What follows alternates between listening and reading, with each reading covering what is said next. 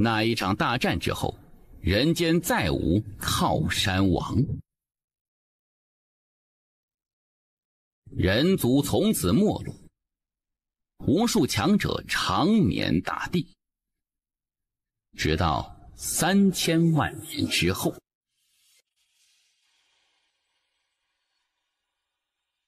我坚决不同意！你想辞去少族长之位，我告诉你，你死了这条心吧！族长，我如今修为全无，实在不适合再做我叶家世子。小家伙，你从12岁起就开始帮助家族争夺灵矿，至今为止，你为家族争得了36座灵矿，36座呀！我叶家先祖当年最巅峰时期才9座灵矿，而你却为我叶家争得了27座。可以说，我叶家能有今日，全靠你呀！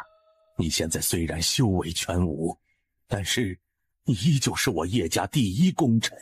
这个时候，我若是罢免你世子之位，这会令叶家子弟寒心的呀。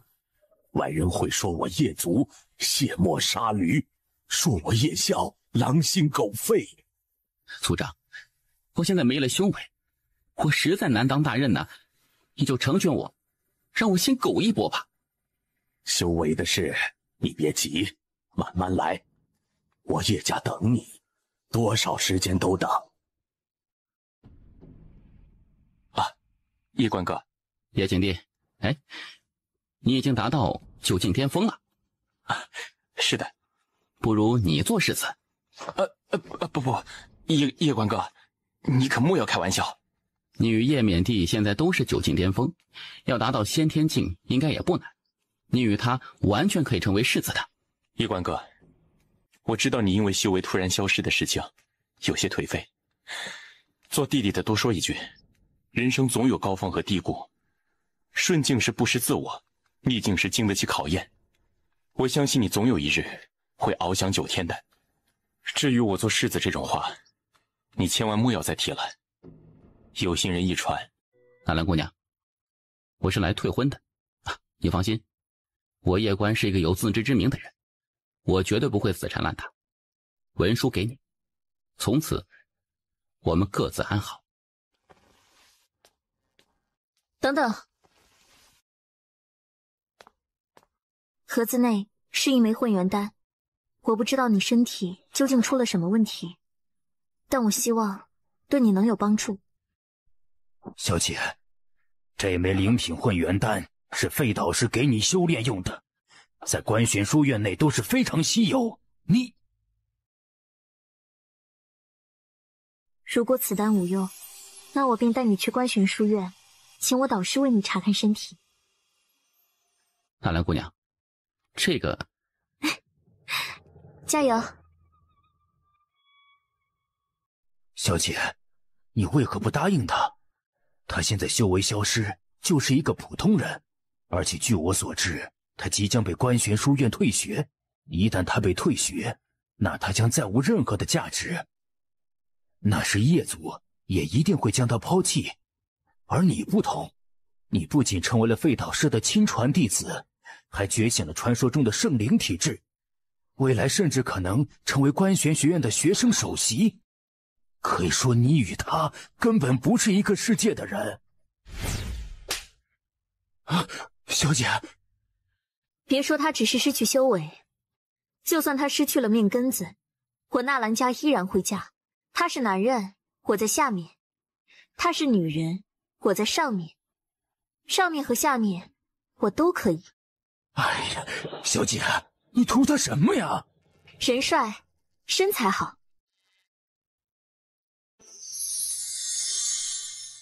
大爷，够了吗？够了。大爷，那我是不是可以恢复修为了？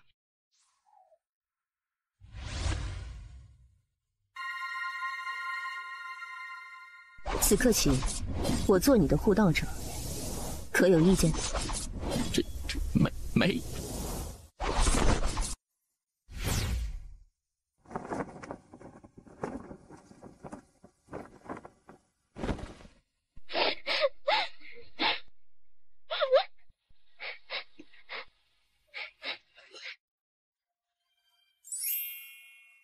大爷，你在我的世界里，这里10年，外界1天。那个塔的世界是啊，有兴趣修剑吧？有啊，非常有。那剑道传承已经融入那柄剑内，不过你实力太弱，因此只能一层一层解封。大爷，这剑厉害不？你握此剑，此生便可不沾因果，不坠轮回，一切法可破，一切道可灭。这会不会太逆天了呀？哎，格局小了。所谓天道，弹指可灭。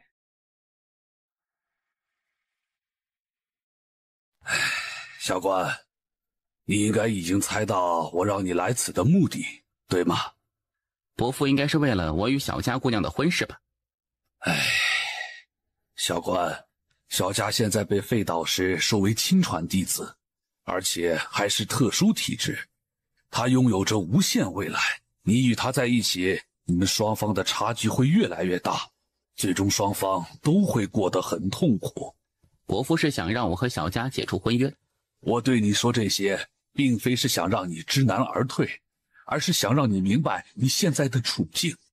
因为书院的废导师一直不同意他与你在一起，而且小佳在观玄书院的追求者不少，其中一些他们不仅自身妖孽，而且背后都有着庞大的势力，这些都要你自己解决。明白。你喜欢我吗？谈不上，但不讨厌。你与我的婚事，这是我们2人的事情。我可以解除婚约，你也可以解除婚约，但是外人不能。我师父明日就会到来，会你而来。他脾气相当不好，会杀人的。我是个讲道理的人。谢谢你的丹药，不管未来你我能不能成为夫妻，此赠丹之情，我叶关铭记此生。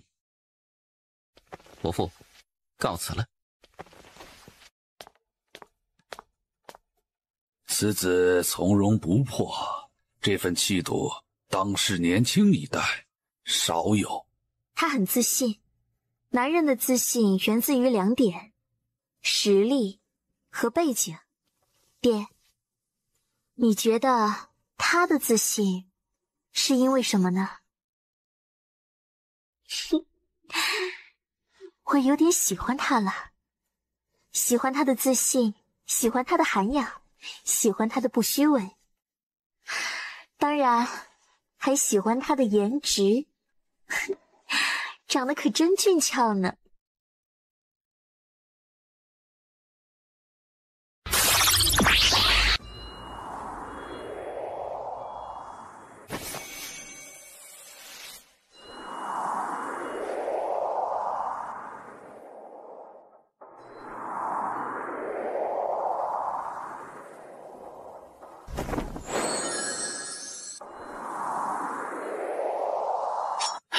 可惜不能御剑飞行啊。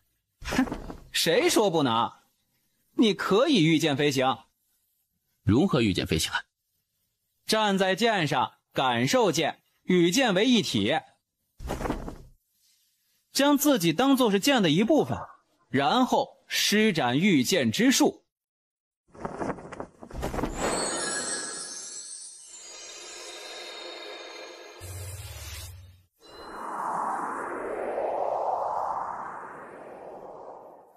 这天赋比上代天命之人强不少啊！太爷，我有个问题啊，可以问吗？问。我是不是某个大族的少爷？就是那种顶级世家大族。为何有此想法？你看啊，我这剑如此厉害，还有剑道传承，而且与这小塔内的世界10年，外界1天，所以我猜测我应该是某位超级大族的少爷，然后属于被放养了，对吗？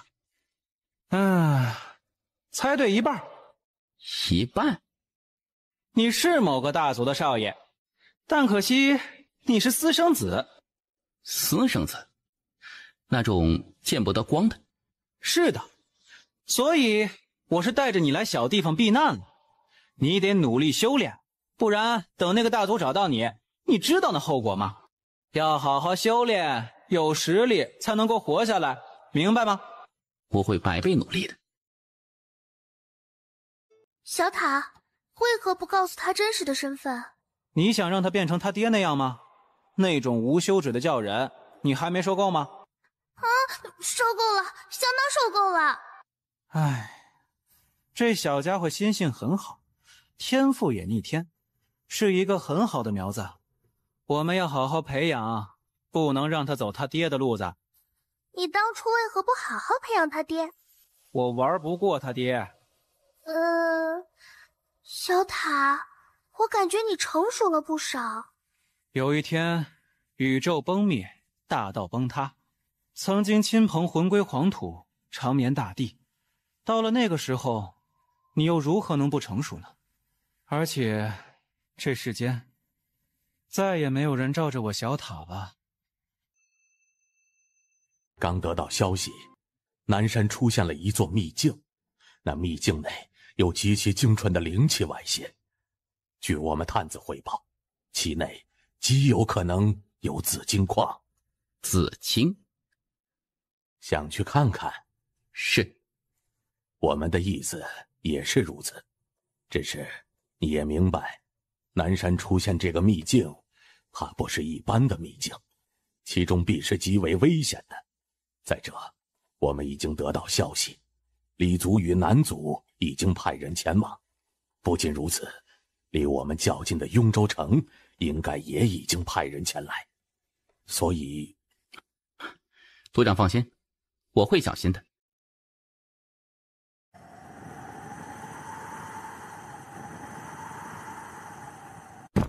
此刻起，南山山脉归3大世家管辖。1刻钟后，若此地还有闲杂人等，格杀勿论。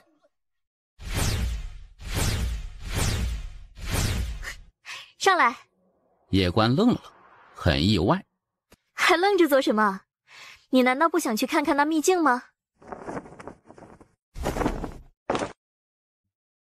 介绍一下，这位是我的未婚夫叶关。一表人才。她叫南清月，是南家的大小姐。南姑娘，幸会。叶公子是真法境？是的。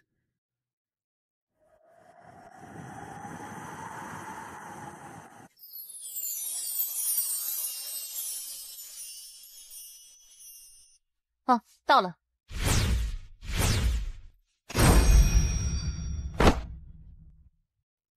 南姑娘来的可不是一般的快。这位姑娘是纳兰家。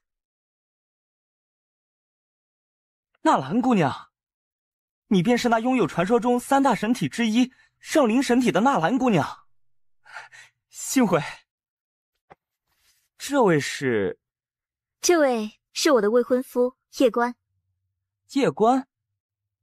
叶族？可是北边的叶族。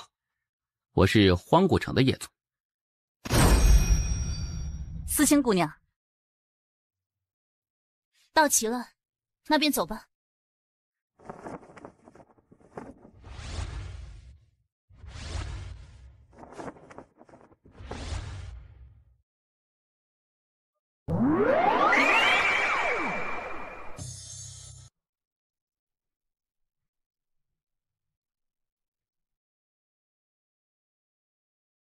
熟悉的气息。熟悉的气息。太爷，什么意思？没什么。小佳，他不适合你。他在荒古城确实还可以，但若是放到外面去，那只能说很普通。而且他家世太差，一个小小的叶族注定了他此生的平庸，因为叶族不可能给他更好的资源，而这个时代是讲究背景与家世的，没有背景与家世铺路，个人再努力也有限。清月，你觉得他很差吗？就说这情商，我觉得很差。我若是他，必会放下脸面来与我等结交，而不是故作清高。当然，这也正常。许多人没有能力，但却心比天高，认为自己不比别人差。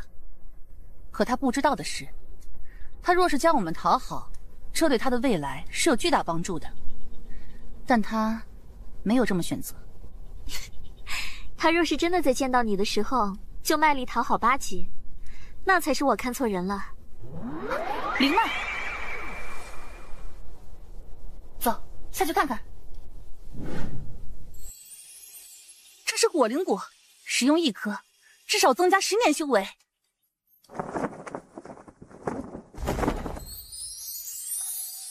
小佳，这对你也有帮助。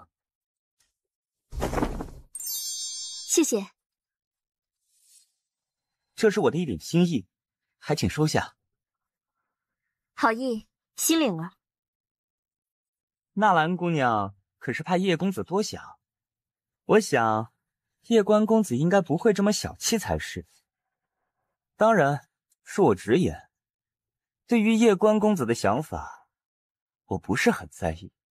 小佳，既然是人家送你的，那就收下呗，免得人家说我小气。哎呀，真他娘的香啊！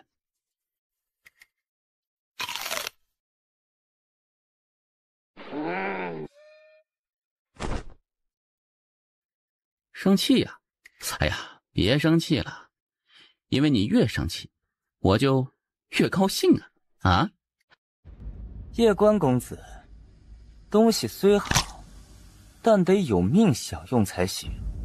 去你妈的！闻言，叶关表情僵住，这媳妇儿怎么这么生猛啊？郑林脸色无比难看，他盯着纳兰家，纳兰家毫不畏惧。你说是想单挑？我们现在就可以生死决战。你们闹什么呢？不就是一件小事吗？不至于。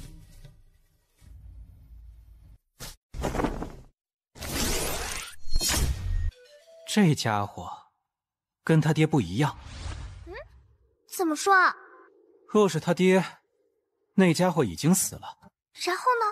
然后他爹叫人，接着整个南州没了。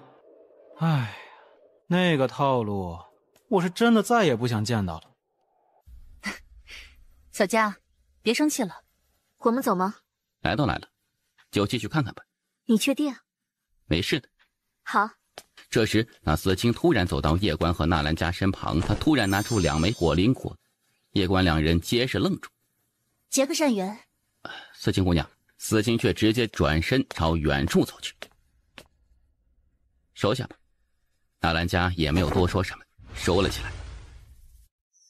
天，如此大的紫灵晶，此地的这条灵脉必是极品灵脉。我知道你们两个的想法，我与你们想法一样。不过此刻，我们还是应该团结，对吗？是。走。啊，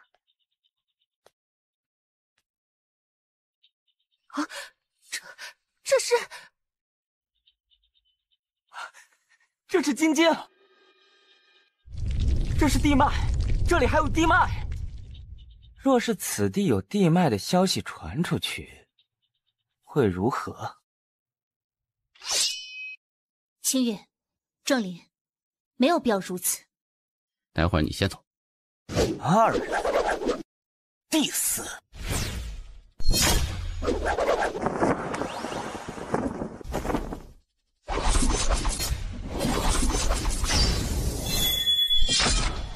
剑修，你是剑修！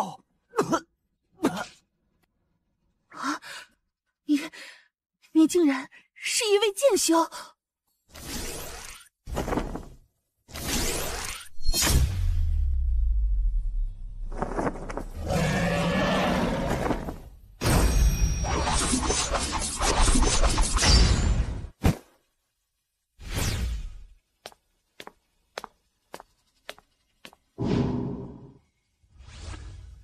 若是不杀此女，此女一旦出去，你有剑道传承之势必将瞒不住。那时不仅你，就连你叶族都有灭族之危，你可要想清楚。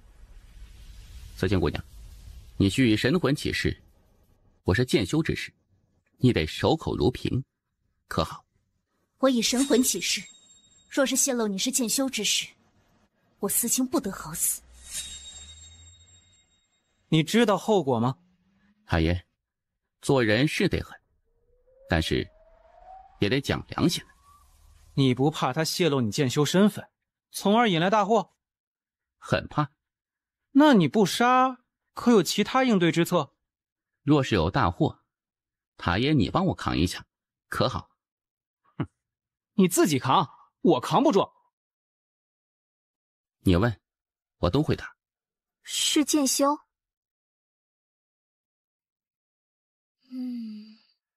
有奇遇啊，原来是我高攀了。为何要这么说话呢？难道男女之间就不能单纯的喜欢吗？不论身份，不论背景，不论钱财。那你喜欢我什么？漂亮。后续怎么办？我可以说，他们是死在了这里的妖兽手中。我来作证的话，他们两家在明面上就没有任何理由针对你们，但是他们肯定不会善罢甘休。我有私家依靠，不会有大事。而纳兰家姑娘有废导师撑着，她也不会有事。你肯定会有事。夜观沉默，麻烦很大。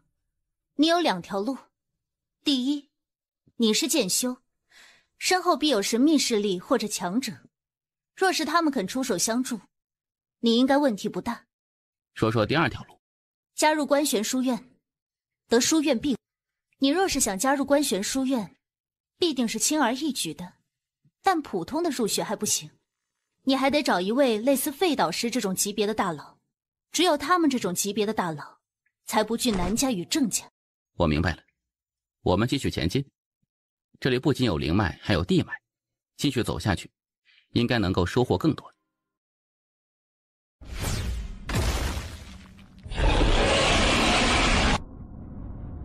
你们走后面一点，这个地方太安静，我觉得可能有危险。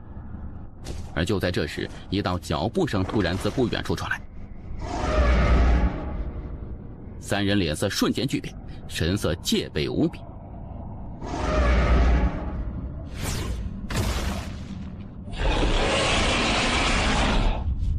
你是王界妖兽？王界？什么垃圾玩意儿！老子是地界。大爷，你不是说没危险吗？地界呀，地界呀，你觉得这个不危险啊？哦，危险，很危险。哼，一群蝼蚁也敢扰本地睡觉！我靠！你怎么会有这件？我靠！你怎么会有这件？大哥，这一切都是误会啊！我不知道你是他的人，我先给您磕个头吧。太爷，你认识这妖兽？认识。小塔，地犬，你怎么这么怂了？真的是你啊！未曾想到会在这里见面。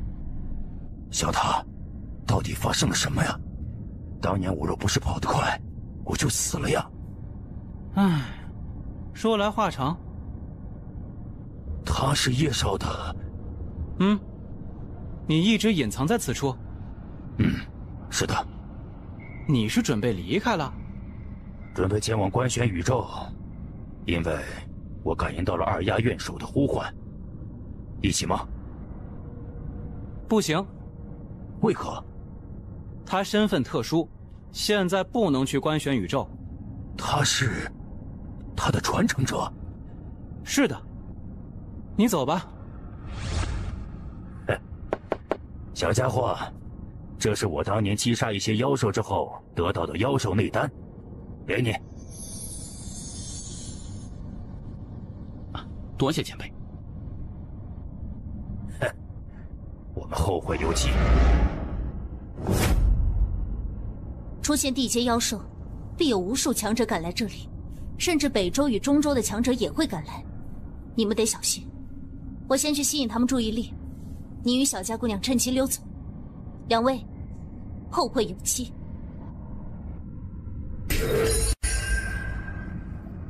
给你。这可是天阶妖兽内丹，你给我？没收3颗天阶妖兽内丹，就是300颗、3000颗，在我心中，也远远不如这颗浑元丹值。我要先回叶族，小家，我们后会有期。族长，这2卷地阶功法给你，你选一卷自己合适的修炼。等你修炼大成之后，再传给族人。这时，叶官又拿出一枚纳戒放到叶笑面前。纳戒内有1000枚金晶，还有5000枚极品紫晶，你自己分配。小官，族长，功法和金晶切莫示人，否则将为我叶族引来大祸。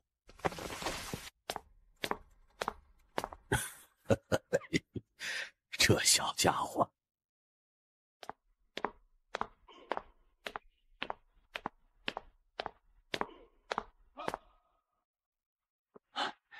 叶关哥，给你。叶关哥，这好好修炼，叶族需要我，也需要你。说完，他转身离去。院子内，叶晴看着手中地阶功法，他摇头一笑说：“师尊，此子绝非池中物，来日必傲视天地间。我知你也想带领叶族走向巅峰，而他也是如此。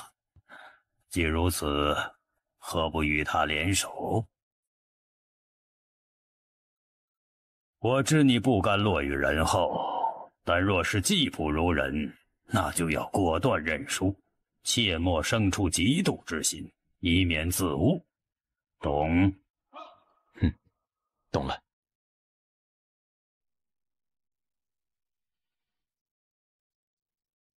太爷，你有没有什么想对我说的？你危险了！你以为那妖兽给你好处，并且对你示好，你就要起飞了吗？怎么说？唉，小家伙，你现在非常危险了。因为那妖兽虽然对你示好，但也意味着你的行踪有可能暴露。若是你的行踪暴露，你知道那后果吗？我娘亲呢？小塔沉默，被迫害了？倒是也没有，你娘亲应该是被囚了。被囚了？总之，你要努力修炼，不然一旦让他们发现你，那就真的完了。所以呢，你必须在他们发现你之前变得强大，比那妖兽还要强大。唯有如此，未来你才能够与他们抗衡。我爹呢？他难道不管吗？你爹是上门女婿，吃软饭的。叶关一脸无语。唉，你现在处境很不好，不光是你叶族处境也非常不好。如果让他们发现，你和叶族都得完蛋。他们的实力是你无法想象的。那地阶妖兽很强了吧？哼！但我告诉你，在他们眼里就是蝼蚁。太爷，我现在可以进塔修炼吗？我还无法为你开启这个世界。我有紫晶和金晶。不行，即使是这紫晶与金晶，对我也没有太大帮助，还不如你留着自己用。紫晶和金晶对你都没有用。是的，我的伤很重，而且丧失了一些功能。被他们打的？是的。哎呀，你好惨啊！你这么玩就不怕出事吗？不然怎么办？告诉他所有真相？你就不怕他变成他爹那样，走一处一个世界毁灭，然后去下一个世界？哎呀，时代变了，那种套路现在不行了。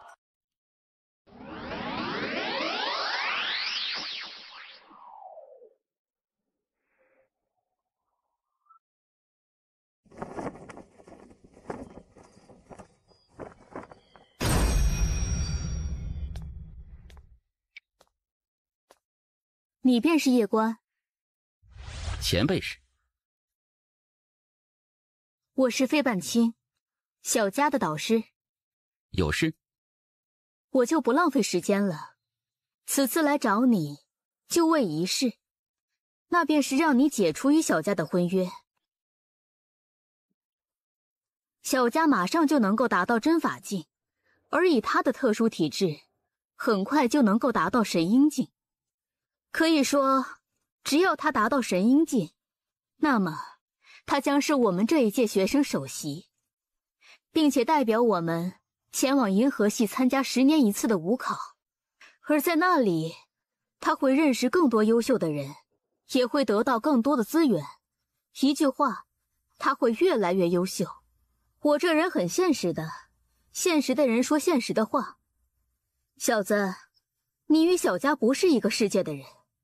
你如果强行与他在一起，你会发现，未来你们是非常痛苦的。他现在还年轻，还比较不会想，但以后，当你与他的差距越来越大时，你就会发现，两个不是一个阶层的人在一起，那是何等的痛苦与绝望。再者，你与他在一起，你绝对活不了，因为他不仅天赋妖孽，人还长得那么漂亮。你知道观玄书院有多少人追求他吗？他们不仅自己妖孽，还有强大的背景。这时，叶关突然掌心摊开，一柄剑突然自他体内飞出，紧接着一股凌厉的剑势笼罩住了费半清。叶公子，刚才的话当我没说过，请允许我重新组织一下语言。做我弟子，我给你与小佳做主婚人，谁敢阻止，我亲手捏爆他的蛋！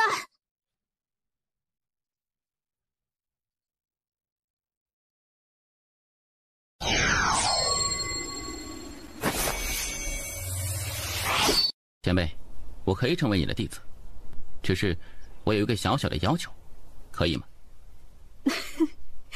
都是自己人，不用这么客气，随便提。提啊，别客气。之前我去过南山山脉，与南家的南清月以及郑林发生了冲突，他们两个死了，我杀的。你倒是诚实。我虽是真法境，但要杀一位神阴境不难，即使神阴境之上的通幽强者，也不是没有机会杀。杀南清月和郑林，我只用了一剑。你真正担心的是他们来找你的麻烦，从而连累叶族，对吗？叶族，我保了。多谢。你是如何变成剑修的，我不管。但既然你入我门下，那便不可再三心二意，可？当然。你之前没有强大的背景，他们肯定搞你。但是现在，你有了，有我罩着，他们胆敢再搞你，我就刨了他们祖坟。我去南山山脉瞅瞅，你准备一下，3日后，我将带你与小佳前往观玄书院。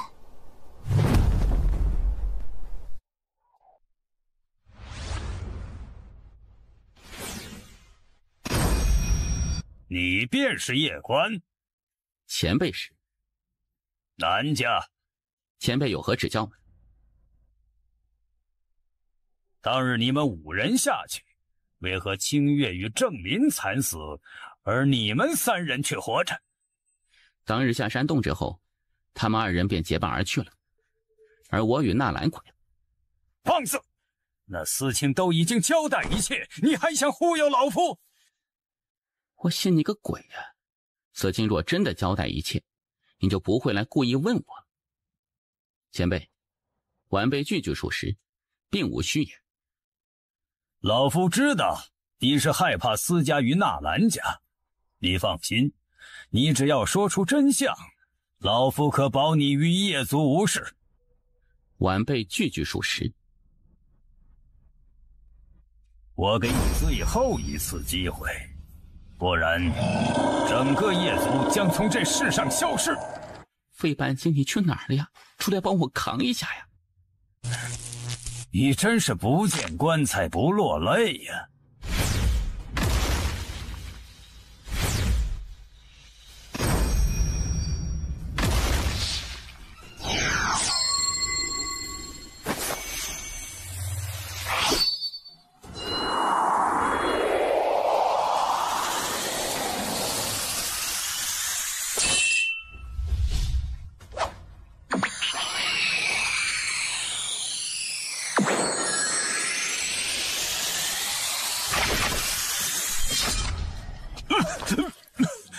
你剑修，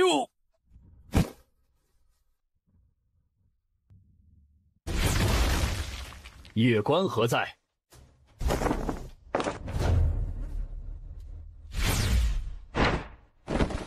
童友，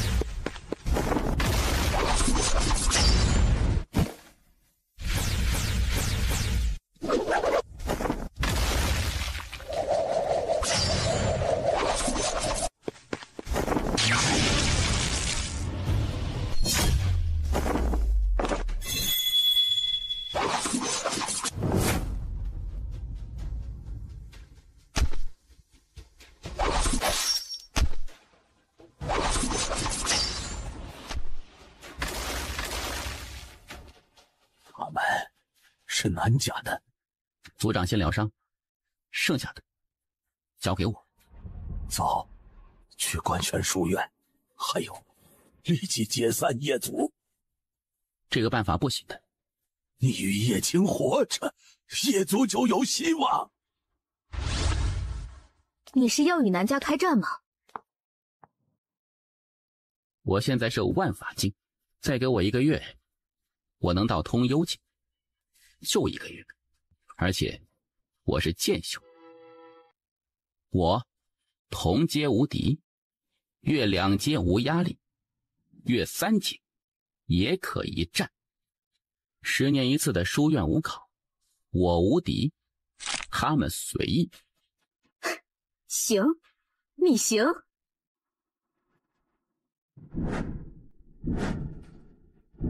这些人是我杀的，明白？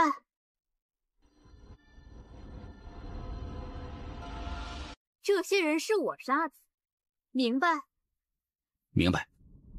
小家伙，你确实让我很意外。你也不错，可愿入官玄书院？前辈好意，晚辈心领了。既然你有别的机缘，我就不夺人所爱了。明天就回书院。当然，我知道你在担心什么。走，我带你去见见南家的大长老。好的。别见地，照顾好族长。叶关哥，你去吧，这里交给我。嘿嘿，你也隐藏了实力。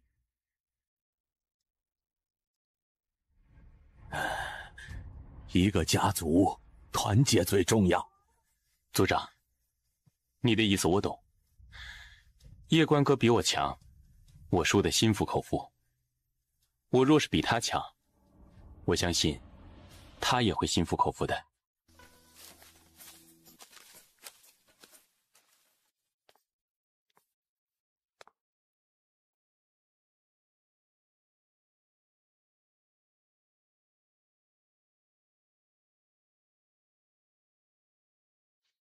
好看吗？好看。费老师，您为何如此看我？我只是看看，并无任何歹念。我突然发现，你这小家伙对女人很有吸引力嘛。若是你去了书院，再暴露自己剑修的身份，绝对会吸引无数思春少女。我是有未婚妻的人。这个年代，男人3妻4妾并不少见。费导师，南窟，你南家派去夜族的人都被我杀了。这小家伙不久前就已经被我收为弟子，他现在是观玄书院的学生，南家不得再去找他麻烦，否则我就视作你们在向我宣战。哎呀，费导师，这是误会。若是早知道他是您的学生，我们根本就不会打扰他了。哎呀，误会误会。夜族如果死1人，南家就死2人。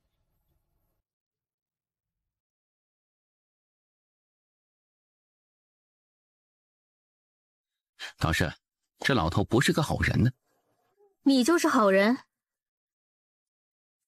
他刚才只要敢有半点不满，我就敢直接杀了他。不是说3大世家的实力堪比观玄书院吗？在南州，3大世家的实力确实不容小觑，但是我们南州的观玄书院只是一个小小的下界分院。我们往上还有人，他们呢？他们有根毛都没有。这个世道，单打独斗是没有用的，出来混要有人。明白了。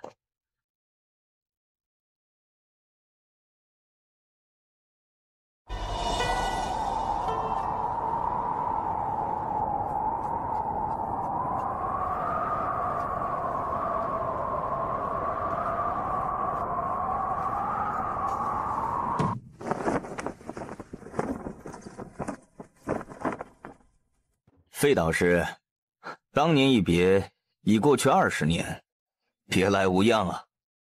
左导师，这么多年过去，你这实力怎么一点长进都没有啊？这是你的学生，气宇轩昂，沉着冷静，大才，让他与我的学生切磋一番。还请阁下赐教。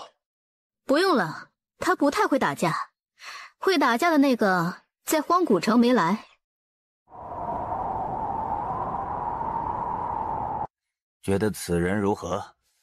此人很沉着冷静，除此之外，看不出。可知我为何让你与他切磋？请师尊赐教。这位费导师一直都喜欢争强斗胜，但这次他却阻止了那少年，而在他阻止之前，那少年是没有丝毫怯色的。也就是说，他根本不惧你，但这位费导师却阻止，只有一个解释，那便是他不想这位少年在你我面前暴露实力。10年一次的武考就要来临，未来若是遇到此人，一定要小心，万万不可有丝毫的轻视。学生明白。老师是不想让我暴露实力。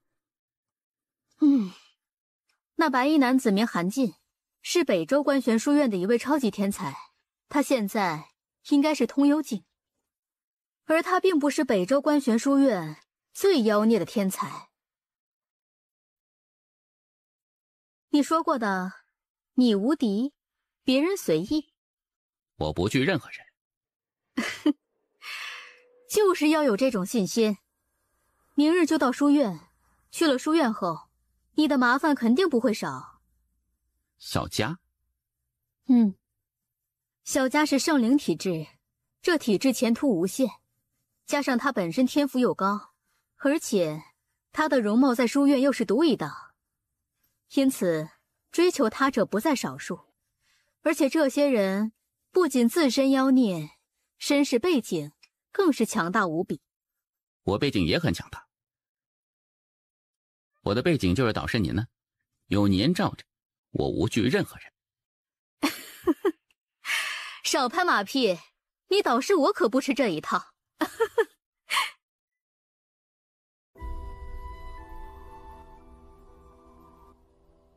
明天就走？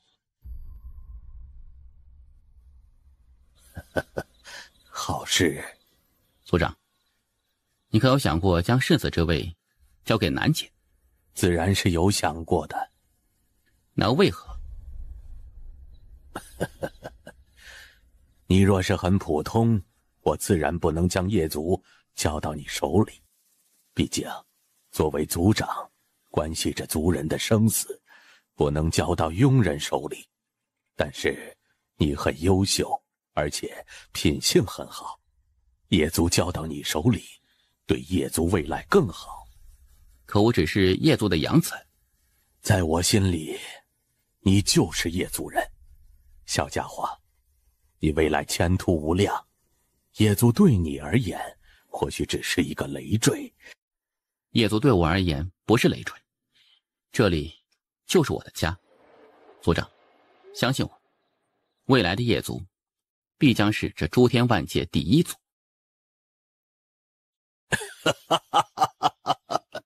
我相信你。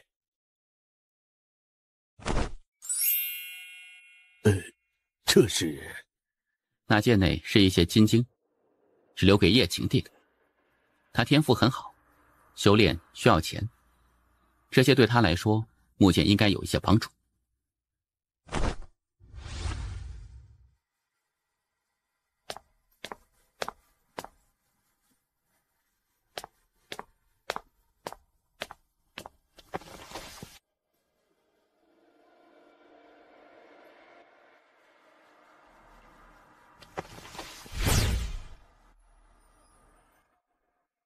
你也要走？是的。这是小官昨夜给我的，让我交给你。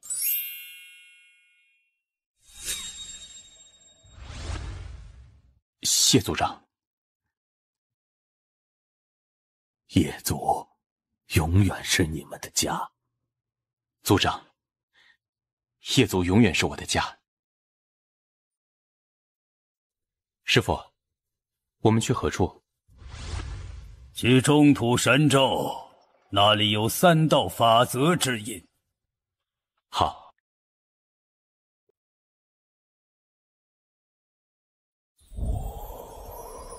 教官，你是剑修的身份，得一直隐瞒。剑道传承事关重大，特别是之前此地出现过一位地阶妖兽。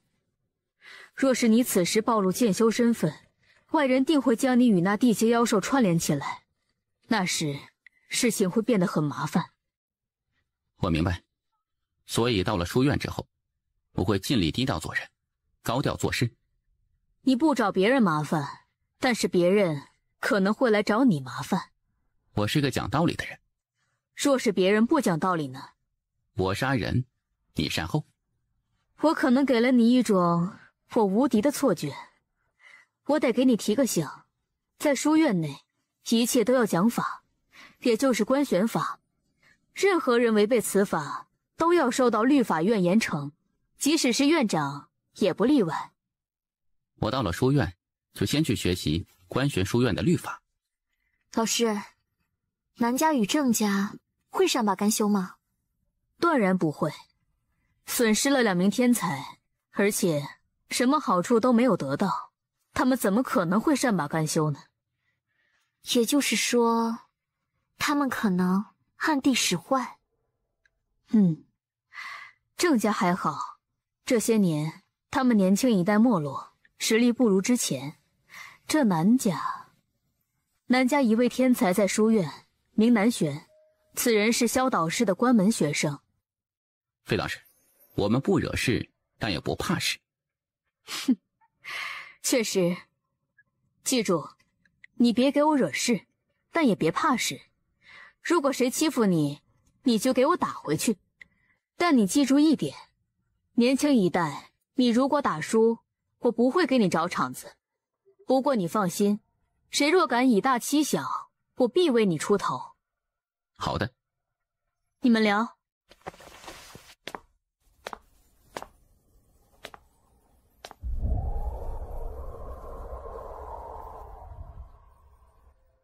为什么我感觉你这一去会搞事情呢？没有办法，我的未婚妻太美啊。书院内美丽的女子可是很多的。天下美女何其之多啊！但那与我叶关又有何关系呢？若是见一个美女就喜欢一个，那不成种马了吗？我看过一本书，书的作者说，好色是男人的天性，你觉得呢？我可以不回答吗？可以。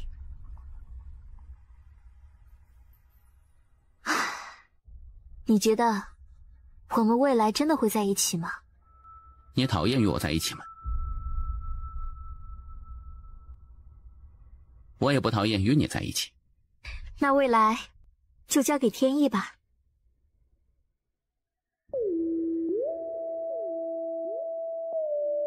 太爷，你知道观玄书院吗？知道。太爷，那你认识观玄书院第一任院长人间建筑吗？认识。传闻人间建筑无敌当代，镇压一切。我的目标就是成为人间建筑那样的绝世强者。哎，停！要不你换个人做目标？为何呀？你换个人做目标，我给你点好处。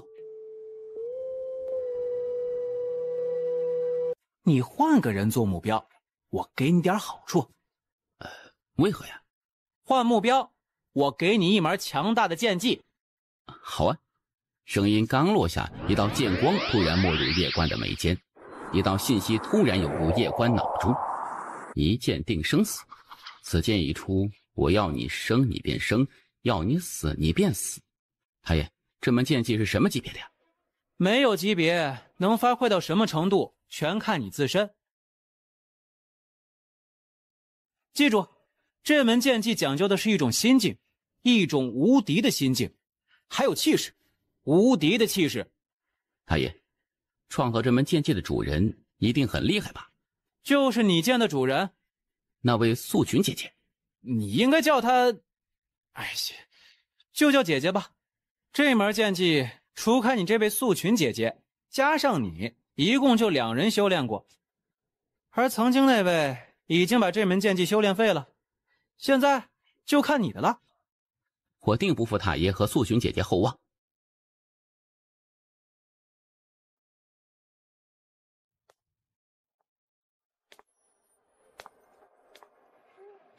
修炼了一晚上。是的。老师让我来告诉你，我们要到观玄书院了。期待。到了，这是半青山，也就是我的地盘。我一共只有2名学生，就是你们2个。小子，这座宫殿现在给你居住，里面有一些书籍，你可以先看看，特别是那观玄法，你可以多研究研究。在书院内熟读观玄法，对你没有坏处。好的。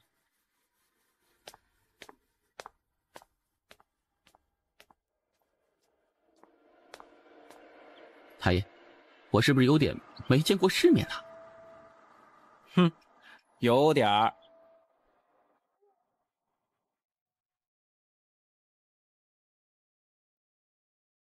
纳兰姑娘，我知道你有众多追求者，但请你给我一个追求你的机会。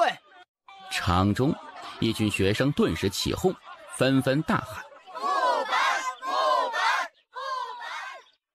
这些人是来学习的吗？你是谁？叶关，我知道你是纳兰姑娘的未婚夫。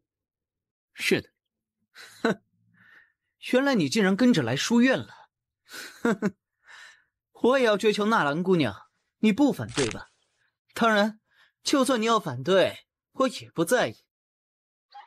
场中一些学生直接笑了起来。我劝你客气一点，因为我是一位体修，我修炼肉身已有17年，就算是万法境强者，也无法伤我分毫。哦，是吗？不信，你打我一拳试试。哼，这可是你要求的。在众人目光之中，叶关直接飞出去数丈远，最后重重砸落在地面。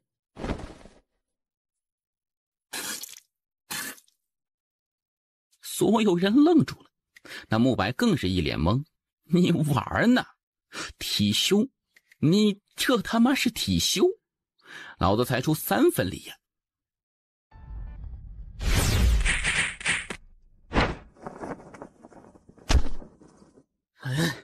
你敢阴我？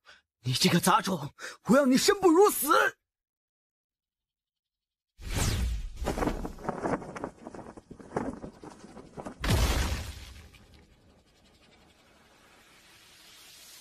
场中所有学员呆若木鸡，杀人了呀！官玄书院严禁杀人，这可触犯律法，而且还是最严的那种。就在这时，谁给你勇气杀人的？我是正当防卫。正当防卫？他先打了我一拳，我内脏都被打破了，所以我正当防卫。哼，你是要在我面前狡辩吗？我就是正当防卫。放肆！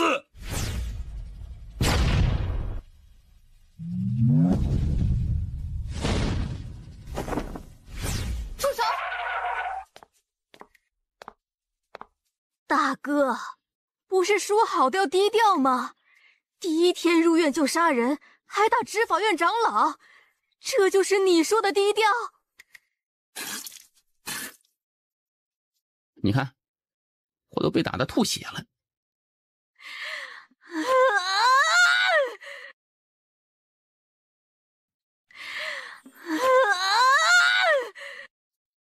费导师，这是你的学生？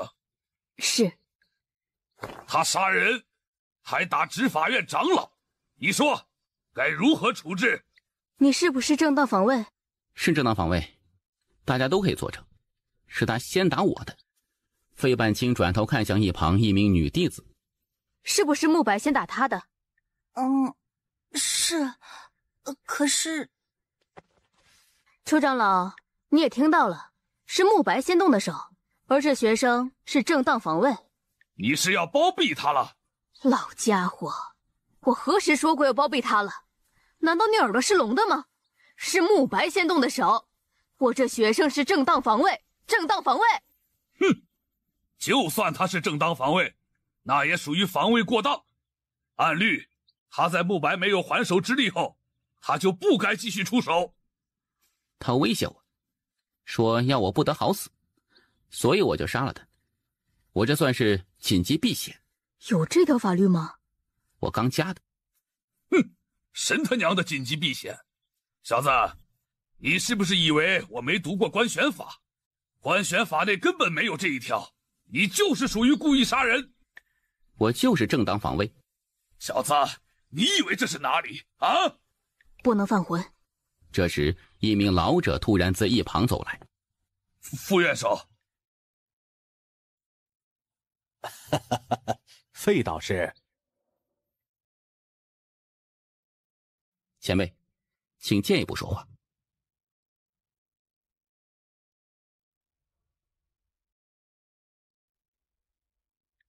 说什么？前辈，我确实是正当防卫，他打我一拳，差点把我打死，所以理解理解。来龙去脉我已知道，这位小兄弟确实是正当防卫，一切都是这慕白咎由自取。啊，副元首，我与你说过多少次了，任何事情一定要调查清楚，调查清楚后再做定论。老邱，你这莽撞的性格得改呀！你说你贿赂了他多少？1000枚金晶。你真有钱。他罪不至死。那是因为他死了，在导师的心中，他现在是弱者。可如果我没有实力，那么今日我又该如何呢？我并非没有与他讲道理，但换来的是无视还有变本加厉的嘲讽。一开始我也并未想下杀手，但他却有了杀我的心。今日不杀他，明日甚至后日，他就会想方设法来害我。既然如此，我为何不直接斩草除根，以绝后患呢？可你知道吗？追求小家的人不少，难道你都要杀了吗？我今日不杀他，观玄书院的人都将以为我好欺。这个世道就是这样，你越讲道理，别人就越觉得你好欺，然后使劲来欺负你。因为欺软怕硬是人的劣根性。如果继续有人来向小家表白呢？向一个有未婚夫的女子表白，导师，你觉得这种行为对别人是一种尊重吗？这种行为难道不应该受到谴责吗？这就好比有人当着你的面向你妻子表白，试问哪个男人能够从容大度啊？我说过我要低调，但是我没说过要当忍者神龟呀。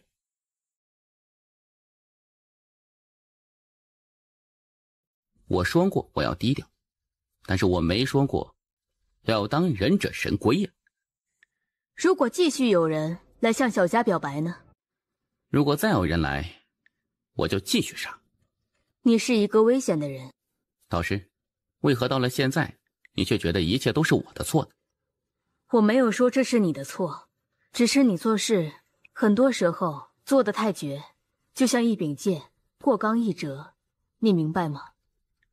那导师，请你教我。当有人继续当着我的面向小家表白时，我该如何做？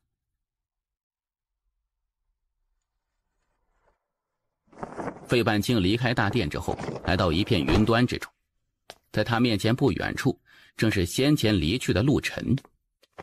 陆晨掌心摊开，那1000枚金晶缓缓飘到费半清面前。我惜才，加上你的面子，这次这事儿就算了。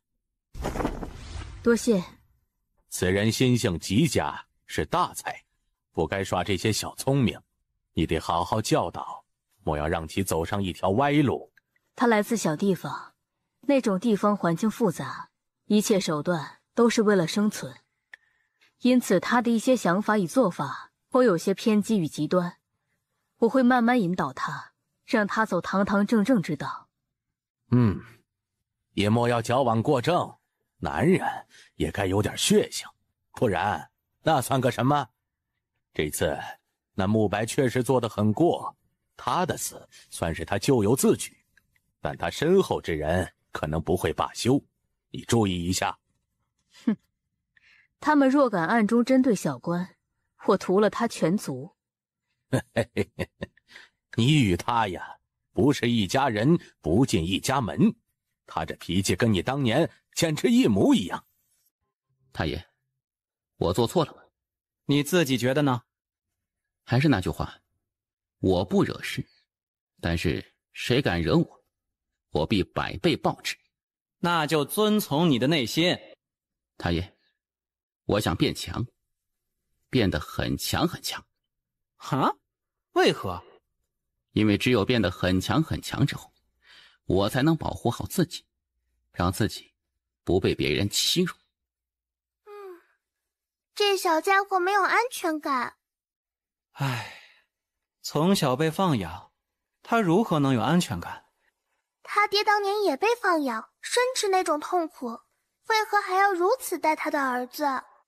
小主为了破心中神，拒绝天命姐姐与主人相助。唉，太爷，你可有什么好的修炼心法？我想冲刺通幽境。功法有，但不适合现在的你。哎，不对，应该说不适合这个地方。为何？因为太逆天，这个地方的灵气根本配不上那修炼之法。先提升实力吧，等你到了上界，应该就可以了。那我就只能自己想办法了。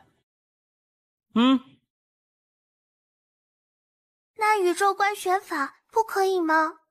他现在若是修炼此法，会给他带来无穷麻烦。再者，此地灵气确实无法让他修炼这宇宙第一修炼之法。你何时才准备告诉他，他有无数家产等着他继承？不急。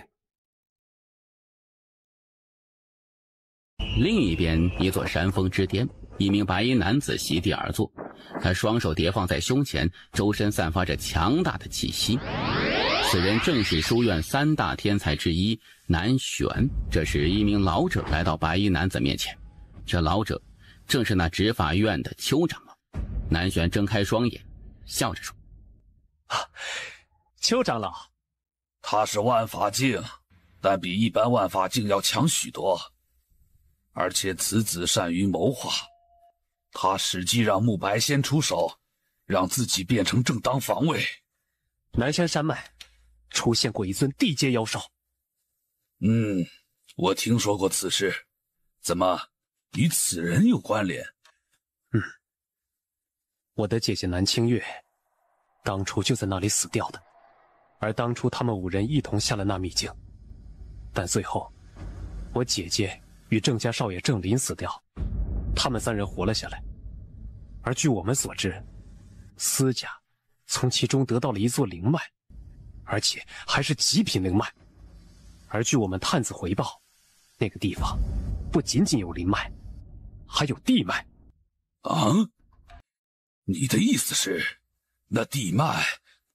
除了地脉，必定还有别的宝物，比如极品灵晶与金晶，甚至还有别的什么好东西。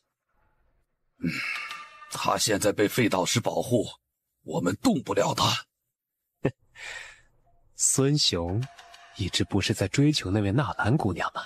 你是想挑拨他们2人，让他们自相残杀？不需要我们挑拨，那孙雄自会去找他麻烦。但是我们得加一把火。如何加？很简单，就说这位夜观公子与纳兰姑娘同处一座山巅。就这般？邱长老，你不懂，男人眼里容不得沙。这个消息一传出去，必定会以讹传讹，传到最后就会变成这位叶公子与纳兰姑娘已经同居。那个时候，这位孙雄怎么可能忍得住？谣言能杀人，别让我们的人去传这个谣言，让别的人去。明白。姐，你放心，我不仅让他偿命，还要让他整个叶族为你偿命。你想要天阶功法？这个我帮不了你。为何？实话告诉你，书院一共只有3卷天阶功法，都在经阁，一般人根本无法观看。导师，你修炼的是什么功法？你别想打我的主意。我修炼的确实是天阶功法，但是书院有严令，不得私自传与学生。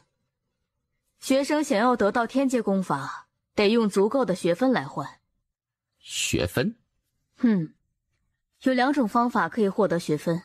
第一，完成书院发布的一些任务，比如追杀一些被书院通缉的人，又或者为书院立过大功的。而你要靠这种方法获得天阶功法，至少干10年。10年？换个方法。去抢。守境人强不？你还真想去抢啊？你别乱来，去抢经阁，别说我，院守都保不住你。难道真的要用地阶功法吗？走，我带你去一个地方。导师，去何处啊？去仙宝阁，就是那个南州最大的商会。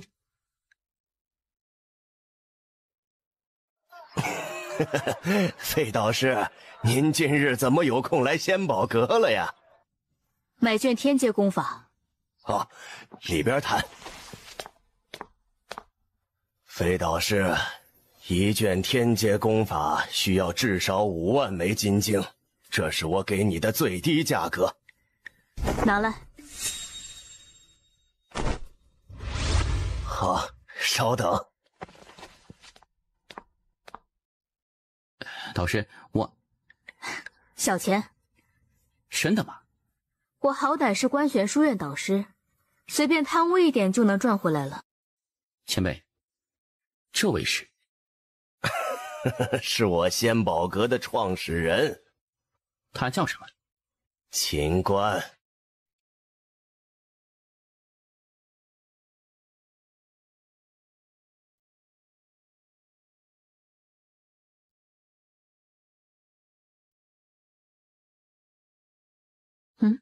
怎么了？没什么，就是有一种似曾相识的感觉。啊，走吧。导师。哎呀，我说了是小钱。做什么？不想欠我人情？我只是觉得有些不好意思。你是我的学生，我为你提供修炼功法，这是天经地义的。再者，你说过要帮书院夺得5考第1，因此你不用觉得欠我什么。你便是纳兰姑娘的未婚夫？你是孙雄？有事吗？哼，上生死台？可以啊。别的不说，你确实有种。走。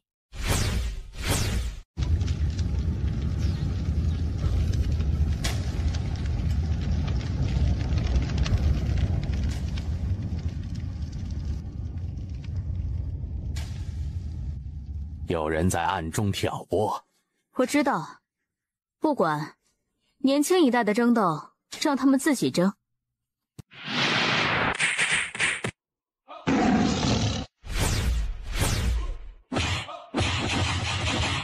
他这种玩命的打法，是你教他的吗？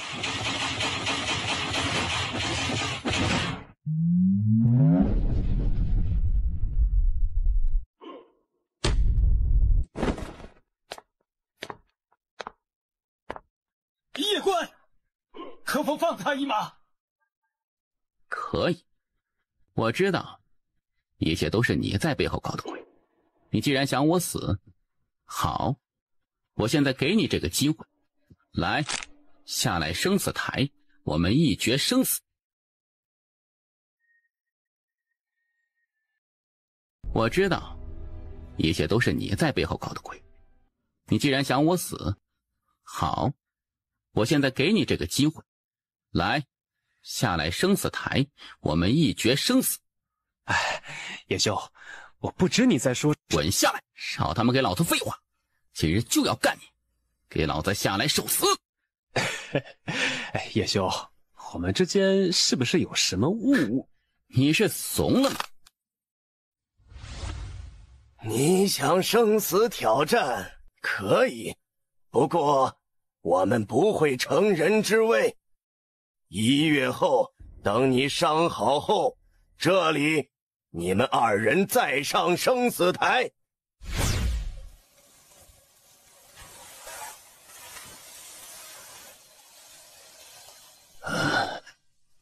你为何不杀我？那是万丈深渊，你若觉得失败丢人，就跳下去。失败可怕吗？不可怕。你现在该想的是，你为何会败给我，而不是想着屈辱。男子汉大丈夫，能屈能伸，若是连一次失败都受不了，那还算什么男人？记住，你欠我一个人情。还有，别光修炼实力，多修点脑子，免得被别人当枪使。这小家伙不简单呢。哼，他不杀孙雄，倒是我未曾想到的。孙雄比较傻，是单纯。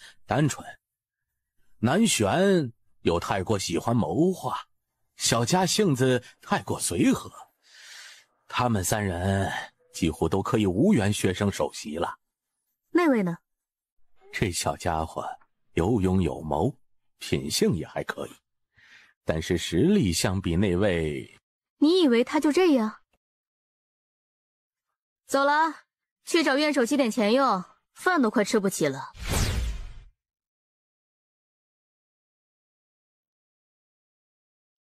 躺下。导师，别用枪！你在想什么鬼东西？不是双袖吗？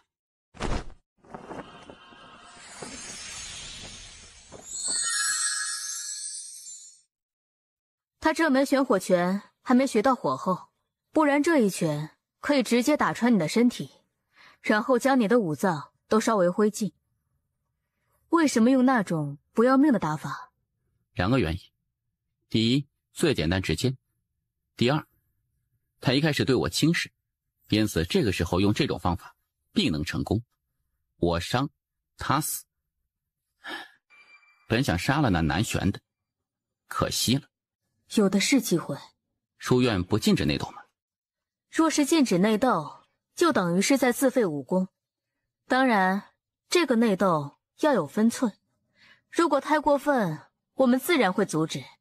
这一次，他用计让孙雄来找你，他做得很干净，没有任何把柄，只能怪那孙雄头脑太简单了。明白了。好好疗伤，然后修炼，脑子不要乱想那些乱七八糟的东西。我是你导师，懂？太爷，你觉得我天赋如何？不好，在遥远的地方，有人10岁就达到了传说中的地境，就相当于上百个地阶妖兽了。看来我是坐井观天了。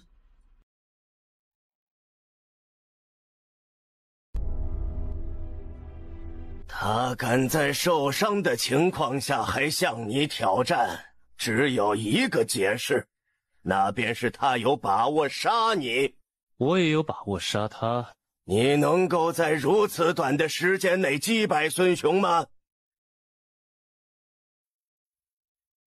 南山山脉的事情我也听说了，你想报仇无可厚非，只是太心急了些。而且这一次你不仅暴露了自己，还为自己树立了孙雄这个敌人。哎，带你去一个地方修炼。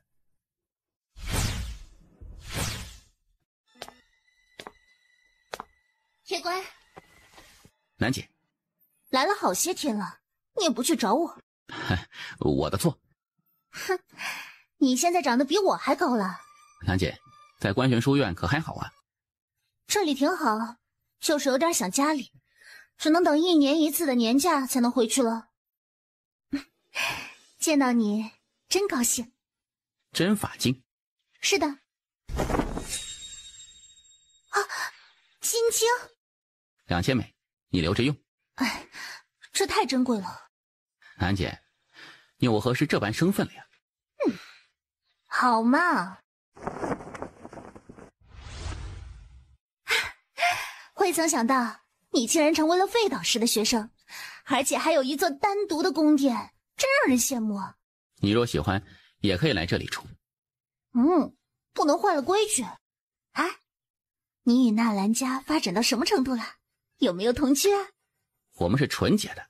什么纯洁不纯洁？你小子可得大胆一点。我告诉你，女孩子在面对喜欢的男孩子时，她是希望男孩子可以色一点点的，知道吗？我走了。南姐，你要小心一点。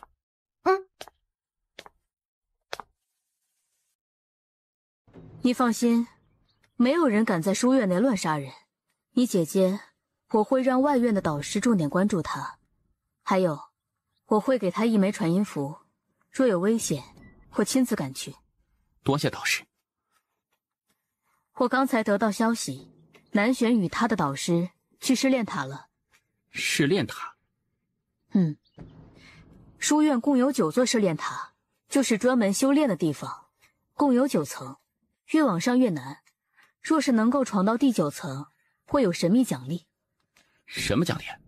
这个塔只能20岁以下的人闯，过了年纪就不能了。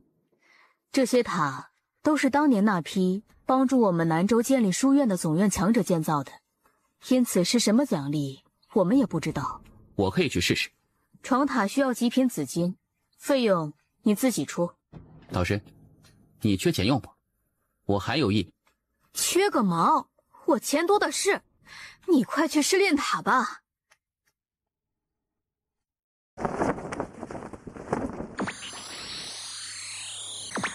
叶关来到试炼塔前，在门口站着一名老者。1个时辰100枚紫晶。叶关直接拿出200枚递给老者。2个时辰后记得出来。前辈，2个时辰内我可以去任意一层吗？是，前提是你有那个实力。明白了。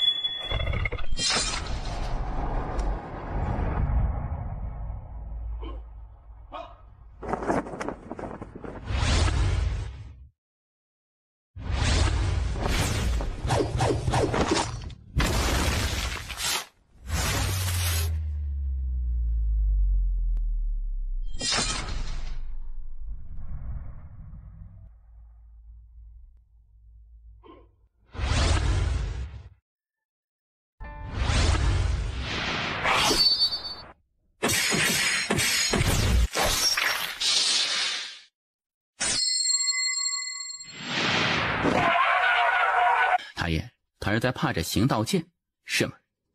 应该是吧。为何呀？可能是他打累了，想休息一下吧。大爷，你不要敷衍我好吗？你这柄剑比较特殊，就目前而言，也就2柄剑能够不惧他，其余的剑遇到他只能臣服，根本不敢露锋芒。照大爷你的意思，我以后若是遇到剑修，岂不是无敌吗？我只能说，你或许打不过剑的主人，但是你的剑一定能打得过他的剑。哎，大爷，这位素君姐姐曾经是一位大剑仙吗？是大剑仙。大爷，素君姐姐能一剑斩碎一座山峰不？很高的那种。她若是用尽全力的话，应该是能的。我得低调，素君姐姐厉害，又不是我厉害，我得继续努力，争取有朝一日也能够成为剑仙。我们重新的。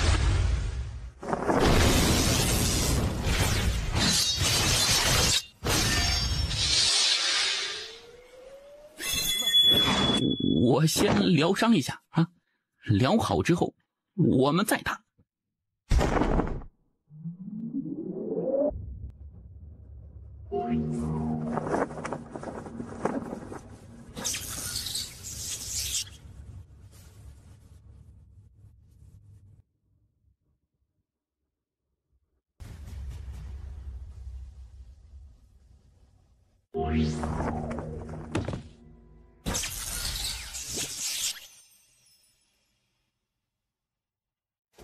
在下叶关，兄台是。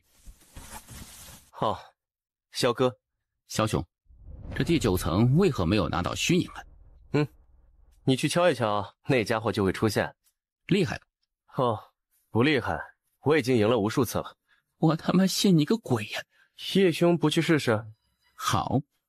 看着叶关走向光门，萧哥嘴角微微掀起，笑得有一点不怀好意。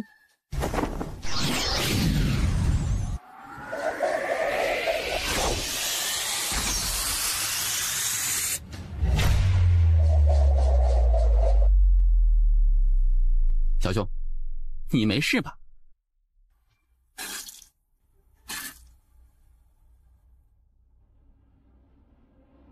妈的，太强了！小兄，那光门内是谁啊？不知道。你没见过里面的人吗？我连一斧子都接不下，怎么可能见得了真人啊？这是当年总院那帮强者留下来的，肯定不一般。可惜啊，南州书院建立以来，就没有人能够破此门。历代天才妖孽基本都止步于此。联手不？联手？那斧子太厉害，我们二人都不是对手。但我们联手的话，或许可以试试。你确定？不过先说好啊，不许卖队友。你不卖我，我就不卖你。你在前面扛着，我从旁边破着斧子。能不能你扛，我从旁边偷袭？刚才我看了你的枪，你的枪气势磅礴，大开大合，力量霸道无比，而且还修炼出枪芒。你的力量虽然不如这柄巨斧的力量，但是也没有弱太多。你不要夸我，我不想扛。叶兄，你是剑修啊！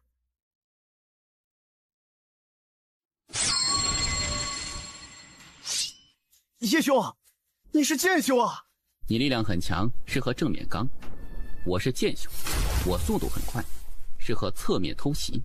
小哥沉默片刻之后，一咬牙，拼了！你去敲门，我先疗伤。说完，他拿出一颗拇指大小的丹药吞下。很快，他的伤竟然以一个肉眼可见速度恢复。小兄，这支丹药有没有多点？也不是很多。能不能借我2颗？待会可能要拼命，有这丹药，胜算大一些。好吗？多谢。叶兄，我去敲门，你准备好。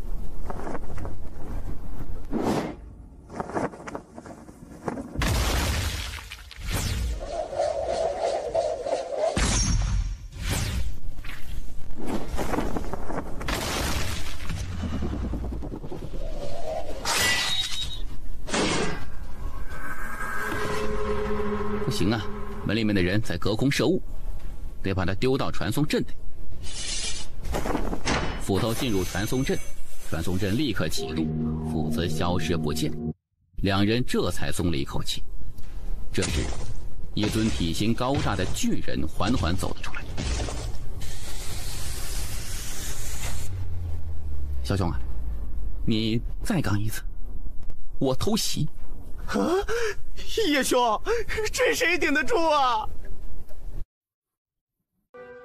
出来单挑！小兄，没有别的选择了。我刚他，你找机会。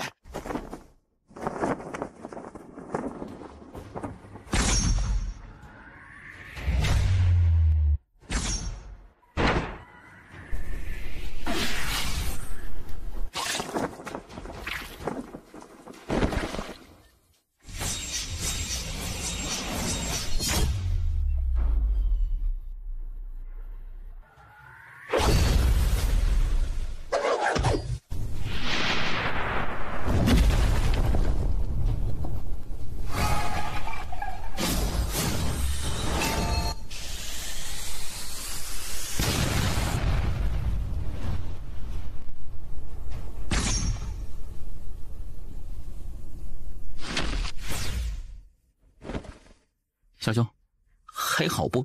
还好，就是差点死了。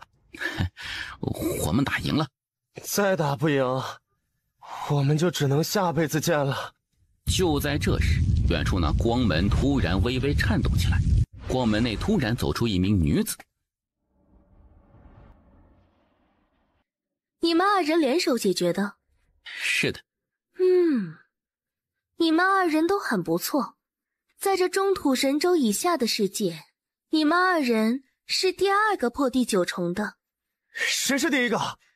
中土神州的一个小姑娘叫季璇，告诉你们，她可是一个人破的哦。而且那个时候她年纪刚好跟你们一样，都是17岁。别气馁，你们已经很优秀了。来，现在该给你们奖励了。一个？一个。我们2个人呢，可以多给一个吗？可以。我这里影像要消失了，期待你们到总院来。前辈是总院的？是的，观玄宇宙的观玄书院，总院可好玩了，记得来。夜雨，未曾想到会在这个地方以这种方式见到他。啊，就是那位。当年初见他时还是一个小丫头，未曾想到如今都已经能够独当一面了呢。小哥兄，待会儿你先走，然后就说这是你单独破的。为何？我在书院内有仇人，所以想低调一点。哦，你想扮猪吃老虎？是的。老实说，我不太想做这种事情，因为这让我觉得有点羞耻。就当帮我一个忙。可以，多谢。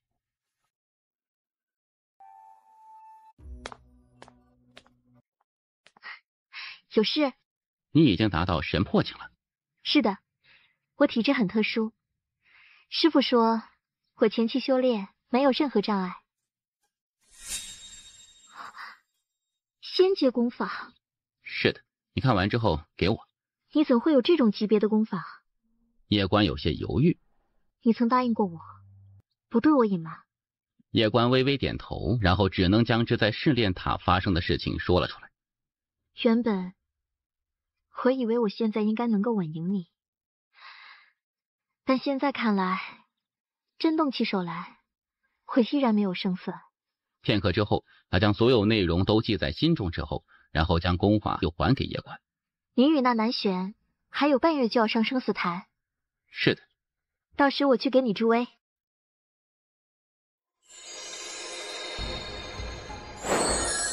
有人破第9层了。是那叶关？放心，不是他，是萧哥。萧哥？未曾听过。你未曾听过也正常。他是院首亲自培养的天才，之前只有我们少数的几人知道。这么说，他就是学生首席？是的，几乎是内定了。不仅如此，他还有可能是下任书院的院首。你现在的当务之急是做2件事：第一，在1月之期到时通过试炼，若是能够通过这层试炼，你至少有80%机会杀掉那叶关。其二，你可以与那萧哥结交，你若能够成为他的朋友，对你有很大的帮助，因为他的家世背景比较特殊，据说与上界有关。上界？不是我们南州的？不是南州的。至于到底是何身份，我也不知。总之，你与他打好关系，好处很多。如果你能够让他与那叶关发生矛盾的话，那就更好了。如此一来，不仅可以打压叶关，还能够打压他的师傅。我听说叶关有个姐姐在书院。不行，据我所知，那叶南已经被费半清重点照顾，你别动歪脑筋。最多5日，我便能够通过这里。到时，我会与那萧哥打好关系。可以，你好好修炼吧。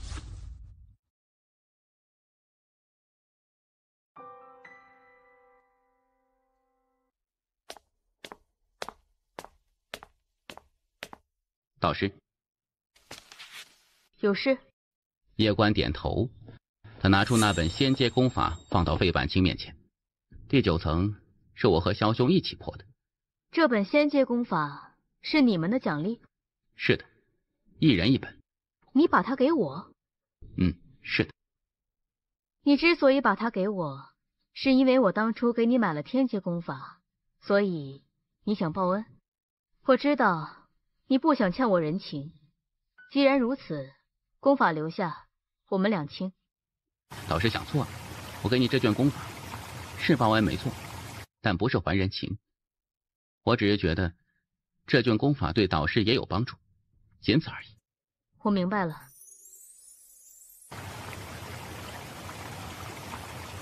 那门武技修炼的如何了？已修炼成功。那叶关这段时间在做什么？他每日除了去试炼塔修炼，就是在藏书阁看书。他在第几层？不知道，我去查查。不用了，3日后我必杀他。有自信便好。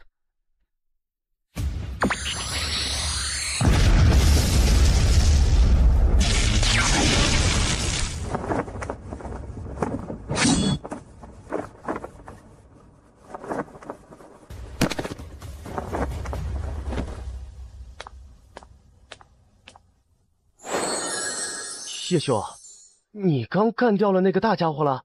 是的。厉害啊！你也是来挑战那巨人的？是的，之前一战让我有许多收获，因此我想来与他再单挑一次。小兄，你来吧。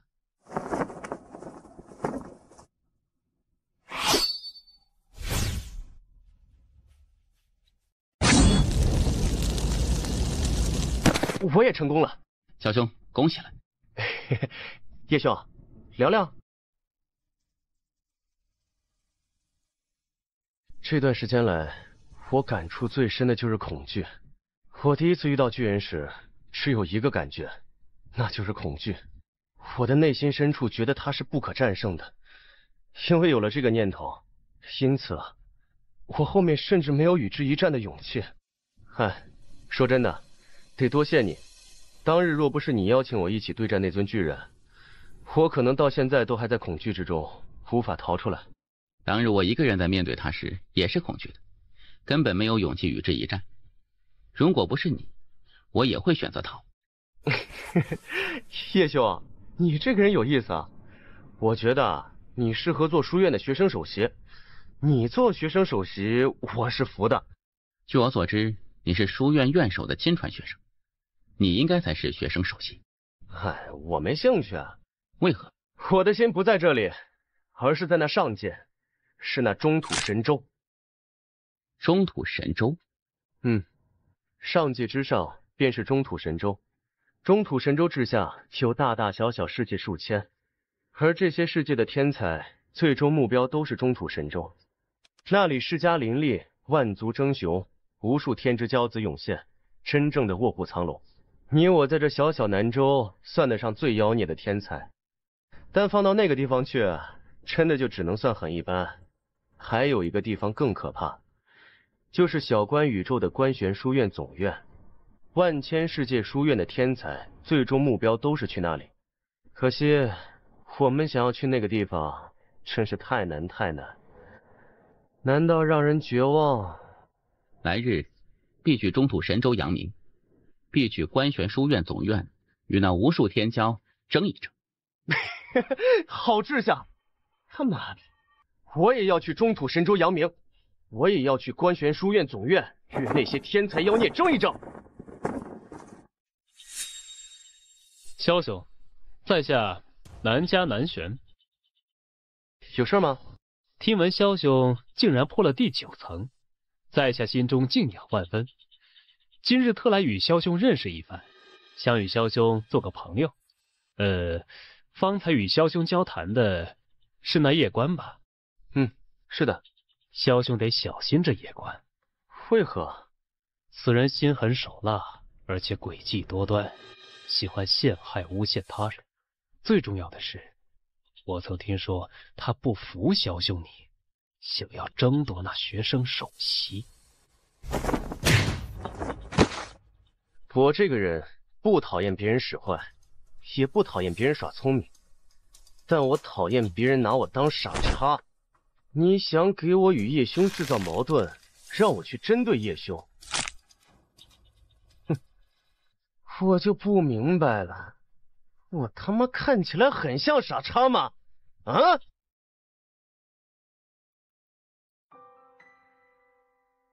明日的生死台可有信心？当然。不要轻敌。我明白。这次事情完结后，我们就得准备前往上界了。上界？10年一次的武考就在3月后举行，我们得提前去上界。导师，要如何才能够去观玄书院总院呢？太难，太难。怎么说？在这茫茫宇宙，观玄书院分院有无数，而这无数的观玄书院学生，他们的目的都是观玄书院总院，而要去总院，就得一直打服所有分院的天才与妖孽。我知道你不甘平凡，不过当下莫要去想书院总院的事情，而是走好当下的每一步。我明白。太爷，我娘亲是个什么样的人呢？一个很厉害的人。很厉害吗？是的，他很让人敬佩。他现在被囚在夜族。是的。要达到什么实力才能够救他？至少也得成为大剑仙吧。我会成为大剑仙的。别恨他，他们之所以放养你，其实也是迫不得已，不然也不会让我跟着你了。我猜到一些了。哎，好好修炼，到时候我带你去继承。我的意思是，到时候带你去救你娘亲。好。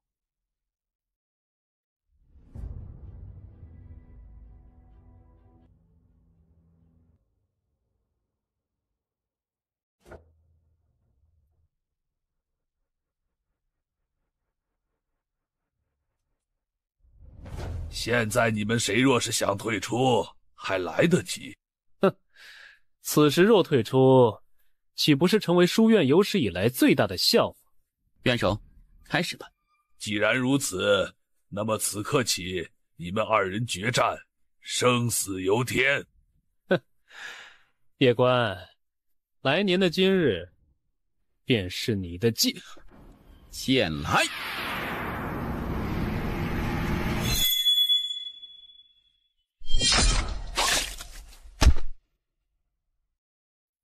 为何打架前都喜欢嘲讽一番？这能帮助你提升战斗力吗？还是说你想用言语杀死我呀？两名先修偷袭，不讲武德。院手都已经说开始了，是你要废话的，怪我吗？好装叉呀！唉。南漠族长，是我低估了那夜关，此事皆是我的错。若是早知此人是剑修，我断然不会让南玄与他上生死台的。哎，此事岂能怪萧导师您？是他自己自大了。南家可有合适之人？若有，我可带去书院亲自教导。小风。见过萧导师。可以。明日随我去书院。族长，你可要替玄儿报仇？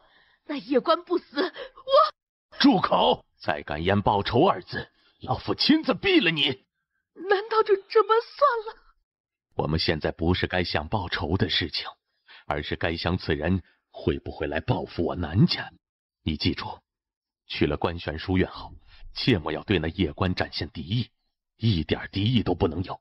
见到他就离得远远的，你就好好读书与修炼，其余什么都别管，明白吗？明白。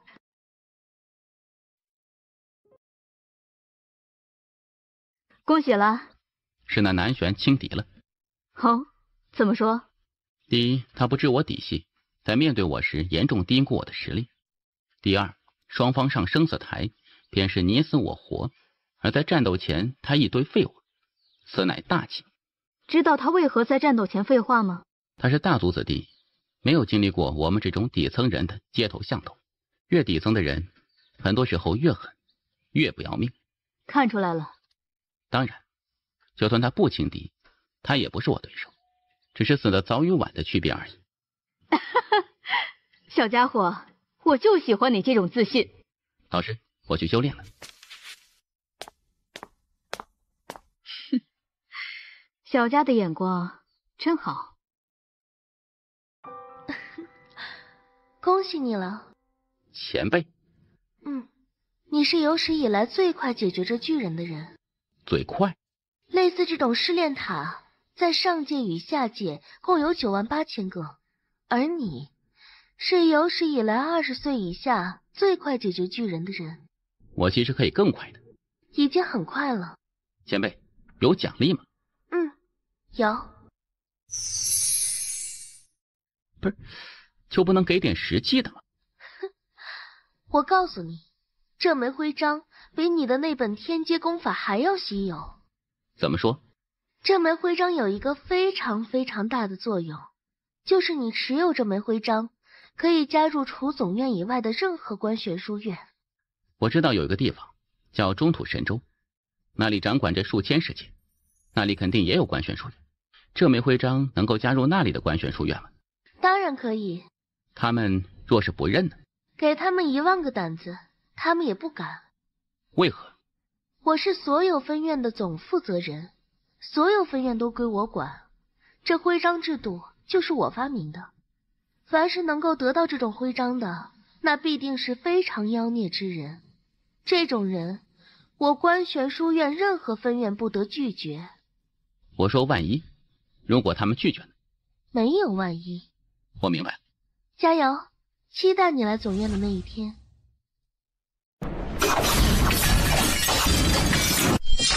大爷，为何我觉得这位前辈认识我呀？肯定是你的错觉。错觉？肯定啊，人家可是所有分院总负责人，那在官玄书院可是一个实权人物，怎么可能认识你一个穷乡僻壤的穷小子呢？也是。你现在可以修炼第2重剑意了。剑意？是，剑的延伸，你的意志。若是你能悟出剑意，你的飞剑威力至少可以提升5倍。大爷，要如何才能修炼出剑意呢？可以给点提示吗？比如，在你心中，你觉得剑是做什么的呀？剑乃杀人利器，我修剑只为杀人。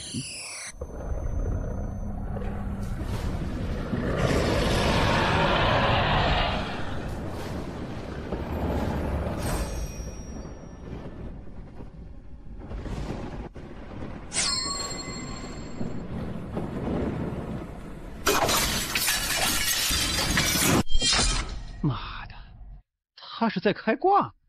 没有，我可以作证。比开挂的小主还离谱。他是天命大人选中的人。大爷，刚才这个是剑意吗？应该是吧。哎呀，好啊，真好。别高兴太早，这个地方剑修很少，但是在别的地方剑修可不少，有很多很多天才的，特别是夜族，那里天才更多。即便是地阶妖兽在夜族，也只能是坐骑。地阶妖兽做坐骑？是的。这个夜族这么离谱吗？当然呀，以后你去了更大的世界，就会知道有些大族是多么的恐怖。大爷，这个夜族内有真龙吗？有啊。他们也拿龙当坐骑吗？是啊。哎呀，太奢侈了。不是说龙都很高傲吗？他们怎么会甘愿当人的坐骑啊？他很高傲，那是分人的。就像有的女子她在你眼里看起来很高傲，但是在有的人面前……什么意思？我的意思就是你要努力变强，只要你足够强，未来想抓一只龙当坐骑也不是没有可能的。我明白了，大爷你放心，我不会骄傲自满的，我会努力的。最近你一直都在第9层修炼，有什么进展没？我悟出了剑意。当真？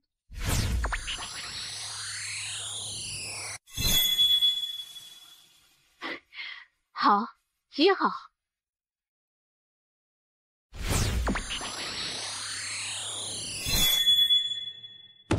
原来我还是低估了你。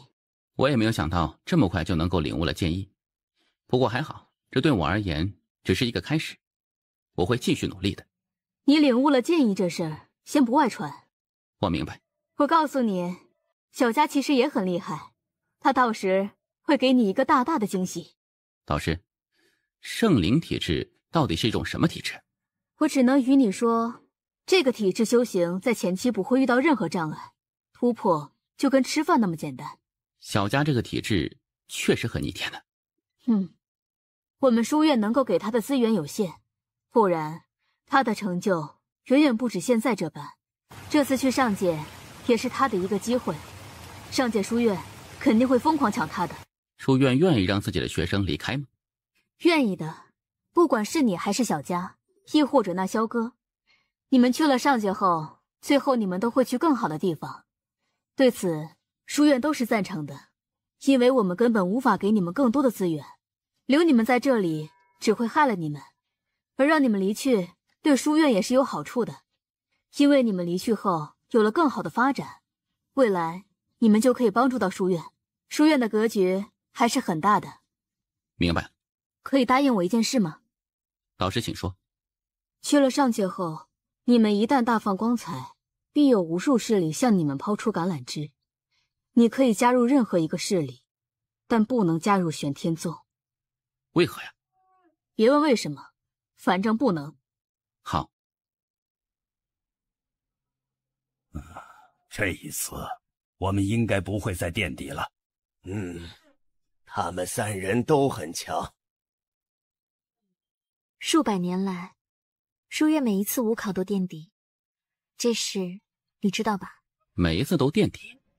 是的，如果这一次再垫底，我们南州官选书院以后就将得不到参加武考的机会，这对书院而言，无疑是一个毁灭性的打击。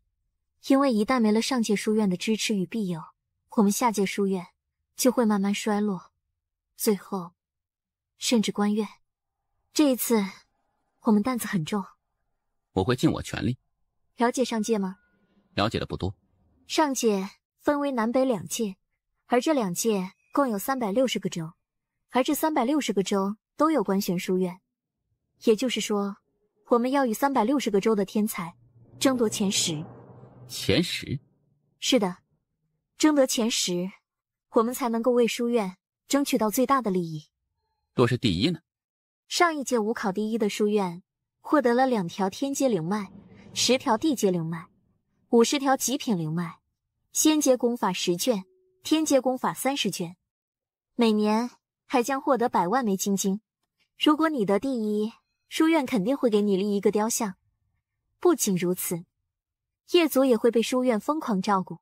那就争一争。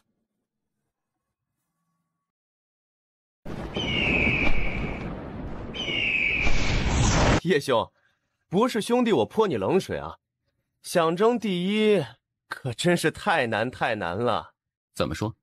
数百年来，上界书院武考第1一直是一个书院，那就是青州官玄书院。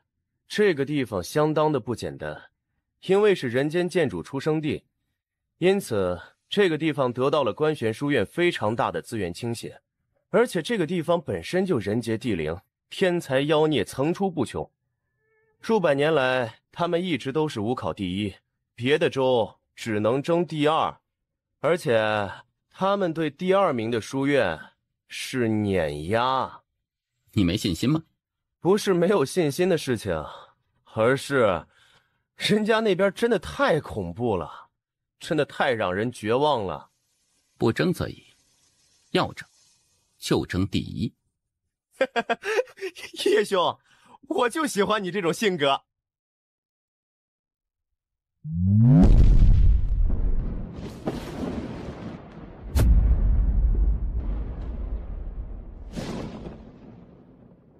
应该是有绝世强者在很远的地方大战，不知是什么级别的强者。还好，对方离我们很远很远，否则我们怕是要遭殃了。田姑娘，你从中土神州追杀老夫至此，你是疯了吗？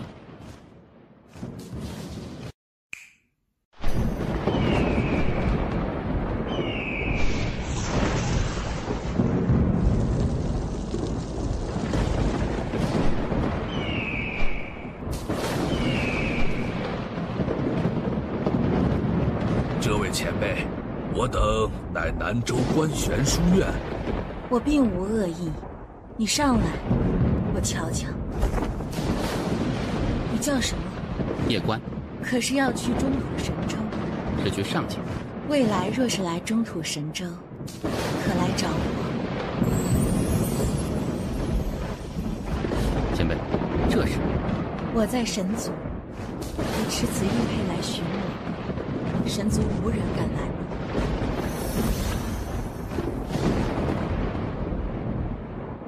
前辈，你认识我？我们现在不就认识了吗？小家伙，期待你来中土神州。海岩，他好像认识我。错觉，人家那么厉害，怎么可能认识你？或许人家只是一时兴起呢。确实，对方那么强大，没有道理认识自己。难道他认识我的父母？你当务之急是好好提升实力，实力才是王道，别的都是虚的。我觉得你有些神秘了。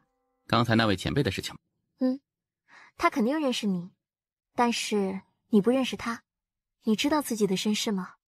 我只知道一点，那就是我好像是一个私生子，就是见不得光的那种。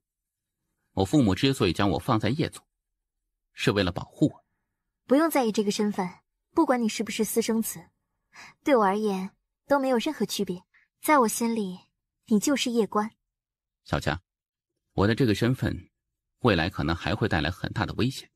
若真有危险，那我与你一起面对。叶兄，这是上城，我萧族就在这里。哎，待会儿就先去我们萧族歇歇。师妹，你来了也不说一声，是不是看不起师兄啊？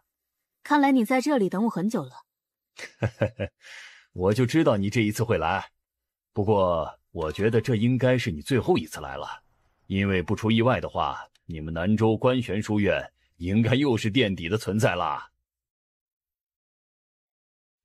小兄，你是上界的？是的。那这武考就在这上城？不，这武考是在云城。云城？到时比武时会在360个州进行同步的云端投影，也就是说，360个州的人都能够看到我们的比武。什么叫云端投影啊？这是仙宝阁研发出来的一种特殊功能，具体的我也不知道。反正就是360个州的书院都能够看到我们的比武，也就是说，只要进入前10，那就真的会名动天下。长见识了呀！哼，这就是当年玄天宗的盛名，真是让人失望。不过是一丧家之犬罢了。给我道师道歉！哼，我乃玄天宗。你敢辱我！我乃玄天宗！你有种就杀了我！你有种就杀了我！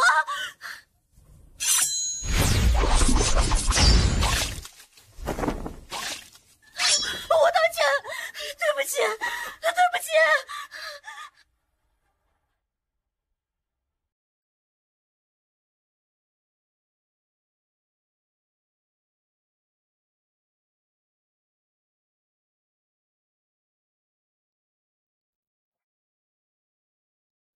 他道歉了，别生气了。不生气了。师妹，这是你新收的学员吗？真是有种呢！希望他一直这么有种。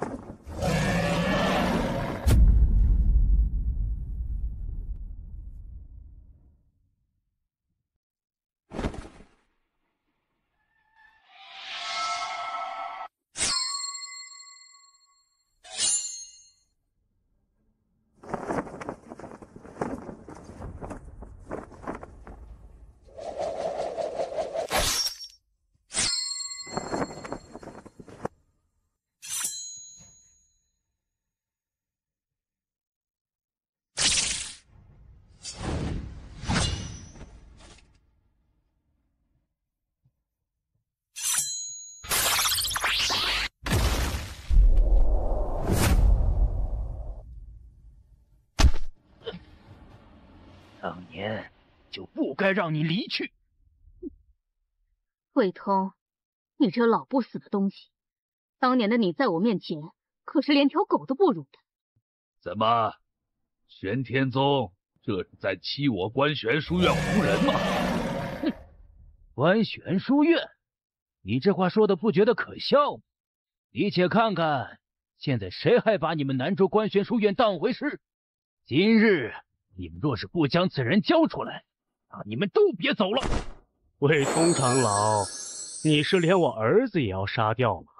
萧山族长，是要插手我玄天宗与他之间的事情吗？魏通长老，我只是想来提醒你一下，这些年来，南州观玄书院确实是没落了，没落到即使是观玄书院内部都不待见。但是你别忘记，他们始终还是观玄书院。你今日敢在这里屠杀他们，你信不信明日你玄天宗就会有天大的麻烦？哼，就让你多活几日。有把握杀他9成把握。为什么不是10成？不说10成，是怕我自己骄傲。哼，你这个家伙，知道我为什么阻止你吗？怕事情闹大。不是，这里不是别的地方，这里即使杀人，你也要占据大义，也就是说，要有一个借口，否则事情闹大，书院不会站在我们这边。那时你一个人杀爽了，但是同行来的人都要遭殃。一个男人要懂得学会控制自己的情绪，不能任由自己情绪控制自己，明白吗？明白。谢谢你今天帮我出气，我很开心。你不是才答应你导师要学会控制自己的情绪吗？我现在很冷静，一点也不冲动，可以忍一忍的。大爷，他威胁我呀。他威胁你，所以你就要杀了他？我杀他不是为了爽，而是为了紧急避险。真他妈紧急避险！大爷，你可以帮我隐匿我的气息吗？可以，不过只能半个时辰。够了。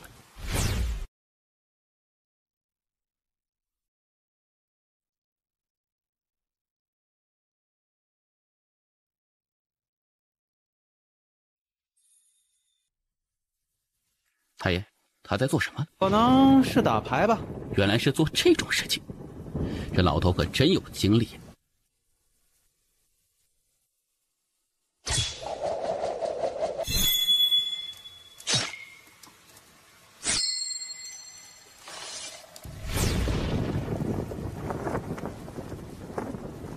你可以出来。好年轻的剑修，如此年纪便领悟出了剑意。你是哪家的天才？观玄书院。哪个州的观玄书院？南州。哼，有意思，真有意思。前辈是？你不认识我？你走吧。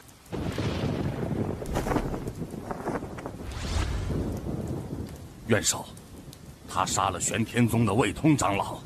这么帅的小伙子，杀个人怎么了？我们规定过，不能在城中杀人。我没看到，你看到了吗？没有。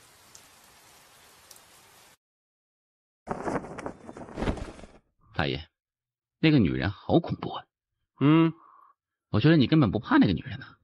你是不是有什么瞒着我？若是有，你可以与我说的，我承受能力很强的。哎呀，没有。好吧，既然你现在不愿意说，那以后有机会再与我说吧。去杀那魏通了？看来我与你说的话，你都当耳边风了呀。倒是，没人知道是我干的。你知道这是什么地方吗？这是上界，在这里卧虎藏龙，高手不知多少。万一让别人发现，你知道对你来说有多危险吗？导师教训的是，我下次不敢。杀玉空境强者，感觉怎么样？侥幸。若是明天玄天宗来找你，你就打死别承认，知道吗？我懂。你呀，表面看起来文文静静的，内心却如一头狼，一点亏都不肯吃。我不欺人，但也不会让人欺。太爷，刚才在杀魏通时，我对那门剑技有了一定的感悟。哦，什么感悟？这门剑技是不是为杀人而创造的？说说你的想法。当我对那魏通起杀念时，我的想法就是他必须得死。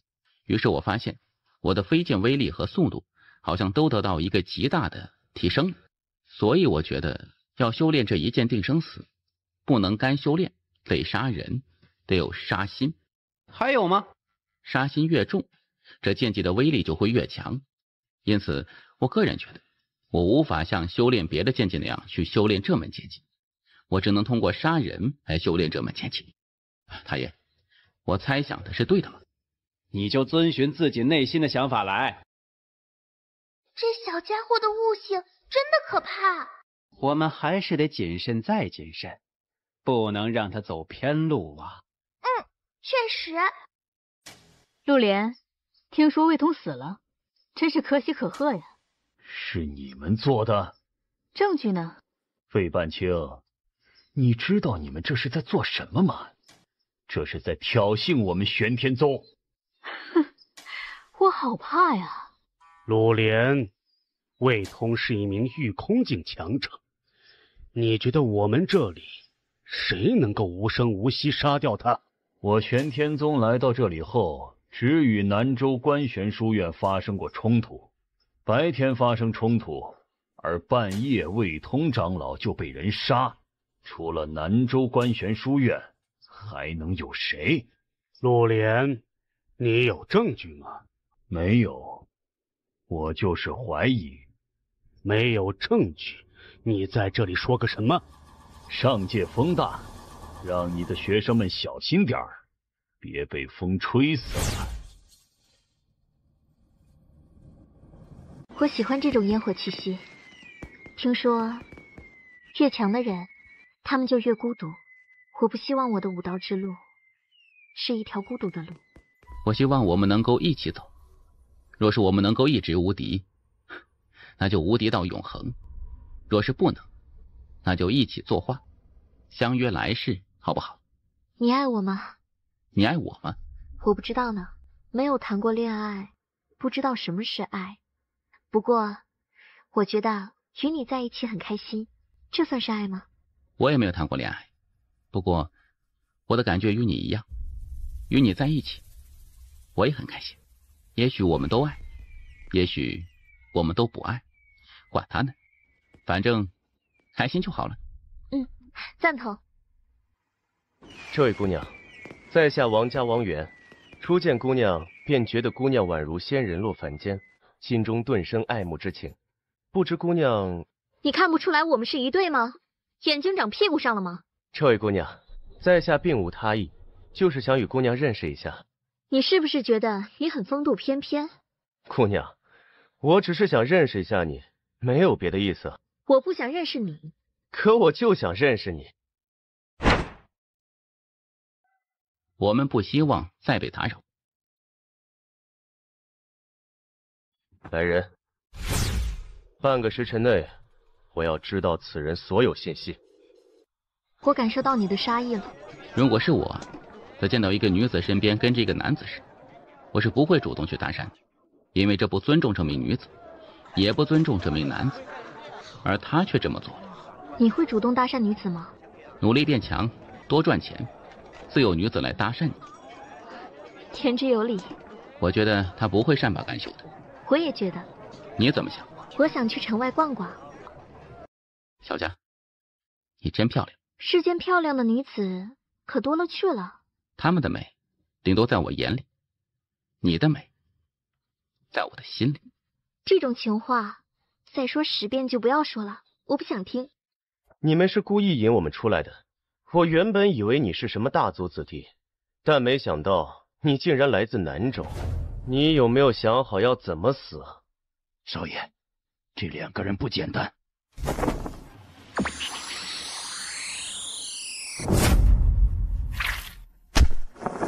相比我家小官，你真是差了10万8千里。小佳，你是御空境，这得谢谢你们，谢谢你的仙阶功法。若不是你的仙阶功法，我不可能提升的这么快的。塔爷在吗？做什么呀？那个，你方便不？我向你借点钱。没钱。我有借有还的。我真的没钱，我现在都重伤了，不然我早就为你开启这里面的世界了。那你有没有什么宝物之类的呀？我拿去卖了，换点钱修炼。没有。哎，你可以去抢啊！你如果有心理负担，可以学学某个人啊，他有招叫钓鱼执法，用这招抢劫没有任何心理负担。钓鱼执法？是的。你想学吗？抢劫？是啊。算了。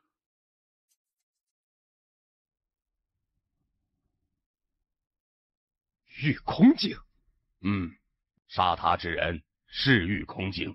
对方既然敢杀我王家的人，那就证明对方不畏惧我王家。族长的意思是查，但查到之后不可轻举妄动，明白？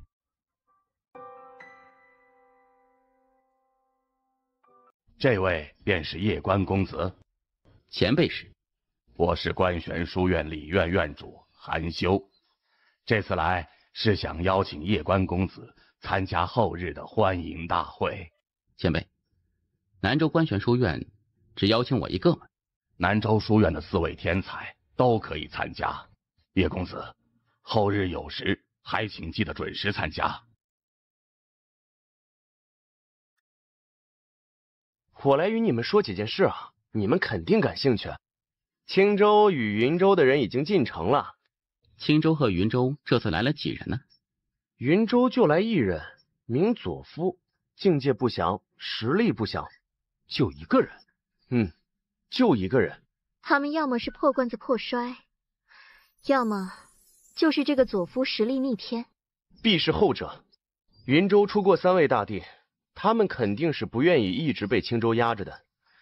这个左夫绝对是妖孽中的妖孽啊！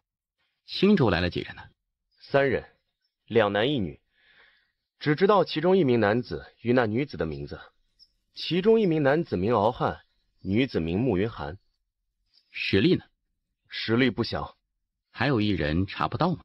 查不到，对方太神秘，怕是只有在武考开始时才会亮相。云州有3个名额，但他们只派来了1个人，这很不正常。确实不正常。不过，我觉得这次云州肯定是在谋大招，毕竟他们可是被青州压了数百年。但是他们想要争第1，肯定没有那么容易。别的州的天才呢？每一届的武考都会有一些黑马出现，但是无一例外，每一届都是青州与云州的争夺。哦，对了，我们刚才说的都是青州与云州的天才妖孽，那你们知道这上届观玄书院的天才与妖孽吗？这上届观玄书院现任学生首席啊，是一个女子，名骆昭琪。她不仅仅是上届观玄书院学生首席，还被誉为上届第1美女。后日欢迎会，这位骆昭琪也会参加吗？她当然会参加了，因为她就是这届欢迎会的主事人。到时你来评评看，是我美还是她美？还有一件事，我们得注意一下，这次玄天宗的天才也会参加这次武考，而他们有4人参加。毫无疑问，这次武考，玄天宗肯定会玩命的针对我们，因此啊，武考开始时，我们得小心着玄天宗。无妨，武考开始，直接搞他们。对，直接搞他们。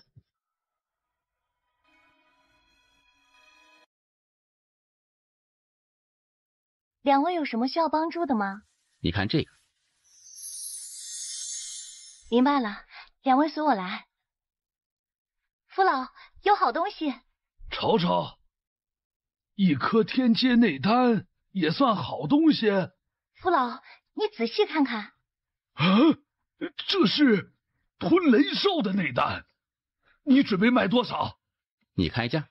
啊，怎么称呼？都说仙宝阁公道，我才来此。阁下开价吧。500万枚金晶。姑娘，你这话当真是吓死个人，是5万枚金晶。5万你就直说，打什么哑谜啊？加点。加不了了。我们走。等，可以谈。谈你妈个头！黑心的老家伙。8万枚金晶。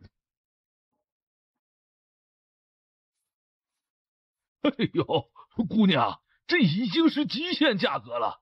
9万。好，成交。做生意的人都好精明。听说仙宝阁创始人来自一个叫银河系的地方，那个地方的人都贼精明，喜欢剥削劳动阶层。银河系？是的，一个离我们较为遥远的地方。我在查阅仙宝阁阁主资料的时候才得知这个地方的。据说那个地方也有很多特殊的人。你想冲刺御空境？是，我还有不到2个月的时间，想达到御空境。你现在的御剑术速度很快，你知道要如何才能变得更快吗？请塔爷赐教。达到御空境后，可以掌握时空之力，人可以在小范围内进行时空穿梭，其实剑也可以。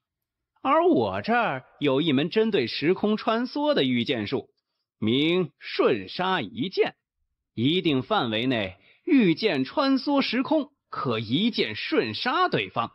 什么品阶？若是修炼到极致，就是普通一剑也可毁天灭地。你达到御空境之后，就可以修炼这瞬杀一剑了。至于能够将这一剑修炼到什么程度，就完全看你自己了。好。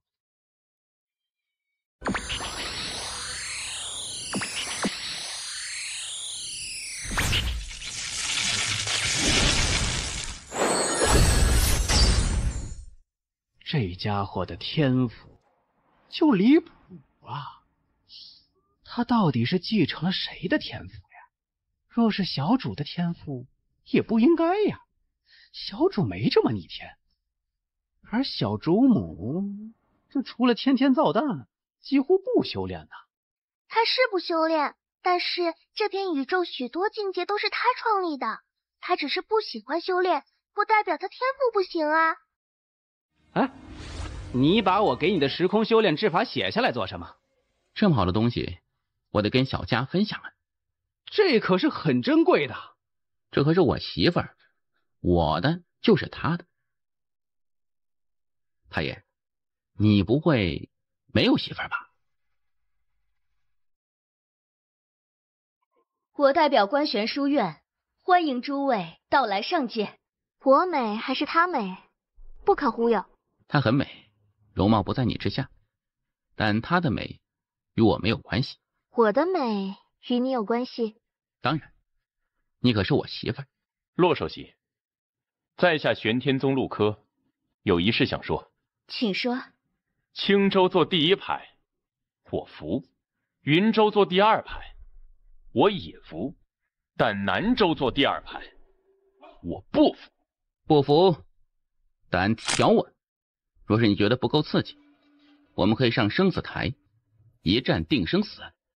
陆柯，你若答应，观玄书院可免费为你们提供场地。是我鲁莽了，既然是书院安排，那想来书院自有书院的理由。抱歉，我并无恶意，还请叶兄见谅。我原谅你了，下次别再犯这种低级错误了。乖啊！诸位，从明日开始，观玄书院将为诸位开放修炼之地。我观玄书院有36座试炼峰，每一座试炼峰的试炼都不同，你们可选择一种试炼来修炼，当然要交纳一点点金晶。还有一个好消息要告诉诸位，那便是这次5考前3的奖励都有得到增加。不仅如此，第1名者还有神秘奖励，修行20载，一朝扬名天下知。这一次，我代表观玄书院，祝诸位都能够在武考之中获得一个好的名次，为自己争光，为自己的家族争光，为自己的州争光。我一直都有一个疑问啊，就是你这圣灵体质，这体质真的在前期修炼没有任何障碍吗？是。这么说，你可以想怎么提升就怎么提升？在之前是这样的，但现在我已经开始在压制自己境界了。为何呀？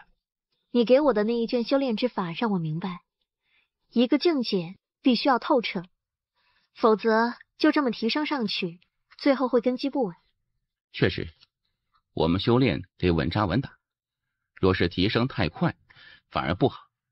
这得感谢你那一卷修炼之法呀，不然我可能还沉浸在提升境界的快感之中，然后不择手段的去提升自身的境界。虽然暂时阶段实力能够得到大大的增加，但长久下来，这弊端太大了。叶关，你快去旅店，小哥要跟那陆柯上生死台。为何呀？陆柯当着萧哥的面抢他的女伴，而那女人当着萧哥的面选择跟陆柯，还故意侮辱他。他妈的，这根本就是套，是陆柯那狗贼下的套。走。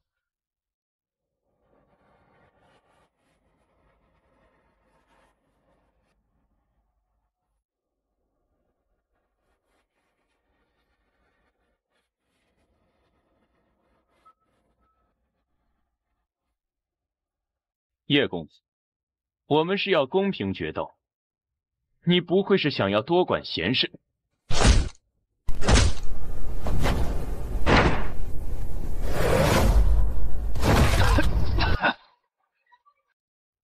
叶关，没有别的意思，就是看你不爽。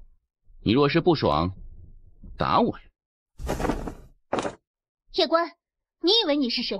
你在这儿动手，是在蔑视洛姑娘，蔑视关玄书院。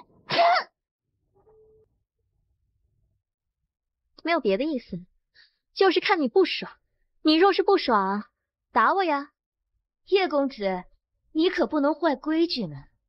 哼，杀我呀！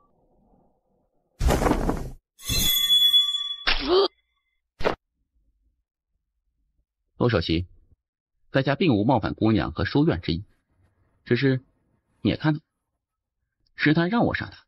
叶公子，这事儿就这么算了，从此刻起，取消玄天宗参加武考的所有名额，并且玄天宗下一届也不得参加武考。如果谁再敢搞事情，别怪我不客气。韩院首，是院首让你邀请这位叶公子来的。是的，小启，你可有看出此人有何不凡之处？他隐藏了实力。隐藏了多少？至少60%。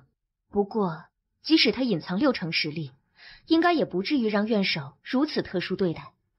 所以，我觉得他应该是隐藏了80%的实力。其实，相比他，我更在意那佐夫，此人才是真正的深藏不露。相比青州那位，如何？青州那位，可是号称有史以来第3妖孽之人。那前面2位是？人间剑主安国士，不得不说，与那位同处一个时代，是这一批青州天才妖孽的悲哀。中土神州这次还将专门派人下来接他，只等他夺得第1，就会直接带着他前往中土神州。中土神州为何这般急啊？据说是与那场气运之争有关，具体的我也不知。而这一次，青州那位就是他们内定的人。若真是如此，那这场武考的结局便早已注定了。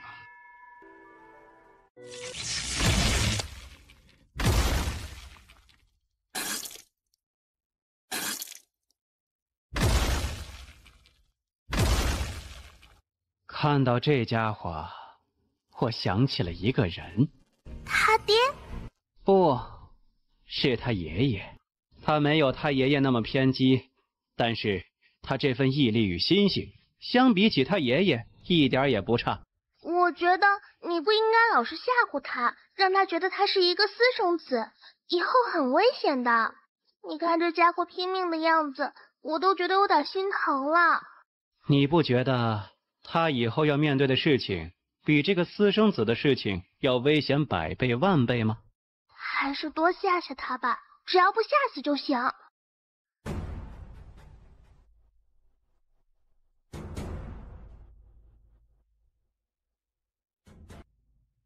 袁长老，按照以前的规矩，这5考第1名都得先入我书院进修一段时间，然后再上中土神州。而这一次，你却亲自来接他，很急呢。赵元首，这一次我们确实很急，刻不容缓的那种。为何忽然变得如此急？气运之争已经开始了。开始了。压力很大。哎呦，岂止很大，简直是巨大呀！若不是如此，我们又岂会如此迫不及待的来带安慕离去呀？也唯有他，才有可能与那几位争上一争啊。说说那几位。不久之前，5维宇宙出现了一个人，此人天生道体，以凡人之躯正天道。据说此人得到了穆天道的道统传承，而穆天道就是其护道人，就是那位当年号称人间第4剑的穆天道。正是。除了此人，还有不死地族也出现了一位超级天才，据说此人已经彻底觉醒不死血脉。不仅如此，他还觉醒了一丝当年人间剑主留在不死地族的封魔血脉。如果除去人间剑主，他是不死地族有史以来最妖孽的人。那此人的护道者是？据说，是当年与人间剑主一同征战虚真世界的无边主。除此之外，妖界也出了一位超级天才。此人一出世便震惊整个妖族，因为他一出生便是传说中的荒古圣体，而且天生圣童。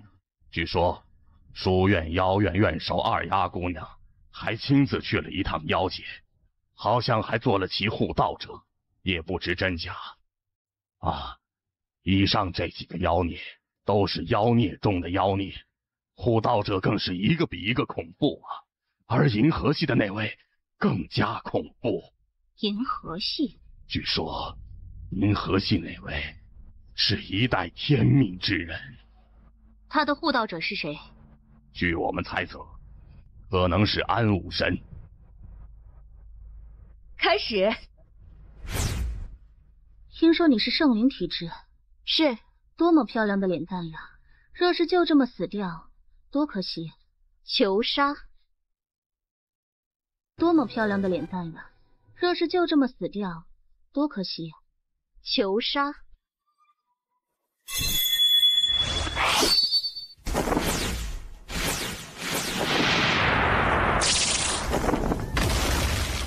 这小丫头的时空造诣竟然如此之深呢！有点意思了。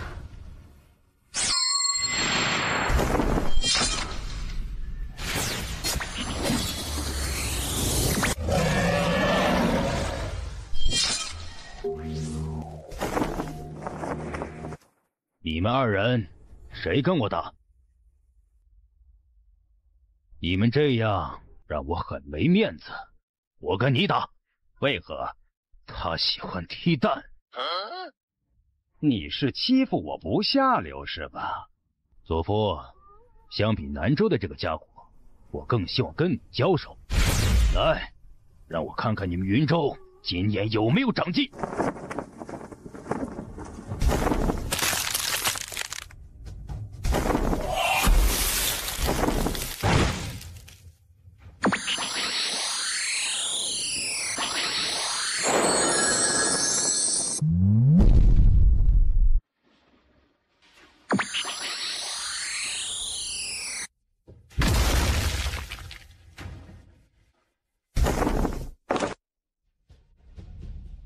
我不与你打，不是你不强，而是，反正我就是不想与你打。你2人不用争了，一起上吧。好，好，好。哼，确实霸气。我给你5万枚金晶，让我先跟他打。哎，我给你10万枚金晶，让我先跟他打。好。给我，你先跟他打。你们真有钱。叶公子，你是不是连5万枚金晶都没有啊？没有。叶公子，你好鸡贼呀！左兄，加油！你确定不与他一起吗？不用。出手吧！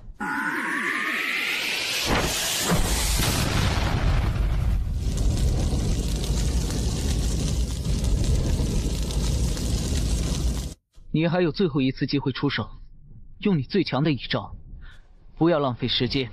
好，群星阵，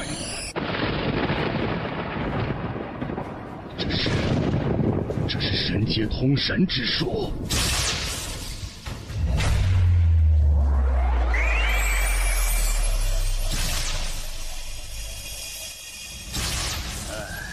赢了，该我们了。你觉得还有这个必要吗？当然。记住，你只有一次出手的机会，因为当我出手时，你就没有机会出手了。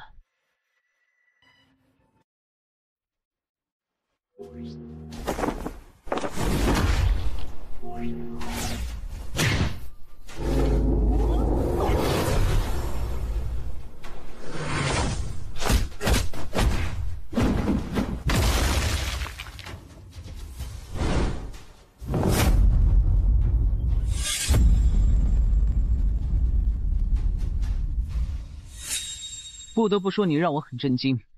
你这速度，即便是我，也远远不如你。但可惜，你破了我的防御。好恐怖的速度啊！哼，有意思。此人不过是御空境，为何他的速度如此之快？我曾见他在重力时空塔修炼过，他可有说过他在第几层？他说他在第9层。难怪他的速度能够快到这种程度。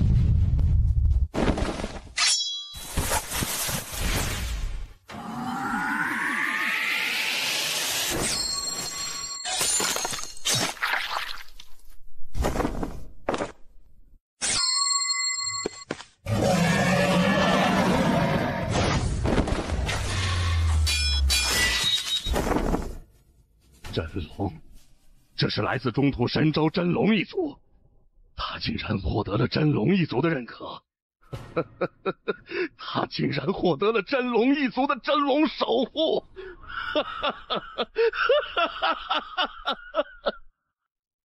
不得不说，我没有想到我的一个底牌会在这里暴露，来感受一下真龙的手。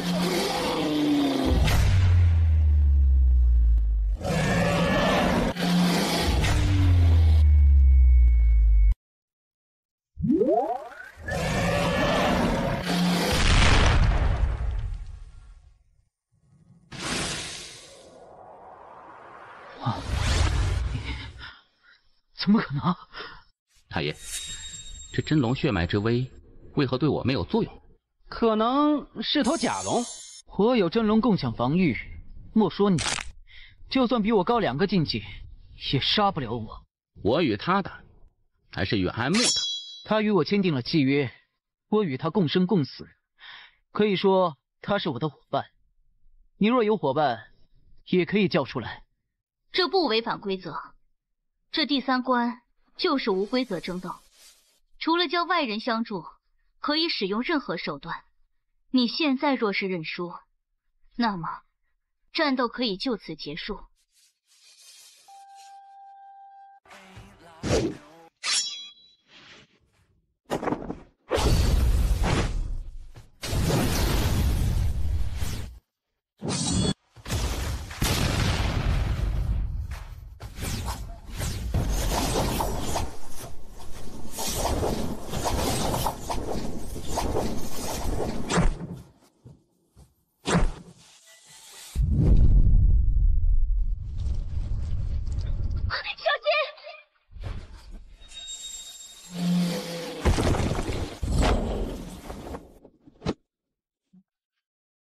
真的，来世再加冕了。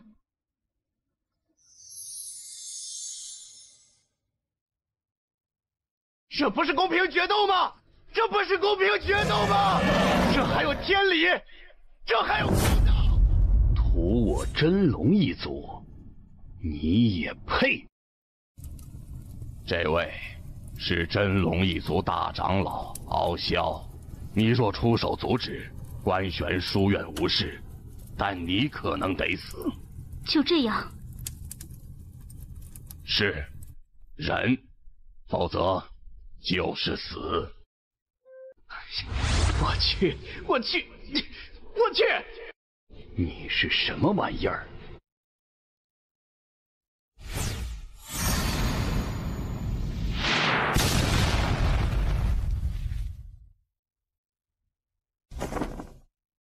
大爷，小家他还能活吗？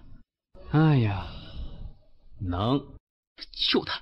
我现在无法救他，只能暂时保住他的灵魂。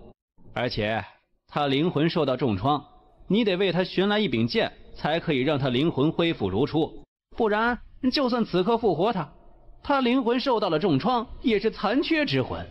灵魂残缺，那即使复活，也不完全是他了。什么剑？清玄剑。人间剑主佩剑。是。在何处？中土神州不死地族。不死地族。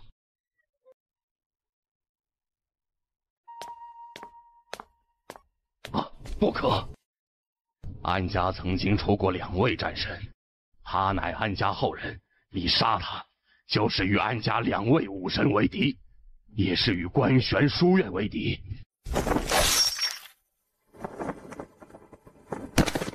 你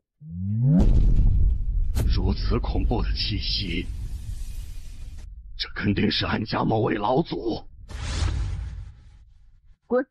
放肆！竟敢蔑视老夫！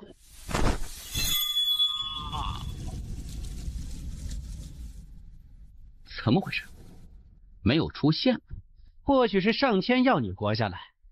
既然如此，那就好好活着吧。从此刻起，我永远是南州官玄书院的学员，并且不再加入其他任何官玄书院。一个欺软怕硬的官玄书院，一个不能为学生主持公道的官玄书院，这不是我心中的书院。谢谢。谢什么呀？谢你在所有人沉默时站了出来。我们是朋友。小佳还能活吗？能。那就好。看着你站出来为他说话，我是又怒又怕，还有欣慰。老爹，我太弱了，这次之后，我想出去闯闯。好。哎，这世道。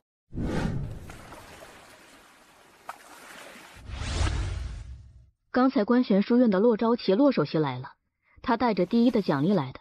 这一次，南州得到了10条天阶灵脉，20条地阶灵脉，还有3卷仙阶功法，10卷地阶功法。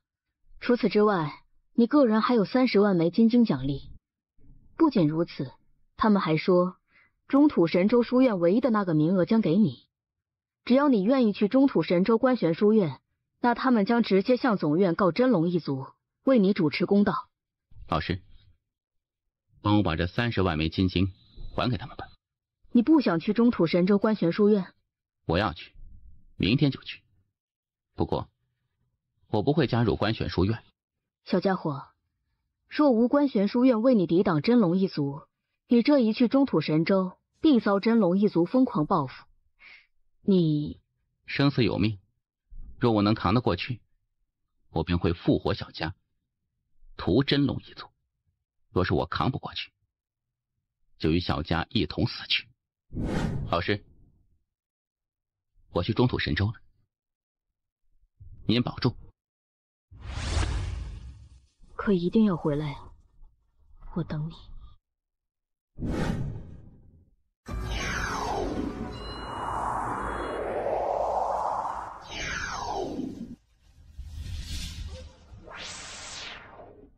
太爷，我若去不死地族，我觉得他们不会把人间剑主的佩剑给我。那你觉得该怎么办？你能不能去帮我偷一下？我用完之后就还给他们。怕是不能，我现在短时间内都无法再出手。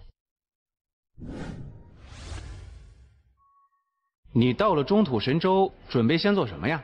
先找个靠山。靠我自己个人的实力，根本无法与真龙一族对抗，因此我要先找个靠山，让他们帮我对抗真龙一族，老的打老的，小的打小的，不然我压力很大呀。这世道没有靠山，真的太难混了，因此我必须要更加努力。做不了强2的，那就做强1的。在下叶关，求见不死地族族长。你就是叶关？前辈认识我？你来我不死地族做甚？我可以为不死地族争大道气运。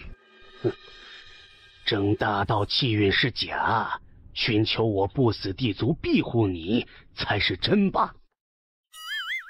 下界一个5考第1，算个什么？这里是中土神州，而争夺大道气运，你知道参加的都是些什么妖孽吗？再者，我不死地族真龙一族关系还可以，我们不会为了你而去与真龙一族交恶。还有，我不死地族有超级天才，根本不需要你，懂吗？明白了。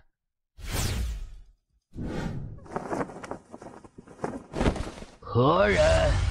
在下叶关。你就是叶关？前辈认识我。你不仅杀了真龙一族的龙，还杀了青州安家安牧。你来我李族，是想加入我李族？是。你能为我李族带来什么？争大道气运。你等等，此人实力如何？是剑修，能杀一头少年真龙，实力自然是不俗，天赋肯定也没得说。不行，族长可是担心真龙一族。我觉得只要这少年足够优秀，我李族完全可以为了他刚一刚真龙一族。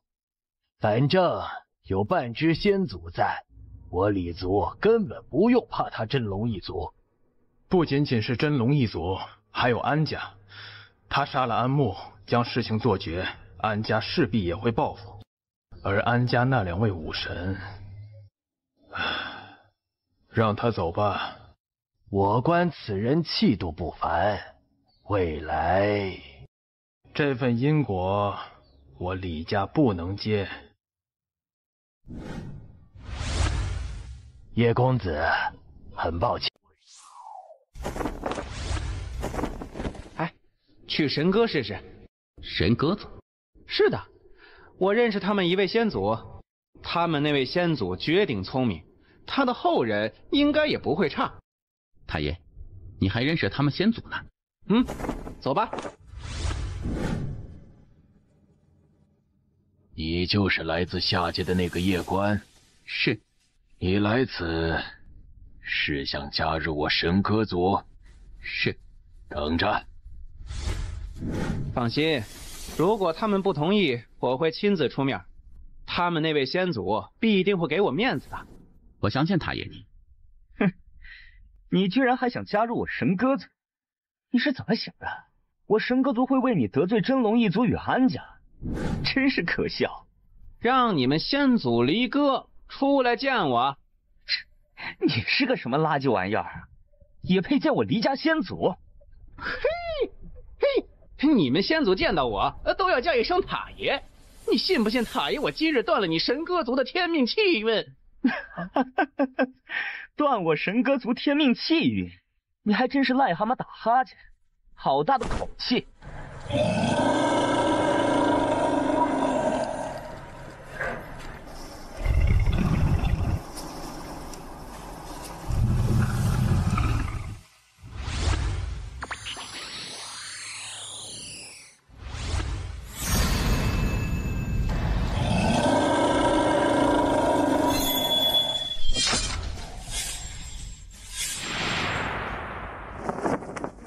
此人不简单呐！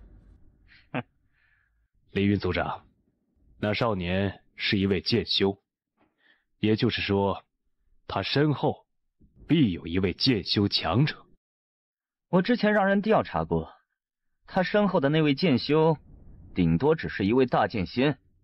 何以见得？如今世上仅存的剑帝就那几位，而那几位都在观玄宇宙。而且如今还经常出现在世人面前的，便是书院的听云剑帝，而听云剑帝根本不会是他师父。既如此，那么他身后之人最强也不过是大剑仙而已。言之有理。此人天赋不错，又是剑修，既已与之为敌，就应当全力诛杀之，以免留下后患。我族自然明白。凌云族长，我族有一批天赋杰出的真龙出世，贵族若是愿意，可派2人前往真龙一族，让他们选择彼此的伙伴。自然是愿意的。我倒要看看，这中土神州谁敢保他。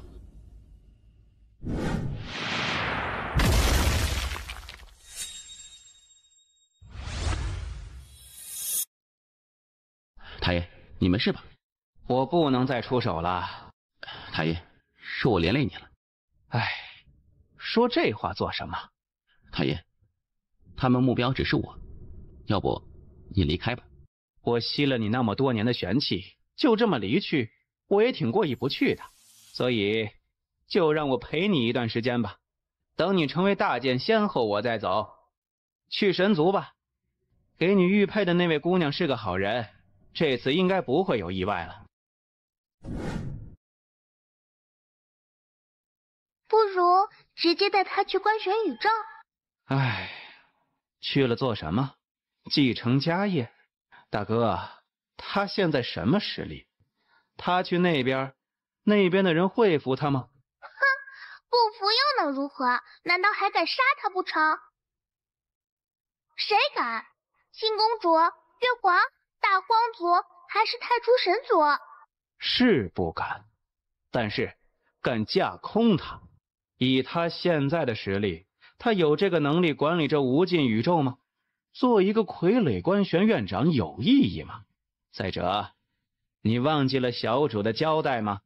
小主不希望这个小家伙再走他曾经的老路，这才将他送到这遥远的南州来。而且你没发现吗？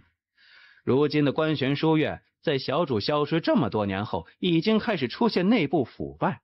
他若是不一步步走上去，未来如何整治这些问题啊？而且天命姐姐也有曾交代过，要磨练其心智。要是现在就带他回去，那还磨练个鬼啊！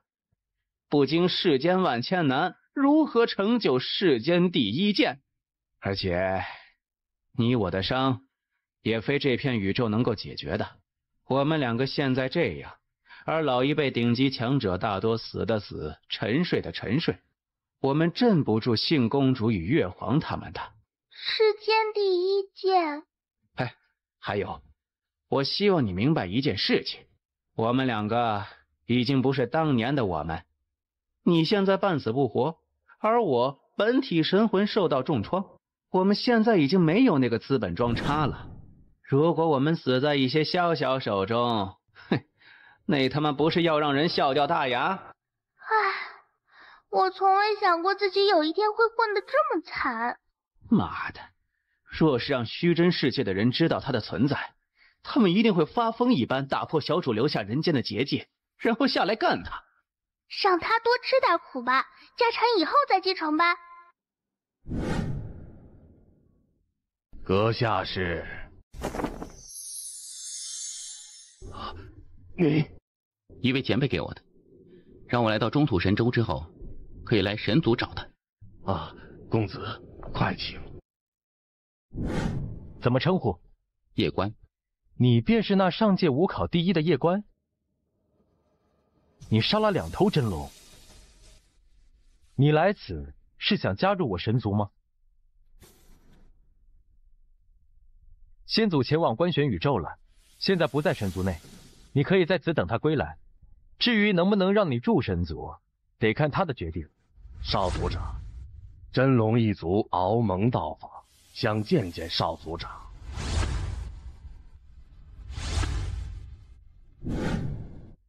我听说你杀了安慕，那可真是了不得。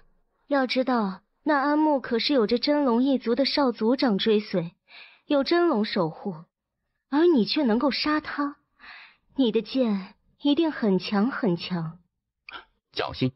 我叫简安，叶公子，先祖既然肯给你这枚玉佩，那就证明你对他而言，肯定是一位非常非常重要的人。但我得告诉你，你现在得走。你的意思是，那男子他会将我交给真龙一族？他是我哥，叫简傲，现在负责处理神族的事情。我对他很了解，他根本没有重视这枚玉佩的重要性。在这个基础上，他会觉得为了你与真龙一族结仇，会很不值得。因此，他肯定会将你交给真龙一族，以此来与真龙一族交好。我带你走。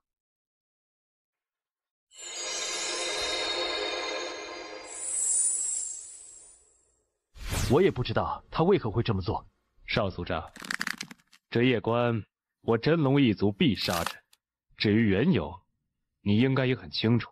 而对于神族，我们真龙一族向来尊重，因此我们不希望与贵族发生任何的不愉快。此事我会给你们一个交代。你们追杀那叶关时，不要伤害我妹妹。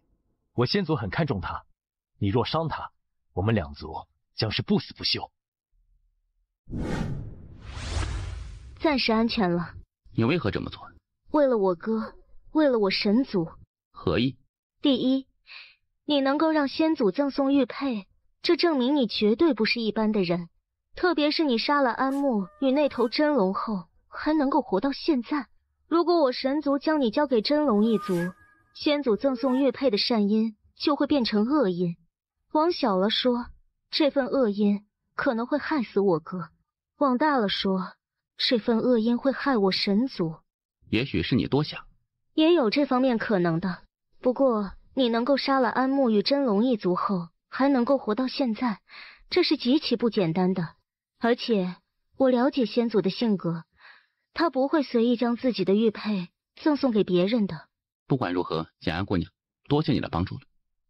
我们后会有期。等等，先祖在遥远的观玄宇宙，一时半会儿回不来。如果我现在回去，我也会有危险，因为真龙一族肯定会逼我说出你的下落。我们去道门吧。道门？我可以负责任的告诉你，虽然你很妖孽，但6大族都不会接纳你，因为他们不会为了你去与真龙一族为敌。我知道，我不值得。你救我出来，还有个原因没有说。什么原因？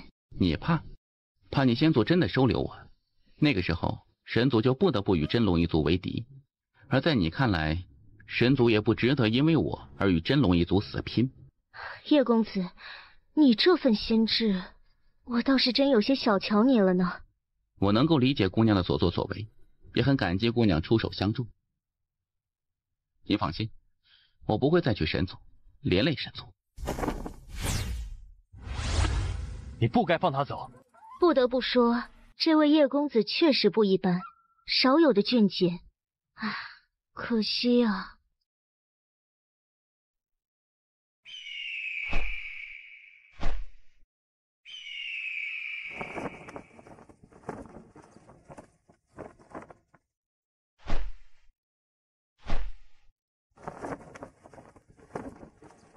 先祖，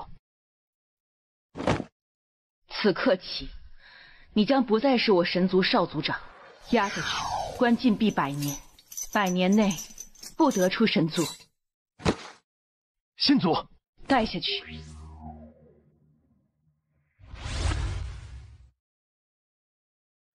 我原本对你抱有极大的期望，自己去闭关100年。100年内不得出神族。先祖，为何？我所作所为皆是为我神族。下去。我不服，我不服。他应该叫我姑姑。那又如何？从我族利益来说，他并不是我神族的人，我神族不应该为他对抗神龙一族，不值得，那不值得呀。你知道谁是我弟弟吗？谁？就是你们口中所说的人间剑主。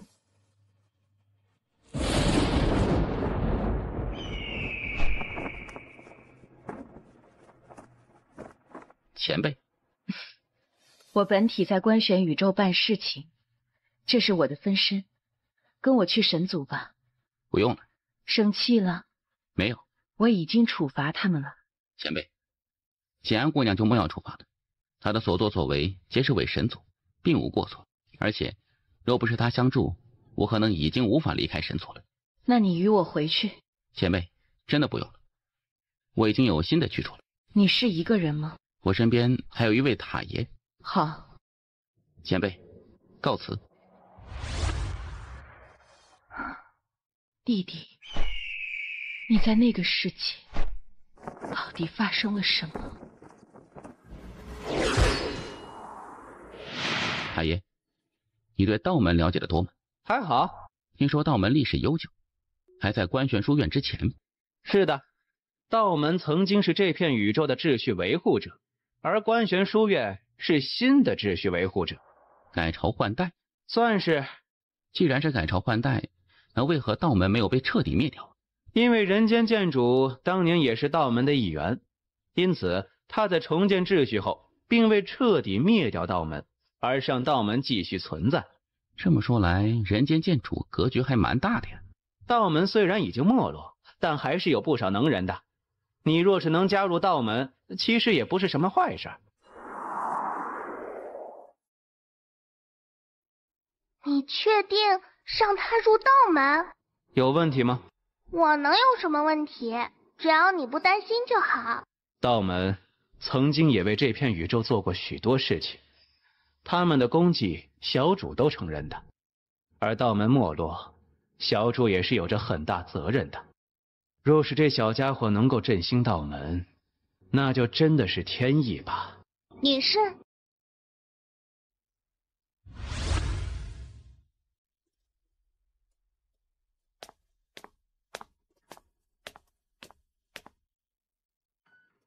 你是？在下叶关。来此。加入道门？师父，有人要入我们道门，你快出来啊！千万别让他跑了！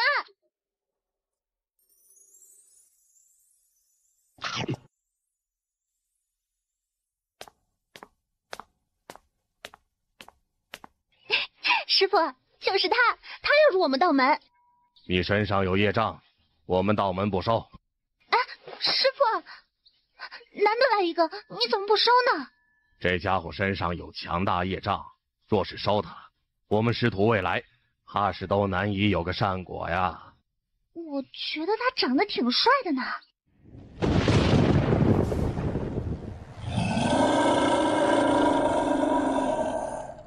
嘿嘿嘿，真龙一族。道和尚，难道你们族长就没与你说过不能踏入道界吗？道和尚，此人是我真龙族必杀之人。滚！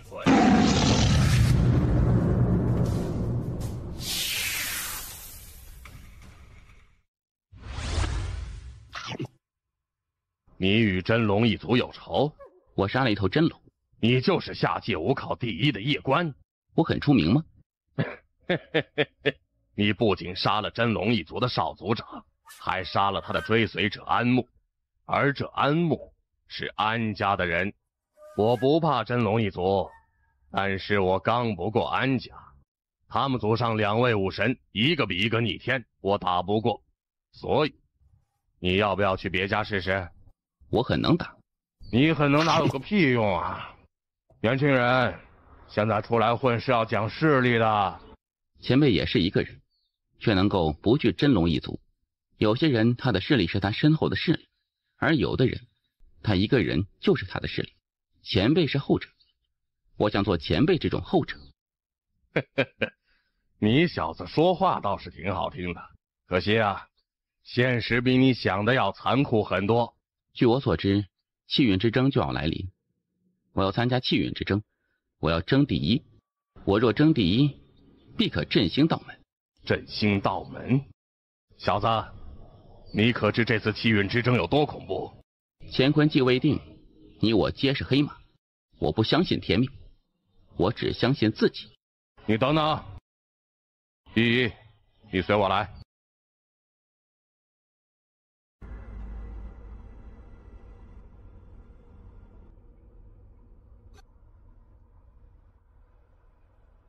你真的有信心拿第一？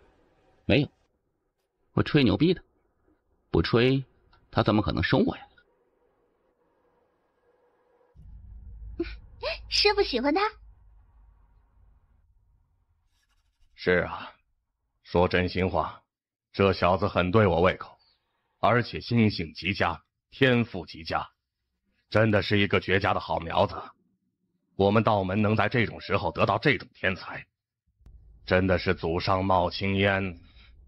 师傅是在担心真龙一族与安家。师傅，若是没有真龙一族与安家的针对，你说他会不会来我们道门呢？我明白丫头你的意思了。依依，你觉得这个人怎么样？他长得很帅。哎呀，我是问你他人怎么样？长得这么帅，人应该也是极好的。师傅，我觉得你可以收下他的。怎么说？如果师傅有想过振兴道门，那他就是道门有史以来最好的机会。如果师傅没有这个念想，只想安度晚年，那就可以让他离去。我明白丫头你的意思了。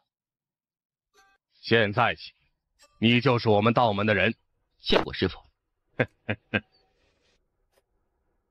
气运之争还有1年时间，也就是说，你只剩1年时间。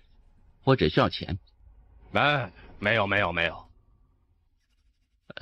多少给点可以吗？没有，我只能在修炼上面指点你一下。至于别的，没有。不是师傅小气，你师傅接手道门时，别说钱了，就是米都没有1颗。啊，还有，没有房子，你得自己盖一间。那，我就住这破旧的大殿，有事就来找我。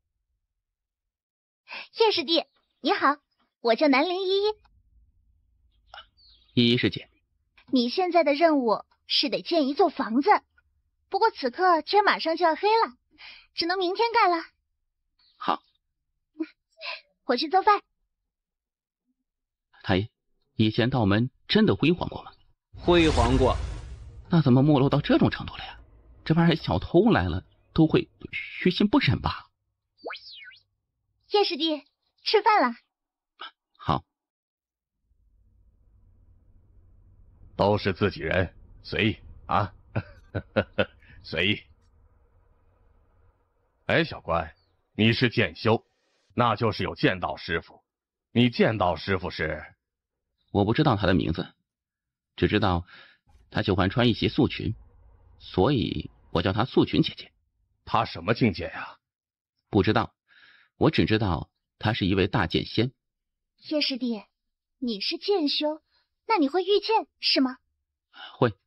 那真是极好，以后我们去雍城就可以御剑去了。雍城？我们道界很偏僻，离我们最近的一座城就是雍城，而雍城都在万里之外，这里没有传送阵，我每次去都要御空飞行很久，实在是很累。师姐下次若是要去，我可以带你去。好的。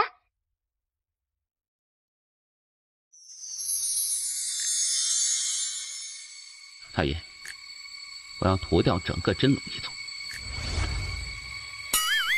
我知道，没有做到的事情，就不要去说。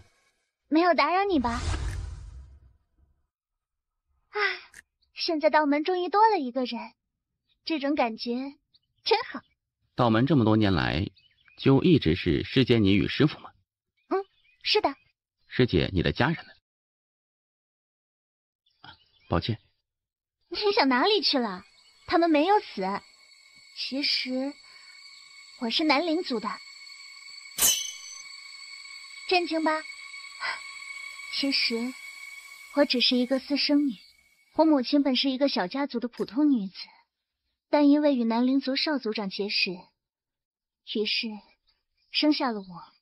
不过大族间讲究门当户对，当时南陵族族长根本不可能同意这门亲事，所以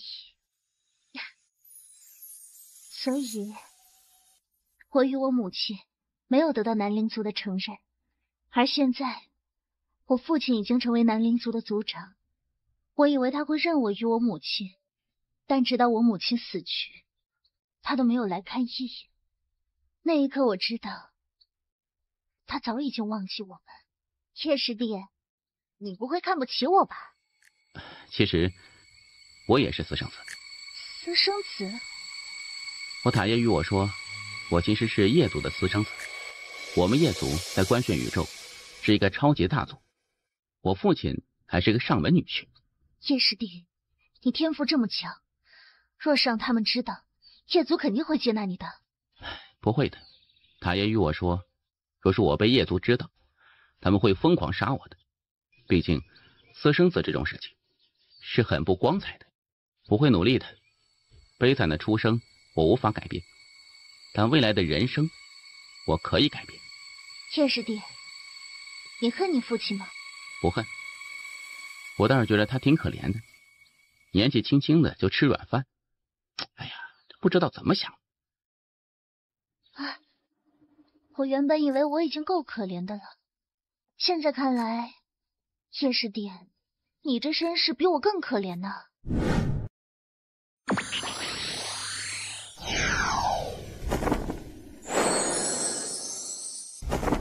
叶师弟，走吧。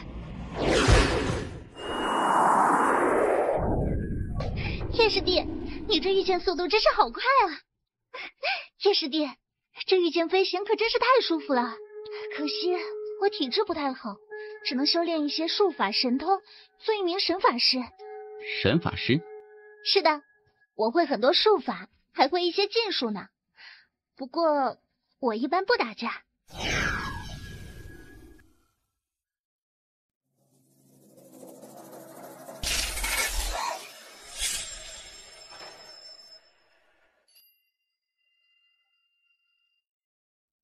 这是妖人。妖人就是妖兽和人类结合之后生下的生灵。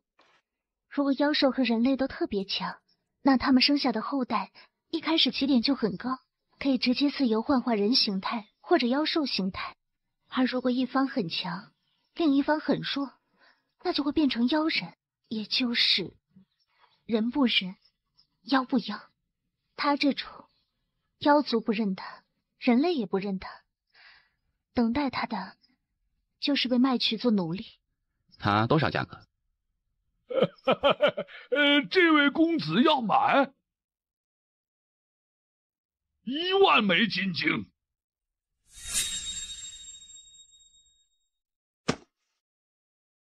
现在他是你的了。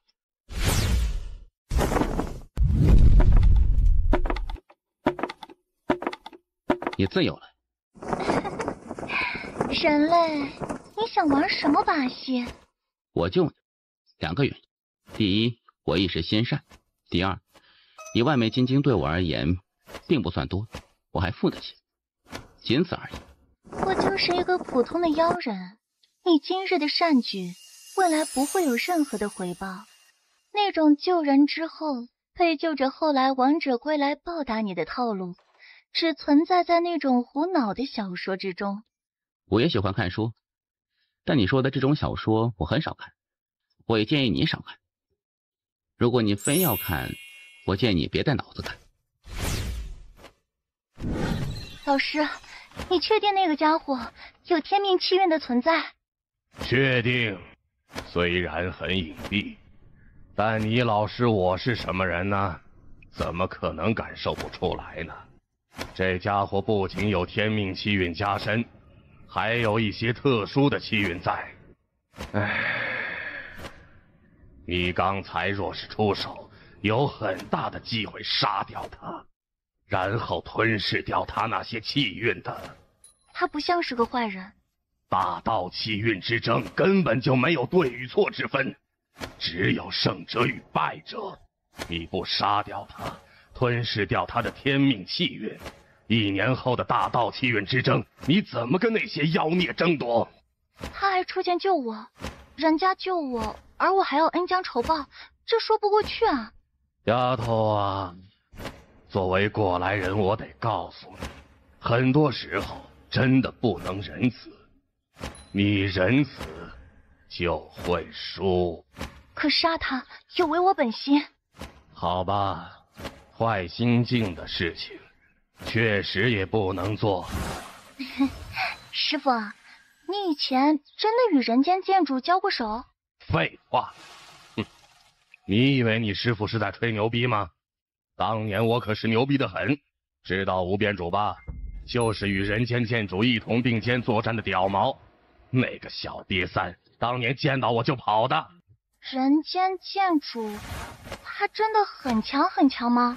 他很强，但是说到无敌，那就不得不提他那个变态的妹妹了。唉，想想我都头皮发麻呀。妹妹？还有他的妻子，整天抱着一堆牛马玩意儿到处乱炸的家伙，妈的，简直不要太离谱！哎，不说这个话题了，走，去寻找天地间散落的气运。若是有主，我们就钓鱼执法。师傅，这钓鱼执法挺损的，你跟谁学的？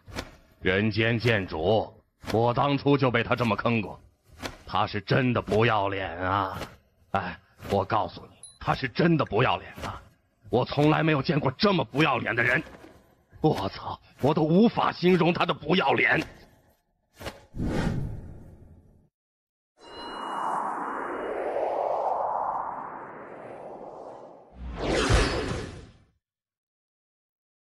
叶师弟，为何停下？不出来吗？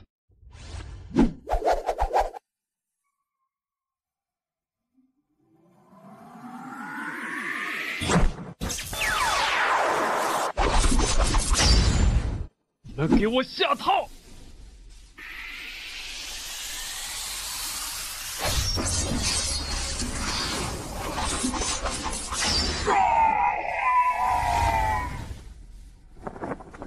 师傅真威，师傅无敌。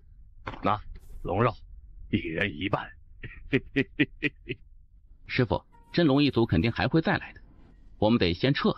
上次没宰这个家伙，是不想彻底撕破脸皮，但现在我们已经与真龙一族彻底撕破脸皮了。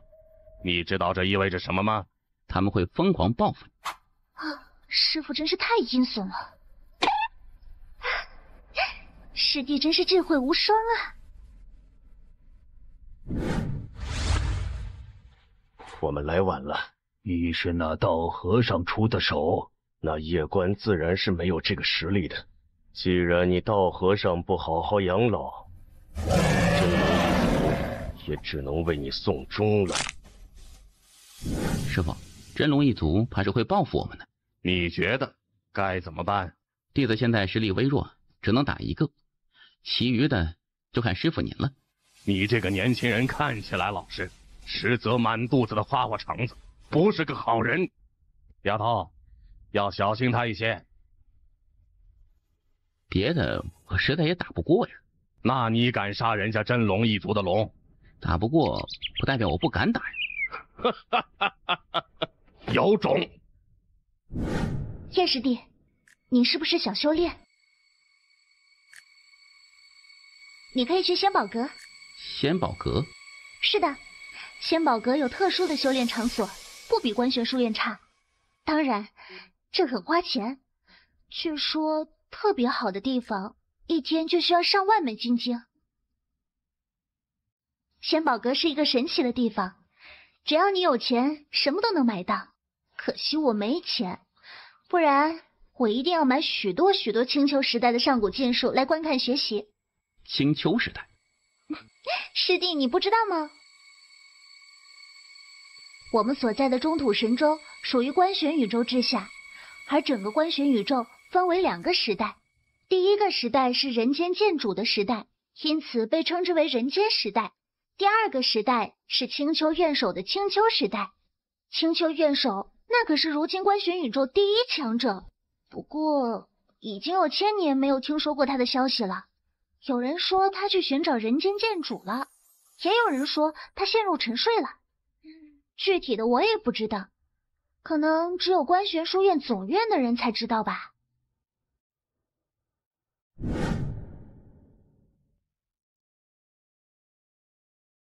太爷，你认识这位青丘院首吗？认识。太爷，师姐，我们道门的祖师是谁？不知道。不仅我不知道，师傅也不知道。太爷，你知道吗？知道。是谁？大道比主人。大道比主人？他与人间剑主相比，谁厉害啊？人间剑主不叫人的话，大道比主人厉害；人间剑主叫人的话，人间剑主厉害。叫人？人间剑主打架还带叫人的吗？哎呀，家常便饭啦。这位公子，修炼场所分为6种，分别是人字修炼室、地字修炼室、玄字修炼室、天字修炼室、地字修炼室，还有神字修炼室。不知公子想要哪一种啊？天字修炼室多少价钱？1万枚金晶一天。地字修炼室呢？公子，地阶修炼室2万枚一天。啊，我要人字修炼室的。你玩呢？问了半天，你要个最便宜的。不好意思，我有点穷。理解。我要修炼10天。随我来吧。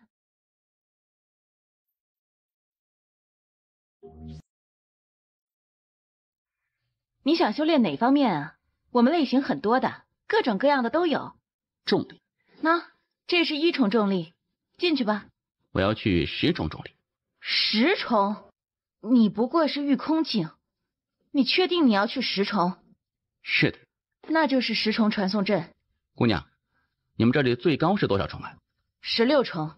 若是闯过16重，有没有奖励什么的呀？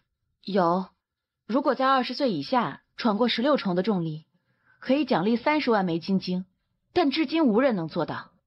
我操，还有钱赚呢！有没有时间限制啊？有，除了年龄限制，还有次数限制，1年只能3次。多谢姑娘解惑。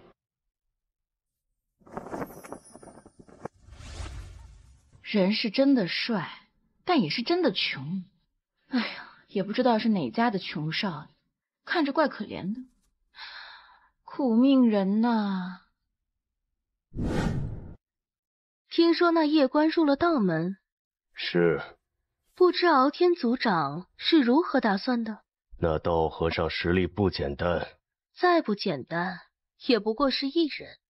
那少年是一位剑修，那柄剑也非凡物，其身后应该有一位大剑仙。敖天族长是想要我安家一个态度是吗？安慕，是我安家千年来少有的天才，而他却死在那少年手中，此仇我安家自然不会就这么算了。不过，我们不方便明着出手，敖天族长明白吗？明白。今年我安家也有5个名额前往观玄书院走院，不过这一带我安家人才较少，因此我们想将其中的1个名额让给真龙一族。安飞长老放心，那少年活不了。敖天族长，这少年能够有如此实力，不是一个简单的天才。而对付这种不简单的天才，最好的办法就是在其没有成长起来之前，彻底将其扼杀掉。夜长梦多。明白。来人，召集我族所有成年真龙，直接去道门。族长，那夜关此时不在道门内。不在道门？他现在在仙宝阁修炼。所有成年真龙前往仙宝阁。族长，这可使不得。放心，我不会攻打仙宝阁，我是要等他出来，然后直接绝杀他。木雅姐，那家伙已经适应13倍重力时空，但他却不走，而是要把里面的灵气吸干净再走。这家伙简直是太让人无语了。我们又没有规定不能吸灵气，可是他也不能这么占我们仙宝阁便宜啊！你不觉得他很厉害吗？才遇空境，但却能够进入第13重重力时空。确实好厉害。他就是下界5考第1的夜关。他就是那夜关，杀了真龙一族真龙的那位。听说他不仅杀了真龙一族的真龙，还杀了安家的绝世天才安慕。可他为何这般穷？因为他拒绝了中土神州观玄书院的邀请，不理智。我倒觉得他很有骨气，有血性。据我所知，他来中土神州之后，去过李族与神歌族还有神族，但最后都被拒绝了。虽然他加入了道门，但道门现在的情况，我倒是觉得道门很有魄力。道和尚前辈在赌，好赌。如果赌赢，说不定道门能够崛起；若是不能赌赢，反正他们已经很惨了，再惨又能惨到哪里去呢？这倒是。太爷，我可以改造一下素君姐姐那招一剑定生死吗？为什么？素君姐姐是大剑仙，她有那种一剑定人生死的实力和气魄，但我只是一个初学者，没有人生的阅历，没有岁月的沉淀，更没有无敌过，所以我是无论如何也不可能做到她那般的。因此，就算强行学，也只能学会其形，学不到其神呢。你想怎么改？我没有无敌的气势和实力，但是我可以有无敌的决心，所以我想将这门剑技改成一剑决生死，不出剑则已，若出剑，不是我死，就是你死。我去，太爷，你觉得如何呀？你自己看着办吧。莫管事，据我所知，那夜关此时此刻就在仙宝阁内，可对？是。不知莫管事可愿意将它交给我们？傲天族长，这不合我仙宝阁规矩。我也不让莫管事为难。据我所知，这修炼之地每隔一段时间都需要维护，若是现在维护，那夜关必定会离开仙宝阁，还请莫管事给个方便。傲天族长客气了。多谢了。傲天族长，不能在仙宝阁内动手，不然这坏了规矩，那时事情可就大了。我明白。我去让他出来。等等吧，我们与他无冤无仇，没有把事情做得太绝。叶公子，很抱歉，真龙一族给我施压，我无法让你继续留在仙宝阁内，还请你谅解。理解。等等，真龙一族全族强者都在外面，你这么离去，必死无疑。这是随机传送卷轴，可以将你随机传送至方圆数十万里的任何位置，它可以让你有一个逃跑的机会。莫雅姑娘，你这……我做不到不畏强权，无法帮你更多了。这道卷轴是我唯一能够帮到你的。此情，我叶关若是不死，来日必报。这是忘记了吗？若是你能通关，就有奖励，这就是你的奖励，30万枚金晶呢。就给姑娘你吧。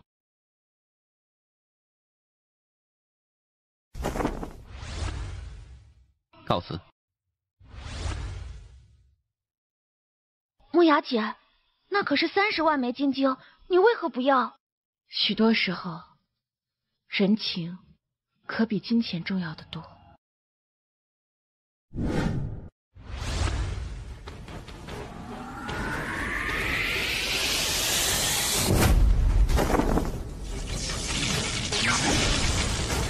放肆！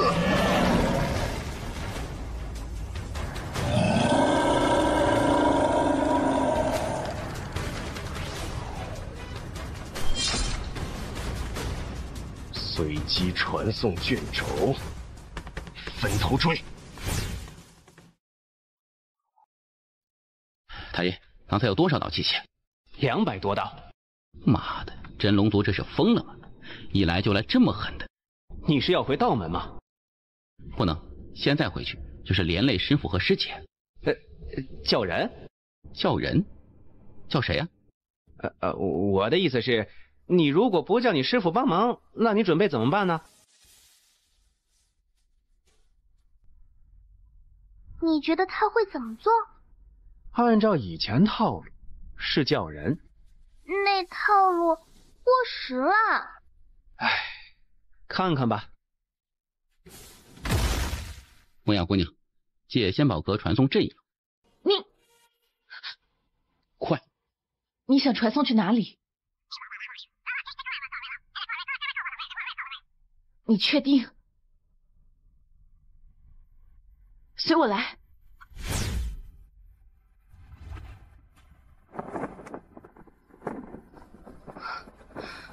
疯子，这家伙胆儿是真尼玛肥呀！哼，确实没有想到他居然反其道而行，有种！哼，咱们看他如何操作。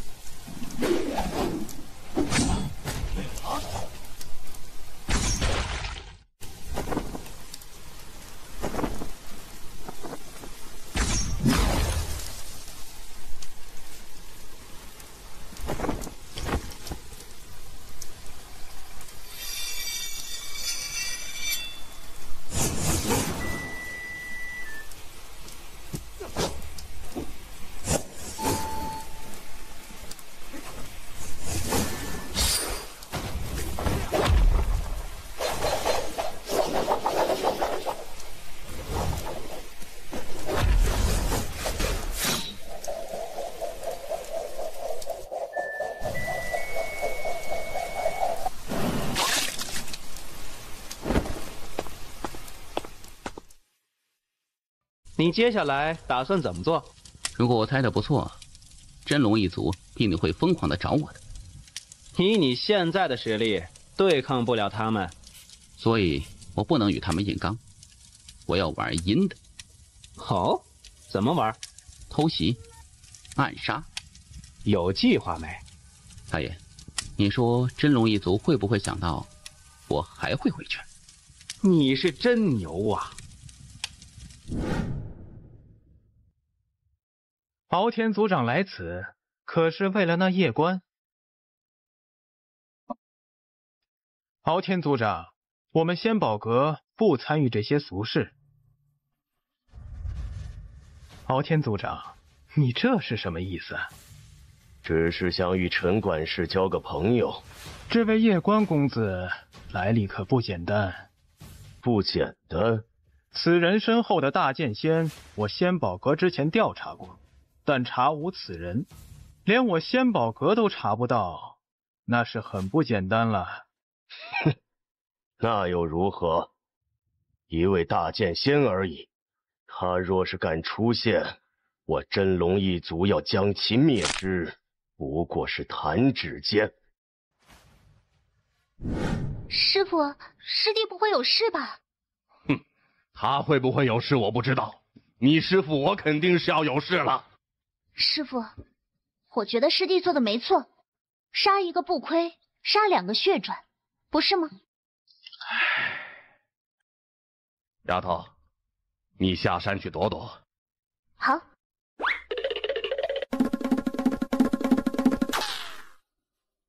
祖师爷，保佑一下我道门吧！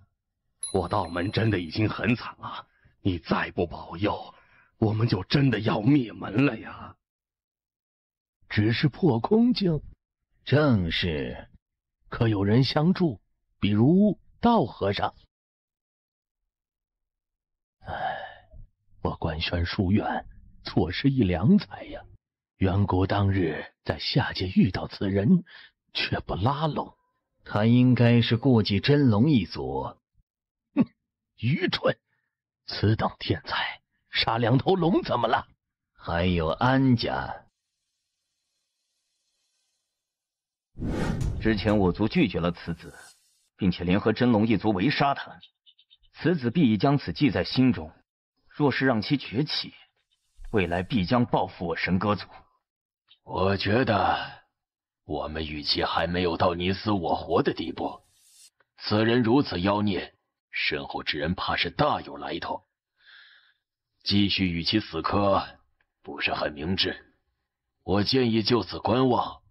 若是他不死，并且能够继续成长下去，我们就向其示好，化解曾经恩怨。我们若是观望，真龙一族如何想？诸位可别忘记，我们现在与真龙一族已是联盟关系。再者，若是此人睚眦必报，未来崛起后再来算旧账，那个时候我神歌族又该如何？我的建议是，立即组织强者，配合真龙一族，将其灭杀。要不要请示一下先祖？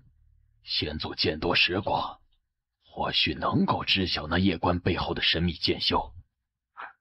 这点小事，何须请示先祖？而且那夜关身后的剑仙不过是一位大剑仙，不用先祖，我神歌族就可以灭之。陈管事，听说您最近修行遇到了瓶颈，此物或许对你有帮助。敖天族长，稍等片刻。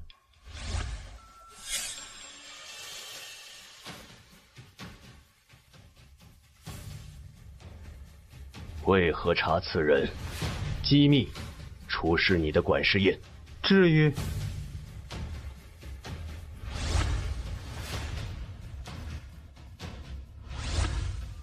敖天族长，快回族！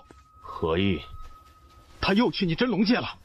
他这是在藐视我真龙族吗？太爷，这龙好大呀！这应该是真龙一族的一位先祖，已经达到地阶巅峰，不过已经陨落。但是他对你现在而言，全身都是宝贝。太爷，我的纳戒装不下这个家伙。我能装下。你能打开你的世界了？暂时呢，不过不能长时间打开。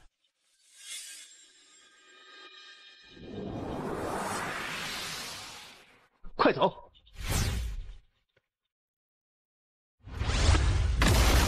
哪里走？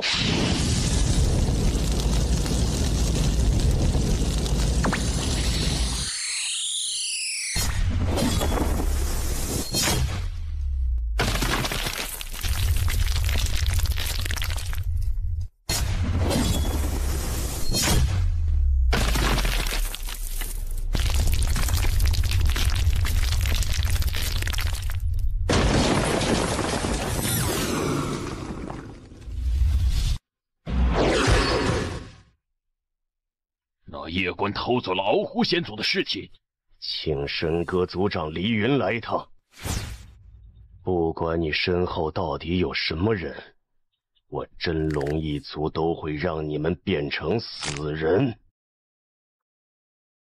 太爷，这剑太强了，不好吗？不是不好，我是怕我依赖这柄剑。这柄剑将我的实力提升到了一个不属于我的高度，若是经常使用此剑，我必对其产生依赖之心，长此下去，我必废掉。而且，一旦有一日我失去此剑，我的实力就会被打回原形，成为一个废人。你能这么想，我很欣慰呀。不过，我此刻却不得不用此剑。若无此剑，我根本就无法和真龙一族抗衡。因此，我只能在生死关头时才能使用此剑，别的时候能不用就不用。哼。可以。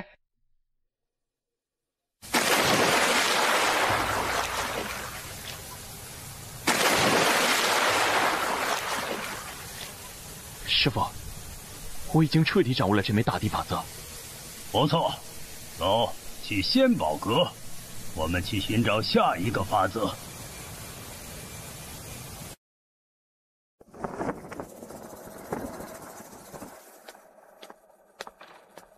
这夜官可真了不得，不仅杀了数十条真龙，还抢走了真龙一族的所有龙蛋，而他才破空境，就离谱。嘿，这算什么？听说他又第二次去真龙一族，还直接抢走了真龙一族的先祖龙骸，这真龙一族的脸可是丢大了。哼，他这么做看似爽了，实则大祸临头。我听说真龙一族的强者已经赶往下界，他们必是要拿捏那叶家。你要回下界吗？是。其实，以你的天赋，未来会走得很远很远。现在若是为了叶家而与真龙一族死磕，实在是有些不明智啊。师父，我是叶家人，叶家如今有难，我岂能袖手旁观？修道，个人目的不同，而我的目的就是振兴叶家，带领我叶家成为这天地间的大族。你不是叶家的世子，那叶官才是。他之前实力比我强，他做世子，我服，所以我辅助他。若以后我实力比他强，我就做世子。我相信叶官哥也会服我，并且辅助我。再者，我与他是兄弟，谁做世子都一样。叶家何在？你便是叶啸。是。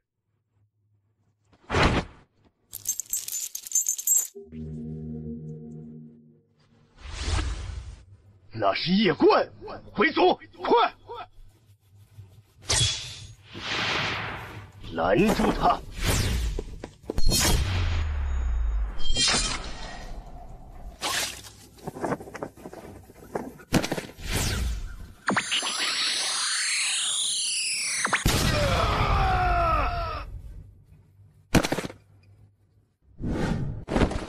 叶青帝，你留在叶家等我。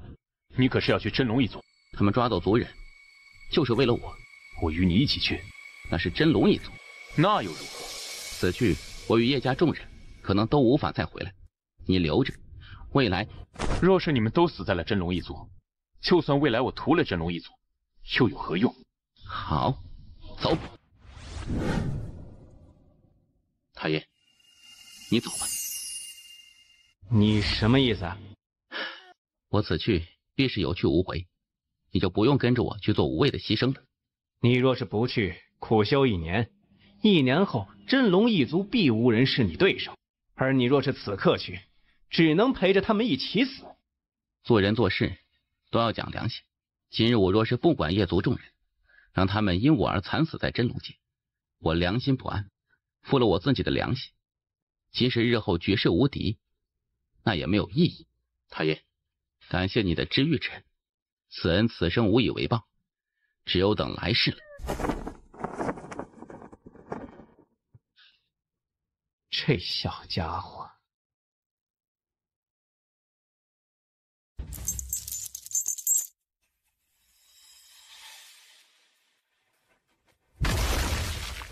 我倒是有些意外，没有想到你们真的敢来。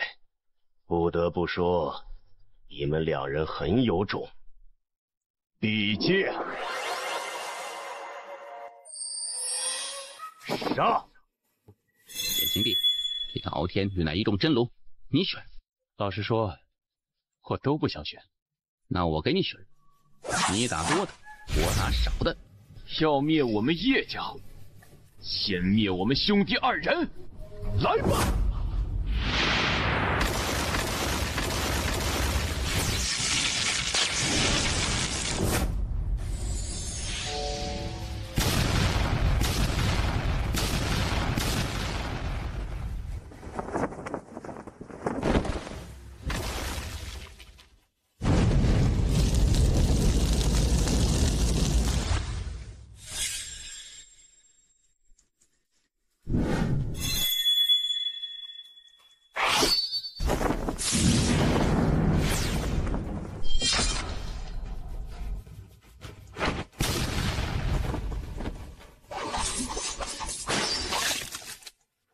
怎么可能？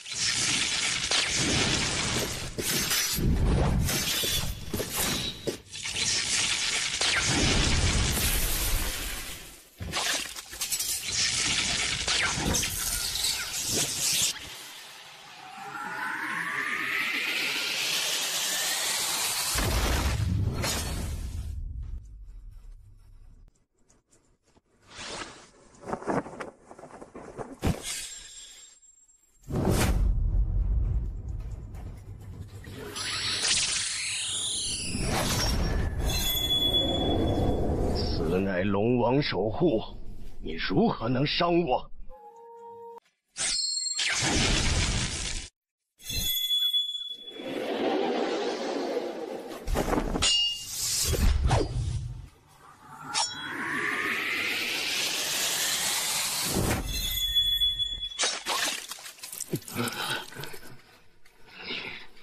你这是什么剑？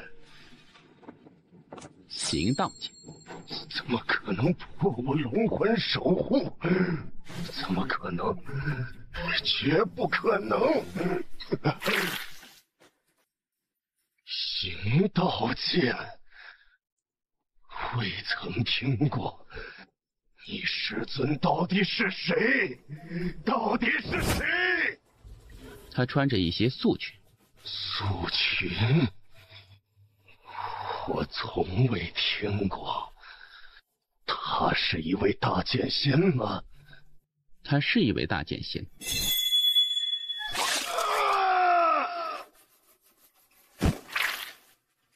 以后我还是别报素裙姐姐的名好了，以免连累她，让她被别人针对。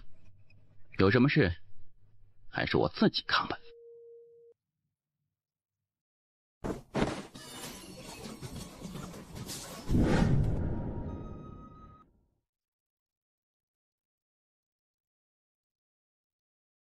黎云族长，他们二人如此妖孽，若是崛起，倒是秋后算账。你神歌族能抵挡得住吗？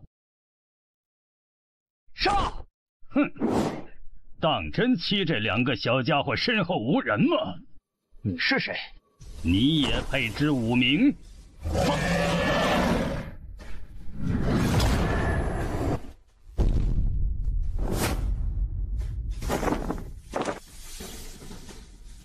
若不是看你神歌族有上代天命之人的气运加身，我今日就灭了你神歌族。真龙也，今日就可以从这世上消失了。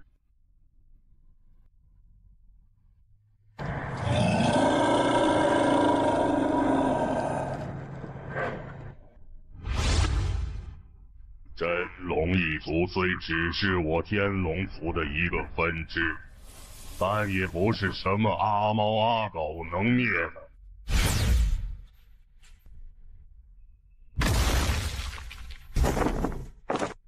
先祖，是他杀老天族长，是他要灭我真龙一族。老爷，行道，这一剑出，我叶关必死。我死之后，愿你另得良缘，来日名震天外界。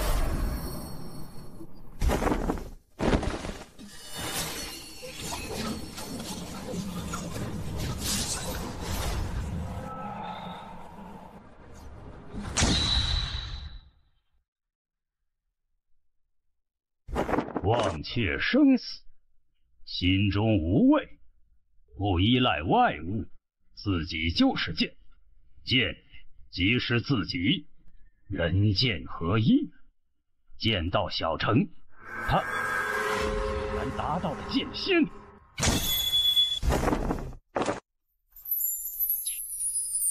来世，我再娶你。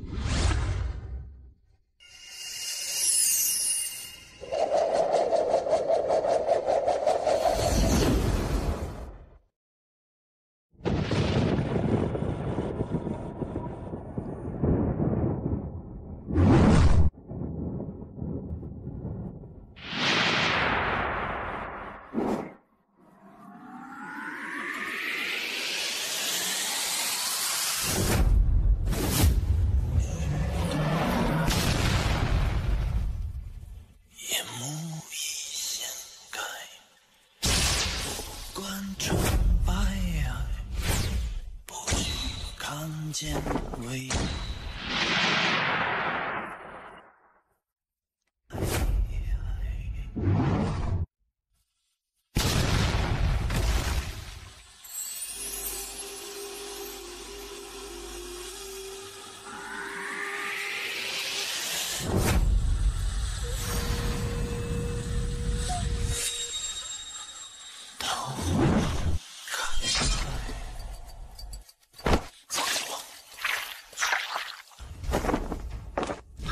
爷，哼，这就想死了？我让你说话了吗？来者，你可敢留下名来？没有名字，不过世人都称我为塔爷。你上古天龙一族若是想报复，尽管来，我无敌，你们随意。你无敌，真是井底之蛙呀！不知天高地厚。少给老子逼！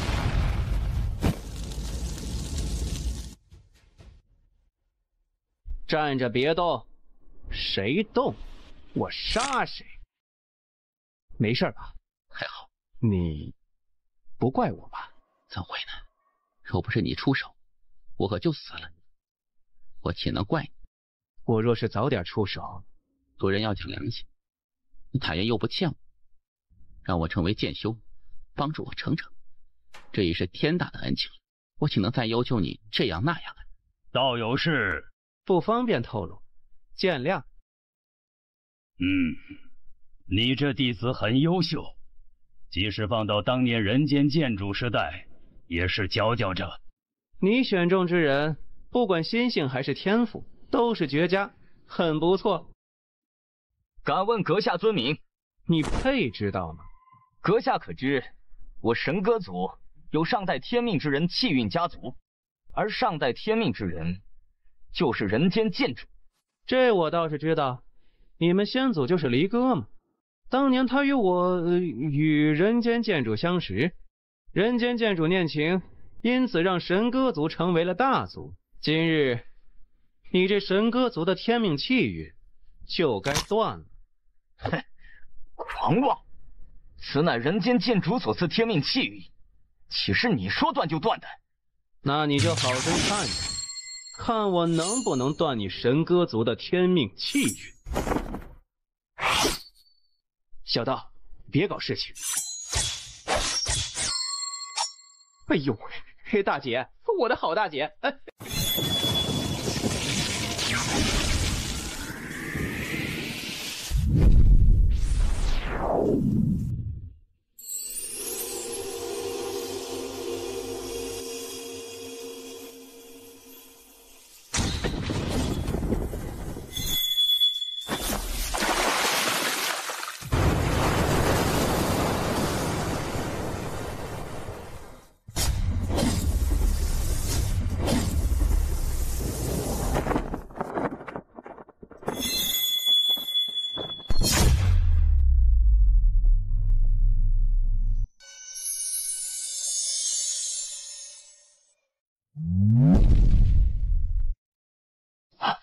是天命气运！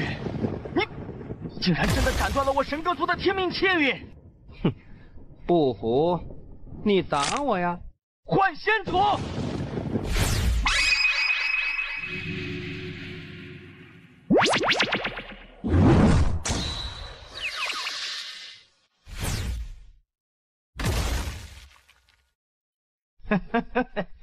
等死吧你！还有你与你身后那位大剑仙，一起等死吧！太爷，素裙姐姐实力与她相比，如何？没法比。替人做事一人当，我身后根本就没有什么大剑仙，只有塔爷一人。你神歌族有什么？冲我夜关和我无敌的塔爷来就可以，不要殃及无辜人。为何我感觉你好生熟悉？是吗？阁下怎么称呼？塔爷。你，他，先祖，就是此人要断了我神歌族的天命气运，他们还扬言要灭我神歌族。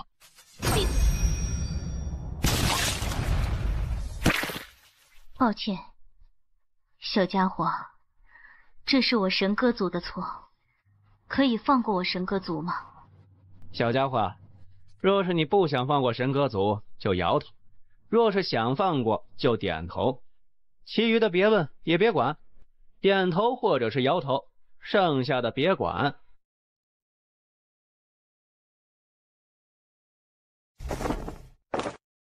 说说事情的来龙去脉，从最开始到结束，不得有任何遗漏，不得添油加醋，不得扭曲事实，否则我毙了你。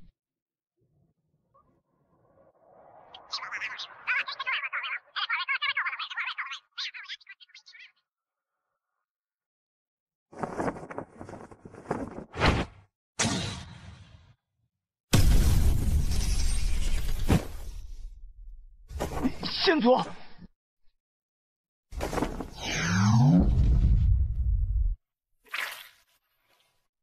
这是怎么回事？此事是我神歌族的错，我代表神歌族向你道歉。神歌族所有顶级强者都在这里，我已经全部将他们抹杀。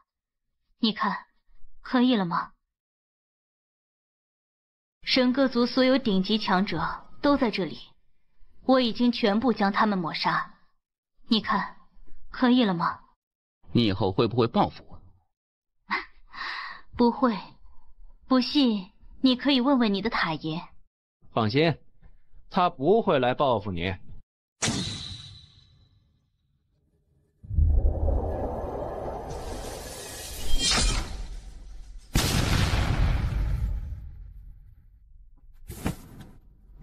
这女人好恐怖的实力！你如果觉得还不满意，我可以立即将神歌族所有老小全部斩杀。我可以放过神歌族，不过我有个条件。你说。我放过神歌族，但是这算你欠我一个人情。一言为定。哎呀，傻孩子，你让他欠你人情，你很亏的，真的很亏的。我神歌族这次做得很不对，我们的所作所为深深地伤害了你，因此我个人觉得一个人情不够，2个、3个人情吧。为了感谢你放过神歌族，我个人欠你3个人情，就这么愉快地说定了。太爷，他为何要杀掉神歌族那些强者呀？想要个体面。体面？他如果自己不体面，就会有人帮他体面。叶师弟，你死不了。你变丑了。没事的，我又不会嫌弃你。小关，没事吧？还好。哎，是我连累了你们。族长莫要如此说，是我连累了你们，连累了叶家。真龙一族被灭，此事必惊动各方势力，因此此地不宜久留。族长，我护送你们回南州。叶关哥，我把真龙一族所有龙尸还有财物分作了3份，这份是你的。你们小心。叶关哥，你可是要争那大道气运。是，我也是。这是好事，到时我们有伴。确实，叶关哥你好好养伤，我们后会有期。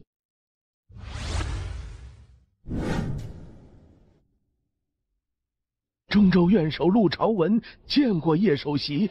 陆院守，真龙一族被灭，说说你的想法。此事我已经调查过，与那叶关有关。继续。要不要派人将叶关缉拿？叶关与真龙一族的恩怨暂且放一旁，我们来说说叶关与书院的事情。据我所知，叶关本也是我书院弟子，但在下届武考大比之中，真龙一族强行出手，干预比赛的公平，此事你可知？我明白，江湖不是打打杀杀，更多的是人情世故。相比一个没有任何背景的穷小子，真龙一族与安家自然更加值得拉拢。但他真龙一族好大的胆，竟敢光天化日之下干预我官学书院武考，而下届官学书院竟无一人敢出来阻止，真是荒天下之大谬。陆院守，你是真龙一族的狗吗？叶首席，此事关系安家。放肆！你是想用安家来压本奏吗？不敢。来人，将安家那位与真龙一族勾结的安妃给我杖毙在安家门前。现任安家家主教导无方，不再适合做安家家主，让他们另选他人来做。还有，从今日起，以后安家的特殊待遇全部取消。带下去。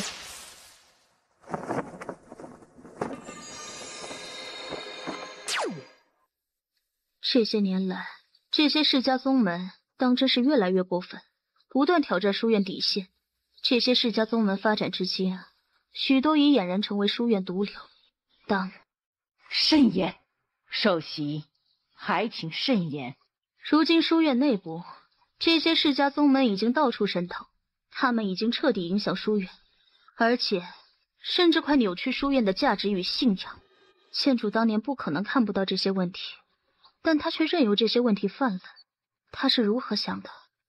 丫头，你不可批评院长。若批评不能自由，那赞美毫无意义。去见见那位夜观公子。上古天龙一族怕是不会罢休。丫头，此次真龙一族被灭，必是因为那夜观。你准备如何处置他？我们有什么资格去处置他？灭族此等行为是官选法不容许的。是官选法不容的，但真龙一族前来南州抓走叶家等人，以此来威胁那夜观。这种情况下，夜观的反抗在官选法内那是属于正当防卫。算不算防卫过当？人家关起门来打你，要将你与你全族置于死地，这种情况下怎么防卫都不算过当。换成我也会灭了他真龙一族。官选法讲究的是公平公正，若是我们只允许真龙一族去伤害人家，而不允许人家反击，那这官选法岂不是成为恶法了？因此那夜观反抗属于正当防卫，不予追究。那你去见他是为……此事归根究底是我们书院的问题，书院处事不公，才让他遭受不公的对待。于情于理，我们书院都应该去向他道个歉。若是他愿意加入书院，那自然好；若是不愿，我们也应该做出一些补偿。谢师弟，你不要紧张，我就是给你上药，不会对你做别的。师姐，那可以别摸了吗？你快上药吧。叶师弟，这是附水液，天阶灵药。刚开始可能有点疼，你忍着点。好。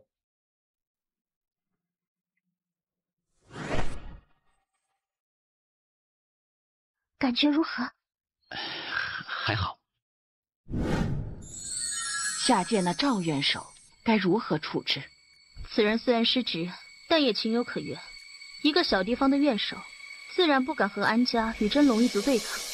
而且事后他特意为那夜观上书鸣冤，这证明他已知过错。既如此，可给他一次机会。可按照官选法的规定，他这种行为最轻也要废去修为啊。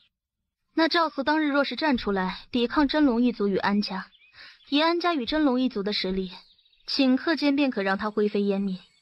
面对这两个庞大的势力，他一个小小的书院院首又能如何？而且此人并未与真龙一族同流合污，事后为夜观上书鸣冤，足以见他心中是心存正义的。而刑罚的宗旨是希望在惩罚的基础上，能够让犯罪者洗心革面，重新做人，并不是单纯的就为了惩罚而惩罚。说到底，是我们书院自己内部出了问题。若无中土神州官选书院与安家帮衬，那真龙一族岂敢如此嚣张，公然破坏武考规则？这一次严惩陆朝文与安家，就是为了震慑其他书院与那些世家。师姐青丘院首在时，那些世家还有所收敛，而当师姐现在，那些世家的手当真是伸得越来越长了。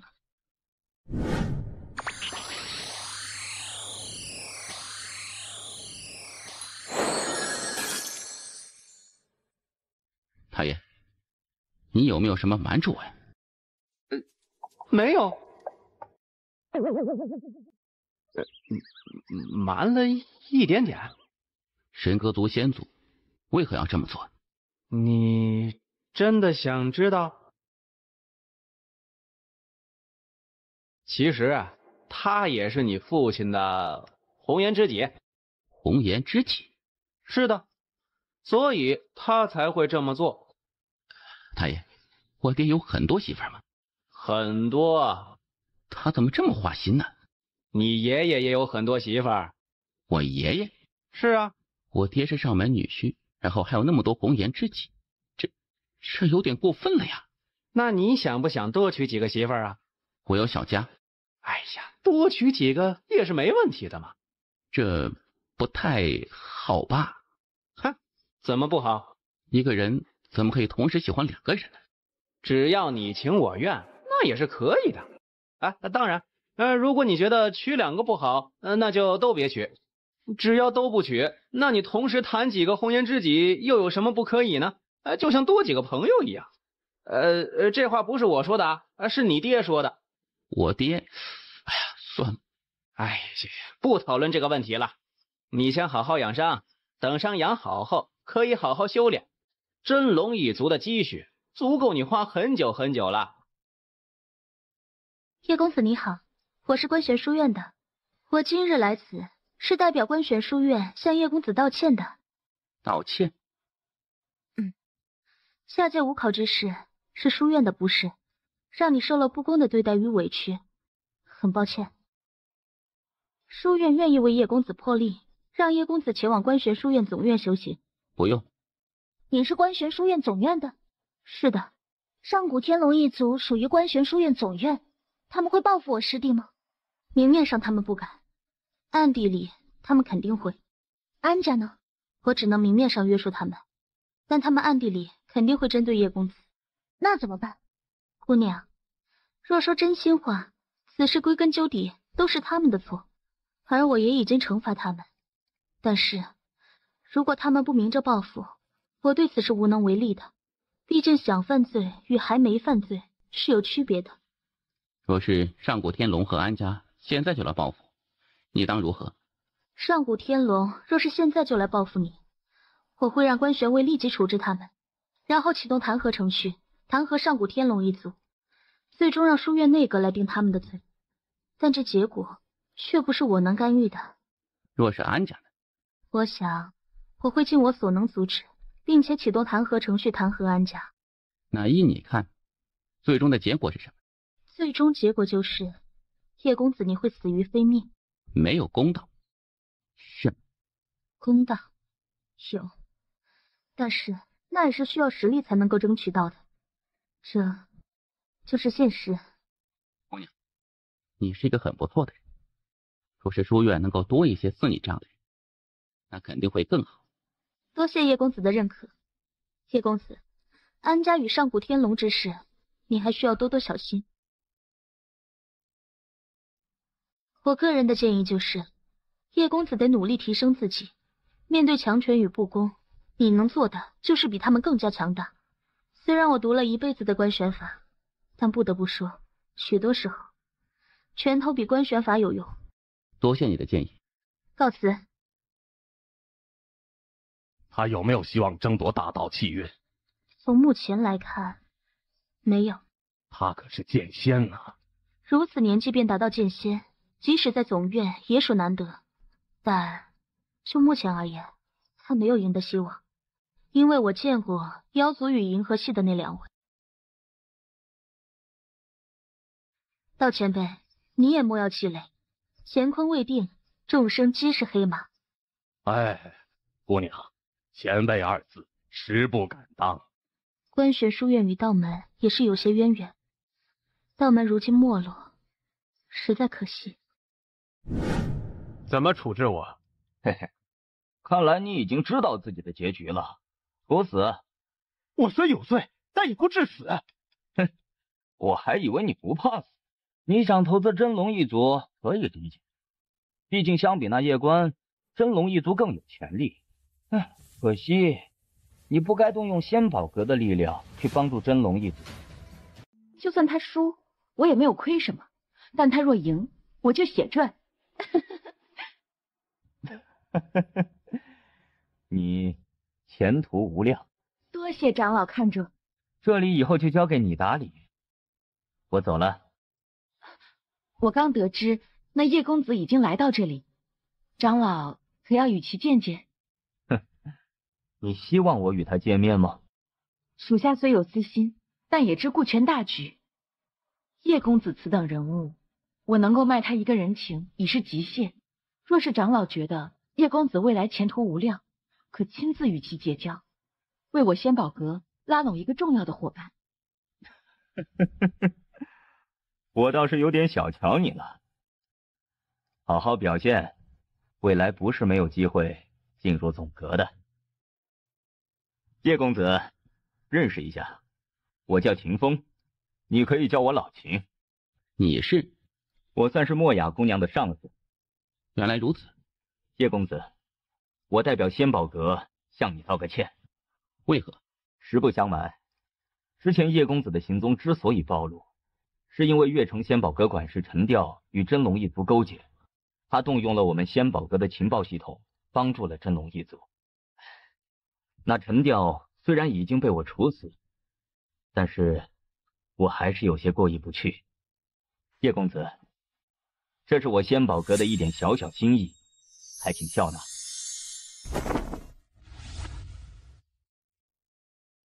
秦兄，冒昧一问，我后台很强吗？你这话问的都给我整不会了，强不强的你不知道吗？我很想知道。叶兄啊，看得出来你不是那种喜欢花里胡哨的。那我也与你坦白，其实我也不知道你后台强不强，你自己也不知道吗？你就当是我后台很强吧。叶兄啊，这世道身份背景自然重要，但我觉得个人努力更重要。若是我们做不了强二代，那就做强一代嘛。好一个做不了强二代就做强一代。秦兄，此言深得我意。秦兄，我想入仙宝阁的修炼之地修炼。安排，多谢了。不知道叶兄想修炼哪方面啊？空间重力。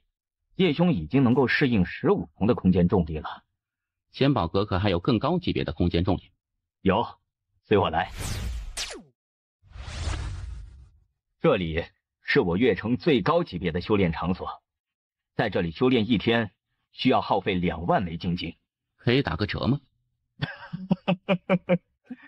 我给你免费1个月。这个不好。没什么不好的，就当是我交你这个朋友了。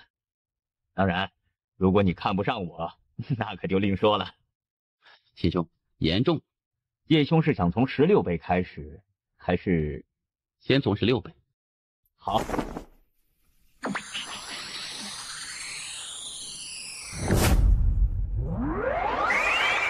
秦兄，17倍。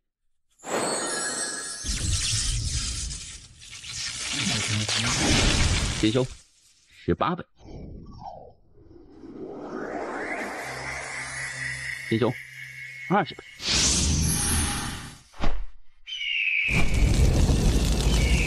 秦兄，21倍。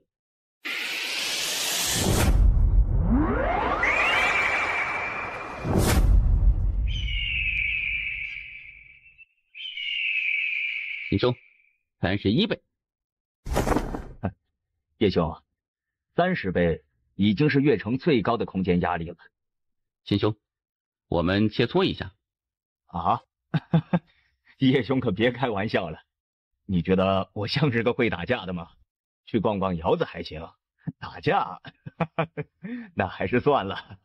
叶兄是想实战？是的。可以去观玄书院打榜。什么打榜？叶兄难道不知观玄书院有一个5榜？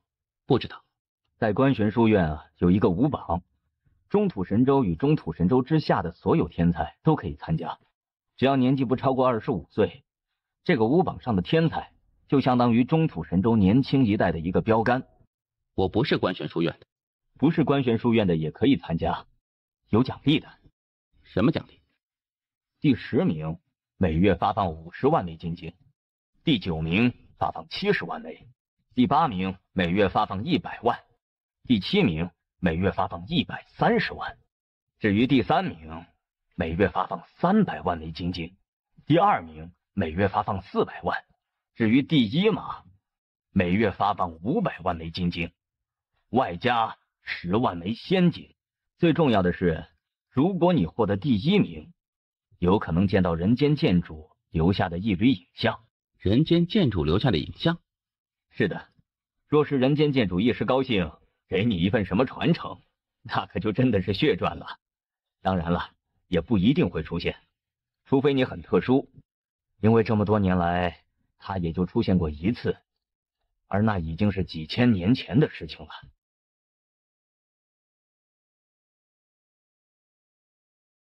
太爷，我记得你之前说过，你认识人间剑主，对吗？是。如果我打到第一，他会看在你的面子上出来吗？当然，他虽然很厉害，但是我小塔的面子，他还是不敢不给的。七舅，去打榜需要什么要求？2个要求，第一呢，必须是25岁以下；第二嘛，是未曾做过穷凶极恶的恶事。我懂了，叶兄，你要不匿名挑战？匿名？是的，这5榜可以匿名挑战。秦兄为何这般建议啊？叶兄啊，你是不知这世道人心险恶，还不到1年，你就要参加大道气运之争。你以为这大道气运之争就很公平吗？可没有那么简单的。这大道气运之争就是各方势力的一场博弈，这水啊，深得很。所以呢，我的意见就是你匿名挑战，以免被各方势力盯上。我明白了。还有啊，叶兄，你千万要小心安家与上古天龙一族。据我所知，安家被叶首席惩罚后，整个安家那是相当的不服啊。这叶首席就是那叶官职姑娘吗？是的，她便是观玄书院总院的文院首席，权势滔天。她来到中土神州之后，不仅罢免了陆朝文，还惩罚了安家。她惩罚的极重，不仅处死那安妃，还直接罢免了安家的现任家主。可以说，她是一点面子都没有留给安家。秦兄，我来自小地方，对于这些世家争斗完全不懂。秦兄若能指点一二，在下感激不尽。据兄弟我所知，安家已经在联系观玄书院总院那些安家的大人，他们肯定是要针对叶首席的。他会有危险不？这也不至于，别说是安家，就算是中土神州那几大超级远古世家，也不敢说加害叶首席。毕竟他可是书贤院首的弟子，而且他师姐就是青丘院首，他们不会蠢到做这种事情的。但是不敢杀他，但不代表不能办他。按兄弟我的猜测，接下来就2种结果：第一，如果叶首席没有被调走，甚至还让他来主持这一次的大道气运之争，那么就是他赢了；而如果他被调走，那就意味着是那些世家赢了。一旦他被调走，接下来安家与上古天龙一族必将针对于你。如果他们要脸一点，可能就不会明面上针对你；可如果他们要是不要脸一点，那你可就真的难受了。因此，我建议你现在尽可能别太高调，低调一点，为自己争取一点时间发育一下。不然，他们一看你提升这么快，肯定玩命的来搞你。叶兄啊，我会在这中土神州待一段时间，到时候你若是有什么需要，尽管来找我。你帮我的已经够多了。这不算什么，都是一些我所了解的信息罢了。我们仙宝阁最擅长的就是这一块，所以以后若是有什么需要，大可来找我。打架我不行，但帮你查查一些你不知道的事情，还是很简单的。那我就先多谢了，我们后会有期。恭喜叶公子成为了剑仙，感谢你当初的帮助啊！我虽然无权无势，但未来莫雅姑娘若是有需要，在下必倾力相助。叶公子，你客气了。这是5颗龙丹，这是我的一点心意，你就收下吧。好吧。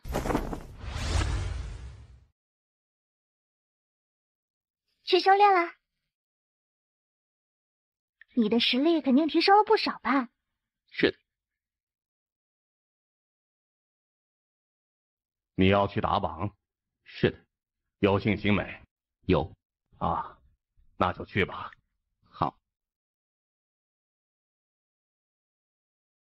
先祖，你若是在天有灵，就保佑保佑这个少年吧。要不然我们道门真的就要绝种了。师弟，你这是要出门吗？我要去官宣书院打5榜。加油！好啊。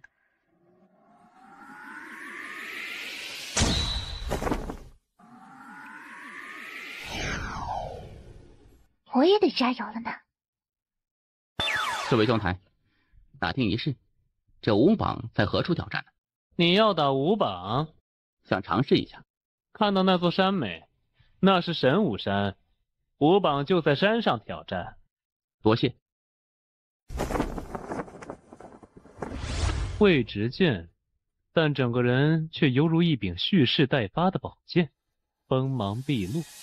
剑仙，如此年轻的剑仙，有意。这少年不简单。若是大剑仙，那还能说不简单。剑仙，只能算还可以。你最大的缺点就是轻视他人。非我轻视他人，而是这中土神州年轻一代之中，除了妖族与银河系那2位，没有人能够让我重视。我知道我很狂妄，我很自负。今日来此见这位叶首席，就是希望他能够打败我，制止我的狂妄与自负。在下不死地族东李默，今日来此求见叶首席。莫公子稍等。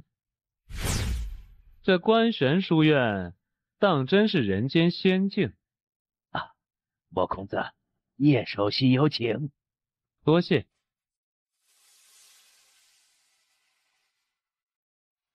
见过叶首席。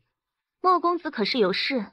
久闻叶首席文武双全，在下不才，想讨教一二。莫公子，我境界远高于你，这不公平。我不在意。莫公子，我不太喜欢打架。叶首席可是看不起我。莫公子，我确实不太喜欢打架，请回吧。叶首席，若是我今日非要打呢？莫公子，你来此，你们族长知道吗？不知道。你回去问问你们族长，他若是同意，我便与你打，你看如何？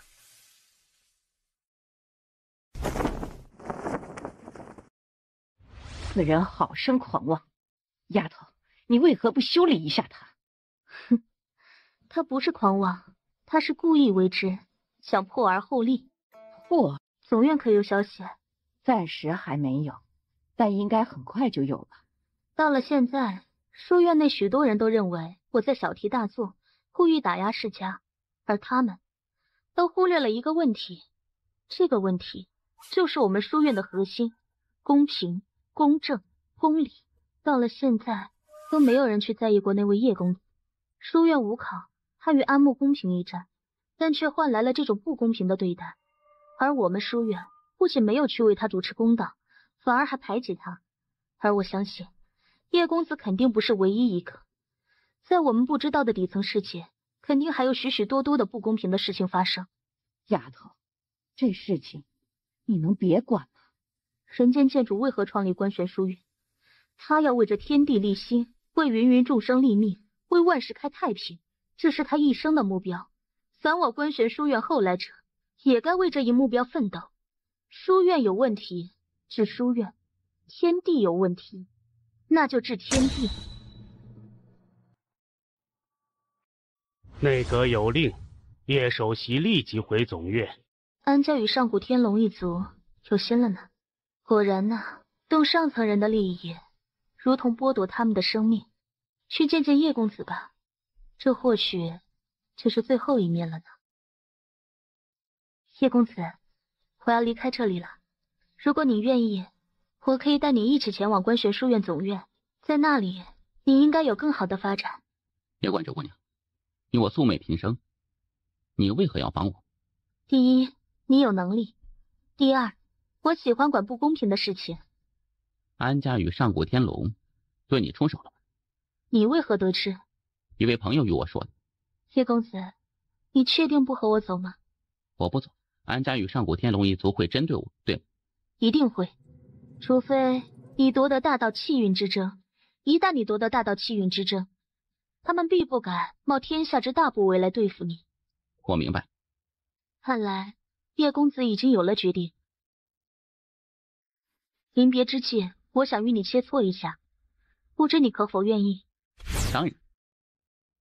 出剑，出你最强的一剑。我怕杀了你。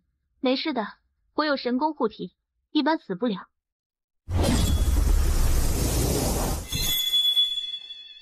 姑娘，小心！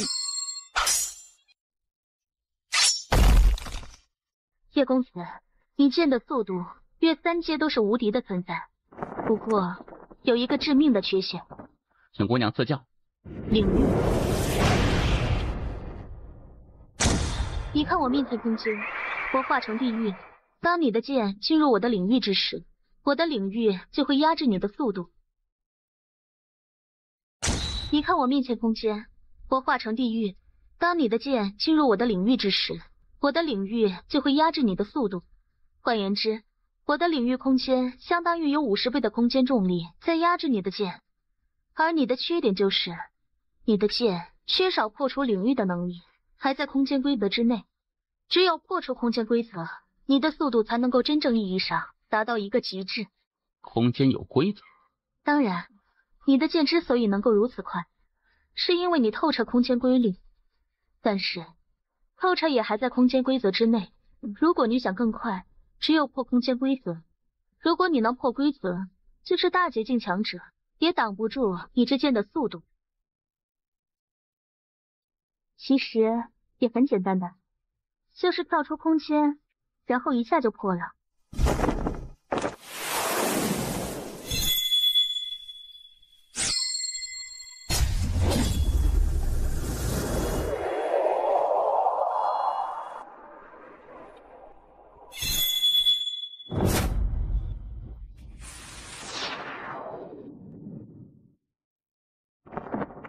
关着姑娘，这算是跳出空间，算破规则。叶公子，你这么妖孽，你家里人知道吗？多谢了。叶公子，这是你自己的功劳，我可不敢贪功。若是无你指点，我不知道要多久才能够领悟到这一点。叶公子，你是一个很优秀的人，期待你能够来观选宇宙，后会有期。后会有期。丫头，你对这叶官似乎很有好感，还有，你不愿意指点那东李墨，却愿意指点那叶官，这是为什么？我喜欢有礼貌且长得好看的男孩子。太爷，这官职姑娘的实力好生恐怖。这天赋确实很了不起。太爷，曾经人间剑主的天赋是不是也很恐怖啊？前无古人后无来者那种啊？不算是。不算是。他可是人间剑主啊！他如果天赋不逆天，如何能够修炼到那种恐怖程度啊？哎呀，你误会我的意思了。什么意思？古往今来，大道比主人给一些天才分了等级。在人间剑主出现之前，最高级别的等级是超标。而你知道人间剑主出现以后，他是什么级别吗？什么？严重超标。哎呀，别纠结这个问题了，去打榜吧。好吧。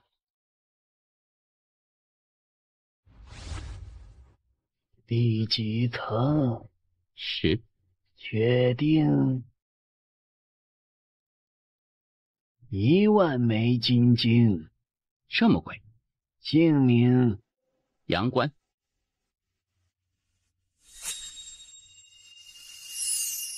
进去后有30个传送阵，进第10的那个。好的。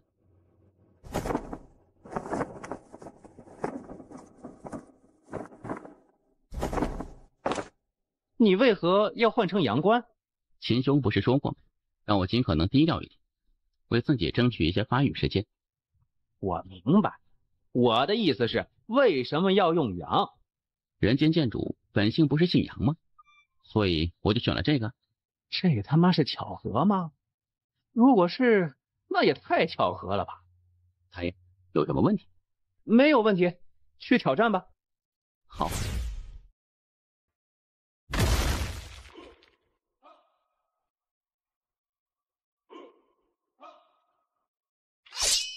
我很久没有被挑战过了，可以开始了吗？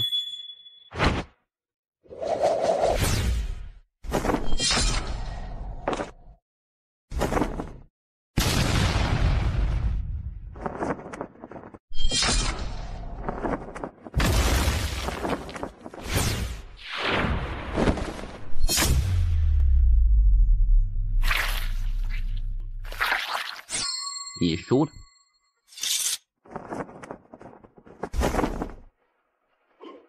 等等，这位兄台，聊聊吗？不聊。哎，10万，我给你10万枚金晶，聊一刻钟。为何？你别问那么多，就聊一会儿。10万枚金晶如何？这位兄台，如果你现在就出去，那我这脸可就丢大了。20万枚金晶，成交。说吧，你想聊什么？兄台怎么称呼？杨官。杨兄，我叫云晨。云兄，幸会。你是剑修？是的。你的剑好快，我从未见过如此快的剑。你也很强。你如果不会说恭维的话，可以别说。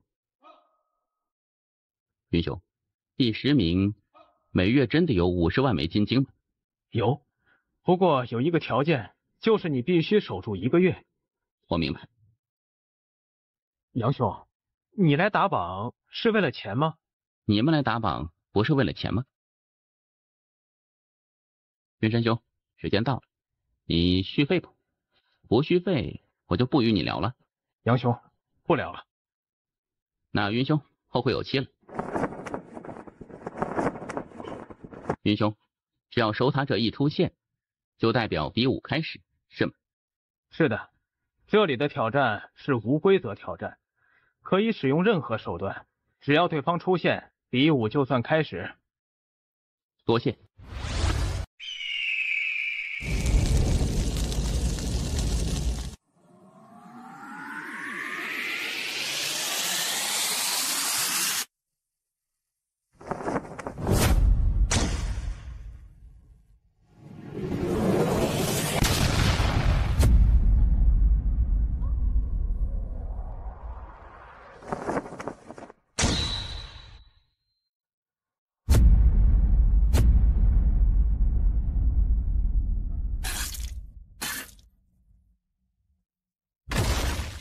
姑娘，你败了。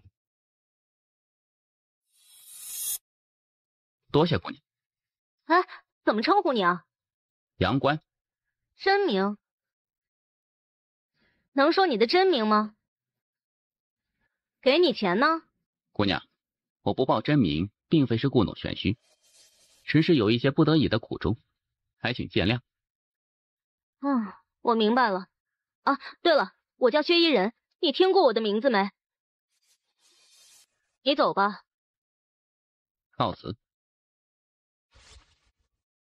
真的是，约我薛依人聊天，居然还收钱，我难道不够美吗？真是一个直男。你好像并不缺钱呐，你现在的钱财足够你很长一段时间修炼了。确实。那你为何？我之前问过秦兄了。如果要重塑肉身，至少需要数千万枚金晶。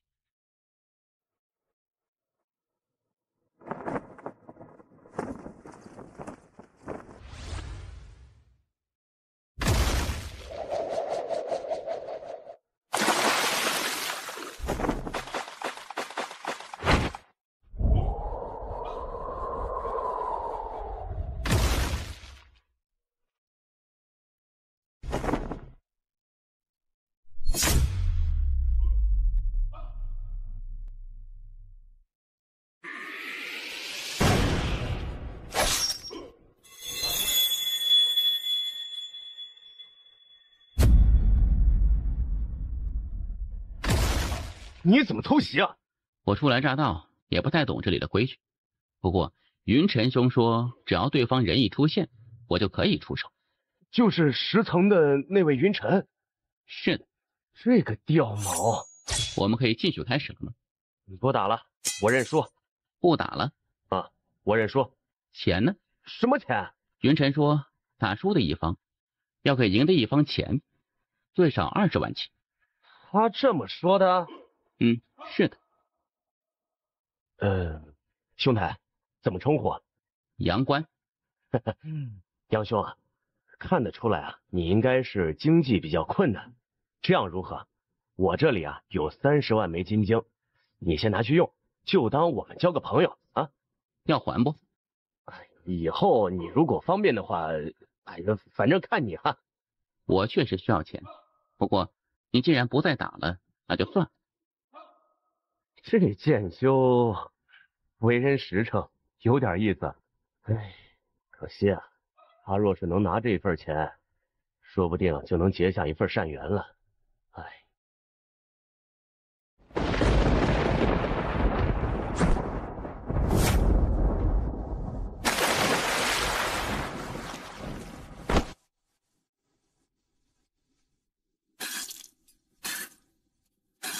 你赢了，承让了。兄台怎么称呼？杨官。可以再打一场吗？云神兄说，如果要重新打，就必须得给对方30万枚金晶。他说这是辛苦费。可以开始了吗？开始。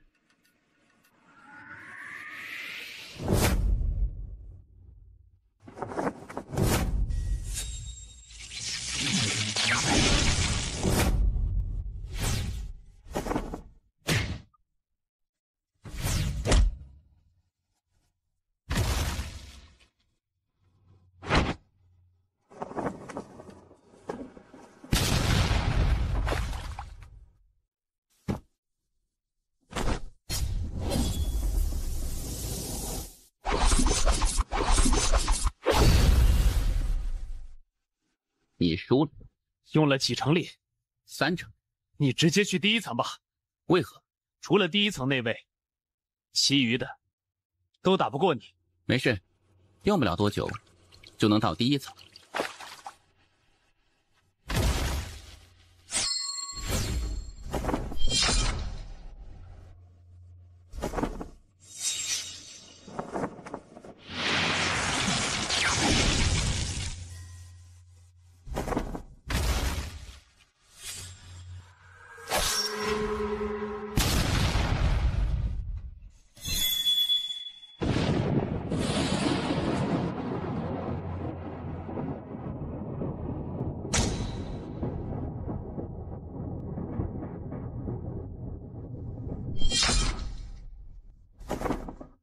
不服，再打一次。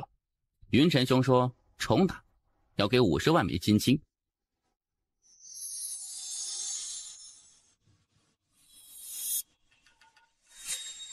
你好像很有钱呢。哼，我是神法师。神法师就很有钱吗？废话，我们随便炼制一枚符箓都能卖出天价，明白吗？师姐怎么就这么穷呢？你能不能先让我放完一个大招？不能。你不让我先放完大招，我怎么跟你打？也不是不可以。比如什么？比如你可以贿赂我。你很穷吗？你是剑修，而且实力如此逆天，若是加入观玄书院，钱的东西应该就不缺了吧？你贿赂吧，不贿赂我就走了。哼，你狠！打！记着，要让我放完大招。好啊。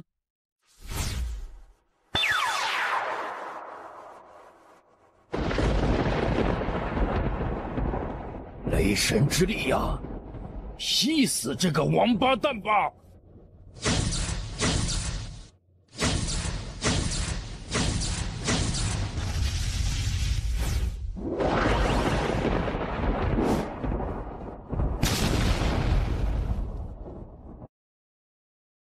你便是那个一口气连闯了7关的剑修。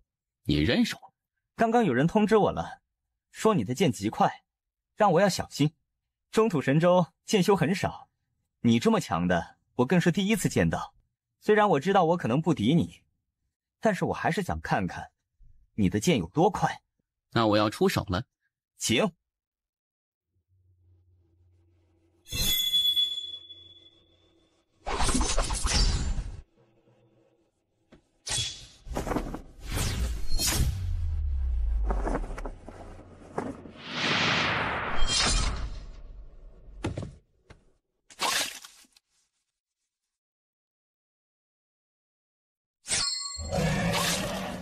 承让。冒昧问一句，你这速度是如何修炼成的？时空压力。你达到了第几层？最高层。李谦，我就说过，你挡不住他的剑，没看不起你吧？此人好妖孽，不愧是能够剑斩真龙的人。这人人品也可以，要不要拉拢他进我们浩瀚佣兵团？我倒是觉得可以。不过还得让老大点头才行。好。你觉得他能够打过第一的那位不？看他有没有隐藏实力。如果没有隐藏实力，悬。不过这家伙肯定有隐藏实力。我觉得他的目标应该是这一次大道气运之争。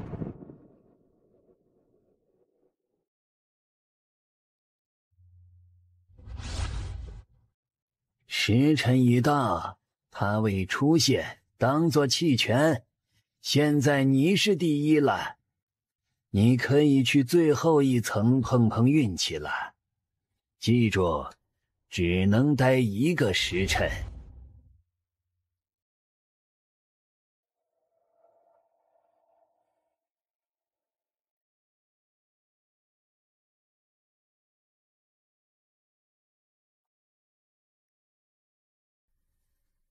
仔细一看，我与这人间剑主好像还有几分相似呢。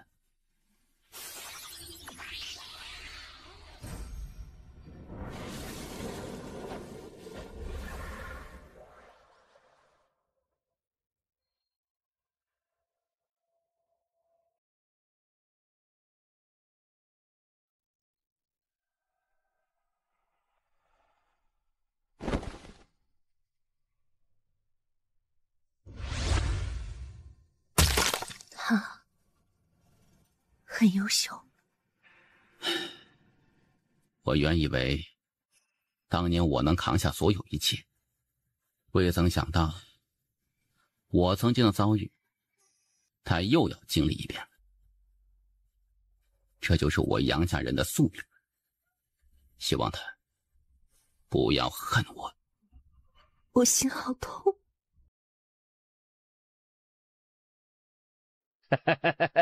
杨兄，恭喜你得第一了。对方未到，所以只能说运气好。对方未到？是的，我等了1个时辰，对方也没有出现，所以实在是侥幸。杨兄，我们这次来找你是想邀请你加入我们浩瀚佣兵团的。浩瀚佣兵团？是的，我们中土神州有数万佣兵团，而我们浩瀚佣兵团排名第2，实力可是非常非常厉害的。有什么好处啊？好处是有的，比如说我们可以一起接一些赏金任务。赏金任务？在佣兵公会有各种各样的赏金任务，报酬极高。多高？最高级别的赏金任务有3000万枚金晶。3000万？接个锤子！你知道任务内容是什么吗？我有点激动了。这个任务就是前往醉渊，抓捕上代中土神州第1妖孽季玄。季玄？此人不仅是上代中土神州第1妖孽，还是观玄书院书院首席，更是中土神州2大绝世美女之一。本该前途无限的她，却不知是因何原因，当年在观玄书院内亲手杀了他的师傅。不仅如此，还杀了观玄书院许多长老与强者，从此他被书院通缉。他叛出观玄书院？是的。书院内无一人是他之敌吗？他不仅杀了他师傅，还杀了数十位长老，变态得很。总院的人呢？总院当年也派人来过，但是他进入醉渊了，那个地方非常复杂，总院的人进去后也没有寻到他，最后只能无功而返。而且这事情颇为诡异，因为最后不知什么原因，总院没有再管这些事，好像还特意压了一下，而后书院就发布了通缉令。杨兄啊，你有没有兴趣加入我们浩瀚佣兵团啊？这一次我们接到了一个活儿，追杀一头地阶妖兽，只要能杀了他，妖族不仅能给1000万枚金晶，还有20颗天阶妖兽内丹呢。1000万枚。好，杨兄，从现在起，你就是我们浩瀚佣兵团的成员了，你是第4位，所以我们就叫你4弟了哈。现在就启程。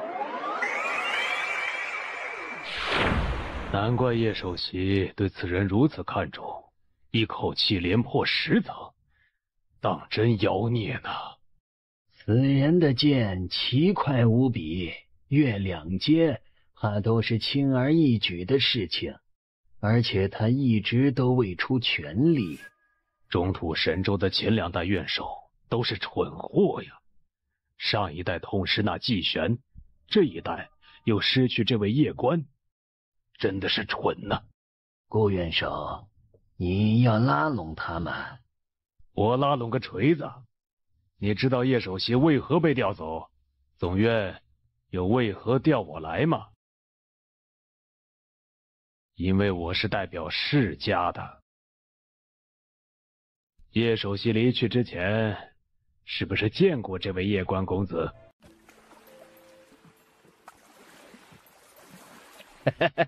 四弟，来，给你介绍一下，这是我们佣兵团团长，也是大姐，叫大姐。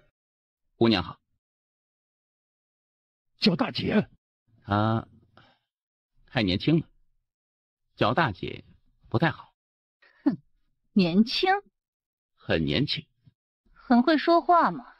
妈的，搞半天你是在拍马屁呢。你是剑修？既然你已经加入我们佣兵团，那你就是自己人了。那这是算是见面礼。我靠，大姐，为何我们没有见面礼啊？你这也太不公平了。人家不仅长得帅，说话还好听，你呢？哼，以貌取人可不好。哼，你减肥，其实还有点救。我们启程吧。我们这是要去何处啊？醉渊。不是说那个地方很危险、很乱吗？确实很危险，也很乱。不过我们也不弱呀。我们这次任务是追捕一头地阶妖兽，可据我所知，人类和妖兽之间不是一直都是挺和平的吗？通缉这头地阶妖兽的不仅仅是观玄书院，还有妖界的妖族。这头妖兽为了修炼，竟然吞了一座有几10万人口的小城，这惹得书院震怒，于是要求妖族给一个交代。妖族为了交差，就发了一个通缉令。不过，不管是书院还是妖界，都没有派强者来追捕这头地阶妖兽。为何？因为吃力不讨好啊。书院虽然有强者，但是那可是地阶妖兽，战力非同凡响。他们都已经养尊处优太久，怎么敢去刀口舔血？至于妖界，虽然那妖兽吞了1成的人类，但是吞的是人类，可不是妖兽，因此他们更不可能去追杀自己同类。书院可是世间秩序的维护者呀。哼，对书院一群管理者而言，只要他们的职位与利益不受到影响，别说死10几万人，就是死100万人，他们也不会太在乎。但如果这事儿闹到总院，而且总院还追责，威胁到他们的官位，你信不信中土神州观玄书院能在半个时辰内干掉那头地阶妖兽？我懂了。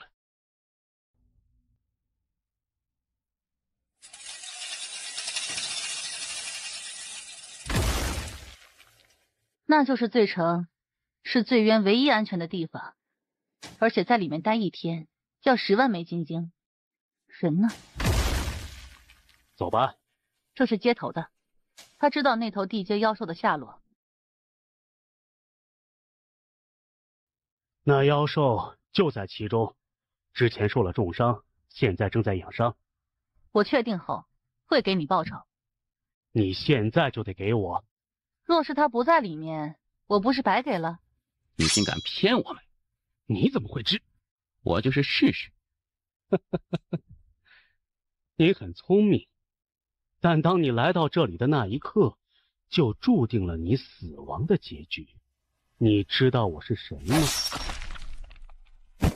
你是谁？我不想知道。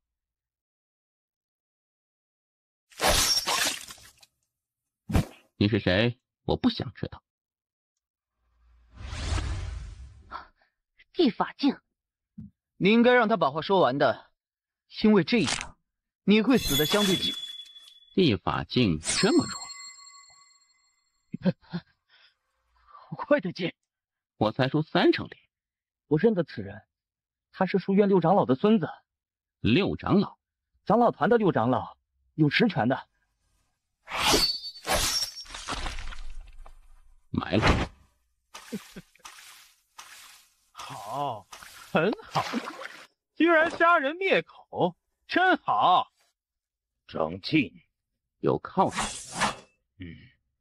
观玄书院内，长老团大长老张律的孙子，在观玄书院实力仅次书院院首。哼，未曾想到，堂堂书院大长老的孙子，竟然来干这些下三滥的事情。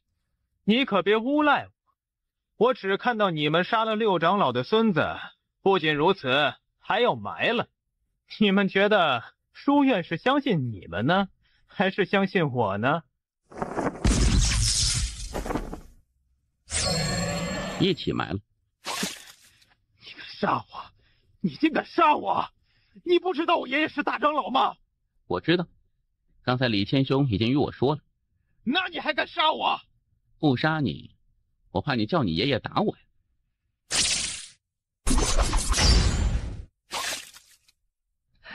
叶兄，你闯大祸了！什么叫你？难道不是我们吗？对，是我们。我口误，我真的没有别的意思，就是口误。如果我们不杀他，你们说会怎么样？他会回去告状，然后接下来我们就会被他爷爷针对，而他爷爷一定会动用观轩书院的势力来针对我们。至于对与错，我觉得对他们而言都不重要，他们也不会在乎谁对谁错的。到了那个时候，我们的处境会比现在难无数倍。杨兄，我觉得我们可以把这2个人的死推到那季玄身上去。我觉得也可以，毕竟那季玄本身就与书院有血仇，这么一推完全是合情合理，书院不会怀疑的。算了，我们与那季玄无冤无仇，这么做实在是不厚道。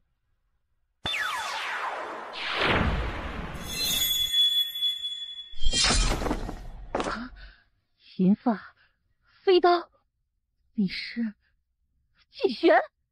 季玄，这位就是上代书院首席季玄吗？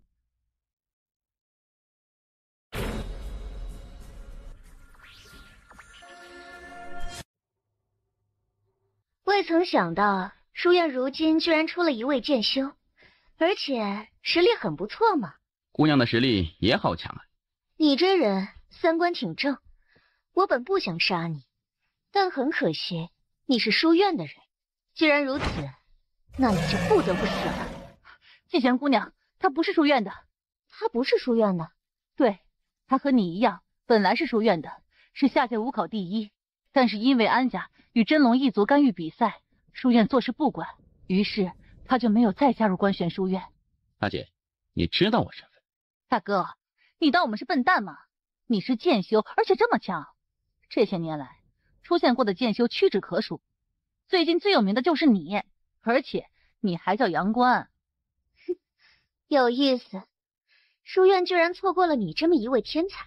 季玄姑娘，我们对你没有恶意，刚才我朋友对你的冒犯，接我一刀，你朋友的事情就算了。好，叶兄，没事的，姑娘，出刀吧。你可要小心了。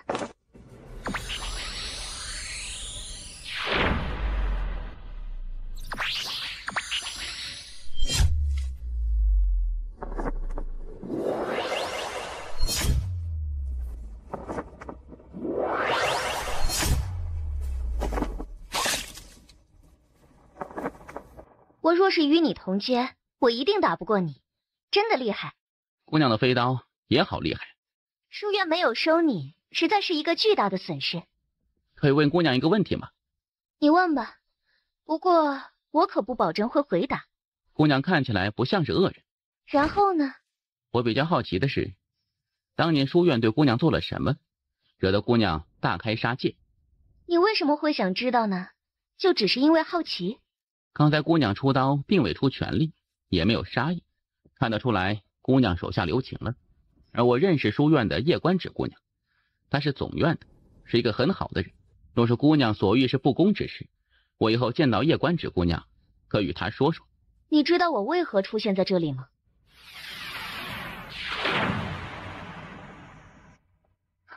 追杀令，有人对你下了追杀令。太爷，是不是我爹入赘的那个大族杀来了？应该不是吧？为什么呀？哎呀，妈的！我该怎么继续忽悠你呢？叶公子，你知道要杀你的人是谁吗？他们给出了3000万枚金晶的报酬。四姐还挺值钱的。我也很心动，不过在见到你后，我觉得你这人三观挺正，做事很辣，但却有底线。我很欣赏你，所以这活我就放弃了。姑娘知道是谁给我下的追杀令吗？不知道，雇主身份保密，这对你现在而言不重要。重要的是，你得离开醉渊，因为过不了多久，醉渊所有的杀手与强者都会来找你。不对，他们已经在来的路上了。他们的实力相比你如何？那肯定没我强。开玩笑，我曾经也是中土神州年轻一代第一人，好吧？没你强就好。太爷，我们要钓鱼执法了。姑娘，你是不是很缺钱？有点。马上会有很多人来杀我，而这些人肯定都有钱，他们为了钱来杀我，肯定都是三观不正的坏人。你要不要与我联手，我们一起反杀他，然后所得财物5-5分呢？我当诱饵，你在背后偷袭，嘎嘎乱杀。也不是不行。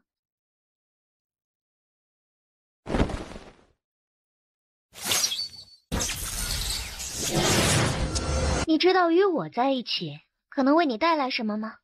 姑娘是想说我与你在一起会被观玄书院针对是吗？你不怕观玄书院？姑娘，你与我在一起，你怕安家和上古天龙一族吗？我不怕，反正债多不怕愁。我也是。你这剑修真有意思。我不能继续和你们做任务了，不然我会连累你。你小心。你们快走吧。叶兄，一定要活着回来啊！你有什么计划？没有计划，等他们来，然后埋了他。这么自信？这次他们给我下追杀令，可以分为3阶段。第一阶段，刚开始有些人会低估我的实力，毕竟我只有破空境。这个阶段我们可以很轻松，因此赶来的必定是高手。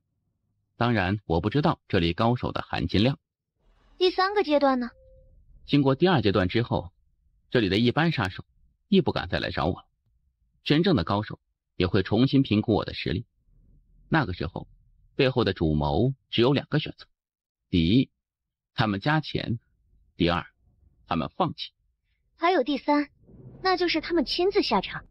对，以你的实力，即便是在这醉渊，能杀你者不超过10人。10人？这里的人这么弱？难道就不能是你太强吗？你这家伙是故意在装吧？我来这中土神州没多久，对这里的强者并不了解，杀过的人其实也不多。能杀你的那10人，皆是这里的老怪物，一般价格他们不会心动，但如果要杀你的人肯舍得，那可就不一样了。你我联手呢？嘎嘎乱杀。这么说，只要那些主谋不亲自下场，我们没有任何危险。如果那主谋亲自出手，那我们合作就结束。你们方才杀的那2名观玄书院的学生，必有大麻烦。为何？你别小看观玄书院，他们的情报可是非常厉害的。一开始那少年引你们来，你们可没隐藏行踪，因此一旦他们调查，他们最后都会调查到你们头上来。你那3个朋友，他们极有可能出卖你，然后把所有的一切都推到你头上。如果他们真的那么做，你会生气不？当然生气，我又不是圣人。那你会后悔救他们不？这倒是不后悔。为何？我救他们是因为我做人的原则，且在我能力范围之内。如果他们最终害我，我会生气，但也不会后悔，因为人都是自私的，这是人性，会生气也能理解。毕竟人不为己，天诛地灭了。不过他们肯定会死，我能救人也能杀人，害我者，我一定会埋了他。你这剑说真有意思，恩怨分明，做人有底线，赤子之心。就是不知道你能保持多久。来了，季璇姑娘，绑起来。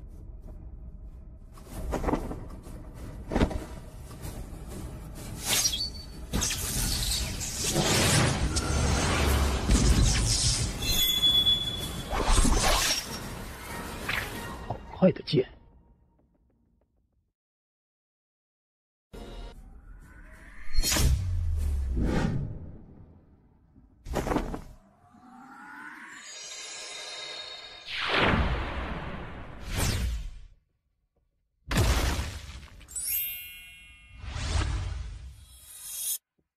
没有我，你也能杀他，这钱我就不要了。我们说好的。没有我，你也能活得好好的。很快就会进入第3阶段，那个时候，这里真正的强者会出现。那时我需要你帮助，而且我准备干票大的。怎么干？看我表演。又来人了。藏起来。你是夜官，有人通缉你3000万枚金晶，而我最近刚好缺钱花，所以想借你人头一用。就你一个人？哼，难道不够吗？你要不要多交点？哈哈哈哈哈哈！杀你，我一人足矣。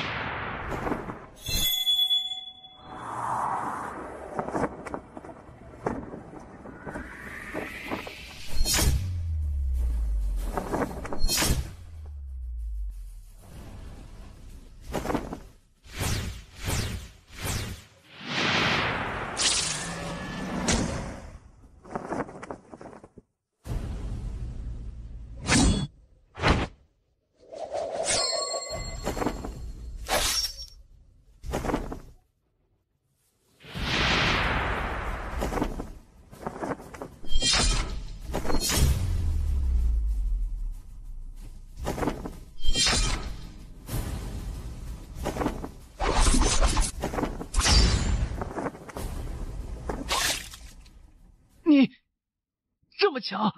我没有想到你看起来很猛，但实力却这么弱。叶少，我还有机会活命吗？帮我一件事情，你可以活命。你说，你回去罪城，就说我和季璇一战，身受重伤。你想阴人？有问题没？没问题。你走吧。你不怕我回去后就逃走吗？你不会。为什么？你如果逃走，我肯定不会报复你，你相信不？我会照做。等等，叶公子，我发誓，我真的会照做，绝对不会出卖你的。来杀我的人，我得了他们的金晶之后，我分你一成。当真？我是剑修，我不骗人。叶少，你放心，我回去之后肯定卖命的宣传你身受重伤的消息。去吧。叶少，之前我有眼不识泰山，多有得罪，还请多多海涵。我给你行个礼吧。你叫什么？我叫饶修，在醉渊，他们都叫我刀神。刀神？我自封的。你可真，刀神都敢自封。叶公子，我去了。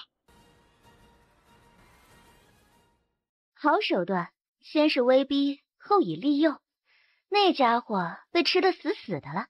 没有利益给他，他肯定不会给我做事情的。有了利益，他会做得比谁都积极。你让他这么做，是想吸引更多人来杀你？他们不是我的目标，我的目标是他身后的主谋。你想引诱对方出来杀你？我的目的是他，至于别人，我与他们无冤无仇。若他们真的来杀我，我就只能含泪发笔横财喽。含泪发大财？叶公子，你这人可真有趣。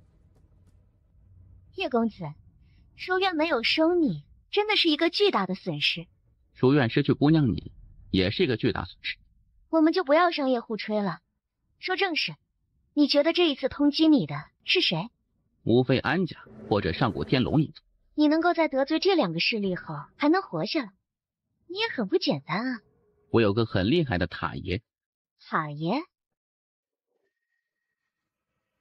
虽然他一直很低调，但我知道他是在刻意隐藏。他在当年肯定也是一个非常了不得的大人物。小家伙，你不要拍我马屁啊！我不吃你这一套。塔爷，没有拍马屁，你连太古天龙一族都不怕，可以想象得出，你曾经肯定也是一位叱咤风云的绝世大佬。哎呀，还好还好。哎，你还是需要努力，毕竟你的敌人实在是太强了，知道吗？我懂。等过一段时间，我帮助你提升一下剑意，顺便给你一本心法。现在这个地方勉强可以修炼我的心法了。好的，我都听塔爷你的，你说啥我就干啥。从开始到现在，我在杨家待了3代，跟着第1代主人天天担惊受怕，不是在杀人，就是在去杀人的路上。老主人动不动就来个自爆燃魂，那日子每天都是提心吊胆的。而跟着第2代主人后，这小主整天花里胡哨的，玩起人来简直就离大谱。唉，现在这第3代主人终于正常了，我小塔算是熬出来了呀。他在拍你马屁。嘿嘿，我知道他是在拍我马屁，但是那又如何？我喜欢听。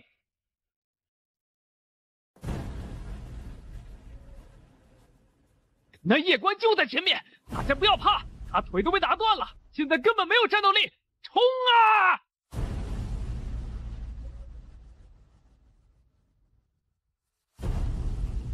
我尼玛，这可真是个人才！你隐藏起来，帮我照看一下，我怕有人偷袭我。你小心！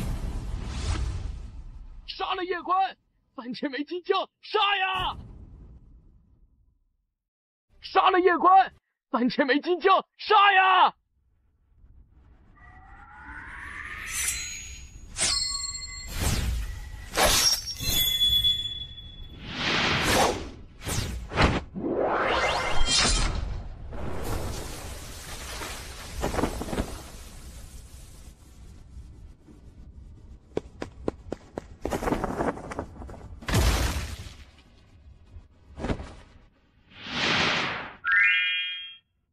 这家伙的速度真快，小人书上说，男人速度太快可不太好。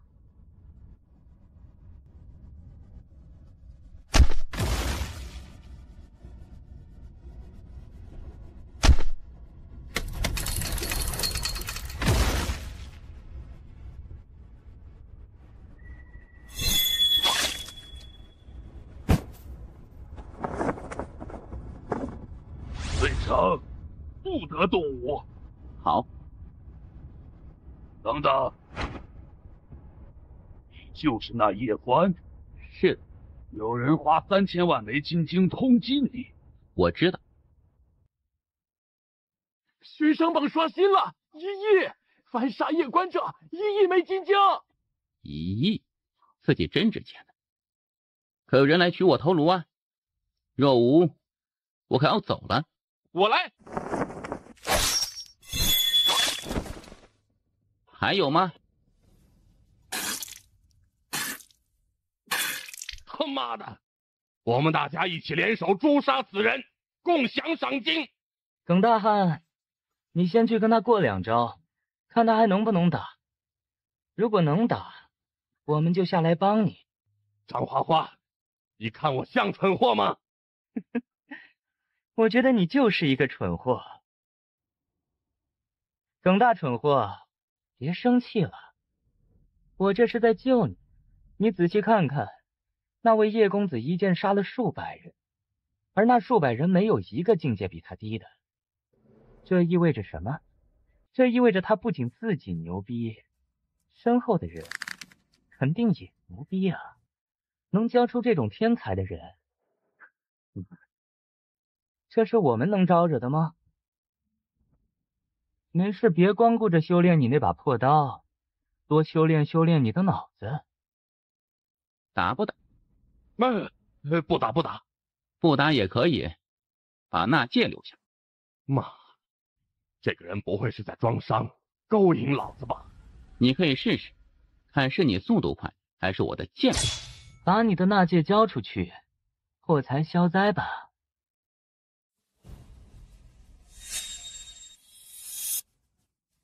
你怎么这么糗了？叶公子，我方才得到消息，观玄书院有2位学生死在了外面，不知道这事是不是叶公子你做的呢？张兄，这是你应得的。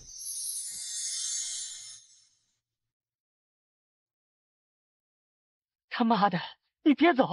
你给老子把话说清楚！喂！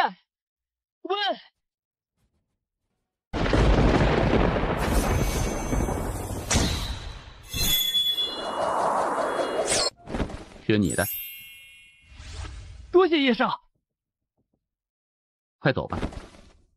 叶少，我在醉城南城角落的破庙，这些年来，我在醉城也有一帮兄弟，我们实力不强，但是醉城的大小事，我们都一清二楚。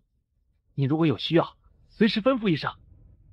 去趟仙宝阁，找一位秦风的管事，就说让他帮我调查一下，到底是谁来搞我。好。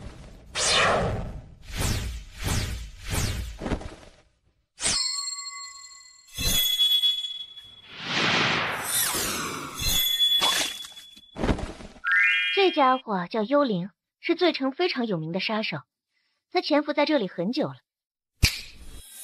给我。老实说，我有点惭愧，没有帮什么忙就得这么多钱，这个贪财了哈。谢玄姑娘，我想请你帮个忙。你说。按我猜测，这一次针对我的不是安家，就是远古天龙一族。只要仙宝阁情报一到，我就会杀入醉城。那个时候我势单力薄，没有帮手，肯定吃亏。所以，我希望你跟我一起去，好不好？谢玄姑娘，我并非是在算计你，你实力非常强，若是愿意相助我便有10成把握斩杀对方，并且全身而退。对方竟然敢出1亿的金晶来追杀我，也就说明他身上肯定有这笔钱。若是我杀了对方，这钱我们平分，可好？叶公子，是秦公子利用特殊传送阵将我传送至此地的，这是秦公子让我交给你的。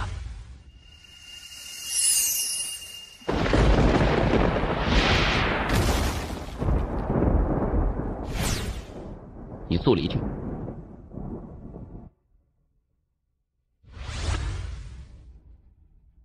徐香姑娘，反杀是不行了，我要先苟一苟，你也快走吧。去醉城，醉城有规矩，不得动手。醉城的这个规矩持续了近1000年，还没有人破。好。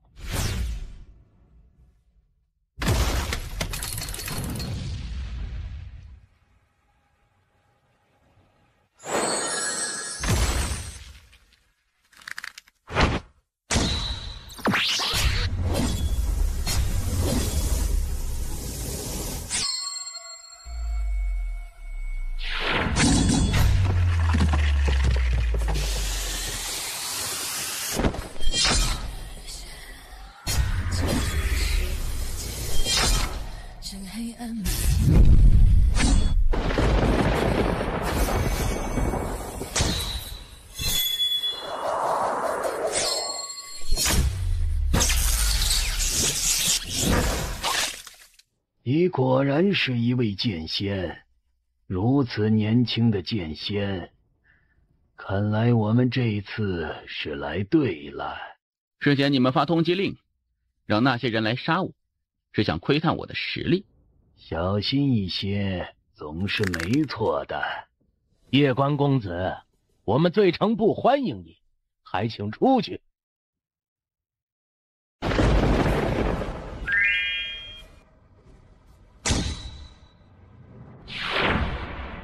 夜观，你知道你为何能活这么久吗？我来告诉你，你之所以能活这么久，是因为那位叶首席。我们一直在等他回到观玄书院总院，而现在他已经回到总院，也就是说，你身后没人了。没了他的庇护，别说你，就是你身后那位大剑仙，我们也能像捏死蚂蚁一样轻松捏死。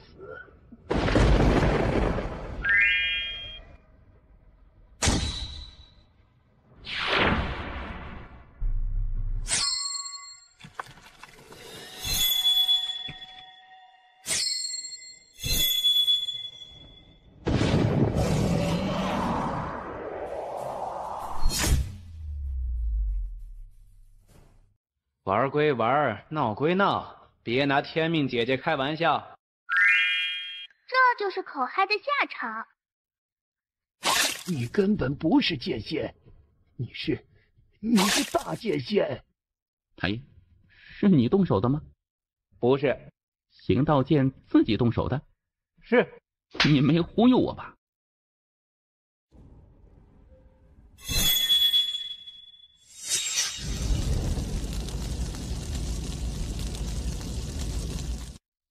魔厨，你果然是大剑仙，你果然是。大剑仙？是。原本以为万无一失，但未曾想到还是低估他了，隐藏的够深呢。让安武君去一趟。不用，家主，一个夜观而已，用不着族叔出面，我便足矣。你可有把握？既然必定要争夺大道气运，到时候我会亲自将他斩杀，免得外人说我安家以势欺人。我已经见过银河系那位，并且与之成为了朋友。当真？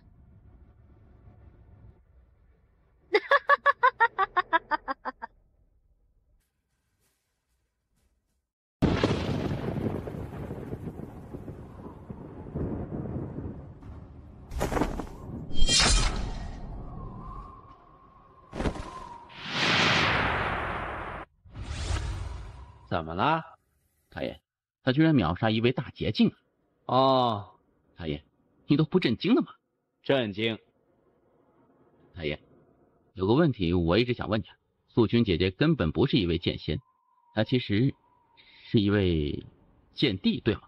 对，我就知道。太爷，你一直对我隐瞒素君姐姐的实力，我果然没有猜错。太爷，你是不是怕我知道她的实力之后就容易飘，然后不努力修炼了？怎么会呢？素君姐姐再厉害，那也是她的事情，自己强才是王道，这个道理我是懂的。哎，你能如此想，那就最好了。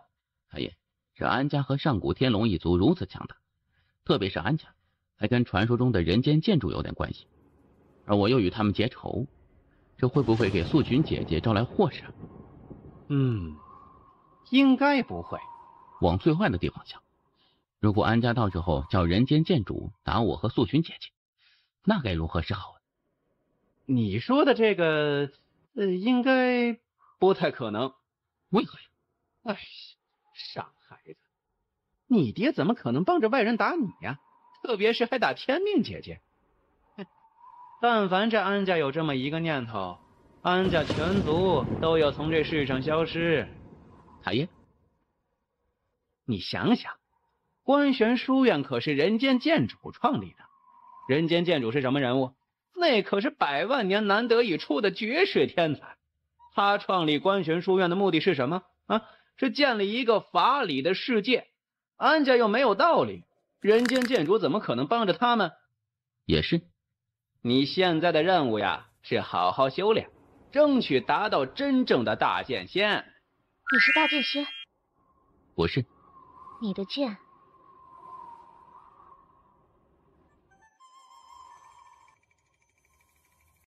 我们算朋友吗？如果刚才我被2位大捷径围殴，你会帮我不？若是我被围殴呢？季玄姑娘，我也希望我们是朋友，但从目前来看，我们并不算是朋友，我们只能算是伙伴，为了合作的共同利益，你觉得呢？你说的很对。季玄姑娘，我们后会有期。真是一个有意思的男人。叶兄，你来了。秦兄，叶兄这次来找我，可是有什么事情？我想找一个修炼的地方，实战那种。我给你安排。多谢了。客气什么？走。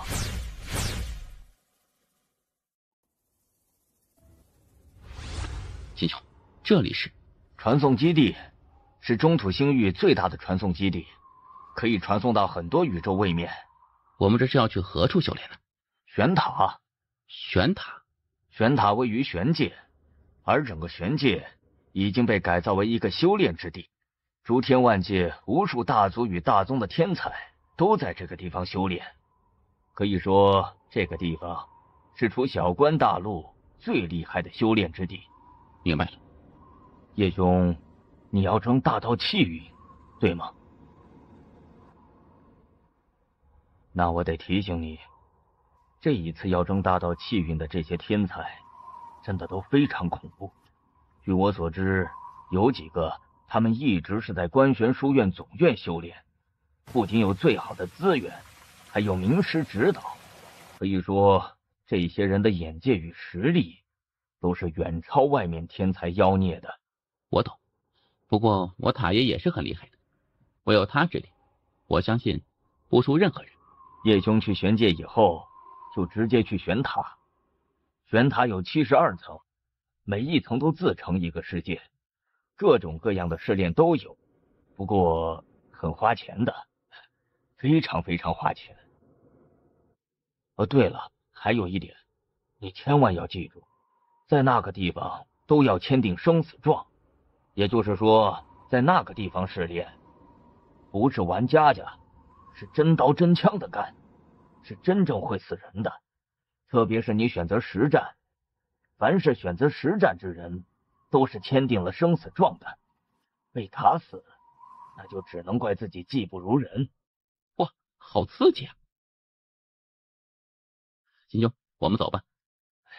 叶兄，我还得提醒你一件事，以免你到了那边以后，什么都是迷糊的。好，你说。在玄界啊，可能会有小关大陆的天才出现。若是遇到这种人，能避让一下就避让一下。小关大陆那边的修炼之地不是更好吗？他们去玄界做什么呀？自然是去装叉的呗。这有什么好装的呀？真是无聊。也不是所有天才都喜欢这样，就是有些个别的就会这样。所以你如果遇到，就避让一下。因为这些家伙可都是2代，家里不是有权的，就是非常有钱的那种。叶兄，你的个人实力，就算放到观玄宇宙，那肯定都是佼佼者。但是叶兄也要明白，那就是一旦发生冲突，人家是不会跟你1对1单挑的，人家就是跟你拼背景、拼势力、拼叫人。那时你怎么办？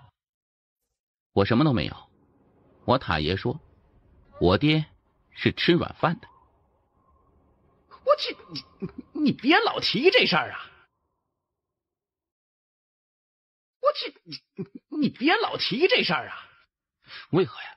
大哥，你再提这件事儿，我小塔以后怕是要尸骨无存了。完了，我这是在给自己挖坑啊！哎呀，造孽呀！哎呀，这条大腿我可得抱好了呢。嘿嘿，等这家伙成为剑帝，老子有一个剑帝兄弟。到那个时候，仙宝阁内，我看那些王八蛋还敢不敢欺我？怎么称呼？夜官。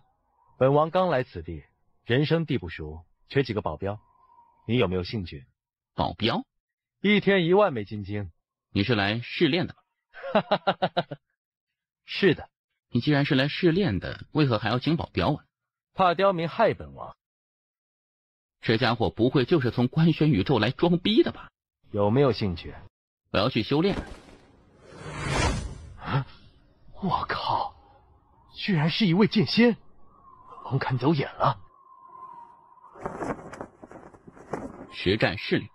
实战试炼分6个等级，分别是人字层试炼、地字层试炼、天字层试炼，还有黄字层试炼、仙字层试炼以及地字层试炼。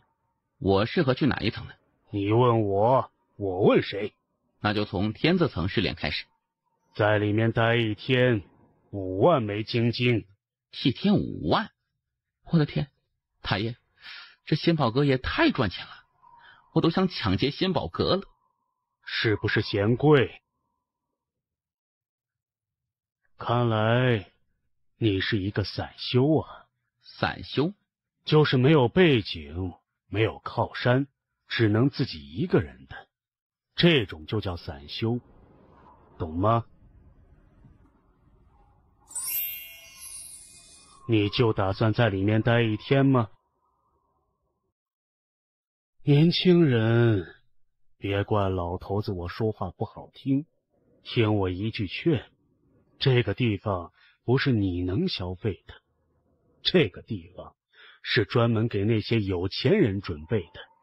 你来这里消费，只会耗光自己与自己家里的积蓄，搞不好还要让你父母背债，不值得。多谢前辈提醒，不过我还是有一点点积蓄的。一旦签订这生死状，你在试炼层内发生任何事情，都由你自己负责，明白？明白。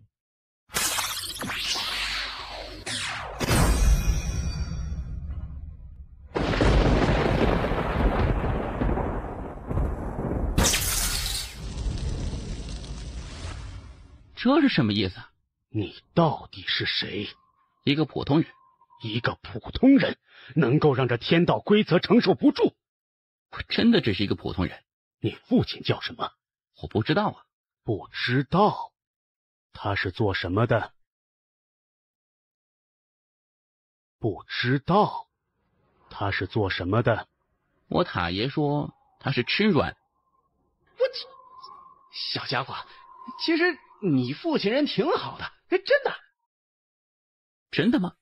蠢货，他在故意激你。塔爷，塔爷，前辈，我也不知道我父亲是做什么的，不过我从小的时候，我父亲老跟我说一句话。什么话？他说要我好好修炼，未来这片官玄宇宙就靠我了。后来我长大了，我才慢慢明白，父亲不仅仅只是我的父亲，还是整个官玄宇宙的父亲。你给老夫在这胡扯！你以为你父亲是人间剑主吗？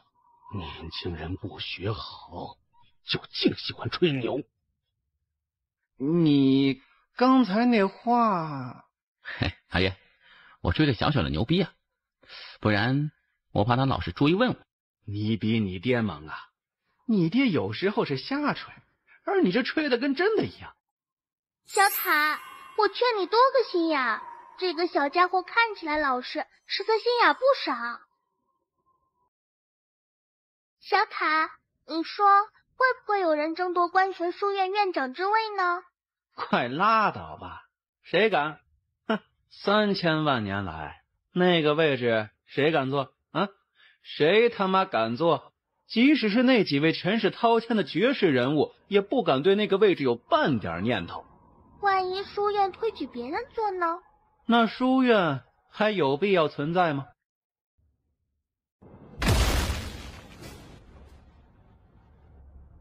这么安静？哎，你不突破境界吗？你在破空境可是待了许久了。没事。为什么？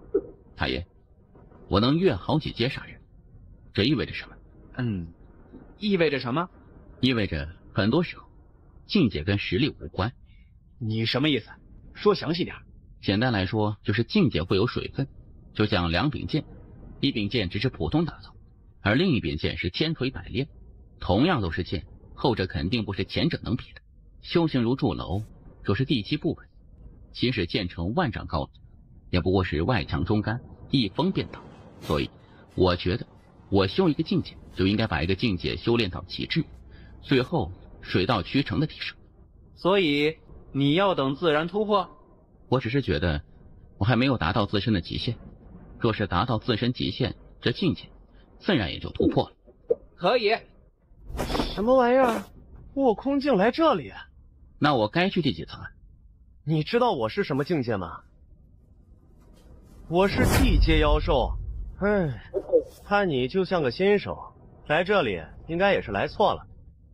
你赔我5万枚金晶，我不杀你。我们过2招。跟我过2招？那就过2招。我的打法有些不太正经，若有冒犯之处，还请见谅。无事，你尽管来。我的打法有些不太正经，若有冒犯之处，还请见谅。无事，你尽管来。你这打法是不正经吗？妖兽兄，我这打法确实猥琐了些许，但实属无奈之举。你这打法是他妈下流吧？你们妖兽防御实在太过逆天，若不攻取这些薄弱之处，我毫无胜算，因此只能得罪。你可以换个打法吗？我承认打法很猥琐，但是这可不违背我本心。你如果不换打法，那我就只能恢复本体与你一战了。好啊。你确定要我恢复本体吗？你恢复本体之后，某些地方是不是也会变大？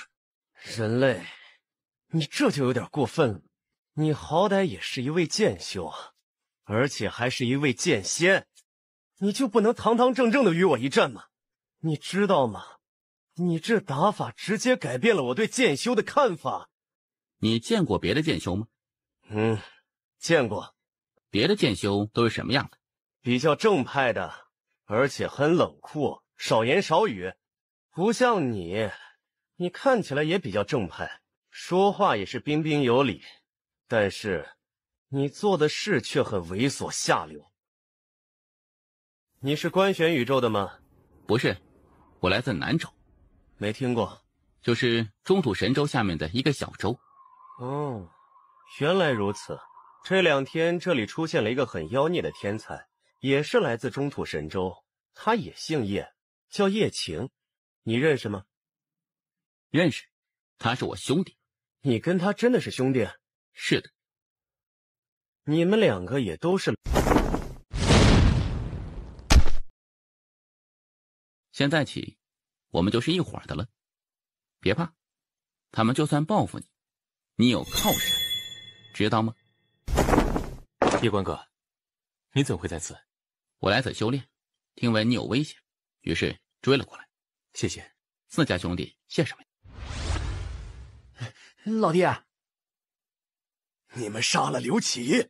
你儿子杀的？休要胡言乱语！我儿子与刘琦是兄弟，他怎么会杀刘琦？爹，是我杀的。逆子，你可知道你在说什么？确实是我杀的。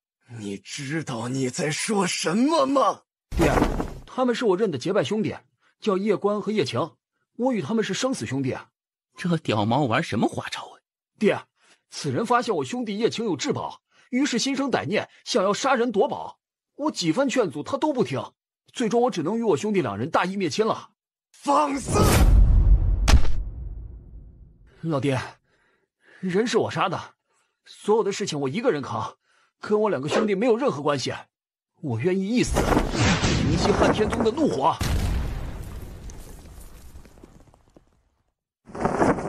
扛，就算这人不是你一个人杀的，这事儿老爹也与你一起扛。大不了，我们父子就把命交给汉天宗。叶关哥，你来对付他。林贤兄，那道法则之印，我们就不要了，你留着吧。叶兄，刘琦虽然是我和我兄弟打伤的，但是他是你杀的，所以那道法则理应归你，你就不要再推辞了。伯父，还请照顾好林兄，他若有任何闪失，我是不会放过你们上孝宗的。林兄，这是刘琦的纳金，共有3亿枚金晶，你都收下来，别拒绝。走。那法则之印真的在你手里？记住，那道法则之印就在你身上，明白？老爹，你的意思是？你只有说那法则之印在你身上，并且已经认你为主，唯有如此，宗主与一众长老才会死保你，不然，一旦他们知道你身上什么都没有，他们会立刻牺牲掉你，拿你去平息汉天宗的怒火。我懂了。哼，小家伙，你现在只有证明自己有价值，宗门才会死保你，不然光靠你老爹根本就保不住你。因此，从现在起，你就要对外宣称你拥有法则之印，还有，在任何场合，你都要维护刚才那2个王八蛋，知道吗？老爹的意思是让我与他们绑在一起？死死与他们绑在一起，只要有人来找你麻烦，你就把所有责任都往自己身上揽，把这个忠肝义胆好兄弟的人设立起来。你越是这么做，他们就越觉得你够义气，觉得你可怜，然后对你起恻隐之心。一旦世人对你起恻隐之心，就算宗门想要把你交出去，他们也要考虑一下舆论的压力，明白了吗？我明白。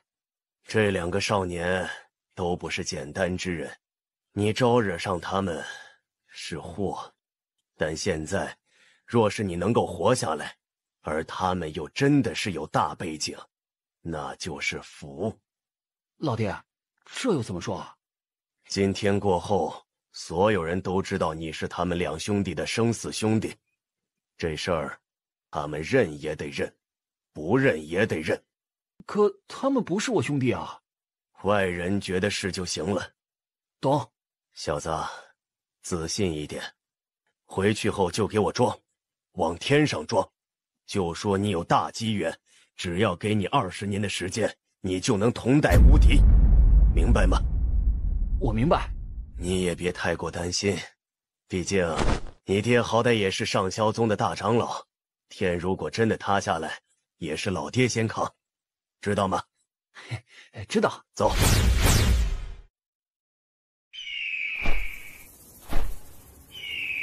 老爹，如果宗主扛不住压力，要把我送出去怎么办？那就反。老爹，若反有几成把握？8成。这么多？他8成。回去后，宗门必定会开始调查那2个人的来历，希望他们的来历牛叉一点，他们越牛叉，宗门就越不敢动你。叶关哥，我还要去一个别的地方，我们怕是只能就此别过了。缺钱不？够用。叶关哥，那大道气运之争还有8个月，你到时候也会争，对吗？是的。到时候我也来。若是来日争夺大道气运时，你对上他，你会如何做？哼，莫说大道气运不在我手，就算在我手，只要叶关哥有需要，送给他又何妨？你不是应该去皇字层吗？太弱。你要不要恢复本体与我一战呢？不。你杀了汉天宗的刘琦，你知道他哥是什么存在吗？人都杀了，现在说这些有什么用呢？他哥会来找你的。那我就把他埋了。牛啊！秦兄，你与那刘冰相比如何？我比不上，他是妖孽榜上的天才，虽然不是很靠前，但那也不是我能比的。你都比不了。你可以这么理解，凡是来这里修炼的，都是不太行的人。因为如果行的话，他们就在小关大陆修行与打榜了。我们之所以来这里，都是因为在那边混不下去，明白吗？我们两个联手能打得过他？你这家伙别乱说话，我们不是很熟啊。我就是问问。你知道你在说什么吗？那是妖孽榜上的天才，妖孽榜啊！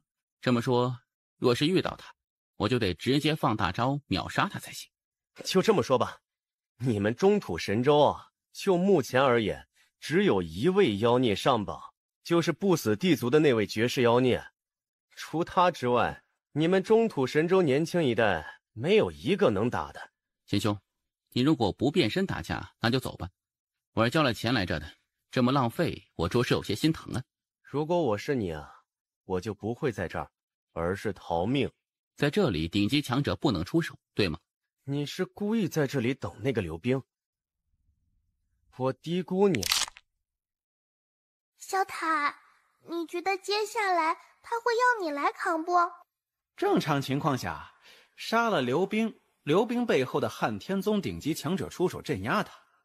哎呀，那不是他现在能扛的，所以大概率会如你所说，最终是我来扛。我觉得可能不一样，这小子套路多得很。拭目以待吧。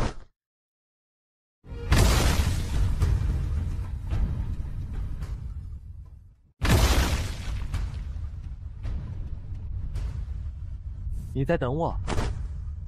听说你是剑修，来，让我看看你的剑有多锋利。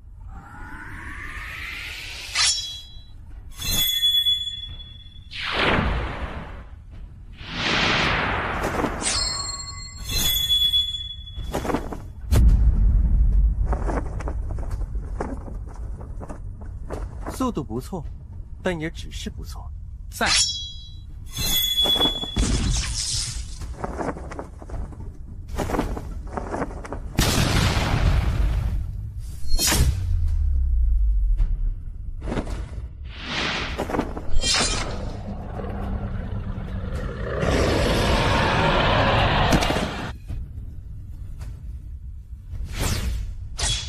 你输了。先是示弱，然后出杀招，厉害。不过这次是我轻敌了。输了就输了，说那么多做什么？3年后，我亲自上汉天宗与你一战，那时，希望你别再轻敌了。3年后，我在汉天宗等你。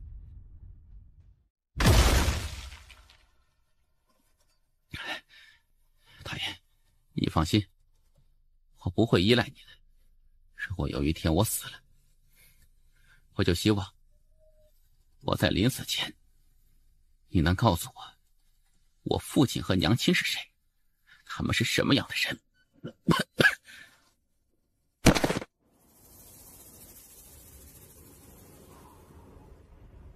沁玄姑娘，醒了。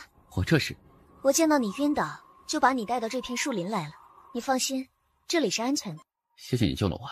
小事一桩。沁玄姑娘，你怎么会出现在此？我来这里也是来历练的，却没有想到刚好遇到你，真的是太巧了。沁玄姑娘，多谢你了。你刚才打败了那来自关玄宇宙的天才，侥幸。你应该要出名了。现在中土神州，你的名气与不死地族那位超级天才东里墨差不多。你知道东里墨吧？听过。这位一直都在关玄书院总院修行，号称是不死地族有史以来最妖孽的天才，是这一次大道气运之争的夺冠热门人之一。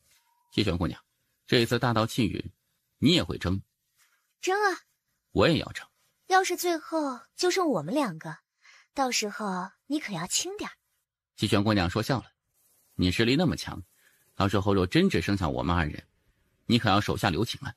叶公子，你有没有兴趣去一个秘境？秘境就在这玄界南边的一处河底，在那河底出现了一块石碑，那石碑之上有一行字，是一位剑修留下的。剑修留下的？据说有一些剑修专门赶来此地观摩那块石碑。你是剑修，我觉得可以去看看，说不定对你有点帮助呢。沁玄姑娘，那石碑之上留下的是什么字？你去看了便知。好。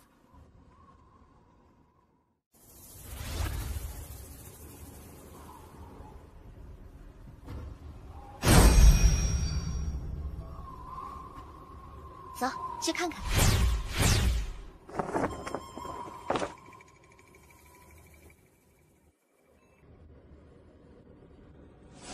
天地无限大，持剑任逍遥。3尺清风剑，何人不能杀？霸气啊！太爷，除了霸气，我为何从此句中感受到了一丝落寞和孤独？哦，为何？若不是已达到无敌，又岂会说出如此豪迈之言？而当无人可杀之时，除了无敌，应该还有寂寞和孤独。这位前辈曾经应该是很寂寞和孤独的吧？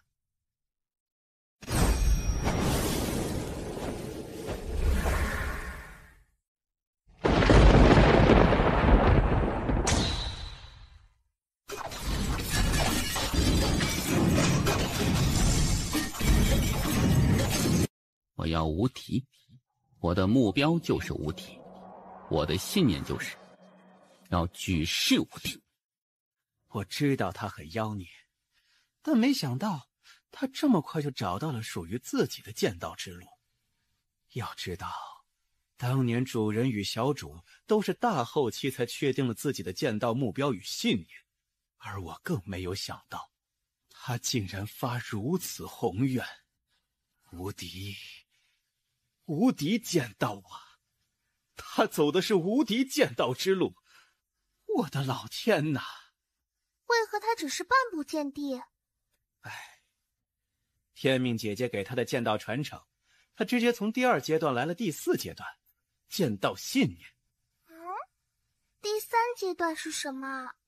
剑道目标与剑道信念是分开的，但这家伙倒好，直接一起完成了，就离谱。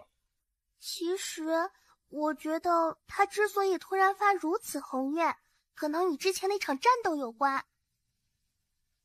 你一直明里暗里提醒他，要他靠自己，而这个家伙，你没发现吗？真的是一个自尊心很强的人。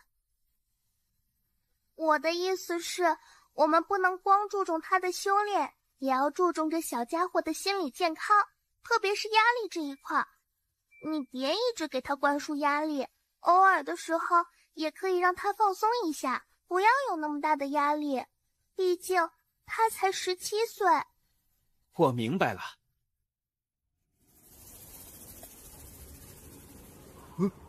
他刚才关的石碑有感，好像是突破了。他就是叶关，那位剑仙。难道他真的是一位大剑仙？太爷，我这是突破了吧？恭喜你啊！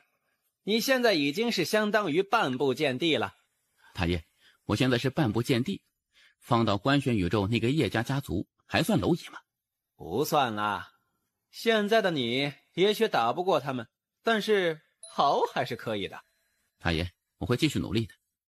等我变得更强之后，我就杀上叶族，去让他们放了我母亲。加油，我相信你。你突破了，走。你突破了，走。大剑仙，若是为难，不说也罢。季玄姑娘，我拿你当朋友，所以不想对你隐瞒。我其实已经达到半步见地。半步见地？是的。厉害，你可是相当的厉害。你得隐藏自己的实力。你这次要争夺大道气运，可以说是非常非常危险的。你若是不隐藏自己的真正实力，人家就会针对性对付你，那个时候你可就难受了。我明白这个道理。我是真未曾想到，你居然这么厉害，直接成为半步见地了。还得多亏你带我去那个地方，不然我也没有这个机会。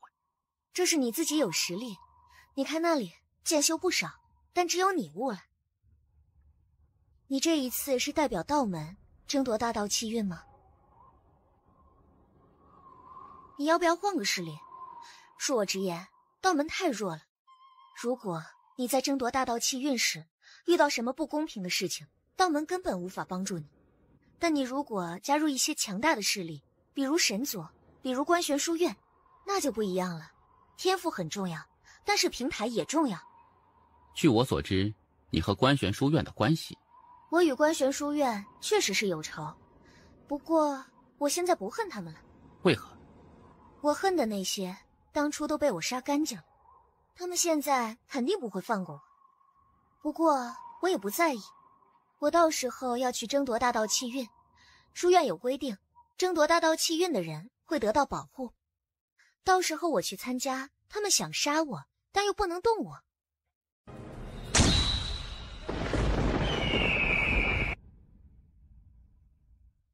你是说那夜观可能是大剑仙？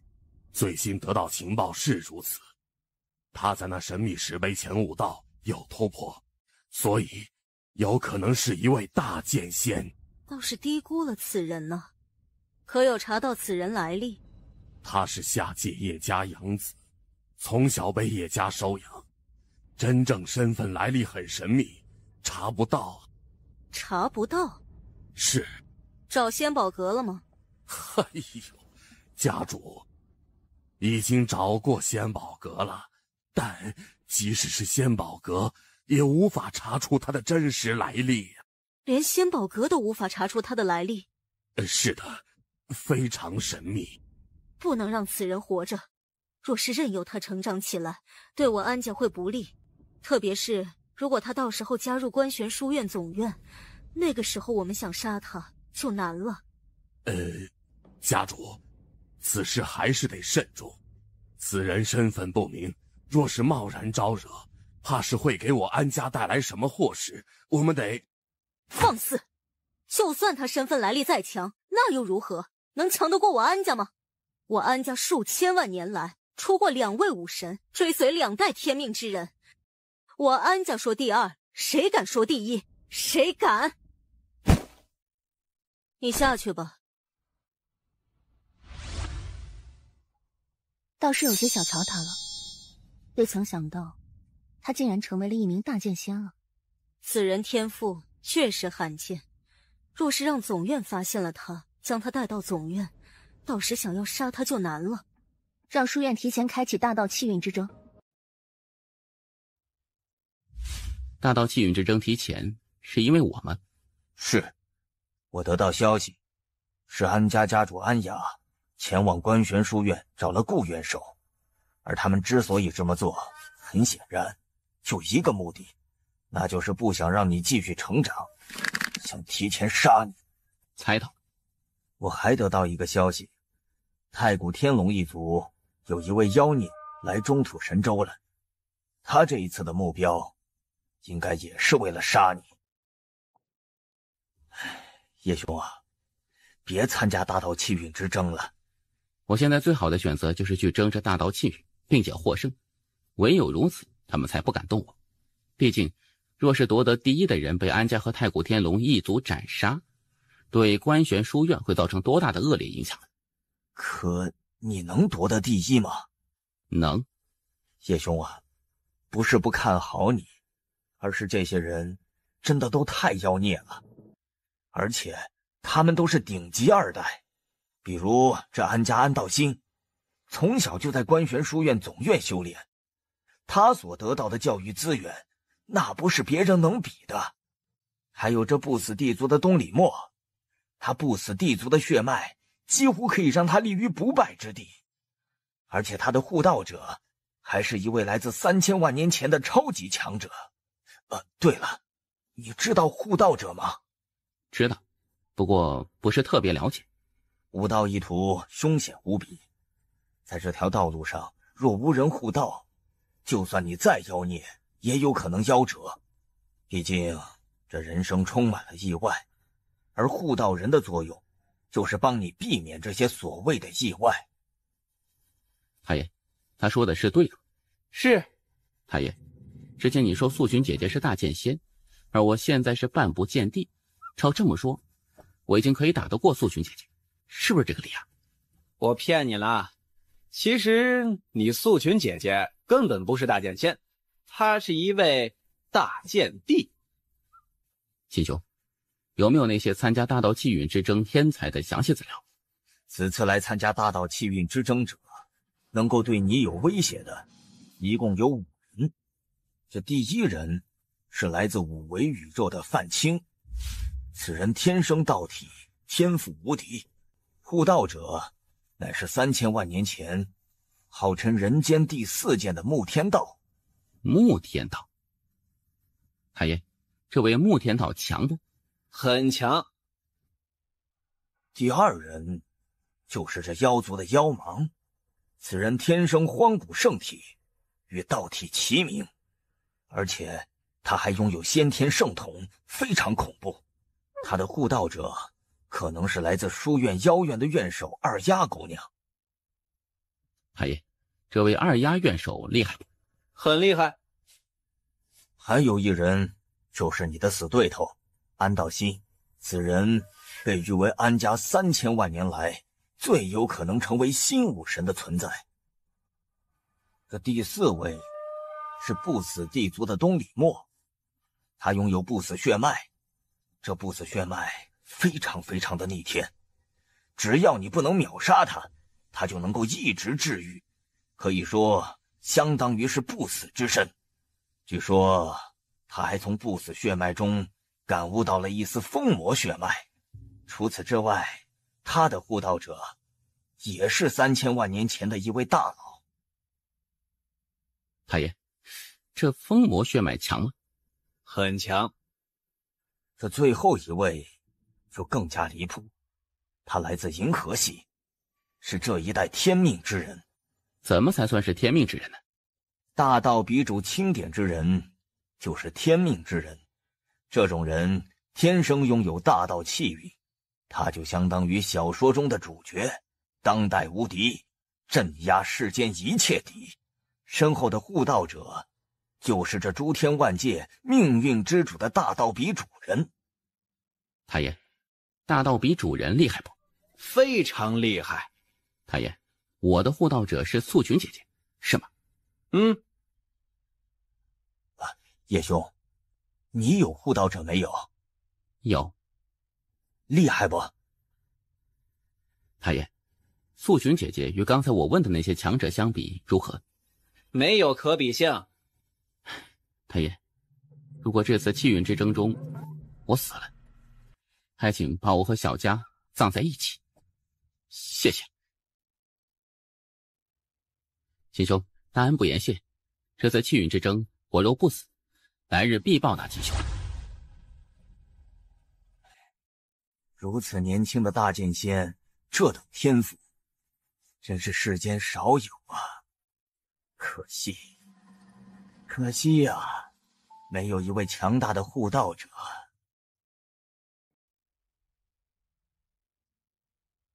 你为何要答应安家？我不答应，明天这书院的院首就会换人。我可不是叶首席，他们安家来找我商量，这已经是给我天大的面子了。我若是不体面，他们就会帮我体面。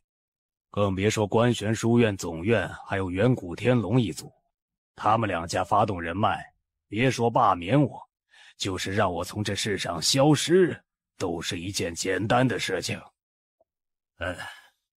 元首，他们这次的目的就是针对这位叶公子，显然他们不想让这位叶公子成长起来。看出来了，大家都看出来了，但是大家都不敢说，我也不敢说。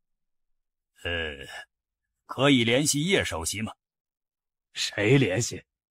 他第2天就会从这世上消失。这太不公平了。公平？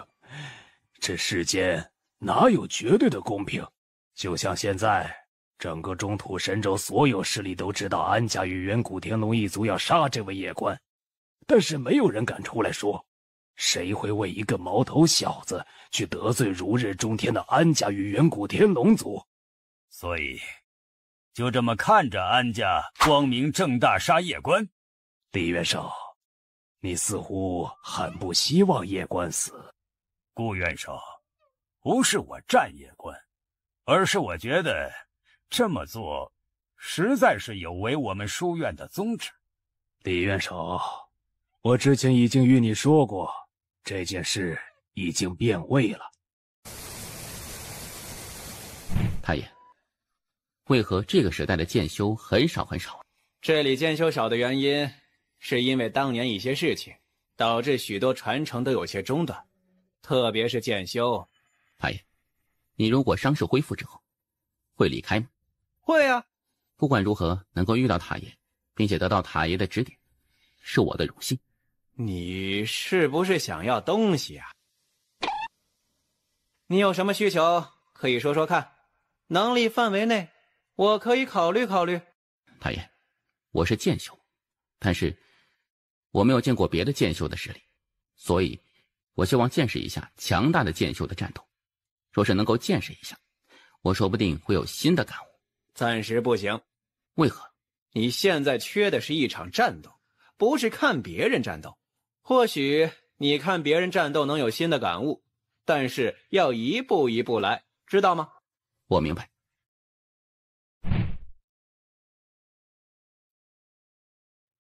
姑娘，你是神族简安。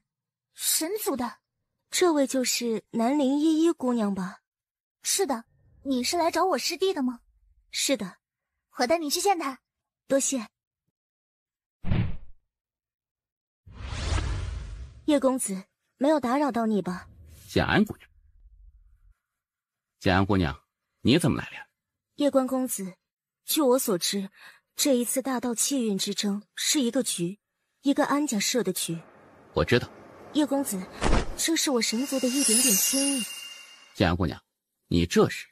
我知道叶关公子缺钱，所以小小心意，还请叶公子笑纳。简安姑娘，我不能收啊。为何？这不太正常。太爷，神族那位简前辈认识我父母，对吗？是。我明白了。叶关公子，我就不打扰你修炼了。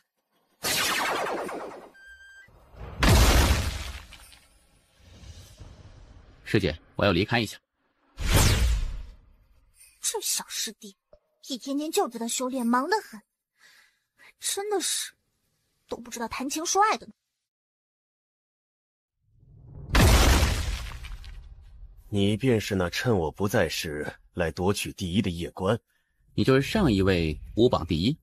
待了这么久的第一，感觉可还爽？当然是你自己为道，与我有何干系？哼，没关系，今日再战一场，希望你这个第一有点含金量。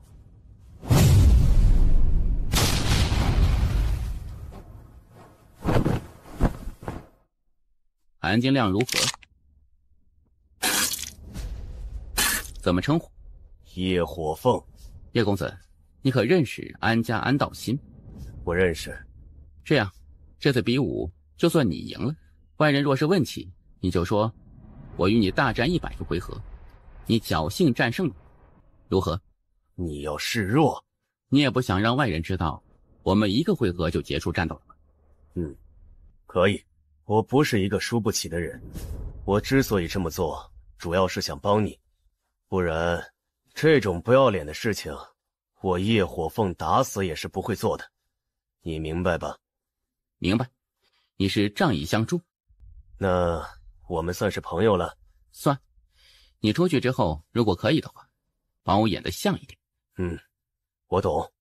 后会有期。以后我还是得谦虚一点才行，人外有人，天外有天呢。败给了叶火凤？是的，叶火凤身受重伤，应该是惨胜。是我高估他了。他的实力应该是有的，不过我觉得水分应该很大很大，毕竟这里不是观玄书院。这个地方的大剑仙相比观玄书院大剑仙的含金量肯定是远远不如的。气运之争开始时，我要亲自斩杀他。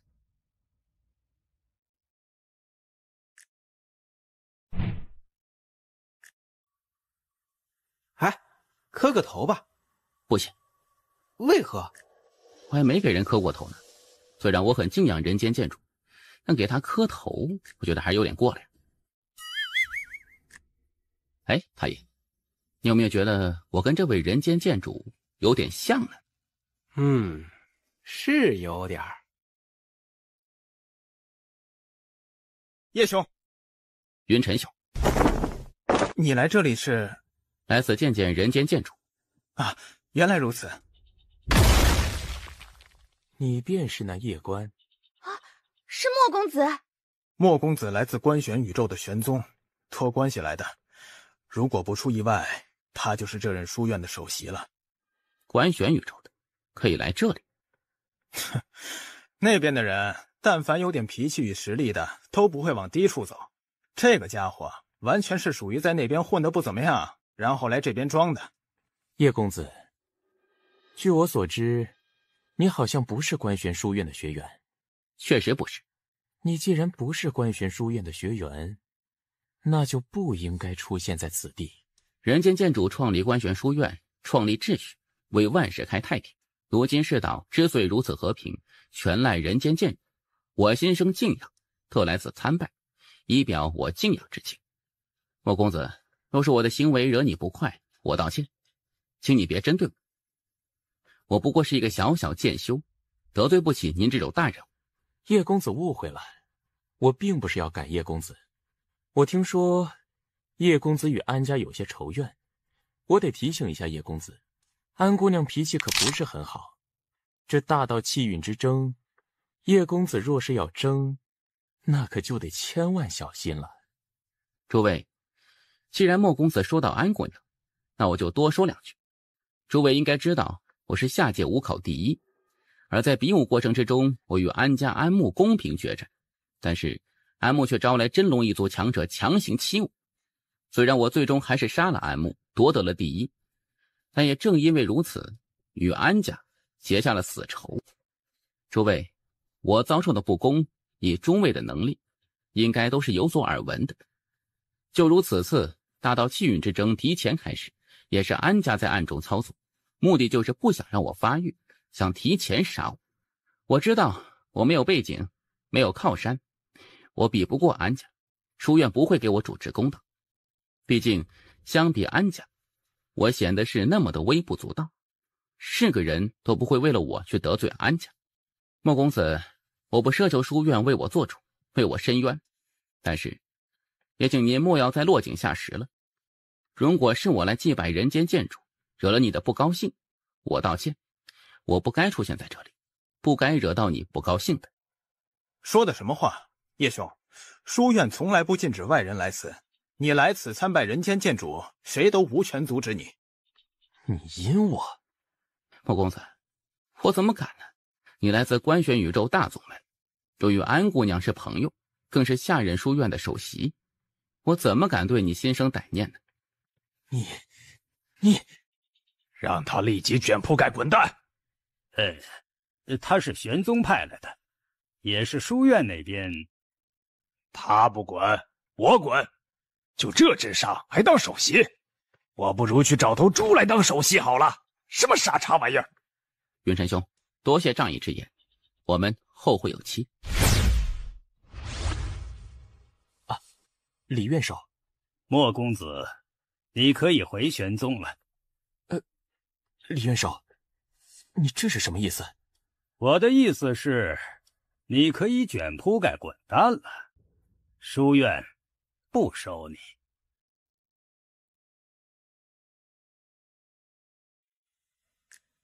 叶师弟，这一次大比之争，你会得第一吗？我不知道，毕竟未来的事情谁也说不准。我只知道我要尽力而为，至于剩下的，就交给天意了。师姐，我之前听师傅说，南陵家族又来找你了。是的，你也希望我回去吗？我觉得你即使回去，也会不被待见。我也是这么想的。可师父却想我回去。师父是担心道门耽搁你。我喜欢留在这里。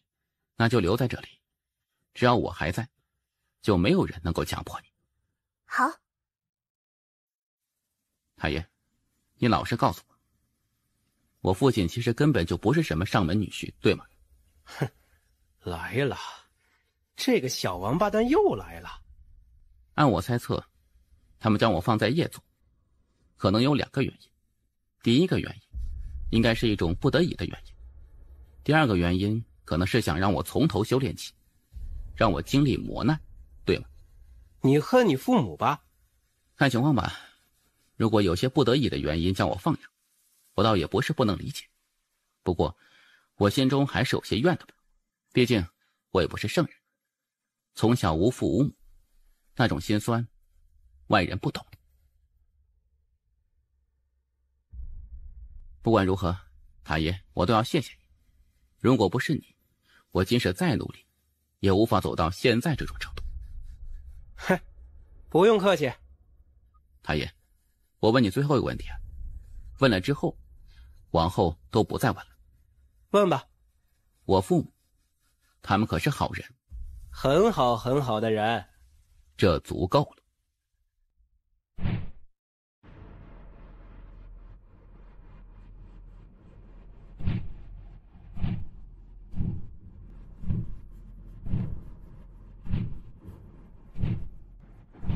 他会来吗？会。明知死也要来，不来也是死。既如此，何不死得轰轰烈烈些？叶首席会来吗？他来不了。他很优秀，非常非常优秀，实力也逆天。但是千万别小看观玄书院那些世家与宗门，他们的实力还不是叶首席现在能够撼动的。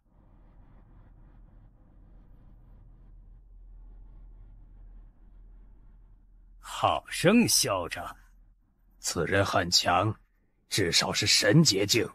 安家不是一般霸道的，他们有这个资格，毕竟出过2位武神，而且2位武神都还与当代天命之人关系非同一般。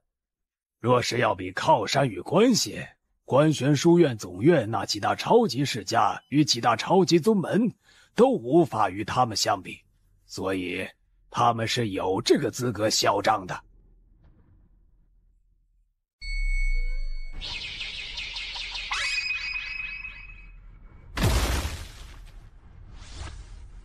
今日一位大剑仙要陨落了，就一人？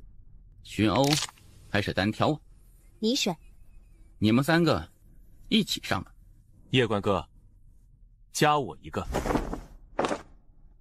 加我一个。没有这个必要的。看不起我？没有这个意思，只是我不想连累你。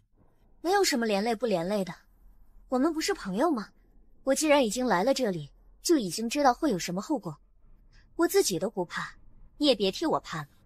好，安家既然已经迫不及待想杀我，那还等什么呢？我叶关就在这里，还不来杀？杀你不需要3人，我1人足矣。我与你单打独斗。行。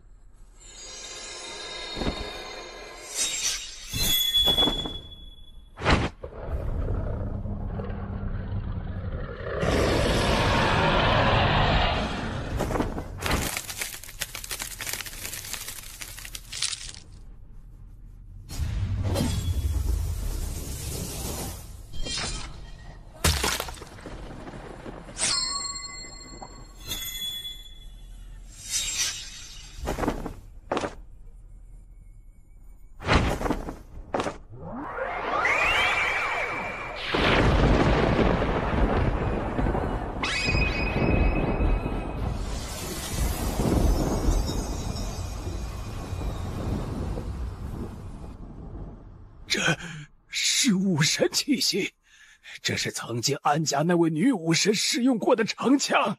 大局已定，你这贱种！今日一枪杀你！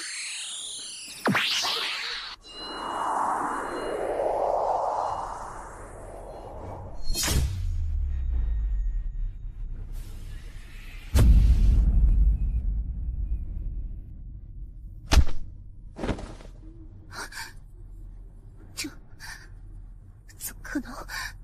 怎么可能？啊！剑帝！剑帝！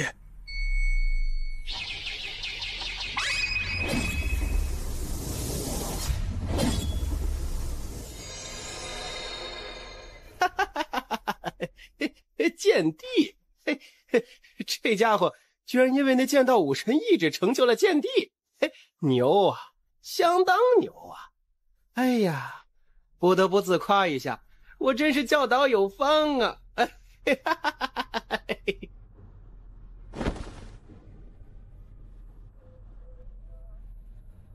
清场。安家主，你要做什么？这可是官玄书院。闭嘴！再有半字，你人头落地！本是公平决斗，你安家难道要仗势欺人吗？我安家今日就要仗势欺人，就要欺你。今日谁敢为你说话，我安家今日就杀谁。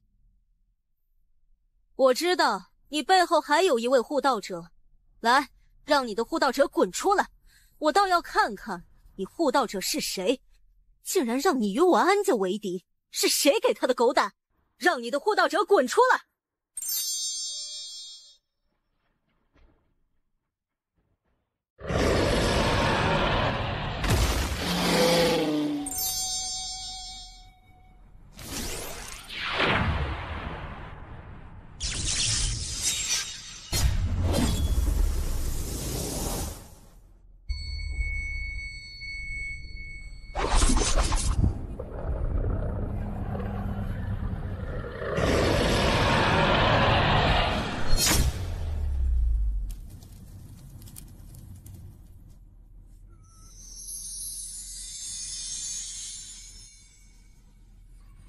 素君姐姐，叫姑姑。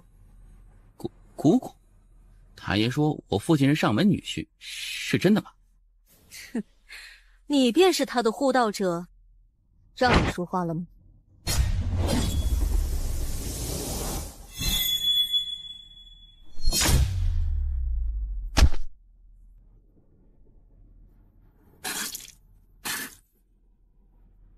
你是谁？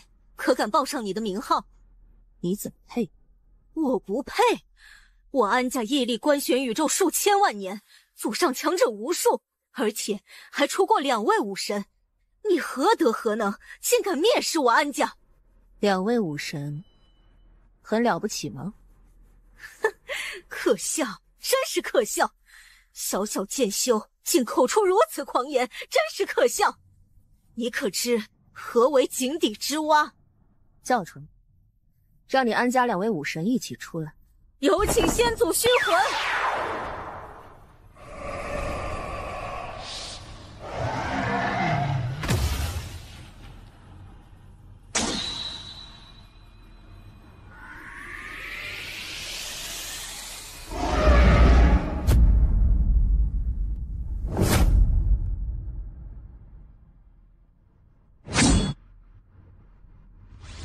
你。姑姑，场中你点，点谁，谁死。狂妄！我家老祖马上就来，你等死吧！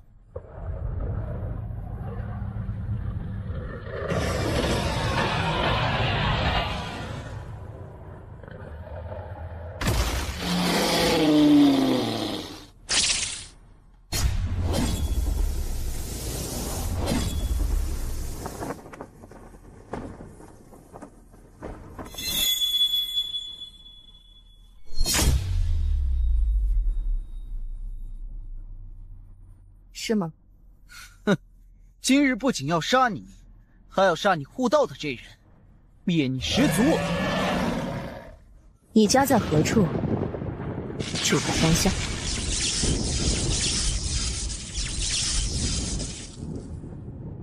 杀他！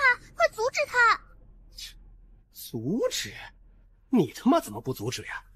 妈的，什么事情都想让我去扛，我只是一个塔呀！如果你不阻止他，一旦让他灭了真龙一族，那世界就崩了呀！而且，如果让他在小关面前展现出过于无敌的实力，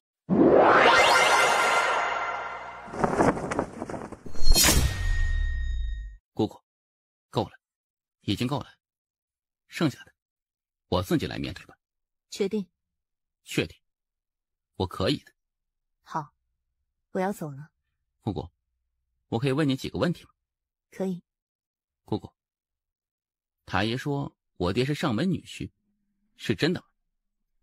我的个亲娘啊！你怎么就不能忘了这茬啊？哎呀，完犊子了！你自己觉得呢？我觉得塔爷在忽悠我。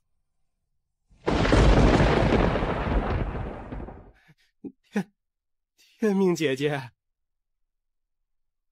是。那我爹到底是谁？等你再强一些，你便会知道了。好，姑姑，你是大剑帝。是，你很不错，好好跟着小塔修炼。我会的，我会成为像人间剑主那样的绝世剑修。好，姑姑，最后一个问题，你与人间剑主谁厉害？他厉害，他打我，我都不敢还手的。我觉得你今日做的很过分。是吗？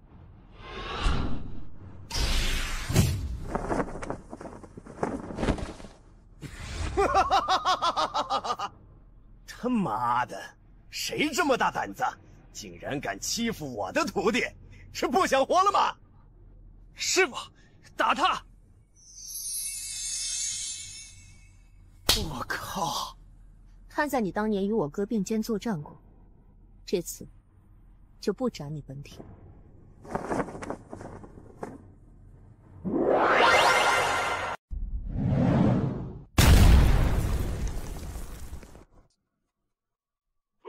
来，让我看看一位剑帝的实力。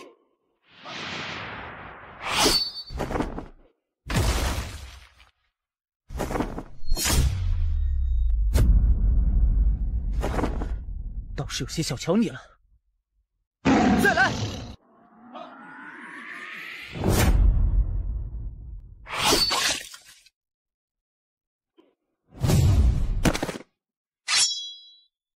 倒是有些低估你了。此剑天道何在？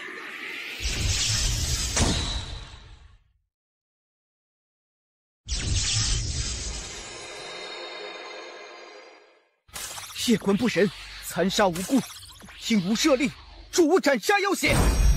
遵令。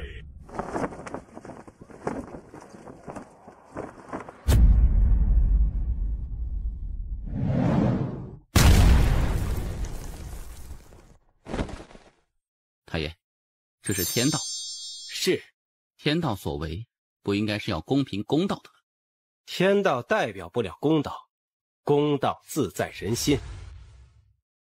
天道若公，我尊天道；天道若不公，我斩天道。小小蝼蚁，竟敢逆天而行！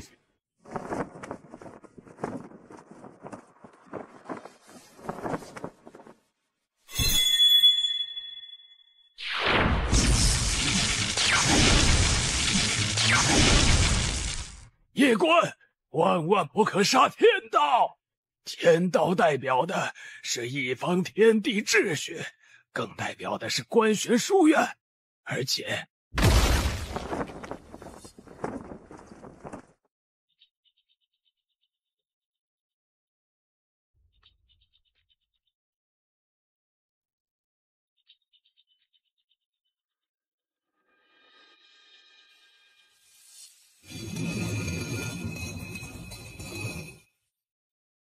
是你。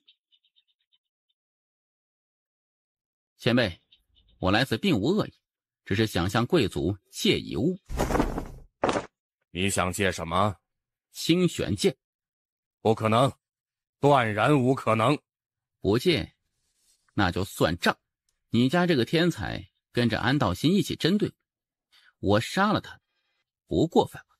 叶关，我知道你很妖孽，而且背后有大靠山，但你可要想清楚了，这里可是不死地族，我不死地族可有人间剑主庇护？你身后之人再强，能强得过人间剑主吗？你今日胆敢放肆，就别怪我召唤人间剑主了。叶关，你当真要欺我不死地族？是我欺你不死地族，还是你不死地族欺我呀？你不死地族的天才少年和安家联手针对我，这事儿你是忘了吗？啊？你不是没死吗？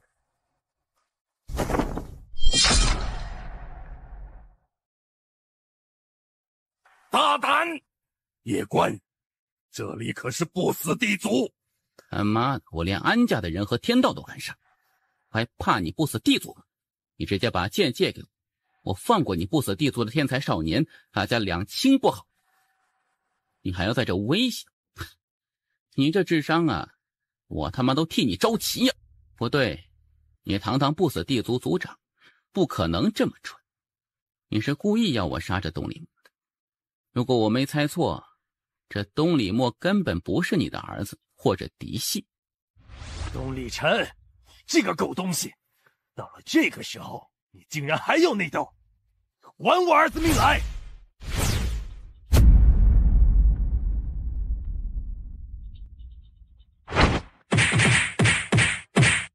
太爷，这就是人间剑主曾经待过的不死地族。曾经的不死地族族长是一位非常了不起的人，那一代的不死地族族人都很了不起。如今数千年过去，物是人非了。太爷，你能感受到清玄剑吗？感受不到，这不正常啊！妈的，老子来这里是借剑，不是来看你们内斗的。这个时候内斗合适吗？这个时候，你们难道不是应该齐心协力一起对付我吗？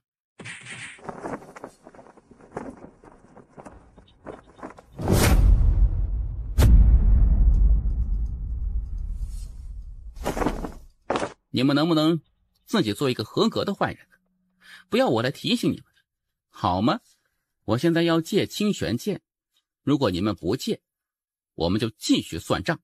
我的信仰是人间剑主，我以人间剑主的名义发誓，我用完清玄剑必归还你们。叶关公子，那清玄剑不在我们不死地族内。不在不死地族？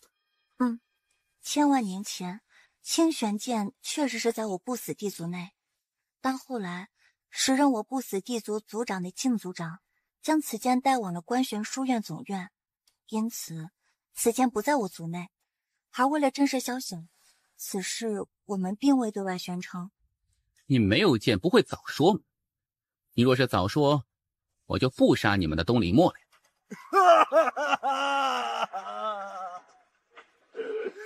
我的墨儿啊，你死得好惨啊！你这老狗，老夫今日就与你同归于尽！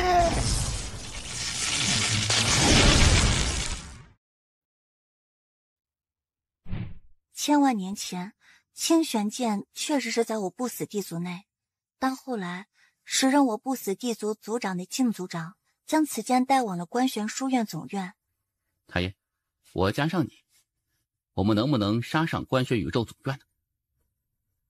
我打小的，你去打老的，只要你点头，我现在就杀到关玄书院总院去。我谢谢你这么看得起我。妈的，这家伙比他爷爷还狠，比他爹还精，简直就离谱了。这杨家怎么一代比一代离谱呀？公子此次来借剑，可是为了那位纳兰家姑娘。你怎么会知道？叶关公子来中土神州虽然不久，但是公子大名却早已传遍整个中土神州。实不相瞒，我对叶公子仰慕已久，因此私自调查过叶公子。你想说什么？这是10万年的乌木，其中蕴含的乌木之气对灵魂有极大的好处。叶公子可让纳兰姑娘不断吸收乌木之气，有此物温养，纳兰家的灵魂不仅可以存在更久，更能够凝聚魂魄，增强他的灵魂。未来公子寻得清玄剑，给他塑造肉身之后，他的灵魂不会有任何的虚弱与后遗症。你叫什么？东丽鱼。谢谢了。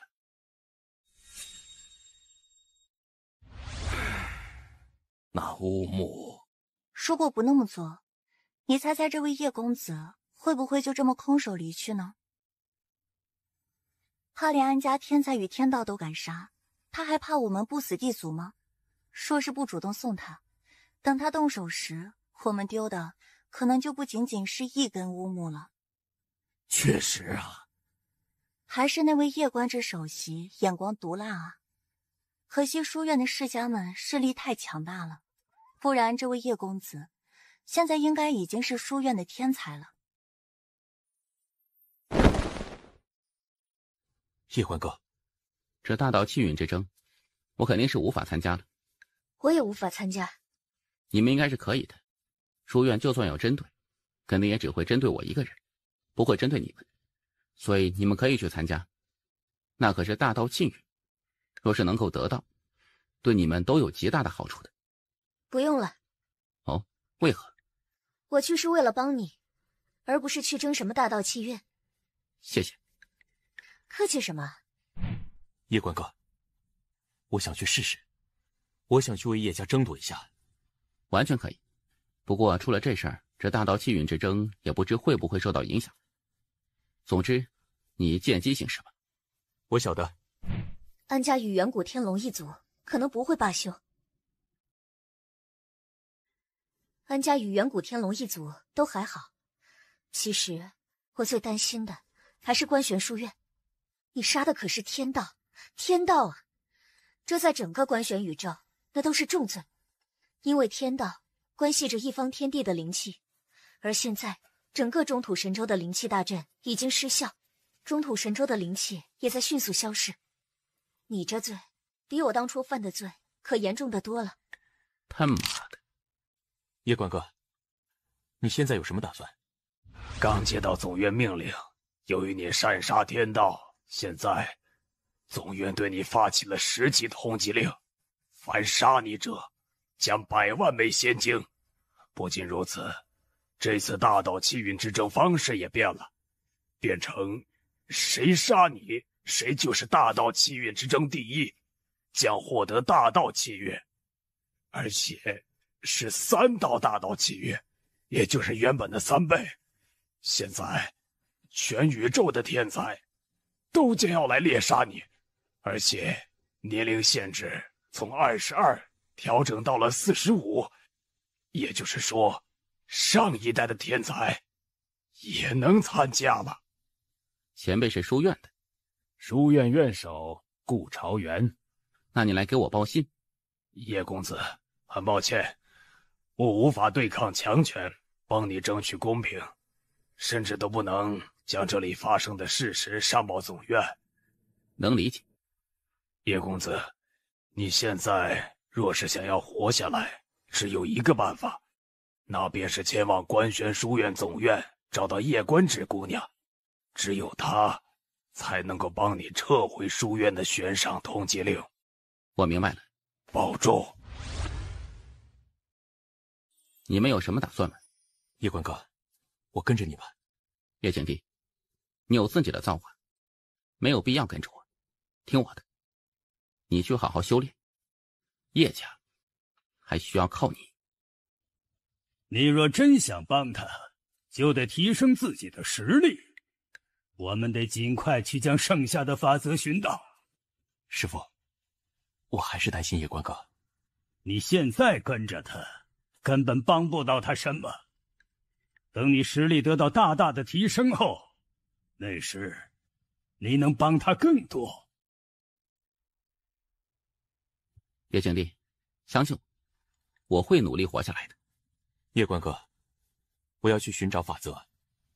你放心，等我找到第3道法则后，我就来找你。好，叶官哥，保重。七玄姑娘，你也走吧。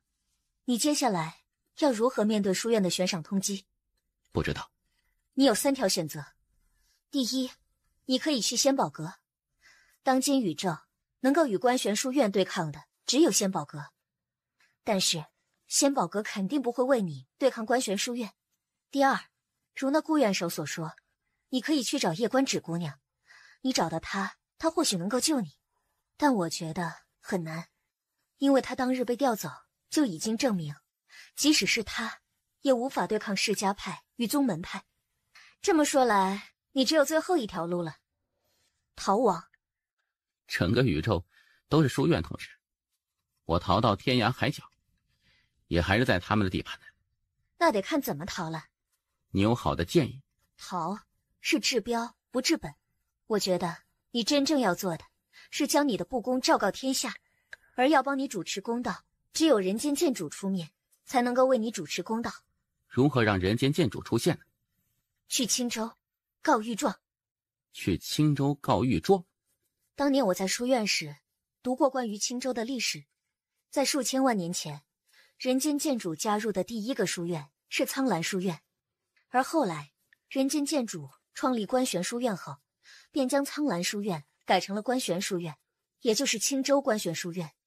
而他当初回过几次青州，于是在那个地方留下了一道剑气，去青州，然后找到这缕剑气，告御状。告御状，这是你现在唯一一条出路。告御状，请人间剑主显灵，让人间剑主主持公道。试试。七玄姑娘，我要回道门一趟，与师姐还有师傅做个道别。我与你一起走吧。不行，这会连累你的。我又不在乎这些。七玄姑娘，我现在被悬赏通缉。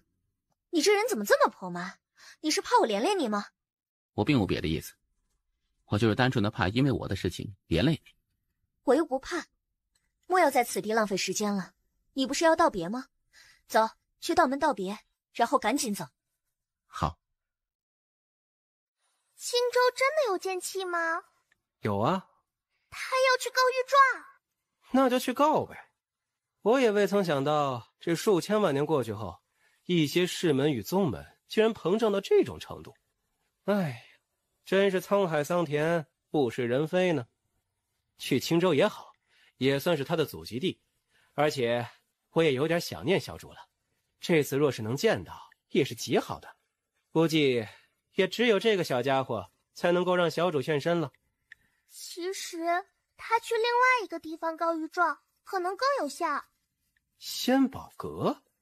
他如果去仙宝阁，对着那张画像叫一声“妈，书院欺负我”，书院大概率会被夷平。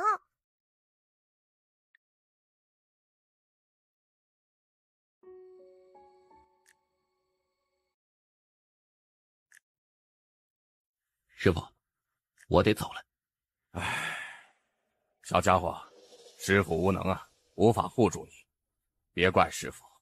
师傅莫要如此说，这些事情都是因我而起，莫要因为我的事情连累道门才好。唉，你保重。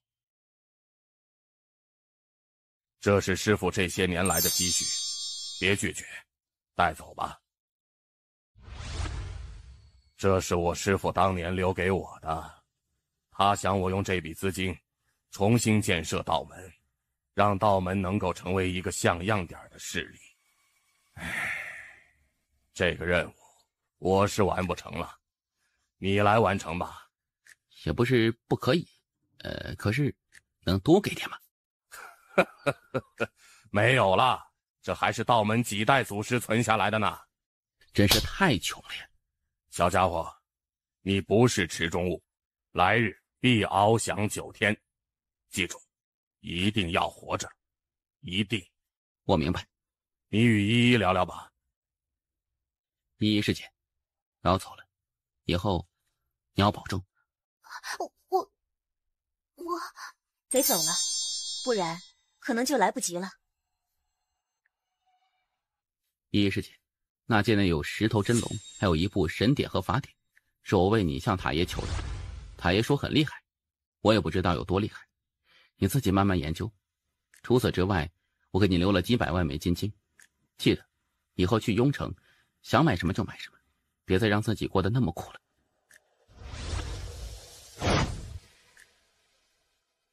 师弟，我喜欢你了。唉，丫头啊，记住，这一生其实很短的，我们最终都会失去。若是爱一个人，不妨大胆一些。师父，我要去观玄书院总院。师弟出事，我除了给他祈福，什么都不能做。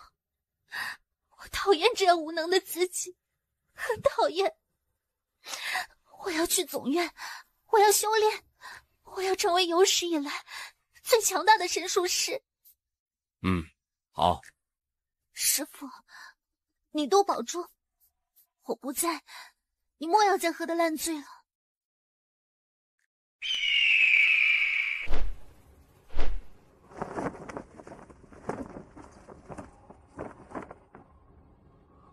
书院、执法院与天道院已经发了悬赏通缉令，谁能杀夜官，将获得3道大道气运与100万现金。悬赏令刚一发出，观玄宇宙9天10地的天才妖孽立即赶往了中土神州。叶公子杀了安道心，击败了5维那位。安道心拿出了5神枪，但依然被击败。安家家主安雅公然插手2人的比武，并且将青州安家8成的强者都派到了中土神州，准备强行斩杀夜官，但失败了。出手相救夜官之人是谁？只知道是一位女剑帝，但她的容貌没有人能够记得。穿着呢？一袭红裙如血。没有印象。这位叶公子也是颇有些神秘。当日我惩治安家，却未曾想到那些世家派与宗门派以为我这是在针对他们，因此他们想要杀掉叶官，以此来警告我。说到底，还是我思虑不周害了他。当日我若是不插手，事情可能也不会走到如今这一步。这与你无关，没有你，安家与天龙一族也不会放过他，只是早晚的事情。我的建议是，不要插手。可我觉得，对与错才是最重要的。对就是对，错就是错。安家公然以势欺人，这就是错。天道院天道私听他人命令出手压人，这也是错。中土神州做事不理，任由安家与各大世家蔑视观玄法，这更是错上加错。我身为书院文院首席，手握重权，若凡事只讲利益与得失，不讲对与错，那我可对得起这份权利，对得起我这些年读过的观玄法与书籍。为一个小小的夜官，值吗？不是值与不值的问题，而是该不该做。若书院所有人都只讲利益、讲得失，那谁又来为这芸芸众生讲道理？书院是服务苍生，不是服务世家与宗门。内阁内大多都是世家与宗门，你就算向内阁弹劾，最终的结果也早已注定，而且你也会被连累。那也要做。为什么呀？为什么？我心中的那一份信仰。莫雅姑娘，你要用传送阵？可以吗？叶公子，我刚得到消息，从现在起，仙宝阁已经将你列入黑名单，不再对你服务，而且你所有在仙宝阁的资产都将被冻结。真离谱！叶公子，我可以为你开启一次，你要去何处？我为你开启传送阵。莫雅姑娘，你的好意我心领了，我们走吧。你为何不同意？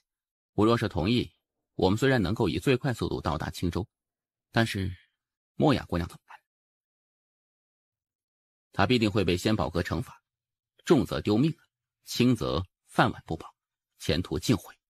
而且莫雅姑娘帮我太多了，我再去连累她，那就有点不道德了。这倒也是，那看来我们就只能徒步前往青州了。还好，这里离青州也不是很远，个把月就能到。我们可不可以去抢一个传送阵呢？只有仙宝阁有通往那个地方的传送阵，你去抢仙宝阁？也不是不行，顺便抢点钱吧。你在想什么啊？我们如果去抢仙宝阁，那就完犊子了。怎么说？现在仙宝阁只是拉黑你，他们并没有帮着观玄书院抓你，至少官方明面上没有。但如果我们去抢劫仙宝阁，那就完了，我们肯定被他们通缉。我们若是被他们通缉，比被书院通缉还可怕。为何呀？因为仙宝阁有一个非常非常牛的情报系统，一旦他们通缉我们，我们去哪里都会被发现。除此之外，仙宝阁非常有钱，如果他们拿1000万枚仙晶通缉我们，你信不信全宇宙的人都会来杀我们？可以得罪观玄书院，但不能得罪仙宝阁。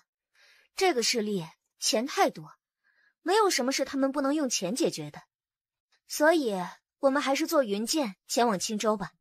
你有？云剑可是逃跑的必备之物。走。曲泉姑娘，冒昧一问，你当年和书院之间到底发生了什么呀？我的师父，他想将我当做炉鼎，我向书院揭发他，但书院不管，于是我就杀了他。跟你一样，杀了一个人，立马就有无数的麻烦接踵而来，我就一不做二不休，把书院杀了一个遍。后来总院的人来调查，应该是知道了事情的真相，但是他们却没有为你伸冤，而是将这件事情压了下去，对吧？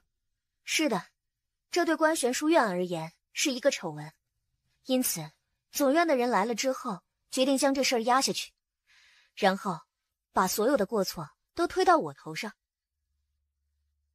我们两个的遭遇其实很相同，我之所以帮你，除了我们是朋友外，还有这个原因吧。反正我这个人喜欢随性而为，就这么简单。我出了南州后才发现，这个世界竟是如此的复杂呀。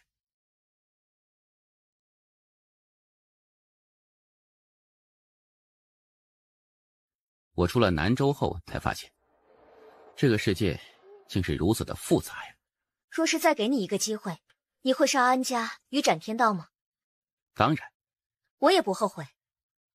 你说，我们这次去青州，人间剑主真的显灵的话，他会不会为你主持公道？我不知道。应该会的。人间剑主若是都不圣明，那这世界不就彻底完了吗？塔爷在吗？做什么？塔爷，这次去青州，我有一种不好的预感。啊？为何？我不知道。你说，如果人间剑主显灵，他会不会帮着观玄书院打我呀？甚至是为了以绝后患，把我给宰了呀？他应该不会。为何呀？他虽然花里胡哨，但……闭嘴！憨货，他又在套你话。塔爷，塔里还有别的人。唉，小塔，我感觉你也玩不过他。其实你的担忧不无道理。你想想，观玄书院可是人间剑主创立的，他怎么可能为了你一个外人去处罚自己人呢？特别是安家跟他可是亲戚，他的妻子来自安家。哎，你说是你和他亲，还是安家和他亲呢？你杀了安家的人，而且还斩杀了天道，虽然事出有因，可毕竟你做了这些事情。所以呀，我觉得人间剑主若是出现，有极大概率会帮助观玄书院一起答案，你要有心理准备啊。你会不会吓到他？哼，就是要吓吓他，谁叫这小王八蛋动不动就给我下套的？塔爷，我为何感觉你与人间剑主认识？我认识他，他不认识我。我的感觉是，你跟他应该很熟。何以见得？你开始说人间剑主花里胡哨，若是不熟，怎知他花里胡哨？再者，我之前以人间剑主为目标，但却被你阻止，你还让我换个人做目标。除此之外，一路来繁言人间剑主之时，你多有调侃之意，很显然，你跟他很熟，不然不会这么调侃。至于熟到何种程度，我就无法推断了。妈呀，话多惹的祸呀！哎切，以后在这小王八蛋面前一定要少说话，言多必失啊！太爷，我不再问这些问题了。怎么？不管你是因为什么原因出现在我身边，这都不重要。重要的是，一路来你待我很好，对我没有恶意，且多次危机关头相助于我。至于你对我的隐瞒，想来你也有你的苦衷和不得已，我能理解。他这么搞是什么意思？欲擒故纵？应该是这小子的真心话。哎呀，他这么一说，这搞得我倒是有点不好意思了。我倒是宁愿他跟我玩心眼儿了。看，来了。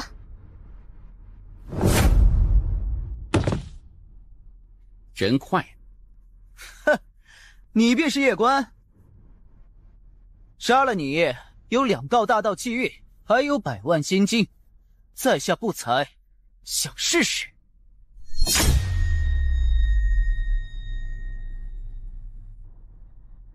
他们对我的实力可能有点低估。不是低估你的实力，而是书院的奖赏太诱人，有些人决定铤而走险。还不出来吗？不愧是能够杀安道心的绝世天才，真厉害啊！来自官玄宇宙。可曾听闻过暗佣兵团？没有。我们就这么不出名吗？中土神州排名第1的佣兵团。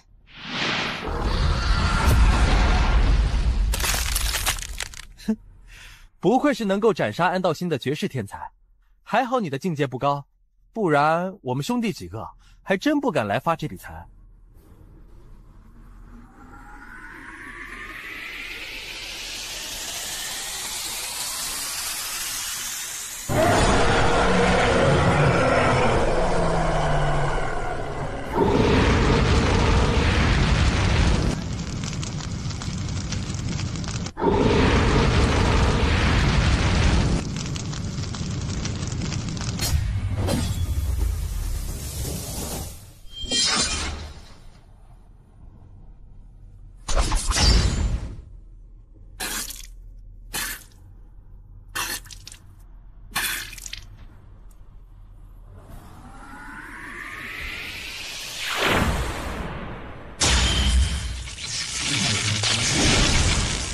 撤！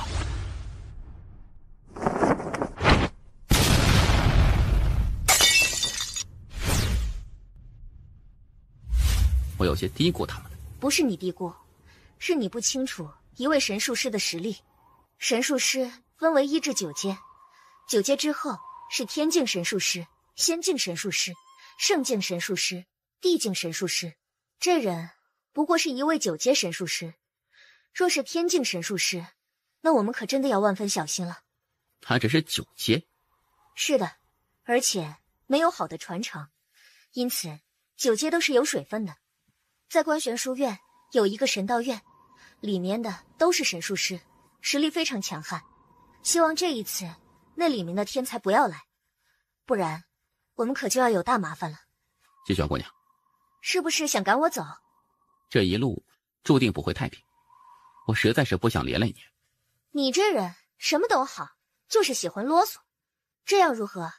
若是真遇到了不可敌的危险，我就跑，可以吗？我可是说真的。好。敷衍的家伙。季玄姑娘，你说这些人是如何得知我们行踪的？这还不简单，直接向仙宝阁购买情报不就行了？找仙宝阁购买情报？仙宝阁的情报比官玄书院还恐怖，因此只要他们愿意花钱，随时都可以得知我们的行踪。仙宝阁的情报比官玄书院还恐怖，因此只要他们愿意花钱，随时都可以得知我们的行踪。太爷，你认识仙宝阁的创始人吗？你想问什么就直接说，不要问我认不认识谁。我之前见过仙宝阁那位秦阁主的画像，而那画像给我一种很熟悉的感觉。然后我叫叶关，他叫秦关。太爷，我跟他是不是有点关系？你叫叶关，人间剑主叫叶璇，那你是不是觉得你跟他也有一点关系啊？老实说，我见到人间剑主的雕像，也是有一点点的熟悉的。哼，那可巧了，人间剑主叫叶璇，仙宝阁阁主叫秦关，而你叫叶关。哎，你说，你有没有可能是他们2个人的儿子呢？海燕，这过分了啊！我就好奇，随便猜想一下，我怎么可能跟这2位大人物有关系呢？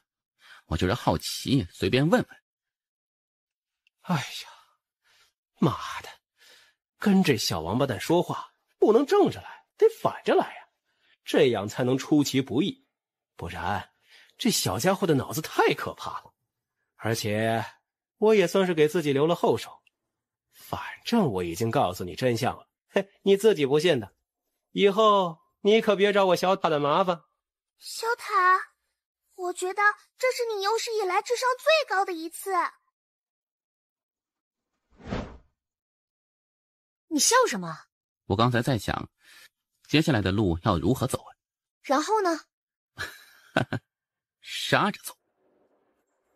此路注定不会平坦，既如此，那我就杀到尽头，谁来阻我，我就杀谁。反正我贱命一条，杀一个够本，杀2个血赚。你有没有觉得不对劲？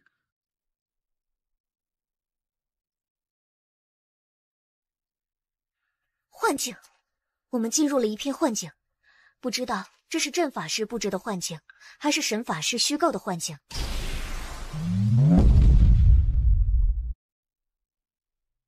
不愧是剑帝，竟然这么快就识破了我的幻境。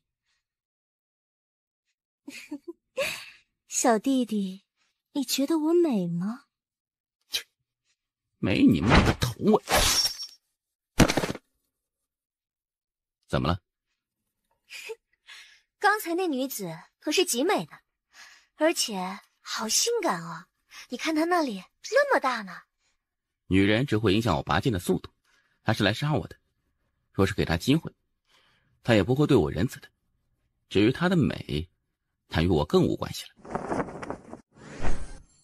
来杀我的人，好像都挺富有的呀。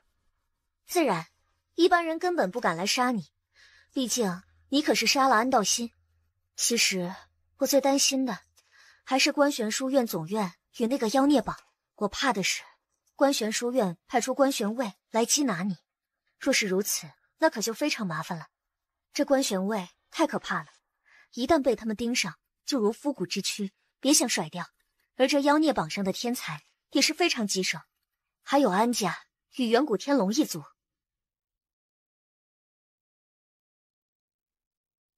还请五君为我安家做主。请五君为我安家做主。你们这是做什么？五君，如今这天下人都在看我安家笑话呢。此仇若是不报，我安家如何立足世间？都下去吧。下去。道云，你过来。你是有什么想对我说的吗？族叔，你打算怎么做？你有什么建议？这事儿我们安家得慎重。怎么说？世人都只看到叶关天赋，却忽略他身后之人。那位身着红裙的女子一剑斩杀了我安家上千的强者，并如此藐视我安家，此人绝非一般大剑帝。继续说。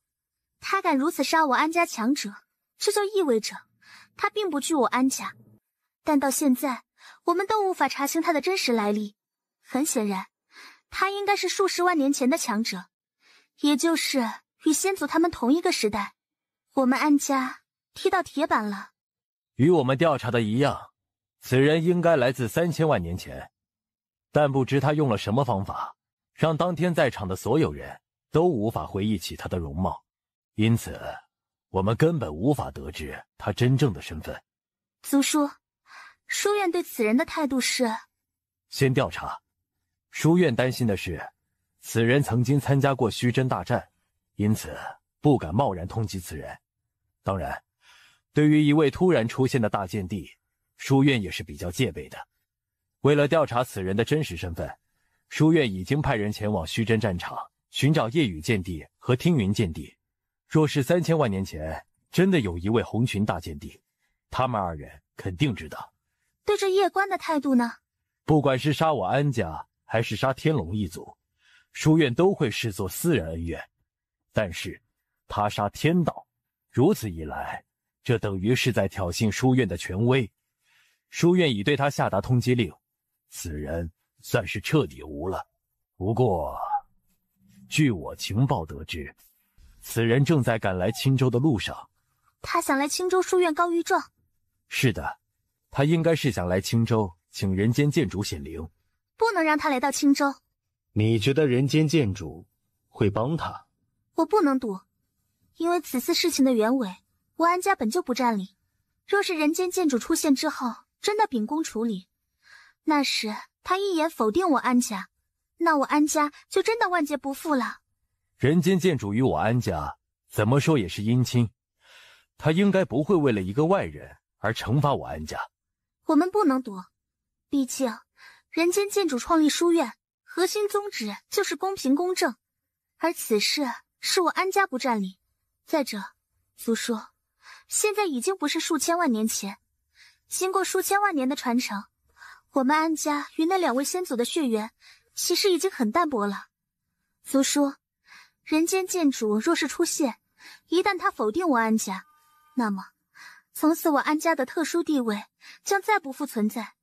因此万万不能让那夜关来到青州，我们不能赌，也赌不起。我明白。除此之外，我们应该做2手准备。你的意思是？夜关背后明显有人，为了以防万一，族叔，我愿意脱离安家。我脱离安家后，将在观玄书院总院潜心学习。安家与夜关之争，若是赢，自然是皆大欢喜；而若是输，我安家也不至于没有一丝退路。我愿意成为安家的退路，还请族叔成全。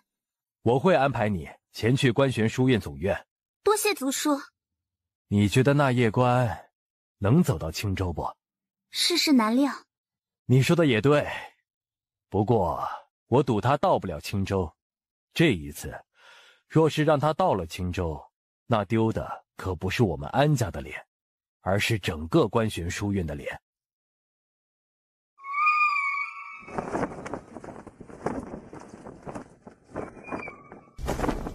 在下剑宗曹白，因宗门任务路过神州，忽闻此地有一位剑帝，今日特来求教，还请叶公子指点一二。他是剑宗的。剑宗？观玄书院总院第1族。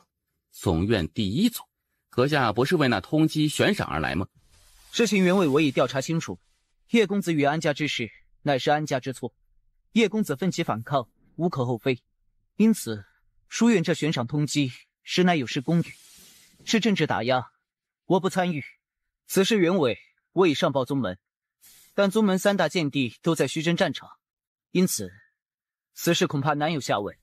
之前听朋友说，现在是世家派和宗门派在打压我，现在看来，我倒是有些以偏概全了。我剑宗不掺和这些事情。曹兄，我也正想和一位剑修一战。叶兄，请一步一跑。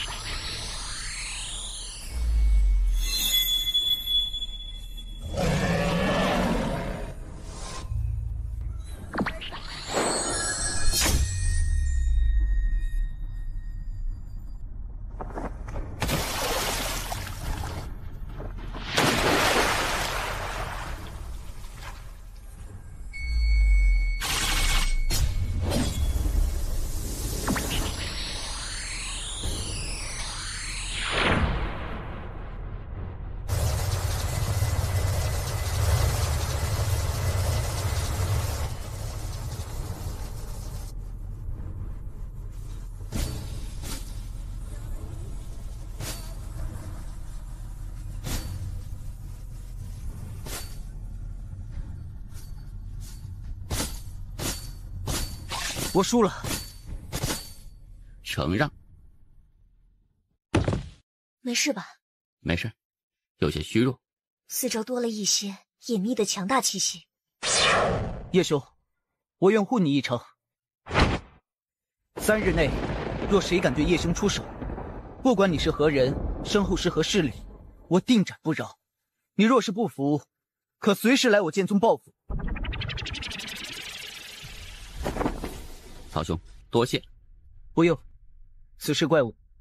若不是我与你切磋，以叶兄实力，一般宵小根本难伤你。走吧。好。叶兄，我得走了。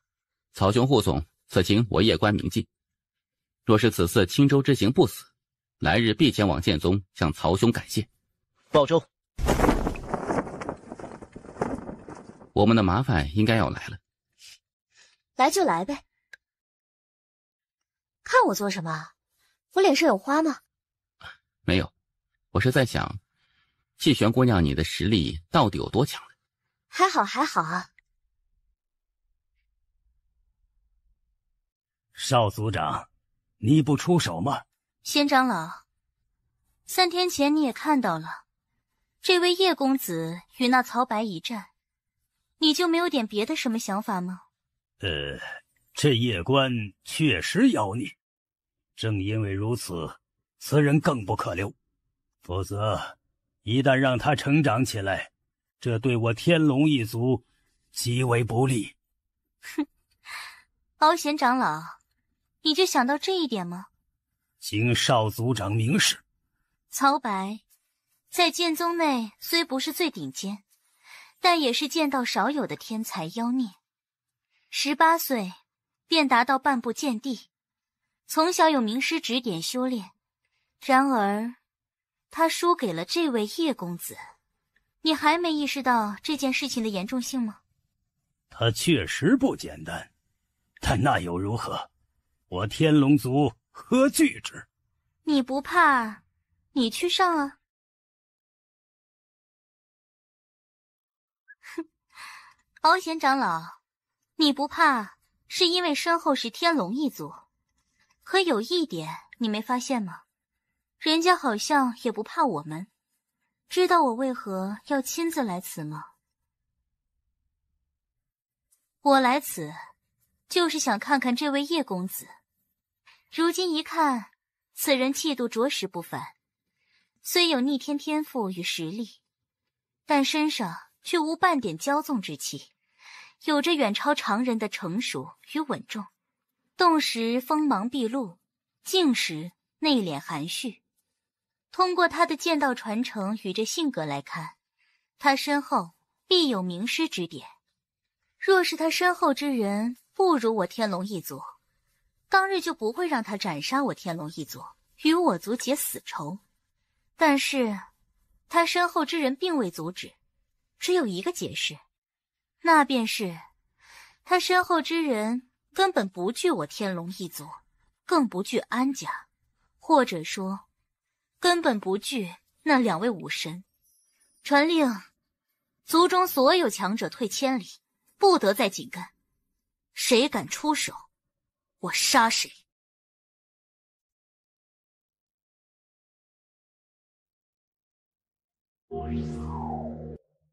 小官子，有人来了。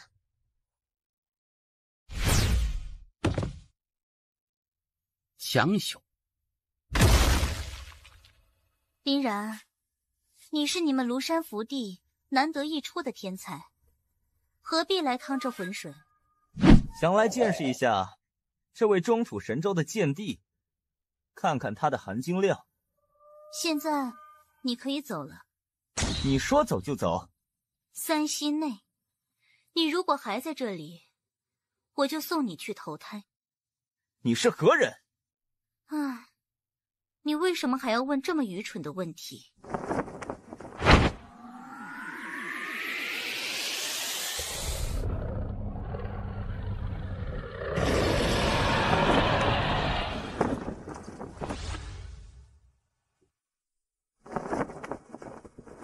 叶关公子，自我介绍一下，我叫敖芊芊。天龙一族。是，姑娘这是玩哪一出啊？叶公子，你与真龙一族的事情我已经调查清楚，我天龙一族为查明真相，就贸然对叶公子出手，这是我天龙族之错。我今日来此，是专门代表天龙族向你道歉的。芊芊姑娘，我身后其实没有什么大人物的，你要不要去调查清楚一下，然后再做决定啊？不然我怕你到时候调查清楚之后又来打我，那我们不就很尴尬吗？叶公子说笑了，我来此道歉并不是因为叶公子身后有没有人，而是为了公道。这事是我天龙一族的错，我来此就是专门道歉的。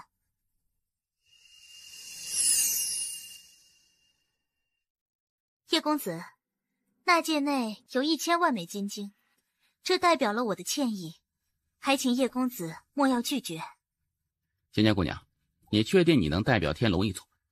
叶公子，你放心，我能够代表天龙一族。叶公子，我与你说一句交心之话，因为叶首席的缘故，世家与宗门们将你视作为敌人，他们要杀你，以此来震慑书院派，不是因为我天龙一族。叶官这姑娘可还好？唉，叶首席已经被罢免首席之职，并且被剥夺了调度官玄位的权利，还被幽禁在南院读书。为什么？他在知道你被书院通缉后，就向内阁启动弹劾程序，最后被内阁镇压了。叶公子，前路坎坷，你保重。是不是疑惑他为什么这么做？他呀，肯定是认为你身后有绝世大佬，而且可能还是天龙一族都惹不起的那种存在，所以他才来与你化解恩怨，了却因果。你呀，自己是后知后觉。你想想，你如此年轻就能够达到剑帝，你身后之人会是一般人吗？特别是之前出现的那位血群女剑修，她肯定是来自数千万年前的绝世强者。总之，你很不简单的。我公谷和塔爷肯定都是不简单的，不过我其实是一位私生子。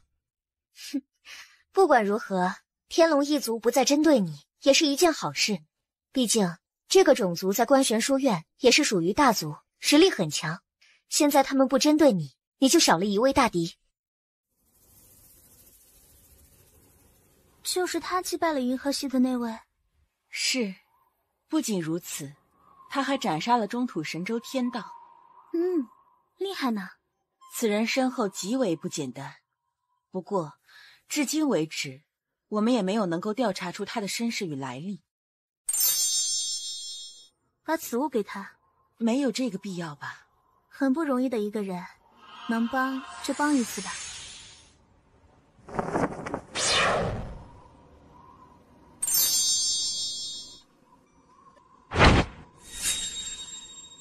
叶公子，这是我家小姐赠送给叶公子的。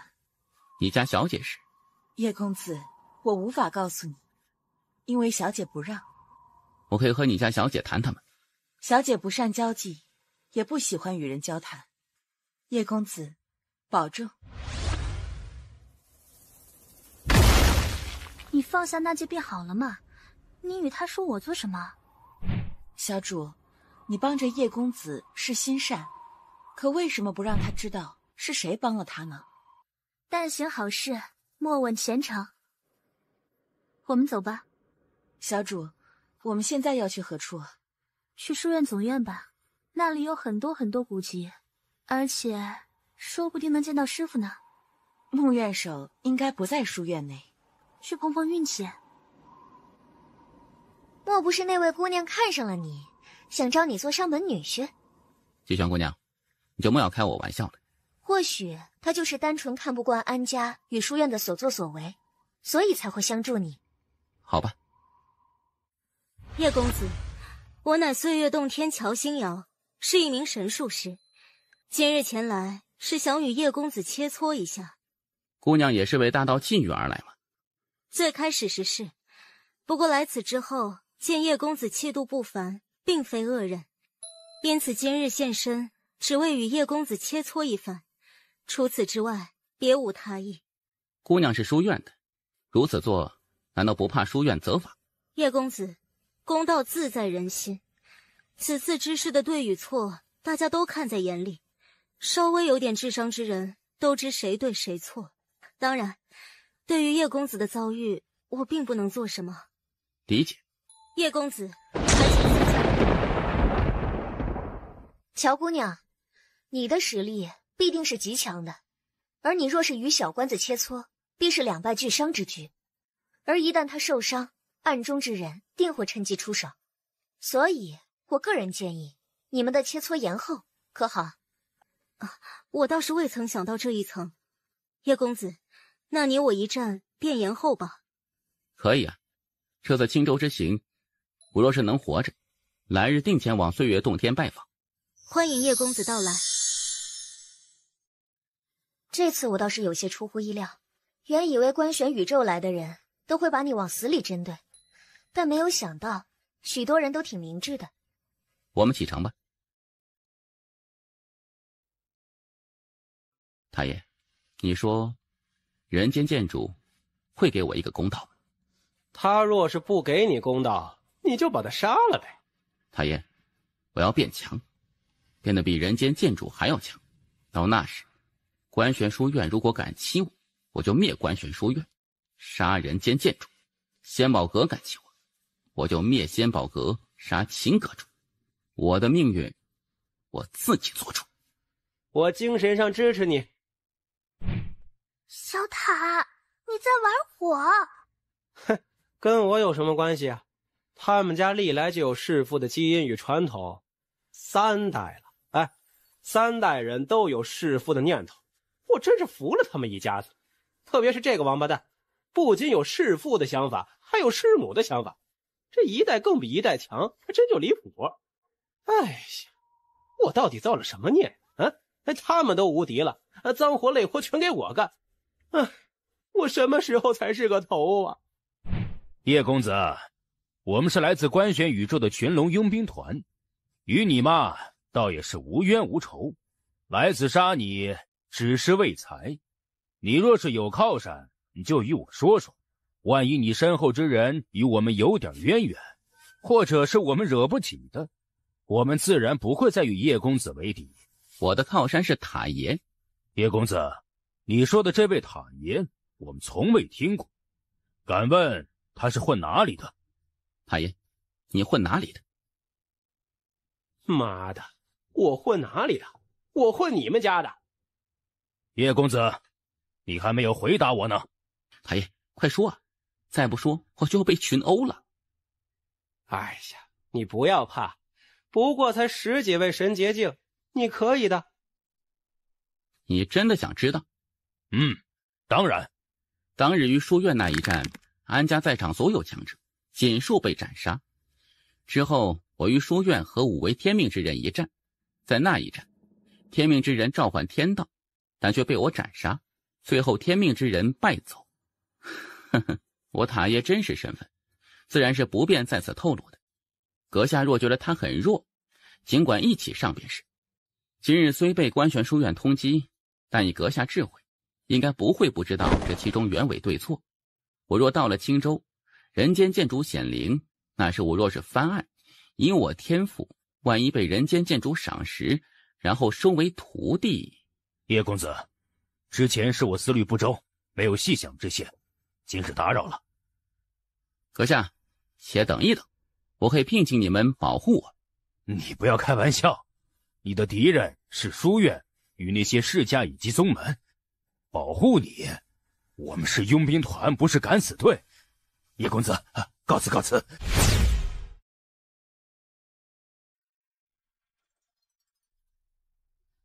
西泉姑娘，感谢你一路来的护送，前面就是青州，若再往前，你必有性命之危，所以到此便好。你是怕我喜欢你吗？西泉姑娘，我不希望你有危险。回答我的问题。西泉姑娘，有个女孩为了救我，身死魂销，我若用这条命去与别的女子谈情说爱，我想他应该会很伤心的。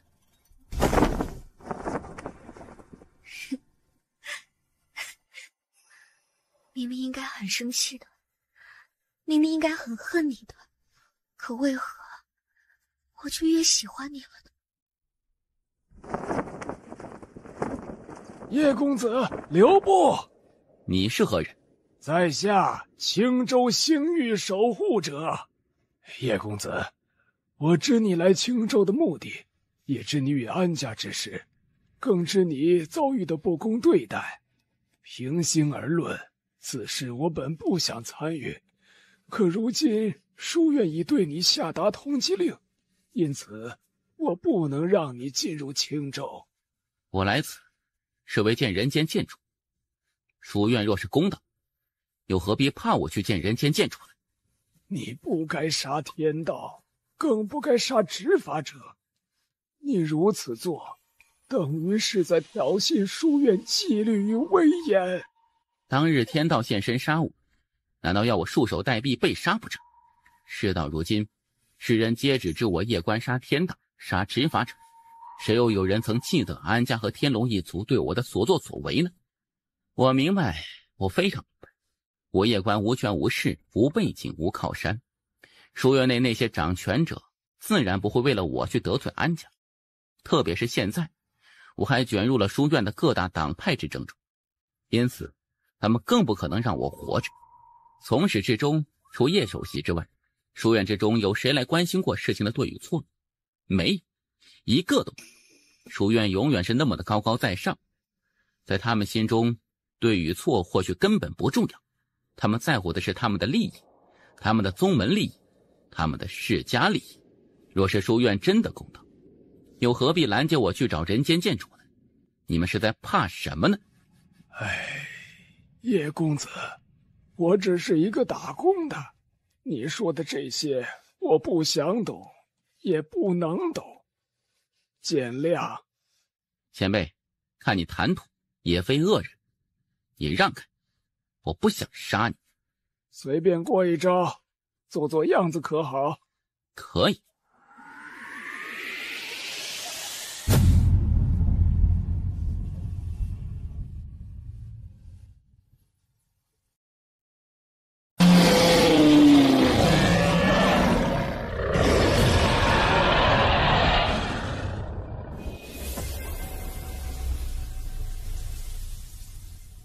你便是那南州夜关？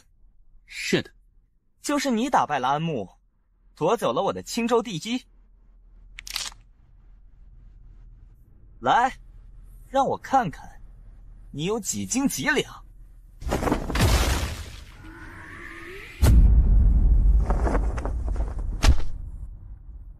你竟敢在我青州杀人！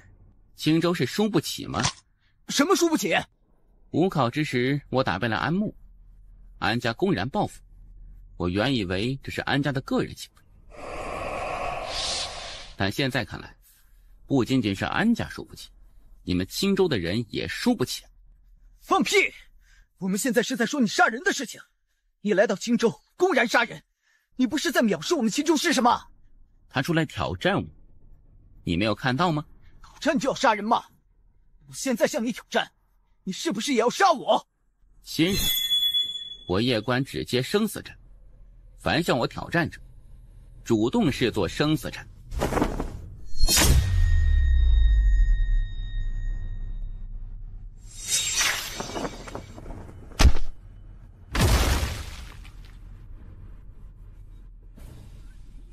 见过陆院首。叶公子，很抱歉，我不能让你进入书院。前辈能成为院首，绝非恶人，心中应该也是心存正义的。我叶关今日遭受不公对待，前辈肯定是心知肚明的。若是前辈今日助我，人间剑主现，前辈或许能够得到人间剑主赏识，从而入主观玄书院总院。万一人间剑主不出现呢？不出现，那自然是完犊子了。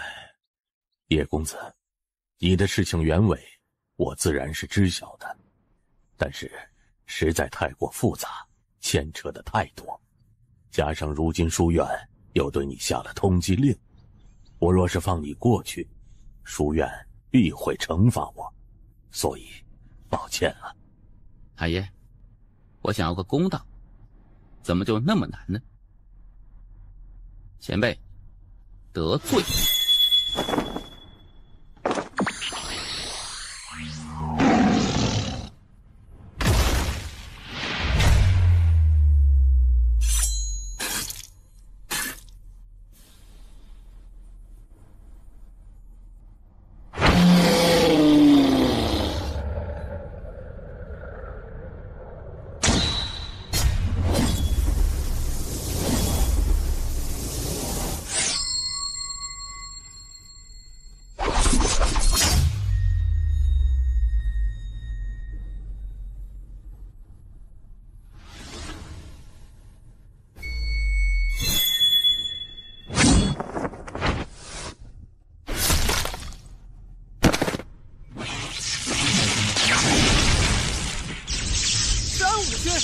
他居然亲自来了！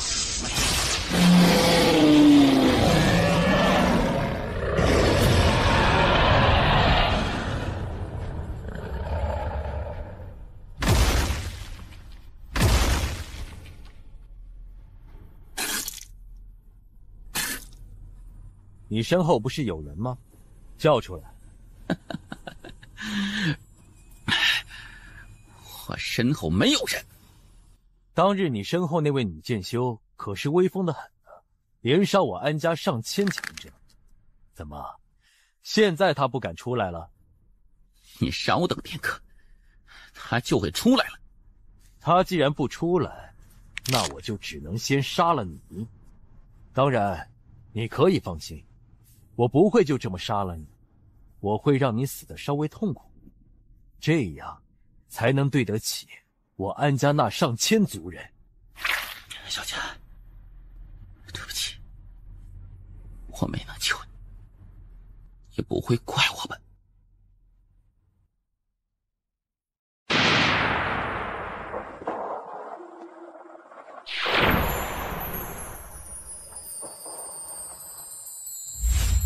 小佳，对不起，我没能救你，也不会怪我吧？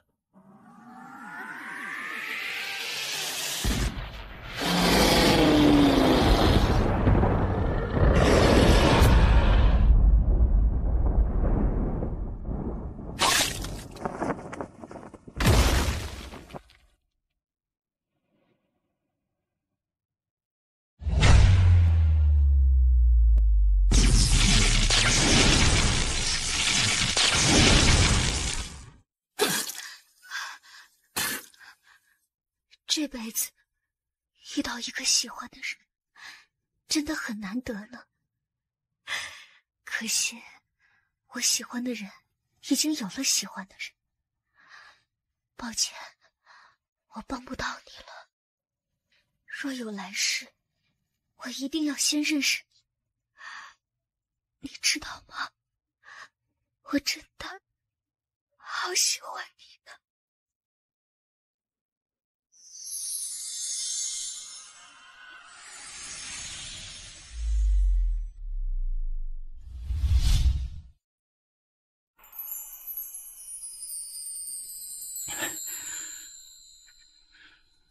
前辈，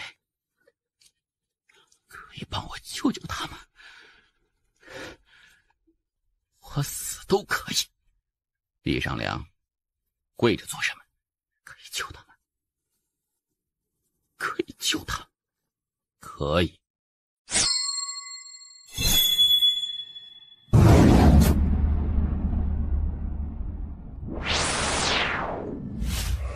放肆！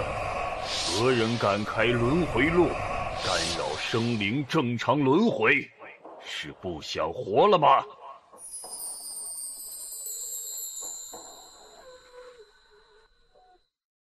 属下见过剑主，退下！属下告退。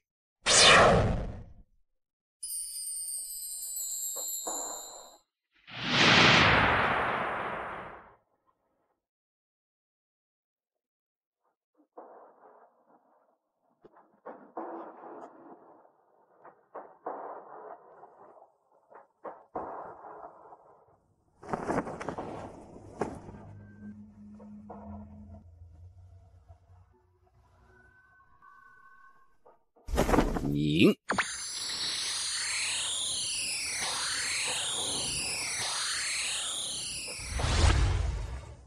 我还活着？是的。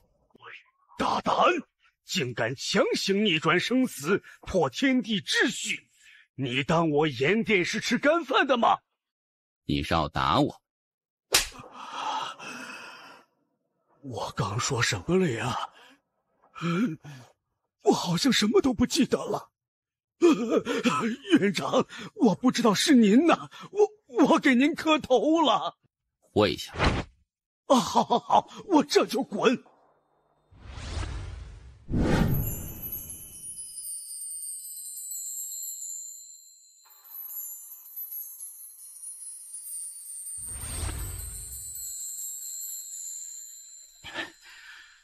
前辈，安家的事你怎么看？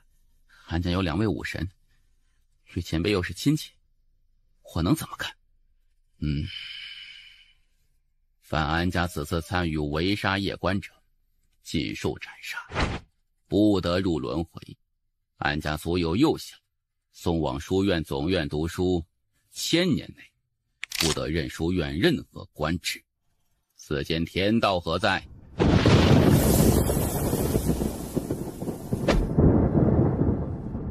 将此人神魂求于神诏月，经万世之苦，不得轮回。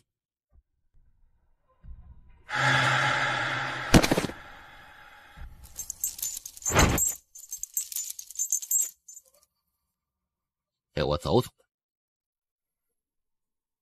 丫头，你也跟着来吧。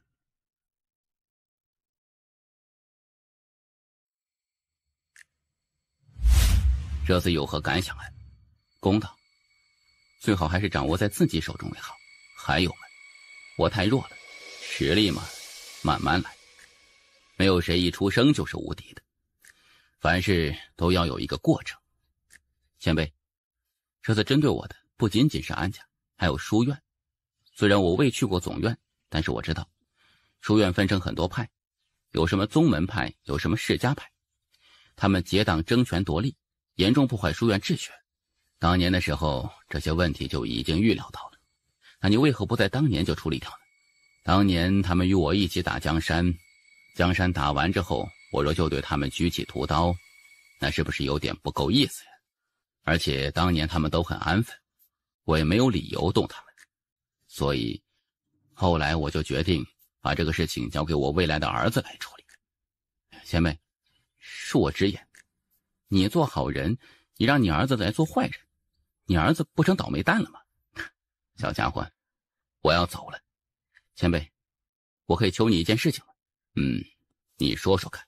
前辈，我的未婚妻灵魂当日遭受重创，现在养于行道剑内，前辈可否出手帮我复活她？你知道我的佩剑清玄吧？知道，这毕竟只是我留在这里的剑气，不能存在太久。你得前往书院总院寻我佩剑。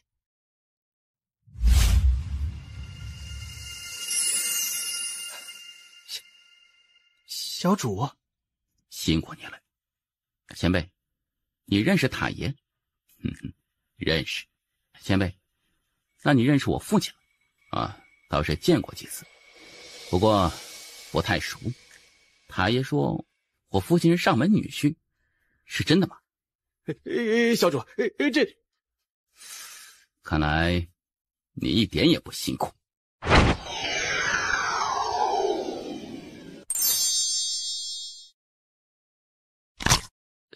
前辈，您这是？您这塔爷身体不太好，我帮他活动活动筋骨。小家伙，我要走了。前辈，我一定会成为像你这么厉害的剑修的。你想成为像我这么厉害的剑修，你就是我的人生目标。小家伙，好好加油，我相信你可以成为像我这么优秀的剑修的，我一定会的。这是一份故人的传承，希望对你有帮助。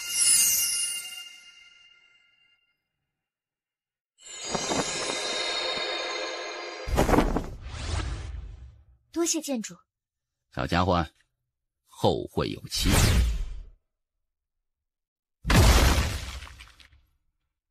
塔爷，塔爷，你没事吧？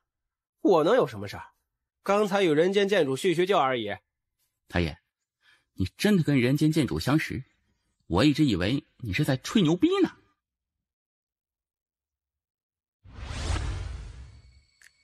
季轩姑娘，你不用觉得欠我什么，我喜欢你，那是我的事情。而且，我喜欢你，不代表你就要喜欢我。你保重。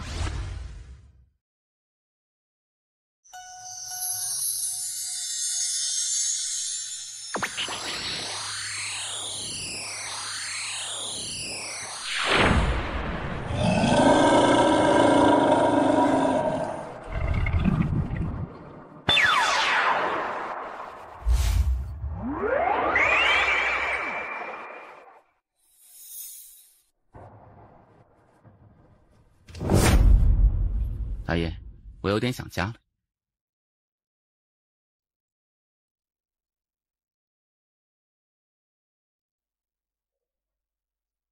我要去南州。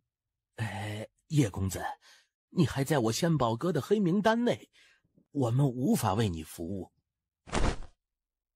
叶公子，留步。叶公子，有件事情，我觉得还是有必要与你说一声。前辈，请说。叶公子，你可还记得天命之人？自然记得。他已经前往观玄书院总院，而他已经放话出来，有他没你，有你没他。因此，虽然人间剑主已经为你翻案，但书院大概率不会让你加入总院，仙宝阁也大概率会一直把你放在黑名单内。妈的！叶公子，我得到的消息是，总院现在怀疑天命之人可能是人间剑主的儿子。人间剑主儿子？是的，当然只是怀疑，大家都还没有确定他的身份。太爷，人间剑主这人挺好的呀，你说为何要杀他儿子？他会不会报复我呀？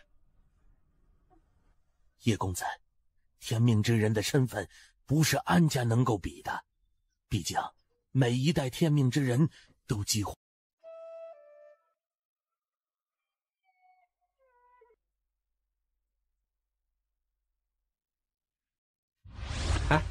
要不要去夜族看看？曾经人间剑主待过的那个夜族。是的，可以。我也想去看看人间剑主居住过的地方。往右边走。你知道路？妈的，一不小心差点又暴露了。嗨，我曾经也来过青州。你是不是准备杀上观玄书院总院呢？为何要杀上观玄书院总院呢？书院肯定占天命之人，而那天命之人与你又不对头，他肯定开始针对你，所以你接下来会不会直接杀上观玄书院总院？太爷，你这性子实在是有些偏激啊！你以前是不是受过什么刺激啊？哎呀，妈的！傅以琛受过你爹和你爷爷的刺激。太爷，天命之人可以争，我为何不可以争呢？他结交世家派和宗门派，我就结交书院派。他有许多支持者，我也可以广结善缘，多交朋友。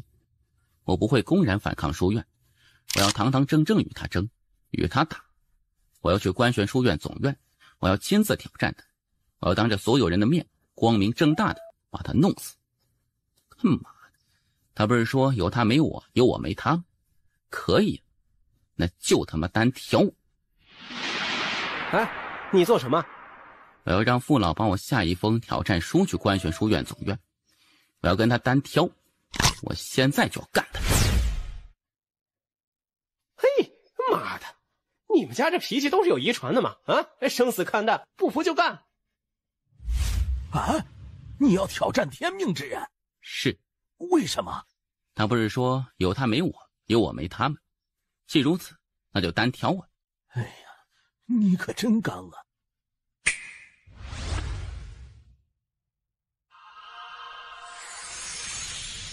当日一战，阁下不讲武德，换天道相助，然并卵，天道太弱，一剑灭之，实在无趣。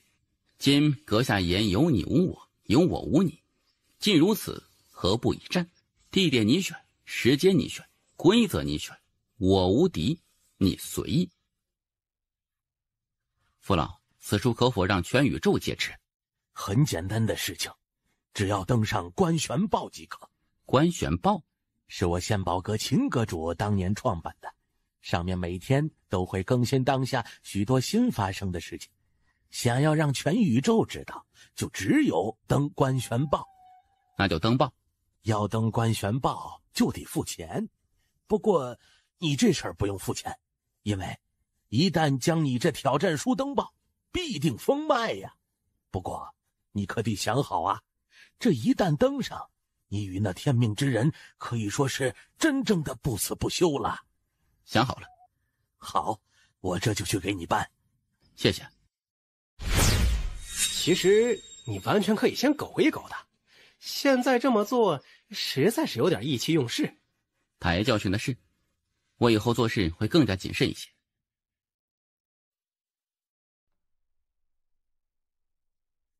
笨蛋，你以为他真的是意气用事吗？什么意思？他公然向那天命之人挑战，看起来是意气用事，实则是深谋远虑。现在书院最大的两股势力明显是战天命之人，他处于弱势的一方，而他出来公然挑战天命之人，你说那些世家派与宗门派还有天命之人敢不敢来以大欺小他？你的意思是，他们现在若是来以大欺小夜观，他们会被全宇宙骂祖宗18代的，而且天命之人也将臭名昭著。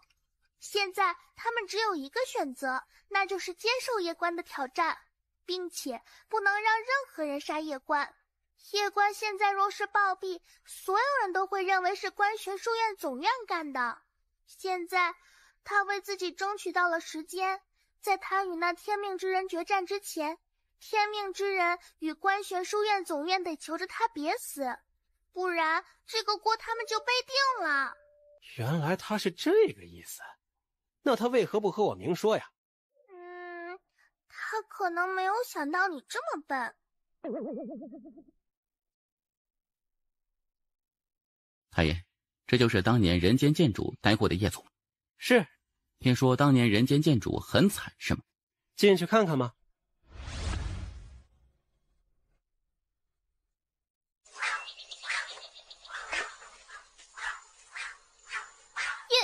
叶公子，你怎么会在此啊？来此看看。真的是不要太帅啊！你怎么可以这么帅呢？现在的女孩都这么忙，不像我们那个时代，大家都娇羞得很呐。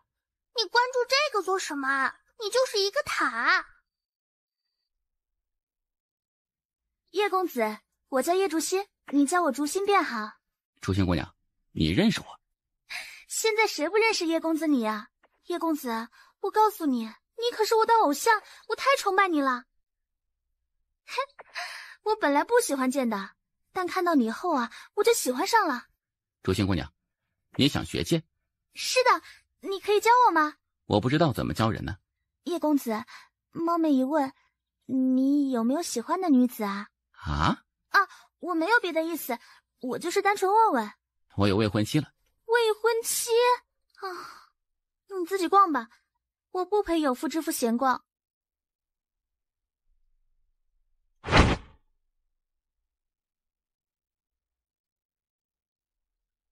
嗨，叶小家伙，不许乱动我的小木人。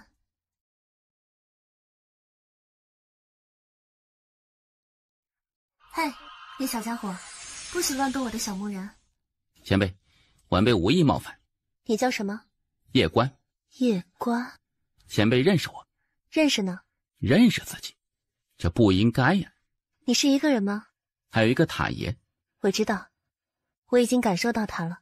前辈认识塔爷？认识呢，而且还有点熟。那前辈也认识我父亲吗？当然认识，也是有点熟呢。前辈能与我说说吗？塔爷一天就知道忽悠我，也不告诉我真相。等你以后变得更厉害一些，你就会知道了。前辈，人间剑主没有陪你一起吗？哥哥，他很忙呢，我也好久好久没有见到过他了呢。小家伙，你应该不知道你父母是谁，对吧？是的，太爷说我的父亲是上门女婿。我操！这个王八蛋，是见一个人就说一次吗？我的天哪！这事儿能不能就这么接过去？哎呦，我的老天哪！他是在报复你，忽悠他。他这么说？是的。看起来你不太信。你长得真好看，比你爹还好看。你这小家伙还有一些腼腆呢，你跟你爹可真是不一样哈。前辈，我爹是一个什么样的人呢？你爹脸皮有那么一点点厚呢。太爷说他是一个很好的人，是吗？你恨他吗？这个问题我现在无法回答。你们父子间的事，你们以后自己解决吧。小家伙，我要走了。好。太爷，辛苦你了呢。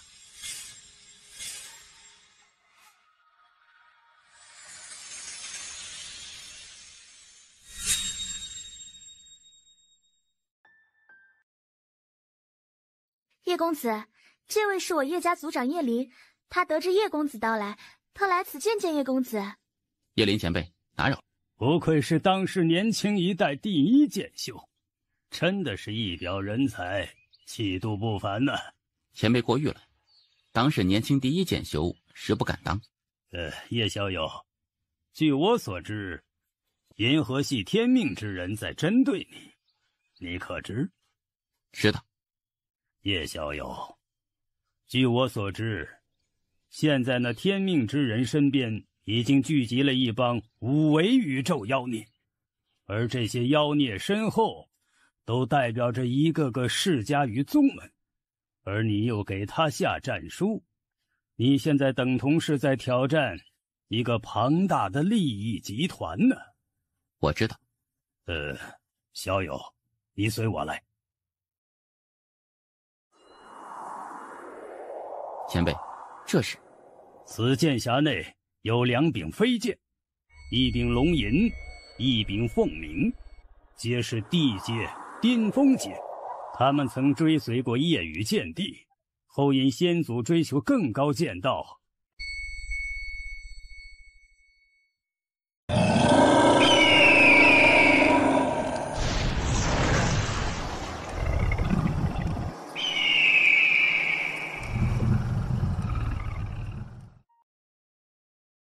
前辈，竹心姑娘，告辞了。族长，他真的很优秀呢，可惜不是我叶族人。确实，此人剑道天赋，即使放在官玄书院总院，也绝对是首屈一指。如此天才，世家派与宗门派为何还要打压？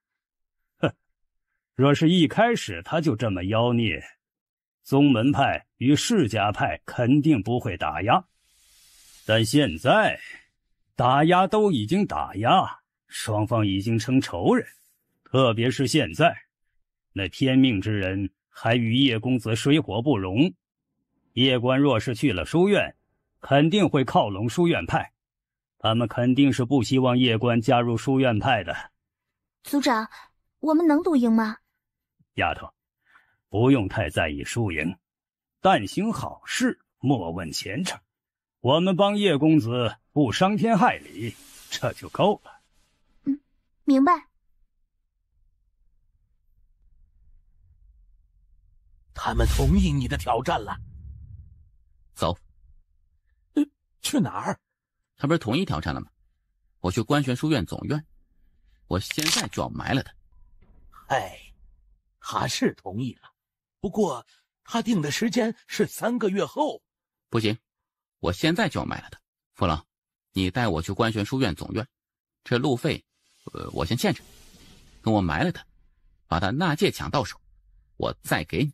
哎呀，叶公子，你忘记了吗？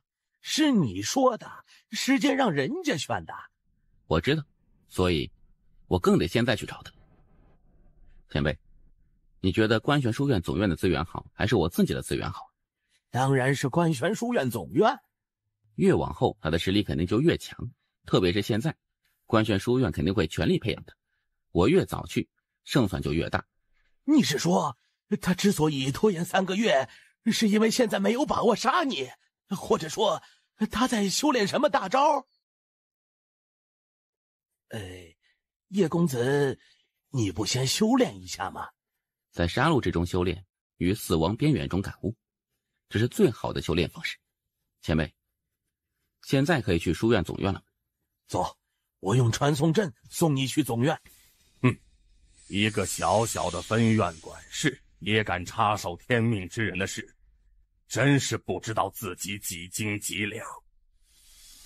副管事，长老阁有旨，你不再是青州商会管事。叶公子，抱歉了，我无法送你去官玄书院总院了。父老，抱歉。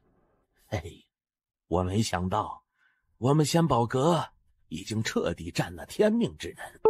我之前已经联系过文院，但至今文院没有给我任何信息，所以叶公子，对文院你也别抱有太大的希望，他们现在的处境还是也好不了多少。父老，你若去总院，并没有好的结局。可我又能去何处呢？父老，我带你走。放肆！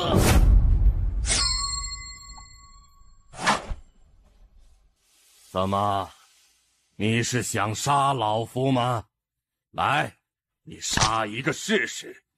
老夫乃是仙宝阁金布袋管事，你杀老夫就等于是向仙宝阁宣战。你杀一个试试。你在故意激我动手，我与你无冤无仇，你没有必要来如此针对我。想来是有人让你这么做的。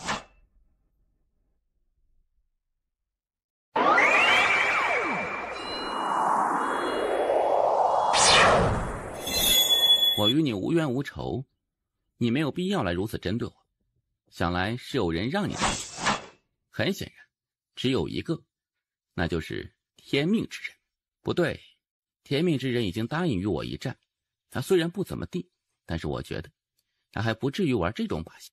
所以用排除法的话，那就只剩官玄书院的那几个超级世家和几大超级宗门。2种可能：第一，因为人间剑主的缘故，世家派和宗门派多少有些忌惮，不敢再光明正大搞我，因此他们想换个方式来针对我，比如仙宝阁就最合适。第2种可能，他们想挑拨我和天命之人，严谨一点点说，是想加深我和天命之人的矛盾，让我认为是天命之人在故意针对我，从而让我和天命之人互相残杀。其实不是2种可能，而是一举两得。不管是宗门派还是世家派，他们都不可能培养一个新的人间剑主出来，没有新的人间剑主才符合他们的利益。毕竟他们已经当惯了老大，又怎么可能培养一个新的老大出来？所以在他们眼中，天命之人是棋子，我也是棋子。阁下，我知道他们肯定给了你很诱人的条件，但是你可曾有想过，仙宝阁内的高层绝非无脑之人，你这么甘心为官玄书院利用，他们会放过你们？叶公子，不得不说我很佩服你。你说的基本都对，但有一样不对。什么不对？我没有选择。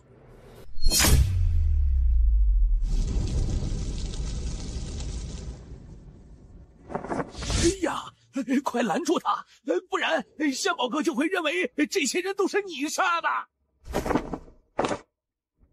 哼，来10位贱人也拦不下我。你真丑。我真丑。我见过最丑的。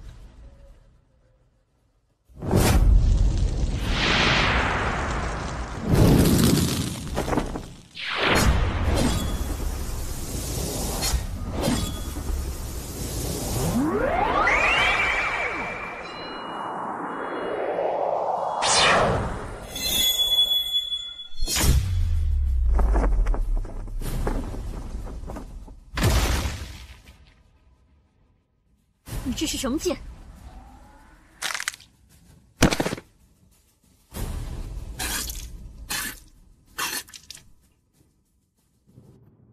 谁派你来？身份未知。他出5000万金金，让我来此杀这些人，嫁祸给你。可以联系到你。不能。叶关，你竟然敢杀我仙宝阁的人！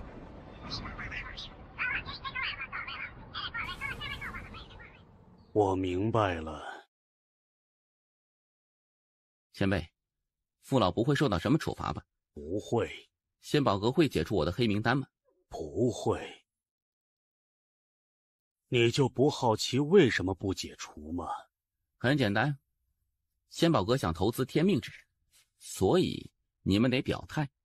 是的，长老团已经决定投资天命之人，而天命之人与叶公子水火不容，因此为了向天命之人示好，仙宝阁已经将叶公子列入终身黑名单内，永不解除。此生我将不会再踏入仙宝阁了。上面有交代，你走吧。穆管事，父老，你死罪可免，但活罪难逃。现在起，你将被流放到下界儋州。好。太爷，我是不是很能惹祸？其实不算。为何？哼，我以前见过更能惹祸的。谁？有什么打算呀？回南州一趟。做咒剑？当然不。哎，你做什么？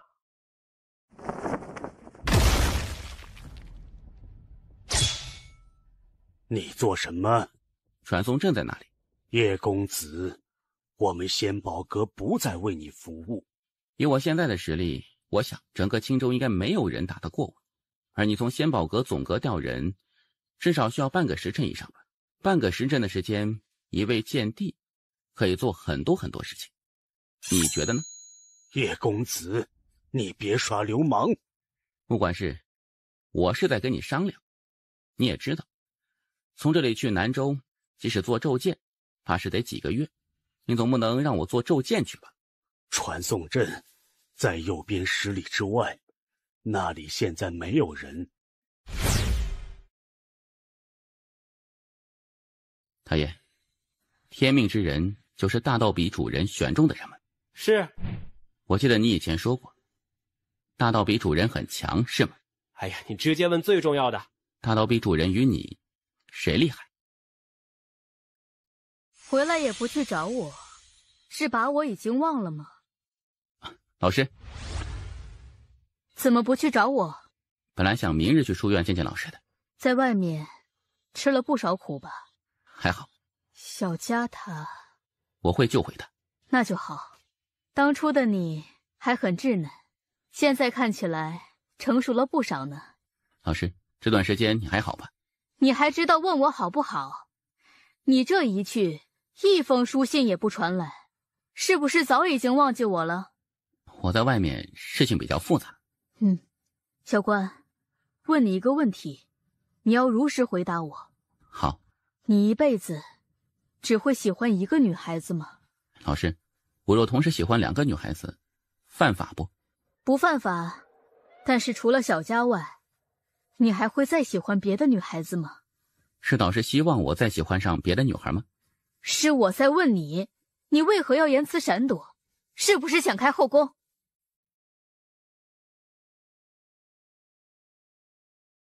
是不是想开后宫？老师，如果我喜欢小佳，也喜欢你，那怎么办呢？我是你老师。我说如果嘛，如果我喜欢小佳，又喜欢你，你会不会觉得我很坏呀？你自己觉得坏不坏呢？我不知道啊，所以才问你呢。哼，你这家伙胆子不小，居然敢拿老师做比喻，是不是有的时候觉得与自己的老师会更刺激呢？老师，我并无邪恶之念，他也可以作证啊。看你这没出息的，反正你怎么想，我又管不着，不是吗？我没有乱想过。那你要不要想想试试呢？无胆匪类。那，这个给你。老师，你这么多钱呢？五考时，我把全部身家压了你第一，赚了5000万。原来如此。钱不要？我现在不缺钱了，老师自己留着吧。要走了吗？会回来吗？会。那下次回来，第一时间去找我，可好？好。走吧。老师，保重。什么都好，怎么就是不好色呢？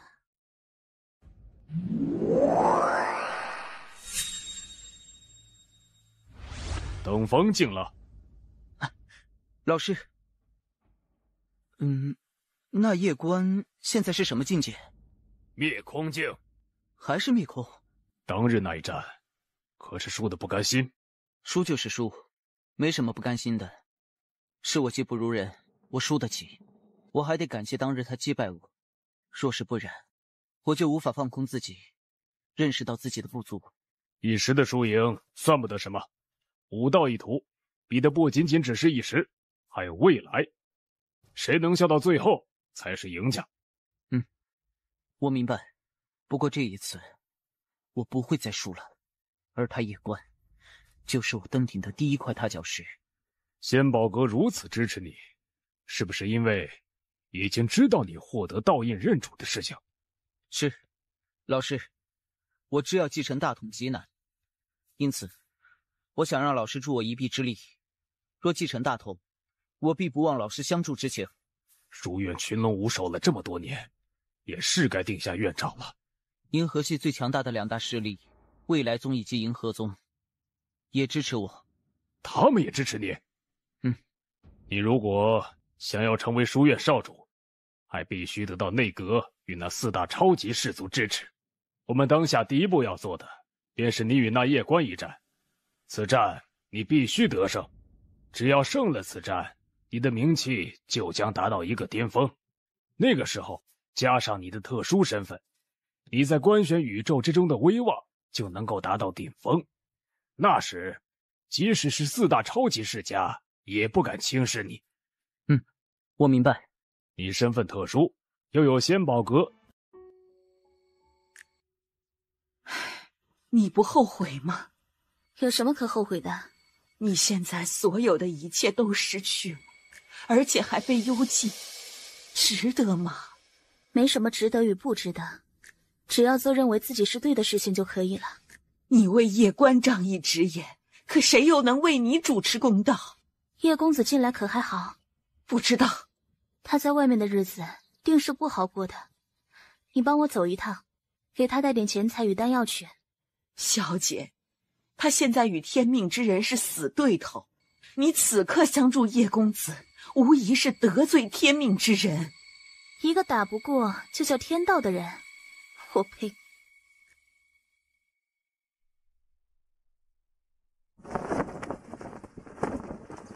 恕老，李少府，你应该知晓我来意。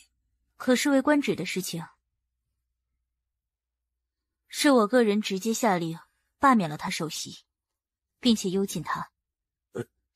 不是内阁团做的决定？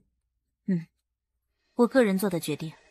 李少府，您一直是我比较敬佩的人，而您的为人我也知晓。此事原委应该是晓得的，您为何要这般做？恕老，事情的原委我自然是知晓的。这一次确实是安家与天龙族以势压人，官职是在主持公道，他做的没错。那你为何还要打压他？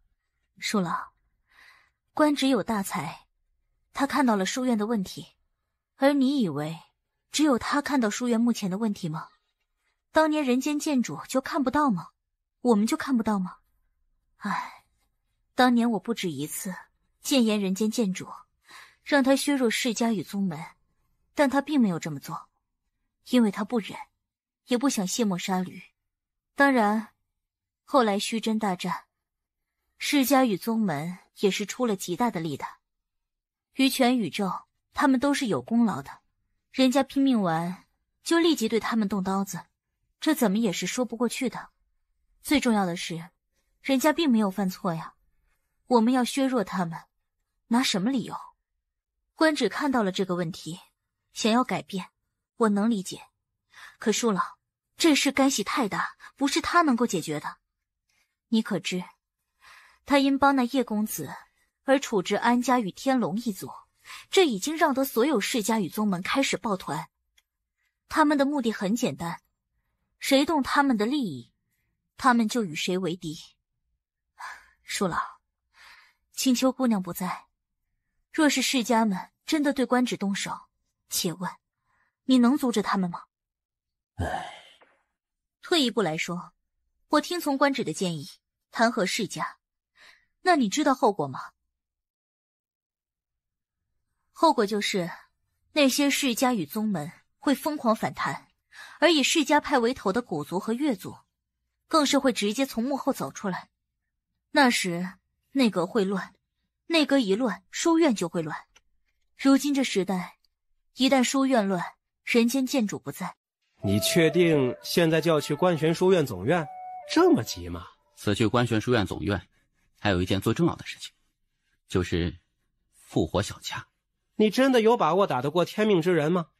不重要，重要的是他说有我无他，有他无我。既如此，那就干了。我叶关不欺人，但谁要欺我，我一定会把他埋了，然后把他纳戒抢走。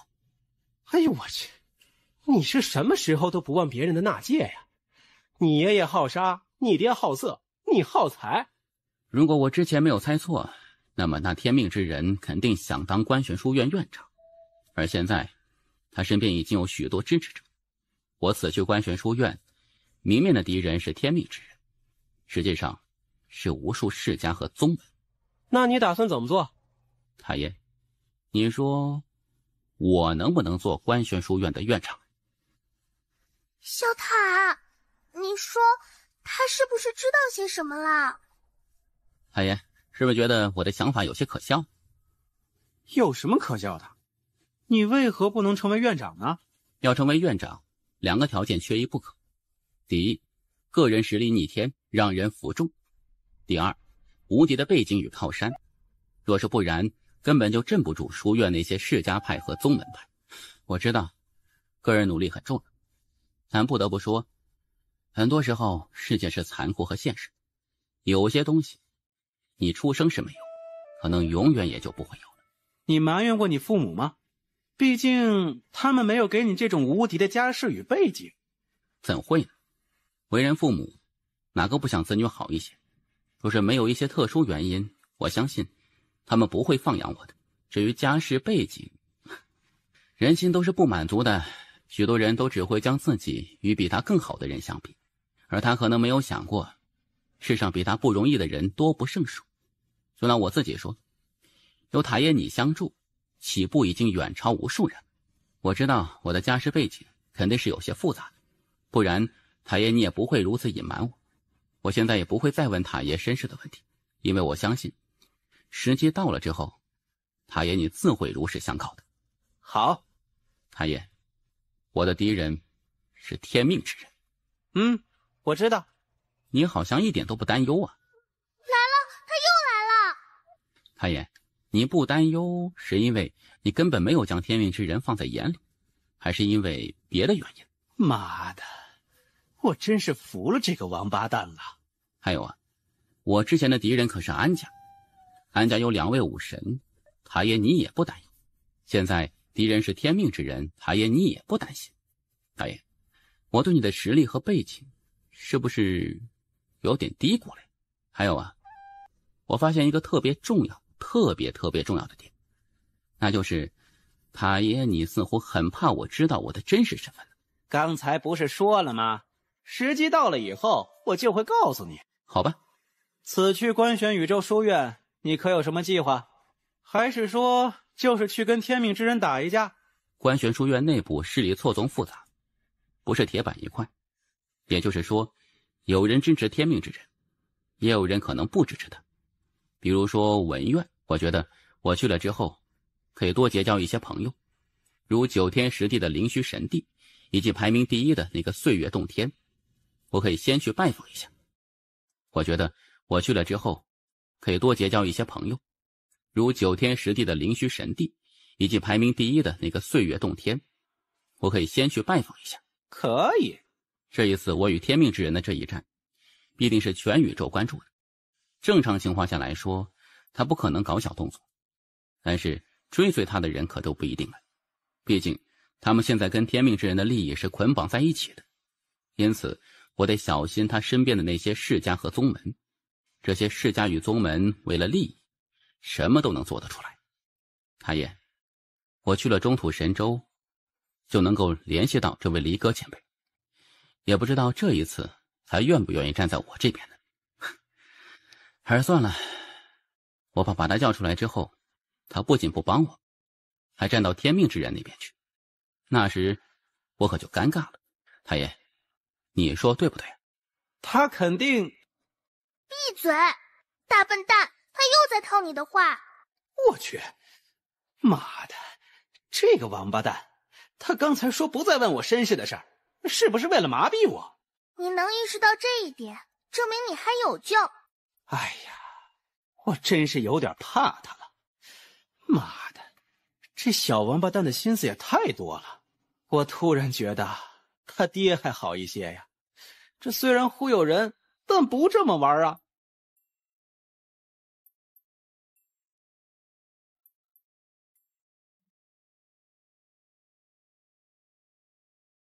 不得不说，你真是一个有种的男人，不仅敢向天命之人挑战，还敢这么快就前往观玄宇宙。不过可惜的是，现在有人不想让你去观玄宇宙走运。姑娘，我们之间有没有死仇？你什么意思？既无死仇，我想与你聊聊。你想聊什么？你的任务应该是阻止我去观玄书院总院，而我想知道是谁派你来的。你觉得我会告诉你吗？你觉得有没有必要与我结成死仇呢？若是觉得有必要，那我不会再与姑娘聊什么了。你知道现在有多少势力站对天命之人吗？观玄书院内5院的大武官已经成为天命之人的老师，他门生遍布天下，影响力非常可怕。除此之外，仙宝阁也已经站对他，而且来自银河系的2个超级势力银河宗与未来宗也是他的拥护者。其余的9天10地以及一些大世家大宗门都在纷纷向他靠拢，现在他们的利益已经绑在了一起。叶公子，此去观玄宇宙，你没有任何赢的可能，因为你赢不符合他们的利益。姑娘怎么称呼？完颜谷。完颜姑娘，你知道在青州时，人间剑主与我说了什么吗？说了什么？人间剑主与我说，如今书院内宗门世家林立，腐败严重，他希望我能够成长起来，然后替他管理一下书院，清除毒瘤。他是在吹牛叉吗？他没有吹，他爹确实有那个意思。当然，他是认为他在吹牛，别人也认为他是在吹牛，但他真的没有吹牛。我总感觉他是知道些什么了，真的是太吓人了。唉，叶公子，你是在忽悠我吗？人间剑主若是选你做传人，那他为何不直接宣布？嘿，这小家伙的忽悠能力比起他爹还是欠缺了一些呀。完颜姑娘，你知道我为何赶上安家的人吗？你知道我为何不怕安家2位武神吗？你就告诉我，人间剑主为何不宣布你是传人？你就告诉我这一点就可以了。当年那场大战之后，人间剑主他的脑子有点不好使了。你别说话，别反驳，别劝。我怀疑他不是在忽悠那女孩，而是在故意给你挖坑，等你跳。你觉得我会信不？姑娘，我要尽快到观玄宇宙，但现在仙宝阁与各大势力肯定在监视我，他们不想我这么快去官宣宇宙，那天命之人肯定在修炼什么大招，所以还请姑娘帮个忙，让我能够尽快到达官宣宇宙。我凭什么帮你？我给你1亿金晶，不过只能先欠着，等我找到我爹之后，他来支付，可以打欠条。小塔，你别说话，这可能也是个坑。我负责送你到官选宇宙，送到之后，等你找到你爹，你给我1亿枚金晶，没问题吧？大爷，我不问我爹身份，我就问问他钱多不多。滚！走，再不走，仙宝阁的人要调查到这里了。万言姑娘，这城为何能够悬浮在星空之中啊？它为何不掉下去？因为掉下去会砸死人，所以它不能掉下去。这是暗都，有名的地下黑市。这个地方很特殊，即使是仙宝阁和官玄书院，手也无法伸到这里。这么厉害？这个地方鱼龙混杂，什么样的人都有。因为经常居住在这里的，除了各种榜上被通缉的人之外，还有许多乱七八糟的人，而能够在这里生存的，都是不简单的人。记住，进去后不要相信任何人，知道吗？我就相信你，别的人都不相信。我知道你实力很强，但你没有经常在外面混，不知道外面人心险恶，特别是这暗部，里面的人都是利益至上，但凡有点善心，在这里都活不长。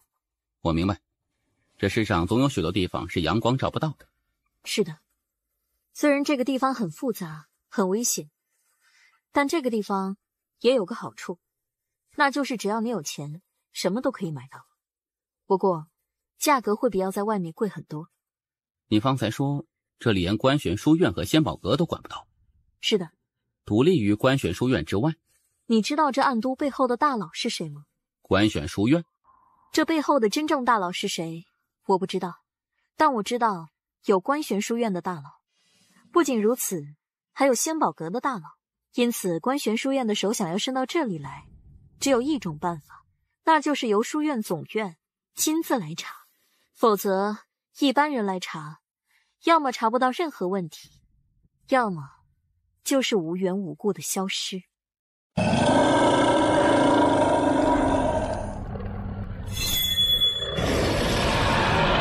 一般情况下，想要星域传送，只能借助仙宝阁的传送阵，但是这个地方也有传送阵，虽然没有仙宝阁那么全面，但是一些主要的大事件都可以通过这里传送出去。最重要的是，在这里只要你给钱就可以传送，他们根本不管仙宝阁与官玄书院的通缉令。那贵不？从这里去官玄书院总院，至少500万枚金晶。500万？海爷，你说仙宝阁秦阁主赚那么多钱做什么呀？他花得完吗？花不完就留给他儿子花。秦阁主有儿子？有。与人间剑主生的？是。人间剑主和秦阁主的儿子，这不是出生就无敌的存在吗？哎，不过那种人生我觉得没有什么意思，他永远无法体会到我们穷人的快乐。他儿子不是个好人。不是个好人？是的，心眼太多，前妻过得老惨了。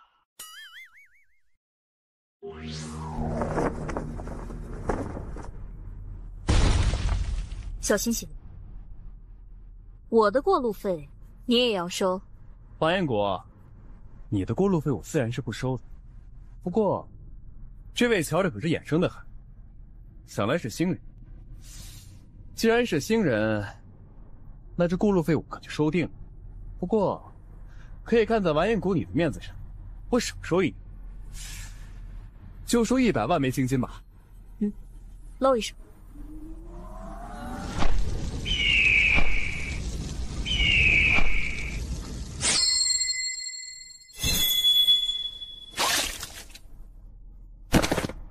大哥，我让你露一手，没让你下杀手啊！嗨，不好意思，我会错意了，抱歉。坏事了。哼。完颜国，我南派与你好像没有什么恩怨，为何要下死手呢？这可能是一个误，你信吗？哼，你觉得我信吗？不要烦，他们不强，真动起手来，我都能解决的。这种话，你能不能玄气传音呢？我来此是为那传送阵，并无意和诸位为敌，诸位可愿让开，放我离去？我若是不愿意呢？那我就只能含泪收下你的大剑。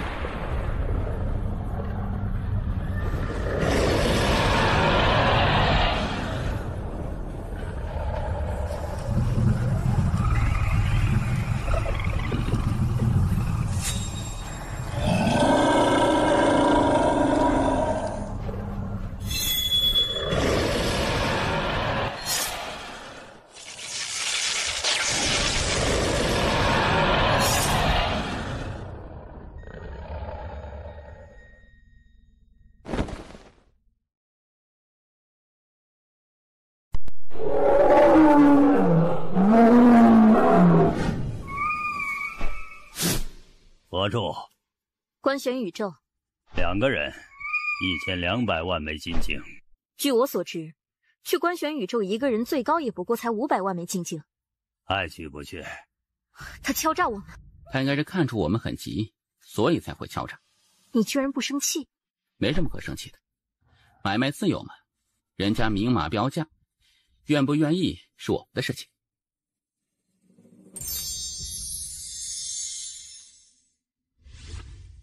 等等，还有服务费，100万枚金晶。阁下，没有这个规矩。以前没有，但现在有了。最近刚出的，怎么有意见？前辈，我们只是路过此地，并无恶意。我们……哎，莫说那些，这是服务费，这是暗都的规矩。要做传送阵就缴费，若是不想就离去，莫要再次浪费老夫的时间。阁下，事情莫要做太绝。我正常收费，怎么做绝了？你要做传送阵就交钱，若不想做，那就赶紧滚。既如此，那我们便不做了。请阁下将我们的钱还给我们。什么钱？怎么，这是要吞钱了？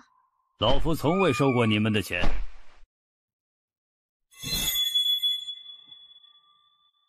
怎么，想在这里动手？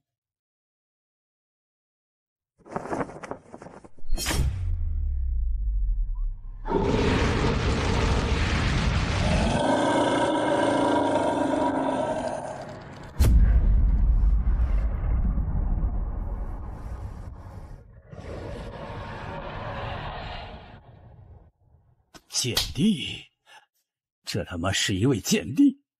妈的，你早说你是间帝，老子就不敲诈你了呀！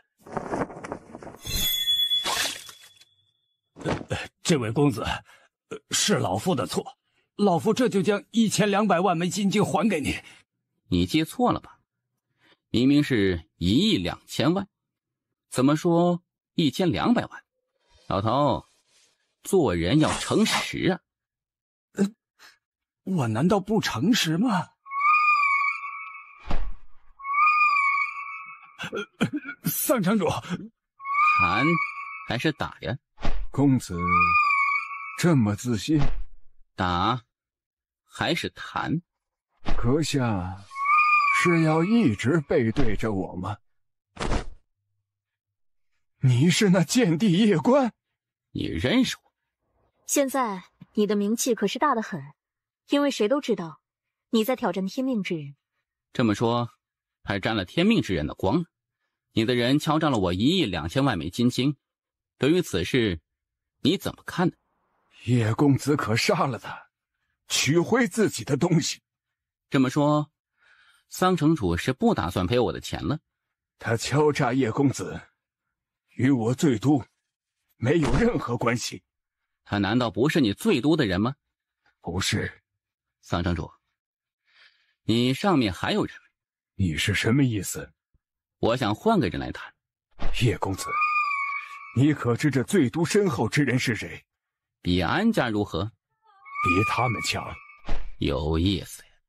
叶公子，并非是要威胁你，而是这最毒深厚之人确实很恐怖，其势力与影响力，即使是在官玄宇宙，那也是非常可怕的，而且还与曾经的人间剑主有关系。与人间剑主有关系？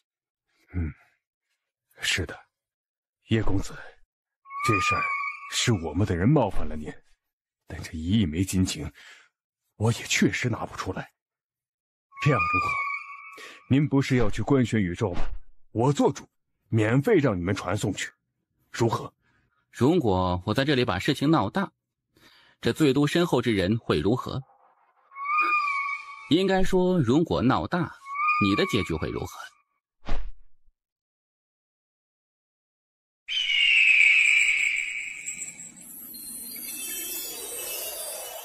桑城主，我叶关做事恩怨分明。今日我若是没有实力，现在的我应该已经是尸骨无存，所以我不会对我的敌人有任何仁慈和怜悯。你如果觉得不爽，你现在就可以叫你身后之人出来，我倒要看看是哪位绝世大佬居然干这种见不得人的勾当。桑城主，恕我直言，这座城内应该没有人能够阻止我。你现在2个选择：赔我钱，第二，你叫人把你身后的大佬叫出来。你如果叫人，我也会叫人。啊？你叫谁啊？叫塔里另外一个大佬。他不……闭嘴！闭嘴，笨蛋！妈的，这个小王八蛋，真是我了个去了！真的有毒是吧？啊，无时无刻不想着给老子挖坑，这太尼玛离谱了！还真的有啊！叶公子，你真的要把事情做得这般绝吗？给你打个折，6000万枚金晶，成交。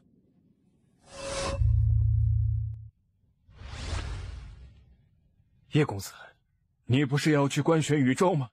那可得尽快了，因为据我所知，仙宝阁的人可是不希望你现在去官玄宇宙，你再不去，到时候可就麻烦了。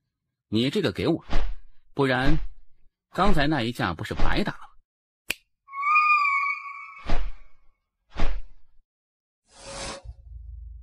给我，见者有份。这个天之道，损有余而补不足；人之道，则不。我塔爷虽然是一个很低调的塔，但是我知道啊，他曾经肯定也是一位了不起的绝世人物。塔爷，一个塔，我深深的相信，当有一天他不再低调的时候，他必能让整个官玄宇宙震惊。他在给你挖坑。我觉得你把他想得太坏了。这个小伙子虽然偶尔调皮了一下，但做人还是很实诚的。你不要老是针对他。塔爷，我说的对。哎，低调，做人要低调，知道吗？我懂，塔爷你说的，我会好好都记着的，好好遵守。等到了官玄宇宙，我给你一本很牛的心法，那边的灵气可以让你修炼那本心法。什么心法？嘿嘿，宇宙观玄法，我创造的。不是大道比主人创造的吗？我吹个牛怎么了？犯法吗？塔爷，现在可以给我吗？我现在熟悉一下，等到官玄宇宙之后，我立即就修炼。可以。天之道，损有余而补不足；人之道，则不然。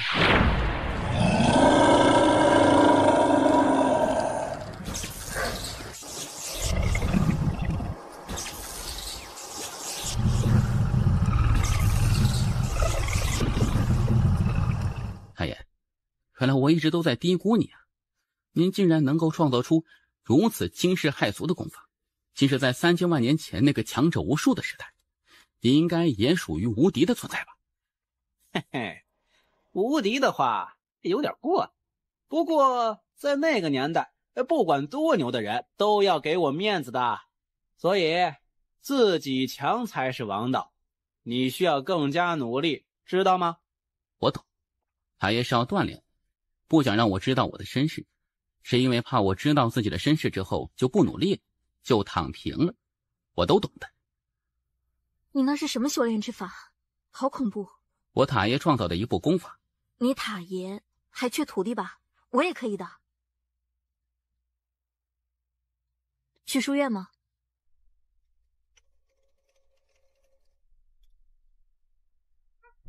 婉言姑娘，我已到官宣宇宙了，接下来的路我自己一个人走，欠你的钱等我认祖归宗之后再还你，可好？你爹穷不？应该还好吧。那等你认祖归宗时，我再来找你，那时你可别不认账哦。一定，后会有期。这天赋，这心性，当真罕见。可惜，就是身世背景差了一些，我这钱还是没有机会拿了呢。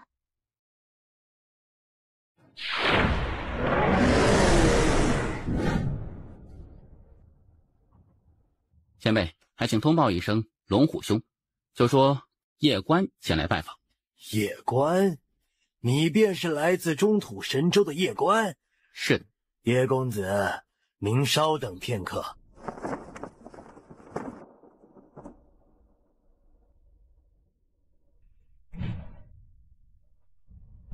叶关来了。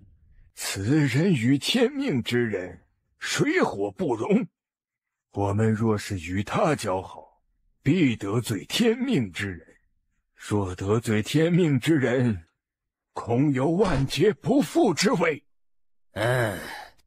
如今整个官玄宇宙，大家都在站队，仙宝阁、未来宗、银河宗，就连五院大武宗都已经站队天命之人。这个时候，我们更应该与那叶关撇清关系，以免招惹是非，为我灵虚神帝招来大祸。此人天赋虽不错，但不可能与天命之人抗衡。这一次，书院与天命之人明显就是想将他当作垫脚石，成全天命之人。因此，我们实在不应该与他有任何的瓜葛，以免未来天命之人打压报复我灵虚神帝。大长老，你见过此人，你觉得如何？此人天赋妖孽，心性绝佳，为人厚道，可成大事。老夫亲自去迎接他。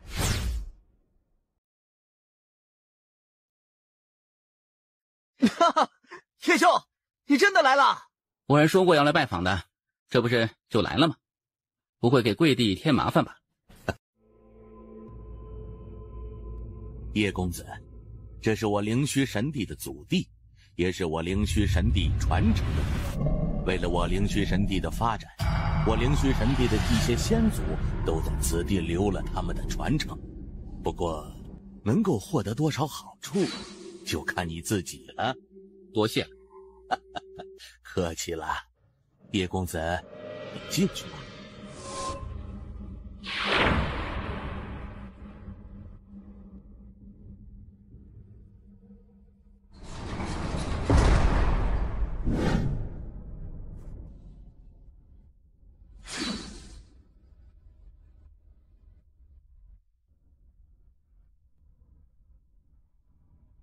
爹，这叶公子也太妖孽了。是，太妖孽了，简直恐怖。若他是武神身份传出去，整个官玄宇宙会大地震。爹，叶兄的敌人可是天命之人。他妈的，天命之人又如何？老子稳了一辈子，这一次就赌一次。若是赌赢，我灵虚神帝起飞，老子以后的灵牌就会放在第一位。我张家后人就只知有云天老祖。若是赌输了呢？那就不用以后了，现在灵牌就会摆上去，而且云天老祖就会变成云天蠢货。太爷，我老祖多不？不多，活着的加上你爹就2个了。我们家也太惨淡了，就2个。我以后若是与人打架拼换祖，那我不是被人吊着打吗？准大见地。夜官来到官玄宇宙了。我刚得到消息，此人是从醉都而来。不仅如此，还在醉都连杀了数人。此人杀心太重，留不得。欧阳长老，作为修炼者，杀几个人不是很正常的事情吗？你难道没有杀过人吗？千峰，别以为我们不知道，你不仅与那夜官交好，还与其称兄道弟。哼，我是与他交好，是与他称兄道弟，但那又如何？我犯了什么规矩吗？我们现在拥护的是天命之人，而这个决定是葛长老决定的。你现在为夜官说话，是几个意思？秦长老，你与夜官接触过，觉得此人如何？天赋妖孽，心性绝佳。他能够在这种年纪达到准大见地，肯定不是一般人。不过秦长老也要明白，他的敌人是天命之人，而我们仙宝阁拥护的就是天命之人。大长老，我个人的想法是，此次天命之人与夜官之争，我们完全可以坐视不管，谁胜我们再。愚蠢！秦长老，你当真是鼠目寸光？我且问的，若是我们现在坐视不管，未来一旦天命之人崛起，那时我们天宝阁再去投资还有用吗？万一夜官赢呢？秦长老，你知道你在说什么吗？当日在观玄书院，天命之人不就输了吗？若不是他身后之人出手，他当日就已经死在那夜官手中了。一时输赢算得了什么？武道一途，比的不是一时胜负，谁能笑到最后，才是最大的赢家。欧阳长老凭什么认为走到最后的不是夜官呢？他的对手可是天命之人。当日他战胜了天命之人。秦长老，你非要杠是吧？莫要再为此争论了。天命之人已经获得道应，所以这一次我们仙宝阁当全力支持天命之人，助他继承大统。刚大武官通知我，让我们阻止夜官，让他不要在这个时间段去挑战天命之人，因为这个期间是天命之人最关键的时刻，所以我决定给夜官下一个通缉令，下个12级通缉令，如何？葛长老，下12级，万一把夜官弄死了，那时不就坏了天命之人的计划了吗？哼，秦长，你是怕把夜官弄死？你是想为他求情吧？我去你祖宗！放肆！秦风，你还有没有素质啊？要素质是吧？你娘，我拱之！够了，秦长老，毕竟是长老团，说话还请注意一些。我这人一般不说粗话，除非实在忍不住。但欧阳长老一而再再而三的针对我，我真的是忍不了了。你们都是为了仙宝阁，而我们这次站队天命之人也是为了仙宝阁，我们应该团结在一起，一致对外。退下吧。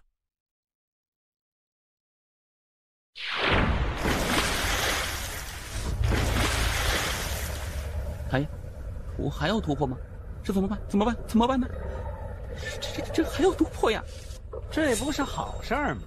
如此太快呀，这少了沉淀，容易出事儿啊！太爷，快帮我镇压一下，我不要突破。你不觉得你压得太狠了吗？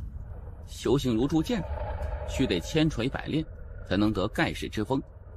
我若境界突破太快，短时间内没有问题，但长久来看，可能不是什么好事儿。你为何会有这种想法？我现在对天法境都不了解，若是就这般突破，到了天法境，境界也不是很稳，就没有太大意义了。我帮你镇压。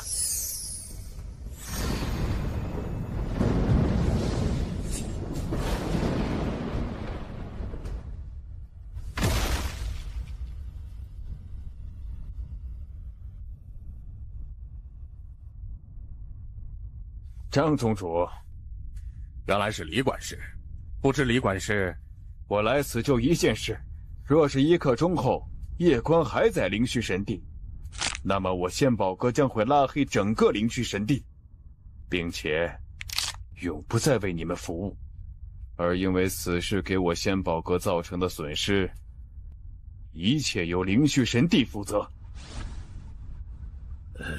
宗主、大长老，这趟浑水，我们灵虚神地根本趟不起，让那夜观离开灵虚神地吧。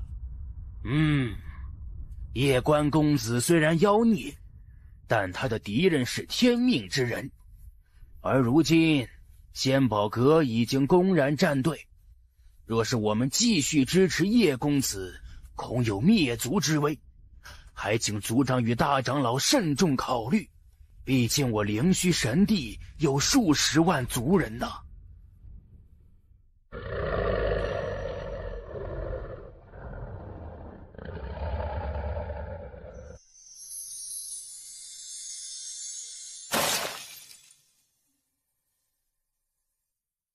你竟然压制了自己的境界。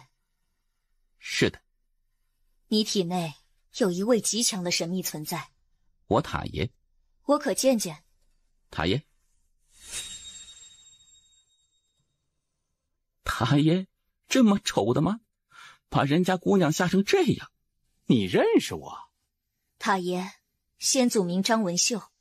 未曾想到你是张主母的后人。这么说，这灵虚神帝与这小家伙也算是亲戚了。塔爷，杨族认我们吗？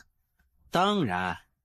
虽然张家不是这小家伙的嫡系母族，但这怎么也算是亲戚的。塔爷，少主他放养他。是的。你们杨家玩的真变态，个个都放养，简直离谱。莫要与他说他的身份，他的身份暂时不宜透露。明白。你们是在说悄悄话吗？这里没有外人，你们不用说悄悄话。见过先祖，见过先祖。有事啊？是这样的，刚接到通知，仙宝阁已经对叶公子下了12级通缉令，而且仙宝阁还来警告我灵虚神帝，若是我们继续留叶公子，将拉黑我灵虚神帝。叶公子，我们灵虚神帝实在是有些扛不住了。抱歉，给灵虚神帝添麻烦了。我这就离开灵虚神地。什么扛不住啊？你说什么？你别做宗主了。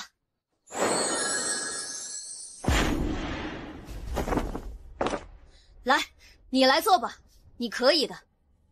先祖，叶公子很妖孽，但他不是我张家人呐。这少年未来前途无限，我灵虚神帝就支持他，明白吗？先祖，我知道，不过仙宝阁与官玄书院，我要管那些。你记住我的话，就支持他。仙宝阁要打压我们，就让他们打压，他们想怎么玩都可以。我们灵虚神帝为这位少年长生不死，明白吗？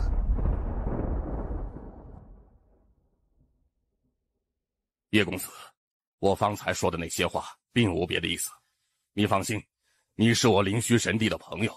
我灵虚神帝虽然实力弱小，但我们不会抛弃我们的朋友。仙宝阁要制裁就让他制裁，我灵虚神帝愿与叶公子共存亡。贤伟，我觉得我还是莫要连累你们了。哎，叶公子，没有什么连累不连累的，只要你不嫌我灵虚神帝是个小宗门，我灵虚神帝愿意与你共进退。前辈和灵虚神帝相助之情，在下必铭记于心。前辈，我要出去一趟。现在仙宝阁在对你通缉，你这出去怕是有危险啊。没事的。那小友，你收下此物。前辈，这是灵虚令，是我灵虚神帝最高级别的令牌，内有一套传送阵，你若是遇到危险，就催动此令。前辈，多谢了。太爷，张家那位先祖认识你，对吗？你小子套路深得很，老子不接你话。我的敌人可是观玄书院、仙宝阁，还有天命之人。正常情况下，灵虚神帝正常的做法是让我离去，以免被书院和仙宝阁针对。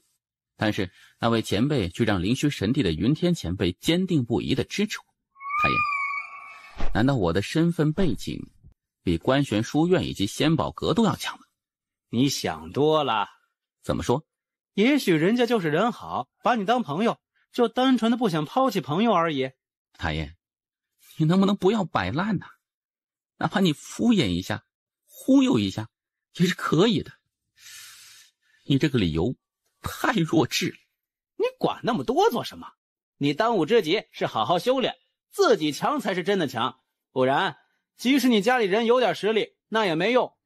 靠山山会倒，靠人人会跑，打铁还需自身硬。你说我说的有没有道理？有道理。哎，这就是了。太爷，如果我去观玄书院总院，然后把你拿出来，观玄书院能给我点面子吗？你别忽悠他了，你最好的忽悠就是闭嘴不说话，不然他会慢慢猜到他的身份了。哎呀，这小王八蛋真的是有毒。太爷，我饿了，要睡觉。太爷，我也没有想过别的，我就想着，如果认祖归宗，我每个月能有多少俸禄？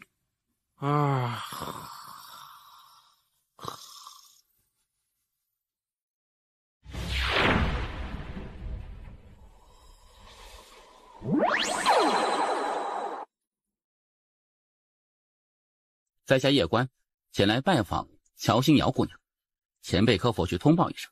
叶公子稍等。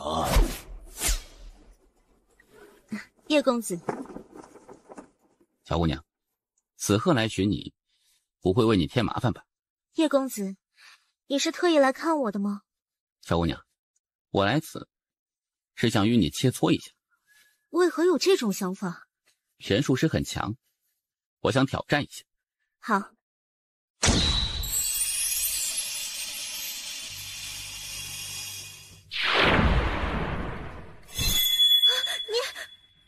施法太慢，我有点等不及了。你欺负人，你就不能等我施法完再出剑吗？不是，这怎么还哭呢？这就有点输不起了呢。我还没有被这么欺负过呢。叶公子，我与你切磋一下。好。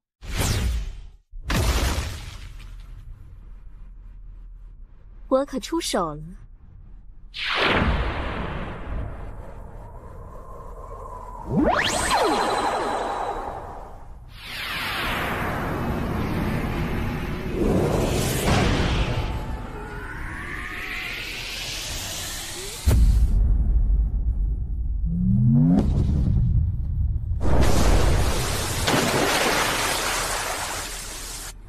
叶公子，所有人都以为你是剑帝，我没曾想到，你不仅是一位剑帝，还是一位武神。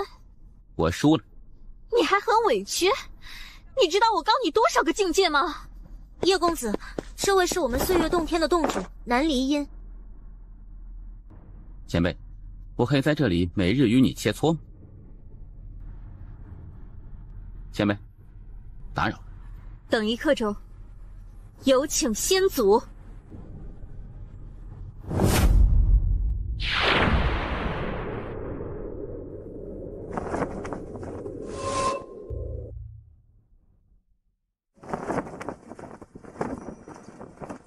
见过先祖。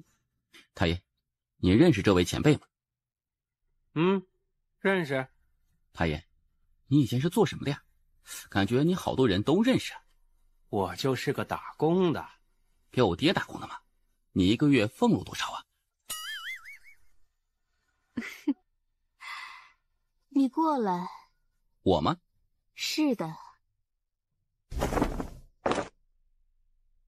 他应该会很喜欢你。我爹吗？你爷爷。爷爷？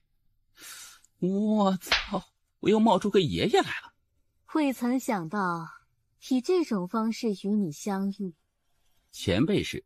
我是你爷爷的好朋友。晚辈见过前辈。你现在是一个人吗？还有塔爷。原来如此。你做得极好，此人乃我故人之孙，我南黎族可倾力助之，不用顾虑别的，往死里帮就完事了。我明白。小家伙，我要走了。前辈，塔爷说我爷爷。小家伙，你别乱说话啊！我可没说过你爷爷的坏话，你不要乱来啊！你塔爷说你爷爷怎么了？啊，塔爷说我爷爷很厉害。他真的很厉害吗？还好，他现在基本都不怎么出手了。是没有什么敌人了吗？你爷爷的实力也就比你塔爷厉害一点点。小家伙，我走了，你努力加油，未来的路很难走，特别是你们家，真的太穷了。没有背债吧？好像有呢。妈的，这还是不认祖归宗的好啊！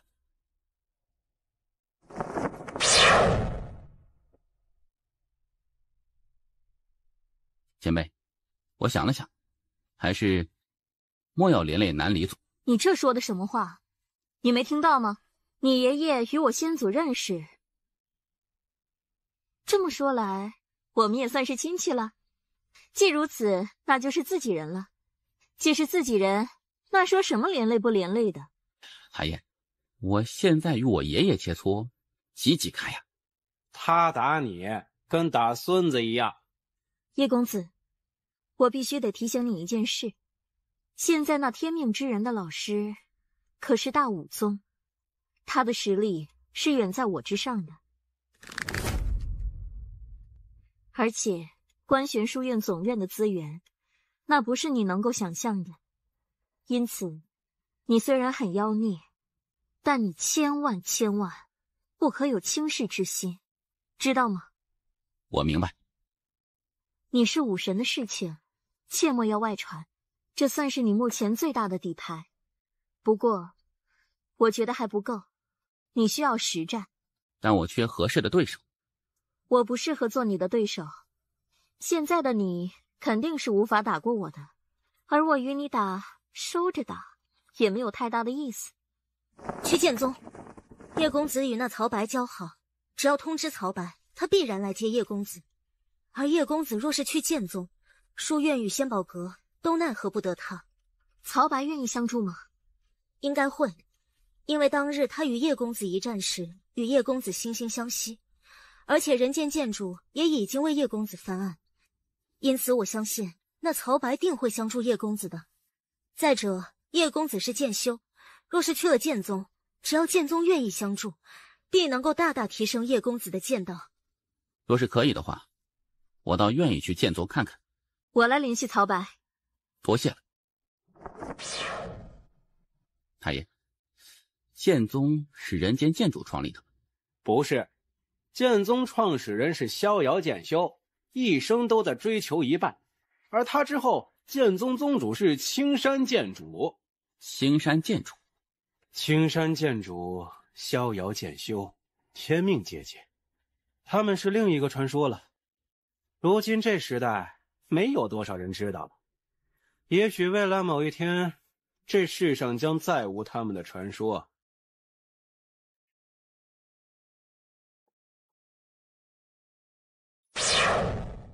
洞主，刚得到消息，仙宝阁突然派出了12名仙兵，朝着我们这边赶来。最多半刻钟就到我们岁月界。他们肯定是知道了小关要去剑宗，他们不想让小关去剑宗。传令，凡我岁月洞天内强者，立即赶来此处护送小关前往剑宗。半刻钟内不赶到，我毙了他！还愣着做什么？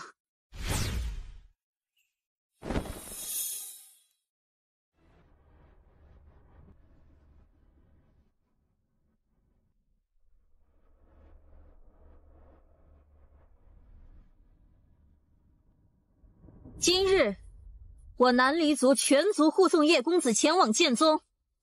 谁若是胆敢搞事情，休怪我不手下留情。南离洞主，你的所作所为让我很震惊。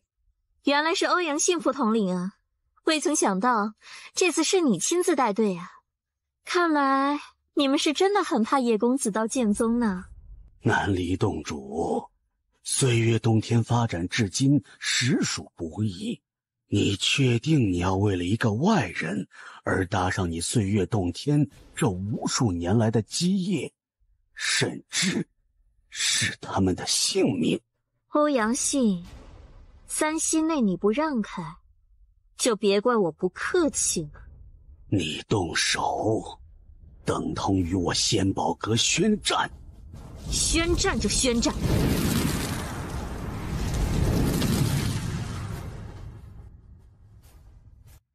南离音，你岁月洞天将会为此付出惨重的代价。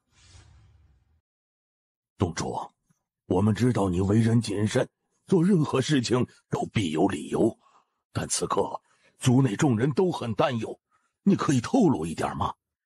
大长老，这位叶公子来历不简单。来历不简单，比天命之人的身份还要不简单吗？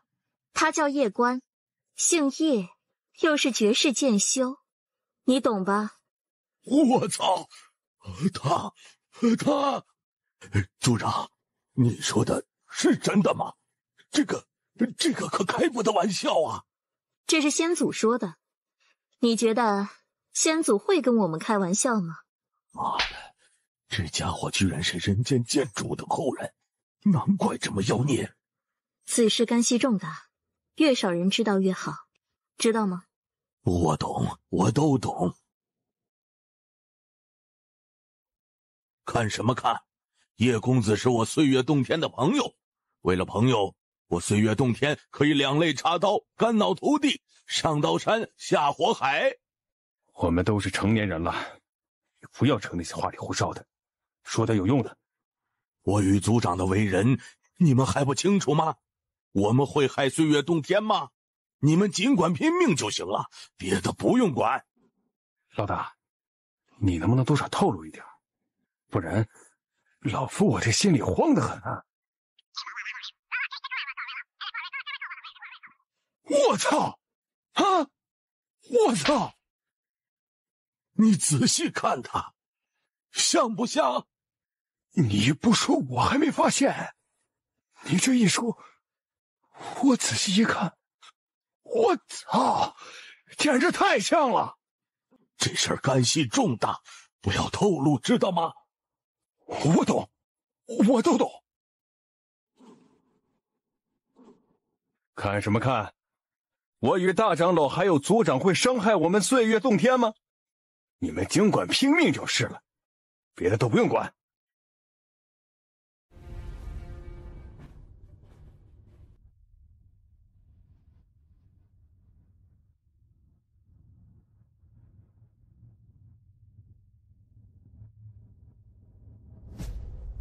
南离洞主，不得不说，你的所作所为让我仙宝阁很震惊，因为我们完全没有想到，南离洞主竟然会集全族之力相助我仙宝阁通缉的人。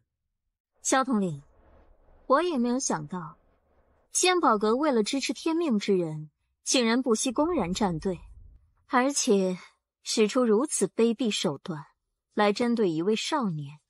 遥想当年，秦阁主创立仙宝阁，辅助人间剑主，开万世太平。那时的仙宝阁让人心生敬意，而如今，你等行为，实在是为秦阁主抹黑。怎么，南离洞主是想教我仙宝阁做事？岂敢！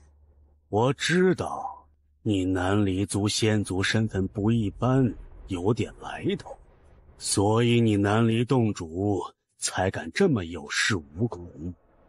既如此，你何不换族？我倒要看看，是你仙族不简单，还是我仙宝阁不简单？前辈，给你们添麻烦了。说的什么话？叶公子，你千万莫要说这等生疏的话。你是我们南离族的朋友，既然是朋友，那就是自己人呐。自己人之间，什么麻烦不麻烦的？是的，是的，叶公子你放心，我们南离族就是战死，也要护送你安全。妈的，你们两个倒是卖命的很啊，就不能稍微透露一点吗？今日岁月冬天相处之情，我叶关铭记于心。看来岁月洞天是真的打算要与我仙宝阁为敌了。既如此，那今日起，我仙宝阁便向岁月洞天宣战。杀！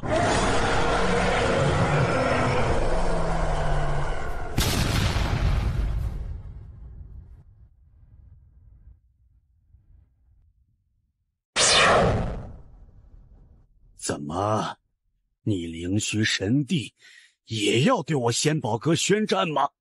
我灵虚神帝无意与仙宝阁宣战，但是今日想动叶公子，不行，先王老子来了也不行。我们岁月洞天也无意与仙宝阁为敌，但今日谁动叶公子不行，人间剑主来了也不行。老子，你他妈这句话说的也太过了，你怎么想的？激动，一时转过头了。好，很好，好一个岁月洞天与灵虚神帝！既然你们要护着这叶关，那你们就与他一起消失在这世间吧。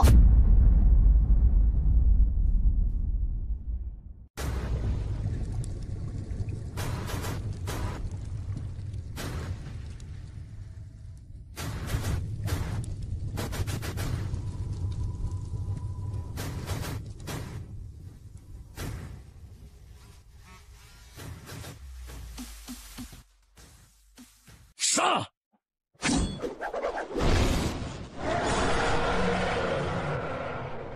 杀！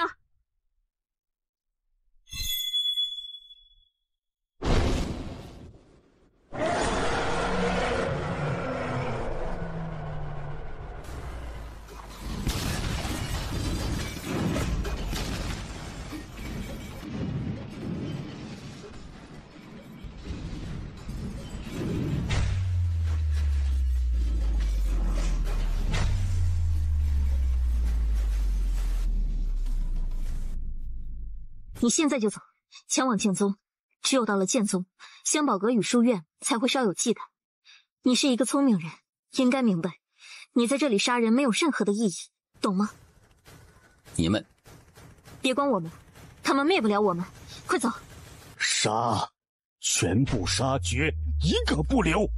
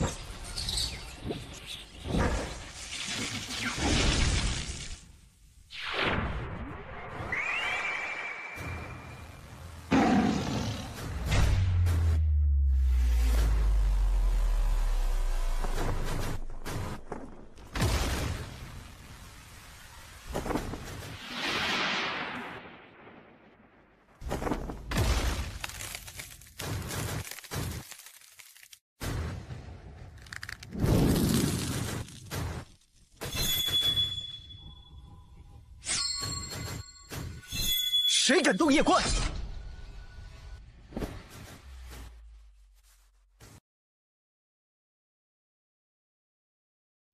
曹兄，给你们添麻烦了。没有什么麻烦不麻烦的。叶兄，我们想邀请你加入剑宗。曹公子，叶关现在可还在官玄书院通缉名单之内。当日青州人间剑主已为叶关翻案，此事你难道不知道吗？人间剑主只是惩治了安家，并没有为叶关翻案。你这是在跟我耍心眼是吗？曹公子，不管如何，叶关现在书院的通缉名单之内，而剑宗是属于书院管辖。你们若是收叶关，就等于是在打书院的脸。你觉得这样妥吗？据我所知，书院已经在启动流程，取消对叶关的通缉令。但是现在并没有取消。我官玄书院取不取消通缉令，那是我们书院的事情。放肆！你是不是要战？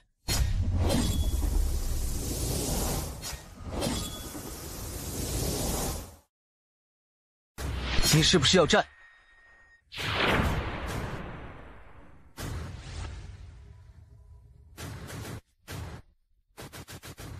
既然你剑宗要战，那便战。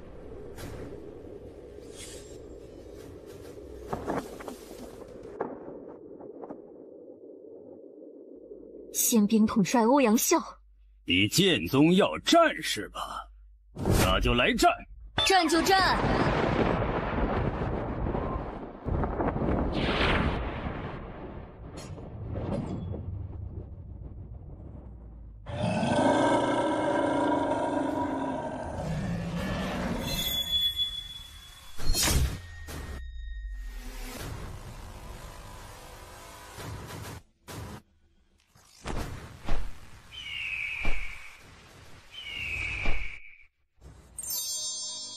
见过阿罗师姐。阿罗大剑帝，你堂堂大剑帝对一位小辈出手，未免太掉价了些。道兵统领，南宫震，若是不爽，尽管战便是。阿罗大剑帝，剑宗是特殊，但也得讲道理吧？哎，他怂了，看出来了。这叶关现在都还是书院通缉之人，剑宗如此。那是我剑宗的事，与你仙宝阁何干？阿罗大剑帝，这叶关不仅是官玄书院通缉之人，更是我仙宝阁通缉之人。你剑宗护他，是真的不将我仙宝阁放在眼里吗？你若是不爽，战便是了，何必说这些废话？阿罗大剑帝，我们后会有期。哥，眉宇间与你真像。跟曹白他们回剑宗。好，岁月洞天及灵虚神帝相助之情，在下铭记于心，大恩不言谢，来日再报。叶公子，此去剑宗好好发育，你与天命之人一战，我相信你能赢。叶公子，这是你的机会，加油！两位前辈，仙宝阁是不会罢休，你们要小心呢。我明白，你莫要为我们担忧。好好修炼，等你大战那一日，我会带着岁月洞天所有人来为你加油。我灵虚神帝也是，那一日，我灵虚神帝所有人都会到官玄书院，为叶公子加油。诸位，后会有期。好一个剑宗，竟敢无视我仙宝阁！他要战便战，你何必惧他？妈的，那是一位大剑帝。而且还是从虚真战场上活下来的大剑帝，战你去跟他打呀！这一次，我仙宝阁在剑宗面前退缩，势必被世人耻笑。大长老，若是真全面开战，你觉得值得吗？有什么不值得的？你可知名声二字？世人都将我仙宝阁与官玄书院齐名，而此刻一个剑宗就吓退我仙宝阁强者，你让世人如何看我仙宝阁？他妈的，你该考虑的不应该是为何剑宗还有灵虚神帝以及岁月洞天如此力挺那叶关吗？妈的，老子得溜啊！继续待在仙宝阁，恐有大难临头。在下思虑不周，丢了我仙宝阁面子，实乃大罪。我愿请辞，不再担任道兵统领，还请长老团另寻贤人。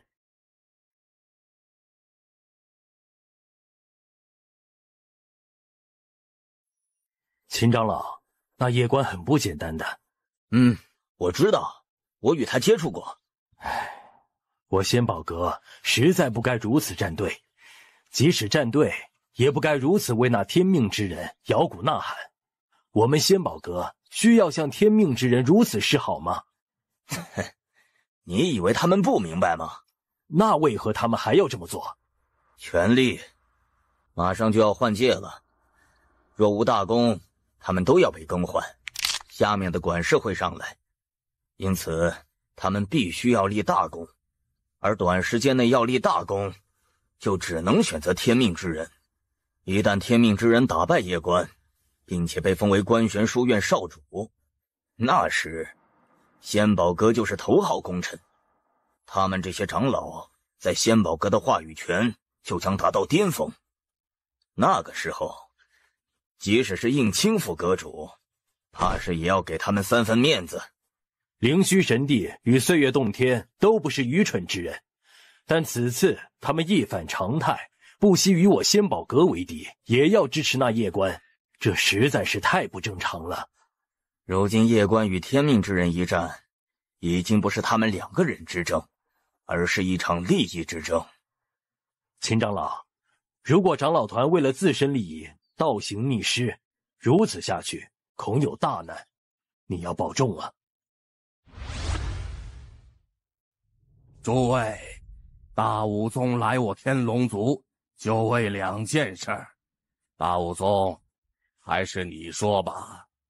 诸位，天命之人希望能够得到天龙族的帮助，我们希望芊芊少族长能够与天命之人签订平等契约，主动与天命之人融合，共享精神之力与防御。大武宗，此事改日再回复你，可好？他很看重天龙一族，希望能够与天龙一族真诚合作，共享未来。明白。芊芊，这可是千载难逢的机会，你为何不直接答应？你要知道，那可是天命之人呐。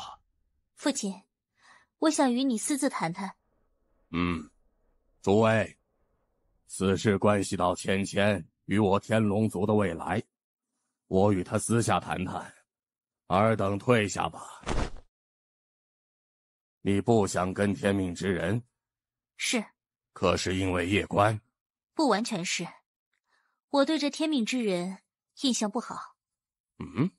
印象不好？他若是与叶公子公平竞争，倒也没有什么，但是他却故意打压叶公子，特别是那句“有他无叶公子，有叶公子无他”。这等行为实在是小人，且气度极小，无容人之量。这种人虽身份特殊，但我相信他的路走不长的。相反，那叶公子给我的感觉却极好。此人有勇有谋，天赋妖孽，为人厚道，能成大事。给我一个理由，说服我。灵虚神帝与岁月洞天。丫头，我知道你的意思，他们如此支持叶关，必是有什么原因。但我此刻不想管他们，只想听你真实的想法。我更看好叶公子，我想支持他。你要知道，若是战队战输，我们天龙族会是什么下场？我知道。不后悔？这有什么后悔的？我也支持叶关。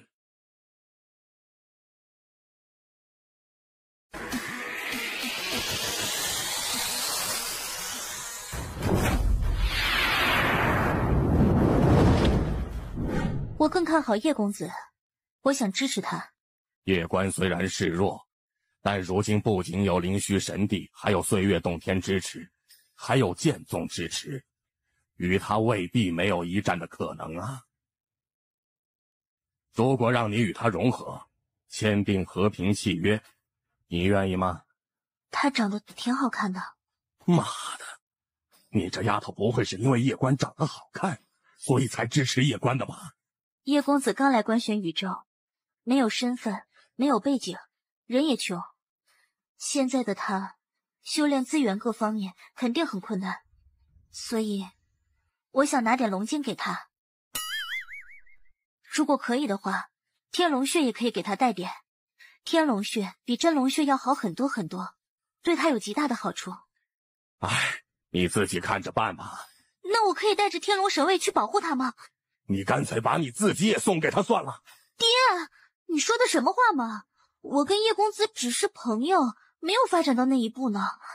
哎呀，真是气死人了！不理你了。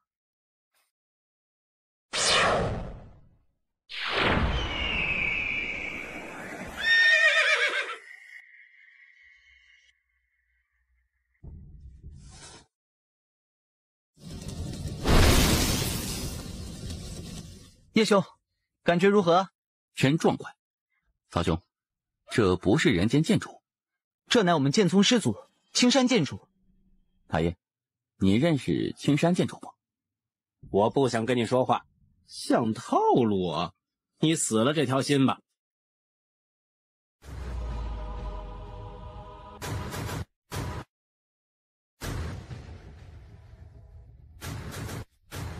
曹兄，生死战需要走什么流程？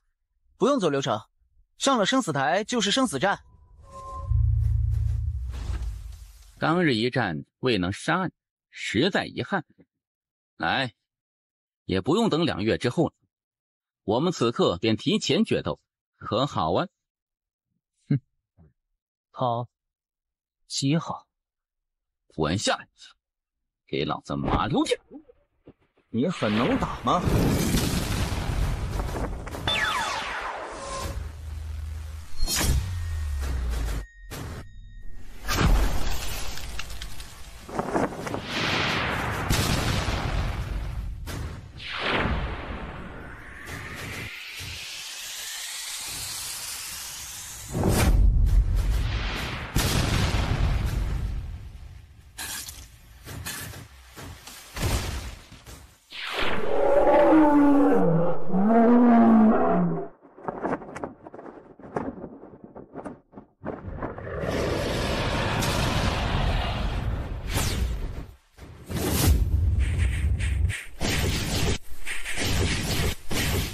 比起当初，他又强了不少。居然能够修炼到这种程度，当真厉害。哼，就这还敢挑衅当代天命之人，简直是可笑！下去，单挑，你境界比我高，是要以大欺小吗？我境界与你相同，下来，单挑！愣着做甚？下来，赶紧的！现在是陆天学长与叶关的战斗，你觉得我们现在单挑合适吗？这就是武院的？他不是我武院的。你是哪一院的？我们是一伙的，都是陆天学长的支持者。你说的没错，但你的所作所为，实在是丢我等的脸。陆天师兄是强，但是那叶关也不弱，你实在不应该捧一人贬一人，无脑吹陆天学长，贬低他人。只会让别人看不起我武院，滚！莫要与我等为伍。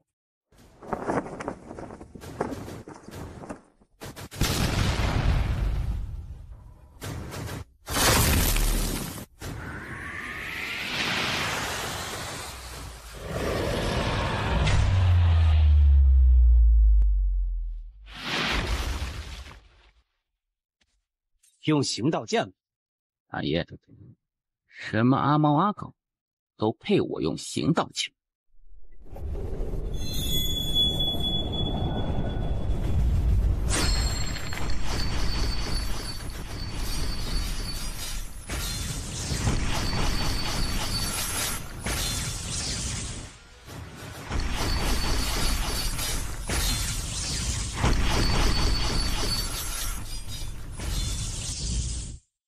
你这马屁拍的有水平，大剑帝，牛叉！我靠！我们约定的是3月之期，还剩2月，2月后一战定生死。官玄位在暗处，打不了了，回剑宗。好。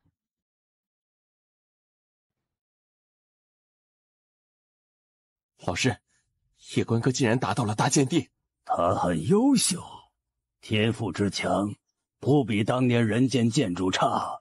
老师，我要努力。被刺激到了。叶关哥很优秀，我不想被他甩下。有朝一日，我肯定能够与叶关哥并肩作战。去寻第5道法则，等寻到9道法则，开启法门，炼制万古法身。那时，就算他是大剑帝，你也能与他一战。我还真想与叶关哥切磋一下汗。可以的。我得尽快去收服这时空法则。怎么？天命之人支持着很多，大多数世家与宗门都已经支持他，而叶关哥却只有剑宗。因此，我想收服时空法则后，去官玄书院支持他。若是天命之人与叶关哥公平一战，那便好；但若是他敢入安家里边玩阴的，我可不答应。唉，未曾想到叶兄已经发展到这般程度。哎呀，叶少牛啊，真是牛啊！老夫的眼光没错啊！仙宝阁一群傻狗，瞎了你们的狗眼！逼你替我装了，我现在该怎么办呢？我达不到大剑帝，我这脸往哪儿搁呀？唉，你的意思是啊，我懂了。啊？你听得懂他说什么？是的。他在说什么呀？他说让塔爷帮忙，给点功法武器。哼，你给老子放狗屁呢！你坏得很呐！塔爷，我爹以前也很坏吗？不坏，才怪！塔爷，我要如何才能达到大剑帝呢？你莫要有此心态。剑道境界，可悟不可修，更不可及。修未得道，在求；悟未明醒，在知。心中若是有执念，反落了下乘。因此，你应该保持平常之心，不因外事而影响自身，初心不变，方能无敌。塔爷，这位前辈说的真好。他说的是你，妈的，又找了这个小王八蛋的道。行道歉确实容易坏他心情。我可不敢多说什么。不过还好，这小家伙心性极好，也很自律，因此即使有行道剑如此逆天神剑，他也未曾飘过。相反，还能够时时自省自身，实在难得。哼，你想收他为徒吗？他已经走无敌之道了。那又有什么关系？你也可以教他呀。你有没有发现，这小家伙或许真的只有他姑姑才有资格教他。没有想到，他居然是大剑帝。丫头，你觉得天命之人真的会被打败吗？当年人间剑主败过没？其实也是败过的，当然，可能没有败给年轻人过。即使败，那又如何？谁规定天命之人不能败？那陆天因为前2代天命之人的缘故，认为自己不能失败，还有了这种心境，就等于给自己种下了一个魔，心魔。他是天命之人，身份这东西就像一把双刃剑，用得好无敌，用不好坏自己心境。他当日中土神州与叶公子一战，就已经被破了道心，因此他在自己心中种了一位心魔，这位心魔就是叶公子。这也是他为何后来会说出那句有他无叶公子，有叶公子无他。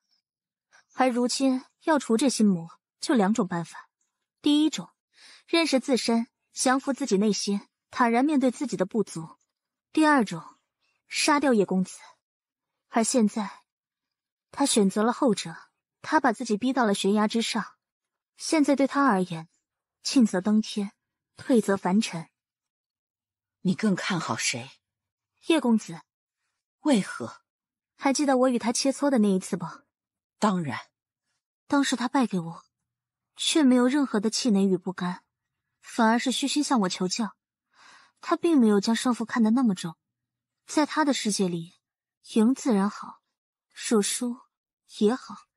为何输还好？因为输就能看到自己的问题，知道自己的不足。若是真的无敌，那还如何提升自身？真正站在巅峰无敌的人，都是很寂寞的。他们肯定不想无敌，他们想被人打败。这就是强者之心，而叶公子有这种强者之心。天命之人没有。他的身份太特殊，特殊到他觉得他只能胜不能败。我现在担心的是他身后的那些势力。他身后那些势力？在天命之人背后已经组成一个庞大的利益团体。天命之人是不能败的，若是败，他们怎么办？特别是现在仙宝阁与银河宗以及未来宗都已经下场，他现在代表的是无数个世家与宗门的利益，这些势力不会让他败。他们总不能在比武的时候动手脚吧？若是如此，那也太无法无天了。你不了解他们，当利益足够的时候，他们什么不敢做？别说玩手段，就是造反，他们也不是不敢。有书院镇压，他们岂敢造反？天命之人的身份特殊，又拥有道印，他们若是带着天命之人造反，名正言顺。内阁可还在？若是内阁之中也有人站在天命之人那边呢？其实最主要的是四大世家，若是四大世家有2大世家站在他那边，那个时候他都不需要造反，直接可以镇压内阁，控制内阁话语权。这事闹得很大，内阁真的不镇压吗？怎么镇压？陆天来书院之后便开始拉帮结派，他的目的很明确，就是想做书院院长，而支持他的那些宗门与世家目的也很明确，想上位，想获得巨大好处。毕竟当年人间剑主创立书院时，当时可是扶持了一大批超级世家与超级宗门起来。陆天身边支持着很多很多，要不要从虚真战场调一批官选卫以及道兵回来？我自有安排，你莫要担心，做好分内之事便可。小家伙很优秀呢，这天下我替你守了这么久，也该结束了呢。来人，传令暗幽院守，让他立即带着所有暗院最顶级强者回来总院，就说让他来迎接他们的先王。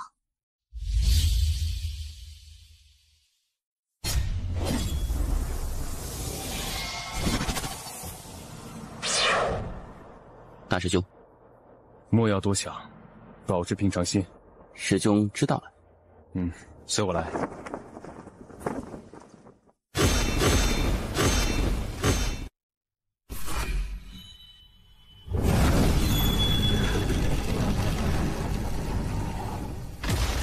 师兄，师姐，小官子来看你们了。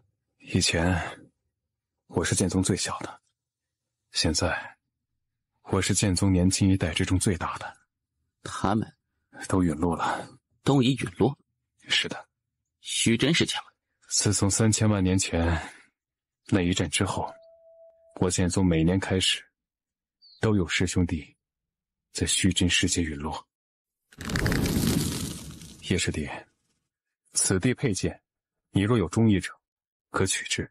平时你也可来此修炼。此地100万柄剑，每一柄剑都留下了生前主人的剑影，你可与他们交流感悟。你是我剑宗之人，先辈们会照顾你的。你在剑宗修炼，没有任何人能对你下黑手，若有，那便是我剑宗师兄弟都死绝了。剑宗晚辈叶关拜见诸位师兄师姐。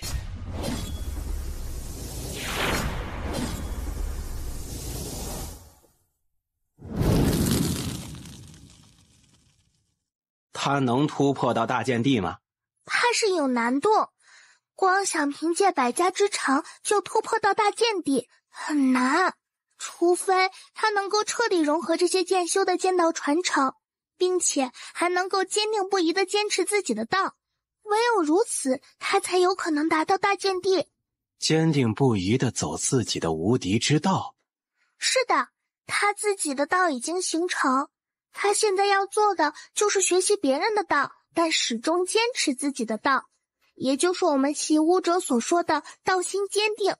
他若是能够做到这一点，要成大剑地境轻而易举，反之他可能就会被别人的道影响，就像你的小主后期就被影响了，直到大后期才重新坚定了道心。我相信这个小家伙能够坚持本心的。我也相信他能，此子心智坚如磐石，这些剑修的道影响不了他。我现在更担心的是他的血脉之力。血脉之力？之前纳兰家与玄机那两个小丫头陨落时，我以为他会激活自身血脉，但他并没有。他与他爹以及他爷爷不同，他太冷静了，冷静到我都感觉有些可怕。因为越冷静，到激活血脉时就可能越疯狂，就像世俗中的老实人一样。平时看起来老实，但当你把他惹毛以后，他比疯子还疯。哎呀，这天地间能够镇压疯魔血脉的真的没几个，特别是这个家伙。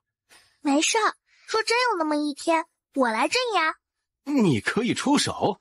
那你还有更好的办法吗？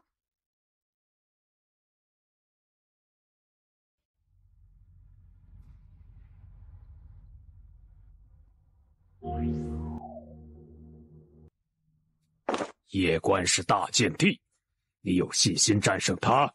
能战。我们必须获得四大世家的支持。四大世家现在都未表态，他们应该是想静观其变，等我与夜观一战，谁胜，他们就支持谁。有这个可能？老师可有办法？可知这是何物？老师，你……此乃人间剑主的血液。当年虚真一战，人间剑主留下了一些血液，而我先祖当年偶然机缘下得到了一滴人间剑主的鲜血。老师，你这是要我冒充人间剑主后人？想要获得四大世家支持，光靠道印还不行，你必须得有疯魔血脉。成大事者不拘小节，如今书院四分五裂，实力也不如当年，继续下去，书院会越来越没落。你是这一代天命之人，你有肩负起振兴书院的责任。只要四大族支持你，这院长的位置就是你的。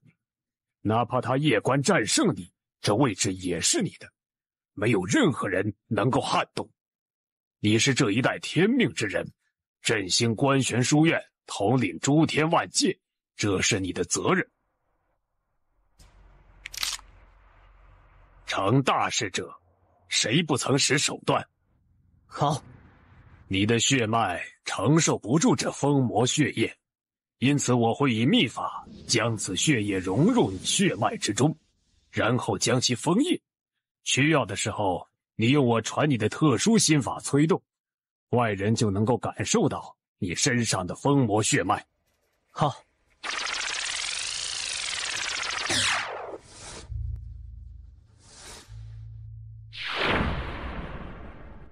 可以了。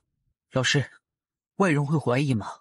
你是这代天命之人，拥有道印，现如今还有疯魔血脉，谁敢怀疑？2月后，你与夜观一战，若是能光明正大杀他，那自然是皆大欢喜。若是不能呢？那一天，他不死，也得死。可，走，去月族。月族会支持吗？若是之前，他们肯定不会。但是现在，肯定会。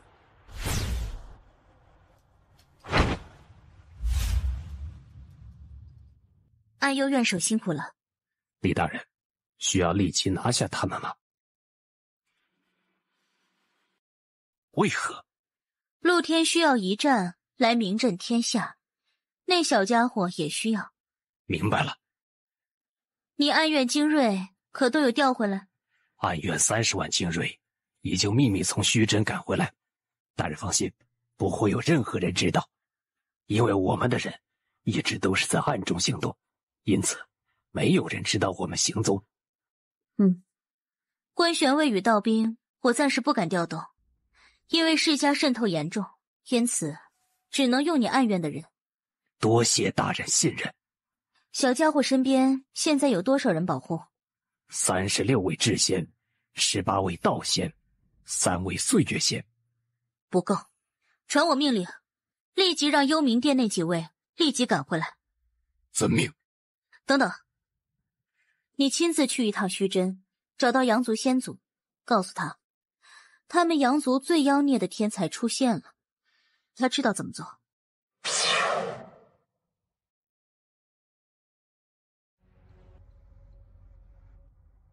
岳谦长老，别来无恙。大武官，别来无恙啊！岳谦长老，我就开门见山了，此次前来，陆天希望得到岳族的支持。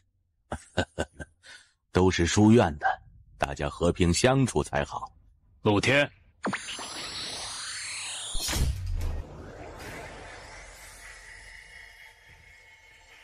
岳谦长老应该知道道印意味着什么。先祖留有祖训，我越国只能支持人间剑主后人。陆天，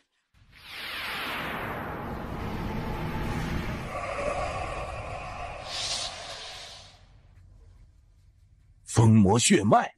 岳谦长老，我们需要越国的帮助。好，既然陆天是人间剑主后人，我越国便效忠于他。比武那天恐有变故，因此那时我们需要越国越神卫相助。这是自然。事成之后，越国的荣誉与权势将翻数倍。好，岳谦长老，告辞。恭送少主。这事儿有猫腻，你为何要我答应他们？陆天不是剑主后人，何以见得？说他真是剑主后人，根本不需要来我们这里刻意征务，只要他亮出自己身份，我越国难道还敢造反不成？言之有理。他们的意思是，比武那天有变故，想要我们派兵镇压。这陆天面对那夜官没有信心。大长老可知夜官？早已经调查过了。他有没有可能是人间剑主后人？何以见得？我之前有3个疑问。第一，夜官来自南州，这是一个小世界，他为何能够获得剑道传承，而且修炼速度还如此之逆天？答案很简单，他身后有绝世剑修，而这位剑修我越国都查不到。这意味着什么？意味着对方在刻意隐瞒夜官的真实身份。第2个疑问，夜官荆州之行，人间剑主现世，当日人间剑主现世之后，安家被处罚，人间剑主与夜官闲聊了许久，特别是人间剑主对夜官的态度。夜官倒下，他没有用剑气拖住，而是亲自去报，这很耐人寻味。最后一个疑问，至今为止，内阁首辅李大人到目前为止都没有任何动静，这是非常不正常的。陆天与夜官事情闹得这般大，但内阁却没有阻止，这是为何？大长，我猜测夜官才是人间剑主真正的后人，而李首辅也已经知道他的身份，但他没有暴露。为何？如果我没有猜错，他想借助这次机会清除世家派与宗门派，这对他而言是一个千载难逢的机会。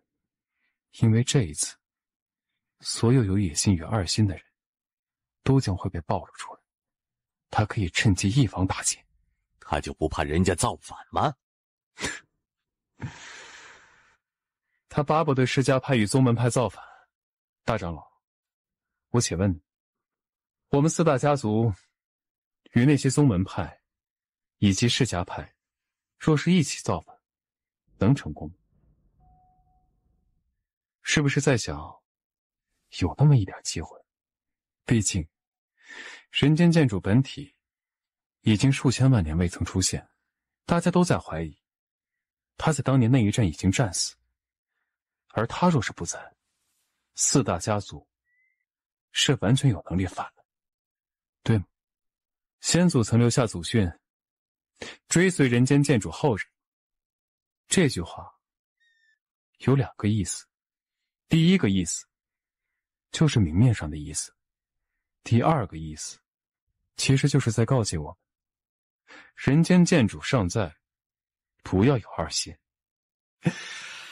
大长老，我们若是不为臣，顷刻间就会从这个世界上消失，而且我们没有那个能力造反。我不相信人间剑主没有留后手，他当年没有削弱我们释迦是仁慈，但并不代表他不会留后手，因为他太久太久没有出现，因此现在我们对他失去了敬畏之心。简单来说，就是一个个都飘了。我越国若是想成为这片宇宙的王，也很简单，我越国年轻一代远超人间剑主后辈，碾压那种，这个世界实力非存。若是那夜观真的是人间剑主的后人，我可没把握赢他。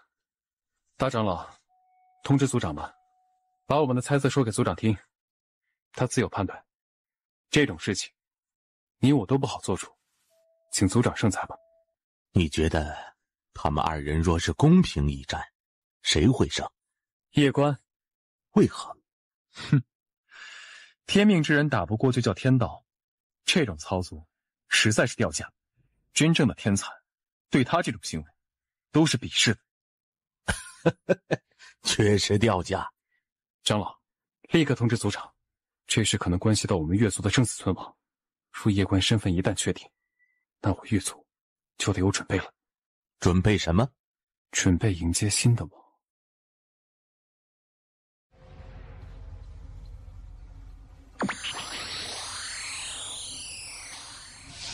封魔血脉。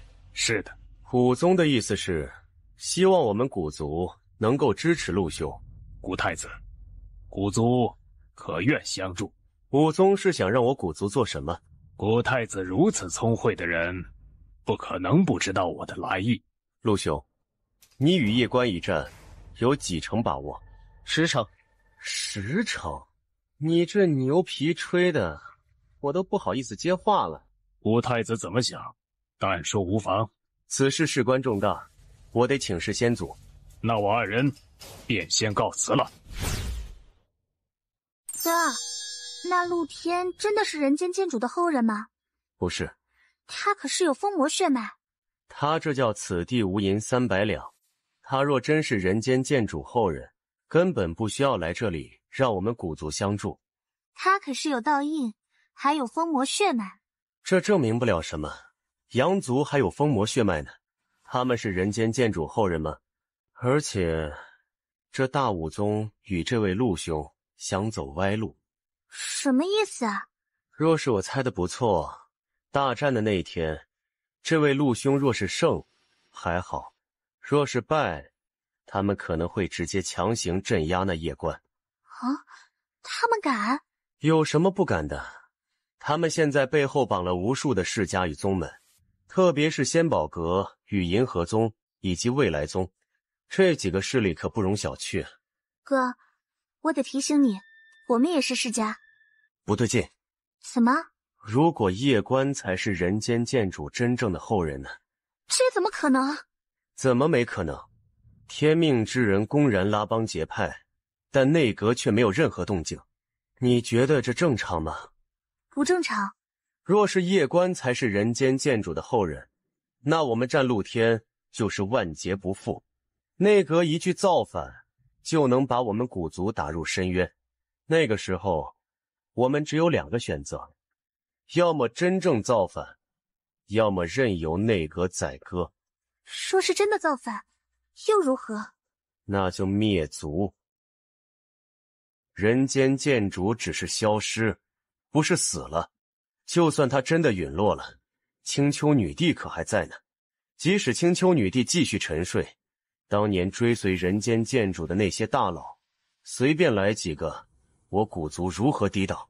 先祖留有祖训，我古族必永生永世追随人间建主后人。先祖那般绝世人物，为何会说出这种话？我不相信只是单纯的忠诚，更多的还是因为他知道，唯有如此，我古族才有活路。我们现在不确定夜观身份。我可以确定了。你可以确定？我有证据。什么证据？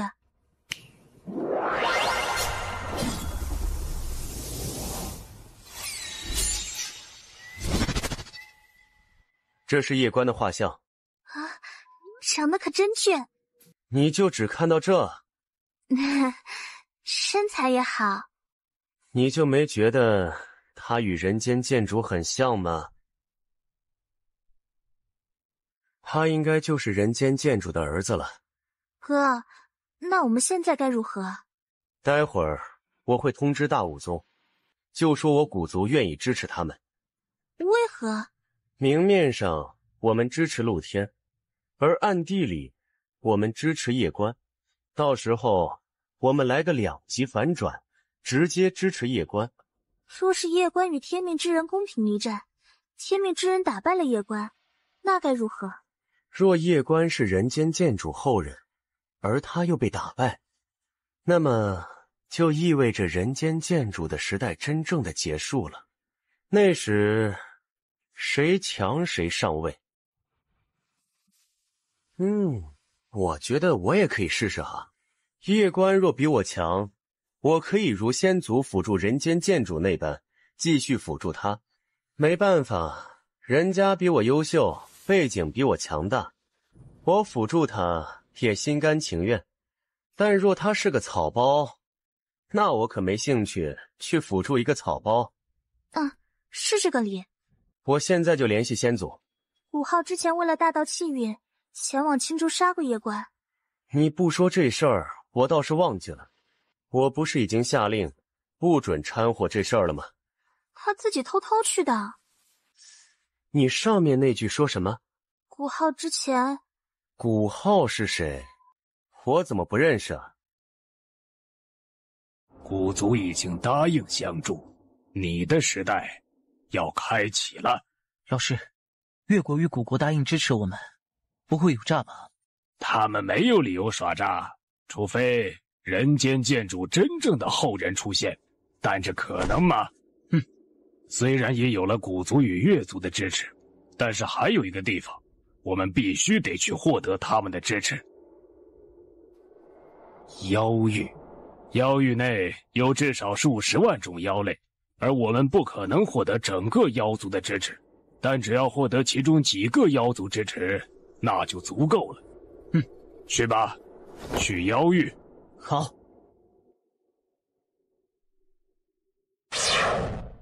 大师兄，我总感觉四周有人在监视我们剑宗，但我查了一番又没有人，是我的错觉，还是监视之人实力太强？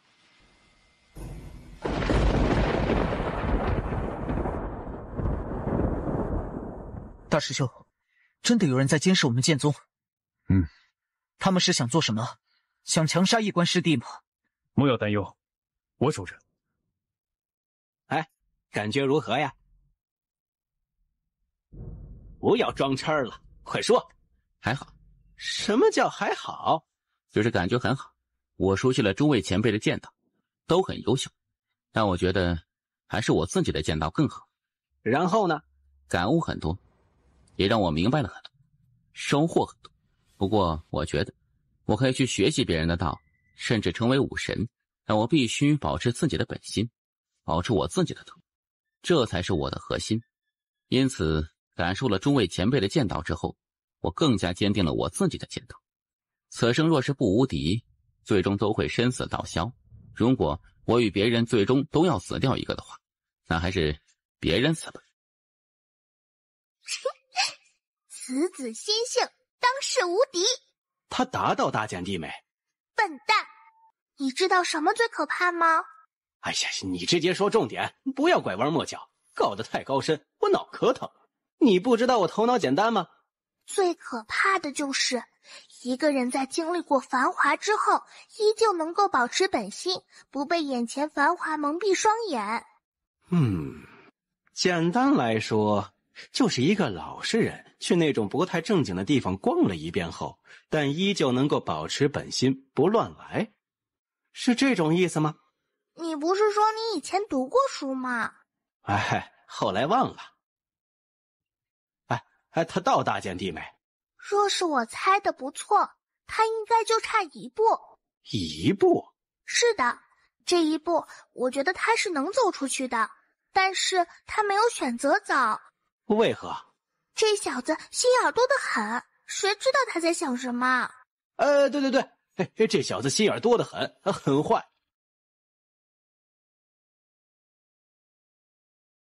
叶公子，我是官职的嬷嬷，此次来找你是官职的意思，他想让你去见一下他。不可。怎么？现在是特殊时期，若是叶师弟你离开剑宗，我们……有人在监视我。是。他们是想做什么？不管如何，叶师弟现在留在剑宗内是最安全的。曹师兄，没事的，因为他们不可能在这个时候对我出手，也没有必要在这个时候对我出手，除非天命之人面对我时一点信心都没有。那我陪你去南院吧。不用，放心，即使真的有什么危险，我应该也能自保的。那你小心。前辈，我们走吧。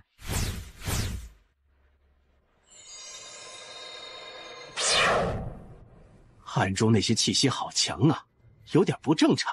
没有敌意，也不像是在监视，反而是在保护。难道是这小家伙的身份暴露了？不应该呀，我瞒得很好的呀。你确定你瞒得很好吗？前辈，关芷姑娘在南院过得可还好啊？被囚禁，能怎么好呢？李嬷嬷，内阁在哪里？你要做什么？赵玉柱。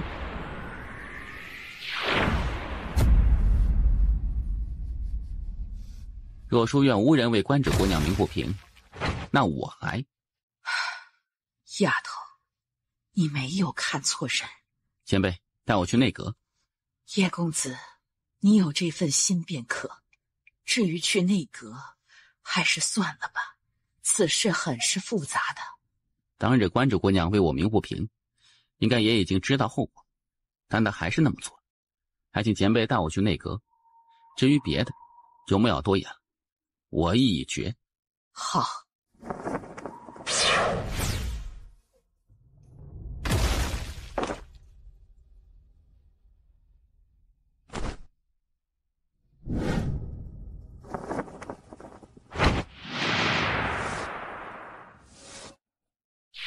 止步。何事？告御状。告谁？告内阁。放肆！你是什么人，竟敢质疑内阁的决策？你是内阁的吗？不是。那关你屁事！你放肆！老夫乃中书院长老，你竟敢藐视我！中书院是干什么的？内阁有什么决策都会发到中书院，由中书院来执行。我告内阁，关你中书院屁事？叶官，你莫要以为你有剑宗之耻就可以乱来。你别逼逼，我不想听你废话。你若是不爽，我们就单挑，我埋了你。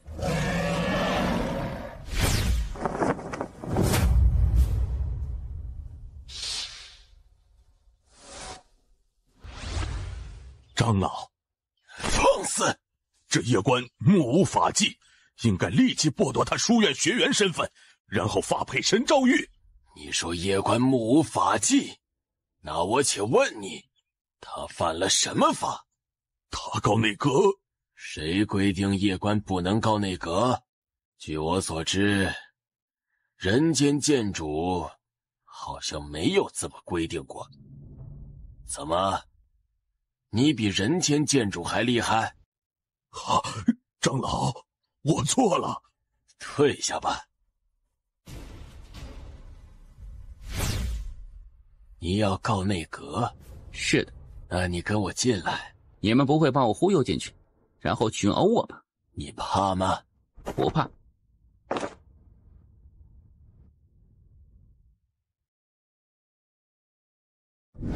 你要告内阁？是的。你现在开始告吧。前辈，叶关这姑娘何错之有？没有错。那你们为何要关她？关错了，我们已经调查清楚，她没有错，所以我们准备把她放出来。你还有什么要问的吗？你们何时放叶关这姑娘？很快就放。我们已经在收集安家与真龙一族当初的罪证，只要收集到时候我们就会放叶关这姑娘。毕竟我们得按照书院的流程来。不是在玩太极？放心，我们不会玩太极的。好的。前辈，人间剑主的清玄剑在书院内吗？在。我可以借来用用。可以，不过得等你赢了比武。好。还有事吗？前辈忙，那我告辞了。你说的问题我们都已了解，你放心，我们内阁会改善，内阁人员也会自省。为了感谢你提出的宝贵意见，我们决定奖励你，这是你提供问题的奖励。500万！我操！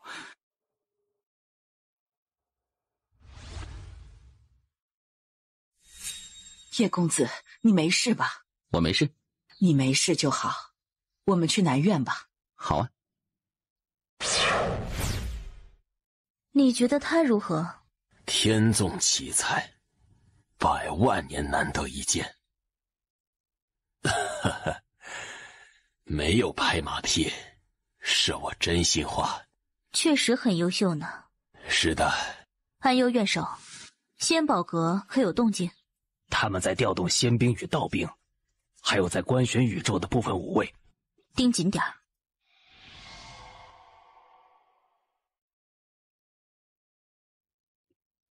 叶公子，许久不见。关主姑娘，你好。他们可都说你已经达到大剑帝了呢。只要想，随时可以。厉害。抱歉，连累你被困了这么久。没有关系的，我只是做了我认为是对的事情。这段时间在这里读书，我也收获了很多呢。比如？有些事情确实难以改变。我之前将许多事情想得太过简单了。当然，我也不会放弃。我很喜欢仙宝阁秦阁主曾经说过的一句话：路虽远，行则将至；事虽难，做则必成。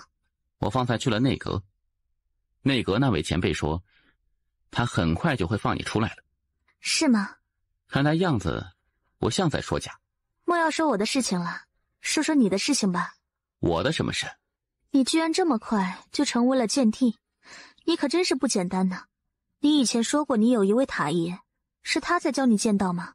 算是吧。什么叫算是吧？关主姑娘，我们要不要再切磋一下？我不喜欢打架呢。不过既然你想切磋一下，那就切磋一下吧。好。关主姑娘，我出剑了。好。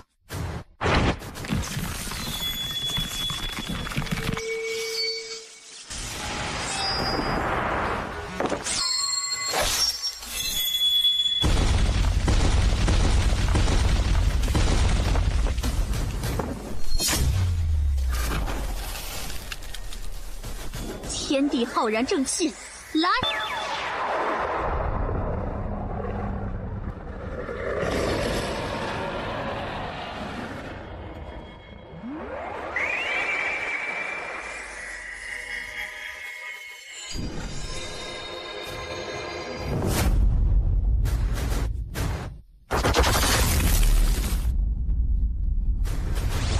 文成玉，你何不以剑成玉？不。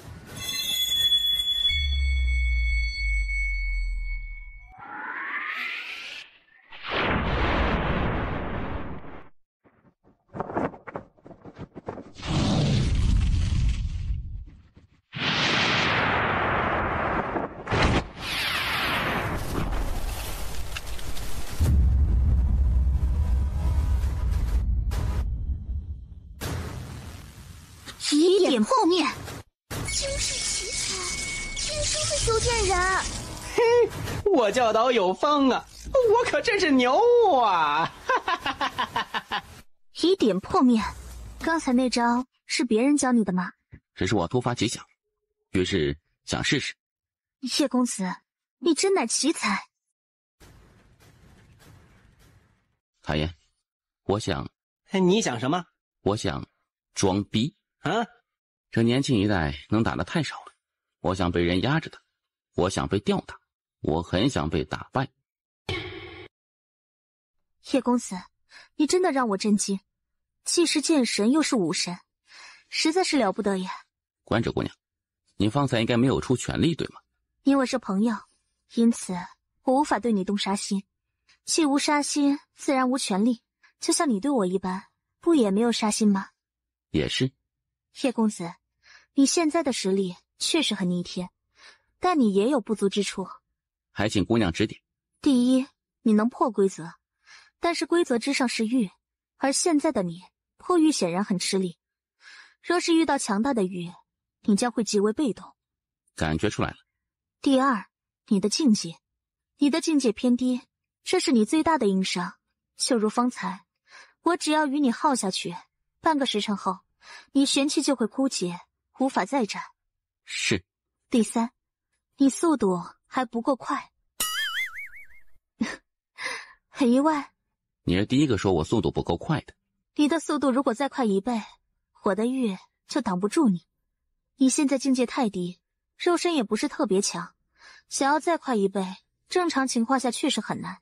但是你可以用身法技，如果用身法技，你的速度肯定能够再次发生一个质变。身法技？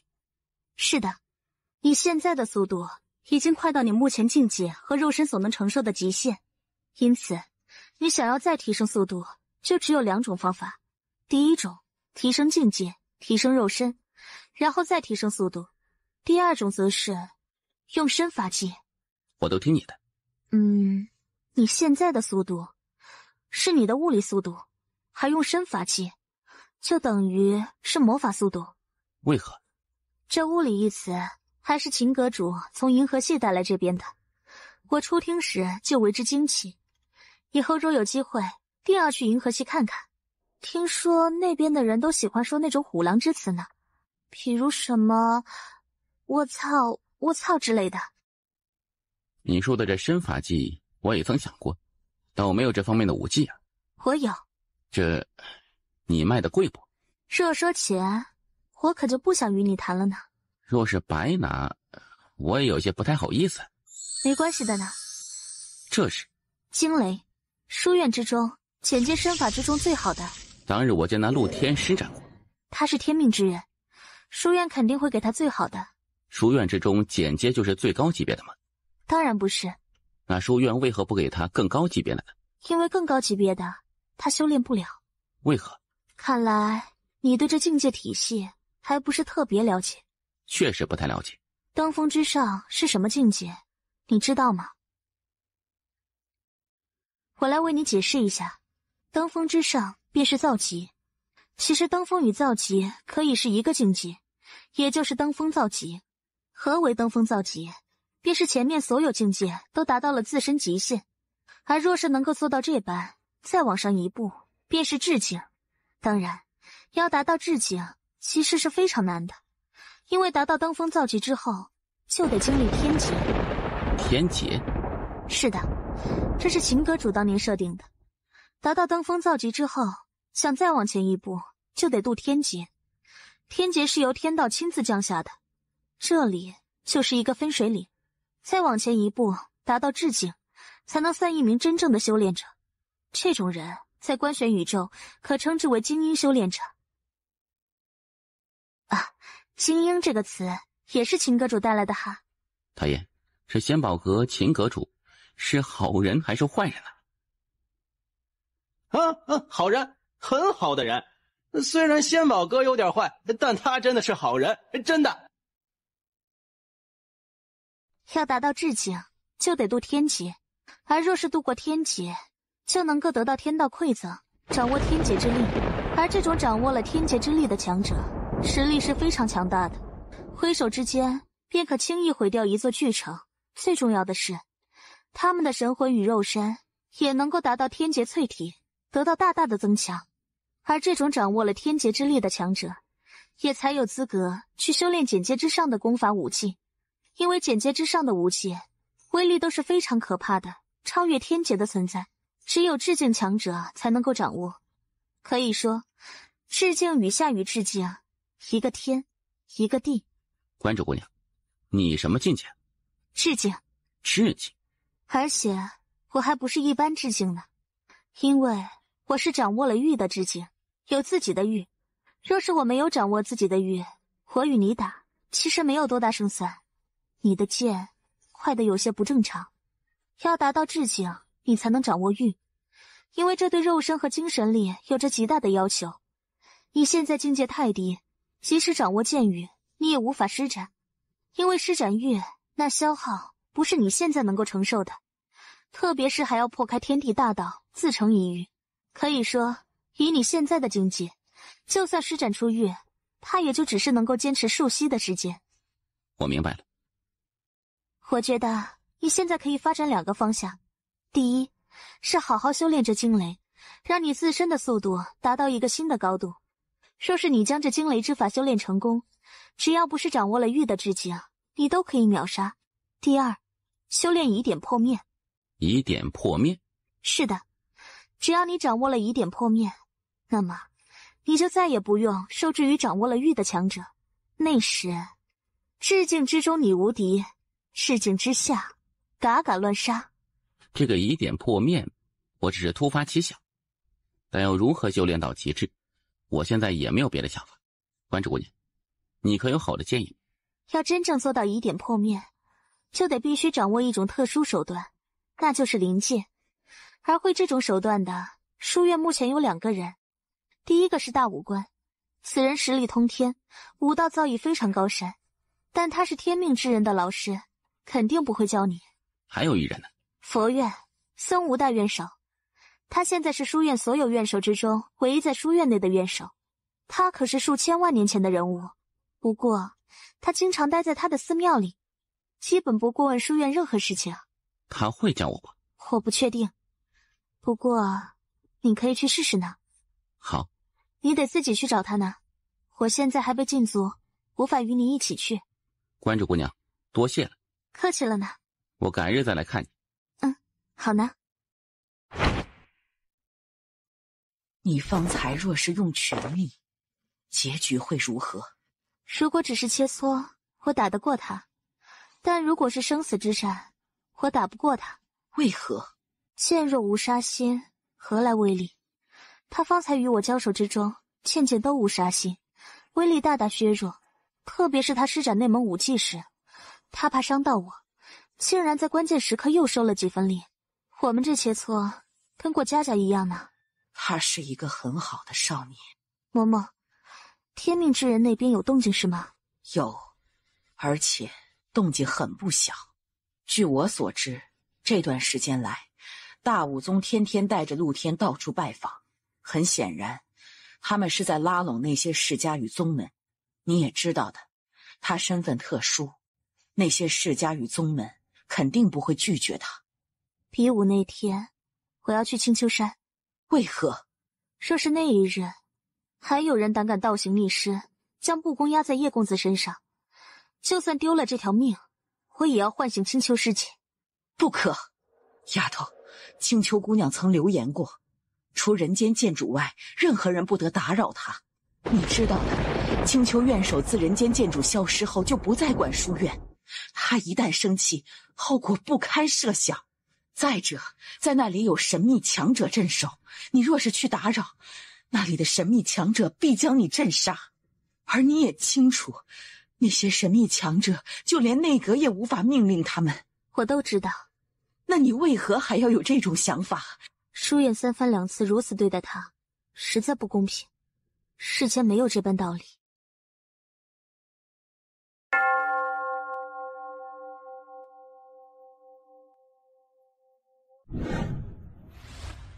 小师傅你好，有事？在家夜观，求见僧无院首。师祖在闭关，不得打扰。小师傅，还请通融一下。这位公子，你这是做什么？我不是那样的人。就通报一声，劳烦小师傅。公子，我看你慈眉善目，想来也是个心善之人。师祖常说要助人为乐，也罢，就算被师祖责罚，我也要为公子通报一声。小师傅，等等。怎么？你将此卡给你师祖看，就说是故人之子前来拜见。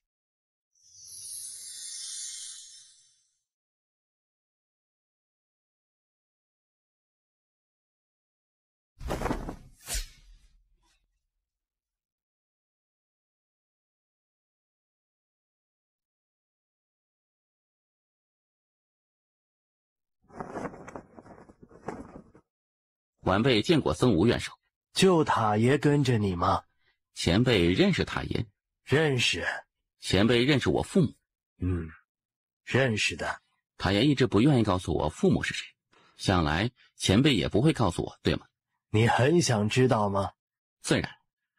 小时候我于南州时，与外族人争斗时，外人常骂我无父无母，是杂种，那种滋味还是不太好受的。你很快就会知道他们了，再等等。前辈，你们这件事弄得好复杂。我们没有恶意。塔爷说我父母是极好的人，对吗？很好。我不问他们身份，我就问问他们有没有给我留下什么，比如两个孽畜，他妈的，你们两个狗东西，连和尚都骗，真不是人。僧无院首，原来是人间剑主后人，失敬失敬。僧无院首，此次陆天宇夜观一战恐有变故，因此我们希望僧无院首能够相助我们。我佛院必倾尽全力相助陆天少主。僧无院首，那我们便不打扰了。大武宗慢走，陆天少主慢走。僧无院首无需如此客气，事成之后，我不会忘了僧无院首与佛院。你们再不走，老衲可就要超度你们了。老师，我们走吧。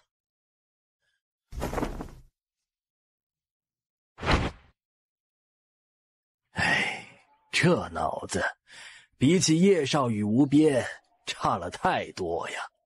这真的是天命之人吗？老师，这僧无院首脑子看起来好像不太灵光呢。莫要轻视他，他能够被人间剑主看中，并且让他掌管佛院，肯定是有原因的。如今有了佛院的支持，我们的胜算就能够更上一层楼。师父放心，那一日，我能够凭借自身实力斩杀他，即便他是一位大剑帝。若真是如此，那自然是好。不管如何，有个两手准备总是好的。好。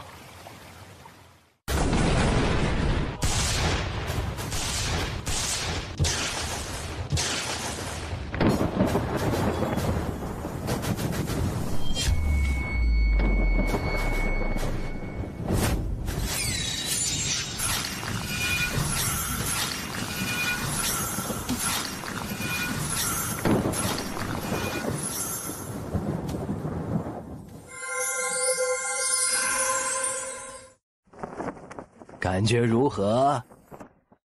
很爽。恭喜你，前辈，你与我父亲关系，你以后便知道了。好吧，与天命之人一战，有多少把握？我的对手只有一个人。谁？我自己。我的无敌剑道之路，真正的敌人只有我自己。只要我自己心境不坏，永远能够保持本心，就没有人能够打败我。你走的是无敌剑道之路，那你知道吗？你一次都不能败。前辈，你错了。无敌剑道之路不是不能败，而是需要败。只有失败才能够找到自己的不足，才能够继续提升。不能败的是心和意志。你在压制自己的剑道境界。我现在还弱小，没有人间剑主他们那种无敌的实力，因此很多时候不能太锋芒毕露，得学会藏拙。简单来说，得留些底牌保命，不要把所有一切底牌都展现在人家面前。所以我的敌人只有在一个时候才会知道我的底牌，那就是我埋他的时候。你们父子都他妈不是好人。前辈，我要告辞了。你要回剑宗？是的。好，多谢前辈这段时间来的指点，晚辈告辞了。我观玄宇宙后继有人了。出了一件事，与你有关。什么事？你还记得林乾吗？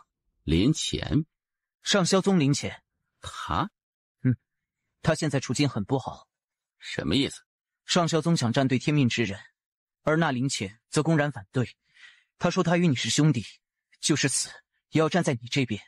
然后他被上霄宗直接剥夺了弟子身份，并逐出了宗门。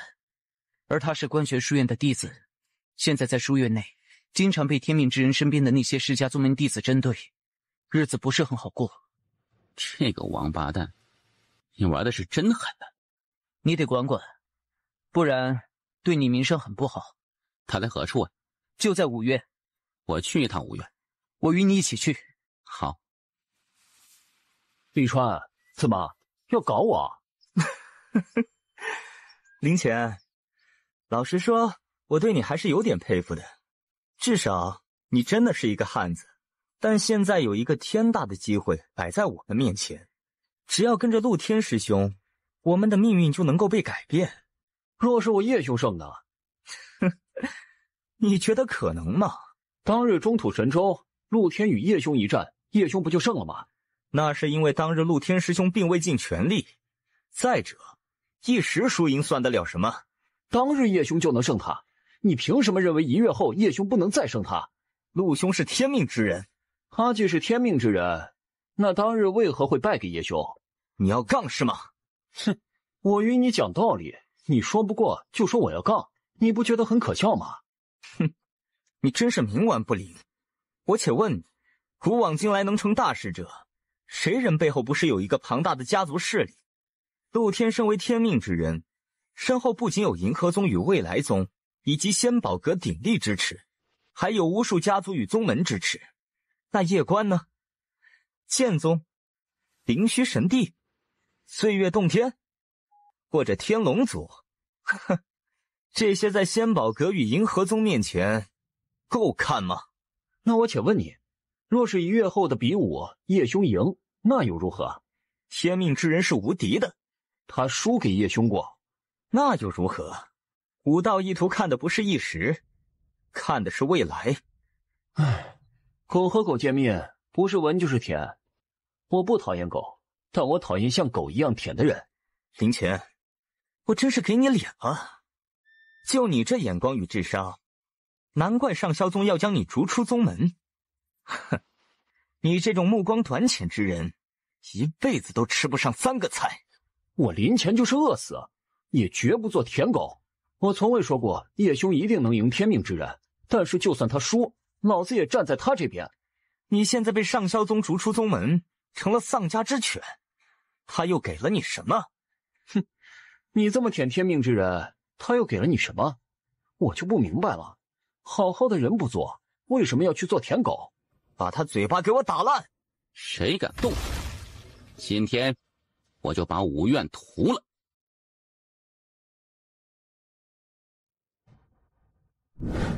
你要动他？谢关，这里是5院。我知道，你大可以动手试试，你看看我敢不敢杀你。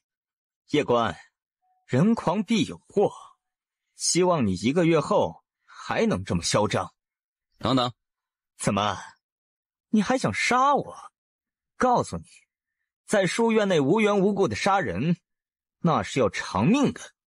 我懂，我不杀你，但我要打你。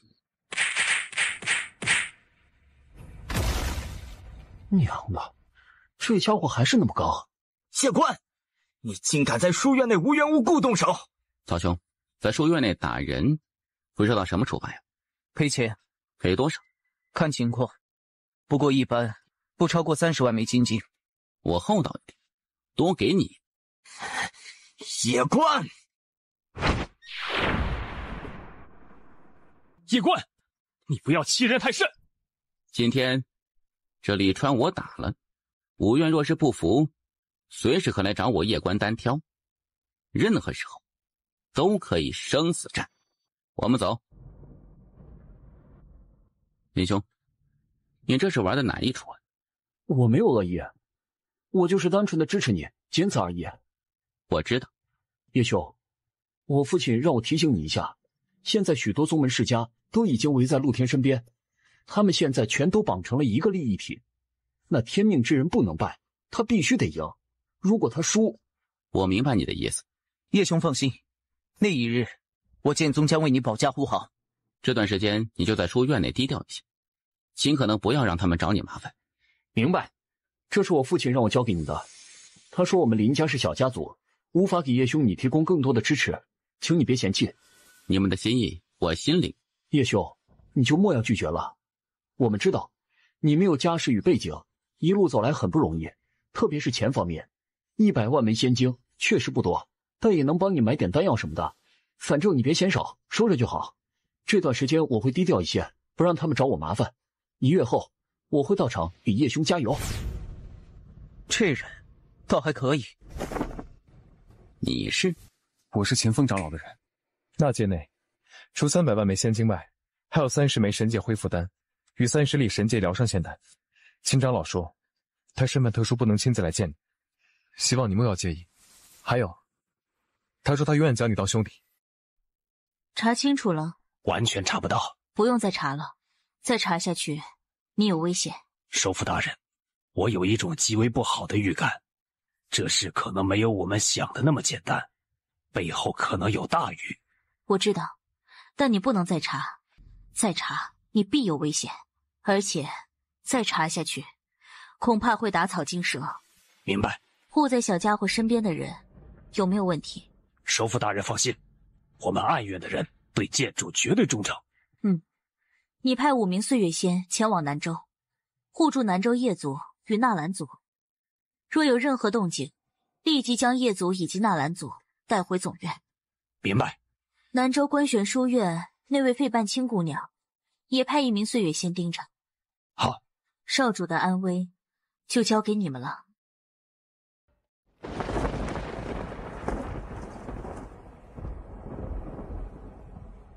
前辈是？我叫李半之。你便是内阁首辅？是的呢。见过首辅大人。无需多礼。你在幽冥殿待得可还好？师父待我很好。带我去见见你师父。请。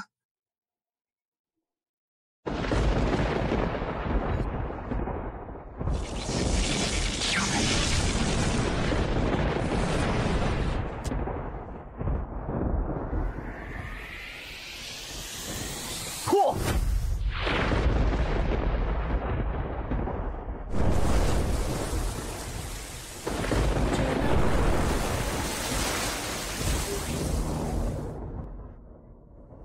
引劫致敬，陆天，你当真是绝世妖孽！不仅我低估了你，世人也是大大低估了你。哼，大剑帝，好像也没什么太了不起。告诉你一个秘密，那叶关，并不是大剑帝。不是大剑帝？是的，仙宝阁请了一批强者分析当日的那剑势，那不是他个人的剑势。可能是那柄剑的缘故，因此那叶关根本不是大剑帝，只是那柄剑较为特殊而已。原来如此。你在此地继续修炼，我去外面再帮你联络一些世家与宗门。多谢老师。若是让他们知道你还掌握着2种域，并且是道体双修，不知道他们会是一个什么样的表情。我倒是有点期待那些投资夜观的势力，那时他们的表情肯定很精彩。这夜观身后，背后之人也肯定不简单。你放心，观玄宇宙自人间剑主与青丘女帝之后，无一人能打。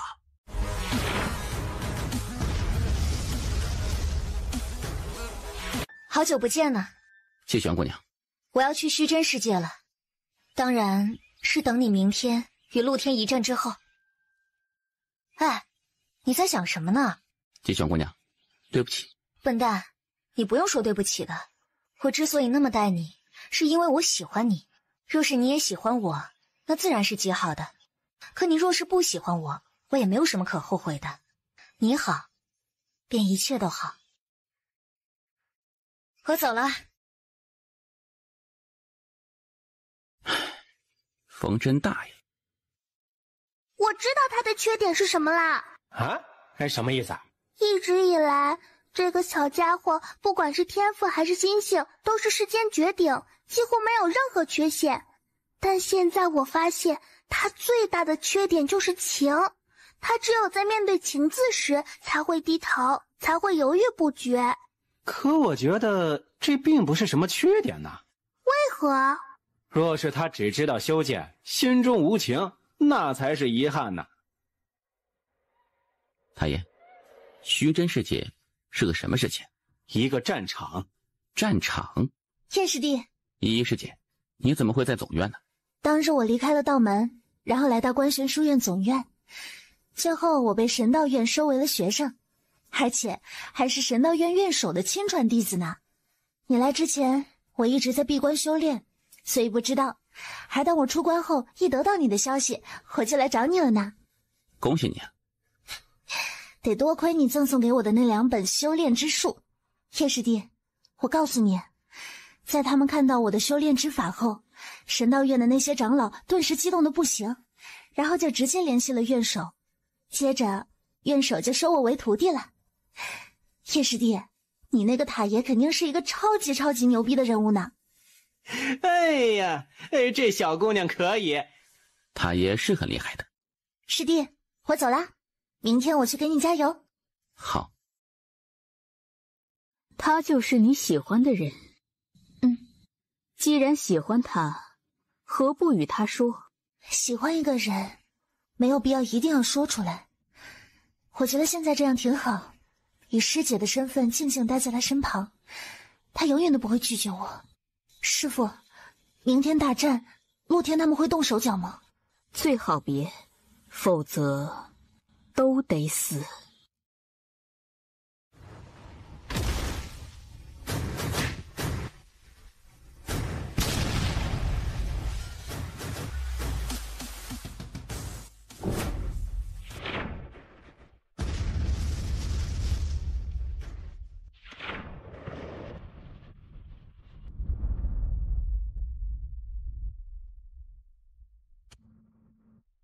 我倒是未曾想到，你天龙族会这么选择。哼，你凭什么认为我天龙族要选择你？好，很好。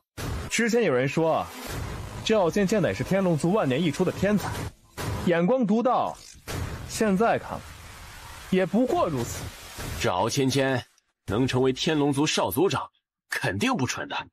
他看中叶关，必然有他的道理。你什么意思？你是不是想叛变？儿在做什么？施展神通。我的天，是4大神兽之中攻击最凶猛的烈天神虎。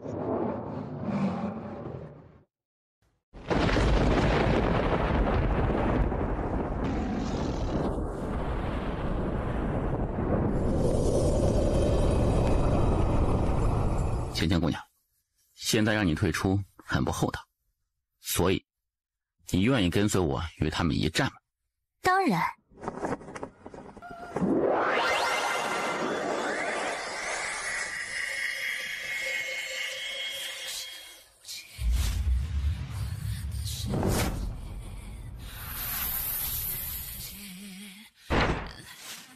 凡人蝼蚁，你瞅什么？我就瞅你，你不服啊！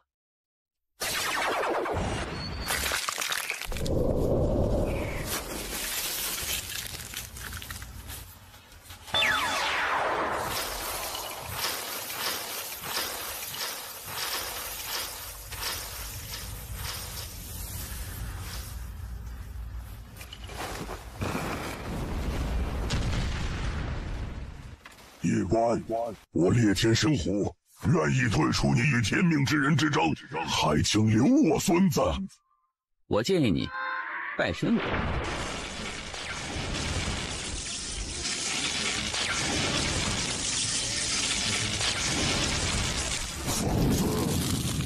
今日谁敢将不公施于我师弟头上，我就斩谁。我输走我孙子的尸体，你想得美！放肆！再敢往前一步，先杀你，再灭你灭天神虎一族。再来！哼，如你所愿。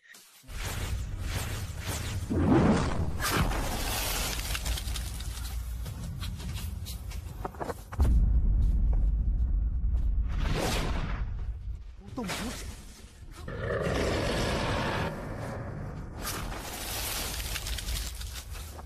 这夜官的实力好强啊！强什么？他若不是与那傲仙仙签订了平等契约，得到了傲仙仙的力量，他算个什么？陆天师兄也有神兽相护，陆师兄乃是天命之人，他身上有大道气运，乃天命所归。你居然帮了夜官说话，你是不是想造反？天命之人，不过如此。我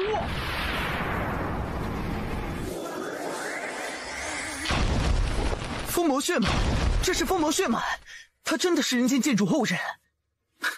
就算你是人间剑主后人，那又如何呀？今日我就让人间剑主绝后。我操！这个小王八蛋可真猛啊！让自己爹绝后，夜官，受死！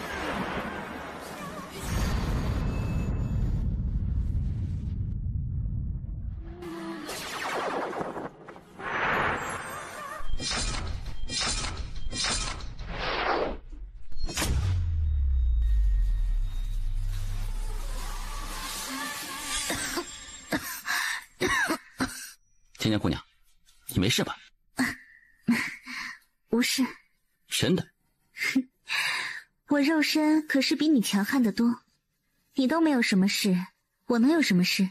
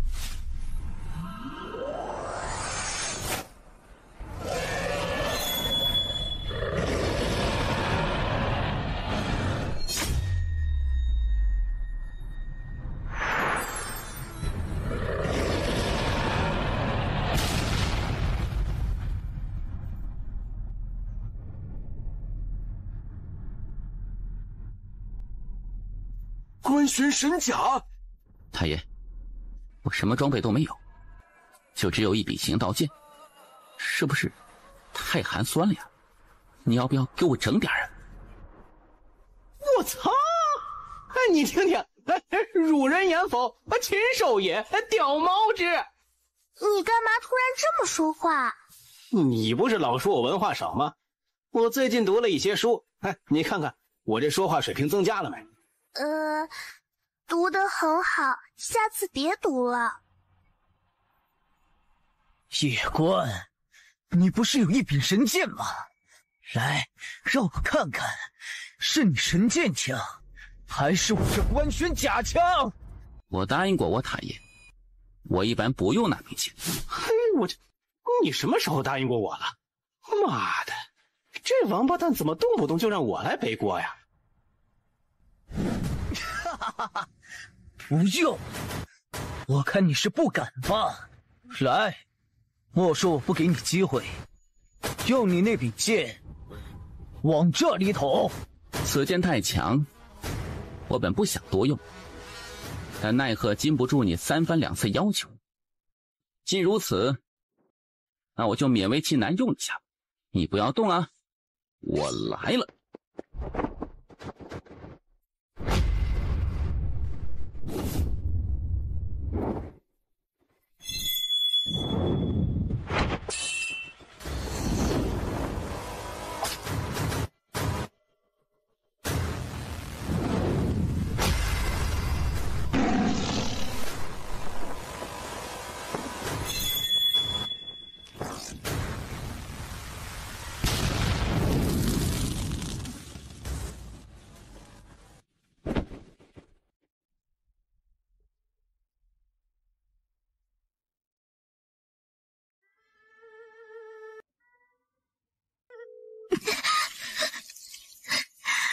抱歉，我扛不住了呢。你先前几次之所以没事儿，是因为他帮你承受住了至少90%的力量，你没事儿，而这小丫头早已经是千疮百孔。抱歉，没关系的，我选择了你，自然就要与你同生共死的。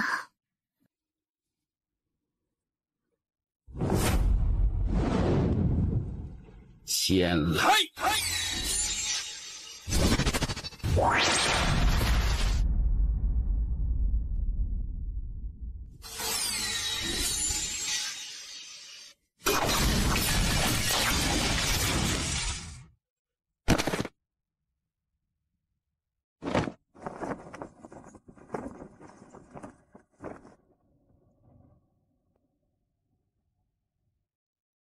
谁敢动少主？草白，大师兄有何吩咐？准备换组。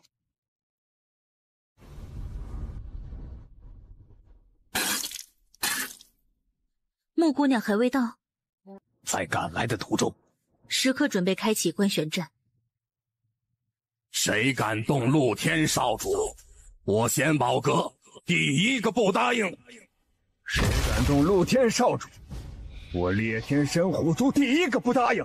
动陆天少族长，我朱雀族灭了10族。谁他妈敢动陆天少主？谁敢？我们低估了他身后之人。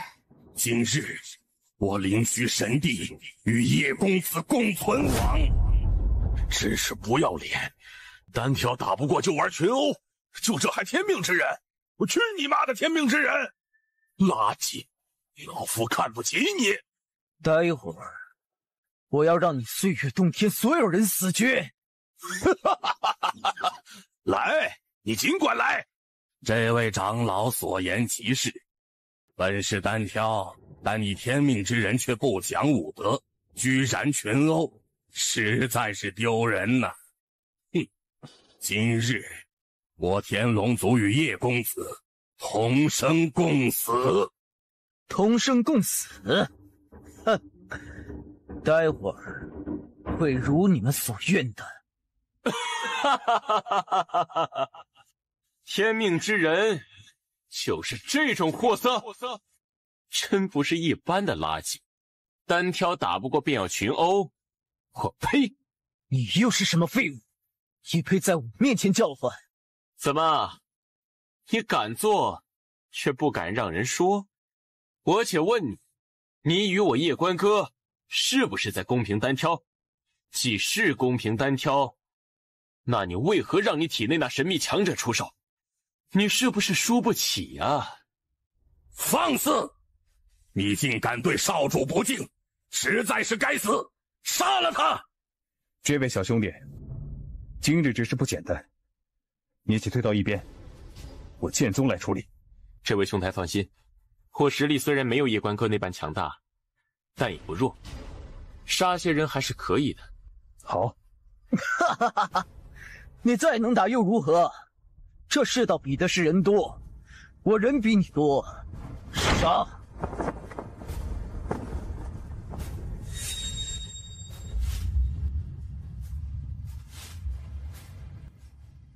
属下见过少主。请起。少主知道自己的身份，难道是塔爷告知了他身份？我操！你知道你的身份？猜，但没有敢多想。为何？因为在见到人间建筑时，我感觉很亲切，那种亲切我从未有过。而当我试探地说以他为目标时，他高兴的不正常。那种高兴之中，除了欣慰，还带着自豪。还有就是塔爷，塔爷你从来就没有慌过，不管我的敌人是谁，即使是天命之人，你也一点都不慌。你如此镇定，总不可能是因为心大吧？可即使如此，我也不敢朝某些方面去深想。为何呀？因为有些事情我解释不了。比如人间建筑是3000万年前的人物，但我显然不是出生在3000万年前。那么问题来了，我是什么时候生的？最近才生的吗？可人间建筑已经有3000万年未曾出现过。太爷，你不为我解惑吗？此事还是让你父亲亲自告诉你吧。好，两位前辈，如今这局面是听你们的，还是听我的？听你的，你放心，我们还没有胆子敢造反。啊！怎么可能？这怎么可能？我才是天命之人！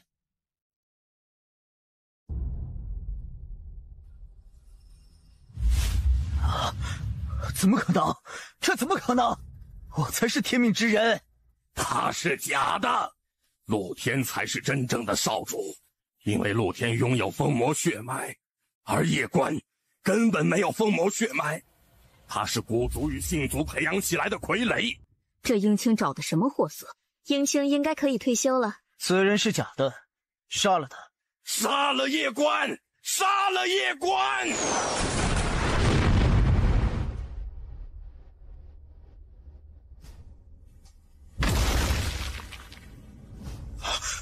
关玄位是上古关玄位，夜关真的是少主，他真的是少主。关玄位统领代朕见过少主。人间建主儿子，不得不说，这一次真的是一个天大的惊喜。小家伙，撤！撤！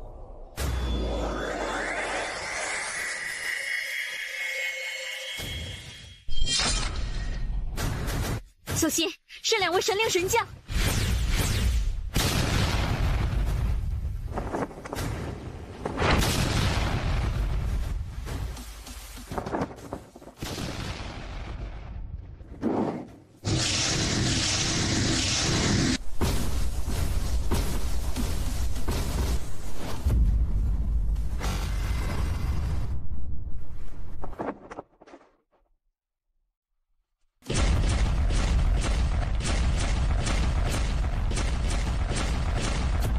出境！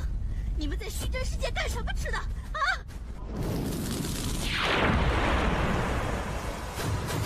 拦住他们！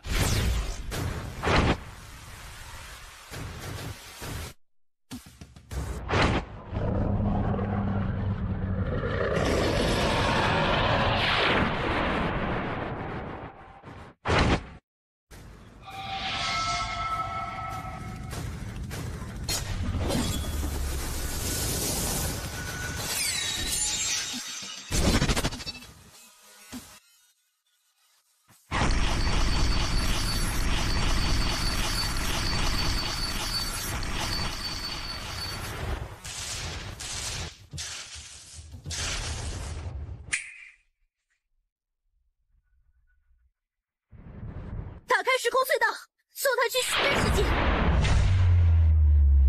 还看着做什么？那夜关便是阁主之子，你们现在还不保护他，是想等着阁主请你们吃炸弹吗？他妈的，有天巨人攻击神灵，保护少主，快保护少主！救少主！快他妈救少主啊！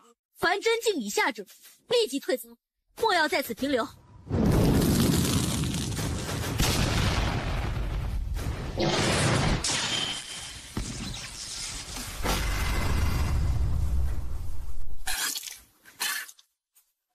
诸位，若是我们今日退走，来日必死无疑。莫纵族长的意思是我们一不做二不休，干掉叶关。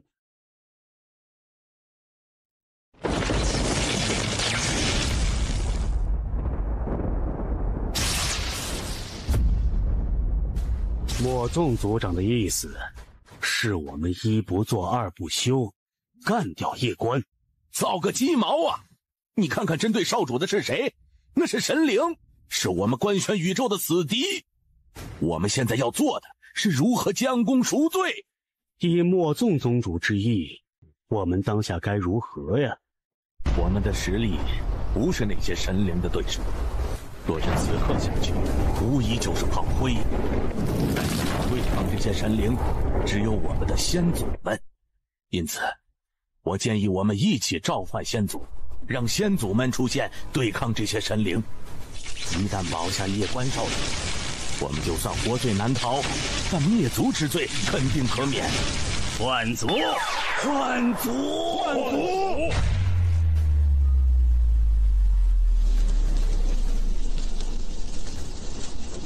先祖，快救少主！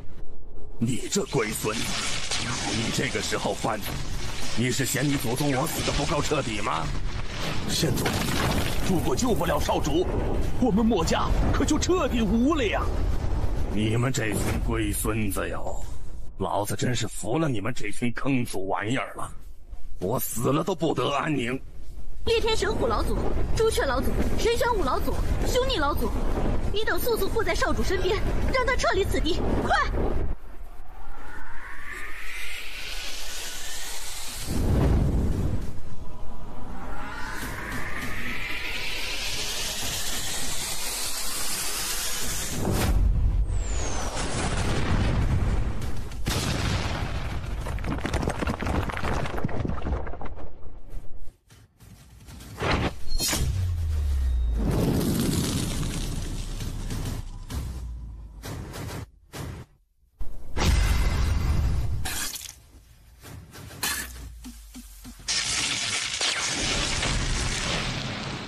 之意，我们逃不走的。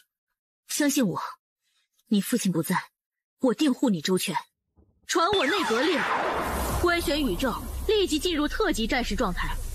凡我官宣宇宙至境之上强者，不管你在何处，不管你在做何事，请立即前来书院。书院需要你，官宣宇宙需要你，拜托了。之意，不可以召唤人间剑主了。若是无神灵，便可以；但有神灵，便不可以。为何？具体的我也不知道，我只知道，你父亲当年杀入真世界之后，与那位真世界的真神，似是有过什么约定。海爷，这位真神强吗？你无法想象的强。不行了，这得塔爷扛啊！嘿，你个小王八蛋，坏得很呐！老子刚认祖归宗，你们就派出最顶级的强者来搞我，真是他妈不讲武德呀！给点发育的时间不行吗？少主，李首府，小关行域的所有时空隧道，谁敢动杨家的人？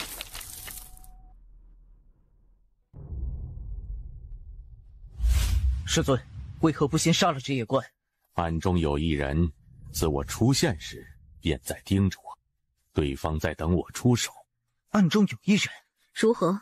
已联系上宙界仙宝阁五阁，他们已经将五阁所有强者派来书院，最多半个时辰便可至。可有联系上虚真世界？通往虚真世界的所有时空隧道都已经被真世界强者镇守，我们的人与传音都无法传达至那边。除此之外，还有神灵强者在往这边赶。我若是没有猜错，虚真世界的太初境，他们应该已经察觉到不对劲，一旦他们察觉到不对劲，必定会不惜一切代价带人赶来书院。而在那之前，虚真世界的叛徒肯定会先到，杀我们一个措手不及。如何才知道谁是叛徒？第一个从虚真世界赶回来护驾的势力。不愧是观玄宇宙第一首府大人，今日我等来观玄宇宙，如此的出其不意，但你却能够准备得如此充足，厉害。我也很好奇，到底是谁给你们做了内应？李首府如此聪慧，不会猜不到。不对，应该说是已经猜到，但却不敢相信。本来是想直接摧毁观玄宇宙大本营的，但未曾想到，这人间剑主后人居然出现，这真是一个意外之喜。我有一个疑问，陆天不是真正的天命之人，对吗？这还重要吗？想来也是，道门那2位不可能相中一位心性如此差的人。李首府，不得不说，你们这位少主真的很妖孽，比起我们真世界的那几位也不遑多让。他让我看到了曾经的人间剑主，所以今日就算是牺牲所有人，我也要让他从这世上消失。谁敢动杨家的人？黄泉天命！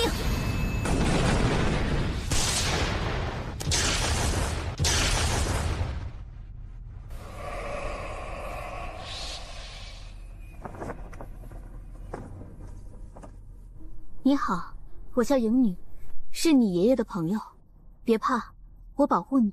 谢谢。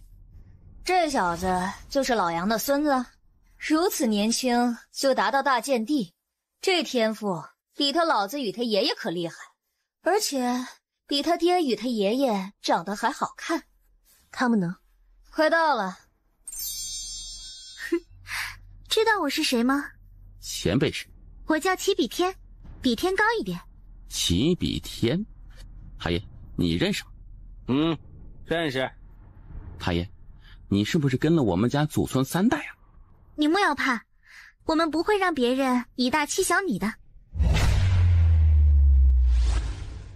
炎主，冰主。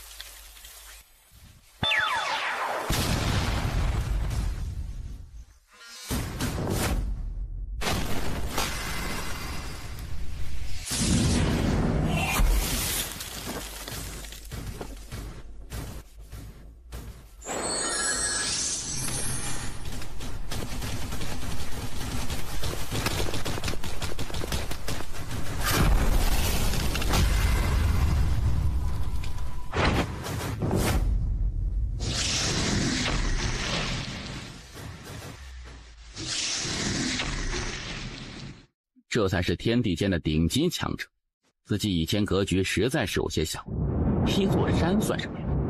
老子改天要劈个天！莫要多想，这是老一辈之间的战争，不是你现在能够插手的。保持心态，看着就好，莫要多想。好的好的，我不多想，你们打吧，你们打。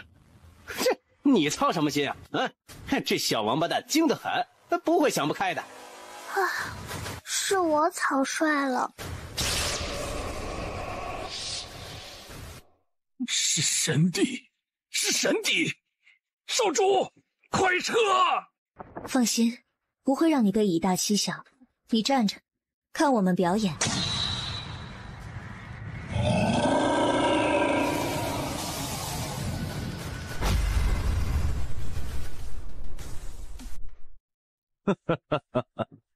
原来是人间第4剑的穆天道。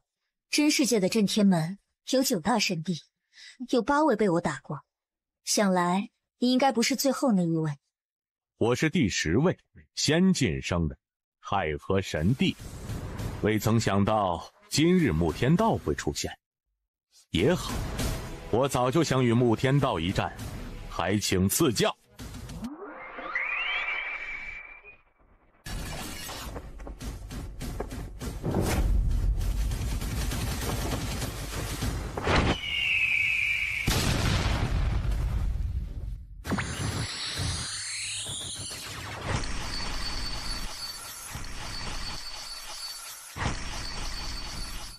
这位姐姐，我们四周还有神灵强者，而且可能比这位太和神帝还要强。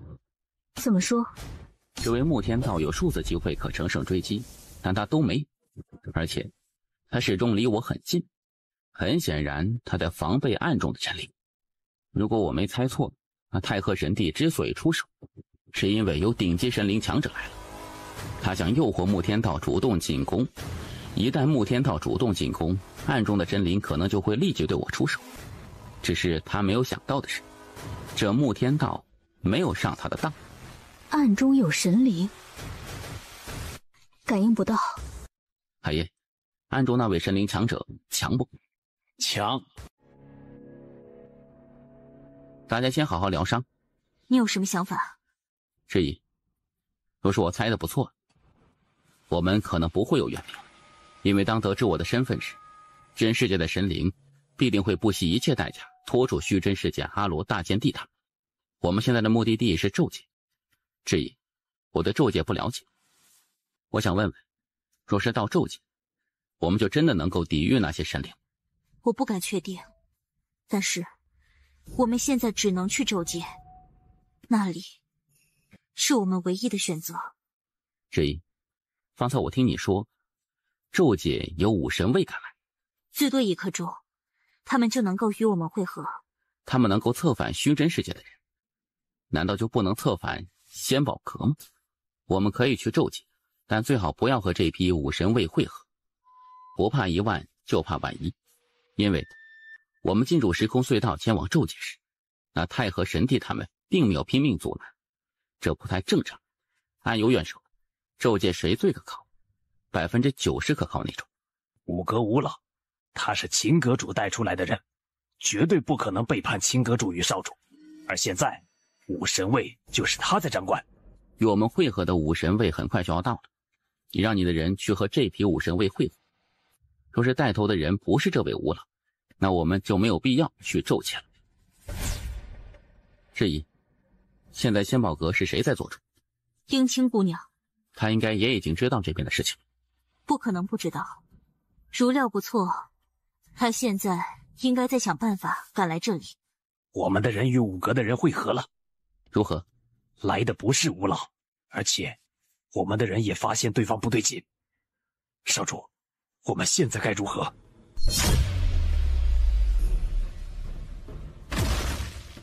少主，他们便是来与我们结印的5神卫。拖住他们！谁敢动少阁主？我等护驾来迟，请少阁主恕罪。少主，属下救驾来迟，罪该万死。先不说这些，解决眼前的事情吧。于长老，阁主待你不薄，为何要背叛阁主？杀了他，他想拖延时间。还愣着干什么？少主说杀了他，快他妈动手啊！王八蛋们，你们不要害老夫呀！要是这个少主是个心眼小的人，你们这么一搞，老夫可就完犊子了呀！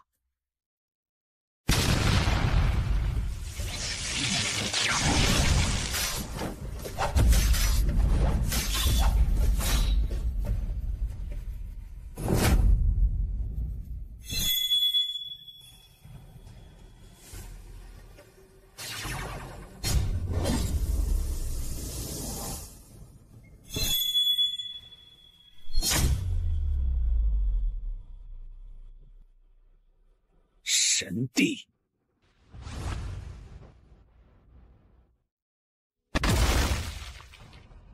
又来一位神帝！妈的，你们真世界是疯了！你们这么玩，我可顶不住啊！哎，我不想努力了，我想叫人，我想叫素群姑姑。哎，你不要这样。虽然他们的确是有点太过分，但是也没有必要叫人的。这个一旦叫上瘾，可就不好搞了。塔爷的意思是，素群姑姑完全打得过神帝，对吗？到了这个时候了，这个王八蛋还在给老子下套。你好的不继承，偏偏把你爹和你娘的心眼都给继承了，这他妈谁顶得住啊？太爷，素群姑姑能顶几个神帝？1万亿个！你又开始不正经了。于师傅，待会儿我把那小子骗过来，你找准机会一刀结果了他。喂，那个人类帅小伙儿，可以过来聊聊吗？我？是的，你可是观玄书院少主，你不会害怕吧？姑娘怎么称呼啊？你过来，我就告诉你。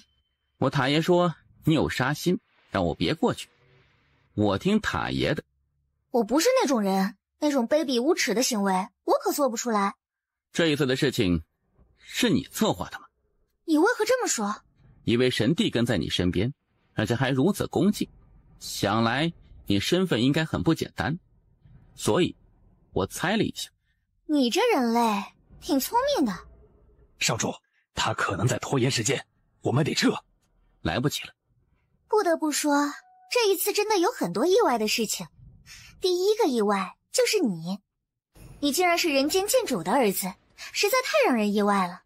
而第二个意外就是这观玄宇宙竟然还有那么多我们都不了解的顶级强者。于老，杀了他，直接放大招，给他来最狠的。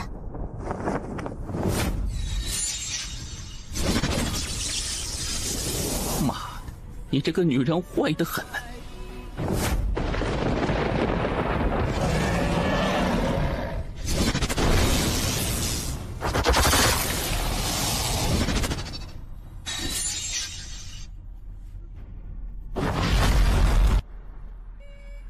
你很不错。塔爷，你认识吗？认识。小家伙，商量个事情。什么事情？待会儿你跟这位拿枪的前辈说话时，不要乱说话，知道吗？塔爷，我怎么会乱说话呢？有好处。塔爷放心，我一定不乱说话。他们都是你的什么人？家人。你家人不是人间剑主那批强者吗？当年那场大战时，现在来帮你的这些人可没有出现过。他们是我爷爷的人。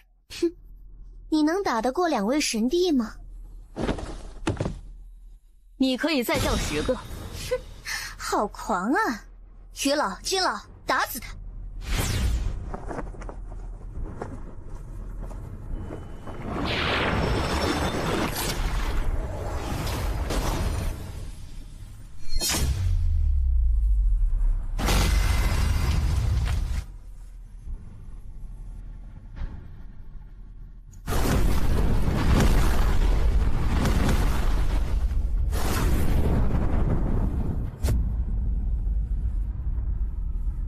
厉害！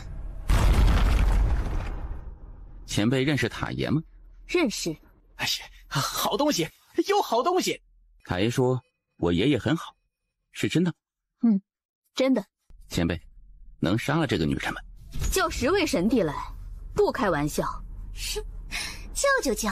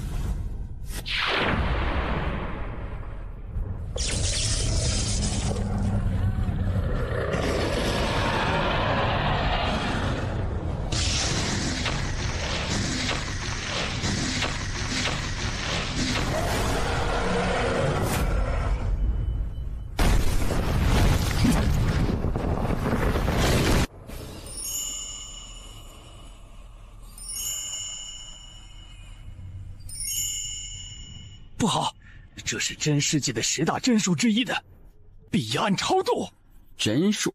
传闻此术一经施展，可超度一整个宇宙。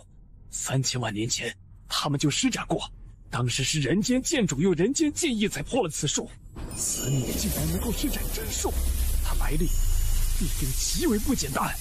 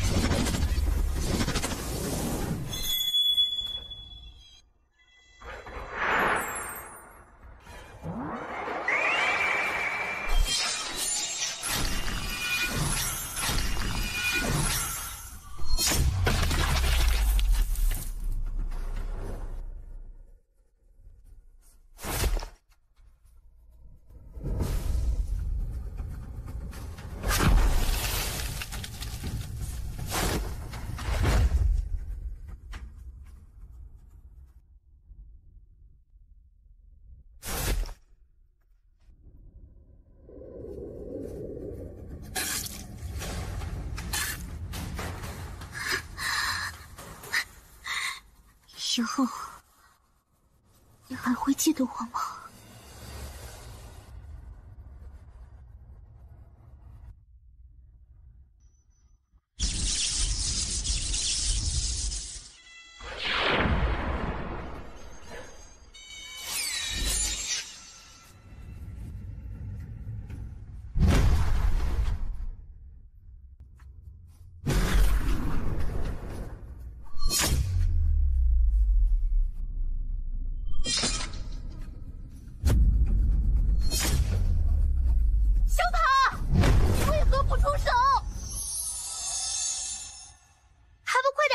小女娃，你是想死吗？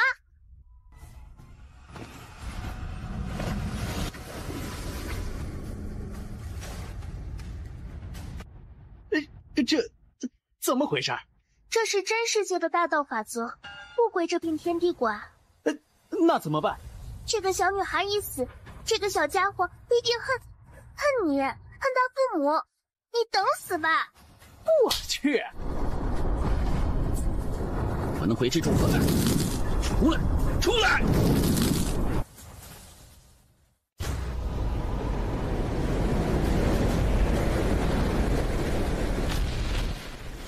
我能回之处何在？出来！出来！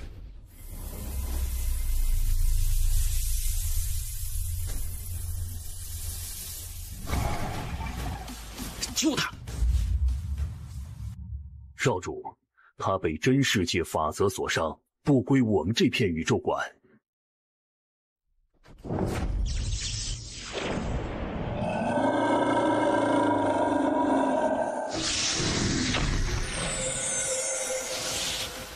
封魔血脉，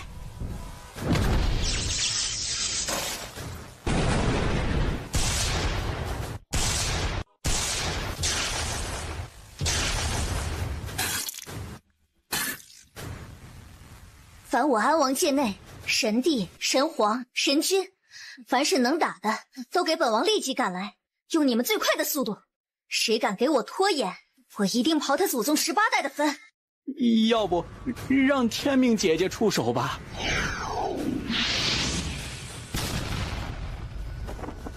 你是看不起他爷爷吗？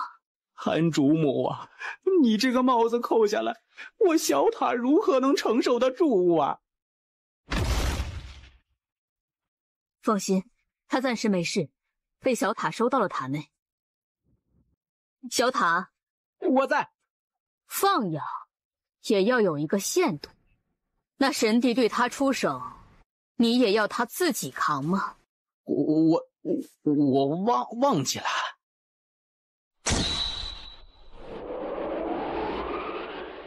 前辈，此地不宜久留，我们撤。敌去骤见，只要去了骤见，他们就算出动10位神帝，我们也不惧。暂时，怕是去不了了。不得不说，你真的很能打。如果你不是要护着这位叶公子，我们几个还真不敢在你面前了。把本王的亲卫军调来，立刻！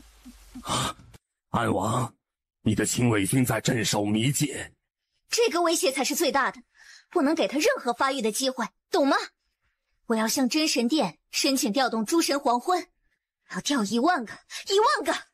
安王啊，诸神黄昏一共只有1万，他们在镇压盘武界，若是调来关玄界，会出大事的。你难道看不出这叶关的威胁吗？此人既是武神，又是大剑帝，身具2种特殊血脉，天赋妖孽的都快赶上我了。最重要的是，他脑瓜子又好使，现在除掉他，才能及时止损。若是不然，以后可就难干掉他了。可真神殿不会答应的。吹！跟上面说，这叶关天赋远超人间剑主，简直就是亿万年来难得一见的超级天才。他不过才18岁，但我已经都不是他的对手，被他吊着打。这么玩？你这么玩，上面肯定会非常重视啊。这安王究竟是何来？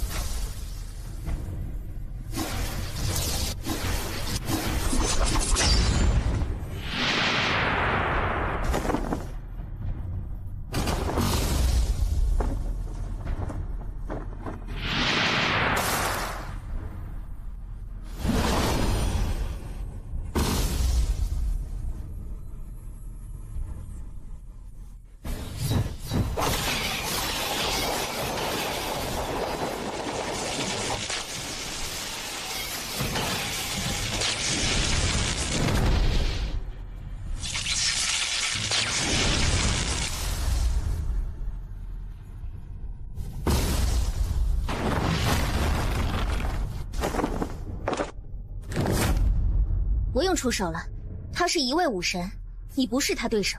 武神？哼，我在别的宇宙杀过不少武神。那你继续去上，再等等，然后我们群殴。前辈，他们可能还有神帝要来。我知道，我们的人马上也要到了。多不？不多，但很能打。你老伴儿呢？马上就到。待会儿主要先杀这个，就是长得比较帅的这个。你们都记住，我会想办法拖住那个武神，你们要给我第一时间宰了他。我们只有1次出手机会，所以你们都给我出全力，知道吗？妈，这个女人真是离谱啊！我跟你有杀父之仇吗？你要如此针对老子，太他妈欺负人了。6神帝，原本以为出道即巅峰，但现在看来，巅峰没有，疯癫倒是已经有了。太爷，我娘亲留给我的布袋呢，我给你。你暂时打不开。为何？因为里面有些东西很危险，你娘怕你不会玩，把自己给玩死了。不是，什么东西那么危险呢？一种蛋。现在局势如此劣势，就此等神物，何不拿来一用啊？太爷，你帮我打开吧。那些玩意儿真不能用，真的。我们用来对付神灵也不行吗？不行，那些玩意儿的伤害是不分敌我的，一旦用出来，大家都得完蛋。太爷，你是不是又在忽悠我呀？哎呀，小祖宗，你娘留下来的那些东西，别说你了，你爹都不敢轻易乱用。这一个不好，真的是大家都要完蛋。什么玩意儿，威力居然不分敌我呀！不能乱用，等你以后熟悉那些东西后再用。七位神帝，我拖住他，你们去把那个夜光干掉，都不要留手，给我放大招，打死他！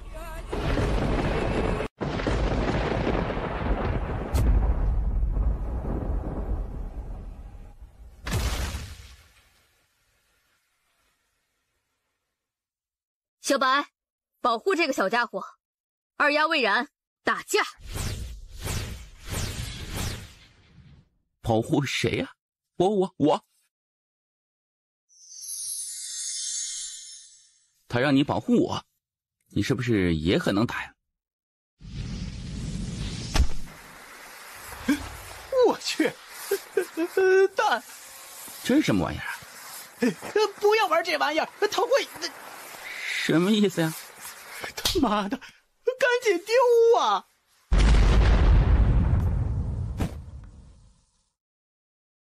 这怕不是对面派来的吧？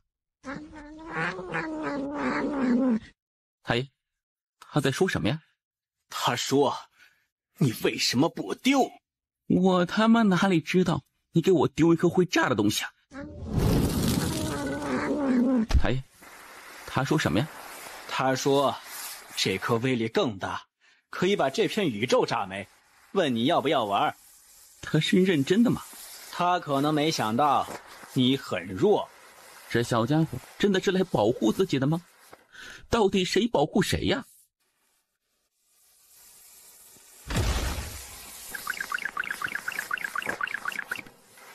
哎呀，小白，你打他呀！你打得过他的。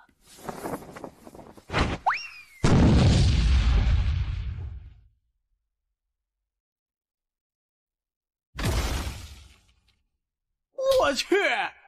这是什么玩意儿？威力这么强的！我操！这小家伙真的是对面派来的吧？所有人快撤！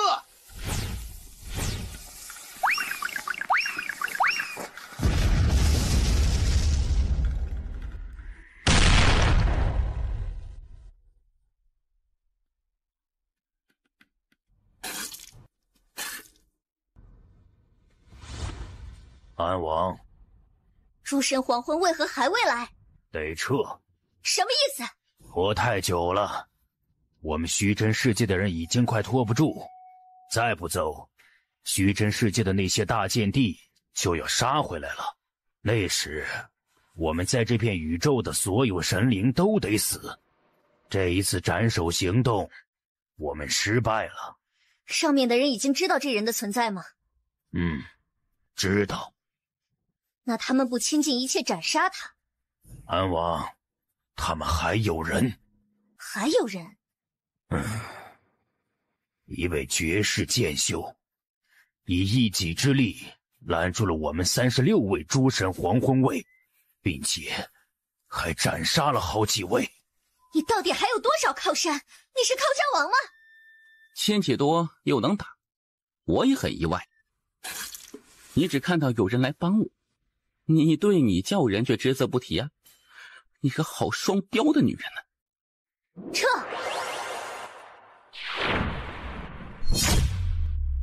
先与他们去咒界。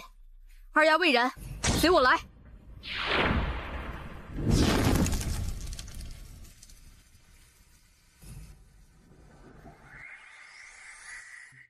少阁主，我们去咒界。好。走吧，我们低估了夜观身后之人，越来越多的人出现帮他，只能暂时先撤。你是真世界的傀儡，你根本不是天命之人。我曾入道门过，不过后来我转投真世界。吴总，此地已经没有你的容身之处，与我一同前往真世界吧。陆天啊陆天，你可知你有多愚蠢？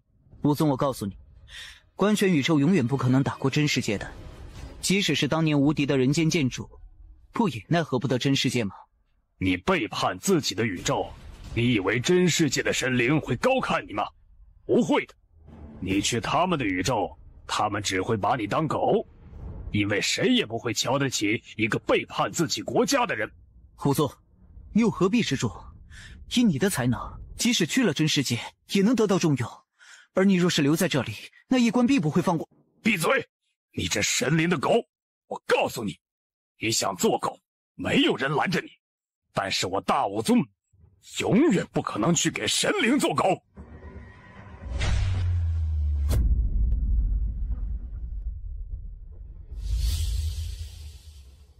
有机会活，却选择死，蠢货！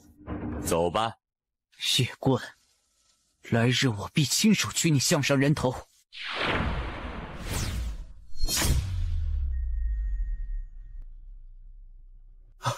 救我！救我！操！让你走，你就是不第一时间走，非要他妈的放句狠话再走，你是不是脑子有坑？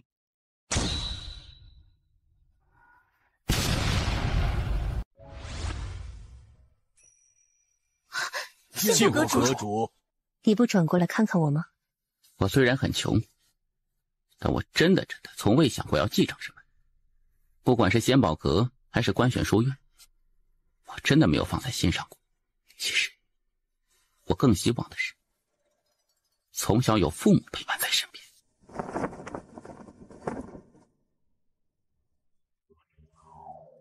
我培养你们，不是让你们来给我儿子脸色看的。此刻起，五阁立即解散，五阁所有人此生永不再录用，此地盗兵，就地处决。这座城是为你打造的，而现在也没有必要存在了。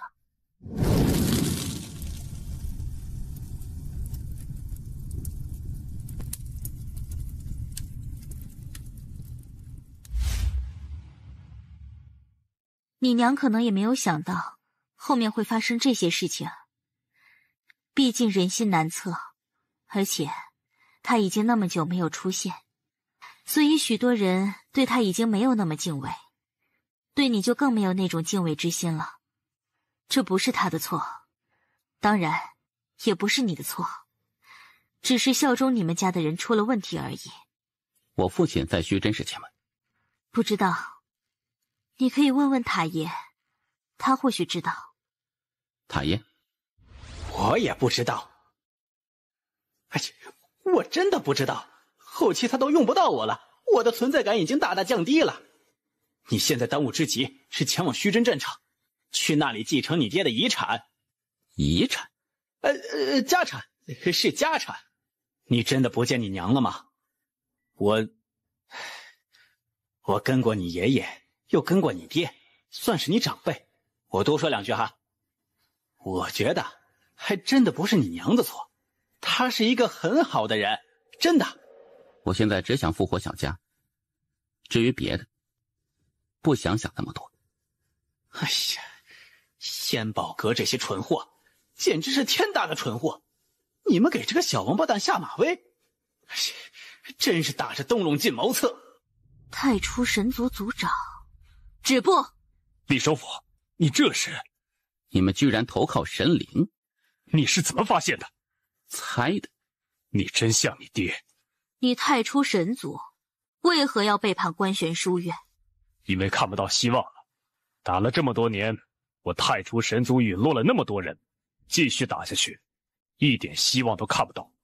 所以我们想换个活法，只是没想到，偏偏这个时候，人间剑主后人现世，真是巧得很呢。你这么做，对得起你太初神族的先辈吗？我不想管先祖们，我只想管我太初神族的后辈们，我不希望他们以后死绝。你很优秀，若是早点遇到你，我或许不会选择神领。可惜你出现的晚了。李首府，3000万年来，我们被困在关玄宇宙，固步自封，而真世界却在飞速发展。你如果出去看看，你就会知道我们的差距与人家有多大。我知道我们关玄宇宙与他们有差距，可是他要灭我们的宇宙啊！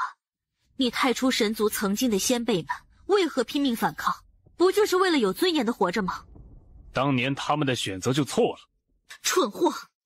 太初亲，我且问你，当年若不是人间剑主挡住了虚真世界的强者，并且守护至今，真世界的人可会来与你谈，并许诺你太初神族好处，做你的春秋大梦吧？你也不看看你是什么货色！哼，你现在之所以能与他们谈好处，那是因为人间剑主挡住了他们，让他们知道了我们关玄宇宙并没有那么好欺负。若是不然，你看看那些神灵会不会正眼瞧你？怕是你给他们当狗，他们都嫌你蠢。李首府，我们选择不同而已，你又何必如此言语辱人？我敬重你太初神族那些先辈们，也为他们感到可悲，竟然有你这种后人。李首府，你是在拖延时间吗？我告诉你，已经来不及了。如今虚真战场已经全面失守，夜雨大剑帝他们不过是在负隅顽抗，灭亡只是时间问题。大爷，这个爹能不能不认呢？我也没想到事情会发展成这样。大爷，这么玩我觉得我顶不住啊。当年你爹与虚真世界那一战没有打完，所以就留给我来打。你爹是苍王，你确定要等我的人都死绝再出手吗？苍王，你今日观而不帮，来日你会付出惨痛代价的。安王，这好像是你自己的问题吧？你如果一开始就出手，我们不是没有机会杀那夜官，但你却非要我与他们打得两败俱伤，想以此来消耗我的实力，然后你再来个黄雀在后。可惜你低估了这些人的实力。现在那夜官即将进入虚真世界，一旦进入那里，我们想要再杀他，会难数倍不止。我见过你所说的那夜官，的确是难得的少年天才，可我觉得安王你未免也太危言耸听了。一个少年剑修颠覆我虚真世界，大到比主人那种逗比的话，你居然也会信，简直是可笑。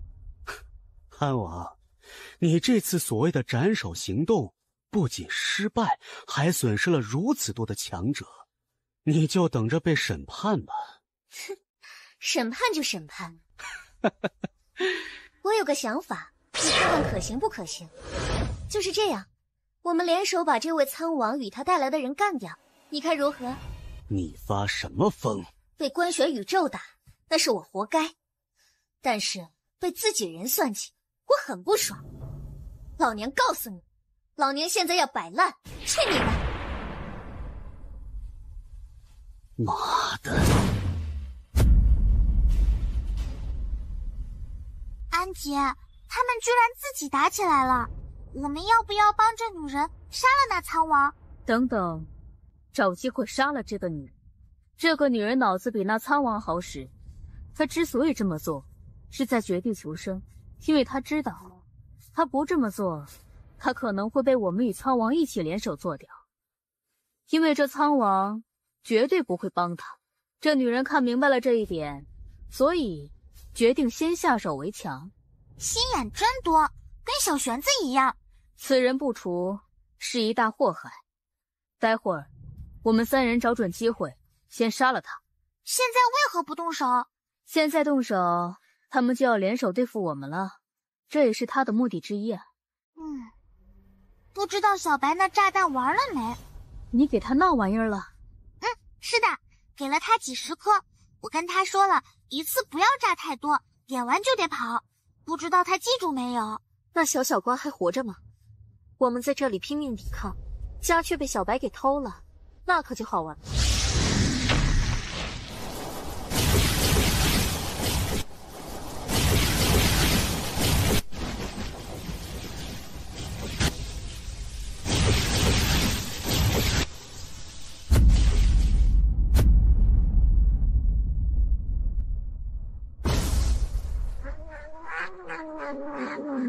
海爷，他说什么呢？他说要帮忙不？不用帮忙，我能撑得住。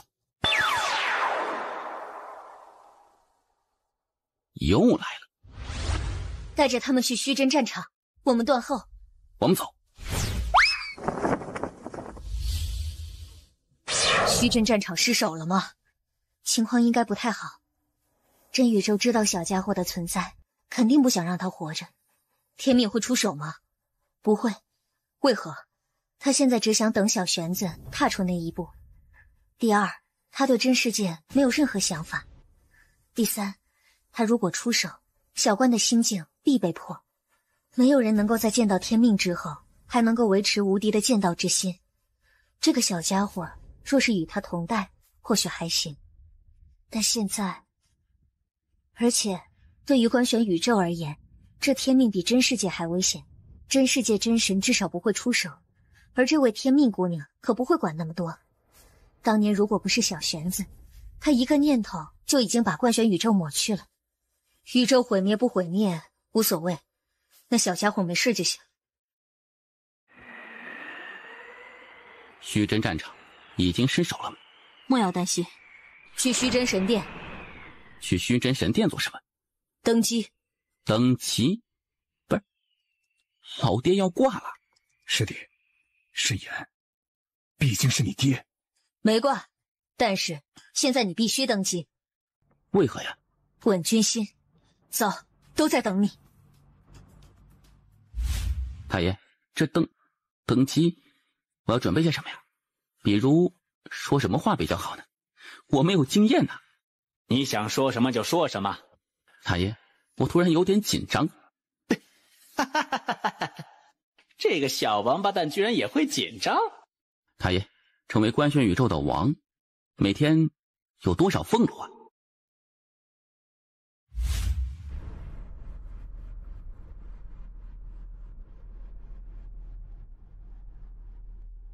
登基！从今日起，我将竭尽全力守护我们脚下这片宇宙，直至我死去。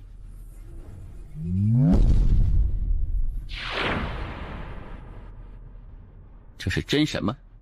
不是，是一位宇宙之灵，阴神，曾吞噬过数千轮回文明，这已经是在欺负人了，可以叫人了。阴神，太爷，你来打。我去，他让你叫人，不是叫塔，你听清楚点呀！你怎么一遇到坏事就想到塔爷呢？这要不得呀！登基，你应该是没有机会了。是吗？来动我儿子试试，他刚才吓到你们，吓到了。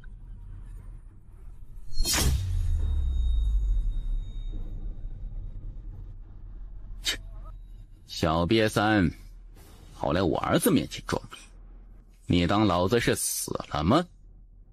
叶监主，你与真神有过约定，不得出手。好的，我下次不出手了。撤。等等。来都来了，那就等我儿子登基完再走了。人间剑主，你莫要欺人太甚！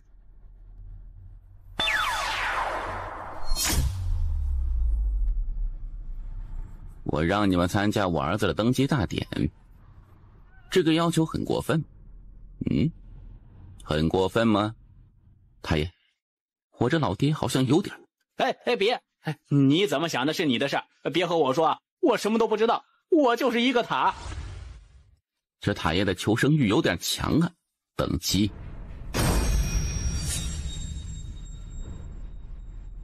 等等，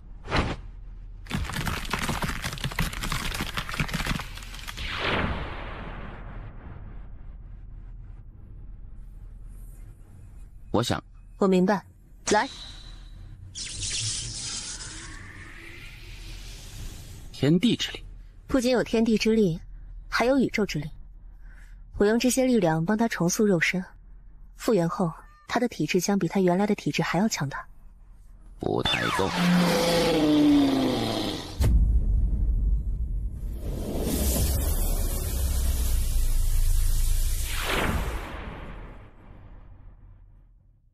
小佳，小冠，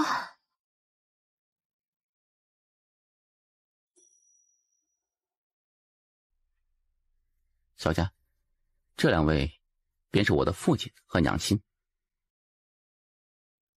以后官玄书院的钱粮由你来管。现在起，官玄宇宙交给你了。老爹你呢？今后这官玄宇宙再也不需要信仰谁了，他们该信仰的是自己。自我之后，官玄宇宙，人人心中不再有神，人人可破神。沉睡3000万年，只为等你这一刻。你守护宇宙，我守护你。老爹，你为何要散去人间剑意？官玄宇宙不需要再信仰一位神，他们该信仰的是自己。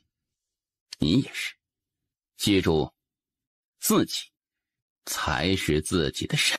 老爹守护这片宇宙已经3000万年了，接下来你帮老爹一把，带着他们继续走下去，可好？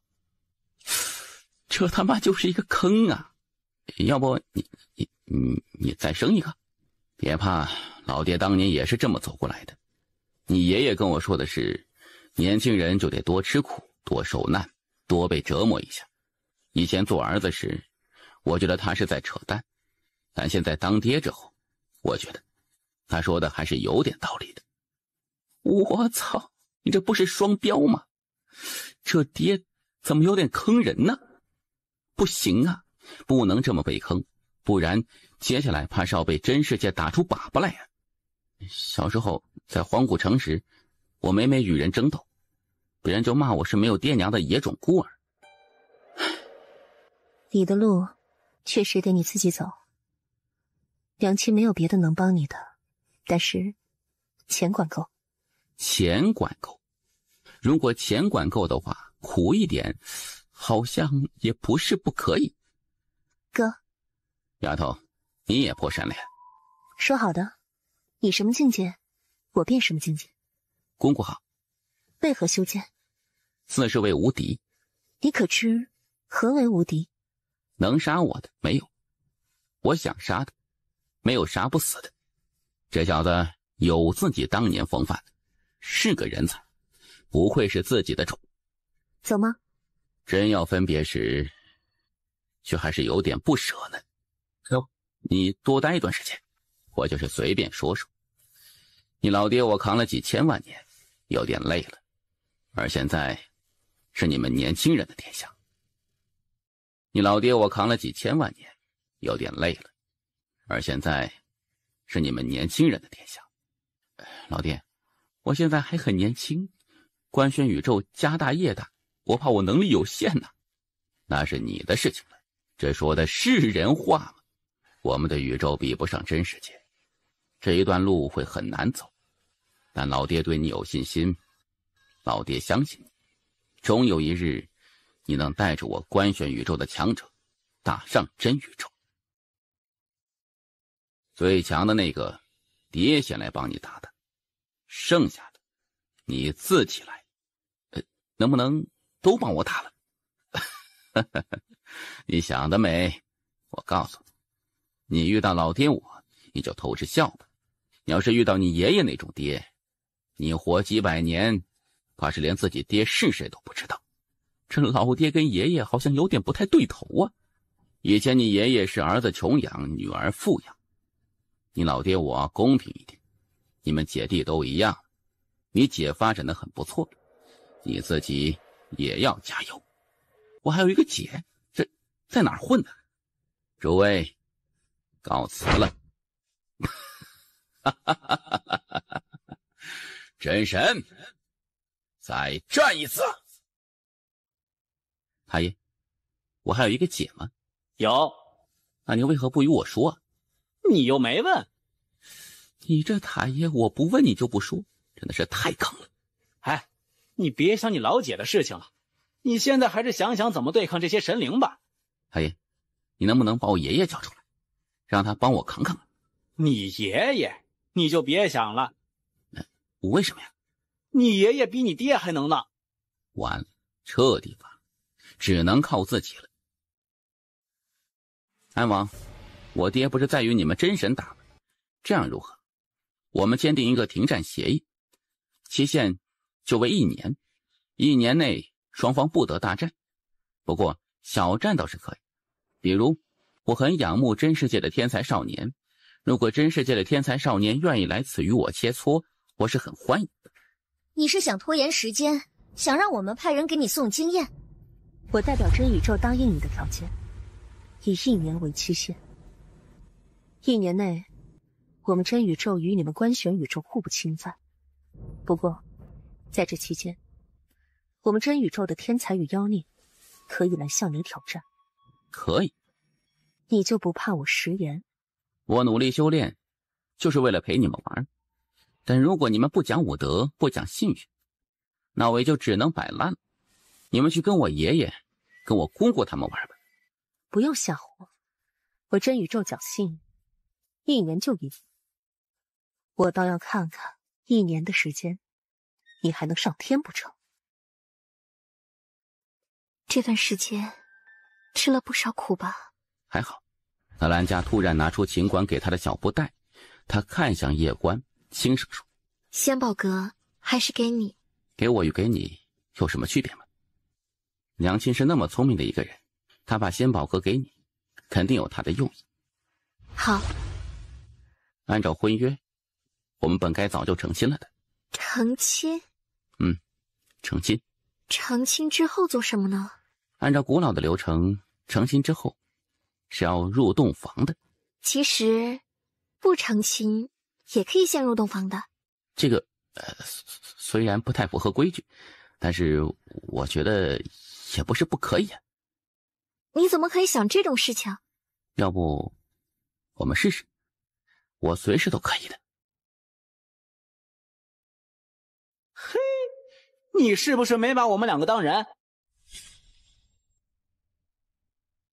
小家伙，去星空海不？星空海？是的，你父亲当年在那里留了2个小千纸鹤，不想去看看吗？这不太好吧？嘿，或许有好处呢。去看看，万一老爹给自己留了什么绝世好宝贝，那可就赚大了。带你去一个地方。好。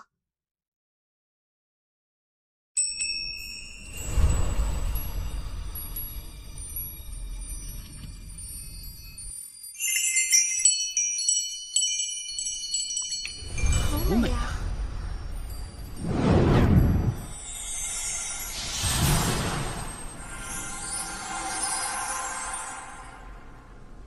大爷，这就是我爹留下的小纸鹤吗？是的。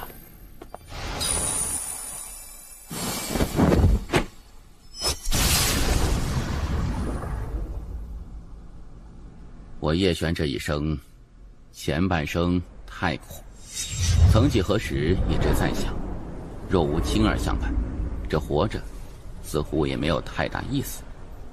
后半生为追逐青儿与老爹脚步，不断努力，想达到他们那般高度。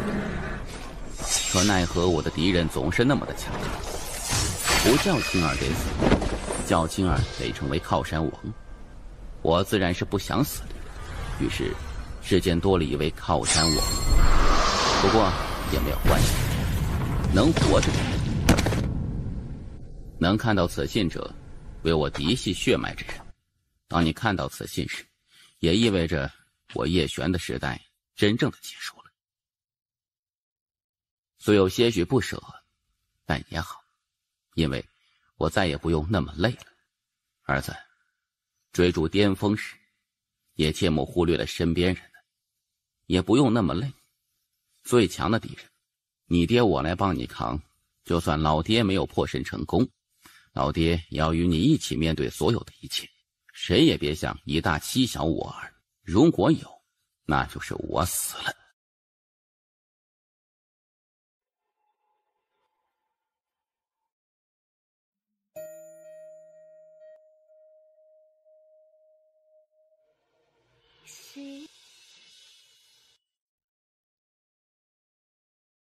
梦中有孤鸿飞翔，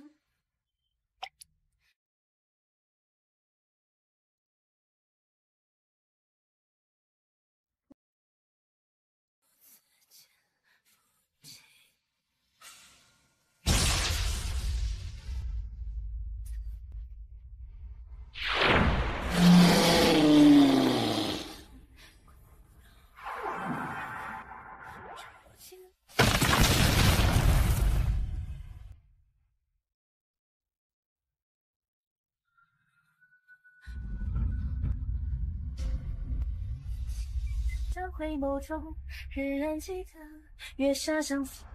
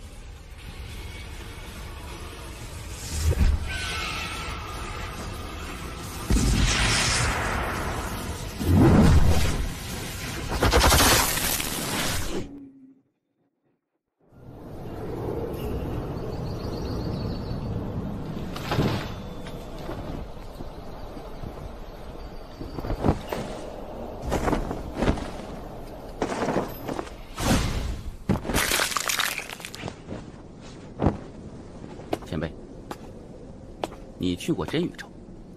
去过。你是武神？是。可以好好发展一下。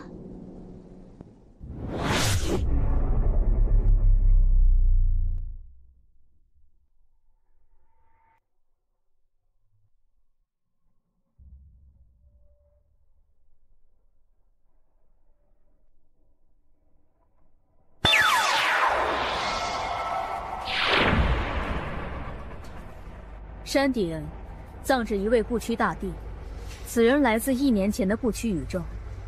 他当年带着族人反抗宇宙之灵，并且最终成功。据记载，他是第一位以凡人之躯斩杀宇宙之灵的存在。而后，在与真宇宙大战之中，一人斩杀上百位神帝，近10位宇宙神灵。最后，真神亲自出手，实战10败于真神，不屈服。第11战时，大彻大悟，更进一步，古化不屈古，异化不灭异。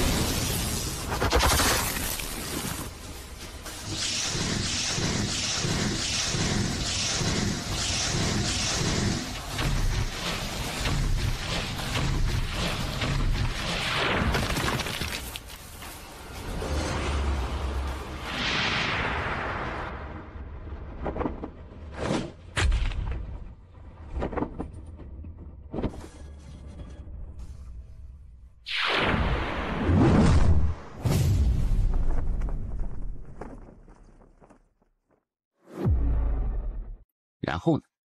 然后被真神镇杀，骨头碎成108块，意志被无限镇压，永世不得轮回转世。太爷，你扛得住真神的打不？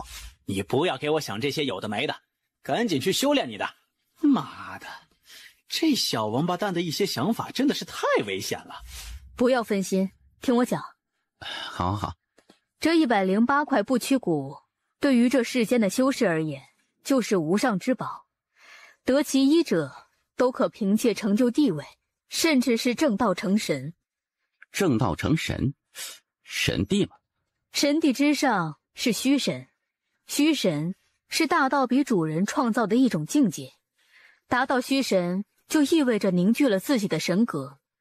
这种级别的强者，仅次宇宙之灵。宇宙之灵很强吗？之前那阴神，连我爹一招都没接下呢。我说错话了？没有，下次遇到阴神，你跟他打。去吧。上去就能得到不屈骨吧？听说是的，但具体的我也不知道。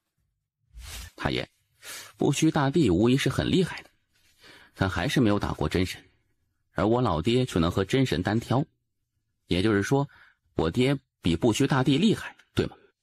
你想说什么？可以找我爹要点骨头吗？我不要多，就2根肋骨。我去，你千万别说这是我教你的，你太可怕了！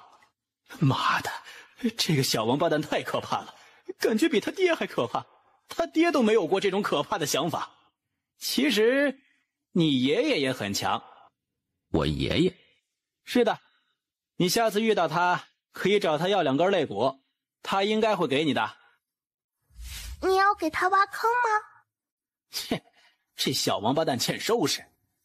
我劝你不要给他下套，因为你玩不过他，到时候吃亏的还是你。真神，再战一次！安王，我爹不是在与你们真神打，这样如何？我们签订一个停战协议，期限就为1年，1年内双方不得大战，不过小战倒是可以。比如，我很仰慕真世界的天才少年，如果真世界的天才少年愿意来此与我切磋，我是很欢迎。你是想拖延时间，想让我们派人给你送经验？我代表真宇宙答应你的条件，以1年为期限。1年内，我们真宇宙与你们官选宇宙互不侵犯。不过，在这期间，我们真宇宙的天才与妖孽可以来向你挑战。可以。你就不怕我食言？我努力修炼，就是为了陪你们玩。但如果你们不讲武德，不讲信誉，那我也就只能摆烂了。你们去跟我爷爷、跟我姑姑他们玩吧。不要吓唬我，我真宇宙侥幸，1年就赢。我倒要看看1年的时间，你还能上天不成？这段时间吃了不少苦吧？还好。纳兰家突然拿出秦管给他的小布袋，他看向叶关，轻声说：仙宝阁还是给你。给我与给你有什么区别吗？娘亲是那么聪明的一个人，她把仙宝阁给你，肯定有她的用意。好。按照婚约，我们本该早就成亲了的。成亲？成亲。成亲之后做什么呢？按照古老的流程，成亲之后是要入洞房的。其实不成亲也可以先入洞房的。这个虽然不太符合规矩，但是我觉得也不是不可以啊。你怎么可以想这种事情？要不我们试试？我随时都可以的。你是不是没把我们2个当人？小家伙，去星空海不？星空海？是的，你父亲当年在那里留了2个小千纸鹤，不想去看看吗？这不太好吧？或许有好处呢。去看看，万一老爹给自己留了什么绝世好宝贝，那可就赚大了。带你去一个地方。好。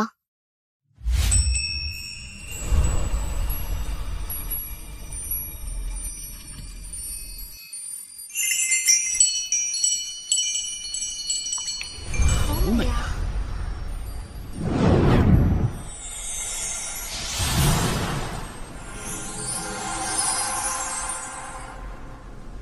大爷，这就是我爹留下的小纸鹤吗？是的。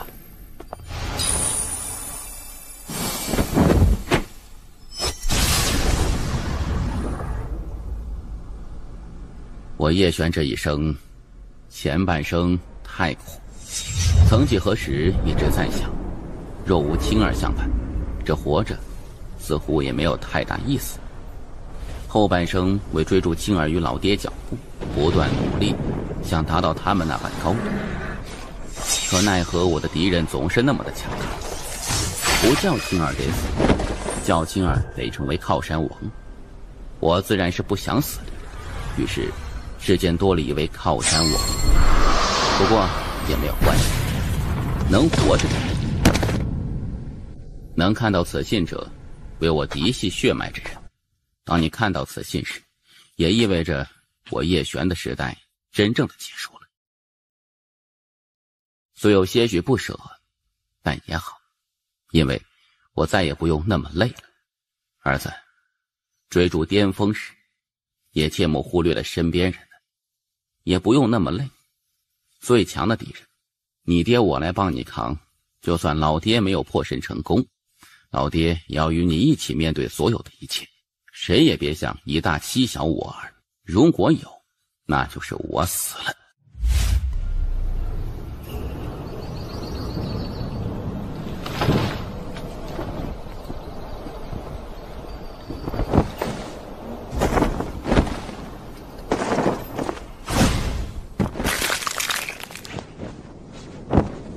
前辈，你去过真宇宙？去过。你是武神？是。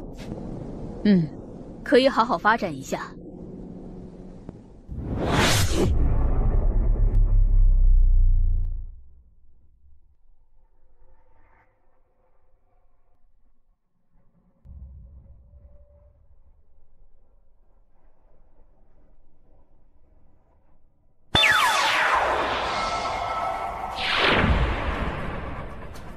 山顶葬着一位不屈大帝，此人来自1年前的不屈宇宙。他当年带着族人反抗宇宙之灵，并且最终成功。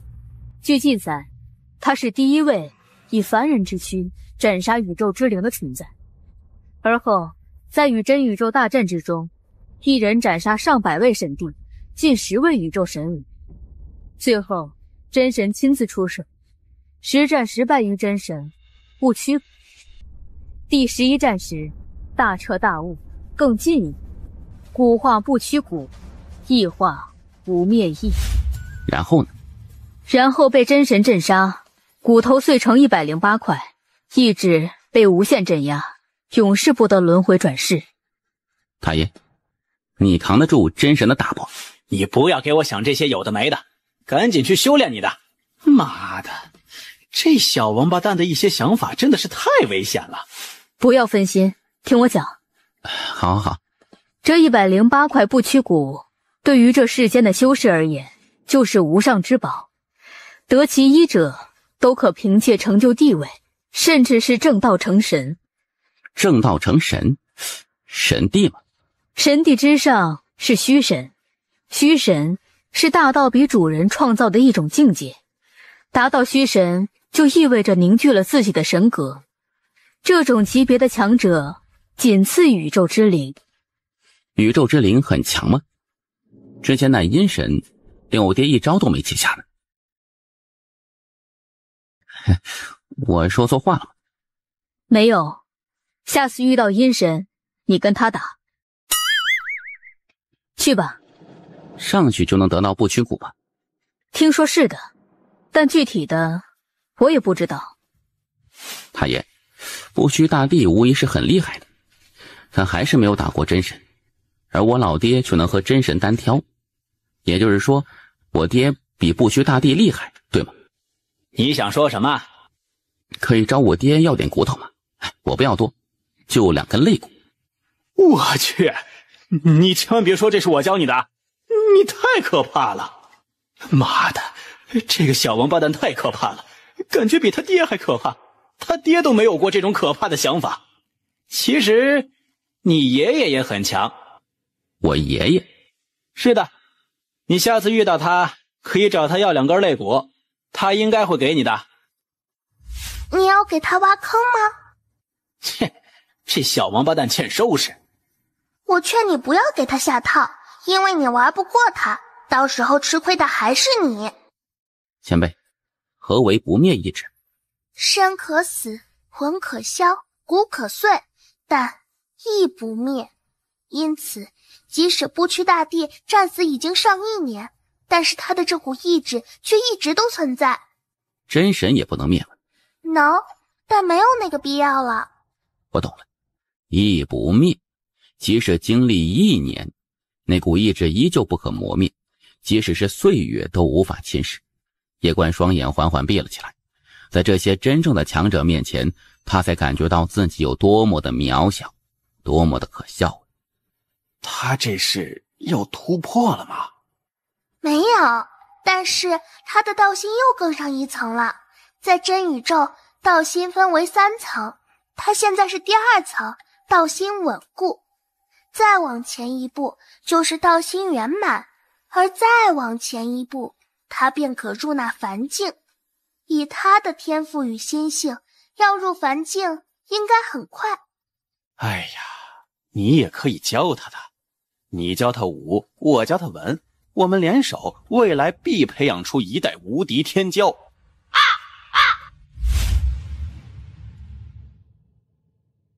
可以一战了。可以。此地属于宇宙边缘，无边无际，适合一战。等等，杨业，滚出来！我这儿子终于踏出那一步了。你们2人不是经常求死吗？今日，那就死吧！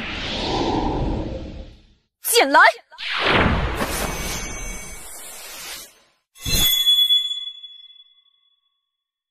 不屈山，正在往上走的叶关突然停了下来，他掌心弹开，行道剑剧烈击颤着。海爷，这是怎么了？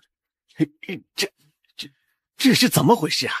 如料不错，3剑打起来了。什么？他们怎么能在这个时候打起来呀？这打起来，真神怎么办？哎呀，我的天哪！在真宇宙内，真神就是无敌的存在。人间剑主虽然也无敌，可是真神在真宇宙内，他有亿万宇宙生灵为根基。他若是召唤亿万生灵相助，我也不知道。现在这局势我也看不透了。那真神到底有多强？我只知道三剑在这个时候内战，那就会造成一个局面：真神杀不死人间剑主，而人间剑主也杀不了真神。即使他能杀，也不敢杀。不对，是不能杀。真神现在都还在镇压宇宙劫，他们两个的大战结局如何我也不知道。我只知道接下来这小家伙要难了。完了呀，小塔开始有些慌了。小关子再也没有机会成为靠山帝了。太爷，这到底怎么回事啊？没什么事，莫要多想。小家伙，要努力呀，真的，一定要努力。太爷，我会努力。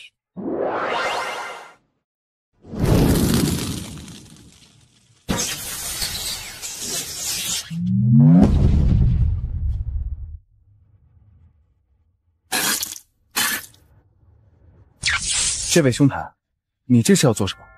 自然是修炼的。在这里修炼需要感悟，慢慢往上走，走到头顶后，然后等待那不灭意志出现，如此反复淬炼自己意志。你这么玩，我们要被你玩死了。我已经感悟完了。感悟完了？你都感悟了些什么？能分享一下吗？阁下可是来自真宇宙。我不是来自真宇宙，我来自万界之一的玄界。玄界？是的。你是观玄宇宙。观玄宇宙？怎么？目前为止，能够被称之为宇宙，并且被真宇宙认可的，就4个宇宙，一个是盘无宇宙，一个是宇宙边界之外的无间宇宙，还有一个博天宇宙，最后一个就是你们观玄宇宙。4个宇宙？你难道不知道吗？还请兄台为我说说。目前而言，最大的宇宙自然是真宇宙，而真宇宙之下有4大宇宙，就是方才我说的那4大宇宙，而在之下便是万界与诸天。万界与诸天很多很多，没有人统计过，因此不知道到底有多少。而万界与诸天之中比较有名的是10大界与10大诸天，就是排名前10的10个界与10个诸天。宇宙那么少啊？不是宇宙少，是只有被真宇宙承认的才算是宇宙。就像你们观玄宇宙其实是很小的，甚至没有一些界大，但是你们观玄宇宙出了一个不得了的人，就是人间剑主。他当年带人杀入过真宇宙，一战成名，而之后真宇宙就不得不承认观玄宇宙为宇宙。目前为止，就观玄宇宙不用向真宇宙称臣纳贡。你应该不知道，因为你们观玄宇宙不用向真宇宙称臣纳贡，这别的世界都是要向真宇宙称臣纳贡的，不然真宇宙的大军一到，会荡平一切。据我所知，真宇宙不止一次攻打过你们观玄宇宙，但都被你们给守下来了。你们观玄宇宙厉害的。兄台怎么称呼啊？叶观。我叫连霜，来自玄界的仙帝城。连兄，你在此地待了多久了？已有3年了。3年？叶兄，冒昧一问，你方才说有感悟？我的感悟很简单，就是这位不屈大帝前辈曾经是一位绝世无双的超级强者，他的意志历经1年而不磨灭。这种绝世人物肯定不喜欢唯唯诺诺的人，更不会喜欢畏惧他的人。因此我们面对这股意志可敬但不可畏，所以我们要做的就是怎么打败这缕意志，而不是每日在山上胡思乱想。你为何要将自己的感悟与他们说？你就不怕他们抢了你的不屈骨吗？来这里者大多都是各界与诸天的顶级天才，我若能够与他们结一份善缘，何乐而不为呢？虽然有老爹的人和爷爷的人在帮我撑着，但不可能永远靠他们。因此我除了努力修炼之外，也应该多发展一下自己的人脉。今日在场有上百人，若能结交几位不错的朋友，哪怕就几位，也是值得的。哎呀，这小家伙与他爹还有他爷爷的性格真的是完全不一样啊。今日听叶兄一席话，当真如醍醐灌顶。许多时候，方法若是错了，即使再努力，也是突然的。连兄，我说的也不一定就是对的。大道3000，各有各的道，通往大道的路上不止一条。叶兄所言极是，不过我要换个方法了。既然我们道相同，那何不一起呢？好，加我一个可好？加我一个可好？在下宗界宗族宗首，见过两位兄台。一起啊！两位若是不嫌弃，我愿与两位一同战这不灭意志。可还有人愿意加入我等吗？算我一个。好。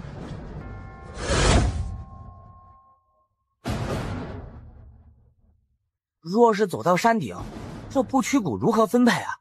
诸位，我们都还未成功，就讨论如何分配利益，是不是言之尚早啊？当务之急是先齐心协力，战着不灭战役。若是我们成功到了山顶，那时大家坐下来好好谈，若有分歧，少数服从多数。诸位觉得如何？众人相视一眼，纷纷点头，没有异议。既然诸位无异议，那便开始。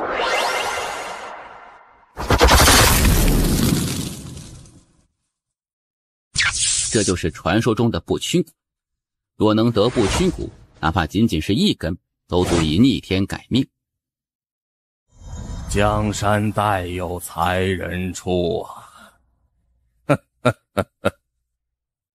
少年，你很不错，可愿要我这一身骸骨？叶兄，还不快磕头拜师？这是一份天大的机缘，只要有这不屈骨，你的实力至少能够提升100倍不止。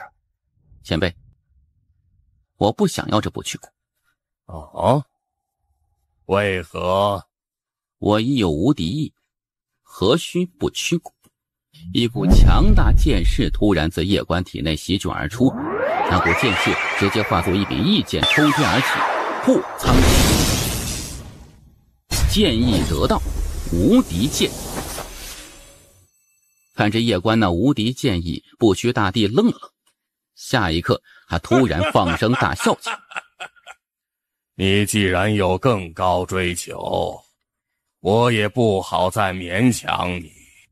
前辈，我虽然没有叶兄那么妖孽，但我若得前辈传承，我必不辱没前辈威名。换骨之痛，你可能承受？能。看着眼前的汉宗，不屈大帝微微点头，这少年的毅力倒也还可以，再等下去也不一定有更好的人。既如此，那就这般吧。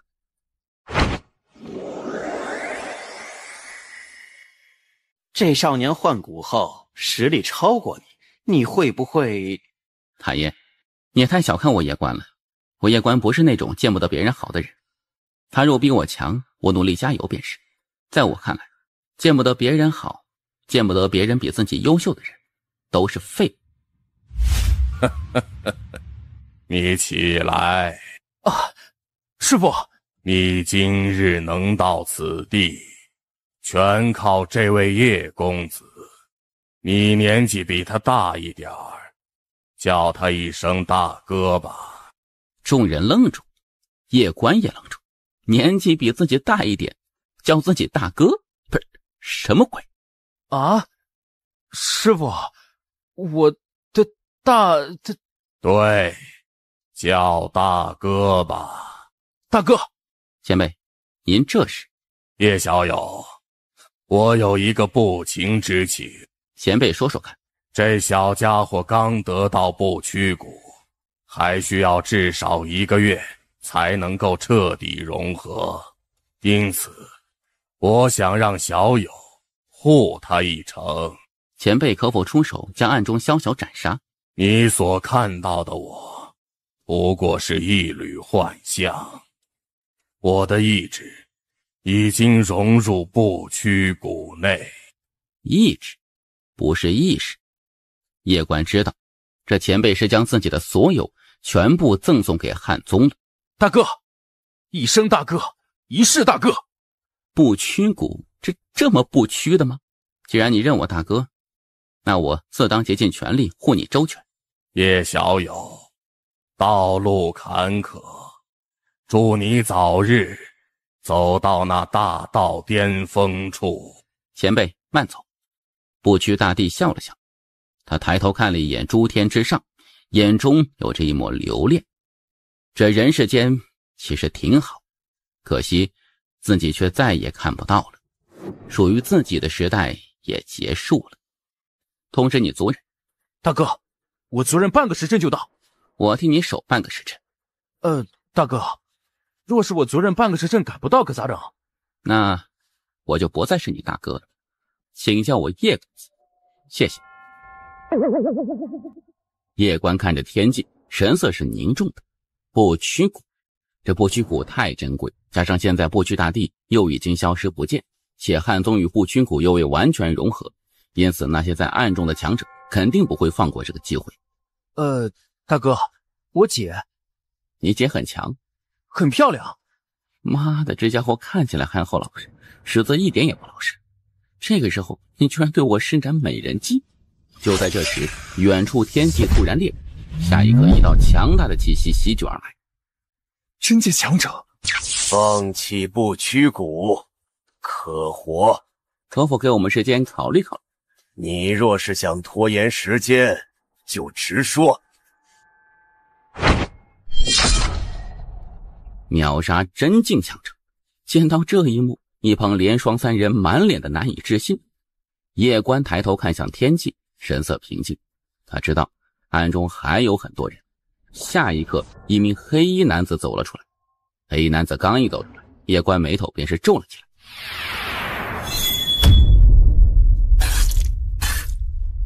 这人什么境界？他是人仙境。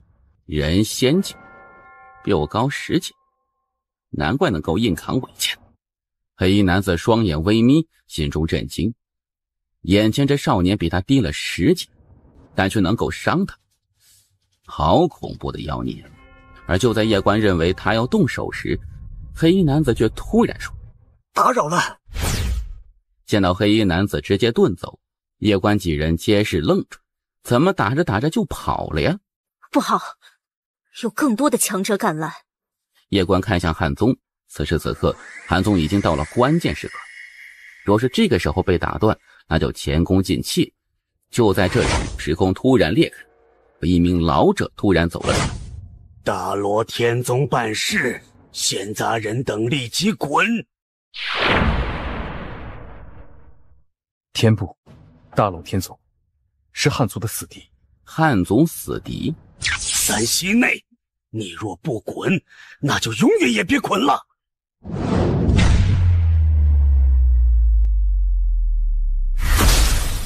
主母有交代，10阶以内少主打，10阶以上父母打。叶官沉默不语，他自然认识这黑衣人。这黑衣人就是他娘亲留给他的贴身护卫，一共有36人，个个手持连刃，神秘无比。至于是什么境界，他也不知道，反正很强。他也没有想到他们会出手。那些大罗天宗的强者此刻则是已经惊呆在原地了，自家长老就这么被干掉了。就在这时，大罗天宗之中有人突然开口：撤！很快一众强者直接转身就跑，没有丝毫的犹豫，跑得很快，眨眼间一众大罗天宗强者便已经消失不见。叶兄，刚才那位黑衣前辈口中所说的少主是你吗？应该是吧。看来叶兄身份应该是极为不简单的。3位身份应该也是极不简单，但这些重要吗？我们在此相识，大家性格又合得来，既然如此，又何必在意身份不身份？大家以兄弟相称即可。也是。就在这时，天际突然裂开，下一刻一道道强大的气息涌了出来。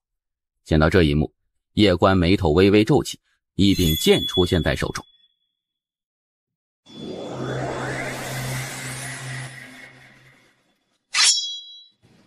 叶兄，莫急，是汉族的。叶官有些诧异，这来得有点快，但转念一想也正常。得知汉宗获得不屈骨，这汉族肯定会拼命赶来的。就在这时，一名汉族黑衣老者突然出现在叶关几人面前。他看着叶关几人，目光阴冷。察觉到对方的敌意，叶关连忙笑着解释：“我们是汉宗的朋友。”立即离开此处。叶关微微一愣，然后再次解释说：“我们是汉宗的朋友，方才我们都在守护他。3息内若不撤走，莫怪老夫不客气。”方才到现在，是我们一直在守护汉宗，我们与他是朋友。确实如此。此事干系重大，为了安全起见，只能暂时得罪了。住手！他们是我朋友。朋友？汉宗啊，你年轻，不知人心险恶。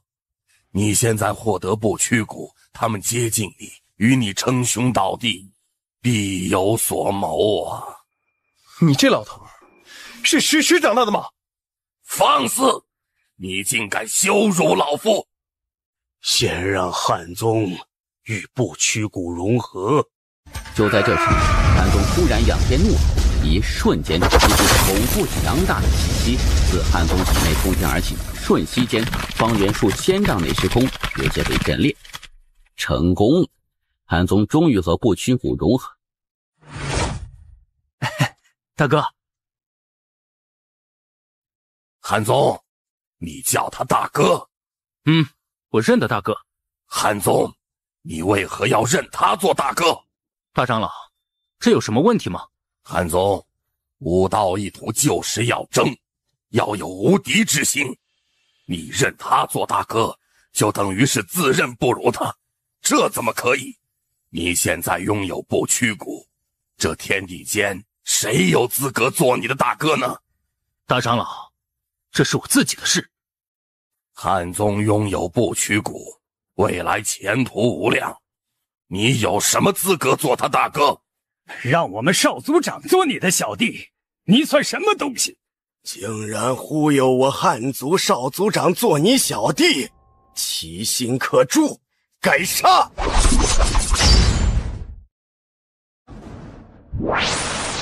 少主，汉族灭否？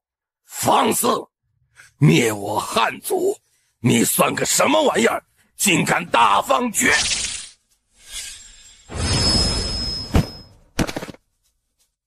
少主，灭否？若灭，瞬息可灭。这个刚才想动手，对我有杀意。还有这个，我观察他很久，他刚才杀心最大。还有这个，他刚才一直盯着我的纳戒看。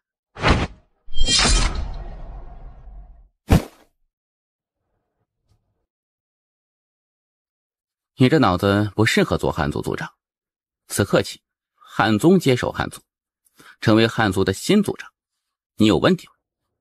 公子，这只是一个误会。啥？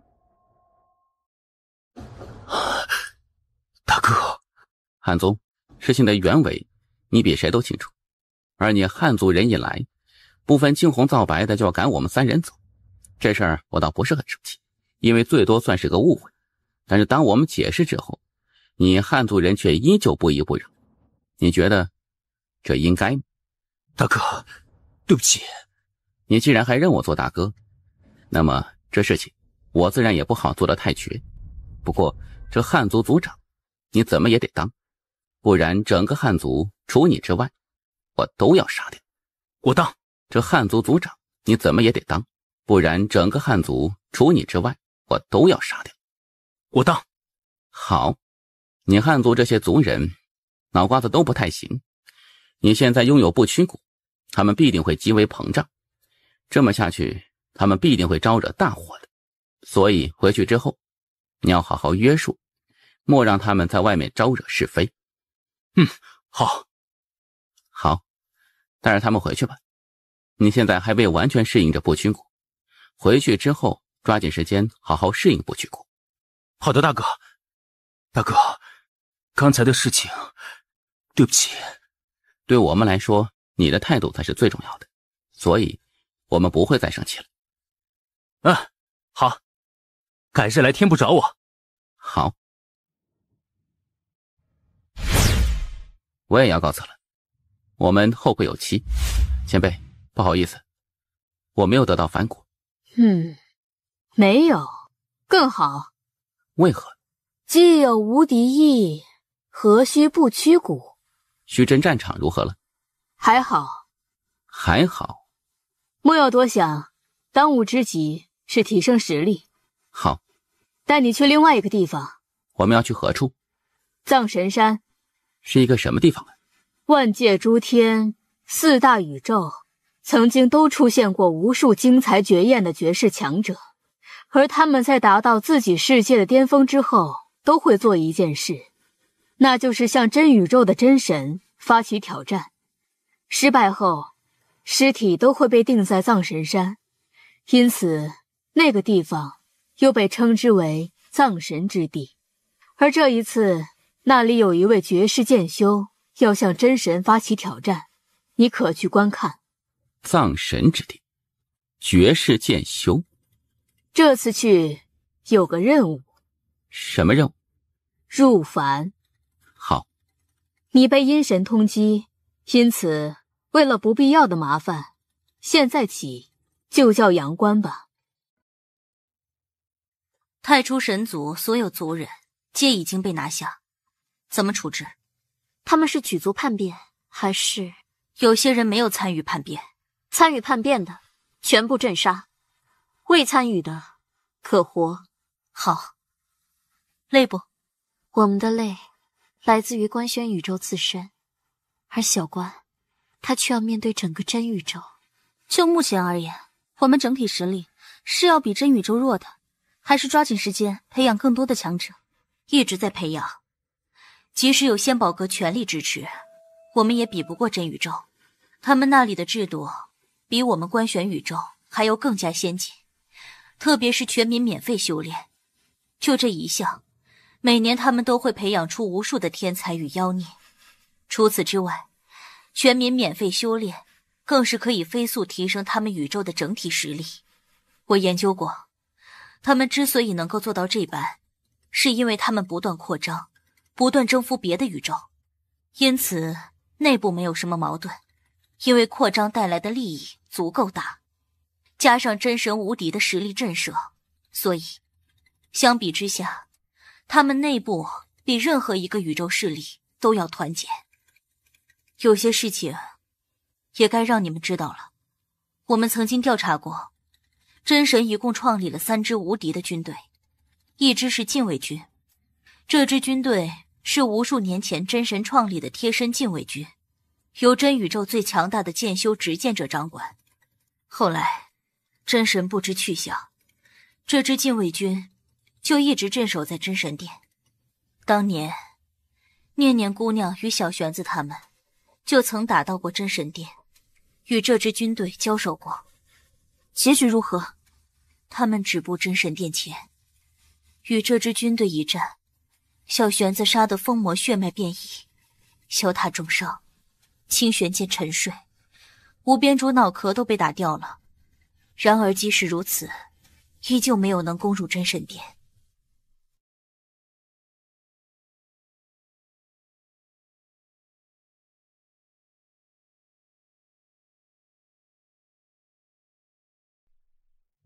然而即使如此，依旧没有能攻入真神殿。止步真神殿，两女眼中皆是有着一抹震惊。连人间剑主和穆天道他们都未能攻入真神殿，可以想象这支真神禁卫军是多么的可怕呀！除真神禁卫军外，还有2支军队，其中一支军队是诸神黄昏卫。这支军队一直负责镇压叛乱，据我所知，他们现在还在镇压3个超级宇宙，一个是盘古宇宙，一个是无间宇宙，还有一个是博天宇宙。这支军队的真实实力我们不知，因为没有与他们交手过。还有一支军队呢，远征军。远征军？这是一支负责征战全宇宙的军队。真宇宙大半地图都是他们打下来的。当年真宇宙的宇宙边界外，也就是无间宇宙，也是这支军队打下来的。而他们当时面对的是无间宇宙100万族。据真宇宙记载，那一战，这支军队独占100万族，最后杀掉了无间宇宙1万生灵。一战之后，无间宇宙元气大伤，再无法与真宇宙抗衡，只得臣服，苟延残喘。当时的无间宇宙有一位超级强者，名为青帝，年少成名，30岁便无敌世间，最后用了不到3年时间，斩杀无间宇宙之灵，一统无间宇宙100万族，创立青帝道统，然后被100万族尊为青帝。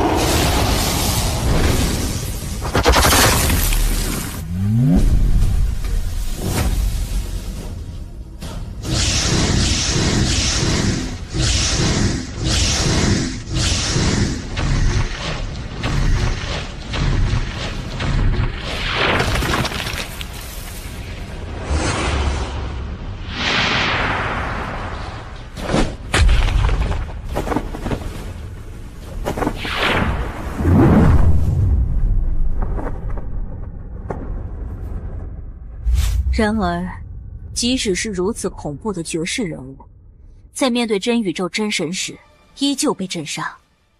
然而，即使是如此恐怖的绝世人物，在面对真宇宙真神时，依旧被震杀。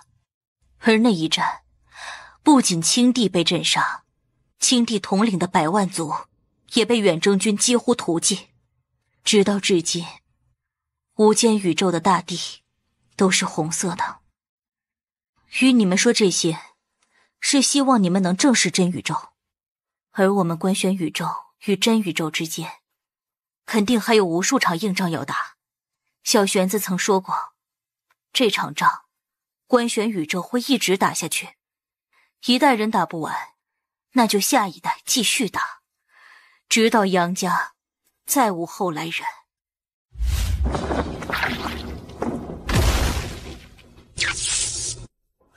扛得住吗？扛得住。知道吗？师父此话是何意？真宇宙来的人越来越强，再这么打下去，你会死的。师父，我与叶关哥是兄弟，这个时候他需要时间，我这个当兄弟的不站出来，谁站出来？唉，你会死的。真宇宙真正的天才妖孽还没有下来，你……在我心中，他不是官宣宇宙的少主，而是我叶家的世子，是我叶青的兄弟。若我真战死此地，我也无悔。就在这时，一名神灵少年突然出现在叶青面前100丈外。叶官在何处？想要挑战我叶关哥，得先杀了我才行。来战！我就是一死吗？我叶青何惧之？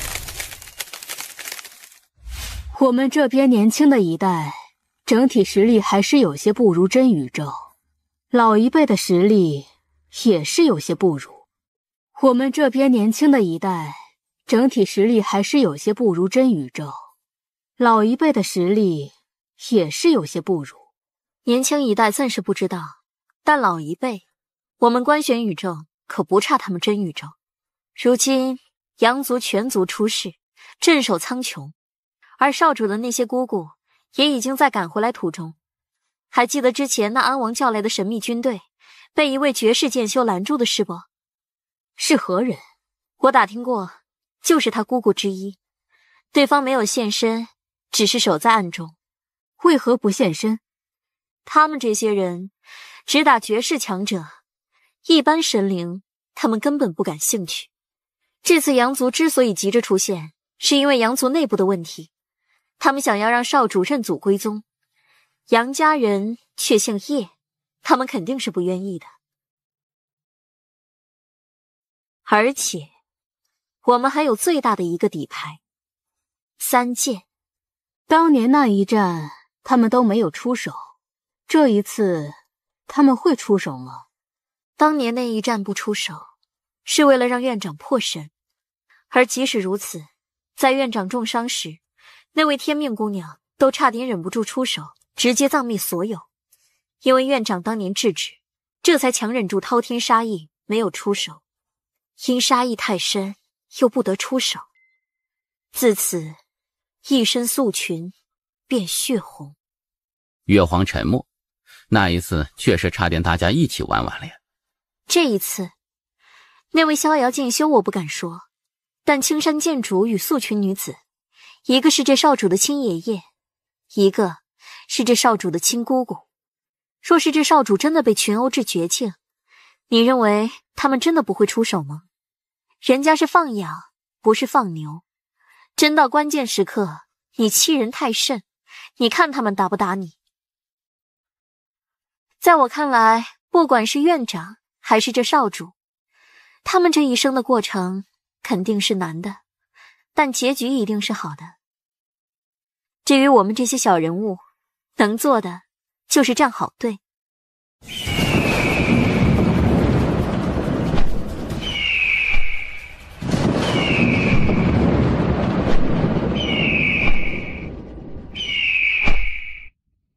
前辈，这是天妖界的天蓬妖，负责镇守此界，防止有人来救走这里的那些强者尸体。这里被镇压了许多强者的尸骸，而他们的后代都想来把他们先走的尸体带回去，而真宇宙自然是不允许的，因此就派了那头天蓬妖来镇守这里。原来如此。去山脉。去做什么？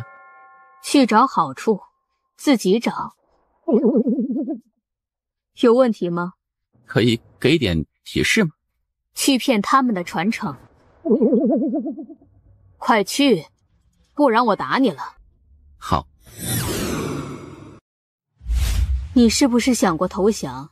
你可别瞎说，只要3剑在，我永远效忠杨家。若是不在了呢？我能施展抱负，全靠人间剑主的信任。若3剑不在了，我也只能以死报恩而已。投降？真要我去向真宇宙下跪求活，那我如何对得起3000万年来我鼓足战死的那些人？他们许多人的尸体，至今都还被挂在震天门呢。希望有一天，少主能够把他们带回来。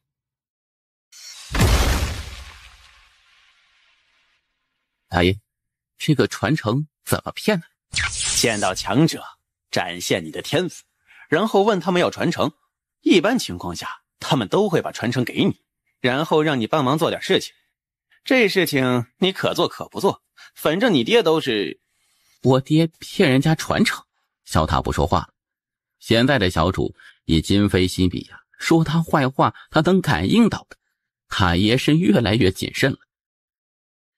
大爷，帮我以捏气息。不能。为何？你要学会独立。先祖，子孙给您磕头了。如果您还有口气，先向您可好？小友，聊聊。聊什么？小友之天赋，好生可怕。前辈，你想聊什么？你走吧。叶关愣住。原本是想让小友继承我传承，但当看到小友天赋后，我知道小友怕是看不上我的传承。打扰了。前辈，告辞。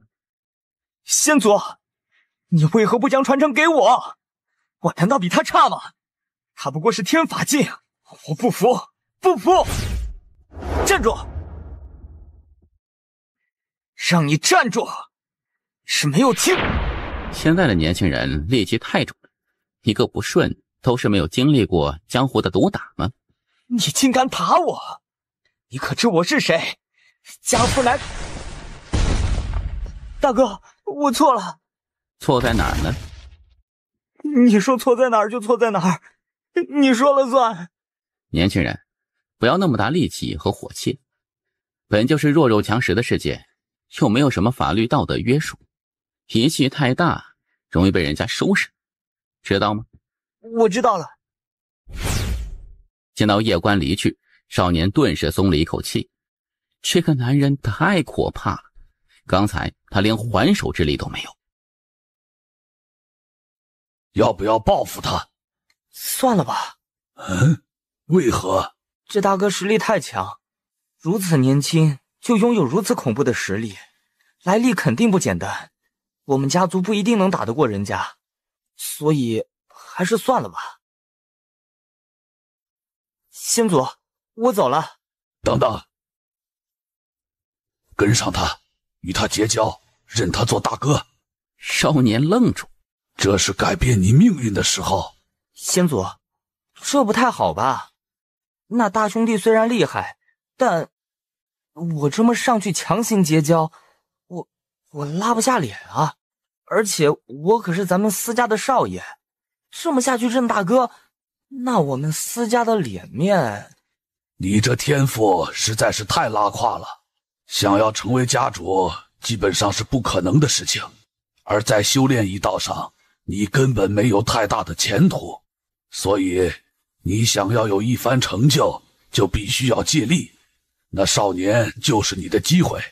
至于脸，知道世间为何有那么多的普通人吗？因为没有实力，又还要脸。先祖，我的天赋真的那么差劲吗？你祖宗都看不上你，你觉得呢？少年沉默，这句话太他妈扎心了。先祖，我听你的，今日起，我司通天这脸不要了。大哥，等等我！我以为你要杀他。太爷，你为何会这么想啊？我为何这么想？因为你爹跟你爷爷经常干这种事情啊。其实那句话是对他说的，也是对我自己说的。这世界本就是强者为尊，出门在外，做人还是要低调一点。为何有这个想法？在那个少年身上，我看到了自己。看到了你自己？我年少成名，父母又是人间剑主和仙宝阁的阁主，如今更是登位，成为官宣宇宙的王。说实话，内心之中难免滋生膨胀之心，而人一旦膨胀，必招祸事。那膨胀的少年警醒了我自己，权力、金钱都容易使人膨胀，而如今我两者皆有，也正因为如此，我更应该时刻约束自己。可见羞羞的是心，你约束自己等于约束自己的心，如此一来，对你的剑道修行可不是一件好事。我约束的是自己坏的一面，比如这邪恶之心、膨胀之心，这又怎么会是一件坏事呢？而且剑修不代表就一定要随心所欲、为所欲为，一念不顺便杀人，确实是痛快。可当自身实力没有那么强大时，也这般做，那结果就是麻烦与仇人源源不断的。就如方才我遇到那位少年，我大可一剑杀了他，毕竟他不是我的对手。可是杀了他，他的家族必定会来报复我。当然，我爹是人间剑主，我娘是秦阁主，我们肯定是不怕他们。但是如此下去，我就会产生依赖之心，做任何事情都会认为有父母撑着，自己可以为所欲为，反正有父母托底。而长此下去，自己的依赖之心就会越来越重，认不清自己。你能如此想，极好。我若有素裙姑姑那种实力，我也可以为所欲为，但可惜我没有。既然没有，那就要低调一点。年轻人实力不行，脾气就不要那么大。实力没有，脾气又大，在别人眼里就是一个笑话。你说的这些，是你方才看到那膨胀的少年感悟的吗？那少年家世肯定也不简单，所以才会如此膨胀，目中无人。其实我也是如此。自从之前与真宇宙一战之后，现在的我甚至觉得神帝也就那样。我为何如此膨胀啊？因为我身后有父辈们在撑着。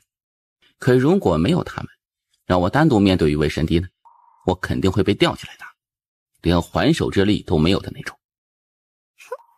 修行就是修心，修自身，灭自己恶念，保持本心。而这条修心路最难，如逆水行舟，如履薄冰，稍有不慎便是万劫不复。因此你能够在这种时候还如此清醒，这是极为难得的。要保持，以后你修心境时会轻松许多许多。修心境，一种我自创的境界，再过一段时间，到时候我教你，你可愿意学？当然。你要教他了吗？你知道他现在是什么心境吗？什么心境？他现在这种已经进入心境范畴。我原本以为他要过一段时间才会进入这种层次，但没有想到他这么快就能够有所感悟，进入这种心境层次，真的是太妖孽了。嘿，也不看看是谁带出来的娃。他这种能够时刻自我反省的能力，真的是太适合修我心道了。可他已经修炼了剑道，而且还修武道，再加个心道有问题吗？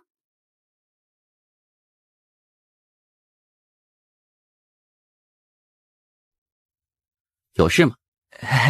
大哥，我是来道歉的。道歉？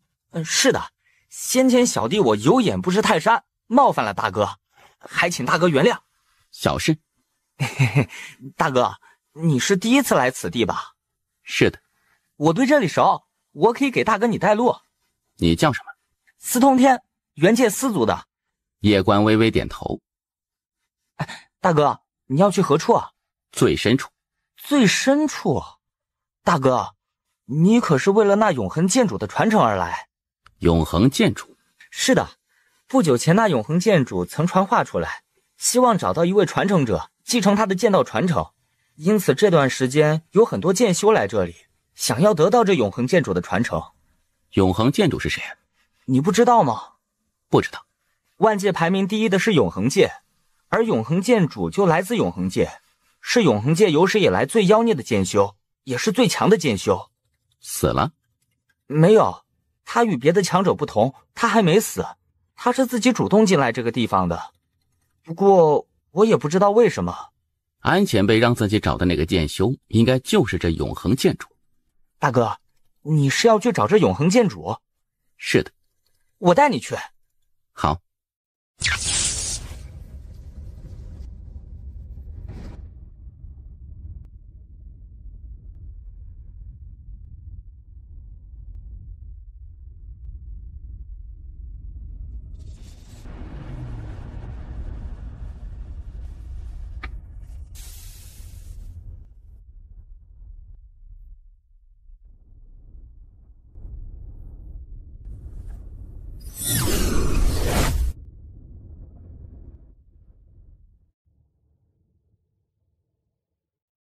时藏还未到吗？我很差吗？不差。就因为我是女子，所以不能继承永恒剑宗。他更合适。不管我如何努力，都得不到你的认可。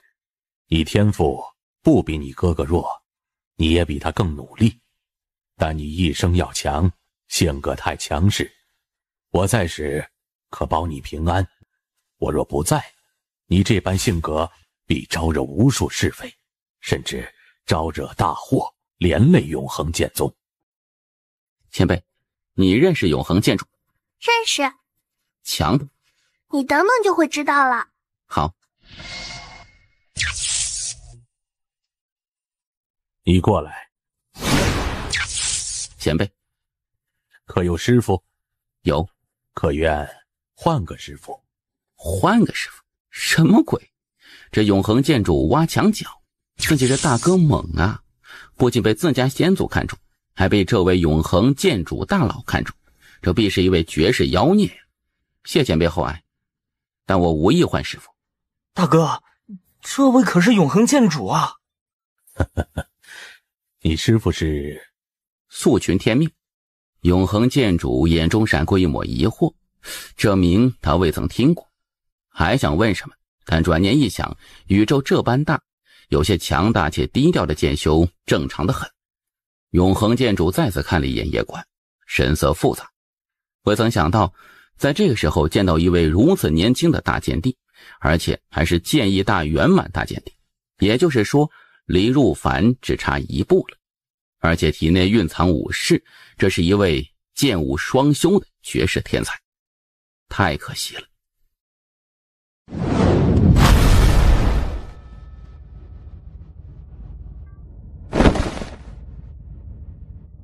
等你许久了。师祖，今日起，你便是永恒剑宗宗主，好好守护永恒剑宗。当年我就该选择陪你一起的，不好意思让你等了这么久。这永恒剑主终于要踏出那一步了。什么？今日战真神。此刻叶关明白了，安前辈让他来这里不是为了剑道传承，而是为了让他观看这惊世一战。想到这里，叶关也是期待起来，这必是一场绝世大战，自己若是有幸观看到，必能有所悟。真神，来一战！挑战真神，现在的你也配？当年那一战，在你妻子陨落的那一刻，你若是敢出剑，真神或许还会高看你一眼。现在，你没有资格挑战真神。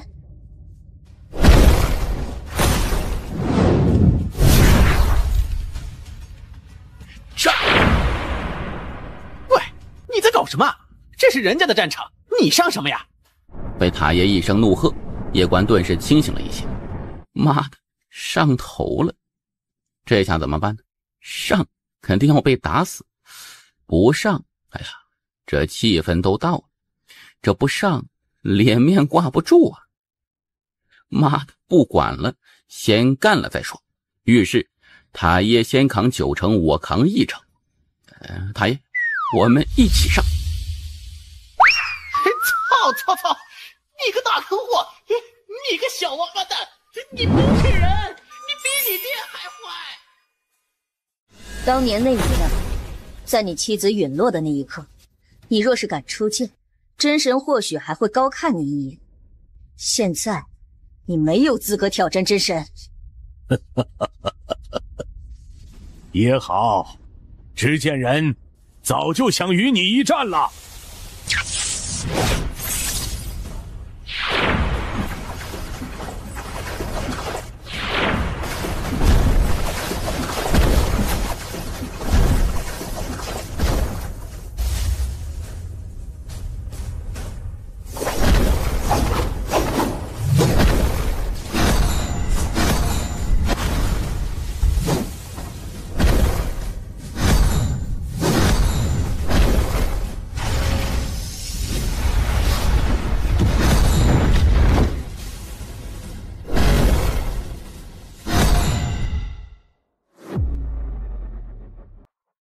某处地面上，已是灵魂体的夜观躺在地面上，而他身旁还有一座小塔。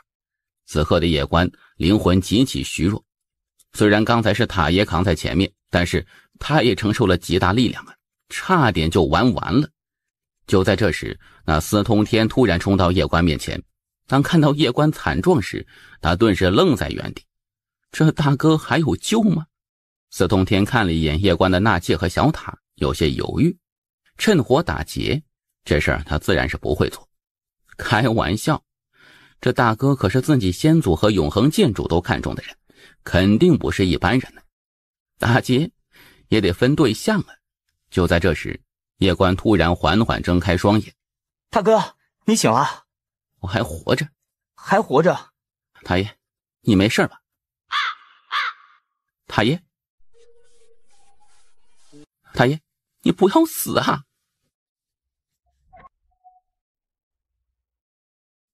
见到塔爷还是没有动静，夜观真的有些着急了。因为刚才那一战，塔爷就顶在前面扛下了所有，太能顶了。这时安南静突然出现在他的身旁。前辈，塔爷他还没死。闻言，夜观顿时松了一口气。肉身没了。夜观点头。先修复肉身。好。那永恒剑主如何了？死了。真神杀的吗？是那执剑人杀的。执剑人？他没有想到这执剑人的实力竟然如此的强大，真的太恐怖了呀。此刻想起那一剑，他都心有余悸，不过更多的是兴奋，因为他发现他现在想起那一剑没有恐惧，就是有点苦了塔爷了。方才为何出手？因为我发现我内心之中滋生恐惧，所以你出手。那一剑很强，不是我现在能够抵抗的。我若是不出剑，我将永远活在那一剑之下，它会成为我的梦魇。可你出那一剑会死。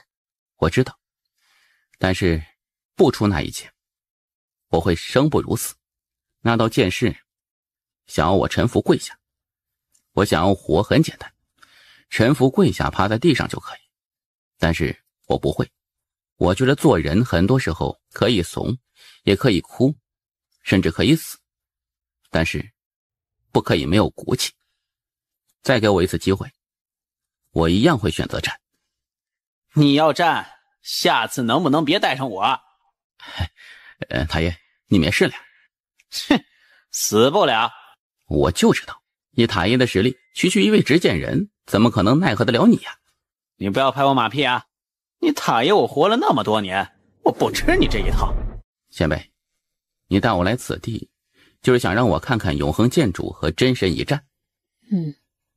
走，去最后一个地方。什么地方？万界诸天城。万界诸天城？去打诸天宝，打到第一。打到第一，有什么好处吗？你想不想多娶一个媳妇？这是什么话呀？打到第一，我与你爷爷帮你想办法，让你多娶一个媳妇。前辈，这个事情打不打看你。现在起，我不再跟着你。你娘留给你的那36个人，我也已经让他们回虚真神殿。打到第一，就回来观选宇宙。前辈，我已经有小家了，这媳妇儿的事情……那你希望那位季玄姑娘嫁给别人不？还有那位芊芊姑娘，你希望她们嫁给别的男子不？希望不？塔爷，你说句话呀！嘿，我跟你说个屁呀！你个王八蛋，一有搞不定的事儿就想到你塔爷我他妈是塔不是锅，动不动就让老子背锅。打不打看你，若是不打，那现在就回去观选宇宙。若是打，我只给你1个月时间，1个月没打到第一，我就收回刚才的话。塔爷，你怎么看？什么我怎么看？你自己的事情你自己决定。我听塔爷你的。小塔，我怎么感觉以后你会成为他的专属背锅塔？时空隧道内，司通天打量着叶关，眼中充满了好奇。大哥，你真的只是小捷径？大哥，你境界会不会太低了？我没有别的意思啊，只是这诸天榜真的很难打。很难打？是的。你与我说说这诸天榜。诸天榜是万界诸天含金量最高的一个榜，只有10个名额，能上榜者都是万界诸天最妖孽的超级天才。万界诸天很可怕的，想我元界亿万生灵，然而却没有一个人能够打上这诸天榜的。诸天榜是谁创立的？万界诸天城创立的。这万界诸天城是一个特殊的存在，不属于任何一个诸天宇世界，而这座城的创始人非常非常厉害，叫真无我，于3000大道外再开一道，独创无我道。听说当年曾以一己之力战过真宇宙的真神禁卫军。打过真宇宙？是的，不仅如此，他还与真宇宙的执剑者于暗界时空内大战1个月之久，结果不知道，只知道那一战之后，他创立万界诸天城，而也是至那之后，真宇宙的神灵再未踏足过万界诸天城。执剑者，这位真无我的实力他不清楚，但是那执剑者的实力他之前可是刚领教过，仅仅一剑就强大到让人绝望了。前辈，你认识这位真无我吗？认识。可以说说吗？他还有一个外号叫望无敌，是一个……你还是先打榜吧，打到第一有机会获得他的传承，别人的传承你可以不要，但如果有机会得到他的传承，你一定要。为何？你到时候就知道了。没多久，司通天带着叶关出现在元界。大哥，我们去仙宝阁。仙宝阁？是啊，你没听说过吗？这里也有仙宝阁？当然有，这仙宝阁可是万界诸天第一商会。哎，你知道观玄宇宙不？当然知道。这观玄宇宙可是4大宇宙之一，非常牛逼的。他们那位人间剑主是唯一一位杀入过真宇宙的绝世强者。听说当年人间剑主屠了100万神灵，全身血红，那杀意充斥着整个真宇宙，万年都没有散。啊，真是个牛逼的人物啊！叶关看了一眼司通天，对这小伙子的好感一下子提升了许多。哎，大哥，你来自什么地方？观玄宇宙。啊？你来自观玄宇宙？是的。难怪大哥你如此妖孽，竟然是来自4大宇宙之一的观玄宇宙。你们好像很尊敬人间剑主啊。当然，如今全宇宙提起这位人间剑主，谁心中不得升起一丝敬意？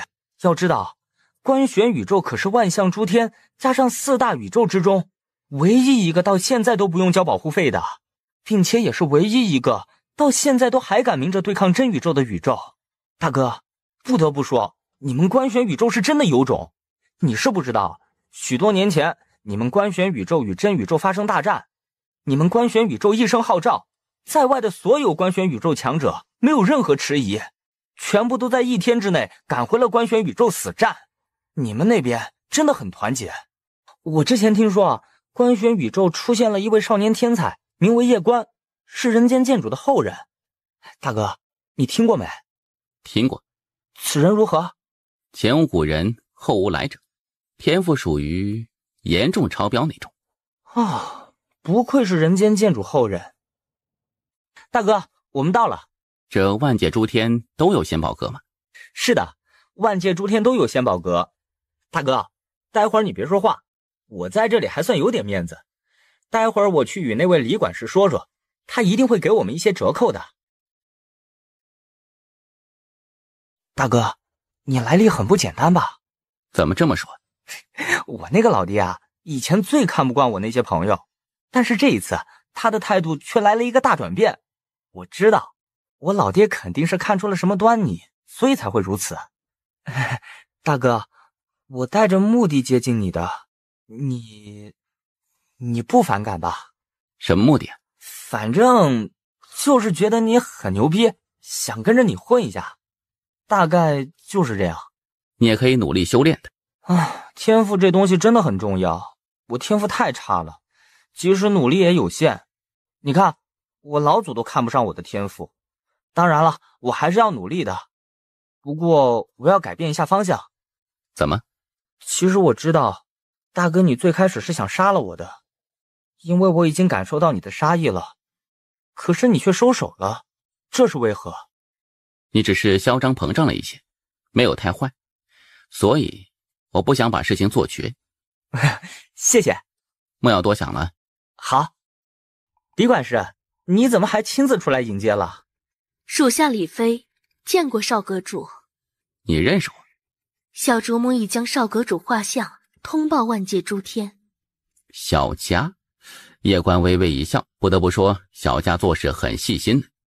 若是自己来到这里，然后又被针对，那就太狗血了。我们要去万界诸天城，你安排一下。少阁主稍等，1刻钟便好。大哥，你我是仙宝阁的至尊会员。至尊会员？是的。大哥，你家是不是很有钱啊？有一点吧。我操，老爹，你怎么来了？你又跑哪儿去鬼混了？我去见了先祖。你又跑去烦先祖？你是不是闲得蛋疼啊？先祖都已经挂了那么久了，你还不让他安息？你这个逆子！这是谁啊？这是我大哥，我刚认的。逆子！你又交一些狐朋狗友，我打死你这个逆子！爹，你可就我一个儿子，你打死我可就绝种了。听到司通天的话，中年男子差点没有被气死，当下就要出手，但就在这时，一股寒意突然自他背后袭来。司家主，打儿子就打儿子，别动别人。司家主看了一眼李飞，然后转头看向面前的叶关。很快，司家主神色变得凝重起来。刚才被逆子气得头脑发昏，没有注意到眼前这年轻人。现在冷静下来之后，他发现这年轻人不是一般的不简单呢。通天兄，感谢你带路啊！我现在要去万界诸天城了，我们就此别过了。你大哥要去万界诸天城，你不亲自送送？司通天愣住。你大哥应该是第一次去万界诸天城，他这一去肯定有许多不熟悉的地方，送他一程，去吧。老爹，你怎么突然变温柔了？你脑子没坏吧？要不要去看一下？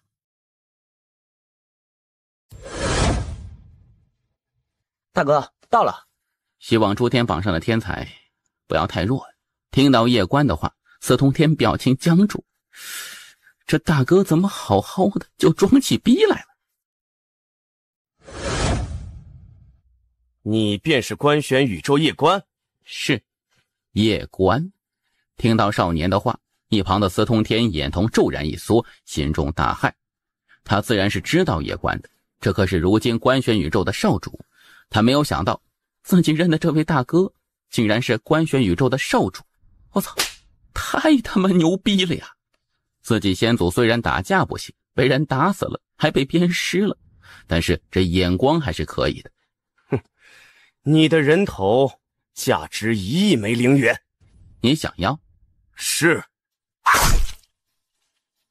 太弱，没意思。叶关，你竟然杀我南族子弟，你是没有把我南族放在眼里吗？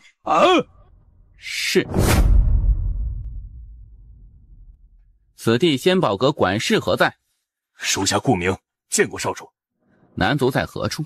在南边100里外。带上你的人，随我灭了南族。来人，灭南族！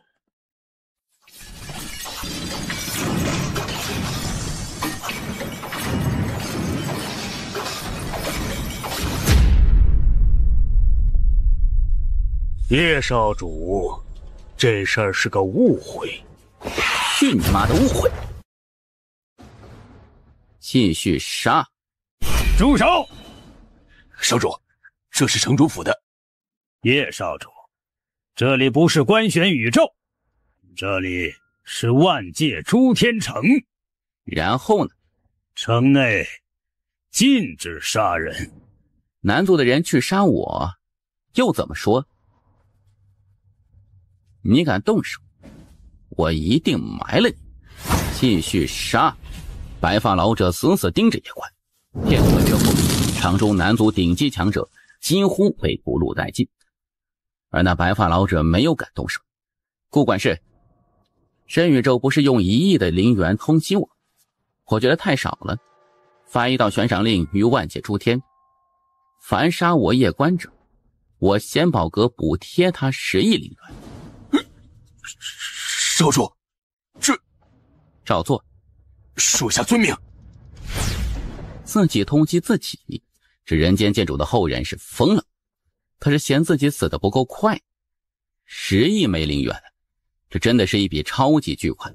莫说万界诸天，就是真宇宙都很少有神灵能够一口气拿出10亿枚灵元。阁下，我无意针对城主府，我是一个讲道理的人。是这南族先派人来杀我的，他们南族既然想要杀我，我自然是要灭了他们。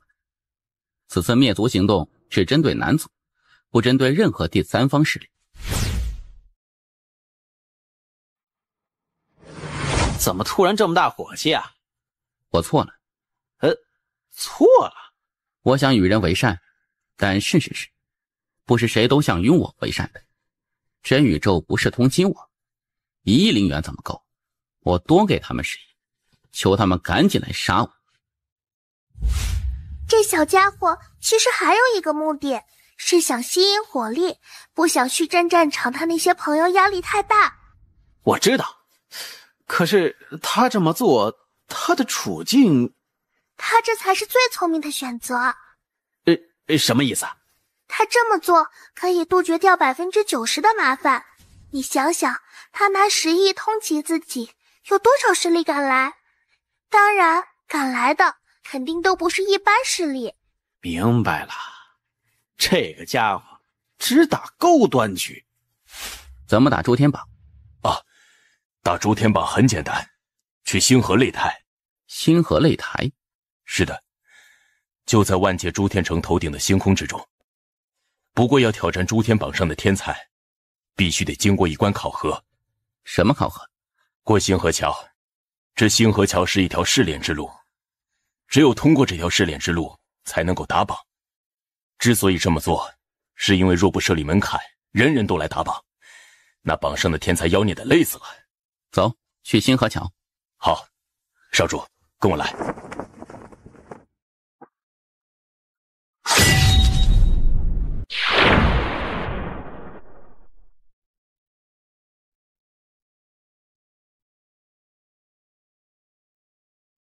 少主，过了此桥便可打榜。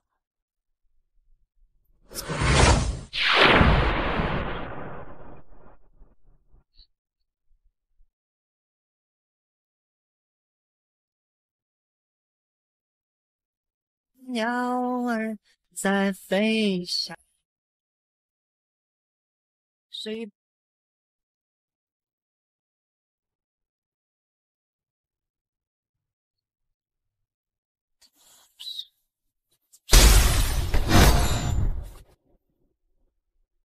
素群姑姑，不好，有人想破他道心。什么意思？这是一门幻术，当他踏入这里时，有人以无上神通探入了他内心深处，知道他内心深处的恐惧点。未曾想到，这个小家伙的恐惧点是当初他见到素裙女子的那一幕。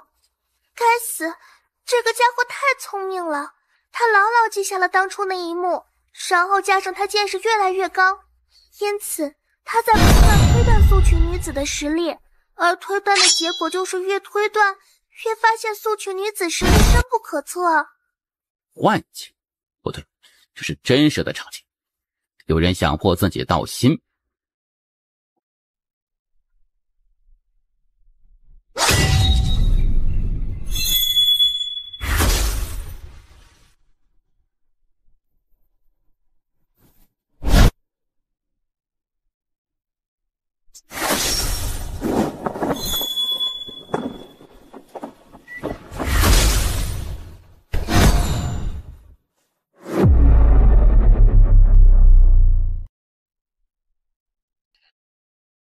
他不是你心中的恐惧，他是我师父，怎么会是我心中的恐惧？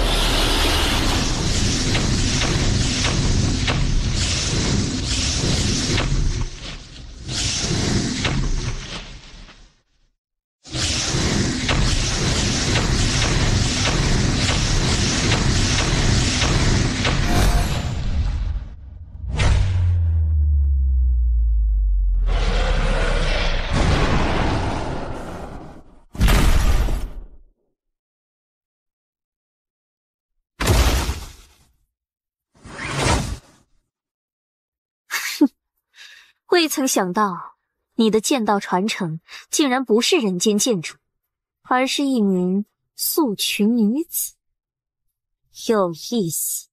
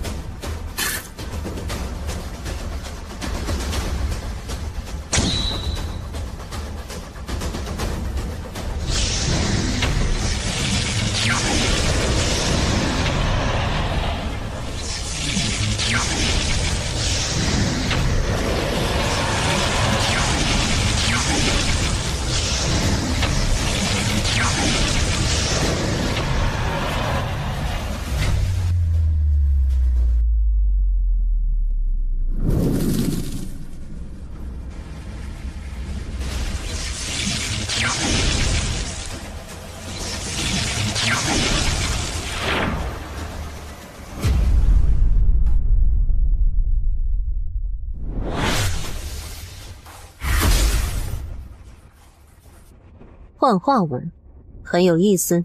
阁下是何人？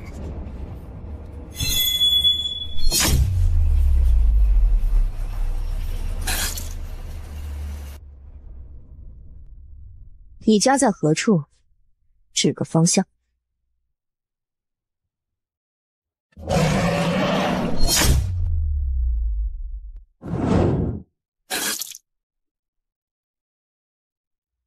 你家在何处？指个方向。在下千幻界千幻宗长老，幻化阁下容貌，无意冒犯，还请阁下恕罪。是吗？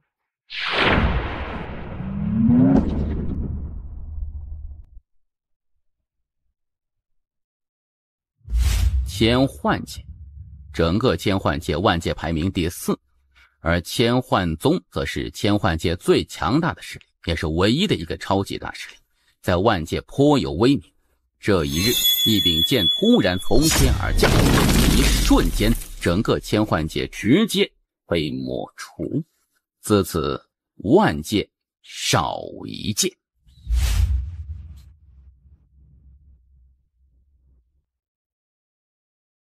姑姑，你很不错，我要走了。姑姑，我何时才能够再见到你啊？看情况，我走了，加油。我会的。我走了，加油。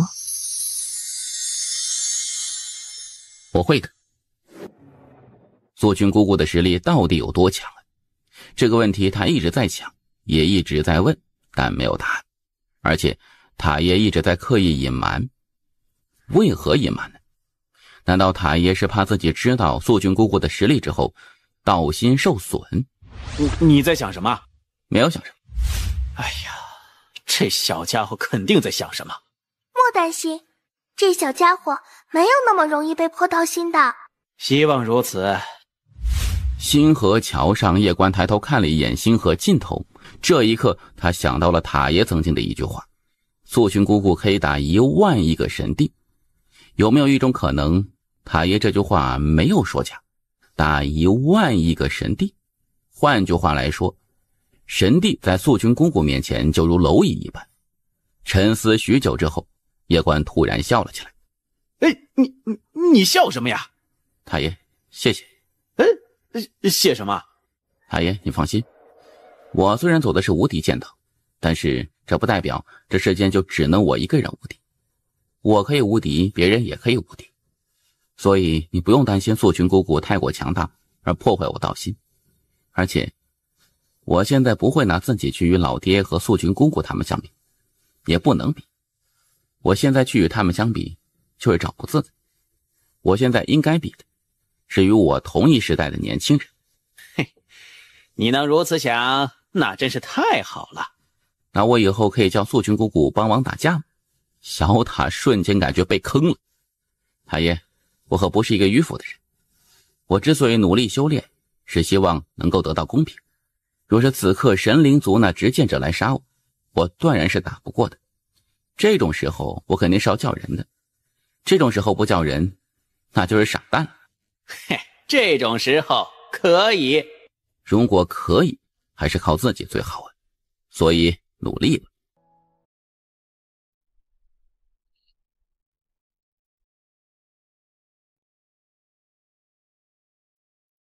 挑战一次100万神经。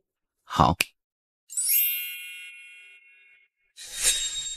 必须从第10名开始打，只有战胜第10名，才能去挑战上一位。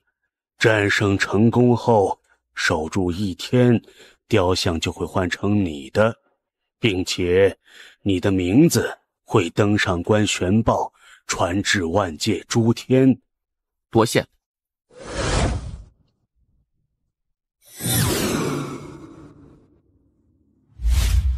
你便是那拿10亿通缉自己的叶关？是。来，让我看看你的实力。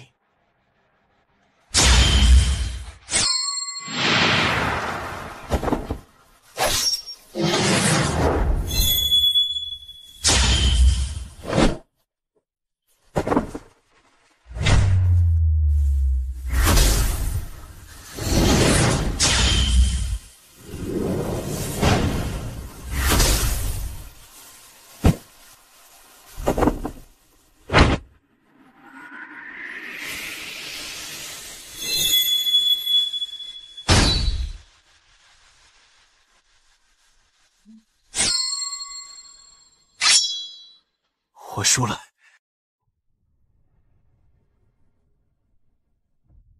我输了。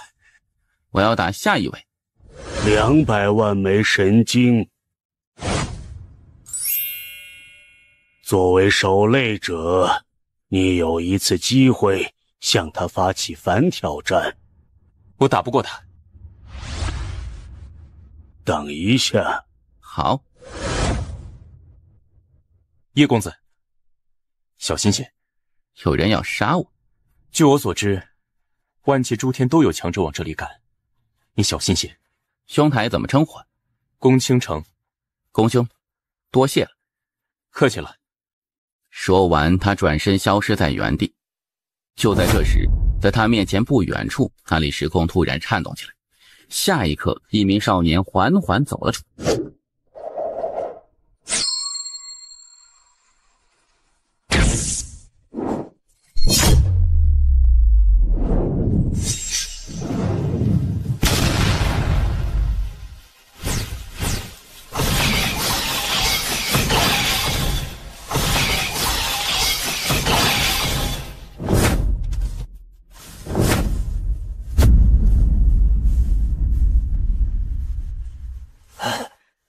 输了，多谢手下留情。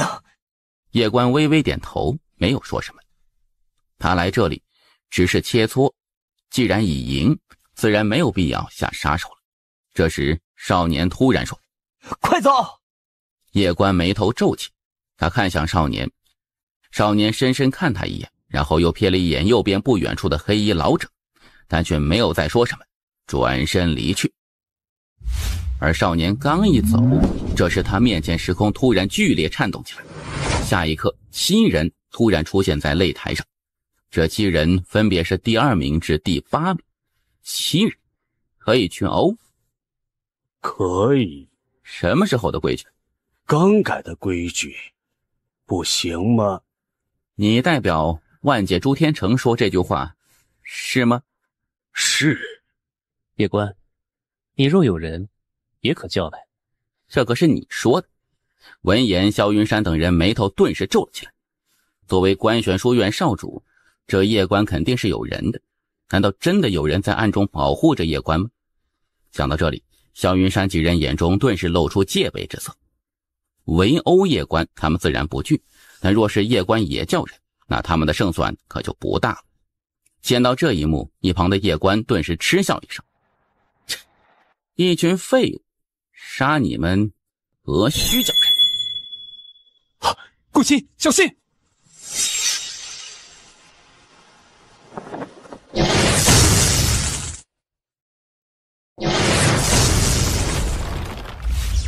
这叶关的战力竟然如此恐怖，1打7，瞬杀3人，这就有点离谱啊！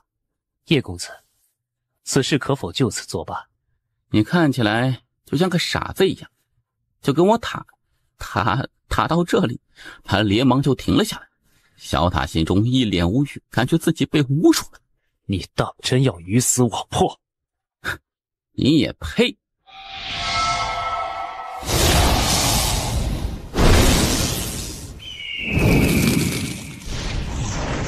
老祖，救我！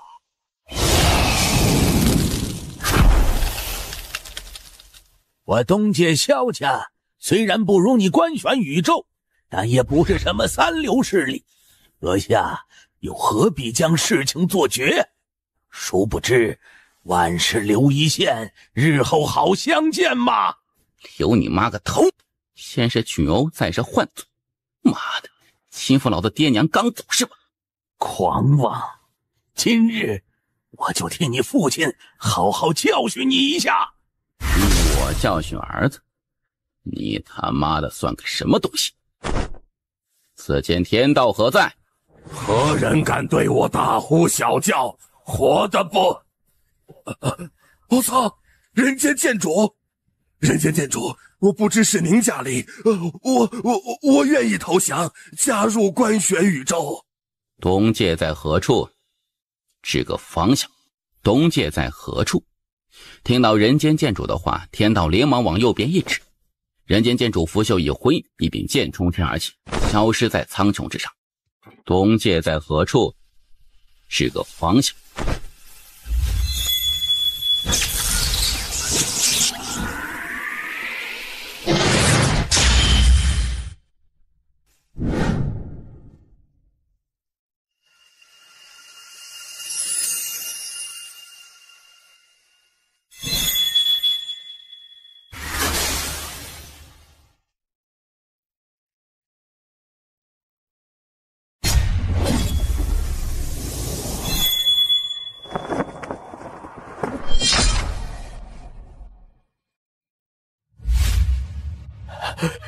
人间剑主，此事是一个误会。一片虚空之中，正在修炼的一名老者突然睁开双眼，下一刻脑袋直接飞出数万丈之外。你杀我本体！不好意思，不小心杀了。这是一个误会，本体已逝，分身自然不会再存在。不一会儿，萧家老祖分身直接消散。见到这一幕，那萧云山直接瘫坐在原地。完了呀，他这彻底完了，不仅自己完，萧族也完了。比武台上，一旁的万界诸天城黑衣老者此刻脸色无比难看，此刻的他心中也是害到了极点。打着打着，这当爹的人居然出来了，这不是欺负人吗？这一刻他只想着人间剑主不要发现他。而就在这时，叶关突然说：老爹，万界朱天成的，刚才我报你名字，他说你算个毛。老爹，万界朱天成的，刚才我报你名字，他说你算个毛。哎呀，完了，这个家伙叫人好像没有一点心理负担，不仅如此，还会凭空捏造火上浇油。纠正一下，他没有叫人，是他爹自己出来的。你怎么无中生有？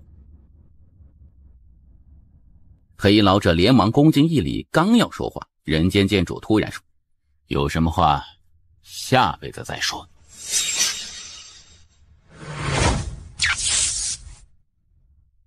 滚出来！人间剑主，此事跪着说话。据我所知，万界朱天成一直保持中立，这一次你们却以大欺小来针对我儿子，怎么是看不起我官玄宇宙？剑主，这是一个……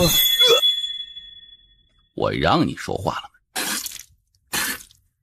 这道城是无我姑娘建的，当年承蒙她关照过，城我就不灭了，但是人都得死。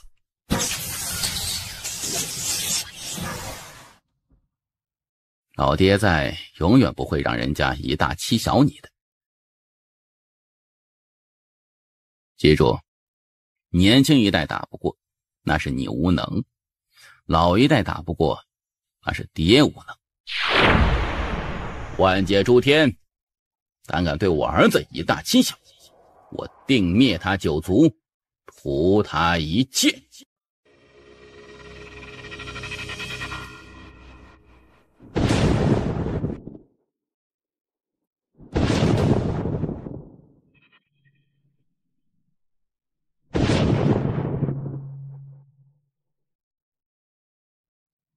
请赐教。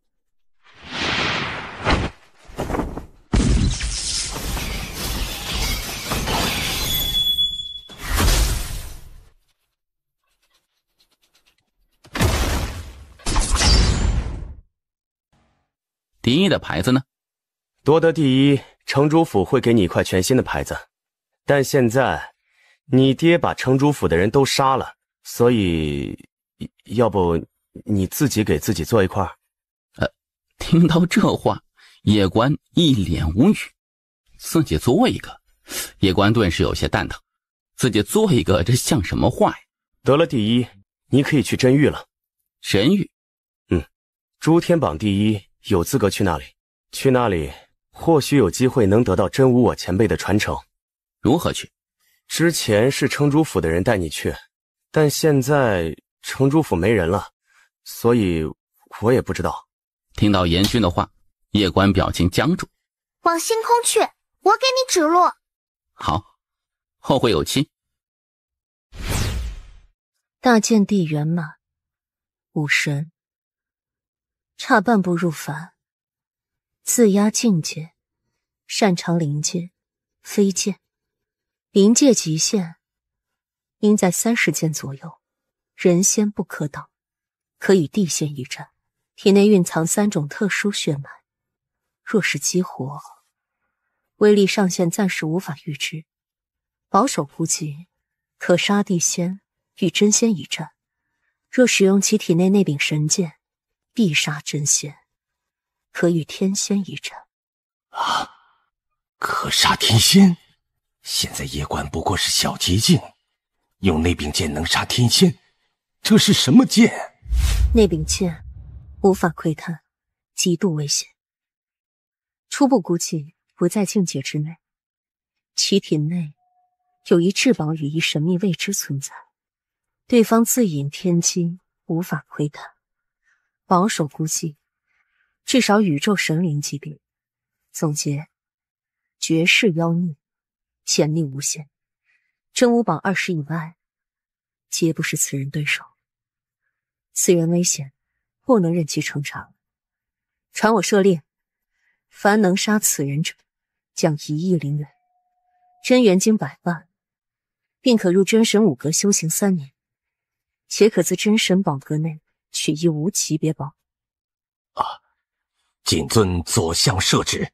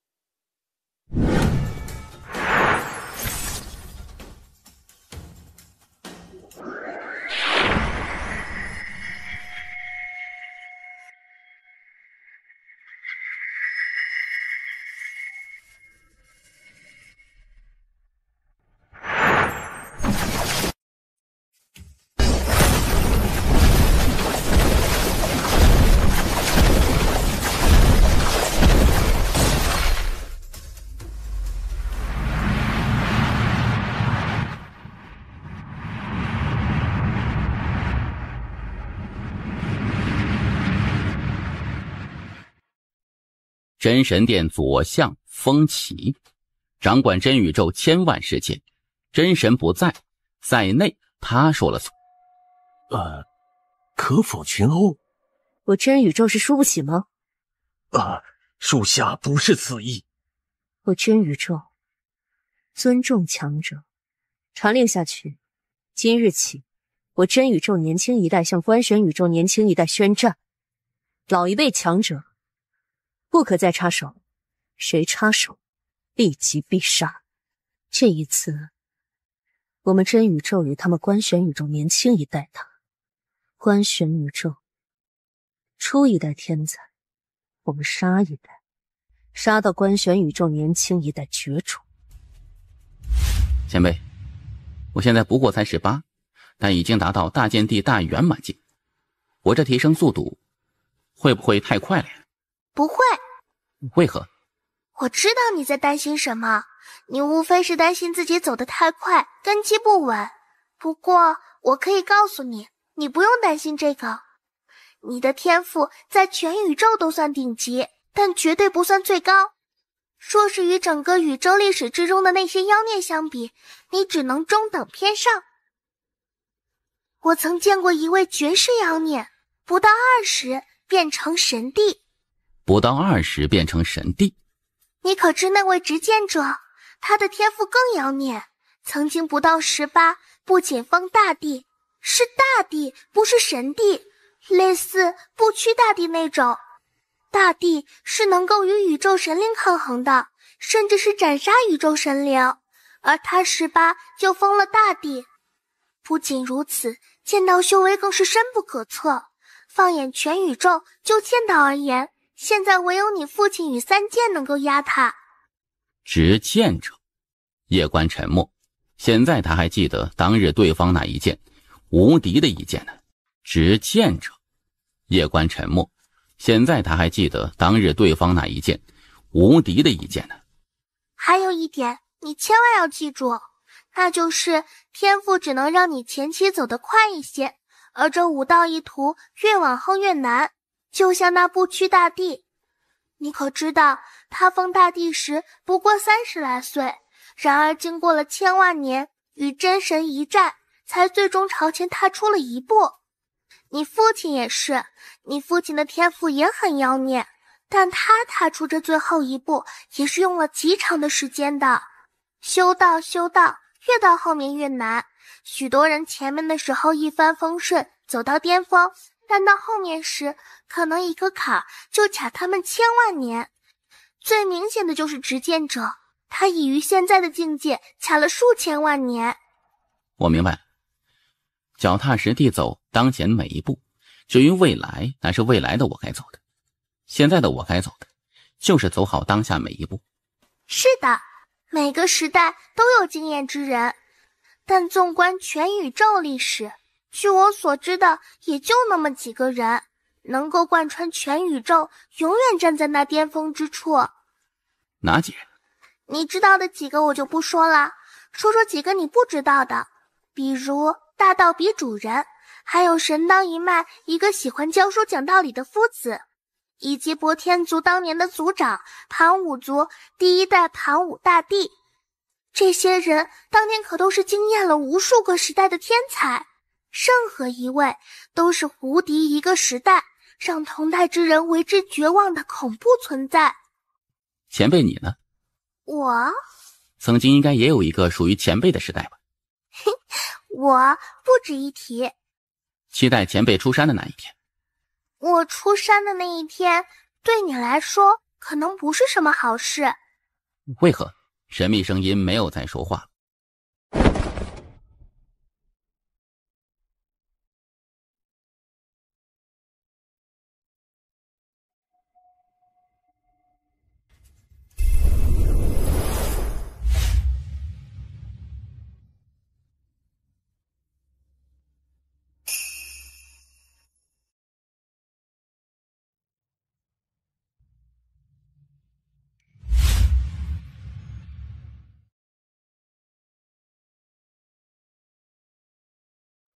外人不得入内，外人，自己应该不算是外人吧？进入村子之后，叶关发现这里村民居然是没有任何的修行，都是一些普通人，而此刻那些村民也都在好奇盯着他。这时叶关面前不远处一个小女孩突然转身就跑，边跑还边喊：八丸姐，又来人了！这次这个人有点山羊，不要打他脸。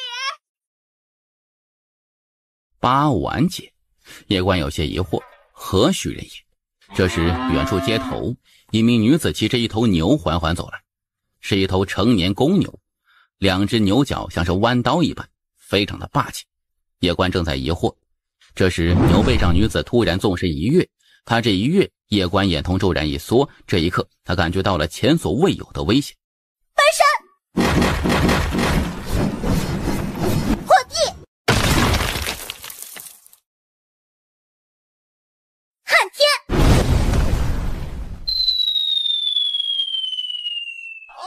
八万无敌！八万无敌！基本操作，基本操作，大家继续鼓掌。王二牛，你是没吃饭吗？拍得这么轻，信不信我去你家吃饭？闻言，那名叫王二牛的男子脸色顿时大变，他连忙站了起来，双手猛拍。其余人在听到上你家吃饭这句时，也是纷纷色变，连忙拍掌。一时间村子里面掌声如雷，响亮无比。没办法，这八碗路过，寸粮不留啊。前辈，那女子真的只有16、17岁吗？是，怎么了？人外有人，天外有天呢。老娘，我请你吃草，你请我吃牛肉好不好？切，小气鬼，我请你吃了那么多草，想吃你点肉都不肯。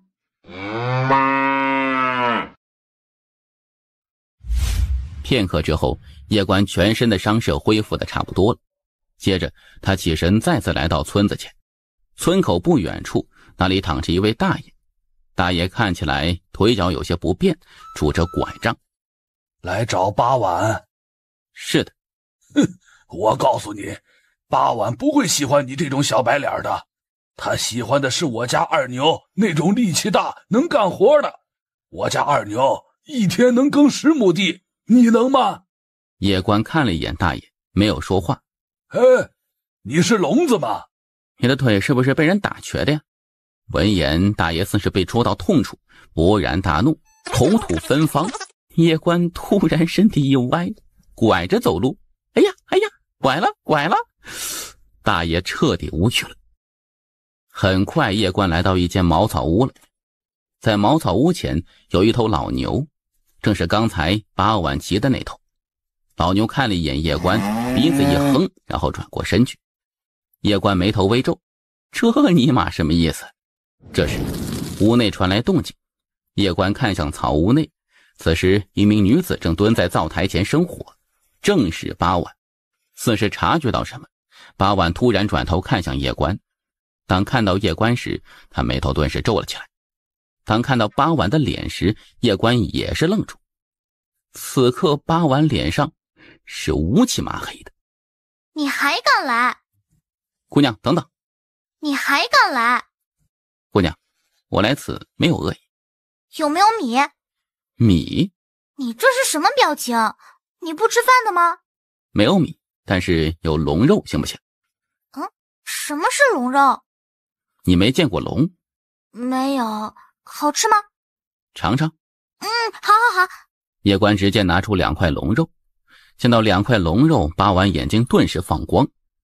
叶关笑了笑，然后开始生火烤肉。八碗就坐在火堆前，一瞬不瞬地盯着面前的龙肉，口水都差点流出来了。姑娘，你多久没吃饭了呀？好久了，他们都不借米给我了。你没有出去过？外面的世界吗？没有。那你是怎么修炼的呀？修炼？是的。你是说打架吧？是啊。打架还需要修炼吗？不是想怎么打就怎么打吗？不修炼，天生会打架？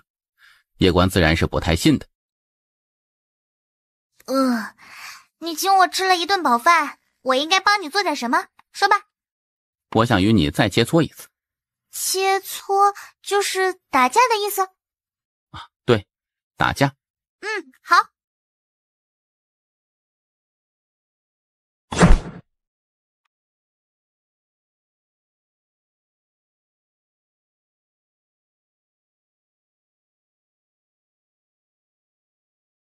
八碗姑娘，你为何要下黑手啊？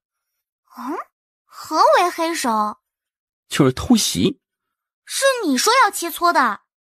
是我说要切磋的，可是我们不应该先出草屋，然后到外头寻一处宽敞之地再切磋吗？你怎么能突然偷袭呢？你们外面世界的人打架都是如此的麻烦吗？再打一次。我们去外面寻一处宽阔之地打。好。打架很费力气的，所以你得管饭，可行？管饱。开饭，不是开打。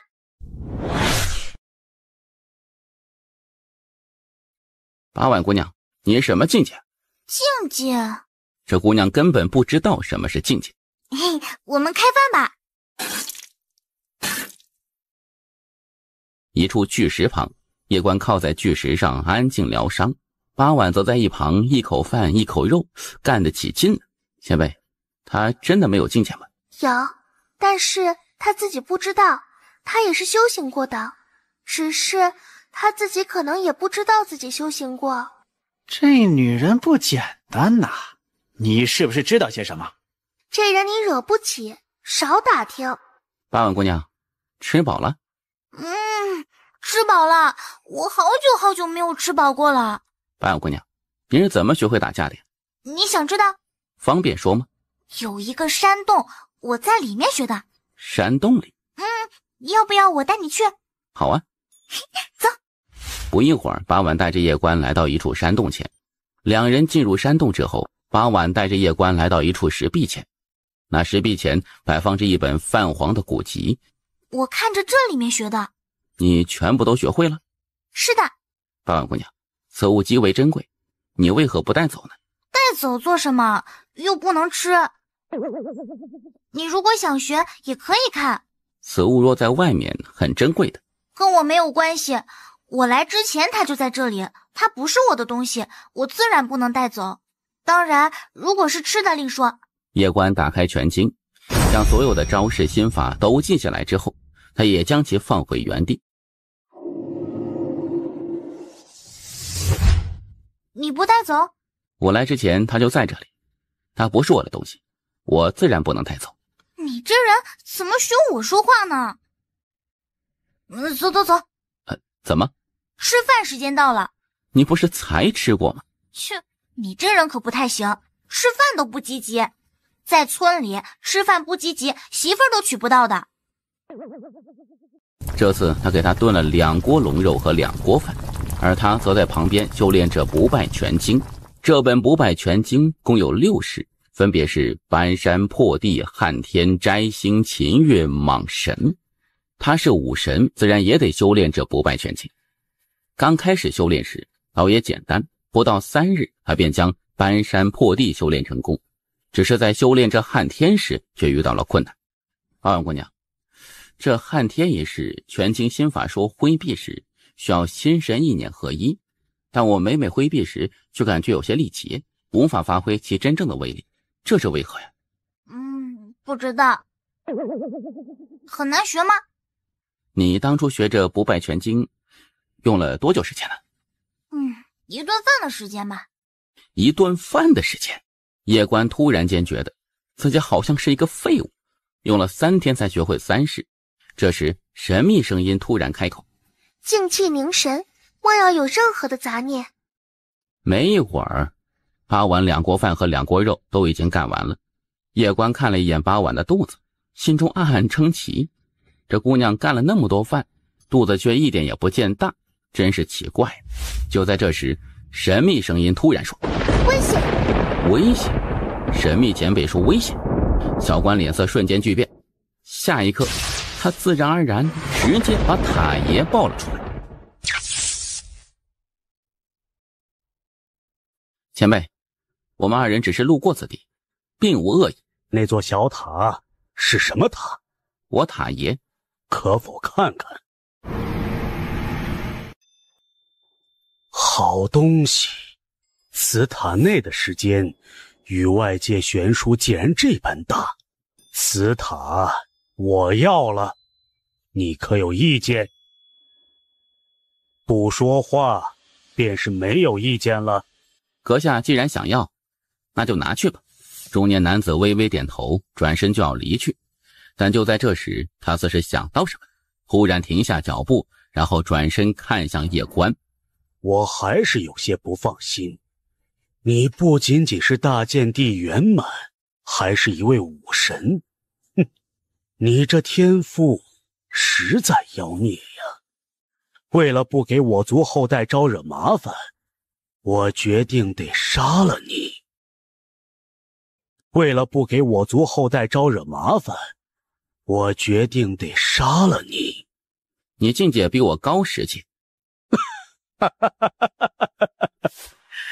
然后呢？我娘说过，10阶以内我自己打，10阶以上姑姑打。我于30岁时无敌当代，除真宇宙外，万界诸天，我打遍天下无敌手。年轻人，你觉得你姑姑打得过我吗？阁下好歹是一位大帝，如此欺负我这个没有家世和背景的年轻人，不觉得有点过分吗？我就要欺你，你要如何？我姑姑很能打。很能打？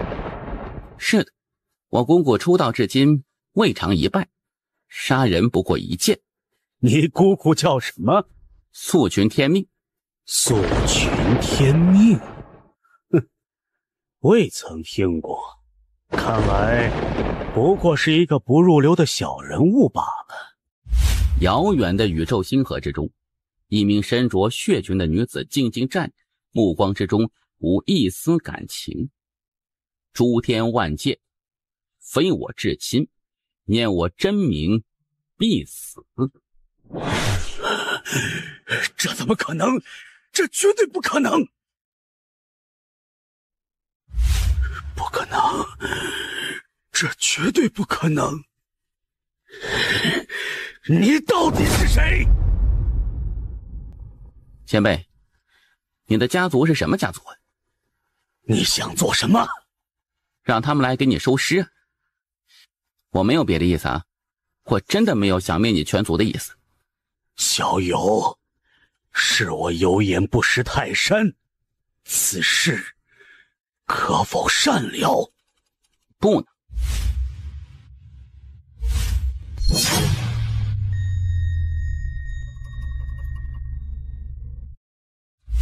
原地夜观沉默，一位绝世大帝竟然就这么被姑姑秒杀了。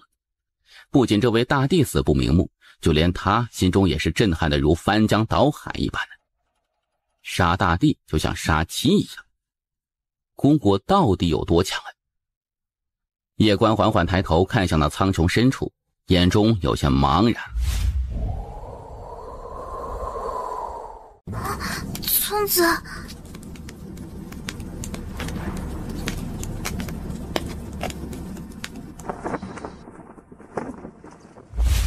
很快，远处突然传来八婉的哭声。只见八婉此刻正趴在一头牛上痛哭，牛死了。八婉，我要伤心了。牛肉是炖了好吃，还是烤着好吃啊？夜观双眼圆睁，整个人直接麻了。许久之后，八婉拿着一块肉在嚼着，眼中泪水不断，边吃边说：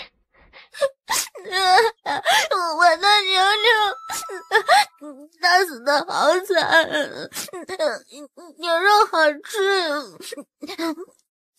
牛哥，一路走好啊，要不要与我走啊？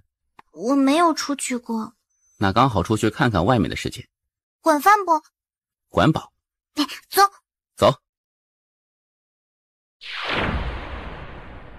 八婉，你父母呢？没有父母。没有父母。我从小就在村子里长大，村子里的大爷们也不知道我父母是谁，只知道我有一天出现在村子门口，然后我就吃百家饭长大了。不过后来他们不让我吃了。这丫头来历不简单呢。在你来之前，经常也有些修炼者来这里，应该是为了寻找宝贝，他们可能是寻找那全境。那你为何不带他们去呢？你们外面找人办事，不请人吃饭，能办成事不？夜观沉默，无言以对。你到底有多少龙肉？够我吃不？够，绝对管够。我之前把好几家都吃穷了。你吃不穷我家。为何？我娘很会赚钱的。好，你娘就是我娘。夜观愣了愣，哑然失笑。少主，虚真战场出事了，请少主急回。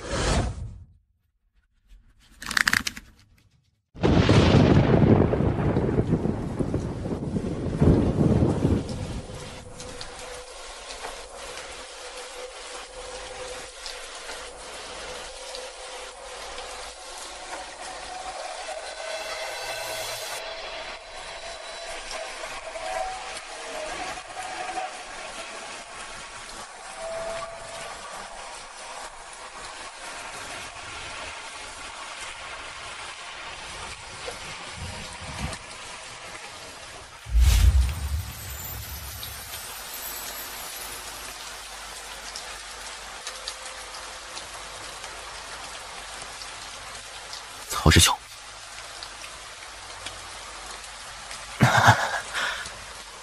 叶师弟，抱歉，没有打赢。不用了，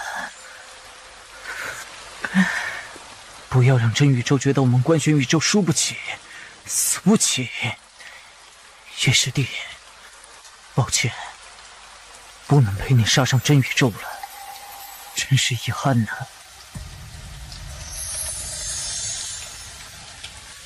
曹白，战死于观玄年9月13日。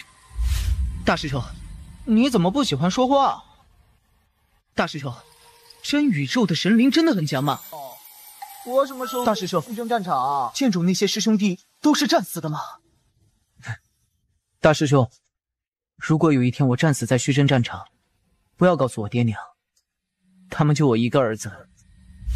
好走。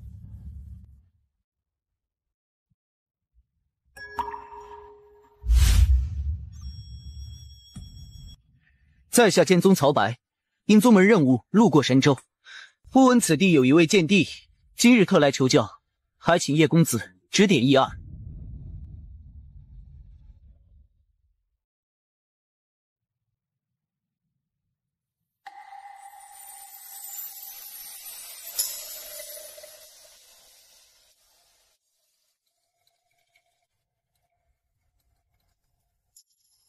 3日内，若谁敢对叶兄出手，不管你是何人，身后是何势力，我定斩不饶。你若是不服，可随时来我剑宗报复。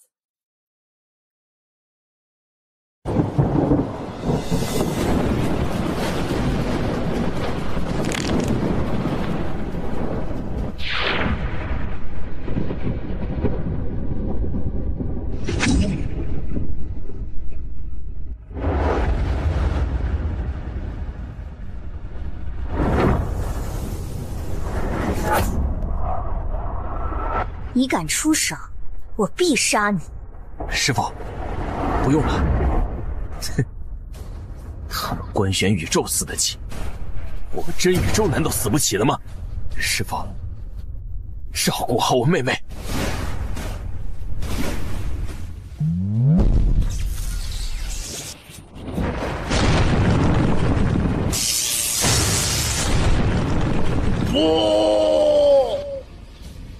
滚！朱墨神师，别在这给你徒弟丢人现眼。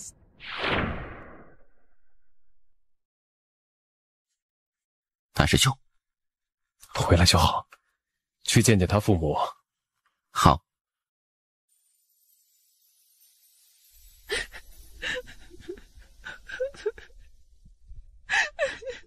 这是师弟的一缕头发，我曹家骄傲。这片宇宙凭什么要他守？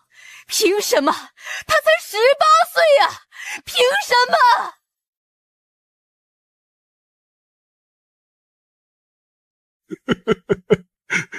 可总要有人站出来呀！这片官玄宇宙之所以静好，是因为曾经无数先辈用命换来的。他们当年那一战没有打完，现在到了我们这一代了。如果我们这一代打不完，就会是我们下一代来打。我堂哥死了吗？我堂哥战死了。我要加入剑宗。加入剑宗做什么？跟我堂哥一样，打神灵，保卫官玄宇宙。这件事我们来做就好了，在家好好修炼，好好陪着父母。我一定会加入剑宗的，记住，我叫曹休，至死方休的休。诸葛皓月于真玄年10月3日战死官玄宇宙，请入英灵殿。呵，他们官玄宇宙死得起，我们真宇宙难道死不起了吗？师父，照顾好我妹妹。好一句我真宇宙死得起，我真宇宙男人但该如此。本相亲自送他入英灵殿。天部界汉族，我方才得到消息，真宇宙年轻一代已经全面向官玄宇宙开战，我要支援官玄宇宙。族长，此事万万不可。为何？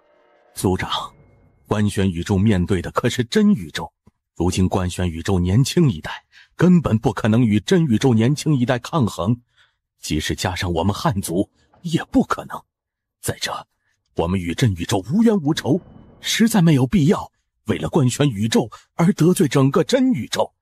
我们每年都要上供真宇宙，每年上供一些也还在我们能够承受的范围内，可如果去支援官玄宇宙，一旦惹怒真宇宙，那时他们就不是要我们的灵元，而是要我们的命了。官玄宇宙少主叶关是我认的大哥，官玄宇宙少主叶关是我认的大哥。族长认官玄宇宙叶关少主为大哥之时，万界诸天尽皆知。今日官玄宇宙有难，我汉族若是不出兵相助，天部之人如何看我汉族？万界诸天如何看我汉族？当然，我身为族长，不得不考虑我族未来。因此，我决定只身前往观选宇宙。不可，族长，你一人前往，这实在是太……我意已决。若是要帮，那就举足相帮。你现在不是我汉族的少族长，而是我汉族的族长。你去帮，就代表我汉族全族。若是战败，真宇宙追究，一样会牵累我们汉族。既如此，何不帮得漂漂亮亮？传令，我汉族年轻一代愿前往观选宇宙，与真宇宙一战者，可随我们前往。姐，让你不去，你能做到吗？既如此，那我便只能全力支持你。好，可你知此行后果？无非一死而已。你认的这位大哥，真有那么好吗？当日他护我周全，今日我要护他周全。若是真打不过，死在观选宇宙，那也没什么。玄界，连家，不行，爹，是你教我的，做人要讲义气。如今我朋友有难，我岂能不帮？你可知观选宇宙如今要面对的是什么？是真宇宙，真宇宙。真宇宙又如何？叶兄不就是在对抗真宇宙吗？你叶兄有一个无敌的爹，你有吗？我觉得爹你也很厉害。我谢谢你看得起我。爹，你经常与我说，做人要讲义气。如今我叶兄有难，我若是袖手旁观，那岂不成表面朋友了吗？我一人前去，绝不连累连家。爹，你不说话，就是同意了。是要讲义气，可是那也要有实力呀。你这实力连诸天榜都打不上去，去那边又能做什么呢？你要知道，即使是诸天榜上的天才，在真宇宙面前，那也是不够看的。我知你的想法，也理解，但是如我所说，他们那边现在打的是高端局，一般人去除了喊加油，别的什么也做不了。我知道，老爹，你去那边助助威可以吗？我不打架，你放心，我知道我自己几斤几两，不会去送死的。连城沉默，毕竟是朋友，虽然无法替叶兄战真宇宙，但现场助助威还是可以。今日他有难，若是我连助助威也做不到，那日后见到你说我尴不尴尬？老爹陪你去。传令，我连族凡人仙境以上强者，立即前来此地会合，立刻。老爹，你这是？既然是去助威，难道就我们爷俩去吗？那岂不是太没面子了？好。元界私家，真的要去当炮灰？爹，你儿子我就那么差吗？哼，你现在才知道啊！司通天表情僵住，这是亲爹吗？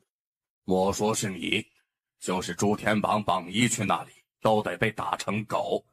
你觉得你去那里能做什么？啊？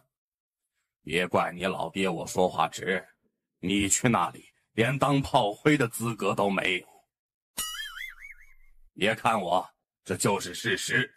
我承认，我打架确实不太擅长，但我骂人还是行的。你是要去骂死真宇宙的天才妖孽吗？骂得好的话，就算骂不死，也能气他们个半死。你不是老说我差点气死你吗？你，观选宇宙与真宇宙之间的事情，莫说是你，就是我们私家都没有资格插手。不对，是我们整个元界都没有资格插手。人家神仙打架，我们连凡人都算不上，顶多算大一点的蝼蚁，你明白吗？叶关是我认的大哥。然后呢？爹，我知道，我这一辈子都吊儿郎当的，做什么事情你都看不上，也正常。我确实不太行。我也知道，族中人都看不上我，他们都不希望我做世子。我也确实没有那个能力做世子。如果我猜的不错，老爹你与家族长老已经不打算让我做世子了，是吧？老爹，我不怪你，真的，我只怪我自己不争气。我说这么多不是想煽情，我就是想告诉老爹你，我想去观选宇宙。为什么？老爹，我的处境已经到锅底了，这个时候想逆风翻盘，只有一个办法，那就是请外援。叶关？是的。你当他是大哥，他当你是小弟吗？爹，你糊涂啊！如今观选宇宙处境艰难，我这一去就是雪中送炭。那时我这大哥一叫，他好意思拒绝我吗？只要他不拒绝，那诸天万界就会知道叶关是我司通天的大哥。如此一来，老爹，你在推荐我做世子时，我把我大哥请来往这儿一坐，他妈的，哪个长老敢说话？那若是观选宇宙打输了呢？若是打赢了呢？我问你，若是打输了呢？我问你，若是打赢了呢？我是爹还是你是爹呀？啊！反了你了！要不要我认你做爹？啊，爹，你想想啊，观选宇宙已经与真宇宙打了数千万年，数千万年来，观选宇宙都没有败，这次肯定也不会败的。若是败了呢？妈的，爹你是杠精吗？要不是亲爹，我就把你送走了，太能杠了。爹，若是打输了，最坏的结果无非就是一死而已。你不怕死？我怕死，但是我更清楚，巨大的利益面前必定有巨大的风险。今日我不与大哥共患难，来日我岂能与他共富贵？想清楚了？想清楚了。江老，你带着江老他们去。为什么？你一个人去有毛用啊？去添乱吗？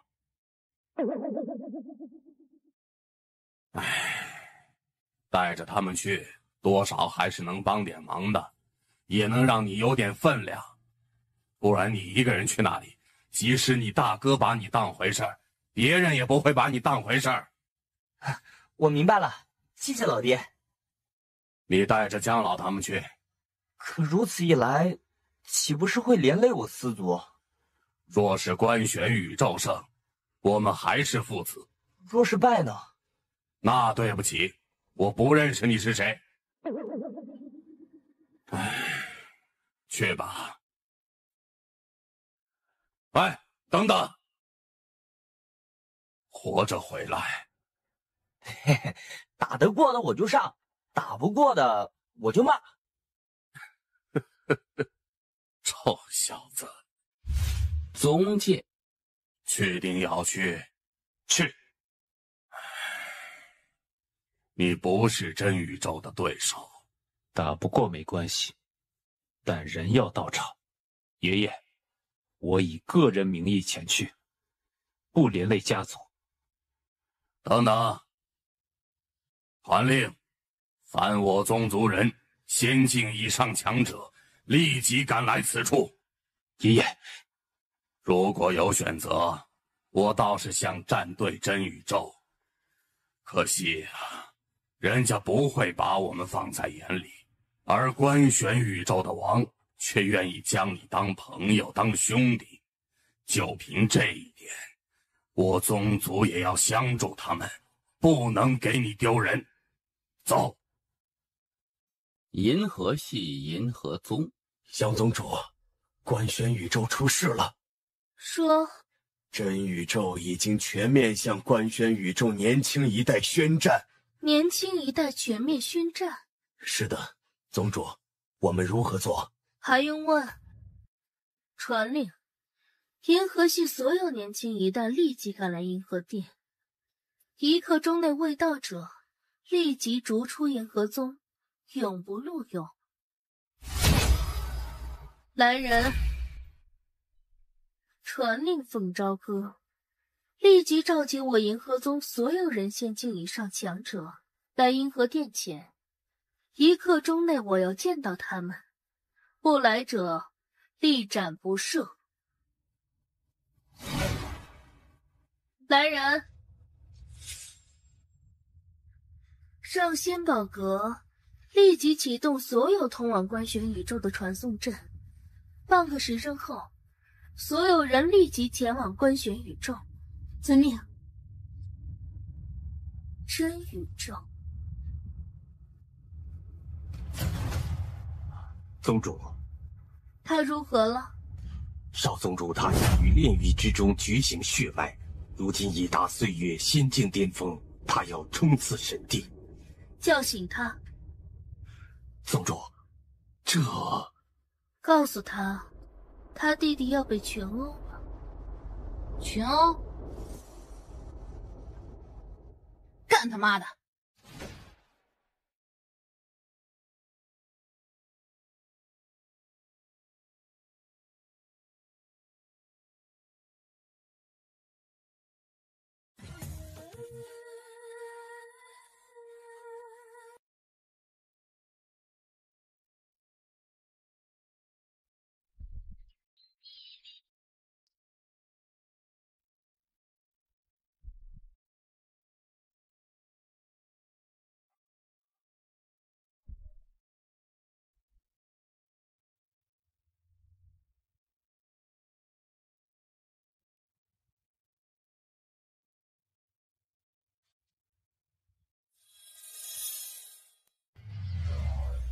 无边，你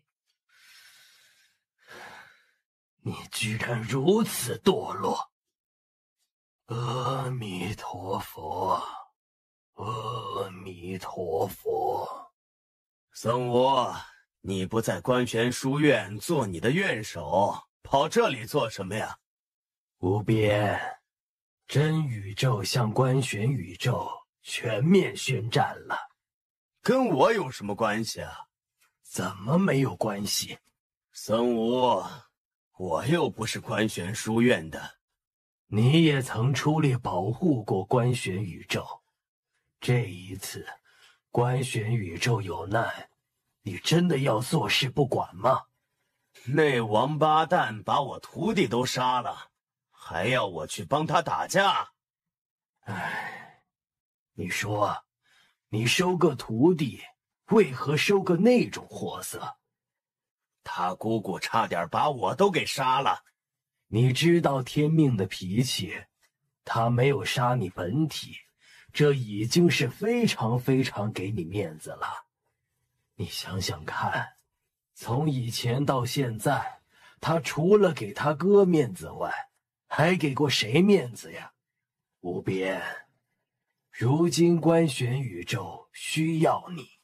我不想再管官玄宇宙的事情，也管不了了。而且阳族已经出世，多我一个不多，少我一个不少。我不想再管官玄宇宙的事情，也管不了了。你真的不再管官玄宇宙了？还记得当年你与剑主他们杀入真宇宙，杀得真宇宙胆寒。僧无，好好念你的经，传播你的佛法。上面的事情你少操心，那不是你能管的。他是你兄弟的儿子，你们上一代没有打完的仗，现在到这一代来打了，而他不过才18岁。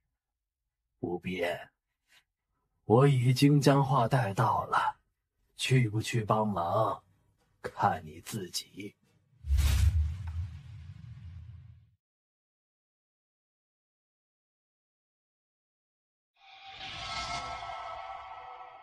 纳兰姑娘，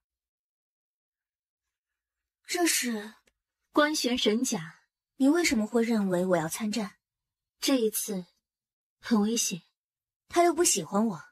季玄姑娘，我也不知该如何面对你，但不管如何，我还是希望你能平平安安。为什么？因为你如果出事，他肯定会很伤心的。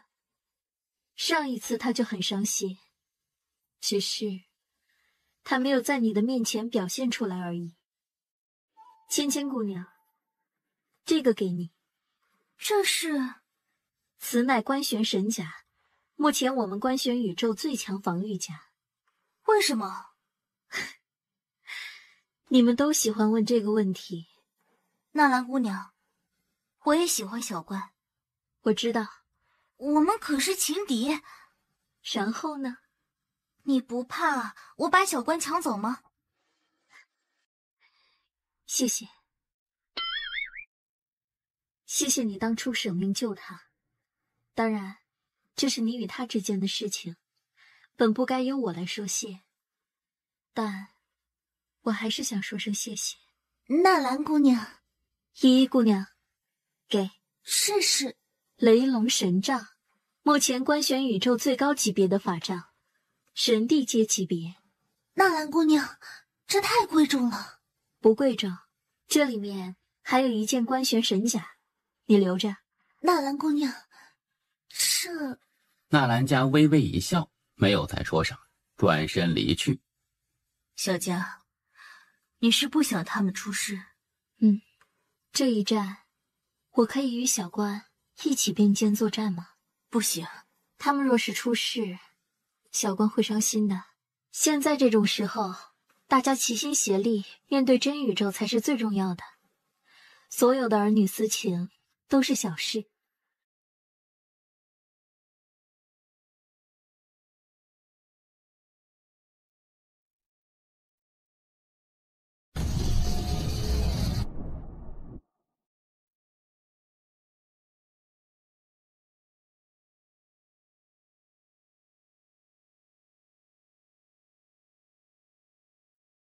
叶关哥，伤势好了？好的差不多了。那就好。切磋一下。为什么？以前在叶家时就想与你切磋了。我告诉你，那个时候我也是想当世子，可惜前面打不过你，只能认输。那就切磋一下。好。但就在这时，异变突起。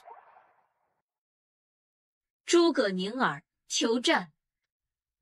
看来我们的切磋要延后了。确实。谁来？我来。你不是他对手，让我来吧。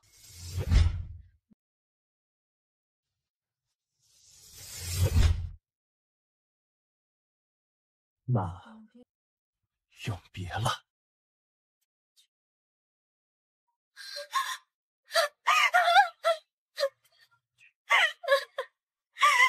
对不起，我来晚了。说好要一辈子在一起的，不过没关系，我们下辈子一起。等我。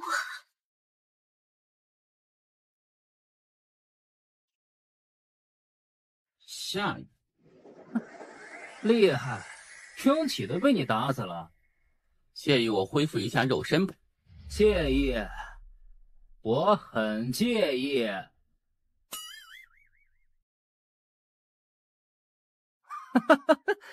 别这么看我，当然你们看我也没有用，因为我这个人不要脸啊！我最喜欢以大欺小，乘人之危了。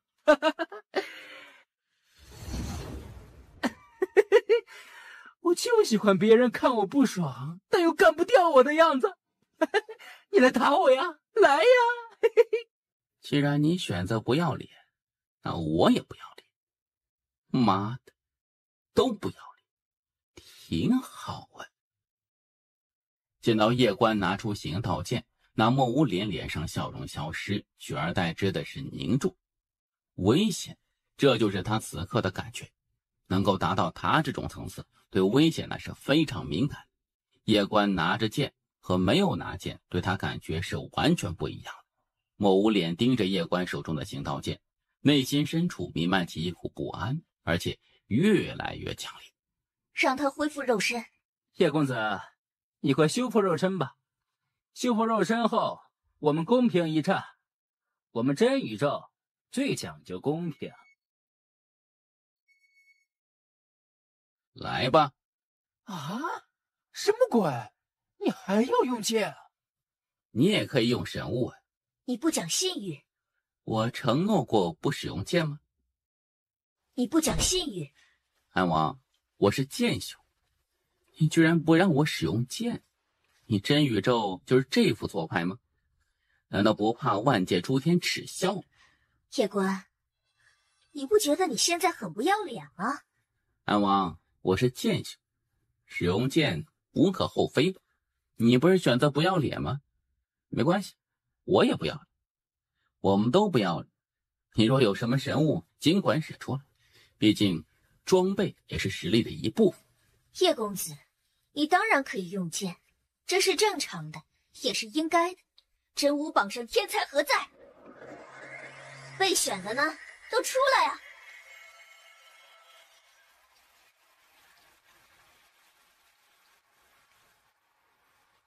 哼，听闻官选宇宙多天才妖孽，来，你们都去挑战一下，喜欢挑战谁就挑战谁，记住，千万莫要留手，留手那可是对对手最大的侮辱。请官选宇宙天才四将。哼，叶公子，我们真宇宙与官选宇宙年轻一代开战，可没说一定要一个一个单挑。既然是年轻一代开战，那得给所有年轻人一个机会，让所有人都有机会上场。你觉得呢？战就战。场中官选宇宙这边，所有天才和妖孽都站了出来。他们看着远处那些真宇宙的天才妖孽，眼中没有半点畏惧，只有战意。官选宇宙真的没有怂过。以前人间剑主在时，官选宇宙没有怂，现在官选宇宙也不会怂。战就战。哈哈，叶兄，加我一个可好？连兄，你，叶兄，我连家虽然妖孽天才不多，但是也有一些。若是叶兄不嫌弃，我等愿意与官选宇宙共进退。连兄，你的好意我心里，只是这会连累你连家。叶兄，我既然敢出现在这里，就证明我已经知晓所有的后果，所以那些就莫要说了哈。叶关看向连双身后的中年男子，显然这是连双的父亲。连双的意思就是我连族的意思。多谢连族。哼，连族年轻一代都随我来。哈哈哈哈哈哈！这种时候怎么能少得了我？汉族，你，嘿，大哥，谢谢。哎呀，自家兄弟谢什么？汉族年轻一代，随我来。我屈骨，大哥，大哥，我来了，我愿与大哥共进退，还请大哥莫要嫌弃我实力低。谢谢。嗨，自家兄弟说这个干什么？说完，他看了一眼一旁的安王。古人有云，多行不义必自毙。这位姑娘，我看你年纪轻轻，姿色也不错，不如及早弃暗投明，嫁给我大哥，给他生个10几个娃，然后大家一起坐下来好好聊聊，共建和平世界，岂不美哉？援建私家是吧？哼，正是。我记下了。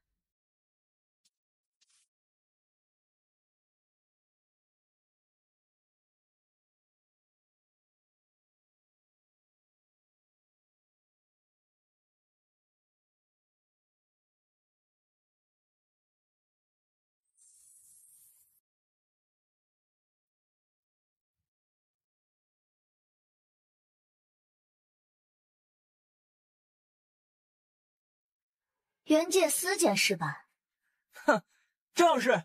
我记下了。司通天眉头微皱，这时叶关突然说：“他就是安王。”闻言，司通天脸色瞬间巨变，双腿一软，差点没跪下去。完犊子了！司通天脸色顿时变得有些苍白，本来想表现一下，先气死一个对手，没想到骂到一个最牛逼的了。既然真宇宙要群战，那就群战吧！来战！群战！双方所有人同时爆发出一道道可怕的气息，瞬间席卷诸天。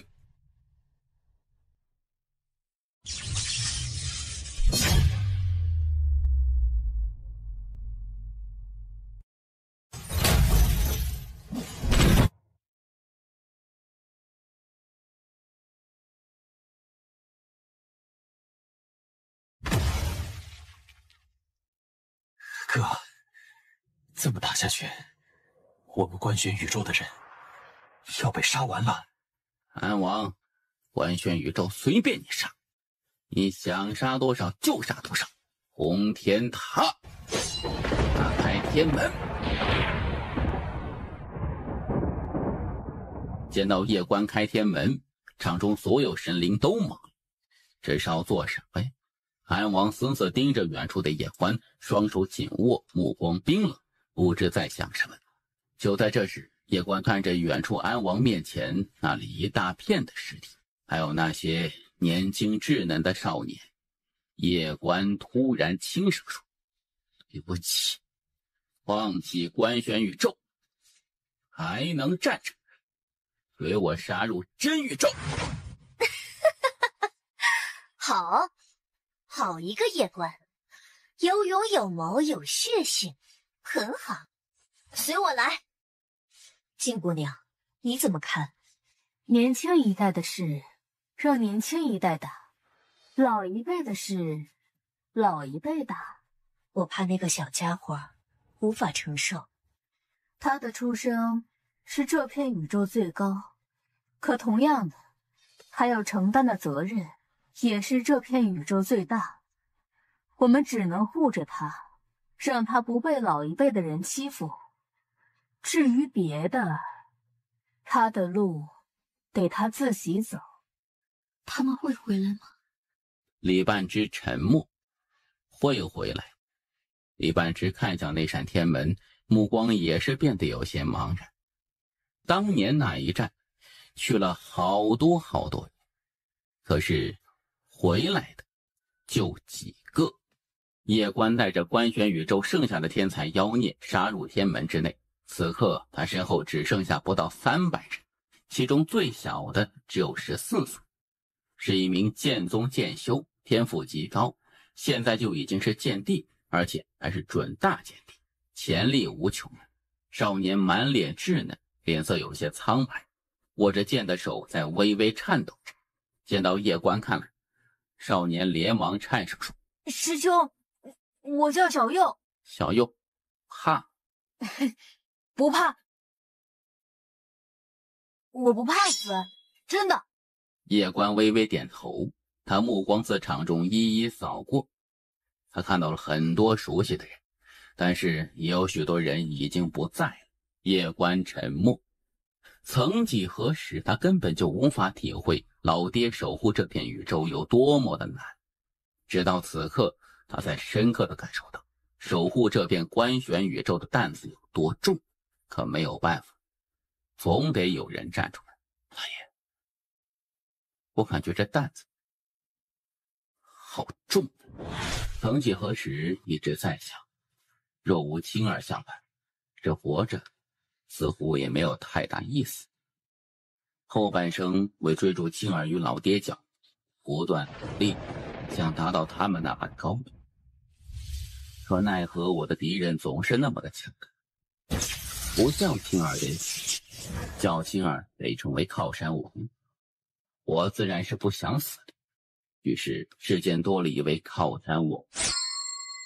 小塔沉默。杨家3代各有各的苦，叶关看似出道即巅峰，但是他的敌人也是一出生就巅峰的。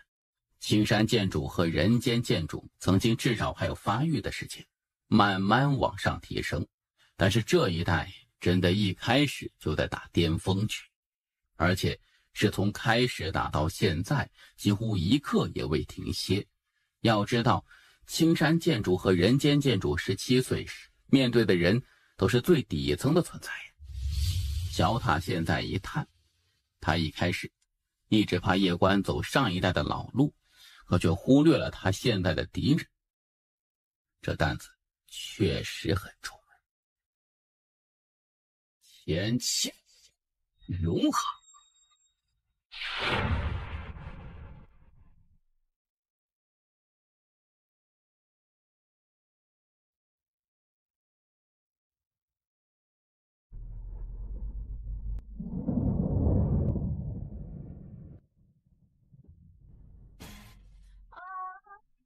还没来，天地间忽然变。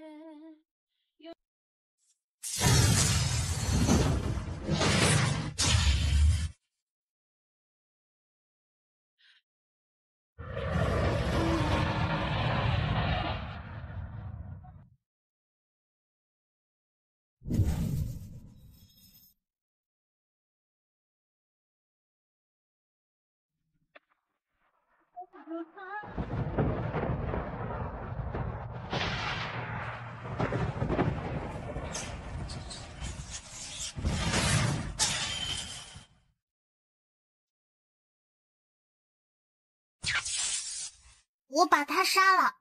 杀了？真的，我刚才没有吃饱，不然我早就把他打死了。这一战打完，给你做饭，好不好？嘿，好。太爷，我只有一个要求，如果我战死在这里，你与前辈把这8万姑娘救走，我带她出来，只想让她看看外面的世界，并不是想利用她，而且守护官选宇宙不是她的责任。她如果死在这里，我死也不会瞑目的。好。8万看了一眼叶关，然后又看了一眼叶关的腹部位置，眼中有着一丝疑惑，肚子里有声音。他是不是听到我说话了？你觉得呢？小塔沉默。这个8万姑娘来历好生神秘呀。就在这时，那安王突然出现在震天门前，而在安王身后还有无数的神灵族人。安王看着为首的叶关，没有说话。到了这个时候，说什么都无意义了，因为不管是真宇宙还是官选宇宙，都已经没有了退路，唯有一战。诸位，既来，那就去杀个痛快。前期融合，前期融合。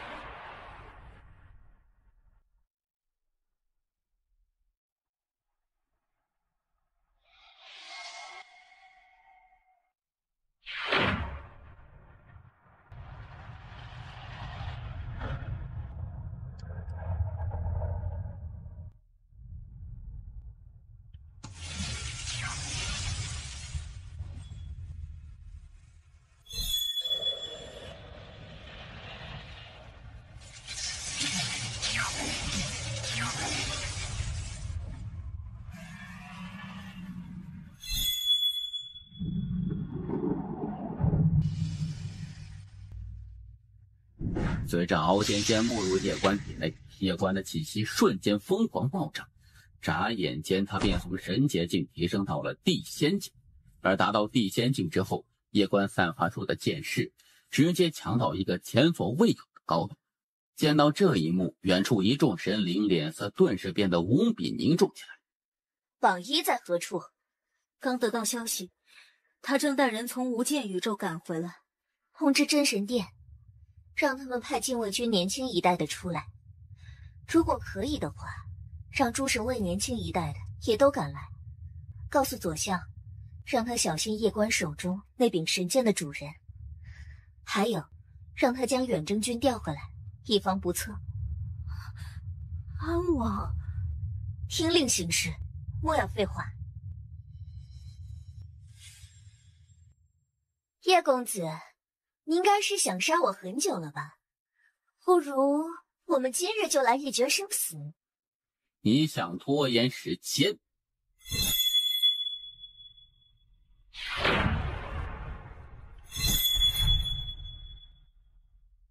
我还是低估了你的剑。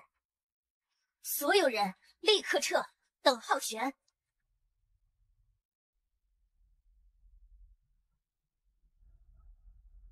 快撤！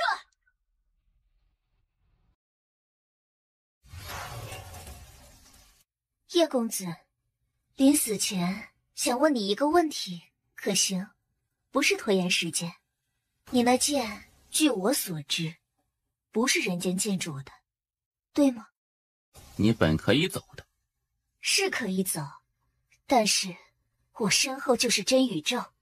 你也知道你身后是真宇宙，那我问你，你真宇宙来入侵我关玄宇宙时，可有想过？叶公子，我曾阅读过关玄宇宙的历史。当年关玄宇宙并不是一个统一的宇宙，是你父亲后来统一的。你可曾想过，在曾经那些世界强者眼中，你父亲也是一个侵略者。这宇宙的本质就是强者为尊，适者生存。叶公子，可惜你不是真宇宙的，不然我们应该能够成为朋友。燃魂，开启结界。声音落下，他灵魂便缓缓地飘散。叶关沉默片刻之后，朝着震天门走去。他走到震天门前时，而在他面前有一道光幕，维度壁障。叶关看着这道维度壁障，神色无比凝重。芊芊，死去会死，你可愿与我一起？以前我愿意，现在我也愿意。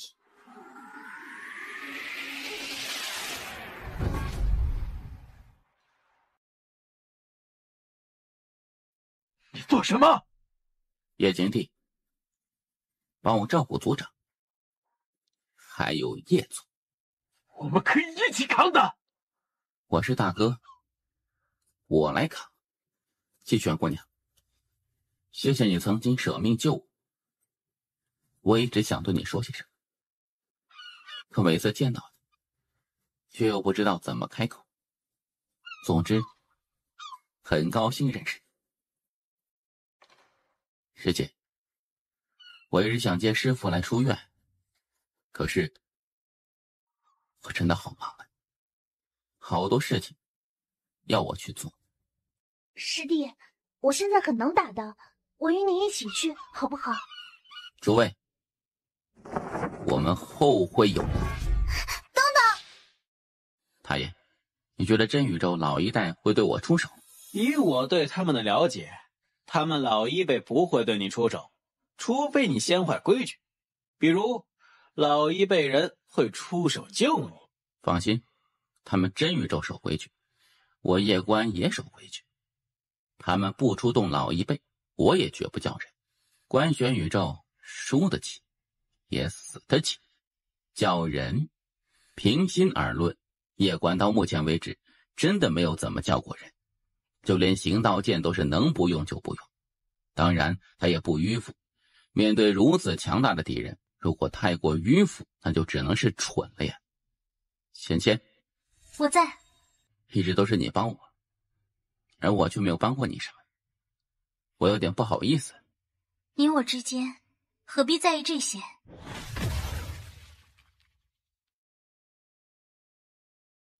呢？我的饭呢？说好10锅饭的。你为了10锅饭，从关玄宇宙追我追到真宇宙。pau安，你是怎么进来的呀？跑进来的。跑进来的？先吃顿饭，然后再聊天好吗？叶关嘴角微抽，没有办法，叶关只能给把碗做饭。前辈，他为何食量如此之大呀？体质特殊。体质特殊？什么体质？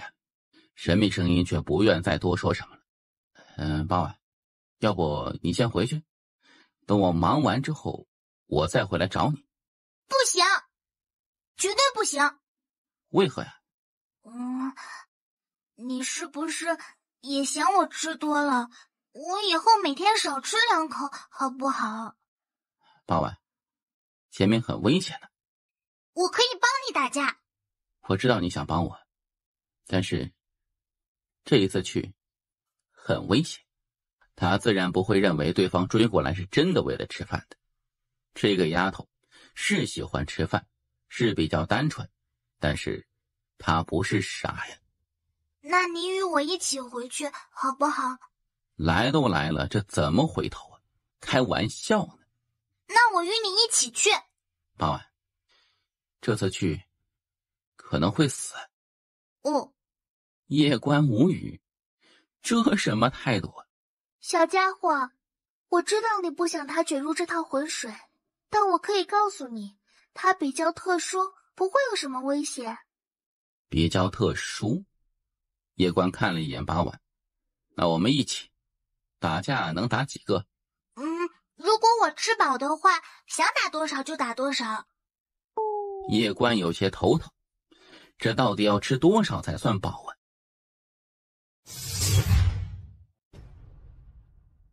滴一滴血进去。疼。石锅饭。不。外加石锅肉，锅锅不同。好。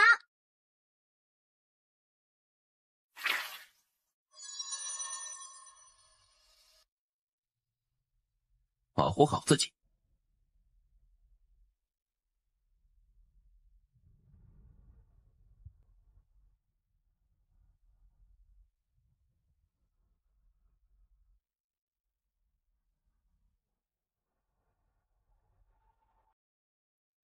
拖住他，等浩玄他们到来。是啊！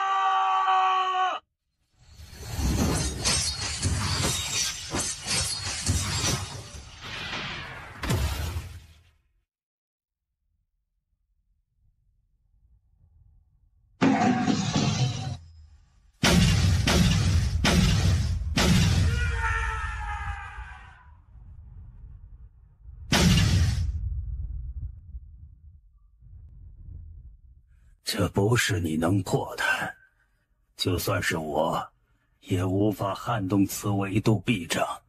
难道就这么眼睁睁看着？汉宗兄，你是体修，你撞一下，没准就撞进去了。我试试。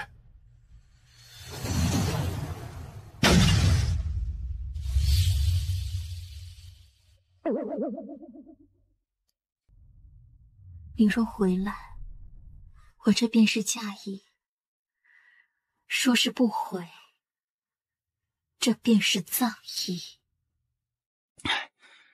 疼啊！疼。大爷，无论如何，不要让这个丫头与我战死在这里。杀！诸位兄弟且退下，我浩轩来打。你继续杀，最强的我来打。这是谁呀？知道我是谁吗？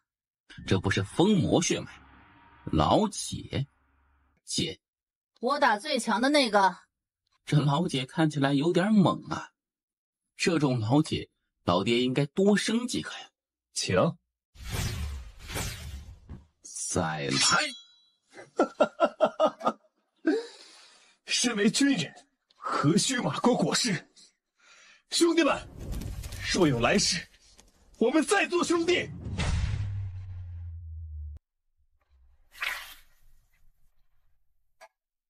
芊芊，我在。这一次，我们可能真的要死在这里了。不怕。哼，诸位，今日是无法活了。既如此，就死得轰轰烈烈些。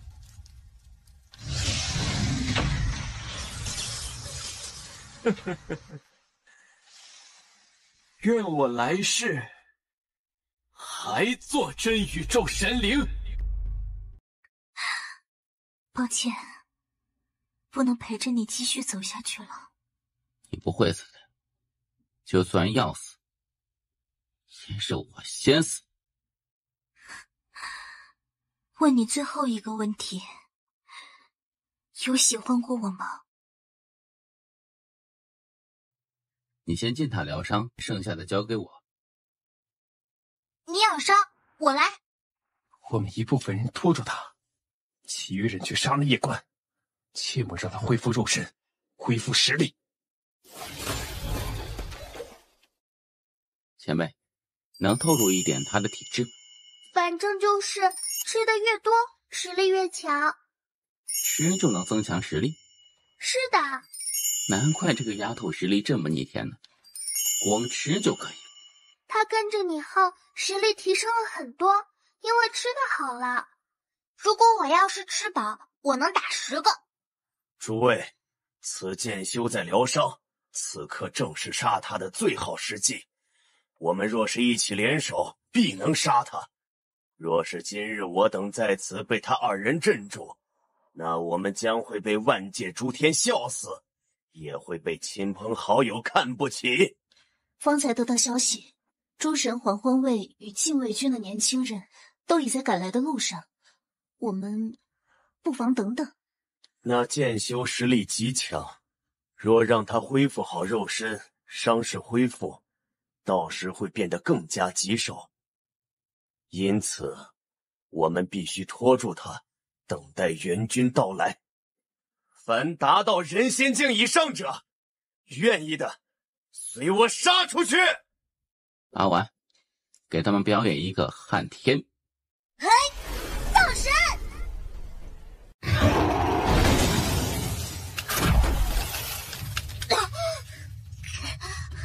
疼！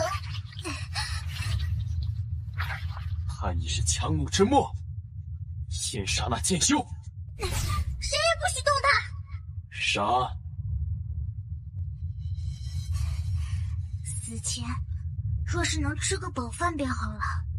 叶关连忙拿出一枚丹药给八丸服下。这个吃不饱。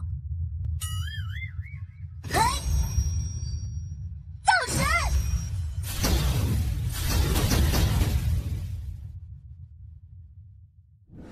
为什么这么帮我？因为你对我好。就因为给你做吃的。是你从来不嫌我吃的多。傻丫头。去，你才傻，笨蛋，大笨蛋。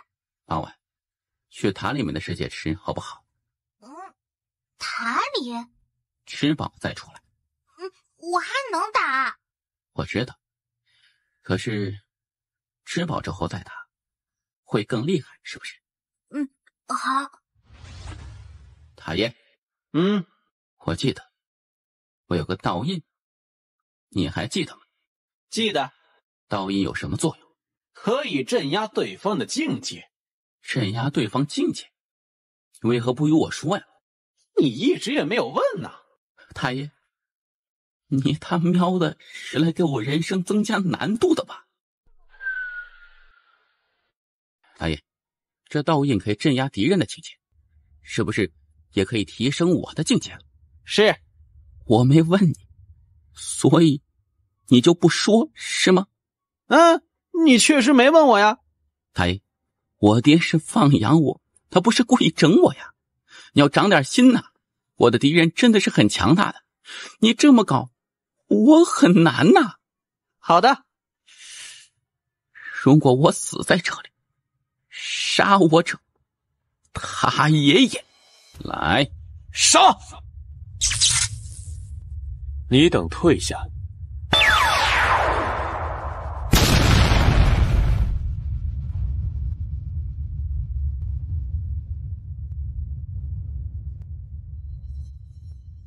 撤！叫姐。姐，怎么称呼？易安。姐，商量个事儿呗。说。你来做官选书院院长，我把塔爷给你，好不好啊？你做。我觉得我难当大任呢，还是你来做吧。你做，我帮你。姐弟齐心，天下无敌。姐，去那什么真神殿看看吧。走。大爷，芊芊现在情况如何了？慢慢在恢复，莫要担心。大爷，我父亲曾经是从这里杀进去的。是，当年小主就是从这里一路杀了过去。那一天，光城门这里便是死了数十万神灵，鲜血汇聚成河，千年未干。让你姐姐小心些，那锦衣男子是一位轮回者。让你姐姐小心些，那锦衣男子是一位轮回者。轮回者？就是前世是一位绝世大佬，这种人转世从修，在初期到中期无比的逆天，几乎属于没有任何瓶颈的那种。当然弊端也大，越往后他们越难提升，而且越往后他们所承受的劫难就越大，双倍的，因为这大道会将他们的潜意识也算进去。但是在前期与中期，他们绝对是无敌的存在。这种算犯规不？不算，因为他转世这一世确实只有这个年纪，岂不与别人相同？姐，最强的我来打。请。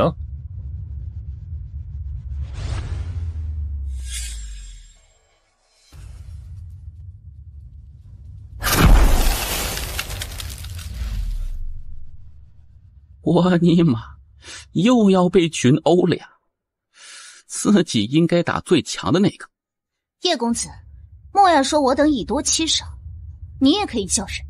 我杨家大家从来不叫人，从来不，除非实在打不过。你是没人叫是吧？我娘说过，1个以下儿子打，1个以上姑姑打。你确定要我教？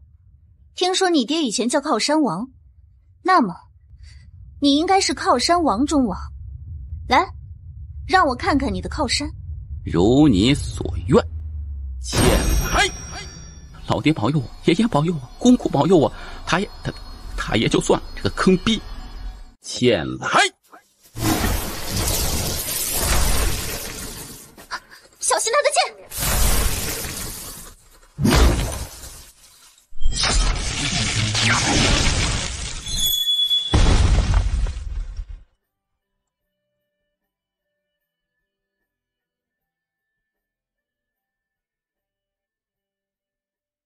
太爷，我到真神殿了，我杀到真神殿了。平心而论，你这不算是杀过来的吧？莫要进去！真宇宙闲坏鬼群，太爷，该你们老一辈上了。你还不跑？跑？他们老一辈出手意味着什么？意味着他们已经拦住阳族的强者。不是，韩前辈他们没有跟过来吗？没有。为什么呀？他们应该是被真宇宙的强者给拦住了。然后呢？然后你完蛋了。说好的年轻一代我打，老一辈的老一辈打呢？他们也确实在打呀，没有骗你啊。玩人呢？现在怎么办呢？太爷，你是不是该表现一下了？哎呀，我就是一个塔，真的。太爷，你是不是该表现一下了？哎呀，我就是一个塔，完犊子了，彻底完犊子了呀！自己和老姐傻乎乎冲进来，现在被包围了，靠塔爷不靠谱，靠自己好像更不靠谱。贤妹，你能出手吗？以后能，现在不能。你要等我死了之后给我收尸吗？既然打不过，那就讲讲道理吧。全宇宙是输不起吗？我没有对你出手，殿内有阵法，你自己撞在阵法上，与我无关。你的剑有点不正常。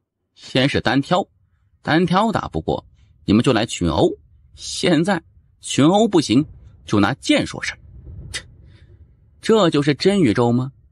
这就是无敌了无数个时代的真宇宙？你拿着这柄剑，你觉得公平吗？我是剑修，不拿剑拿什么呀？那我们群殴又有什么问题呢？没有问题。你们单挑，我真不太好意思拿景道剑，但是你们要群殴，那我可就用得心安理得了。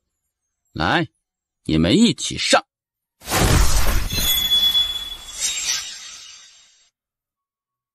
虽然我们双方约定老一辈不能出手，但是不代表你就可以对我们老一辈出手。现在你对我出手，我对你出手，乃是私人恩怨，与真宇宙无关。我操！真宇宙开始摆烂了。你们是真的一点脸都不要了吗？是你先对我出手的。太爷，你看，他们这么欺负人呢，你打他们呢？我就是个辅助，这打架确实不太擅长。老爹，哎，你境界提升后，他没有高你10阶。姑姑，爷爷，自我起，我若有儿女，他们必姓杨，我子子孙孙都姓杨，我是杨家人呐。爷爷，哼，叫爹都没用，还叫爷爷。与大帝硬刚，叶关自然不会那么蠢。做人最重要的是要有自知之明啊。他很清楚，他现在绝对不可能打得过一位大帝的，即使用行道剑也不行。毕竟他现在无法完全驾驭行道剑的力量。他爷不靠谱，老爹不在，姑姑不在，没办法，只能叫爷爷了。好孙子，爷爷来了。他也是碰碰运气，但没有想到这爷爷真的来了。爷爷，爷爷在此。叶关人麻了呀，这爷爷看起来很不靠谱的样子。他现在知道塔爷为何有些太不正经了。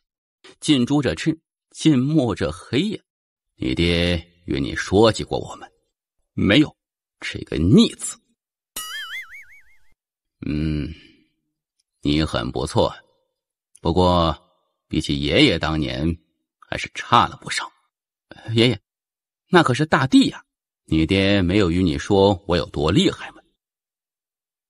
塔爷说你以前放养老爹，说你不配做一个父亲。我操，大哥，你在瞎说什么呀？我何时说过这般话？你不要无中生有啊，会出大命的。我就说我儿子怎么那么叛逆，老是有一些不好的思想。原来是你在教唆我。主人，借我10个胆，我也不敢呀。您这孙子，他坏得很。胡说八道！我看这小子懂事得很嘛，比他爹懂事。小塔，你不要说我孙子坏话啊，不然我就修理你了。阁下，我们爷孙说话，你多什么嘴？我爷爷这么屌的？不用震惊，所谓大帝不过蝼蚁而已。又来个装逼王，这是行道剑，很厉害的。厉害什么？就一把破剑。怎么，你要跟我单挑吗？来，让我修理修理你。更不要脸！你想以大欺剑？叶关愣住，他还是第一次见到行道剑认怂。看来自己这个爷爷比自己想的还要强大呀。叶关眼珠转了转，得拍马屁呀，得让爷爷把这逼装的舒坦了。爷爷，那可是大帝呀，你竟然将大帝给秒杀了！天哪，爷爷，你实在是太牛逼了！你这小家伙不要拍马屁，爷爷不吃这套。大帝在我心中这宛如神一般存在啊，然而在爷爷面前却连还手之力都没有。爷爷，我给你丢脸了，你也莫要气馁嘛，毕竟你现在还很年轻，我在你这个年纪时候可还是远远我在你这个年纪时，虽然也比你厉害了不少，但是也正常啊。毕竟，你爷爷我可是10000年难得一出的绝世天才。哼，要不是我当年跟着你，还真被你忽悠了。有一说一，杨家3代天赋最屌的绝对是叶关，当爹与当爷爷的属于拍马都赶不上了。而且青山剑主那不是一般的惨，天天被追着打，头都快被打没了呀。爷爷，我有些好奇，似你这等绝世强者，本该名扬万界诸天的呀，为何我从来未听说过你啊？你没有听说过我，是因为我那一代，我的敌人都已经被我杀完了。问你一个问题啊，老实回答我。爷爷问，你方才说自你起，以后后代都姓杨，想来你知道我与你爹之间的一些事情。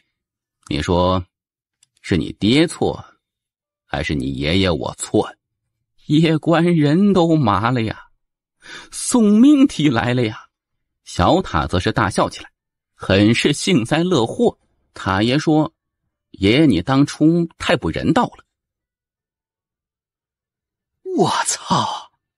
但我觉得作为男人吃点苦受点难没有错，不过我觉得塔爷说的也很对，放养是没错的，但是不能无脑放养啊。毕竟敌人太强大，无脑放养谁也顶不住呢。这些都是塔爷说的啊，我觉得还是有点道理的。小塔，你承受了所有。这是你自己的想法吧？爷爷，我们是一家人，既然是一家人，那就不说两家话。老实说，放养是没有错的，毕竟从底层慢慢起来，心性与毅力都会得到锻炼，未来成就也会更大。就比如爷爷你吧，爷爷你能够走到今天，想来当年肯定也没少吃过苦，对吧？是的，爷爷放养老爹，初衷肯定是好的。爷爷希望老爹能够走到爷爷这个高度，这一点肯定是没有错的。但是啊，爷爷也应该注意一点，那就是父子之情。爷爷应该很少和老爹聚在一起，像我们爷孙这般交心聊聊吧。其实我觉得老爹肯定是没有怪过爷爷放养他，他真正怪的是他从小到大都没有感受过父爱呀，这才是他真正在意的。老爹一路走来怕吃苦吗？肯定不怕吃苦，但是爷爷却从未在他身边陪伴过他。爷爷也是被放养的？是的，我们的家族就这么变态的吗？一代放养一代？你说是你爹错，还是你爷爷我错？我觉得陪伴是最重要的。在此之前，我与爷爷素不相识，对爷爷根本没有任何感情可言，只觉得就是一个称呼。但此刻我有难，爷爷出手相助，这让我感受到了亲情。因此爷爷就不再是一个称呼，而是一种亲情，血浓于水的亲情。所以我觉得我们爷孙以后啊，可以多交流一下感情。爷爷，你留下一个联系方式可好？你这小家伙呀，你放心，你好歹是我孙子，我岂会让别人以大欺小你？这时一门剑技适合你修炼，斩天拔剑术。我要走了。爷爷，等，我们再聊聊嘛。说着他拉着青山男子就朝远处真神殿走去。退下！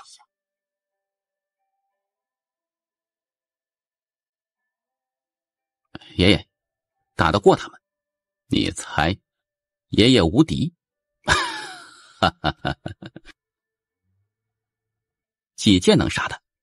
我知道你在打什么鬼主意，但我告诉你，这个女人很不简单，而且也确实是一个很了不起的神灵。当然，如果她敢出手以大欺小你，爷爷自会出面的。那时我可不会管什么别的，谁都别想动我孙子。青山男子的话让叶关顿时大为感动，这爷爷他认了，祖上还有什么能忍，我都认呐。你的起步很高，因此就更需要稳住，许多事情还得你自己面对，毕竟你的路只能你自己走，明白吗？你的路只能你自己走，明白吗？自己走得分情况，刚才那种情况就万万不能自己走啊！你这小家伙，你这心思比你爹还多啊！到了一定程度，是不是对芸芸众生所有一切都会看得比较淡呢？确实会这样。你觉得大地很强是吧？叶关点头，大地确实很离谱，即使他拥有行道剑，也绝对不是对方的对手。此人在这片宇宙也算是最顶级强者，但在我眼中亦不过如蝼蚁一般，若非他以大欺小你，他根本不会让我有任何出手的兴趣。爷爷是在装逼吗？修道如饮水，冷暖为自知。人生需要一个过程，这个过程得自己去经历。就如你自官选走到此处，实力也提升了不少吧？是，若是一开始我就替你出手，你会有提升吗？悲欢离合，喜怒哀乐，都得经历一番。若不经历分别，就不会有重逢的喜悦；若不经历死亡，就不会知道生命之可贵。简单来说，只要不被打死，就应该多吃点苦，多受点难，这样成长的才快。叶关无语啊，他发现这爷爷年轻的时候可能受过什么刺激，可能是童年不幸，有心理阴影，或者心理扭曲，而他现在明白老爹为何跟爷爷有点不太对头了。只要是自己爹，自己都不想认呐，太离谱了。我当年放养你爹，初衷虽是好意，但方式却是过于极端，因为有些事情却不该由他来扛，这也是我较为后悔的事情。还有机会补救啊！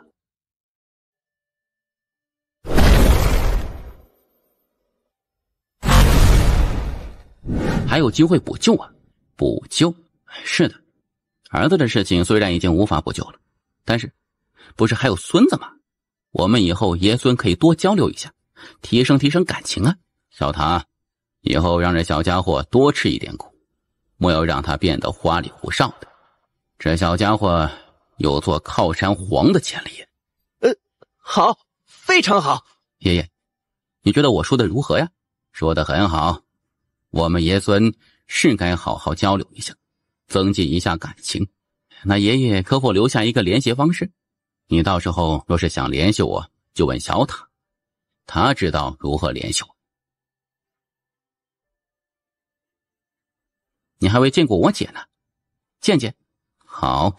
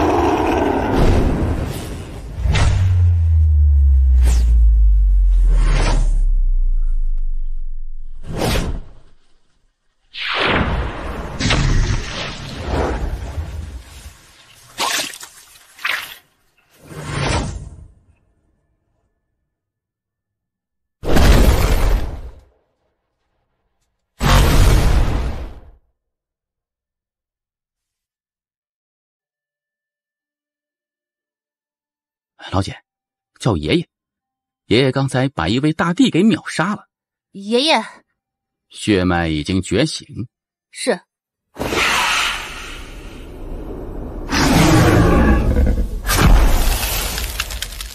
我将你的血脉之力提升了一下，至于最终能够提升到何种程度，看你自己。多谢。你对我好像有些不满呢。不敢。作为我杨家之人，若是心中有不满，尽可直说。你爷爷我不是那种小气的人。借玉塔说，爷爷曾经不管老爹死活，以至于老爹过得极惨。可是当真？此塔有些落后，我帮你改造改造，让你用着舒服一些。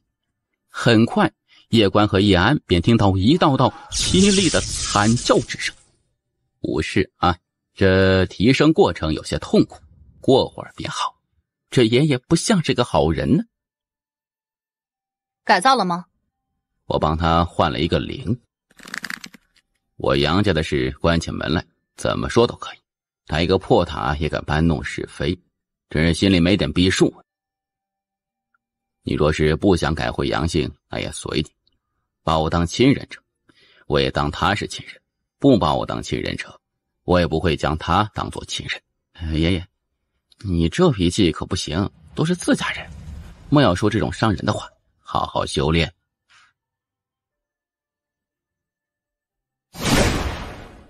得，你们脾气都大，一个比一个大，自己这又当孙子又当弟弟的，太他妈难了。怎么样？闹了一点小小不愉快。跟孙子辈也能闹脾气，也就你了。走吧。这爷爷是真的走了。你不走吗？前辈，去何处？真神界。真神界？是的，那是真神曾经出生的地方，在那里有一个规矩，不得动武。不得动武？去那个地方，真宇宙的神灵会投鼠忌器，你可以为自己得到一点发育的机会。真神界吗？是的，那个地方在真宇宙神灵心中是一个非常神圣的地方，他们不会在那里动手，因此你去那里暂时会安全。前辈，你是真宇宙的吗？你猜呀？我猜个锤子，我猜。南辰大帝，方才那青衫男子，我担心阴神他们已经在赶回来的途中。前辈，这是神之墓地。真神死了吗？他没死，这里躺着的是当年追随他的那批神灵，那批神灵当年战死，于是他建立了一个世界来埋葬他们。当年真神是在与谁打呀？很多，比如青帝、博天族、神道一脉、宇宙劫，这三方势力算是当时真宇宙面对的最强势力。前辈能否说说这博天族和神道一脉，还有宇宙劫？你确实也该知道这些了。先说说这博天族，这博天族是一个极其可怕的种族，他们的博天血脉霸道无比，可以压制几乎所有的血脉，当然得除了你们家的风魔血脉。那现在是风魔血脉强，还是这博天血脉强啊？如果是你爹与你爷爷出面，肯定是风魔血脉强，但如果是你出面，你懂的。我他妈真的是家族最弱的呀！我他妈真的是家族最弱的呀！说说这宇宙劫，其实每一片宇宙都会出现这种劫，一劫便是一轮回。不过真宇宙的劫非常非常恐怖，因为真神不断在压制，而他每一次压制过后，那宇宙劫虽然暂时不会出现，但却会越来越强，有点类似堵洪水一般，压一次它就会变得越强，而它已经压了上百万次。就不能直接毁灭掉吗？毁不掉的，那宇宙劫乃是道的规律，能镇压都已经是非常逆天了，想毁掉根本不可能，而且也没有办法毁掉，因为这个劫因芸芸众生而起，毁掉这个劫就相当于毁掉芸芸众生。前辈，何为道的规律啊？一阴一阳谓之道，道是气的运化及其运化规律，阴气与阳气的运化及其规律就是道。这听起来有一点点复杂呀。简单一点来说，世上虽然有万事万物以及芸芸众生，看起来繁杂，但总的来讲无非是一阴一阳的运化而已。再简单一点来说，就是有生必有死，生死之道就是道的一种规律，宇宙诞生也会有灭亡，这也是道的一种规律。而真神，他不是在为自己逆天改命，他是在为整个真宇宙逆天改命。按照道的规律，真宇宙在无数年前就应该要毁灭重启的，但他硬生生压住了宇宙劫。其实相比宇宙劫，更可怕的还是神道一脉的大道比主人，此人才是最为可怕的。大道比主人，一位真正的得道者，不仅得道，还能够驾驭道。如果要形容他，只能说相当牛叉。前辈，这驾驭道是？道是客观存在的，道的运化使万物跟着运化，他不偏袒谁，在道面前众生平等。但是大道比主人就不同，他能够驾驭道，他是有意识的去催动道，使万物跟着他的想法去运动。简单来说，道本身是没有欲望的，但催动他的人若有欲望，那么道就会变成一种工具，凌驾于奴役众生的工具。大道比主人就是干这种事情的，而这种事情是不太道德的。我明白了。真神与真宇宙而言自然是极好的，但是对其他的宇宙而言肯定是非常坏的。这世界每个人都有每个人的立场，因此对你而言，提升实力是最重要的。实力够强大，你的立场就会变成别人的立场，反之你就得去臣服别人的立场。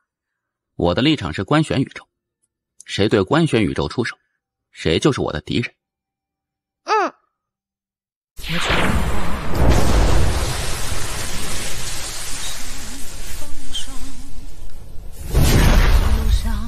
追逐我梦想，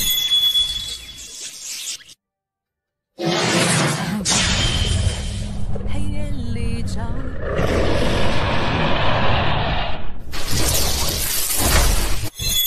曙光，年少的热血。放肆！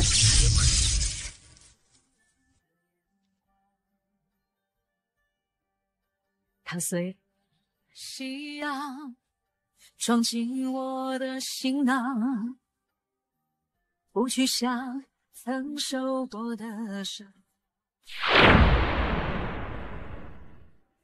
前辈，你确定他们不敢在这里动手吗？不太敢确定。前辈，现在怎么办呢？你随意。你体内那神秘人是谁？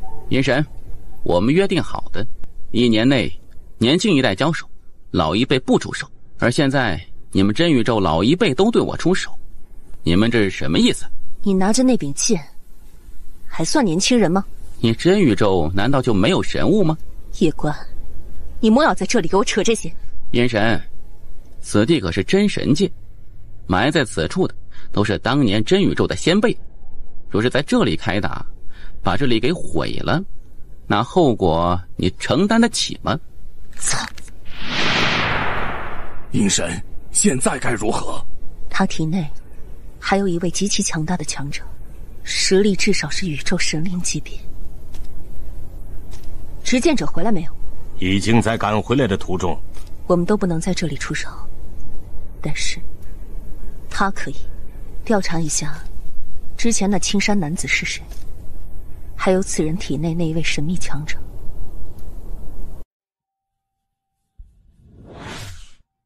前辈，你打得过真神吗？我秒杀真神。这么牛？在一个特殊的地方，莫说真神，你爹与你爷爷还有你姑姑加在一起都不是我的对手。啊？在哪里啊？梦里。梦里？你在这跟我扯犊子呢？还梦里？在我梦里，我也能把我爹跟我爷爷给秒了，还用你说呀？简直是无了个大雨啊！他发现现在这神秘女子前辈越来越难搞了。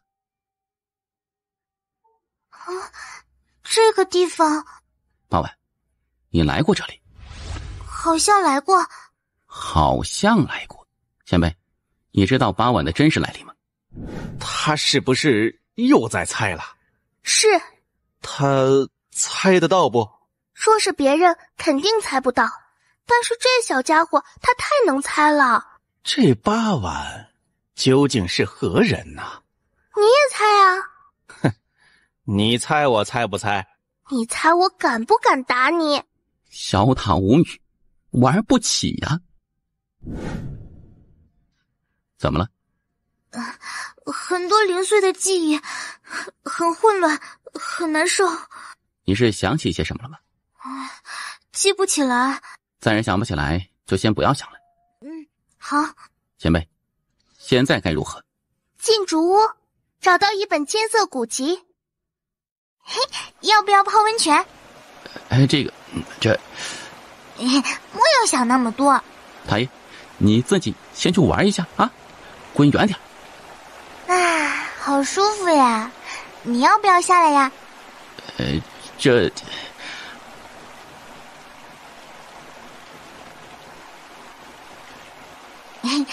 的很舒服呢，我帮你脱。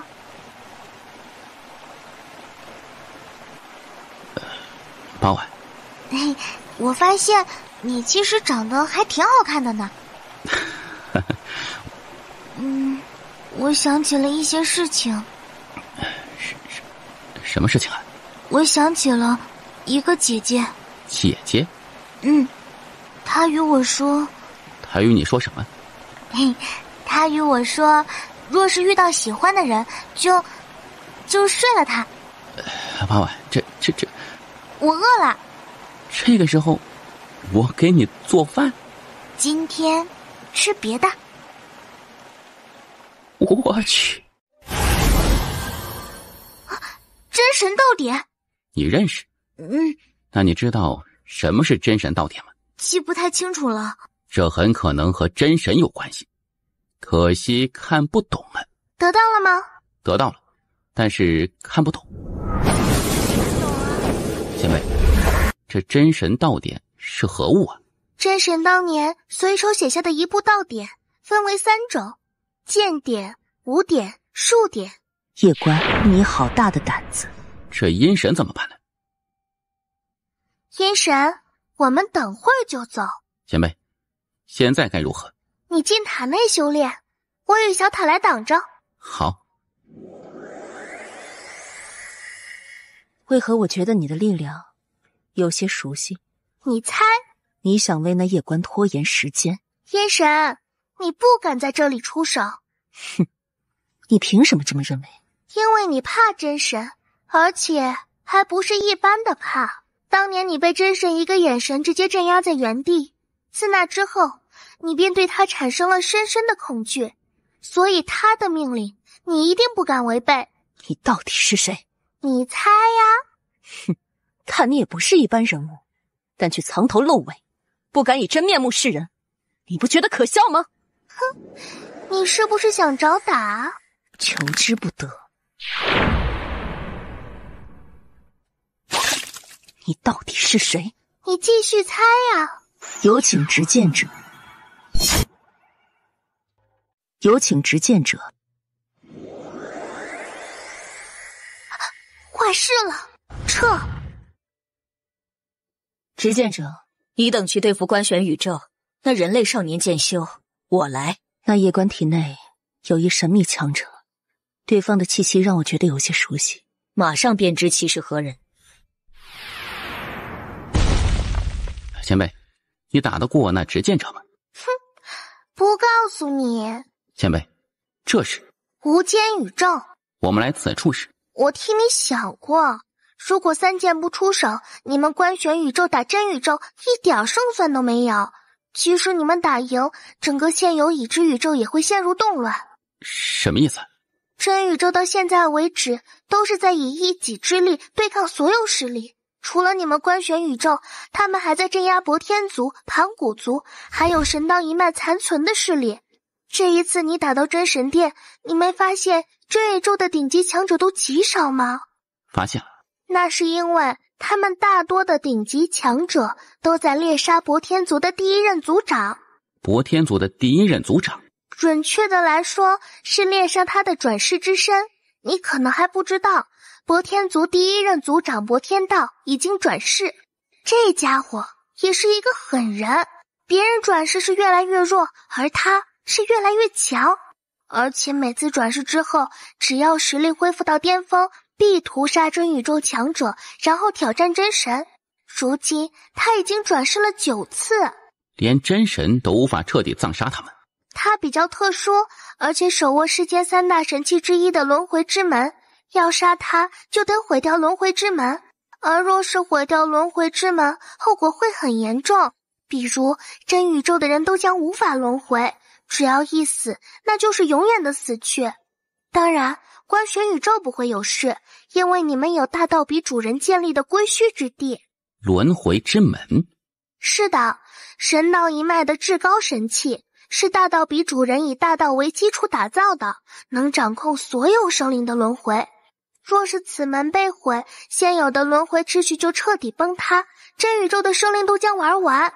如果你们观玄宇宙没有归墟之地，也会跟着一起完蛋。因为一旦轮回之门彻底破碎，就意味着不会再有新的生命出现。以真神的实力，难道不能重新建立一个轮回秩序吗？以真神的实力，难道不能重新建立一个轮回秩序吗？自然是能的。至于他为何没有建立，我倒也不是特别清楚。建立新的轮回，就得牺牲一代生灵，他不忍，所以没有弄。阿婉，你不要跟我说你就是真神，这玩笑可开不得呀。记不太清楚了。你别这样啊。这八婉要是真神，那可咋整啊？前辈，轮回之门如此重要，那博天族族长岂不是能够要挟所有宇宙生灵啊？他曾经就是那么做的。当年的博天族一统着整个博天宇宙，他们也是在吸别的宇宙的血，而且暴力程度是你无法想象的。你知道他们博天血脉为何那般强悍吗？因为他们不断的在寻找特殊的血脉之源，然后吞噬。当年那片宇宙有无数的特殊血脉种族，然而都被他们吞噬了。唉，茫茫宇宙其实就是强者为尊，强者的一方可以任意妄为的对弱者欺凌与索取，这是宇宙间永恒不变的铁律。吞噬血脉？是的，你的血脉也可以吞噬别的血脉，不过没有必要了。你祖辈太强，以一己之力强行逆天改命，你们家的血脉完全不用去靠吞噬别人血脉来增强。懂了。神道一脉当年也是奴役诸天万界，大道比主人更是想掌控芸芸众生所有生灵的命运。他想创造出一套全新的秩序，万物万灵必须要按照他的意志与想法来运行。他确实也厉害，我也不能说他的想法就是错的，毕竟最开始的秩序就是他先创立的，而且他也没干过什么恶事。但你若是遇到他，可得小心些。此人能够驾驭大道为己所用，知晓天地运行规则，很会算计。好的。这次让你来此地，一是为避祸，此地乃青帝地界。青帝当年虽然被真神镇杀，但其青帝意志却依旧存在。那执剑者来此，必有所忌惮。二是看看能不能得青帝道统，或者结交青帝后人。他不惧青帝意志。你认识？他不惧青帝意志。前辈，他不怕青帝意志，现在该如何呀？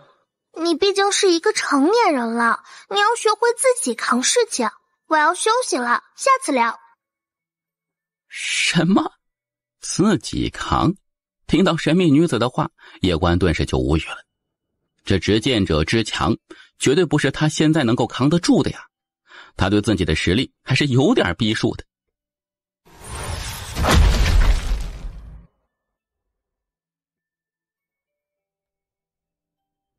哈哈哈哈哈！已经很久没有你这种级别强者踏入无间宇宙的大地了。今来此，只为一人。晚辈叶关见过前辈。真是江山代有人才出啊！前辈，给您添麻烦了。哈哈哈，小友居然能够让这位执剑者姑娘亲自来追杀你，看来你的来历很不简单呐。我这就走。小友是误会我的意思了。小友来自官玄宇宙，而官玄宇宙如今一直在对抗真宇宙，就为此，今日我也要保一保小友。装逼找存在感吗？死就死干净点儿，留一缕意志在世间，何用？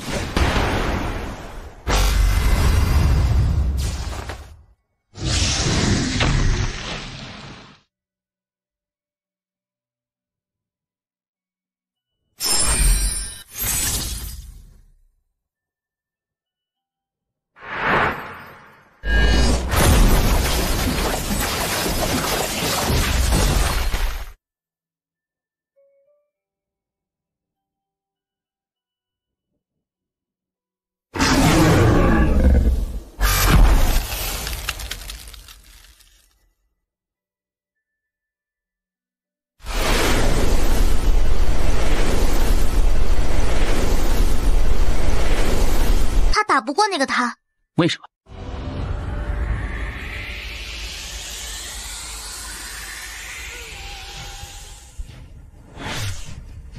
他打不过那个他。为什么？本体若在，能打过他，而如今他不过是一缕意志，一缕意志根本阻挡不了他。前辈，我没有想到这执剑者的实力提升得如此恐怖，抱歉。前辈，还请带我回关玄。可能已经来不及了。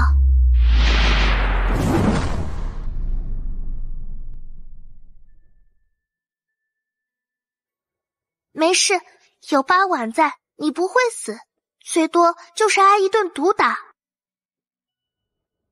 小友，抱歉了。前辈，是我给您添麻烦了。小友，可愿获我传承？愿。前辈，这是自然神树，此树与无间宇宙一同诞生，是无间宇宙的树祖，曾庇佑百万族无数万年，后追随于我。如今我替他重新寻一位新的主人，希望你善待他。是。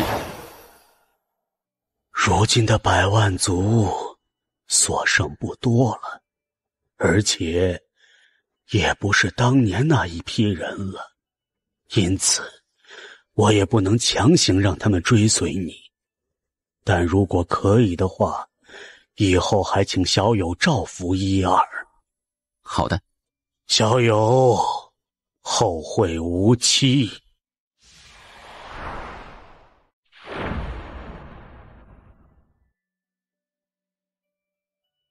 慈静，许久不见。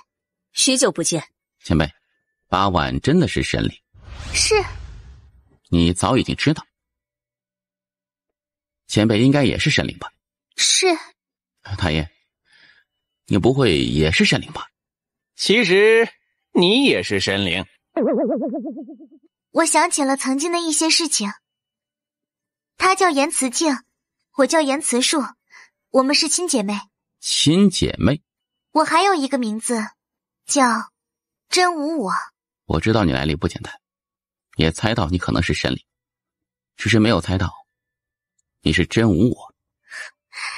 若是不恢复记忆，该多好呢。前辈，这是你设的局吗？我是让你去得那本无敌全经，没有让你勾搭人家，更没有让你去跟人家睡觉。事情发展到这里，我也很意外。你说你干嘛要跟人家睡觉？现在怎么办？回关玄宇宙去。你呢？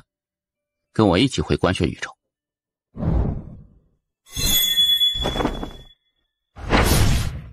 哼，慈静，你还是那个脾气，一言不合就喜欢打。你要让他回去。你知道他是我们的敌人吗？慈静，这么多年来没有见面，一见面就要如此针锋相对吗？你体内那家伙他现在打不过慈静，所以待会儿我将送你。你呢？我是真宇宙的。所以，今日分别之后，下次见面，我们就是敌人吗？八万，跟我走。你与他，大姐不是说过吗？若是遇到喜欢的，就上呗。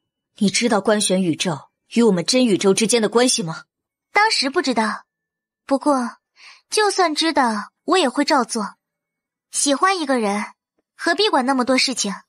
你今日是非要保他？慈静，你杀不了他。那就试试。前辈，你认识真神？认识。熟吗？一起睡过觉。纯洁的那种吗？小塔，我真的要打你了。我知道你很好奇我与八婉还有真神的关系，但我不太想说曾经那些事情。前辈不想说，那我不勉强。不过，有一事我想问问前辈，前辈应该知道官选宇宙和真宇宙之间的恩怨，但前辈还是跟着我，所以前辈是想与我们官选宇宙一起对抗真宇宙吗？这事情很复杂，我也无法与你说清楚。总之，我对你与官选宇宙没有恶意，至于跟着你是有别的原因。与真神还睡过觉，这神秘女子前辈很不简单呢。我不想与你打，今日我非杀他不可。不行。还记得这道疤痕吗？当年于石村时，你差点被外人打死，是我护住你，替你挡了一刀，而我差点脑袋搬家，你记得吗？妖城驿站，你被大妖重伤，我背着你跑了3天3夜回石村。那一次，我双腿被迫锯掉，在床上躺了整整3月，差点死去，你还记得吗？与博天族一战，你被12位巅峰大帝围攻，我为了救你，强行杀入博天族。那一战，我肉身被打碎，灵魂重伤，昏迷了足足100年才醒来，你还记得吗？都记得，我都记得。曾经我为你可以牺牲掉自己的命，而现在你却为一个男人不惜与我动手。好，真的很好。来，你杀我呀！来啊，我绝不反抗。慈静，你对我的好，我从未忘记过。在我心中，你一直是我最亲的人，我永远都记得在石村，凡有吃的，你都先给我吃。那个时候，日子虽苦，但真的很开心呢。可惜，再也回不去石村了。八婉，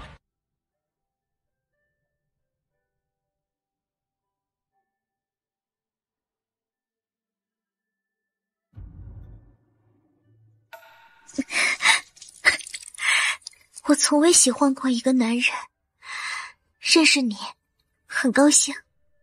可是对不起，我不能帮你一起打真宇宙，因为他们都是我的至亲。可我也不能帮着他们打你，因为你是我的挚爱。真想再吃一次你做的饭。为什么？为什么？前辈，就不行，他自己的选择根本无法救。他实力很强，他自己想死，外人根本无法相救。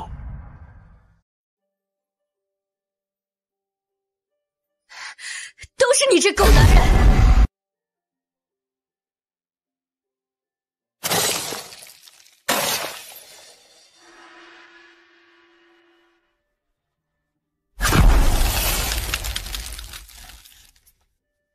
是你，慈静，你是一点都没有变，你也要帮他。我知道，不管是慈硕还是你，都在因为石村当年的事情怪大姐，我也怪他。那事发生之后，我也打他，也骂他。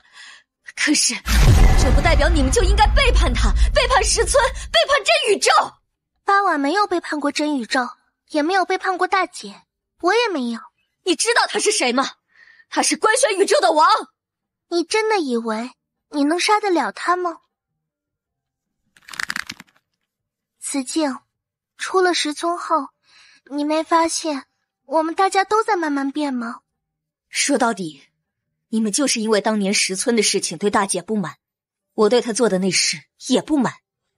可回过头来想，我们若是在她那个位置，该如何？大姐她还有别的选择吗？她没有。如果她那么做是为了自己，我一定会不惜一切代价杀她。可是，她是为了自己吗？她是为了让石村更多的人活着。是她救了我们所有人，而我们却还在埋怨她。但她从来没有说过什么，也没有解释过什么，从来没有。我没有恨她，我知道她是为了我们，只是我觉得我们后来所作所为不对。可我觉得很对。这个世道没有强大的实力，终究是要任人欺凌的。就如我们在石村一般，当年与博天族一战，输的若是我们，你猜我们的人会被如何对待？与神道一脉一战，若是我们输，我们又该如何？还有与青帝一战，与盘武界一战，与宇宙劫一战。可你不觉得我们后来所作所为与当年对待我们的那些大妖一样吗？远征军所过之处，寸草不留。我曾经觉得命运不公，我们愤怒，可是后来我才发现，我们愤怒不是因为不公，而是因为我们自己处在不公平的不利位置。我们不是想要消灭这种不公，而是想要让自己处在不公平中的有利位置，然后去对别人不公。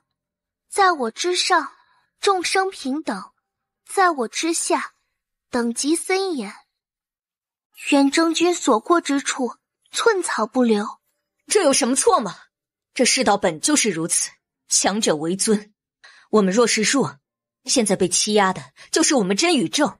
那时，你的敌人难道会来与你讲道理？不要天真了，好吗？我从未说过你与大姐做错了，我只是不想再带着真宇宙的军队到处屠戮，仅此而已。你是不是也跟这个狗男人睡觉了？你他妈的会不会聊天？慈树比你豪爽多了，睡了就是睡了，有什么不能说的？睡不睡关你屁事！你根本配不上八丸与他，若不是你命生的好，你什么也不是。给我3年时间，我必打败你。给你300年，1年，就1年。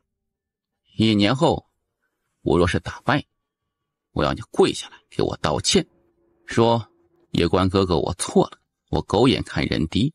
我若是做不到，我给你跪下，我给你道歉，并且承认你说的没错，我就是一个废物。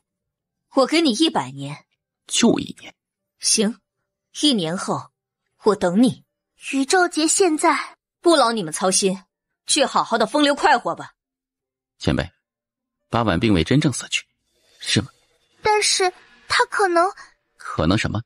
他于3000大道之外独开一道，这一道就是忘我道。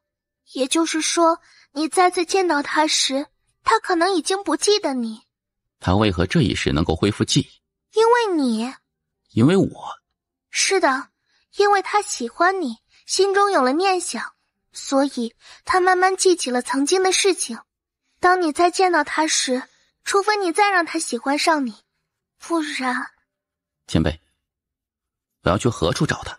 前辈，我要去何处找他？不知道。有个家伙可能知道。谁？大道比主人。让他来见我。大道比主人可能不会鸟你。那我去见他。怎么？我可以说实话吗？说。这大道比主人很厉害。你看到八丸与那执剑者了吧？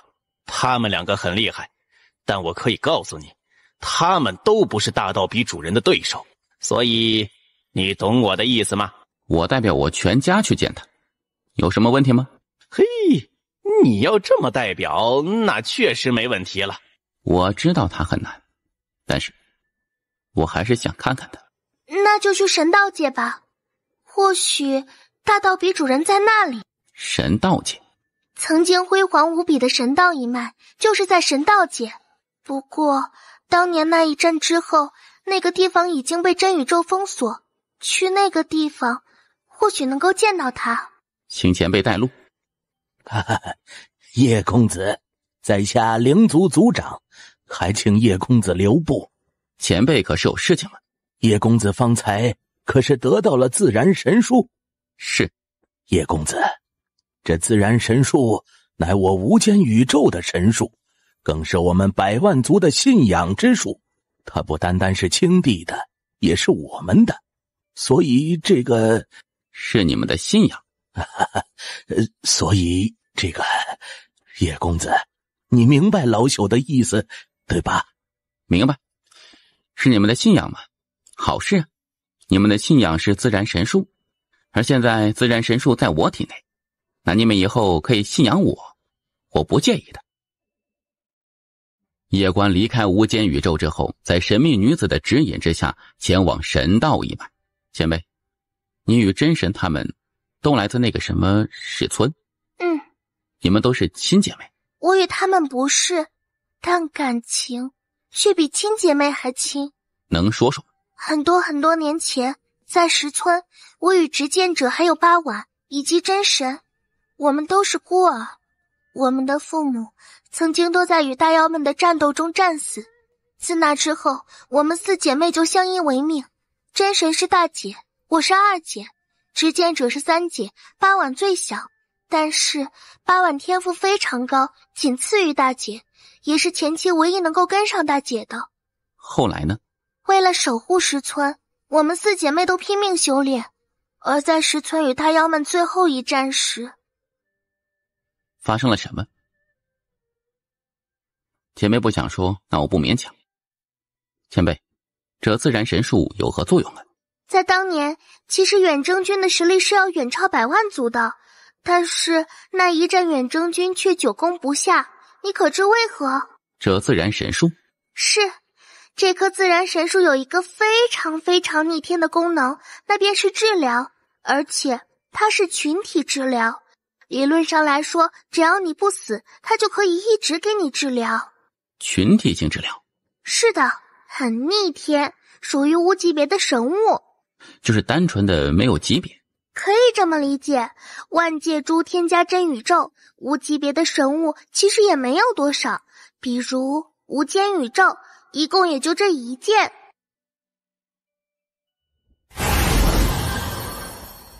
这是自然神术的自然之力，这种力量可以说是无间宇宙最原始的力量。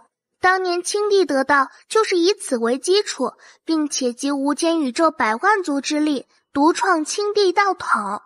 可他还是败给你大姐了。青帝确实是一个很了不起的人物，整个真宇宙也只有大姐能够稳胜他，而除大姐外，还有一位能够与他抗衡。谁？你猜？不会就是前辈你吧？你真聪明，你真聪明。你不会觉得我不厉害吧？执剑者面对你，他好像一点都不怕你啊。他就是那个臭脾气，别说见到我，见到大姐他都是那样。他这个家伙脾气臭，脑子不是特别灵光，不过很讲义气，属于那种有事真敢献上的那种。真宇宙有什么无级别的神物吗？有几件。都是一些什么呀？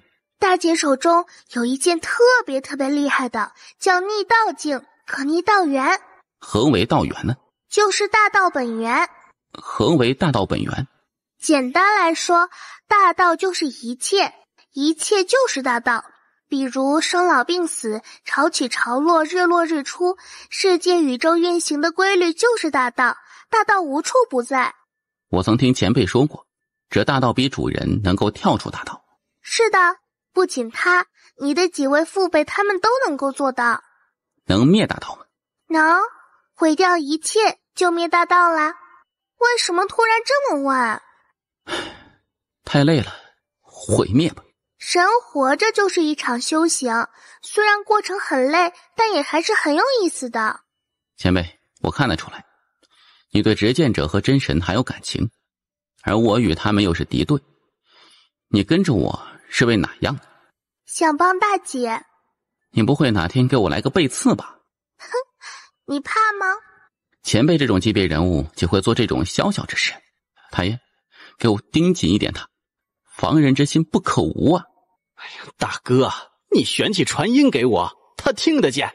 嘿嘿，你等着吧，我到时候背刺你，你喜欢从前面还是后面？前辈，我也没有办法替你寻到那位8万姑娘，3000大道归我管，但是她于3000大道外独开一道，那一道不归我管，因此我无法去寻她。不过你若有岁月镜，便可通过此镜找到她。岁月镜？是的，此镜可照岁月，拥有世间最强的岁月之力。岁月镜在何处啊？在岁月界。你若是想得此镜，可得快了，因为想得此镜者可不止你。多谢。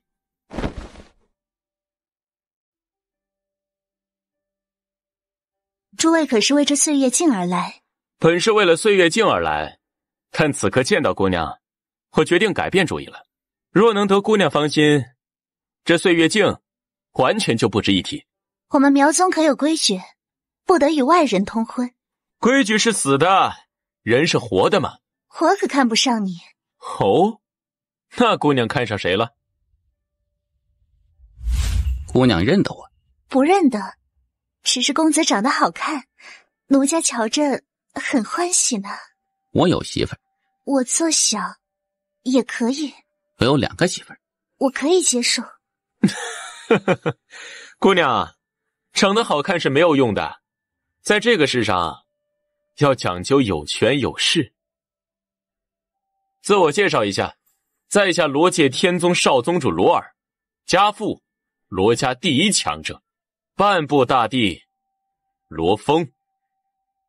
并非刻意显摆装叉，家父虽然是半步大帝，但我罗家一直都是非常低调的。不知阁下父亲是？叶璇。什么境界？没有境界。原来是小瘪三啊！这家伙居然没有听过父亲大名，不应该呀。你说人间剑主，他应该就知道了。你不认识叶璇？不认识。那你好勇啊！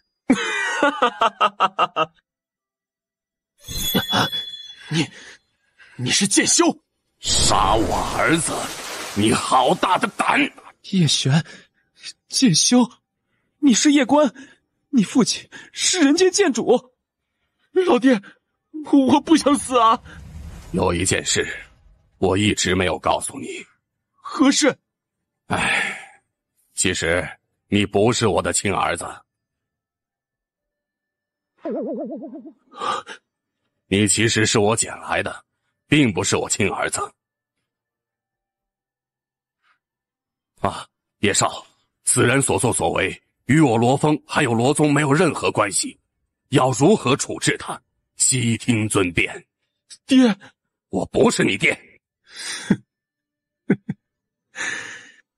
爹，我知道我惹祸了，你与我说一声，这事我可以自己扛的。你真的没有必要如此的。我真不是你爹。你走吧。为什么？改变主意了。叶公子，感谢今日不杀之恩，此恩此情，来日我必报，必报。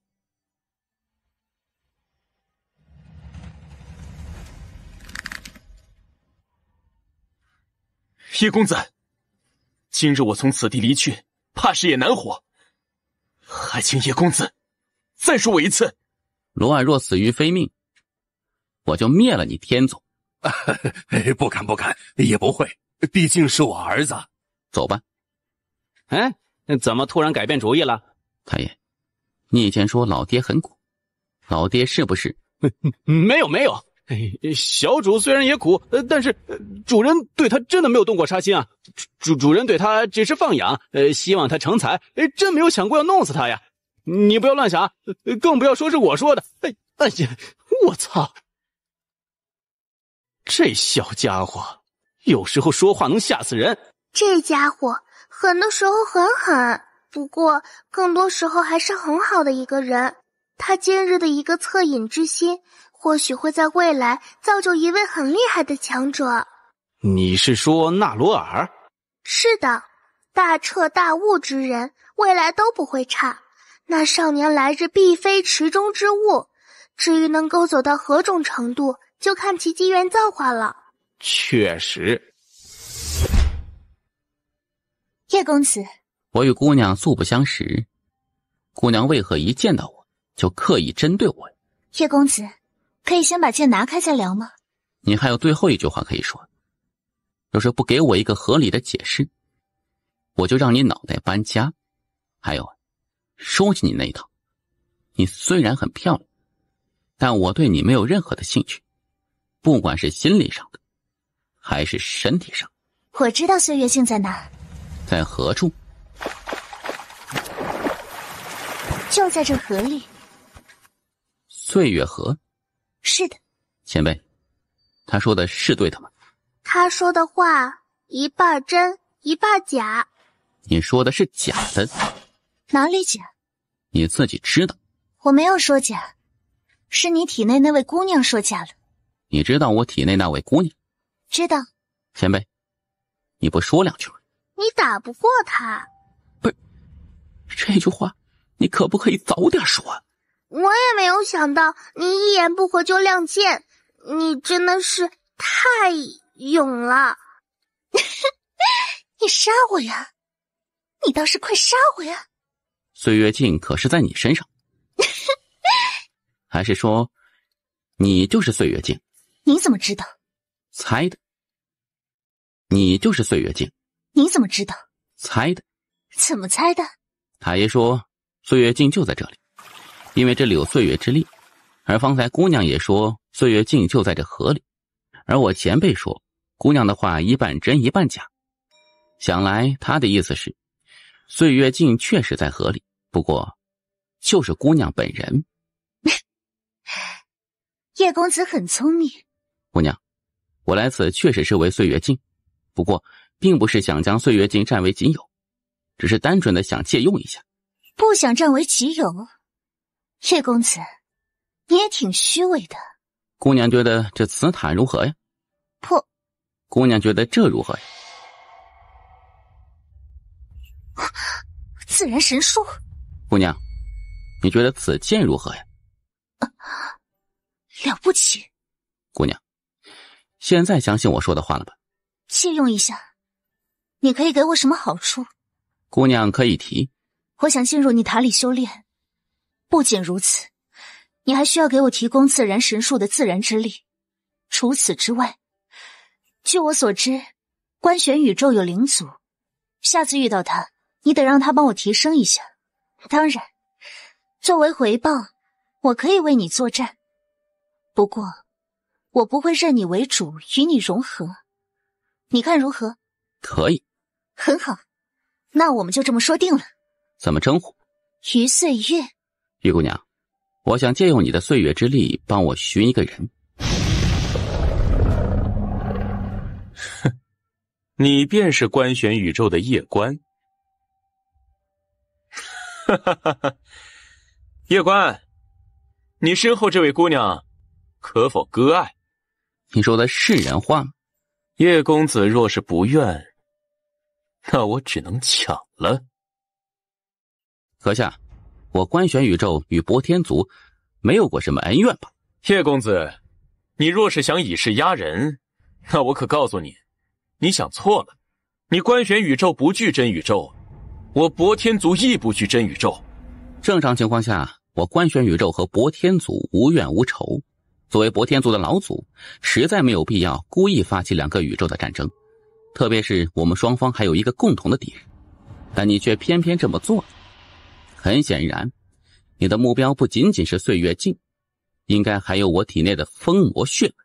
你虽然弱得跟鸡一样，但你这智商当真了得。你确定要挑起我们双方宇宙之间的战争？叶公子，我知道你官选宇宙很能打，不过这次吓不到我博天族。我博天族在与真宇宙大战时，你们官选宇宙没出现。小心！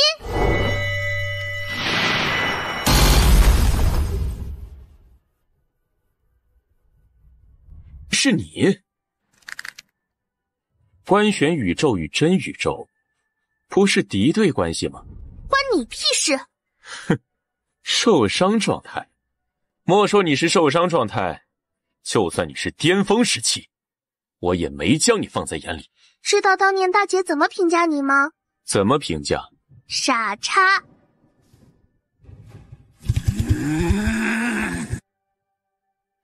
别生气，他确实就是这么说的。你若是不服，可以去找他单挑啊。他一个时代无敌，不代表他永远就无敌。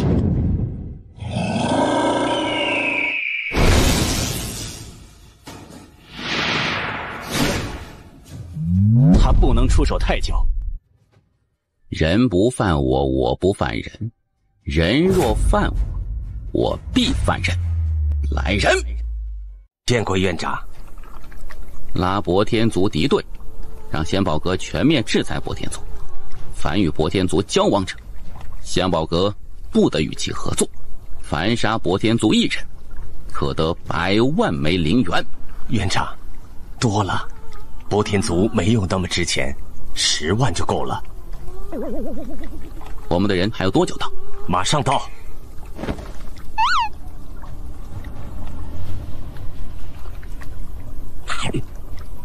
二丫姑娘，打架呀！来，保护这个孙子。孙子！叶关脸庞一阵抽搐，心中万匹马在奔腾而过呀。小白飞到叶关肩膀上，小爪子轻轻抚摸叶关的脑袋。叶关一脸无语。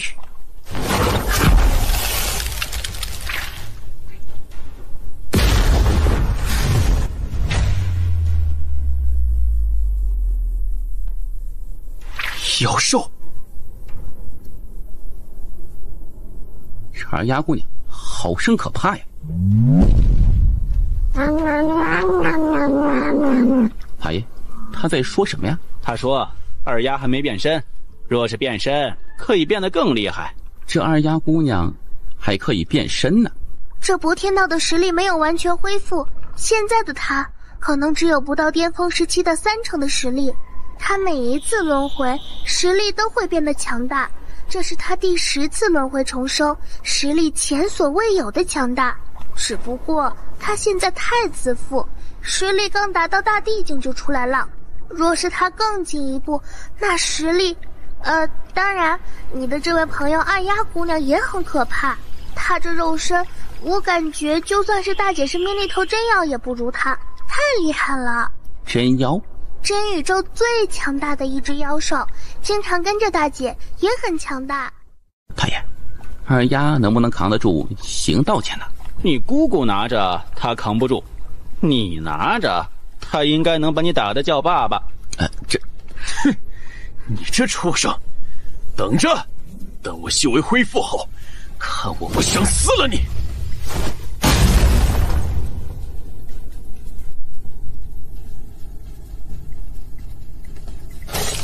去博天族，你打老的，我打小的，敢不敢？敢？什么？自己打老的？哼，孙子有种！走，干翻博天族！你真的要与博天族开战？前辈，是不是觉得我很冲动？你自己觉得呢？从大局来看，有真宇宙在面前，官选宇宙实在不适合再另树他地了。最理想的应该是官选宇宙与博天宇宙联手一起对抗真宇宙。可你也看到了，并非是我要输敌，而是博天族要与我们官选宇宙为敌。我身为官选宇宙院长，博天族族长却对我追杀，想吞噬我血脉。他们这是根本就没有将我们官选宇宙放在眼里。从个人来看，人不犯我，我不犯人。既然博天族犯我，那就打呗，没什么好说的。这个博天族族长很自负，除大姐外，他基本不把任何人放在眼里。看出来了，小心些。虽然博天族如今已不如巅峰时期，但也不弱。明白。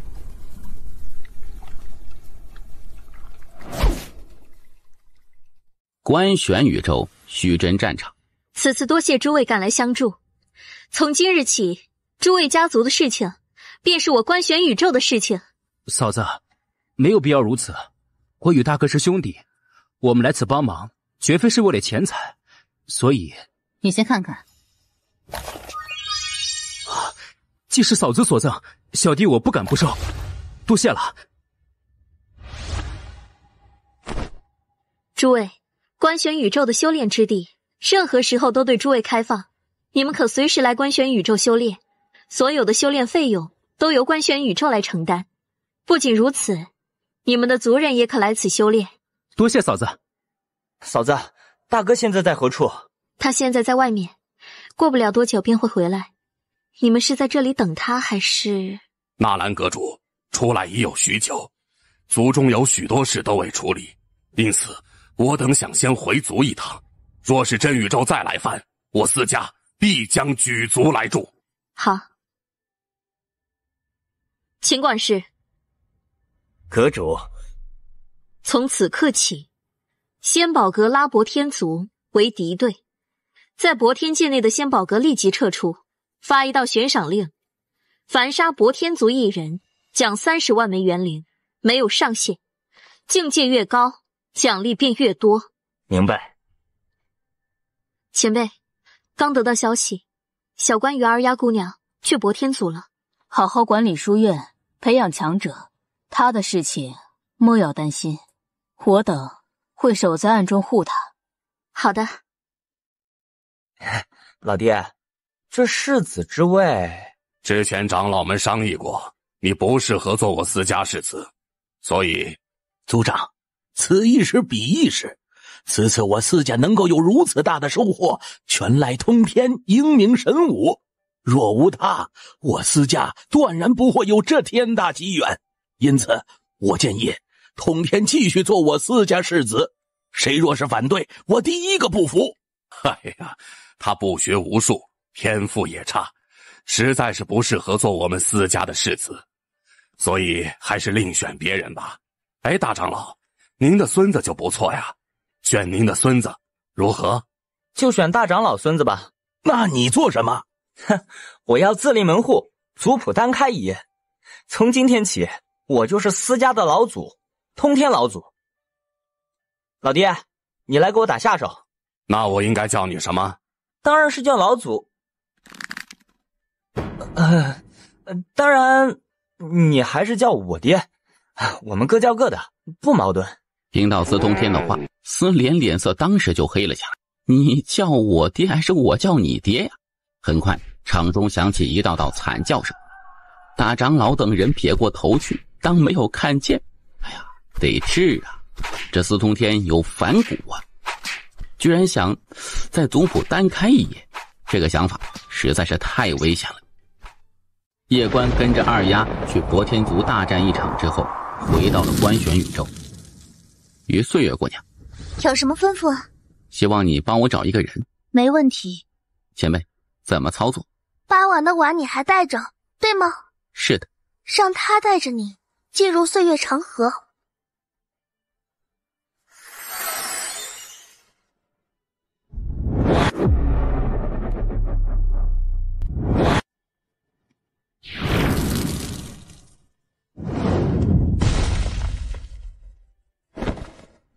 前辈，这有人在保护他。谁？大姐。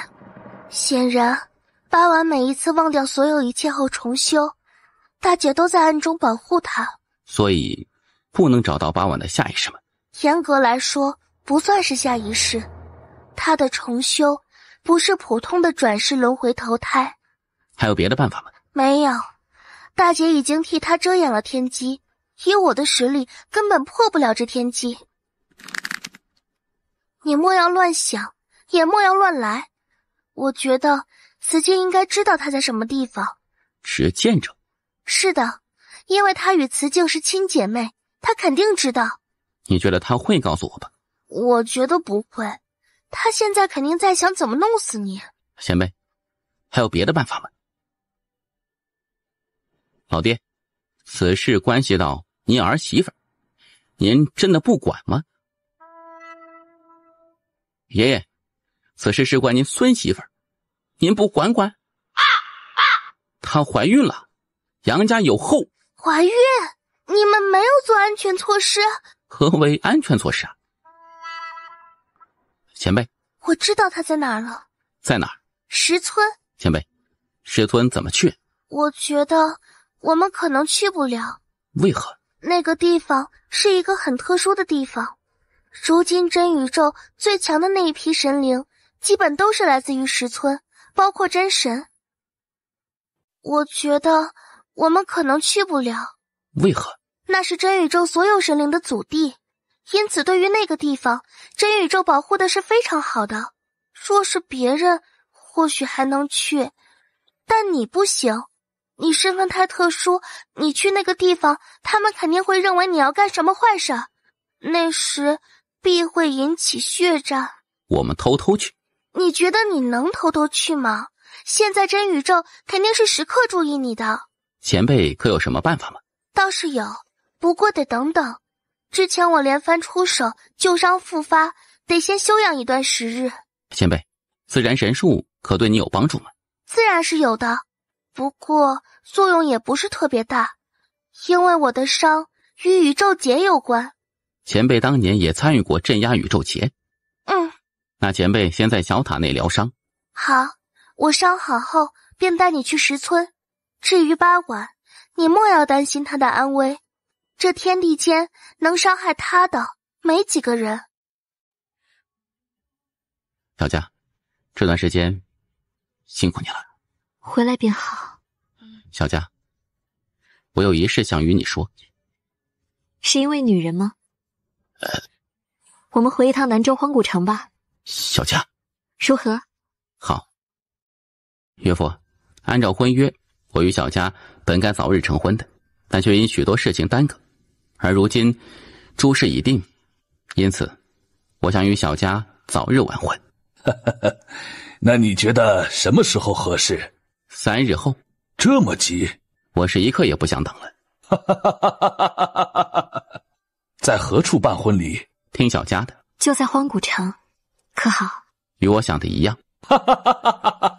安排安排。娘亲，我成亲，您来主持可好？娘，我来安排。爹他会来吗？他敢不来？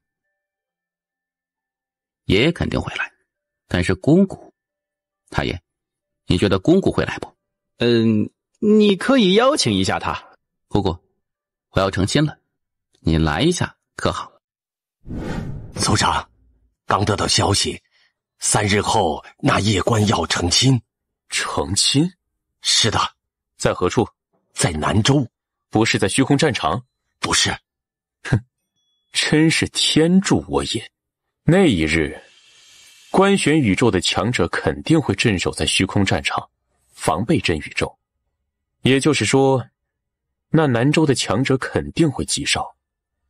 若是我们来一场突袭，族长，这观玄宇宙有些不简单，我们要不要谨慎一些？你怕？啊，不，族人的仇得报，那阳族的封魔血脉，我博天族也要。是。来人，唤醒10名岁月大帝。这一次，我要给他们观玄宇宙来一场大大的惊喜，让他们喜宴变成丧宴。兜兜转转，又回到了这里。若让你与我隐居于此终老，你愿意吗？愿意。我现在还记得你来我家退婚时的情景呢。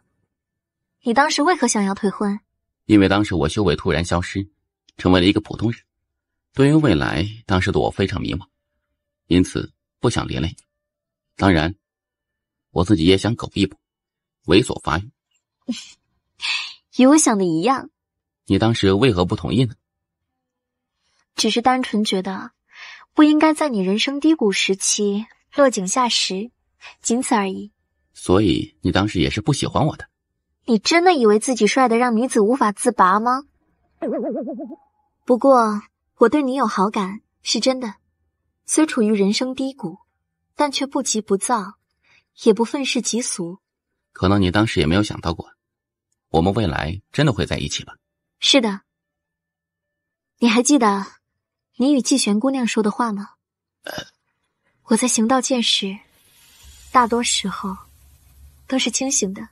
小佳，人家季璇姑娘说，如果你也喜欢她，她可以给你天下第一好呢。你这呆子竟然拒绝，若是我的话，我可就从了她了。小佳，我有一件事情想与你说。以后再说吧。你知道我要说什么，是吗？八婉姑娘，我可是仙宝阁阁主，掌握着我们观玄宇宙最厉害的情报组织。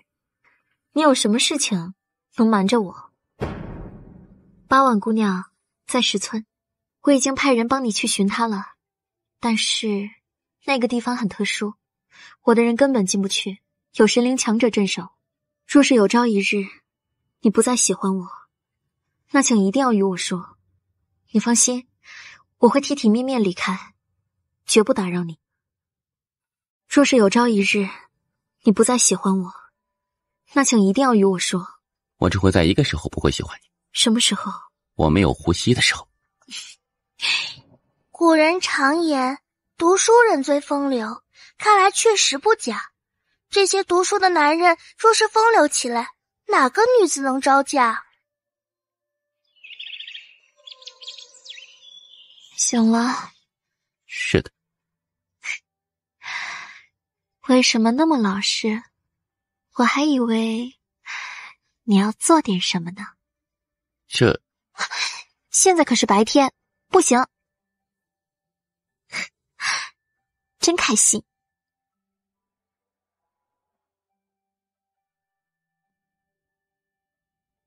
组长，你不会又要让我做组长吧？怎么会？你与小佳不是要成婚吗？你要成亲，这事自然也是要通报我叶族先祖的。好，叶家先祖，请保佑我。什么鬼呀？他们保护你个鬼呀！这份因果他们可承受不起。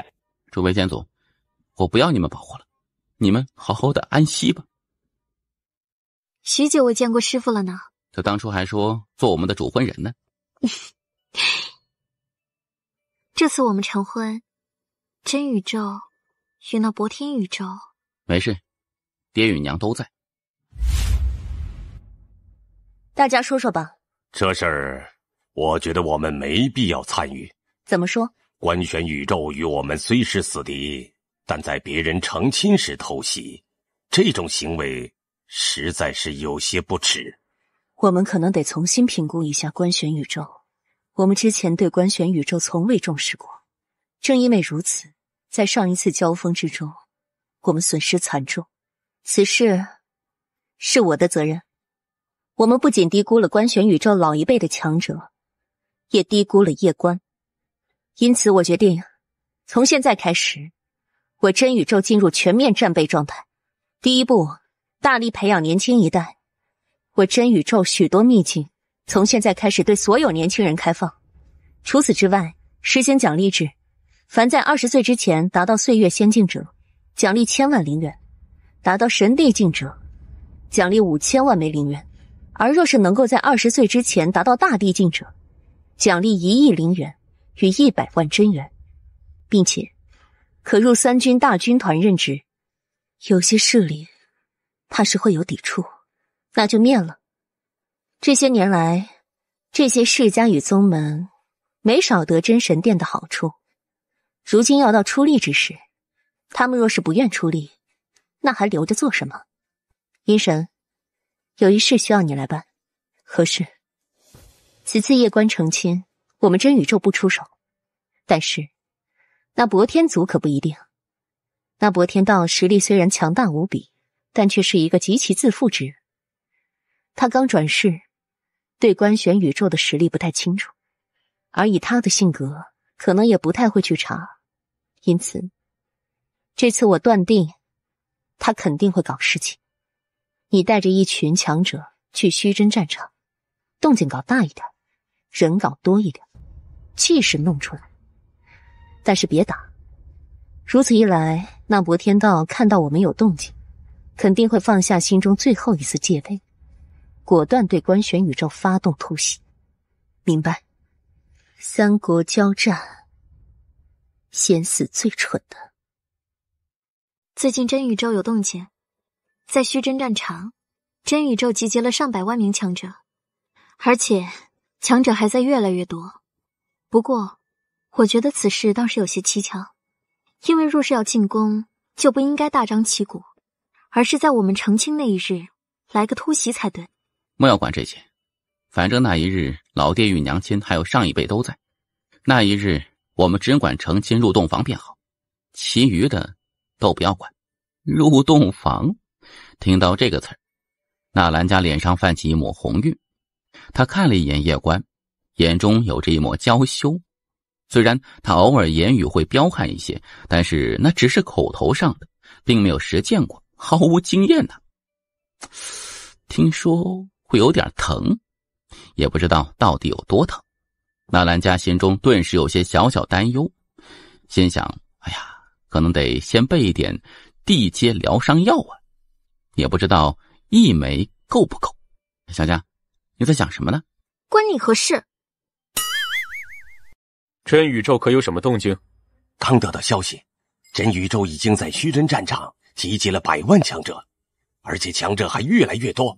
看样子，这真宇宙也是想趁夜关成亲之时，给他们来一场大进攻。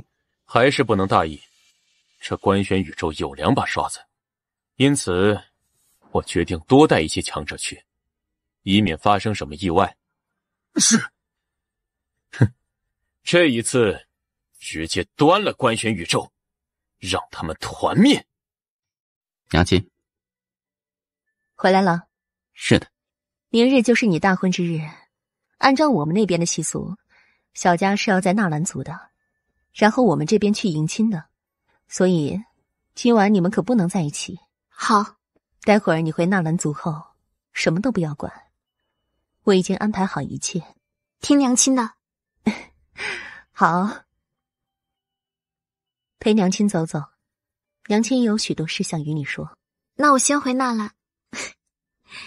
你又不是外人，回避做什么？我们一家人一起走走。好。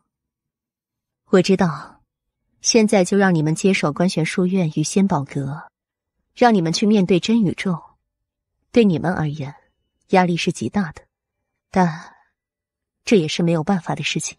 娘亲，是有什么我们不知道的事情吗？很复杂，比我与你爹想的还要复杂。可是真神，那位真神只是一部分原因，还有一个原因是大道比主人在布局。布局？是的，你接下来的路会很难走。没关系，我和小佳会扛起观玄宇宙的。我相信你们。娘，你见过真神吗？见过。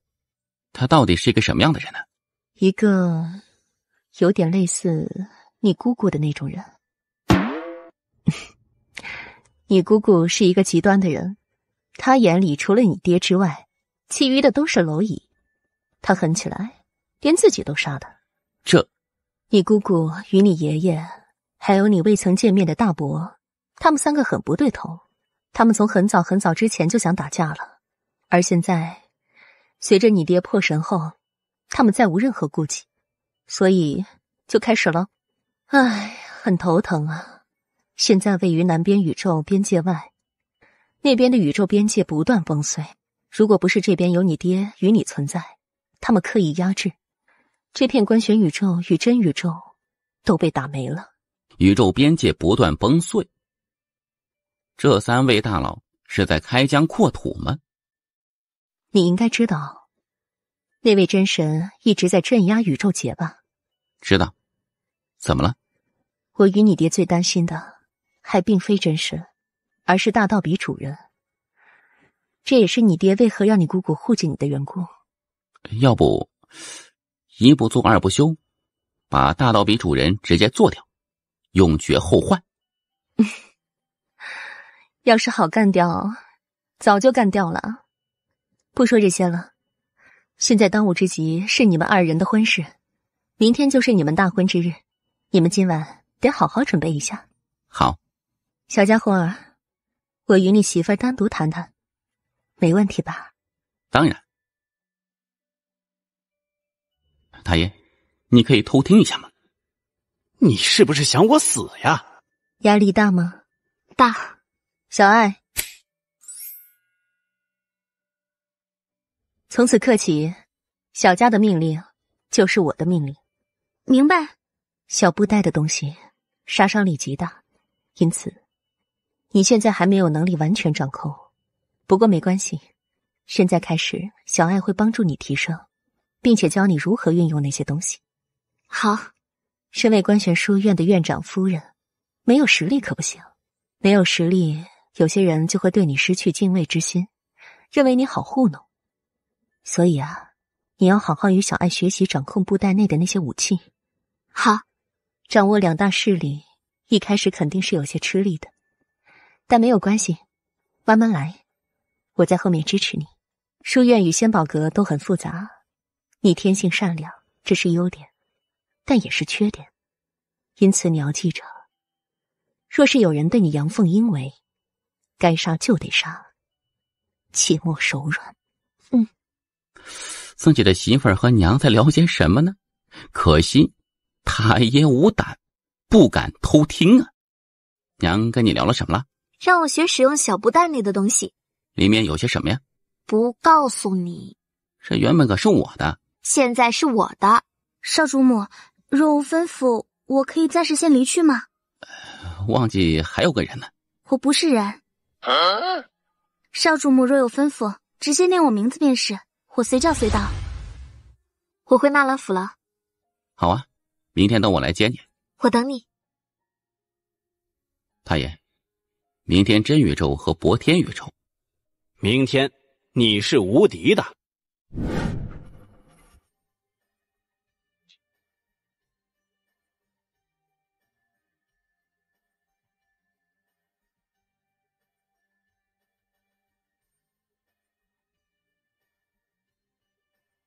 岳父、岳母，我会带小家好的。好，好，走。叶关哥，等等，聘礼你还没给呢。杨家聘礼，仙宝阁，多谢。走，回叶府。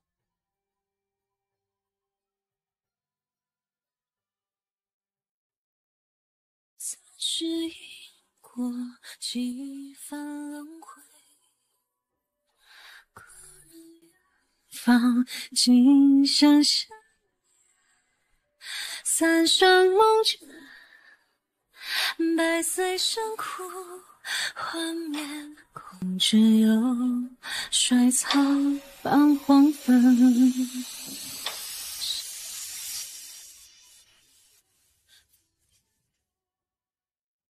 三仔，洞房快乐！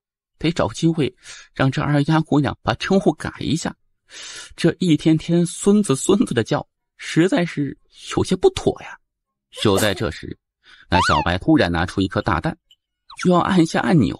见到这一幕，叶关眼皮顿时为之一跳，这个小家伙想做啥呀？啊！鞭炮可以放，这个不可以。我知道这个炸得更响，但是这个会出人命的。啊，我的个妈耶！暂时因果几番轮回，可人方今生相。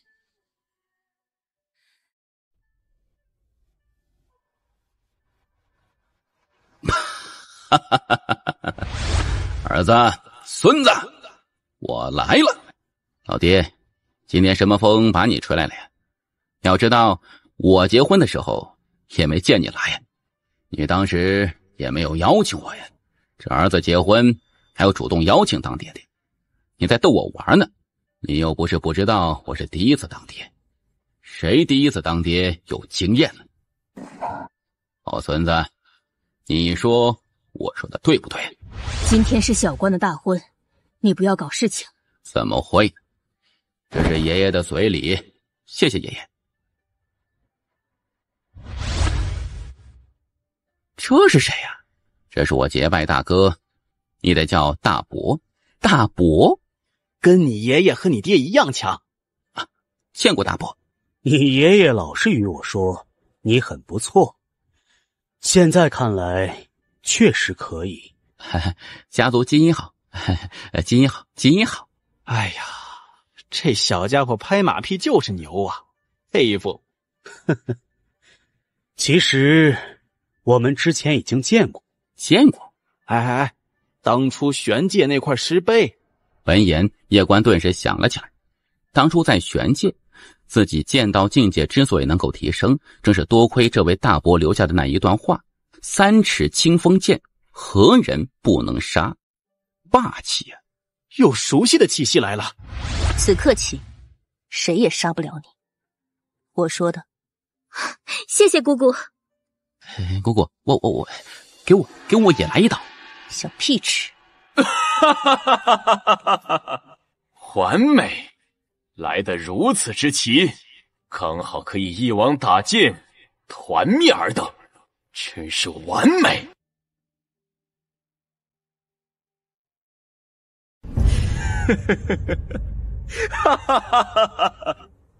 叶关，这次我将族中1半以上的强者都带来了，足够给你面子了吧？你为何不全部带来？哼！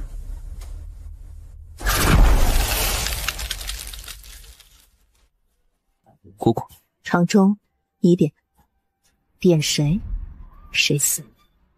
进来！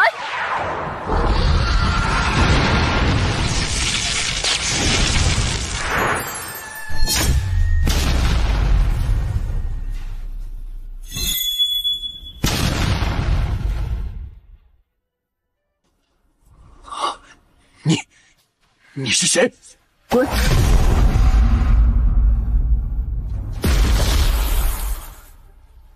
放肆！你敢蔑视我？姑姑，追不上。老爹，跑得太快，确实追不上。你骗鬼呢？你会追不上？开始吧。一拜天地。不用拜。哈哈哈哈哈！2拜高堂，夫妻对拜，送入洞房。姑姑，还打架吗？可以一战了。可以。等等，我担心。自然是不担心的，只是我想让你帮我做一件事情。好，老爹、大哥，你们先去吧。待事情结束，青儿便会来寻你们。青儿，这小家伙还缺一些历练，因此我想让他去乱星界磨练一番。不过他一个人前去，我有些不放心。你帮我带一带，前辈。什么是乱星界？一个大帝去了都要苟着的地方。恭喜你，你又要打高端局了，而且是超级高端局。没事儿，他这次有通天带。星儿，除你之外，别人带他，我都不放心，所以就当帮一下我，好吗？带多久？带到大地，你看如何？可。跟着你姑姑好好修炼。好的，好的。给你半个时辰入洞房，快去。你想阻止他们大战？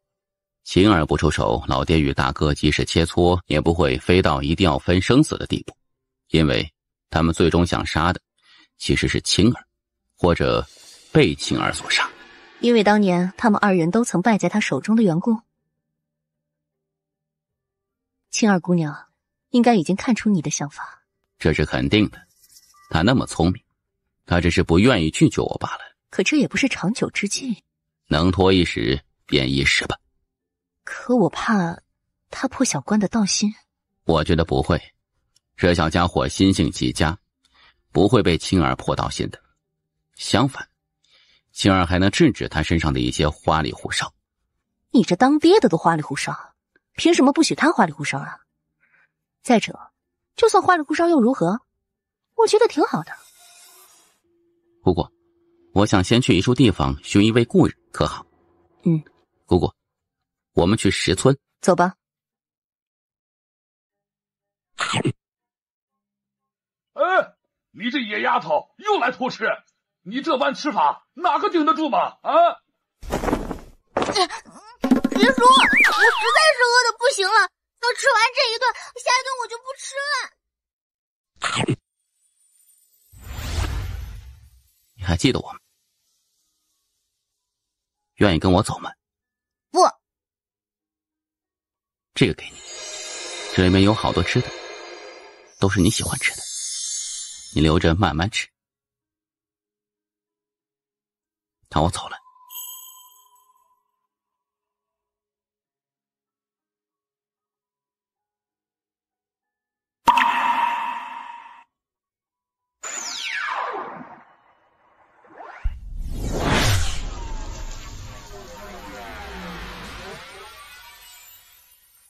他还是不放心你，所以让我来看看你何时恢复记忆的。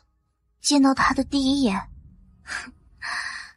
我也未曾想到，见到他的第一眼，曾经的一幕幕便是如潮水一般涌入我的脑海深处。为何不与他走？爱过，得到过，够了。你呢？一直跟着他，有何打算？怎么，怕我对他不利？你这人，许多时候想的比大姐还多。去吧。你呢？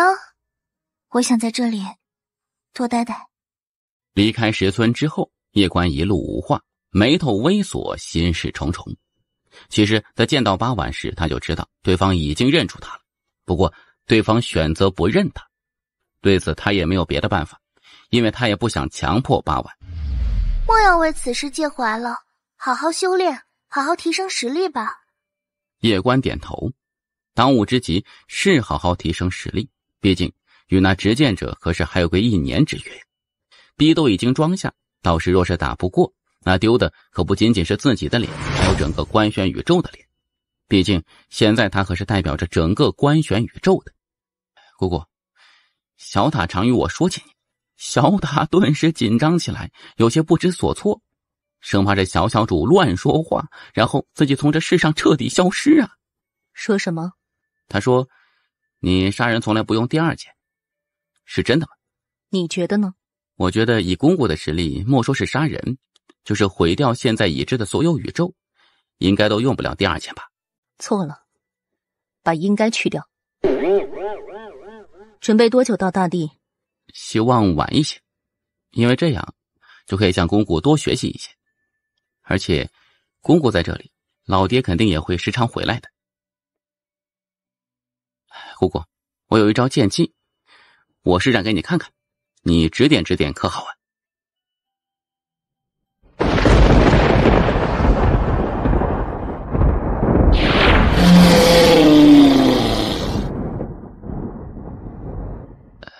不好吗？你不过17、18岁，剑道信念如此之坚定，莫说放眼如今这时代，即便是放在历史长河之中，亦是凤毛麟角，极其少有。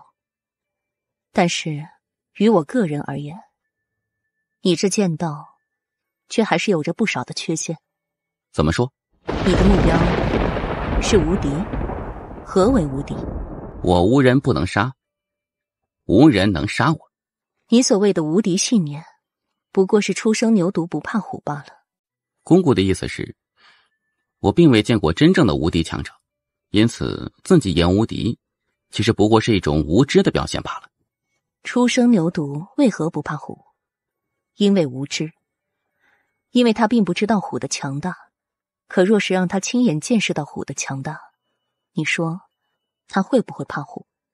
若是他在见识到虎的强大之后，还能不怕虎，想要将其击败，这种勇气才是真正的难能可贵。于你而言，你若是在见到无敌之人之后，还敢拥有这无敌信念，那才是真正的无敌信念。已知天高，还敢登天，这才真的了不起。父亲让姑姑带着我去历练，目的就是为此吗？哥哥的目的之一。我定好好与姑姑学习。你很优秀，但比哥哥还差一点。叶关表情僵住，这不是为了夸自己，这是为了夸自己老爹呀。小塔无语。平心而论，以天赋来说，叶关的天赋肯定要高于人间剑主的。三代里面，叶关的天赋最为妖孽。当然，在天命眼中，哥哥永远是最优秀的。乱星界在何处？北边。博天界，自从博天道回来之后，也不知受了什么刺激，也不与族人说话，直接开始闭关修炼。此刻的一众博天族强者神色皆是凝重无比，还有一些恐惧。博天族那么多顶级强者前去观选宇宙，然而回来的却只有族长一个。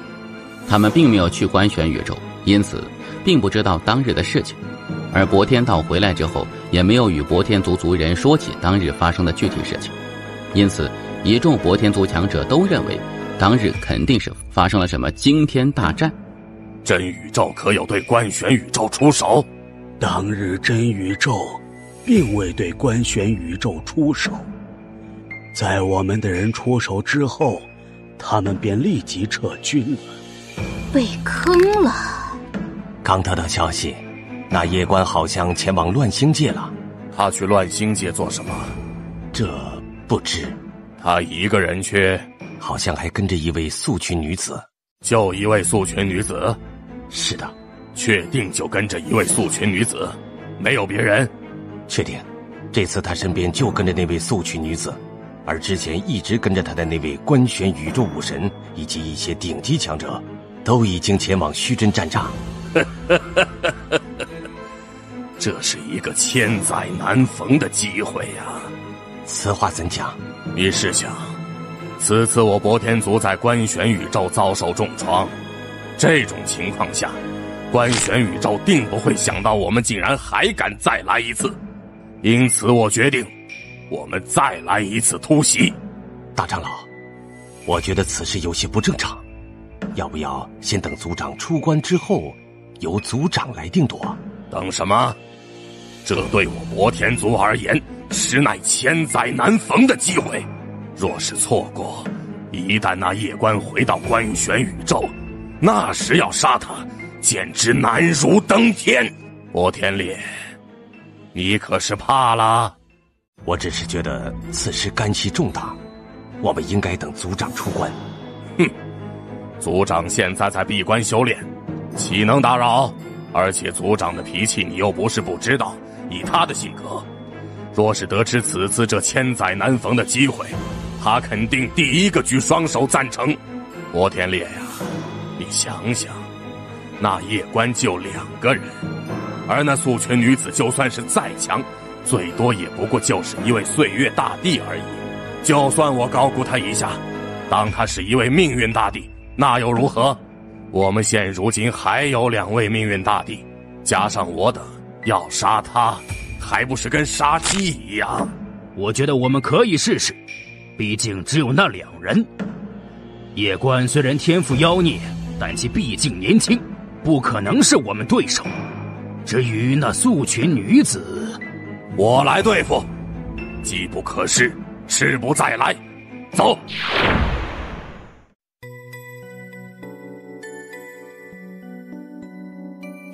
前辈，什么是乱星界？这乱星界比那博天界的边界还要特殊，在这里面存在着各种各样的劫，比如原本只有达到岁月大帝才会出现的3灾3劫，但在这乱星界内却是无处不在。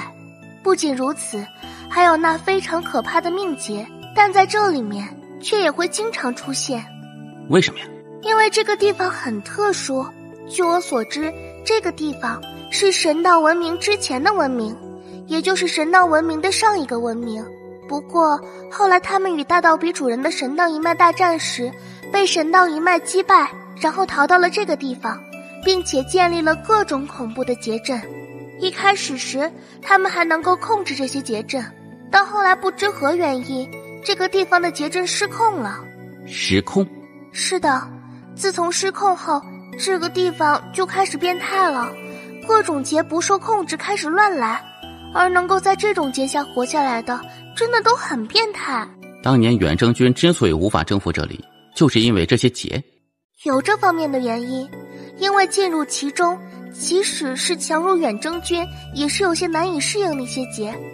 当然，除此之外，这里活下来的强者也是极强，是真的很强，因为他们从小便生存在这种恶劣的环境之中，能够从这环境之中活下来者，无一不是狠人中的狠人。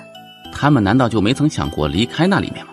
他们自然是想过的，曾经他们有组织强者杀出来过，不过在外面他们就没有了在里面的那种地理优势，因此每一次都被远征军打了回去。真宇宙有评估过，若是没有那地理优势，这乱星界打不过真宇宙。真宇宙？叶关沉默不语。其实就目前而言，公谷他们这几人若是不出手，官选宇宙也是打不过真宇宙的。你父亲让你来此历练，是一个非常正确的选择，在这里你肯定能够得到极大的提升。叶关点头，对于这乱星界他也是有些期待。走吧。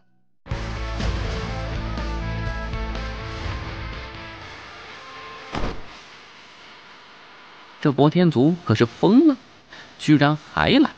你等去杀了那夜官，切记莫要留手，一起上。至于这女人，我来对付。哼哼，我要让她见识一下什么叫大地。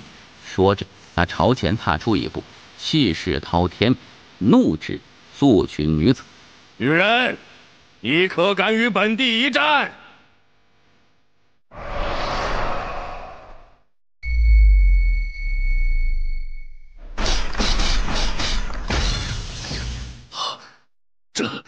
这怎么可能？你家在何处？指个方向。我死也不会告诉你的。姑姑那边。博天却一脸震惊。素裙女子没有任何废话，而是一定，轻轻一引，夜关体内行道剑忽然间飞出。博天剑。这一日还在闭关的博天道似乎是感受到了什么，突然他猛然抬头，下一刻他脸色巨变，想也不想，直接身形一闪，逃离博天剑。而就在他逃下那一瞬间，一柄剑突然笔直落下，瞬息间整个博天剑直接被抹除，一剑便是一剑。博天道看着眼前这一幕，整个人都傻了呀！博天剑没了，他脑子嗡嗡的。就在这时，一名老者突然出现在博天道身旁，此人正是那没有跟着博天阙去的博天烈。到底发生了什么？博天烈犹豫了一下，然后将博天阙去追杀夜关和素裙女子的事情说了出来。当听到博天阙竟然去追杀那素裙女子时，博天道再也忍不住了。操他祖宗，这个蠢货！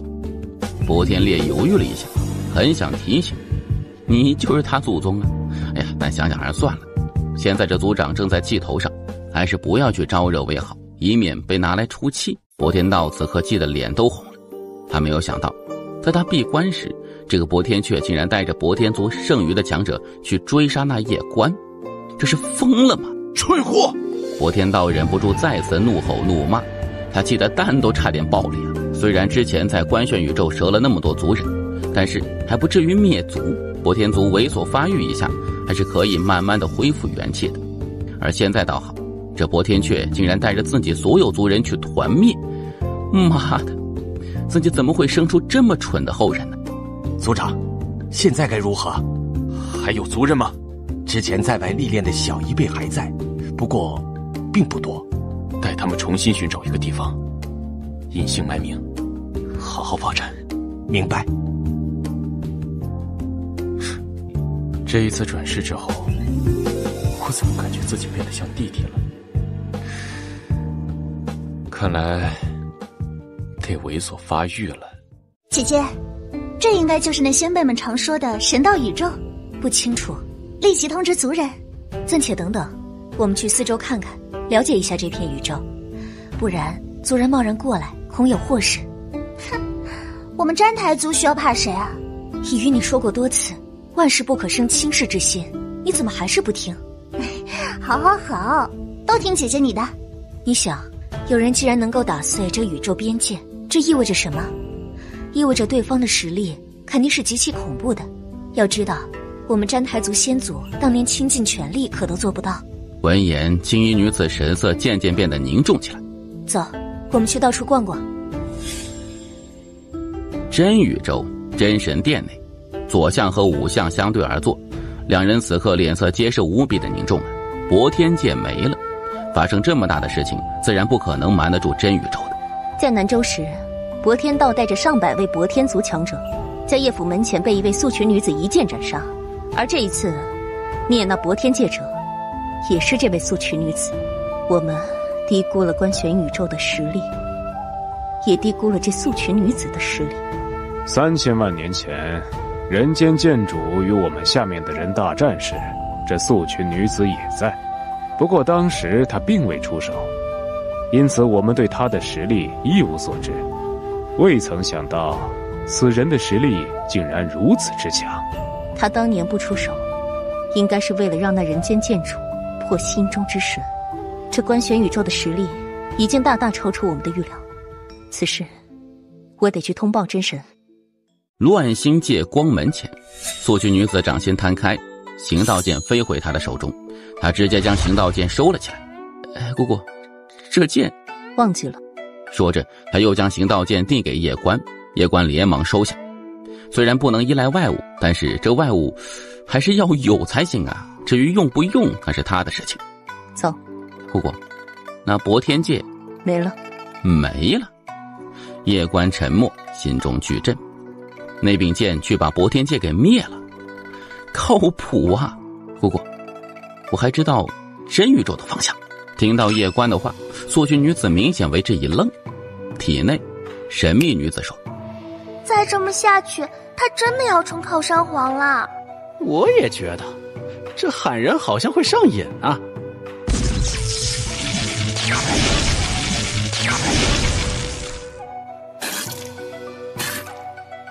知道为何挨打吗？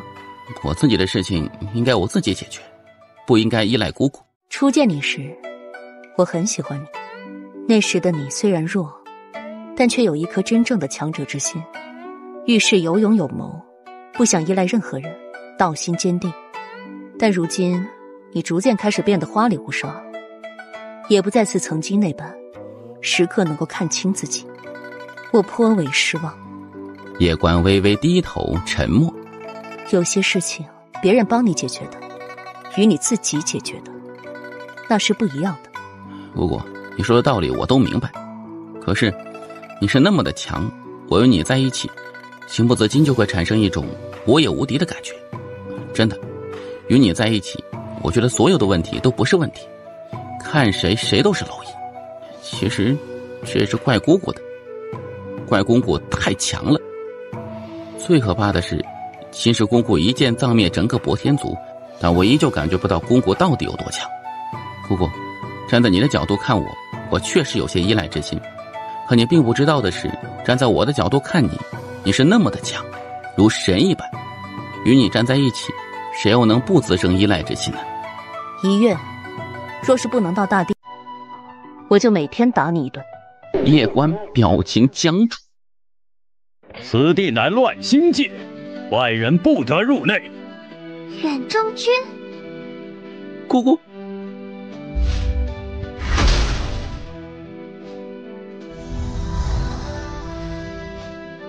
走吧。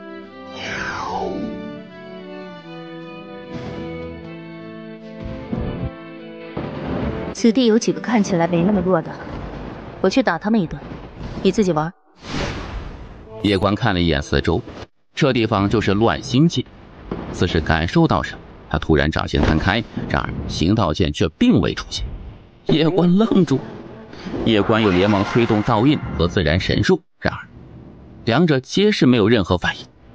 这时小塔说：“别看了，你所有的东西都已经被封印了，包括我。”说着，他似是察觉到不对劲，连忙又说：“说错了，我不是东西。”小塔，你可真是一个大聪明。所有东西都被封印了。叶关摇头一笑，不用想，这肯定是姑姑做的。在这里，他没有任何外物，也没有任何人的帮忙。他不再是人间剑主的儿子，也不再是官宣宇宙的王，他就是叶关。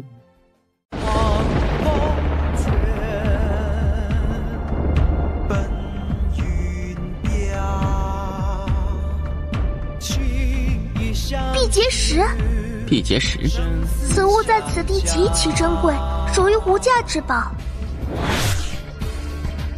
怎么说？此地到处都是各种劫，即使是大地强者在外行走，也得小心翼翼，生怕被某些劫盯上，然后时不时来一下。但若是有这辟劫石，那便可以避免这种情况，因为此石可以帮人辟劫。原来如此。此时还有一个用处，那便是可以去一些特殊的地界。据我所知，神道文明之前的文明败退至这里后，他们的许多宗门势力便是霸占了这乱心界的许多好地方，于是他们与这本土的势力又发生了大战，最终许多宗门陨落，而那些宗门大族所在的地方也因为各种劫的原因成为了禁地。有了这辟劫石，你便可去一些特殊的地方，甚至可以见见神道文明之前的一些文明势力。前辈可曾见过神道文明之前的文明？未曾见过。我之所以知道这些，还是因为当年真宇宙与这个地方大战过，我们做了一些调查。这个地方的整体实力肯定是不如真宇宙的，不过也不弱，特别是一些自神道文明之前就一直存在的文明势力，底蕴更是深不可测。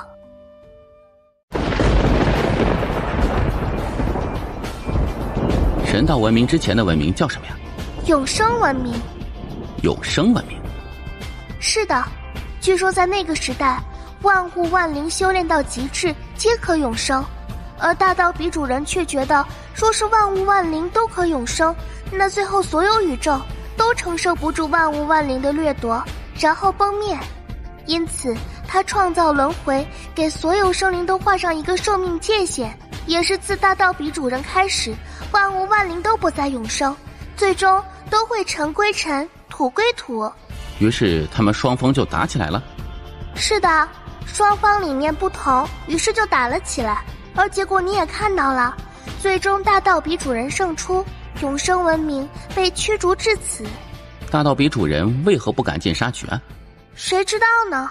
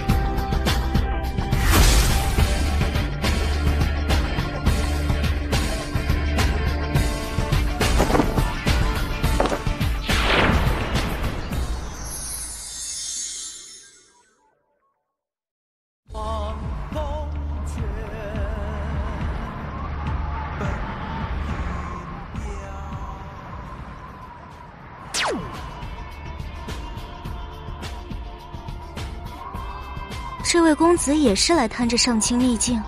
来看看。地仙境？是的。地仙境来这里？我只是来此看看的，并无进去之意。这位公子，你实力太低，实不该来此。莫说进入那山谷秘境，就是遇到一些心存恶念的人，也是危险无比。速速离去吧。多谢姑娘提醒。姐，此人自不量力，地仙境就敢来此，你提醒他做什么？提醒一下，能损失什么吗？一个不能清楚认识自己的人，你现在提醒他，能救他一时，但以后他也会死在别处。那少年走到这里，或许只是一个意外，不然以他的实力，断然不会来此冒险的。因此，我才会出言提醒一下。若是他愿意听，那自然好；可若是不愿意听，那也没有办法。若是我才不愿意提醒他，反正又没有好处。只是一件极小的事情，求什么好处呢？你这性格可不好，出门在外，做人莫要太过刻薄，善言结善果，恶言结恶果。做人太过刻薄自私，难免会沾染恶果，给自己招来大祸。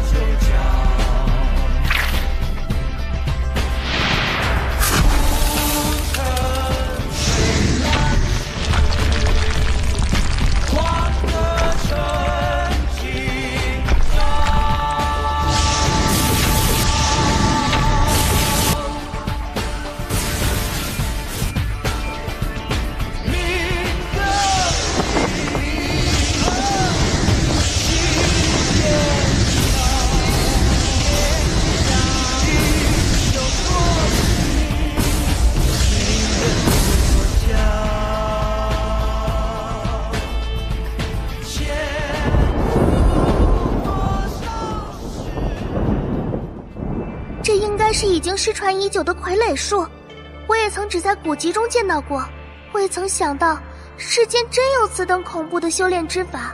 这傀儡的实力已经达到半步大地的水准，你可以好好在这个乱星界发展一下。若是你能够将曾经永生文明的所有武道文明都收入囊中，那就更好了。姑娘，此傀儡太强，你先退到一旁，以免伤到我来对付。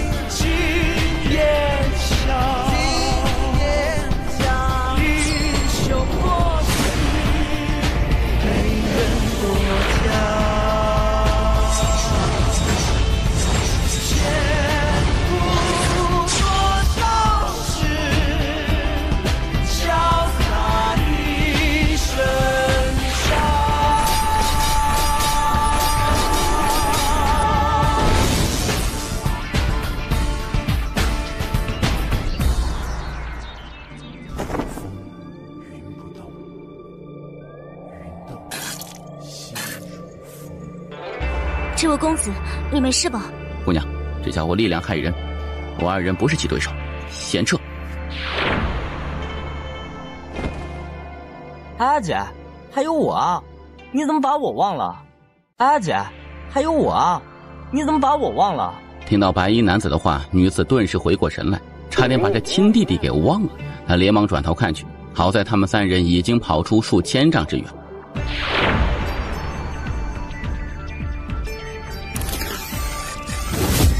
那傀儡并未继续追赶，而是退回远处一座大殿的门前。三人皆是松了一口气。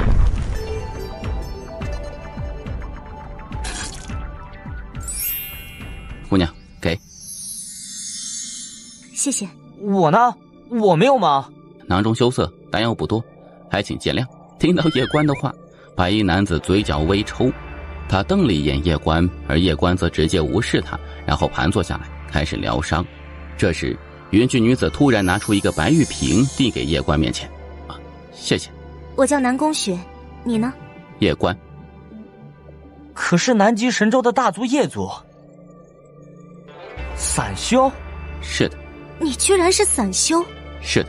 那你可真是厉害，作为一个散修，不靠父母，不靠家世背景，竟然修到这种程度，而且战力如此之强，当真是了不得啊。还好了。南宫雪抿嘴一笑，他打量着叶关，看着看着一时间有些失神。姐，你不要这般盯着别人看。闻言，南宫雪脸颊顿时变红了起来。见到这一幕，白衣男子顿时有些无语。他又不是蠢货，如何看不出自己老姐对这个剑修少年有好感呢？姐，他只是一个散修。散修怎么了？你别装糊涂啊！我们南宫族作为当世大族，你我婚姻皆不由自己做主。你若是看上这家伙，不仅害你自己，更是害他。什么看上他？南宫云，你在说什么？说着，他抬手对南宫云脸上就是一拳，猝不及防之下，南宫云直接被轰飞至100丈开外。南宫云之间麻了呀。过了片刻之后，远处盘坐的叶关突然站了起来。此刻，他的伤已经恢复的差不多了。南宫雪姑娘，你们接下来有何打算呢？你呢？我想继续去试试。你有把握吗？没有十足的把握，不过还是想试试。那我跟你一起。叶关有些犹豫。你可是怕我连累你？怎会呢？南宫雪姑娘实力极强，我若与你打，也没有信心能够胜你。她倒是没有说假。眼前这女子是岁月仙境，实力很强。她与对方若是单打独斗，她并没有必胜的把握。那我们便一起吧。也好。说着，她看向远处南宫云。我自然是与你们一起。你回族去。南宫云愣住。你实力太弱，留在这里危险无比。姐，那你小心点啊，我先回族了。我们走吧。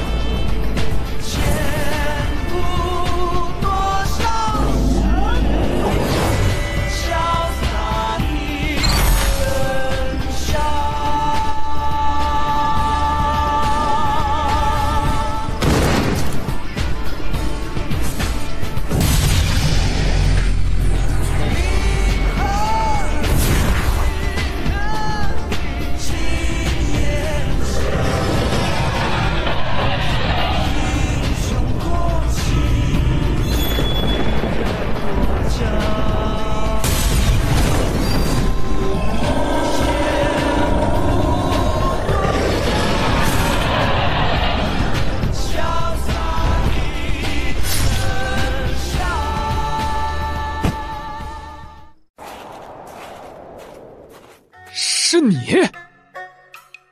还钱！赶紧还钱！还钱？还什么钱呢？叶关听的是一头雾水，自己可从未找他人借过钱呢，这什么鬼呀？还钱！快还钱！前辈，你是不是认错人了？你是不是姓叶？你怎么会知道？你父亲是不是人间剑主叶璇？叶关彻底愣住，心中翻江倒海，眼前这人竟然认识自己老爹。我没有认错，还钱吧。前辈，你我素不相识，这还钱之事从何说起啊？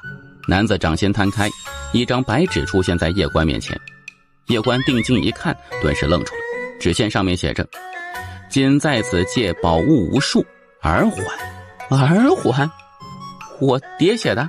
是的，你看，还有写手印。叶关看了一眼那血手印，脸色顿时就黑了下来。当爹借东西，儿子来还，还可以这么玩的吗？这一刻，他突然间觉得爷爷当年放养的还不够彻底。还钱吧。前辈，天底下没有这般道理呀。你不会是想赖账吧？我爹借的呀。但是他让你来还，你是他儿子，这不假吧？常言道，父债子偿，天经地义。所以你来还有什么问题？他借了多少啊？若是借的少，那就还了吧，毕竟是亲爹嘛。哼，不多，一共算下来，大概就几百亿灵元。什么？几百亿灵元？是的，除了几百亿灵元，还有无数的神物。叶关直接摇头，果断拒绝。这亲爹不要也罢。你想赖账？对于眼前这少年的爹，他是毫无办法，毕竟那是一个靠山王。但这少年可不同，这少年乳臭未干，他有10000种方法治，实在不行，抢也不是不行啊。不对，欠债还钱，天经地义之事，怎能说是抢呢？太爷，我若出全力，有几分把握能够胜他呀？太爷，我若出全力，有几分把握能够胜他呀？10成。叶关顿时大喜，而这时小塔又说：“他10成。”叶关笑容凝固。哎，友情提醒一下啊，你与我说话，他听得见。叶关沉默不语，这下可就有些尴尬了。我也是一个讲道理的人，你父亲当年从我这强行抢，是从我这借走了无数的宝物与灵元，而他也写下借条，说自己儿子来还。你既是他的儿子，那自然是该你来还。欠债还钱，天经地义，没问题吧？前辈，你为何不直接找我爹还呢？我若是玩得过你爹，还需要来找你？借条上言明儿还，我自然是来找你，找你爹做甚？前辈说的有理，欠债还钱，天经地义。我杨家人借的钱，我杨家人还。听到叶关突然改变态度，男子眼中闪过一抹诧异，心中暗暗戒备。面对这靠山王的后代，还得是小心些才行。我现在没钱，当然，我杨家人欠的钱绝不赖账。这样如何？我再给你写一张欠条，我父亲欠的钱我还不起，我让我儿子来还。你儿子在何处？还未生。你儿子在何处？还未生。放肆！你们还真不愧是父子，套路都是一样的。老爹借钱儿子还，儿子还不起孙子还，你搁这套娃呢？自己这老爹可真会玩啊！爹借钱花，儿子来还，这种灭绝人性的操作，竟然也能做得出来，简直离谱！我们也莫要在此浪费时间了。我知道，你杨家家大业大，你肯定是有钱的。你将钱还我，我立即离去，不许你麻烦。你觉得如何？前辈，我确实还不起啊。现在仙宝阁是你做主吧？叶关不说话，这家伙居然还知道仙宝阁。仙宝阁富可敌国，岂会还不起？前辈若非要我还，也不是不可以。毕竟欠债还钱，天经地义。前辈，我如今身上所有钱财都被人封印了，你若是能够帮我破掉此封印，我身上所有财物定当双手奉上。听到叶关的话，小塔顿时笑了起来。这小家伙开始玩阴招了。若是别人的封印，眼前这男子还真能破。毕竟对方在数千万年前便是这天地间少有的绝世强者，更别说对方还苟了这么久。现在的实力肯定是更加恐怖了。但是叶关体内的封印可是素裙女子留下的，续破素裙女子留下的封印，那无疑是老寿星上吊啊！你体内封印？正是，前辈，留下这个封印的人，那是非常非常强的。你很强？是的。那你知道我有多强吗？多强啊！哈哈哈！当年你父亲在我面前，我单手可灭之。哈哈哈！当年你父亲在我面前，我单手可灭之。叶关不语，对于这男子的话，他自然是不信的。若是单手可灭，他就不会被我老爹借走那么多钱了。哼，你可是不信？叶关点头。你父亲在当年，他真正厉害的不是自己的实力，而是……罢了，如今说这些已没有什么意义。我帮你破掉封印，你还我财物，我们互不相欠。只是这封印可是很强的，前辈你……你对我的实力一无所知。我去，你这……那个女人跟着你？你是说我姑姑吗？是的，我公公带我出来历练。能这么玩啊？你们家这么玩？叶关疑惑，这家伙为何如此激动啊？护完哥哥又来护侄子，你们家这么玩，让别人怎么玩啊？你们不觉得很过分吗？啊！我的天哪！你要做什么？原地，男子表情僵住。抢劫呀！这个王八蛋居然抢自己纳妾！场中此刻，男子彻底懵了，账还没收回来，自己还被抢了，什么玩意儿啊！片刻之后，男子慢慢冷静下来，不过他脸色依旧无比难看。这叶关他老爹好歹还是借，而这家伙倒是好啊，直接抢啊！真是一代更比一代强啊！当然，此刻他根本就无暇去管这纳戒的事情，他现在在想如何脱身呢？那缕剑光死死盯着他，他根本就无法动弹，也不敢动弹。这可是那女人的剑光，稍有不慎，怕是就会神魂俱灭了。许久之后，男子抬头看了一眼天际四周，突然说：“阁下，我与你哥哥是好兄弟。”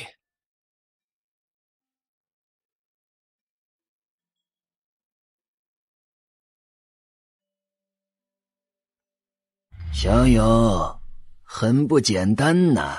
有人竟然替你遮掩一切天机，让你命运不可窥测。叶关沉默，这事可能是老爹或者姑姑干的。前辈可是上清宗宗主。正是。实不相瞒，晚辈二人来此是为求一份金缘。前辈若是觉得我二人不错，可否给点金缘？你这少年如此坦白，倒把老夫整得有些不会了。叶关微微一笑，他觉得还是坦白一些为好，毕竟他来这里确实是为求好处的，搞那些弯弯道道实在是浪费时间的很。你这少年年纪轻轻便已拥有自己的剑道，而且剑道信念如此坚定，放眼全宇宙也是少有啊！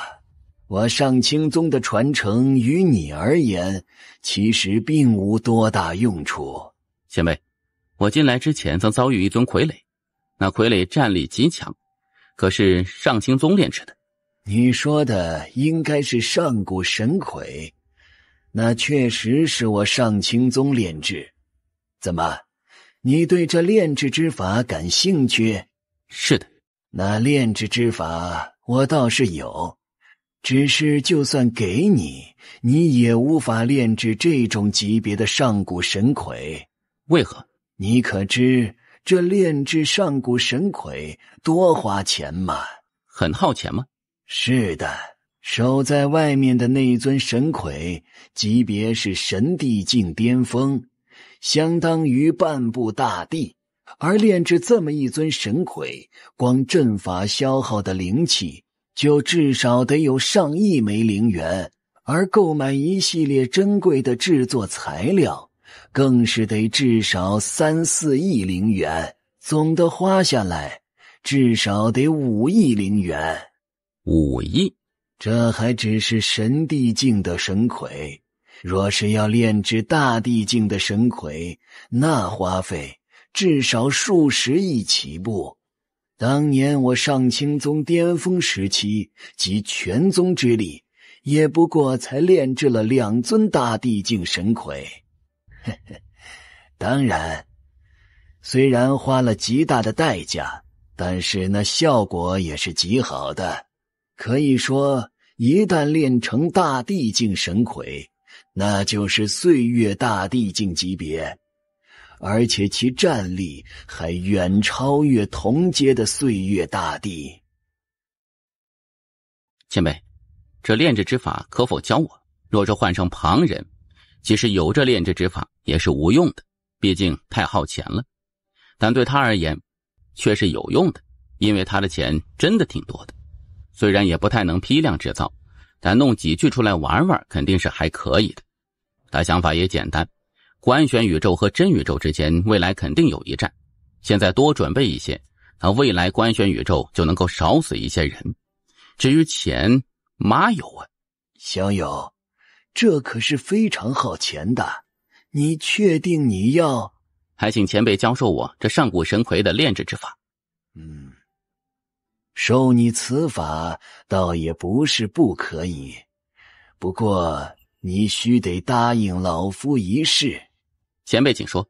我这事儿对你而言倒也简单，就是希望你去替我寻一位上清宗的传人，而此人必须满足2个要求。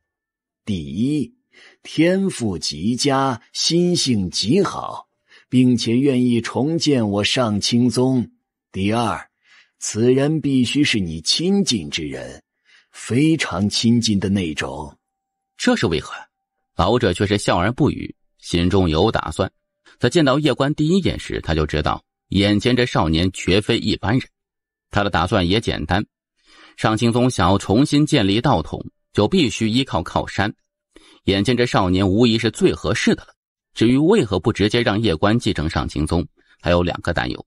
其一，叶关明显已经有了自己的道统，如他方才所说的，上清宗的道统对于叶关而言并无多大用处。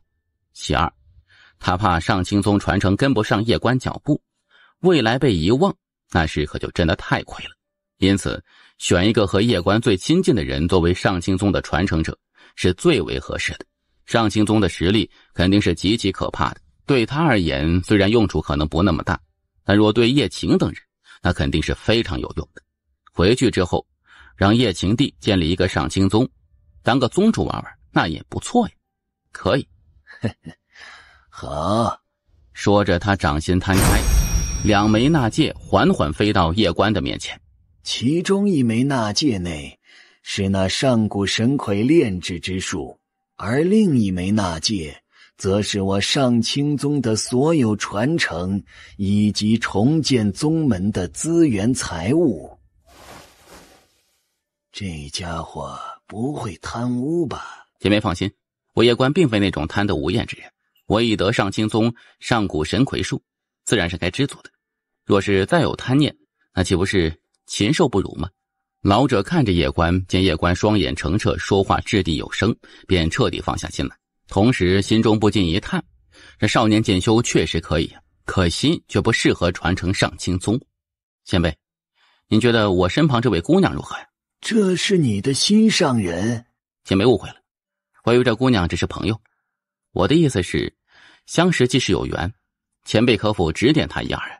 姑娘如此年纪便能达到岁月仙境，确实妖孽。此印乃覆天神印，印内有一座绝世阵法覆天阵，若是催动，即使是大地也能将其困住。谢前辈赐。前辈，当年发生了什么事？都是一些前尘往事了。是神道一脉吗？叶公子也知道这神道一脉？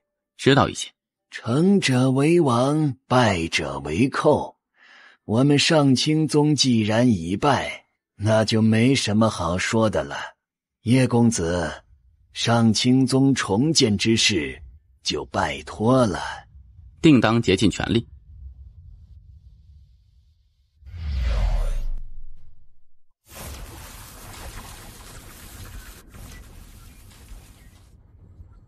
两位朋友，还请相助。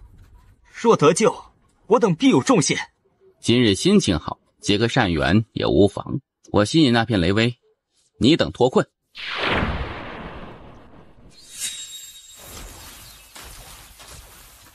这位兄台，在下陈和，不知兄台怎么称呼？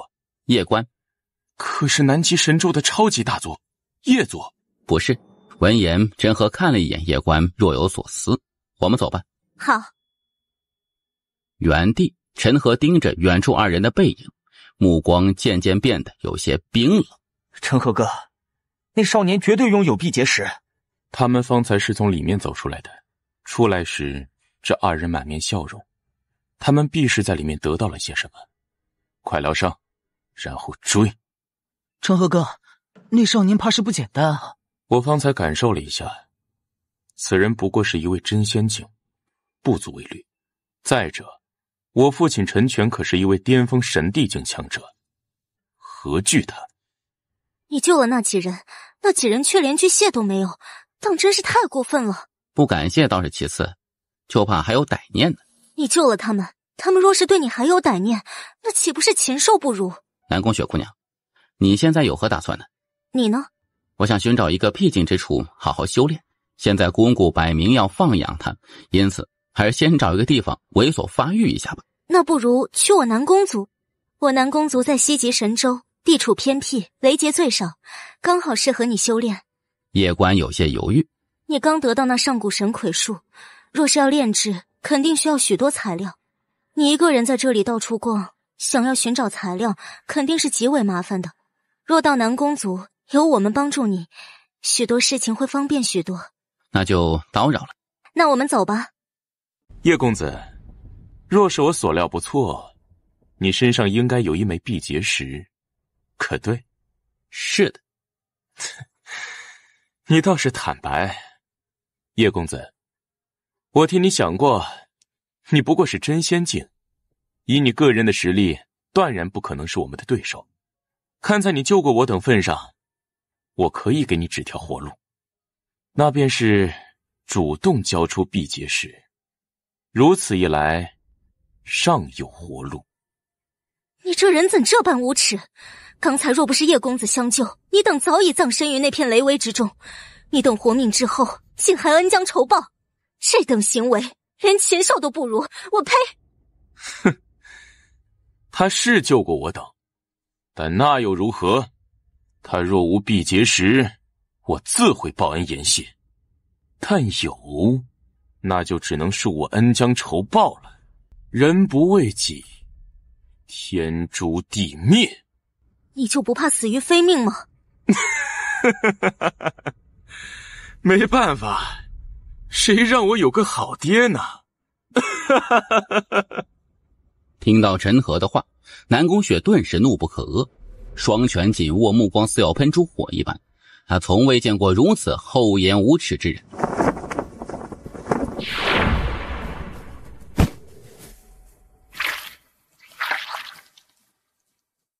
我爹乃是神境巅峰，你若杀我，他定饶不得你。说着，他掌心三开，一枚离音符突然燃烧起来。叫爹！叶关眉头皱起，正要出手，但就在这时，陈和突然面露惊恐之色。怎会联系不到？怎会联系不到？有没有可能是死了呢？胡说！我爹乃是神境巅峰，就算是一些大帝都难以杀他，他岂会死？万一死了呢？不可能！那你再叫。陈和又捏碎一枚传音符，然而没有任何回应。这一刻，他真的怕了。曾经他无所畏惧，因为有老爹在，出了任何事情有老爹给他兜底。而现在爹没了。你好可怜啊，这么年轻就没有爸爸了。那陈和表情僵住，正要说话，南宫雪突然朝前一拳轰出，陈和直接被抹除了。哼，杀这种人真是脏我的手。南宫雪姑娘，你怎么了？我们就不该回了。方才北极神州的血族来人，希望我们与南宫族联姻。我父亲与我姐姐已经答应了。联姻？叶关沉默，他知道大族之间都喜欢玩这一套，毕竟是强强联合。对此，作为一个外人，他也不便多说什么。对于这种联姻，你怎么看？我觉得吧，还是得跟自己喜欢的人在一起才行。没有感情，那即使双方在一起，也只会让双方痛苦的。我也是这么认为的。你既然知晓如此，那为何还说出那般愚昧之言？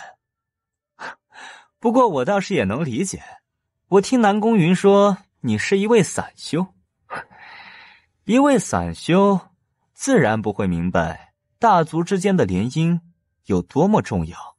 我们家不需要联姻，是没有人愿意跟你们联姻吧？这是个傻逼呀！你那么好，他配不上你。你竟敢骂我！雪晨，你说话能不能像叶公子一样文明一点？南宫雪，方才你父母已经答应我们之间的婚约，只要双方交换文书，那你就是我的未婚妻。我又没有答应，而且文书又没有交换，我们之间根本没有婚约，即便有，我也不会认。是因为这个男人？与他无关。与他无关？南宫雪，你当我是蠢货吗？10息之内，你若还在此地，我灭你师族！曾经也有一个人似他这般勇。谁？天夜。听到那雪尘的话，叶关顿时有些头疼。为何现在的人动不动就喜欢灭人师族啊？我可能是给你脸了吧？那雪尘，那是北极神州雪族的人，你打了他，雪族必不会善罢甘休，他们定会疯狂报复你。此事也怪我，我就不该来寻你。后悔出手了？怎么会呢？我确实不想掺和别人的事情，不过掺和了又怎样啊？好，说得好，男人就该霸气一点，掺和了又怎样？你放心，我不会让他们害你的。姐，我与他聊聊。不行，姐，此事与他无关系。那雪尘是我打的，你若要怪罪，就怪我，我要牵累他。你想不想他活？你什么意思？随我来，就你一人。我去与他谈谈。我就不该带你来南宫族，让你卷入这漩涡之中。没事的，我先去与你姐姐聊聊。聊不了的，我姐这人极不好说话，你若进去，她必为难你。不如我们私奔吧。私奔？怎么就变成私奔了呀？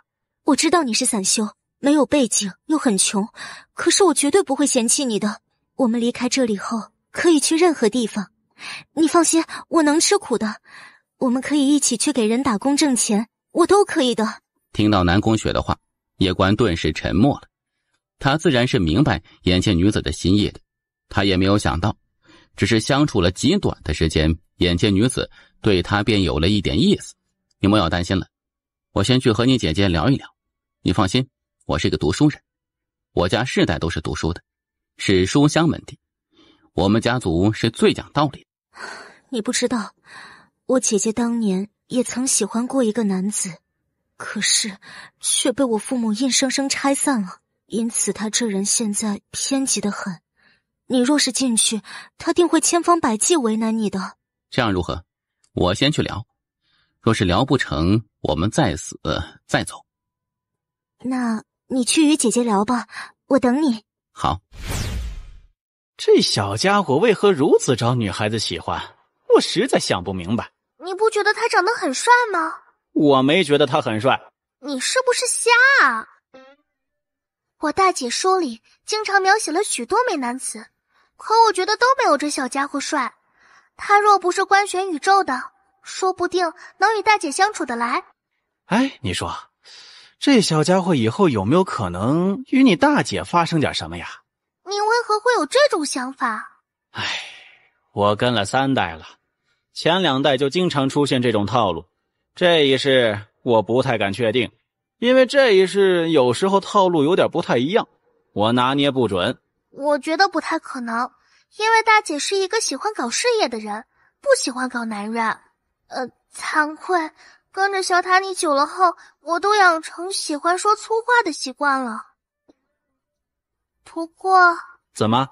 曾经我们4姐妹于石村时，大家发过誓，以后同生共死，一辈子不嫁人。说是嫁人，就嫁给一个人。你们真会玩。那慈静之所以这么恨这小家伙，或许也有这份誓言的缘故。巴恩也是，居然趁我不注意就强行那个。他自己倒是舒服了，可把我们3个害惨了。虽然这小家伙长得确实可以，但是，你就只是一个塔，我与你说这些做什么？我听我弟弟说，你是一个散修。倒也不是。倒也不是。我家有一个书院，有一个商会，还过得去。坦白说，我特别讨厌你。你这种人，年轻，没有见过世面，心比天高，没有一点自知之明。你不知道什么人是你能碰的，什么人是你不能碰的。就如此刻，我妹妹是什么身份，你又是什么身份？你有什么资格与她在一起？你或许会觉得我说话难听，可事实就是如此。你与她在一起，不仅害你自己，更害了她。我觉得身份背景这东西固然重要，但是我们不该以身份背景去衡量一个人，因为一个人的好与坏不是由钱和身份来决定的。再者，我觉得个人努力才是最重要的，自己优秀才是真的优秀。至于父辈们优秀，那是父辈们的事情，可以引以为荣，但不能引以为傲。你可真是天真。恕我直言，你这种人身处世界最底层，永远不会明白家世背景靠山的重要性，天真的以为人定可胜天。殊不知，你这种想法实在是愚蠢至极。我也懒得与你去细说这些，浪费口舌。日后社会会教你何为现实。我们直接开门见山，你开个价吧。我们直接开门见山，你开个价吧。开个价？离开我妹妹，300万枚灵元，够不够？不够。你胃口倒是挺大，500万。这是有点侮辱人呢。你若是觉得这是在羞辱你，那便是羞辱吧。看你神情，你好像很意外。怎么？是没见过这么多钱，还是没有被人如此羞辱过？我明白你的意思，你是想告诉我，我家世背景与你南宫族相差太大，配不上你南宫族。是，我本可以让你无声无息从这世上消失的，但我不想因为你而破坏我们姐妹的感情，所以拿着钱赶紧离开，如此说不定还能保自己一命。姑娘，我本是想以普通人的身份与你好好谈谈的，但我发现我若是以普通人的身份与你谈，根本就无法谈，因为你不会重视我，我说的话也没有分量。既然如此，那我们就换个身份来谈吧。说着拿出一枚纳戒递到南宫寒的面前，你看看。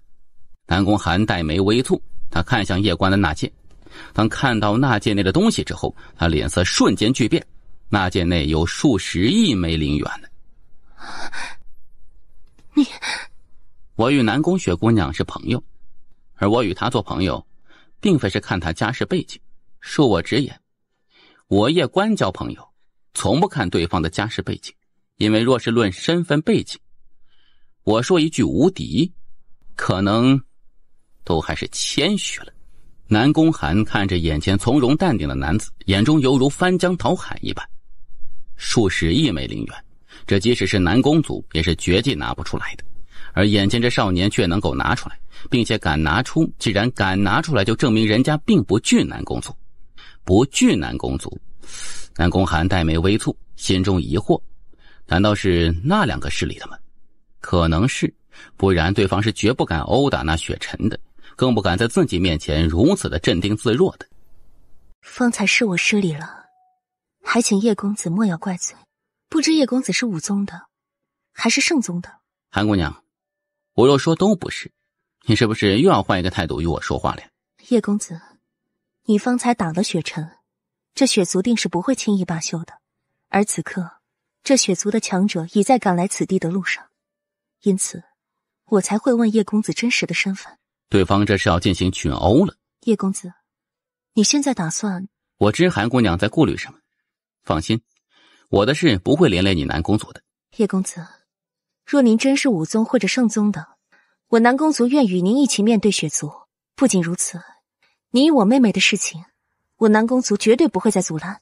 你妹妹在你口中好像货物一般，谁身世背景强大，你便愿意将她送给谁，是吗？韩姑娘，请你记着，南宫雪姑娘并不是一件货物，不是谁有钱有势就可以卖给谁的。从此刻起，南宫雪姑娘的事情便是我的事情，你南宫族若是再逼她，我可就不客气了。跟我走吧。好。你真觉得他是那武宗与圣宗的？即使不是这两宗的，其来历也必定不一般。确实啊，此人不仅不惧那雪尘，面对我南宫族时亦是从容淡定，定是有所依仗。你忽略了一事。何事？方才他出的那一剑。山伯，你觉得那一剑如何？看他样子只是随意一剑，而随意一剑就能够达到这种程度，着实妖孽呀。不久前我得知小雪与他进入过那上清宗秘境，也就是说，他那数十亿枚灵元以及诸多神物，有可能是上清宗的，当然，也有可能真的是他自身的，因为此人实在镇定，他不过真仙境，却如此镇定，背后必有高人。我们该如何？这事倒也简单，他不是挡的那雪尘吗？雪族定不会善罢甘休，我们只需静观其变即可。他身后有没有人，是不是圣宗与武宗的，很快便知了。这雪小姐，她既然自己选择要跟着这个男人，那一切后果便由她自己承担。山伯微微点头，不再说什么。大族间亲情本就很淡，你这姐姐倒是很不简单的。现在家族的所有产业与事情基本上都是他在处理，是父亲的得力帮手。离开南宫族你不后悔吗？有什么可后悔的？以前小的时候还好，姐姐也疼我，可后来姐姐发生那件事情后，她就开始变得极端，在她眼里什么都是可以利用的，包括我与我弟弟。你这姐姐确实不是个善茬。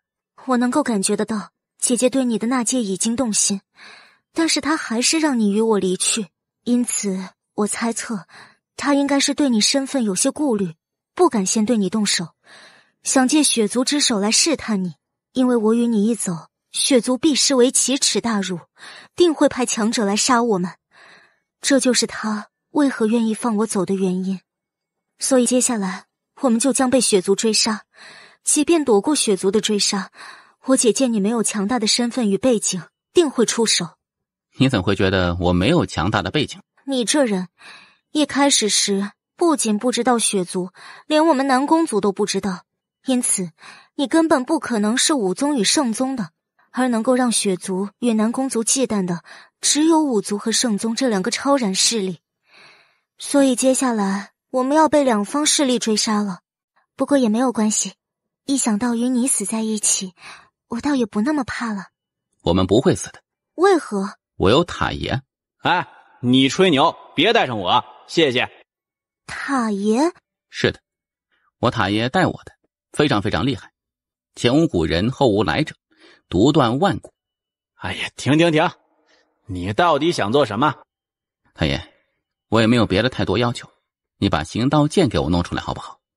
我保证不乱用，只有被群殴时才用。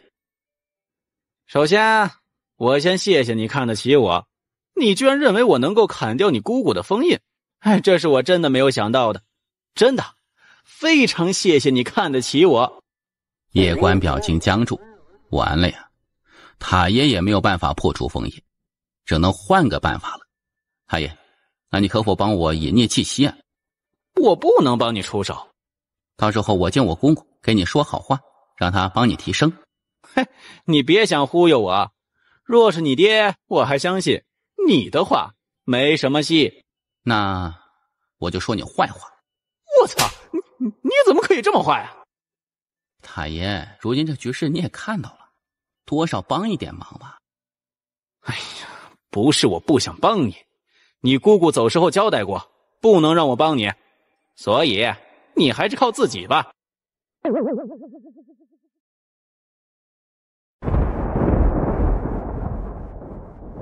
来了。你怕吗？不怕。怕也没事，我与你一起呢。就在这时，数十名强者突然出现在叶关和南宫雪面前，为首的更是一名大帝，而除这大帝之外，剩下的都是神帝境巅峰境强者。这个阵容绝对不是叶关现在能够抗衡，因为这里强者含金量都是极高，战力极强啊。他现在不叫人，没有行道剑，你觉得他会怎么应对这个局面呀？不知道。嘿，我觉得这小子这次要挨揍了，我就喜欢看他挨揍。看着眼前这数十位顶级强者，南宫雪神色无比凝重，他知道他们二人绝不是眼前这些人的对手，他倒是也不惧，无非就是一死而已。叶关神色倒是非常平静，倒不是有所倚仗，而是他已经有了对策了。他打架3种打法，第一种打得过的不废话直接打，第二种打不过的先讲道理然后再打，第三种实在打不过的那就忽悠。你等好大的胆！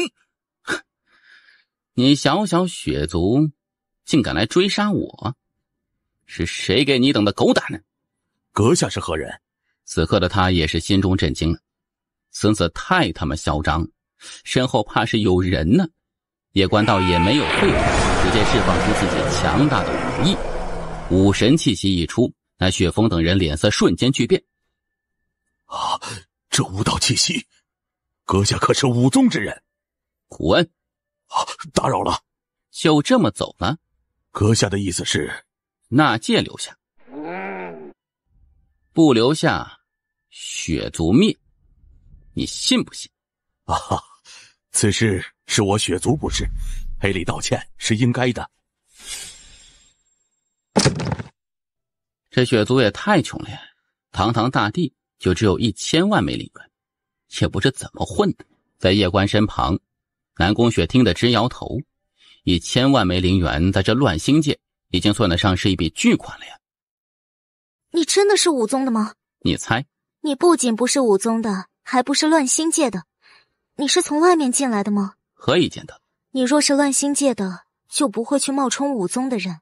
武宗很强吗？很强很强，我们离开这里吧。叶关不知道武宗有多可怕，可是他知道叶关冒充武宗的人，那后果比杀了雪尘还要严重100倍。这也是为何那雪峰不敢动手的原因，因为在这里没有人敢得罪武宗，更别说是冒充武宗。我还不能回去。为何？我要在这里成为大帝才行。你是某个势力的少爷下山来历练的吗？算是吧。你们家实力如何？还好吧。那老头不蠢，待会儿他可能会发现不对劲，杀我们一个回马枪来。我们还是赶紧寻一处地方好好的修炼吧。你有辟劫石，我们去秘境。小塔，你是不是很失望？哎呀，祖传的忽悠之术啊！其实我也挺想看他被打。大长老，我觉得他并不是武宗的。可万一是呢？我不敢赌，若是赌错，我们血族将有灭顶之灾。那现在该如何？我亲自去一趟武宗，若他真的是武宗之人，此去我便代表我血族向武宗赔礼道歉，了却这段因果。若不是，永生大帝在世也保不住他狗命。你说他不仅仅是一位大剑帝，还是一位武神？是的，他不会真的是武宗的人吧？绝对不是。何以见得？若他真是武宗之人，又何必离开我南宫族？当然，就算他不是武宗之人，来历也必不简单。这事我们还掺和吗？数10亿枚灵元，只要确定他不是武宗与圣宗的，那就……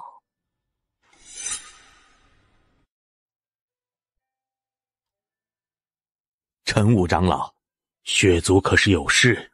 雪峰将夜观画像拿了出来。敢问陈武长老，此人可是武宗之人？不是。怎么？此人打我血族世子，然后又冒充武宗弟子。冒充我武宗弟子？你确定？千真万确，不然我也不会亲自来武宗求证。倒是好胆量，竟敢冒充我武宗，有意思。既然已经确定他不是武宗的弟子，那在下便告退了。师父，方才血族来人说有人冒充我武宗弟子。冒充我武宗弟子？你怎么看？血族应该无胆欺骗我武宗，也就是说，真的有人在冒充我武宗弟子，而对方既然敢冒充我武宗弟子，想来是有所倚仗。是的，师父想让我亲自去一趟看看。天河，找到他后，你准备怎么做？第一，先调查清楚事情的原委，他为何会冒充我武宗弟子。第二，他有没有以我武宗弟子的名义行恶事？第三，若是他没有以我武宗弟子名义行恶事，只是为了自保，且自身天赋极好，那让他做我武宗弟子又何妨？说得极好。若他没有行恶事，且天赋又不错，让他做我武宗弟子又如何？我武宗这点格局还是有的。你去吧。这里是星海秘境。星海秘境。当年那一战后，许多古老的宗门势力陨落，然后因为雷劫的缘故，他们自己所在的宗门遗址都成为了禁区。若是没有避劫石，即便是一些大帝也不敢轻易踏入其中。毕竟那些宗门虽然已陨落，但是也没有人敢保证他们没有遗留的绝世强者。进入秘境修炼。是的，我们进入秘境后，寻一处安静之地好好修炼。那血族应该不敢进入秘境追杀我们。也好，这武宗和那圣宗，他们也是来自永生时代的势力，而且是目前唯一的2个来自永生时代的势力。当年那一战，无数上古势力陨落，但他们没有，他们活下来了，所以他们的底蕴不是别的势力能够比的。原来如此。据我所知，现在外面是真宇宙的时代。你来自真宇宙吗？我来自观玄宇宙，不是真宇宙。你也知道真宇宙？当然知道，这真宇宙当年可是攻打过乱星界的。那一次，一直是死对头的武宗和圣宗都联手了。那一战还好有这些雷劫在，不然我们乱星界可能就已经败了。那些真宇宙的远征军实在是厉害得很。当年大帝1对1，我们这边最终战死了36位，而他们才战死22位。远征军。夜观沉默。观玄宇宙和真宇宙交手，到目前为止还没有遇到过远征军，因此对于这支军队的整体实力，在此之前他都没有一个概念。而此刻在听到南宫雪的话之后，他才意识到这支军队的实力比他想象的要强，而且是强很多很多。这里是星海秘境，不过里面是一个什么势力我也不知道。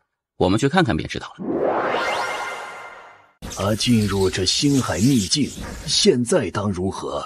等他有避劫时，他会出来的。你这小家伙有些意思。前辈，大道比主人的神道文明现如今如何了？没了。没了？被真宇宙灭了。真宇宙？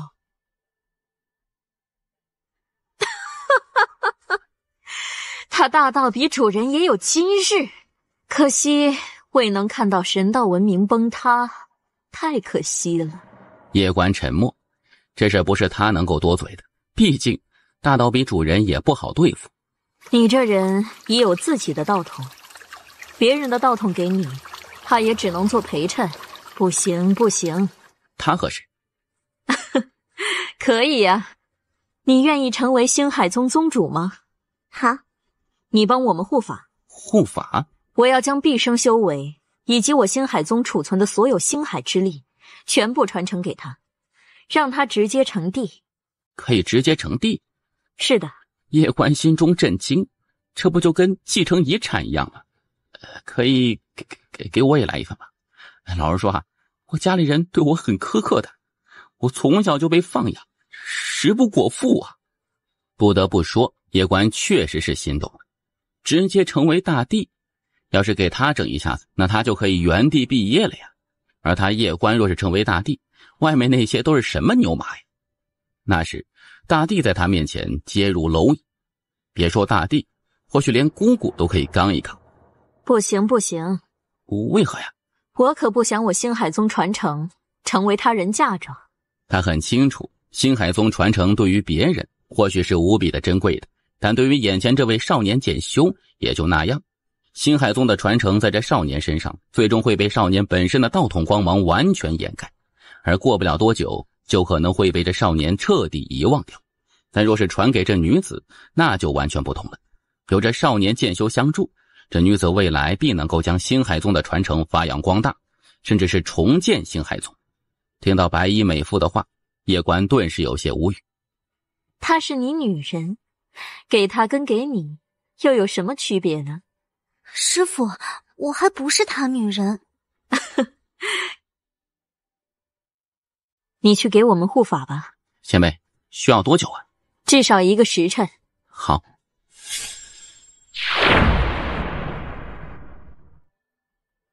你知道他的来历吗？他的来历很不一般，他未来命运天机都已经被人掩盖，而能够拥有此等手段者，我认识的人之中也只有2人，一个是当年大帝之中无敌的永生大帝，还有一个就是大道比主人。此人未来必成就一番霸业，你若想跟着他并且能够帮助他，就必须得拥有强大的实力，不然你即使跟着他，也最终会成为一个花瓶，然后逐渐被遗忘。我能够感觉到他对我好像没有那么喜欢，或者说他根本不喜欢我，只是不忍拒绝我，所以才一直带着我。傻丫头，对于男人你千万不能太过热情。你没听过一句话吗？太容易得到的都会不被珍惜。你现在应该做的是好好提升实力，搞事业，自己完全独立，不依赖他。不仅不依赖他，还能帮到他。他若是一直不喜欢我呢？傻孩子，你喜欢他那是你的事情，他喜不喜欢你那是他的事情。不是说你喜欢他，他就一定得喜欢你，世间没有这般道理。我明白了。你现在该做的就是提升实力，搞事业。千万要记住，我们女人即使再喜欢一个男人，也不能失去自我，失去独立的人格。一个失去自我与失去人格的女人，只会被别人看不起。我明白了。待会儿你成为大帝后，跟他切磋切磋，打他一顿。为何？让他知道你现在可是大帝了。被一个大帝喜欢，男人心里肯定都很得意。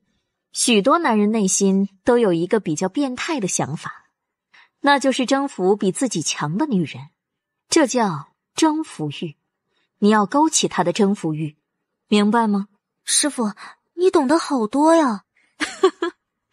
我还懂好多招式呢，待会儿我教给你。什么招式啊？白衣美妇眨了眨眼，有些俏皮。她俯身在南宫雪耳边低声说了几句。呀！南宫雪不知道听到了什么，脸霎时间就红了起来，宛如火烧云一般，羞得直接捂住了脸。那个地方也可以吗？当然可以。师傅，这羞死个人了。我们还是开始传承吧。好。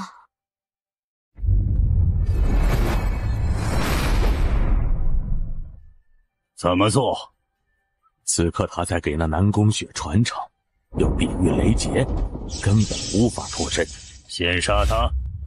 不，先杀那南宫雪与白衣美妇，打断他们传承。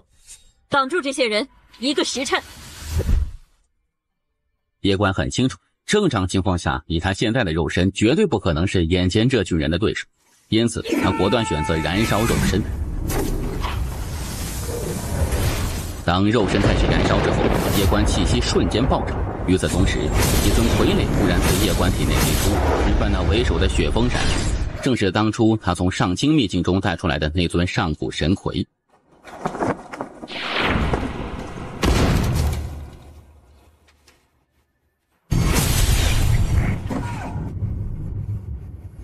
你等是在畏惧什么？他燃烧肉身，强行提升自己实力，看似很强，实则是外强中干，3秒真男人罢了。你等继续出手耗他，只需片刻，他便会气力耗尽，自陨当场。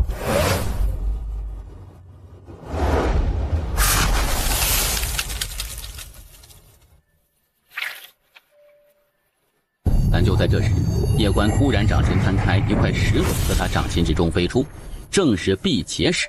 见到这一幕，一众血族强者再次愣住，这叶关要做什么呀？此时送给你们。为首一名血族神帝境强者直接一把抓住辟邪石，而其余一众血族强者纷纷地看向他，目光有些不善。有了此时，还需要血族做什么呀？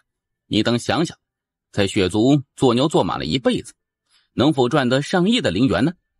为首神帝境强者死死握着辟邪石，脸色阴沉无比，似是在犹豫。拥有上亿灵元加上辟邪石，你等若是齐心协力，寻得几处秘境，届时以你等的天赋，未必不能达到大帝境。而在血族，拿着那点微薄的工资要达到大帝，你们觉得可能吗？你这厮心肠好生歹毒，竟然离间我血族！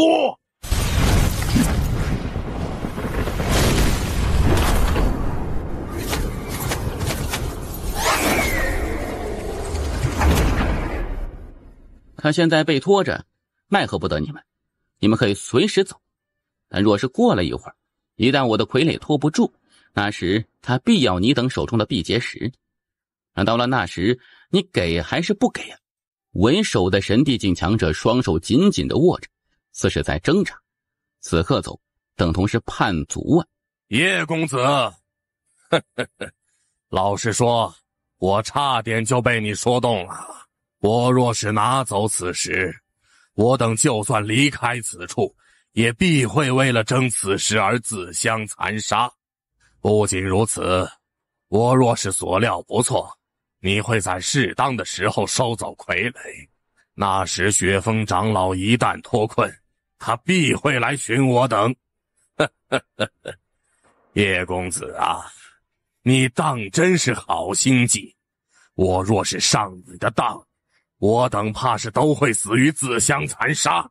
当然，我也是真心佩服你，小小年纪便有如此心计，实在是了得呀。自己倒是小瞧这些人了。诸位，此时我先暂且留着，待我们杀了这少年后，再将此石送回血族，由族长定夺。其余血族强者也是纷纷点头。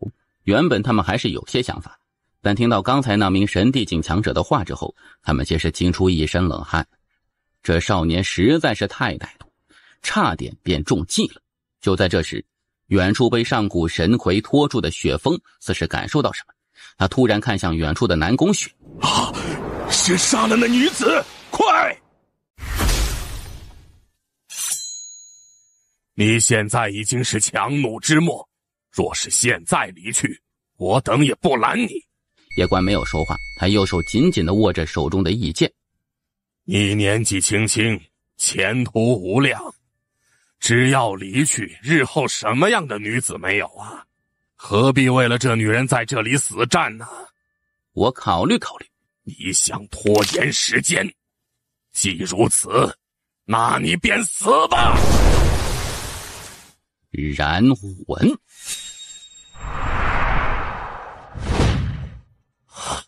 你竟然燃魂！你是疯了吗？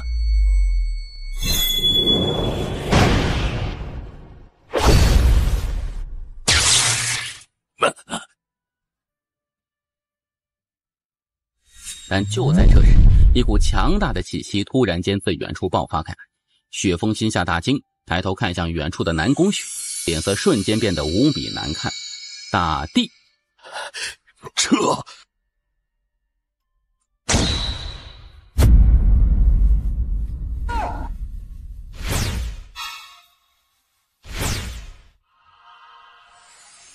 叶关自然也没有去追，此刻的他也是疲惫不堪的，肉身没了，灵魂也是极其虚弱，真正的精疲力尽的。这里的神帝实在是不好打呀，太累了。当然他收获也大，因为他现在隐隐感觉要突破了。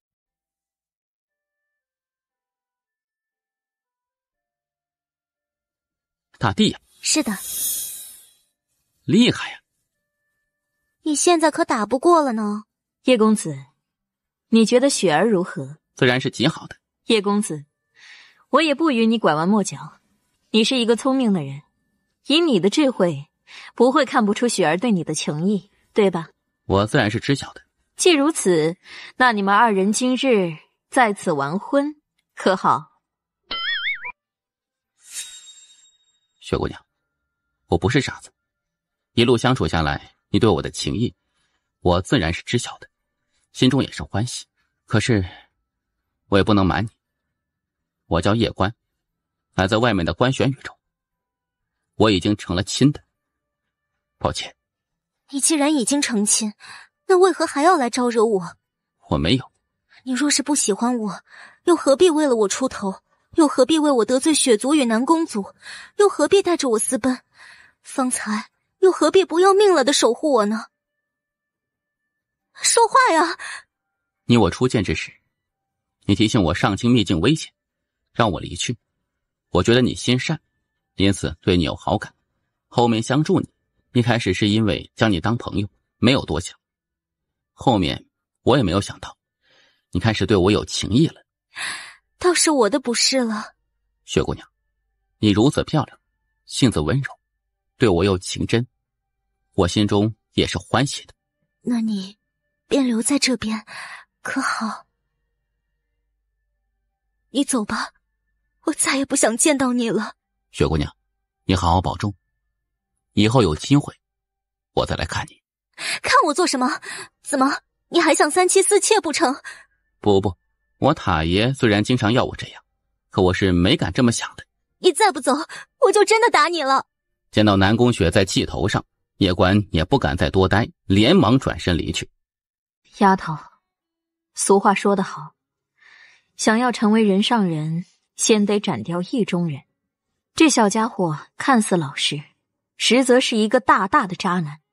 他对感情有些优柔寡断，未来还会伤更多女子的心的。我也想恨他，可是怎么也恨不了他啊，甚至心中还在替他辩解。他不隐瞒他已经成亲的事，与我如实相告，我倒还觉得他是一个好人呢。以前听说喜欢一个人是卑微的，我原本是不信的，但此刻才明白，何止是卑微啊。白衣美妇低声一叹，女人一旦动情，那便是一次劫呀，而若是遇到渣男，那便是劫上劫。师父，我想留在这里好好修炼。好，可是我却也不能陪伴你了。为何？我只是一缕残魂，能够存在这么久，已经是非常不易了。方才传承于你，这缕残魂已经消耗得干干净净，因此我们也该离别了。不对，是永别了。你若是能够重建星海宗，自然好；倘若不能，也无关系。古往今来，宗门兴与亡，再正常不过了。师父，你性子太柔，心太善，现在又身中情毒，这不是一件好事。记着，你喜欢他是你的事情，不代表他就一定得喜欢你。切莫因爱生恨，误了自己。而且，这小子对你应该也是有情。见到这一幕，南宫雪直接呆在了原地。他看着四周，这一刻他感觉前所未有的孤独啊！海爷，我有时候觉得自己很坏。为何？我有时候一直在想，要是能够与小家季玄姑娘、芊芊姑娘、依依师姐、八婉，还有现在的雪姑娘，大家一起厮守，大家和和睦睦，岂不逍遥快乐？嗨，是个男人都会这么想。他们每个人都是那么漂亮，那么的好，得其一都已经是莫大的福泽了。我居然全部都想要，这实在是太刺激了。我以为你会说这太不是人了，没想到你跟我来了这么一句。男人果然都是花心的，贪得无厌的，而我亦是如此。你喜欢那位南宫雪姑娘吗？她人很好，我不想骗她。那你以后就莫要去勾搭女子。难道要我以后遇到女子就离得远远的吗？感情一事，唉，太爷，你只是一个塔，说了你也不懂。叶关不在感情一事上多想，女人只会影响拔剑的速度。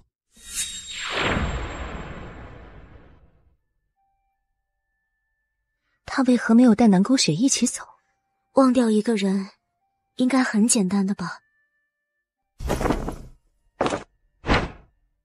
他不带着你一起走？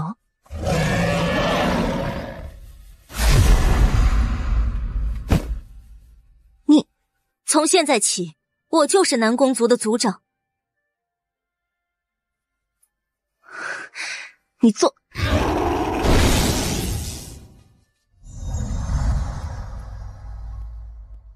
一个时辰后，南宫族内突然有一位大帝陨落，无数灵气自南宫族上空爆发开来。而没多久，南宫族的族长便是换了人。又过3日，南宫族族长南宫雪以星海成玉，硬扛命运劫，鏖战3日，最终战胜命运劫，成为命运大帝。乱星界一共只有4位命运大帝，而如今又多了一位雪帝。雪帝成为命运大帝之后，将南宫族改为星海宗，广招弟子传承道统。但不知为何，他立下2个规矩：一，不招剑修；2，不招姓叶的。世人奇怪，但也不知是为何呀。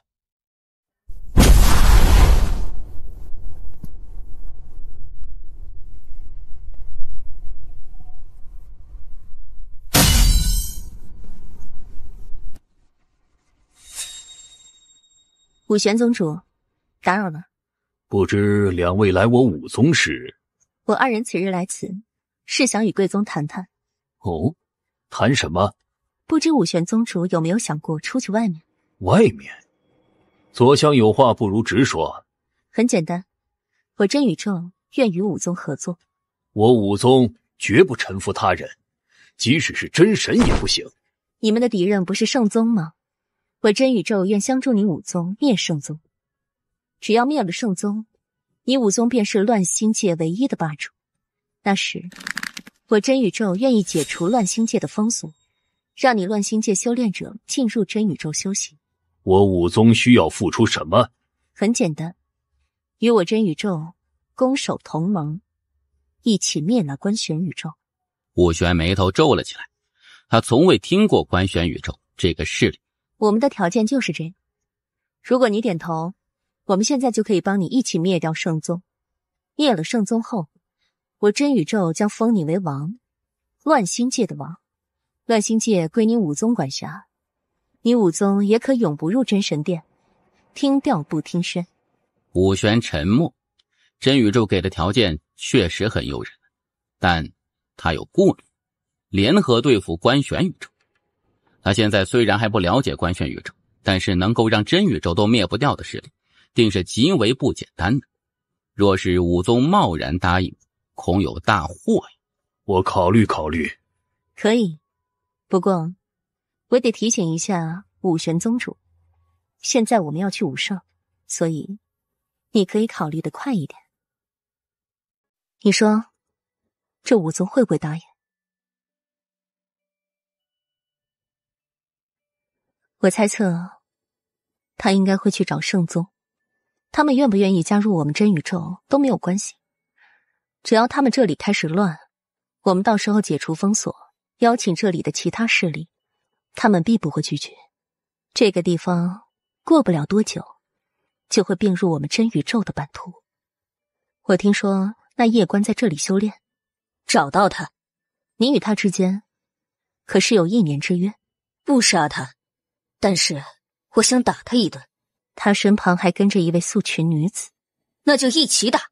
慈静，此女能一剑葬灭薄天界，秒杀岁月大帝，其实力我知他极强，但我也不惧他。反正那夜观我是一定要先打他一顿的。左相摇头一笑，他知道这慈静是看那夜观非常不爽的。对此他倒也很好奇，因为他知道慈静性格虽然暴躁，但是一般人却是很难惹他生气的。对于这个夜观，他的执念有点深呢。乱星城云海商会。这位公子，您要的这些东西都太珍贵，这价格好说，至少需得5亿枚灵元。可以。5亿？我知道是5亿。以上材料多久能够为我寻来啊？倘若公子愿意加1亿，我可以在3天内为公子寻其所有，否则至少得半个月。加钱？夜观看了一眼女子，眉头微微皱了起来。并非是我要讹公子，公子所给的这份清单上面之物都太过珍贵，即便是我们商会库存也没有几样，因此我得从外另购。而若是要从外面加急购买，自然得加钱。可以。公子，因为资金过大，需要先交一部分垫付资金。多少？3亿枚灵元。公子，请您稍等。当真？你看。肥羊，终于来了一只肥羊啊！秦管事，此人能够随意拿出6亿枚灵元，来历怕是不简单。我方才已经探查过他不过是真仙境，我猜他应该是一位家境富裕的富二代。这种人呢，一般都是人傻钱多，所以可以宰。宰？当然，宰1次可不行，得宰2次。他这次的目的并不是重新炼制一尊大地傀儡，而是提升他手上这尊傀儡，将其提升到大地境。这位公子，有一个坏消息要告诉你。坏消息？之前负责帮你购买材料的女子，她携款逃跑了。哎，这事儿是我疏忽了。我的材料没有了，那就将我的钱还给我吧。什么钱？我给了他6亿灵元，让他帮我购买材料。这么多，公子，那你损失可大了。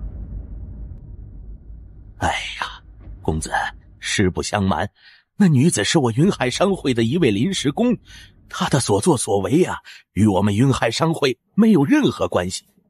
对于您的遭遇，我们云海商会深感同情。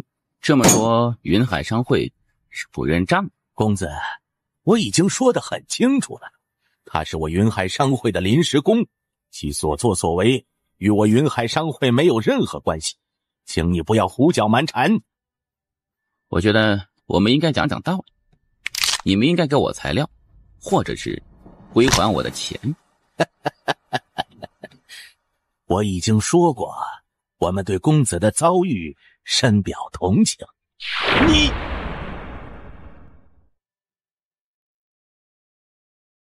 3息内，云海商会负责人不出来，老子屠掉你们所有商会！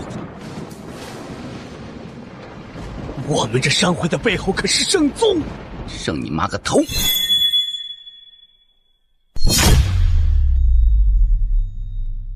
阁下，在下云海商会莫管事，此事是一个误会，还请。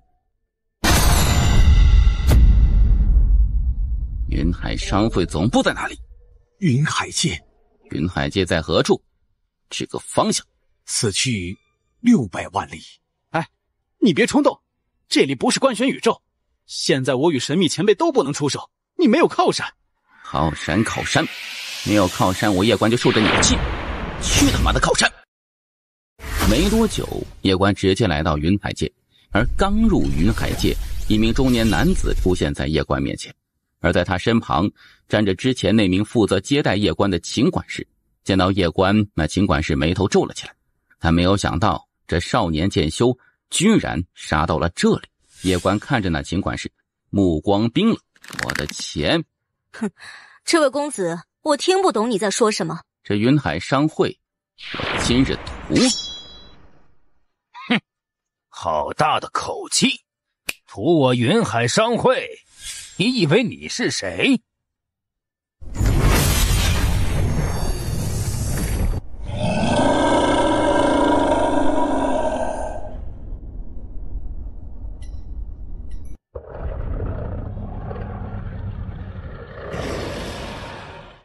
秦管事，会长正在招待贵客，你不得打扰。三长老，外面出大事了，你快让我进去禀报会长。让他进来。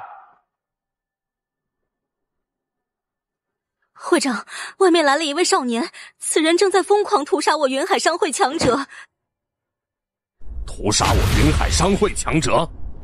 正是，他还扬言要灭屠掉我们整个云海商会。哼，好狂妄啊！与神供奉。我刚答应成为你们云海商会的供奉，就有人来闹事，这可真有意思。与神供奉，此人既然敢来我云海商会闹事，怕是来历不简单呐。是的，此人年少，但实力却极强，一般神帝境强者都不是其对手，其来历极为不简单。你们对我的实力一无所知，就算他是武宗与圣宗的，我也要让他跪下。说着他起身，似是想到什么，自己账没有归来，都被那王八蛋抢走28亿枚灵元，如今为了去那永生秘境瞅瞅，不得不来这里做个供奉。这倒好，刚做供奉就有人来闹事情，妈的，今天怎么也得杀个人出出气。但转念一想，什么人都配自己出手吗？想到这里，他又坐了回去。不过一个少年，我去出手，未免有些大材小用。顾会长，你去解决他吧。你放心，若是他身后之人出手，我来替你解决。可若是他身后人多呢？哼，人多有屁用，来多少本神杀多少。若是他敢叫人，我灭他10族。啊，有雨神这句话，我便放心了。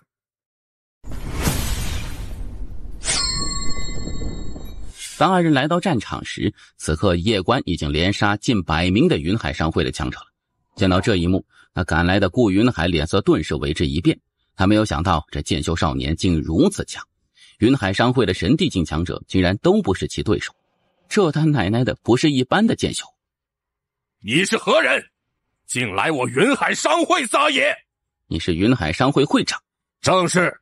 此人黑了我6亿枚灵元，你怎么看？6亿。听到叶关的话，顾云海心中顿时为之一惊。会长，此人随随便便就能够拿出6亿枚灵元，其身上必定还有更多。顾云海双眼微眯，云海商会黑吃这种事情不是没有，只是他没有想到这秦管事胃口真大呀，竟然连6亿都敢吃。一个能够随随便便拿出6亿的少年，岂会是一般人？会长，此人已与我们结仇，和解断然无可能。既如此，不如直接镇杀他。他身上少说还有10几亿灵元。顾云海看向远处的叶关，有些犹豫。这人来头一定不小啊。我们有雨神。雨神？想到雨神那恐怖的实力，顾云海顿时再无任何顾虑。哼，什么黑吃你6亿灵元？我云海商会岂会做这等龌龊之事？我看你是没事找事，想讹诈我云海商会。来人，杀了他！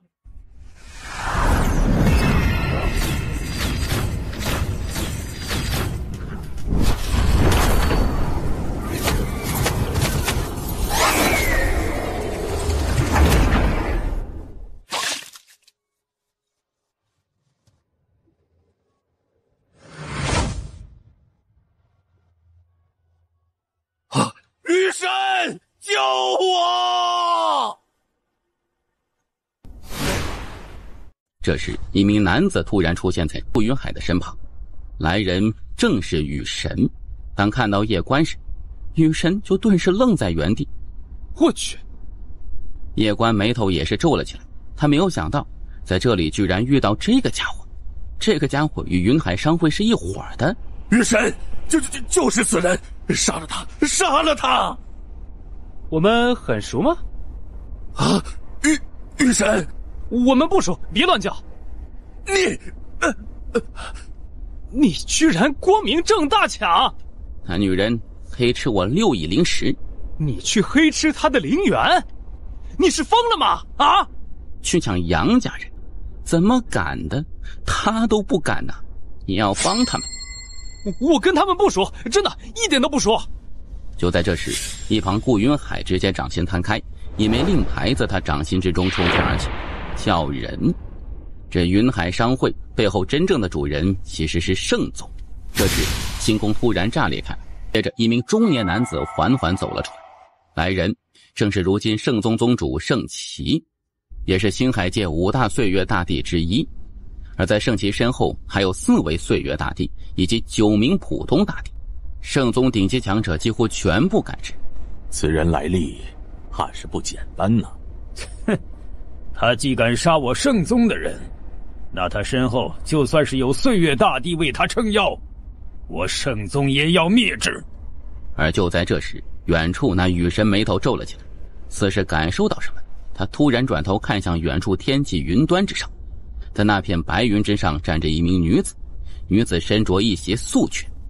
见到这个女子，雨神脸色瞬间巨变，转身拔腿就跑。他跑得很快，直接就跑出了乱星界。乱星界外，雨神惊魂未定，一阵后怕呀。这个女人居然出现了。他之所以跑出乱星界，是因为他知道这个女人可是号称地图终结者，凡出手无不是一个世界为抹去。若是跑得慢，待会儿可能就要给整个乱星界陪葬了。你家在何处？指个方向。这一日，一柄剑突然从天而降，自此万界少一界。逃出来之后，雨神看了一眼四周，这一刻他突然间变得有些茫然起来，同时心中有些发苦啊。本以为远离官宣宇宙和真宇宙，来到这边之后自己好无敌一下，未曾想到不仅没有无敌，连钱财也被这个靠3代给强行夺走。这世间当真是没有天理了呀。他看了一眼四周，然后转身离去，背影有些落寞。重新找一个低等一点的世界混吧，他还是比较喜欢无敌的感觉。怎么？又让您出手相救了，您心里肯定很看不起我吧？姑姑从未看不起你过。姑姑，可以替我解除封印吗？可以。声音落下，他拂袖一挥，叶关体内封印顿时消失不见。他掌心摊开，行道剑出现在他的手中，他右手缓缓抚过行道剑剑身，轻声说道：“感谢小道你一路来的陪伴了，姑姑。剑还给你。为何？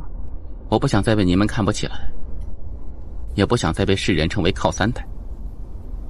从今往后，我想真正的靠自己，即使身死，也不会再叫人。你想走自己想走的路，姑姑也支持你。这样，姑姑陪你走完这最后一场，你觉得如何？好。此事之后，姑姑也要与这凡尘俗世告个别。这星海界何时又出现一位命运大帝了？等我片刻。你就是他身后之人？我是他姑姑。姑姑，你竟然敢与我圣宗为敌？想知道姑姑有多强吗？喜剑杀命运大帝，格局小了。命运大帝，蝼蚁而已，何须用剑？声音落下，那圣器直接被抹除。场中所有人石化，包括叶关。这是不是强的有点超标了呀？只要我不想死，无人能杀我；只要我不想活，谁人我都能杀。叶关双手缓缓紧握，心中激情澎湃，这也是他的目标。只要你打败我，你就是真正的无敌。有没有信心？老爹打得过姑姑吗？能。他打我，我不还手。原来是这样的。你的路还很长，但我相信你能够走得很远，因为你有破而后立的决心。其实你知道吗？我一直在等你主动将此剑还我。我没有想到会这么快。这柄剑不仅仅是我的剑，更是我的道。我走出来的无敌道，可它不是你的道。你放下它时，就意味着你的无敌道要真正开始了。我明白了。我走了。我们还会见面吗？如果你走得足够快，我们应该还能见面。我们？姑姑，你知道我今天为何这般开心吗？今日的公谷与往常确实不一样。往常的公谷脸上几乎看不到任何的笑容，但今日的公谷脸上全是笑容，有点反常。哥哥已经答应我，放下一切，不再管世俗之事，陪我到处去看看。而时间、地点皆由我定，就我们两人。我觉得银河系不错，第一站就到银河系吧。那边的瓜挺好吃，可以去尝尝。小家伙，努力修炼，期待你打败姑姑的那一天。告诉你一个秘密，姑姑真的很强很强，强到你想象不到。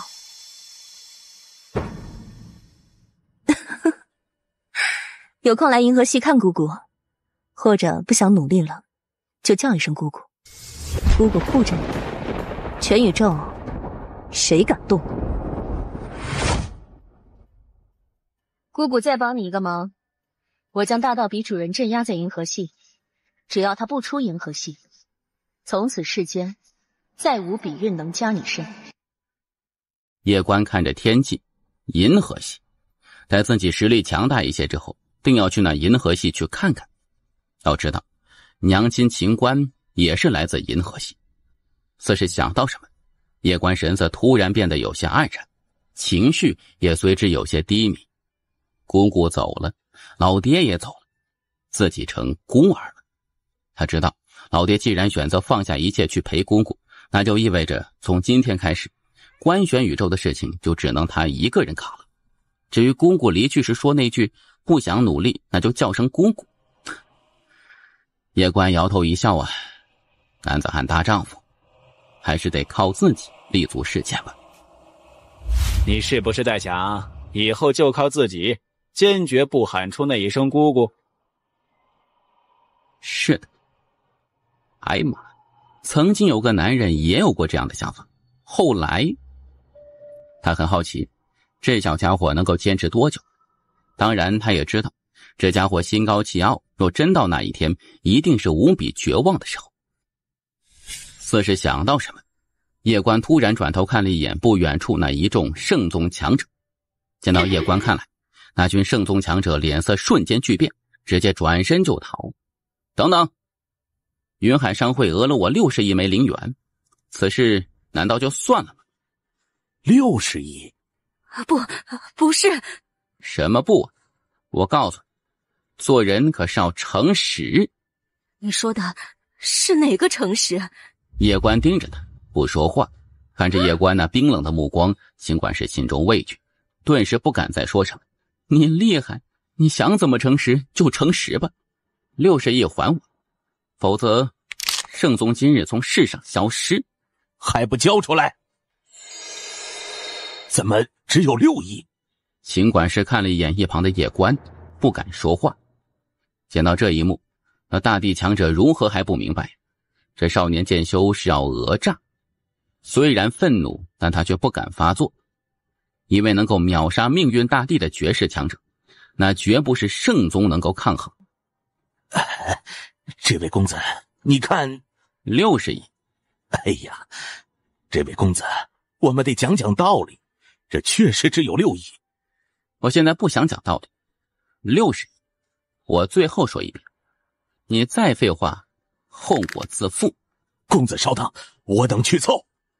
说着，他看向身旁一名老者，怒喝说：“快去！”那名老者不敢迟疑，转身消失在原地。那大地强者又转头冷冷看了一眼那秦管事，那目光阴冷，眼中毫不掩饰着杀意。这云海商会吃黑的事情，他自然是有所耳闻的，但是他没有想到这女人居然如此昏聩，没有调查清楚就直接开始黑吃，这是愚蠢的。如今不仅云海商会没有了，圣宗宗主也被干掉了，可以说接下来圣宗就彻底完犊子了。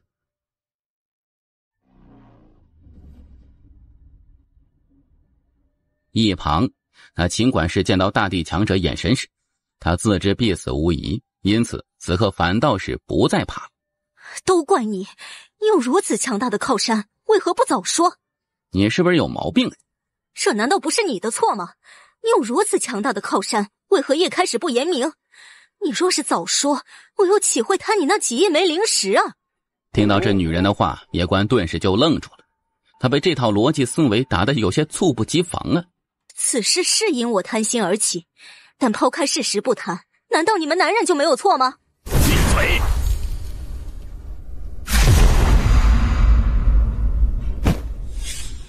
什么玩意儿？没多久，渐渐离去的那名老者出现在场中，他拿着一枚纳戒递到大地老者。这位公子，一共只有50亿枚灵元，这已经是我圣宗目前所有的灵元，您看，剩下的先欠着。啊，好。说完，他带着一众强者转身离去。圣宗一众强者离去之后，叶关刚一转身，也正要离去，但就在这时，异变突起，他还未反应过来，一阵拳头便直接轰在他的腹部。地面上，叶关强忍腹部传来的剧痛，抬头看向不远处，那里站着一名女子，执剑者。狗男人，我们又见面了。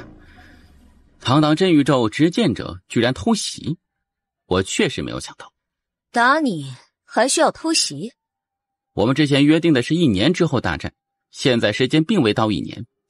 当然，你想要现在打，也不是不可以。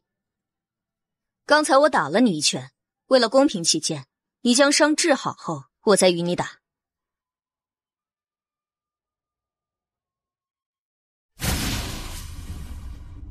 哎呀，终于找到你这厮了。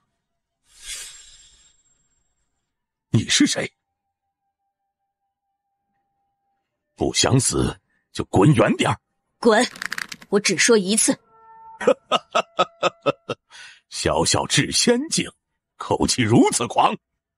这女人定是那叶关的情人，不如将她擒住，然后在这叶关面前好好羞辱一番，岂不美哉？血族是吧？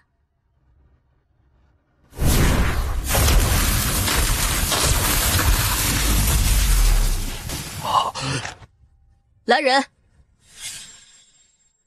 带着他们2人回血族，然后当着他们2人的面，将血族所有人全部斩杀。灭了血族后，将此人送至猪圈，喂他吃10斤合欢散。记住，不要让他死，让他永生永世欢下去。这时叶关缓缓站了起来，他看向远处的执剑者，开始吧。你可以用任何神物，包括你先前那柄神剑。不用。莫说我以大欺小，我现在自降境界，与你境界相同，免得你输得不服。来吧。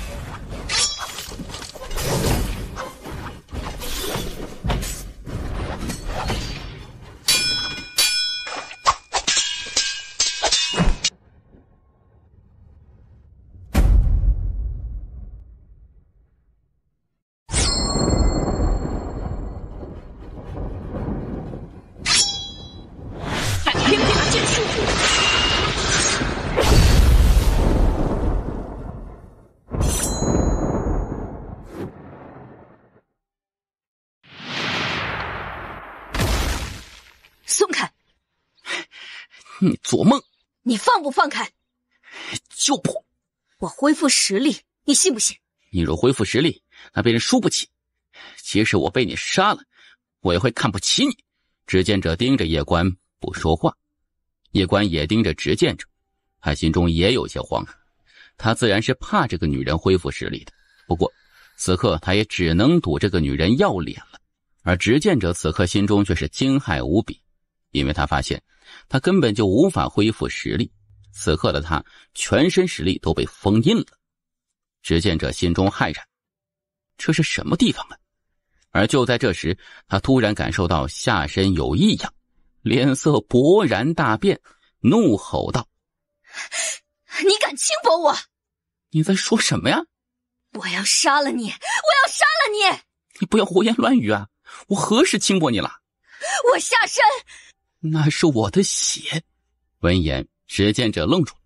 方才他突然感觉到下身浸湿有异样，以为是叶关的那种东西，所以才会大怒。原来不是，是血！叶关看着面前的执剑者，满脸无语。他妈的，这个女人脑子一点都不纯洁！放开我！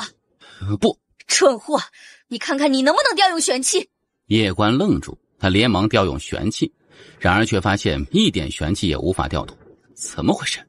放开我！不行，放开你，我一定会被你打死的。你放开我，我不打你。不，我说话算话，说不打你，那就不打你。我相信你。我打死你，就打你，打死你，你这个狗男人！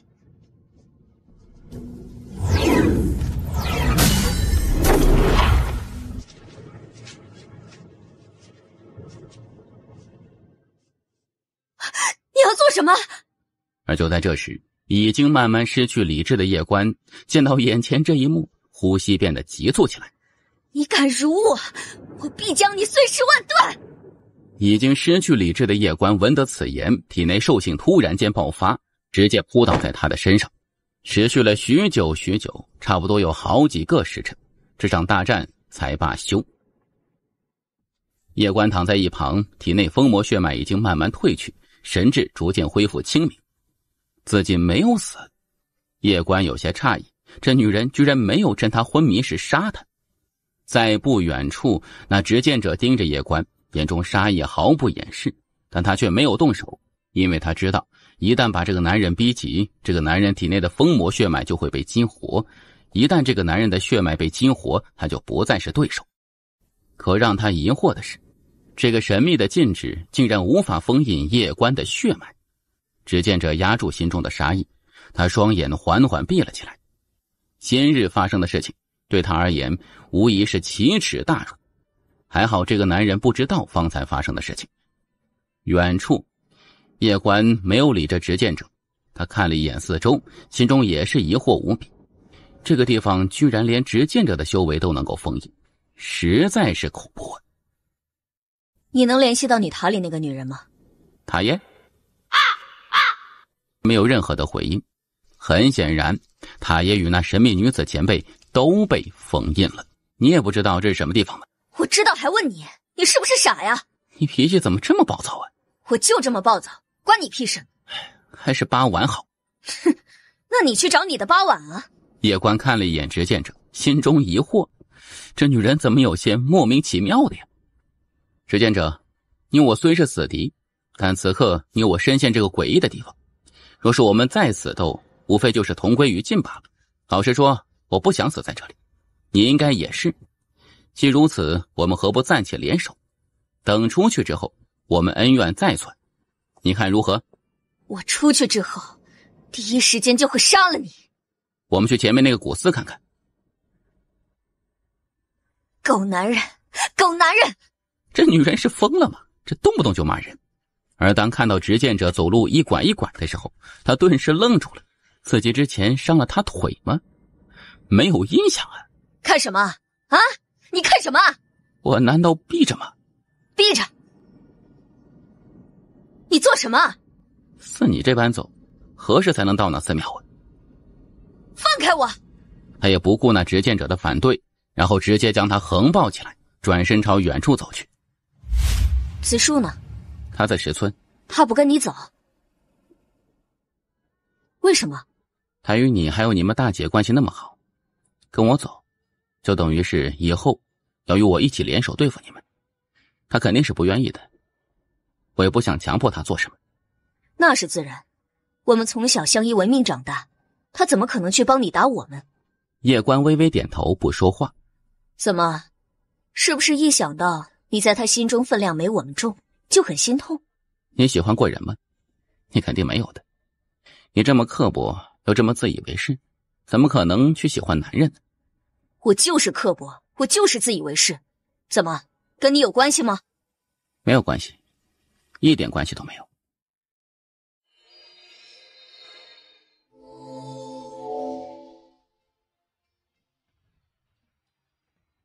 你知道这是什么地方，对吗？永生秘境。与那永生大帝有关。永生大帝是永生文明的开创者，而后来他与大道比主人大战，你知道他最后的结局吗？不知道。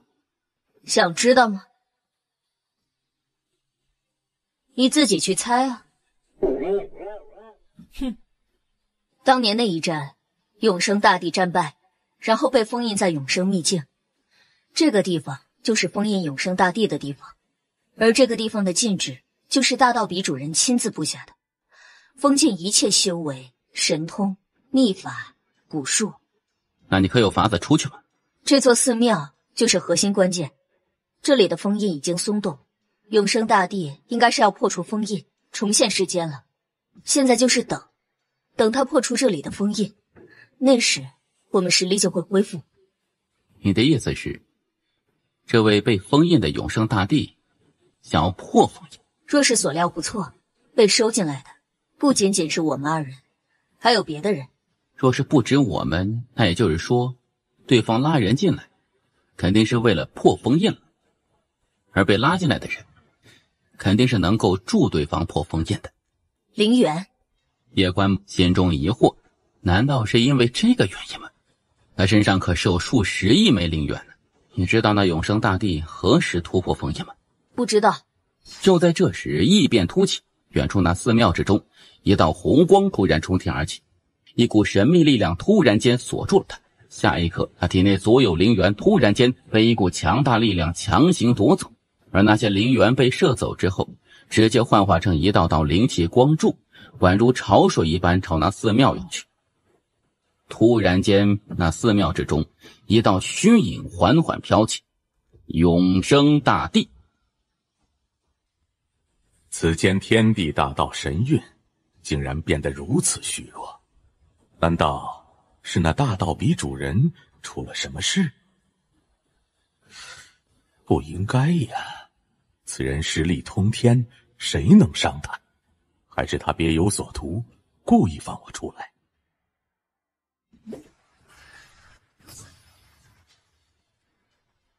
当真是世间至宝。我听说永生大帝号称万古第一帝，怎么，也要抢别人的东西。我便是抢了又如何？我不仅抢，还要杀人夺宝。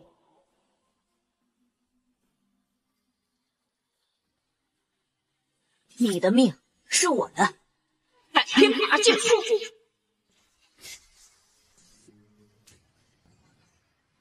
剑修有些意思。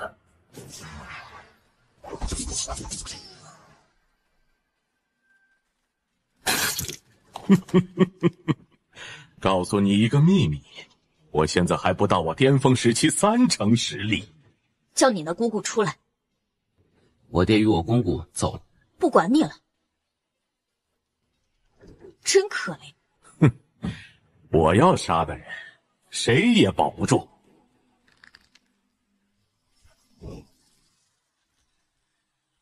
你的命是我的。强大一点的蝼蚁罢了。此人乃是一个文明的开创者，其实力就比大道比主人略差，不是你们能打的。走，走个毛，干就完了。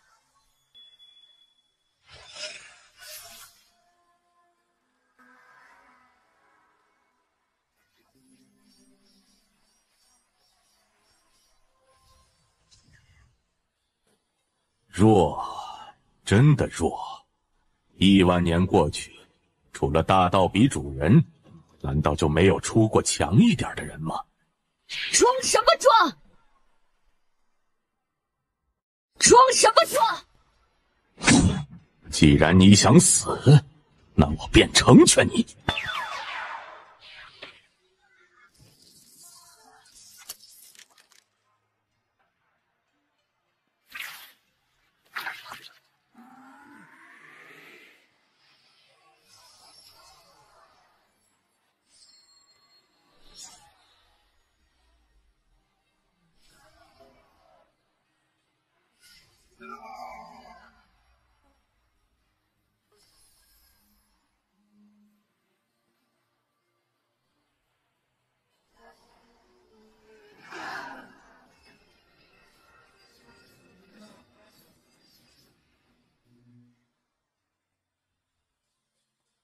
我救你是为了亲手杀你，懂吗？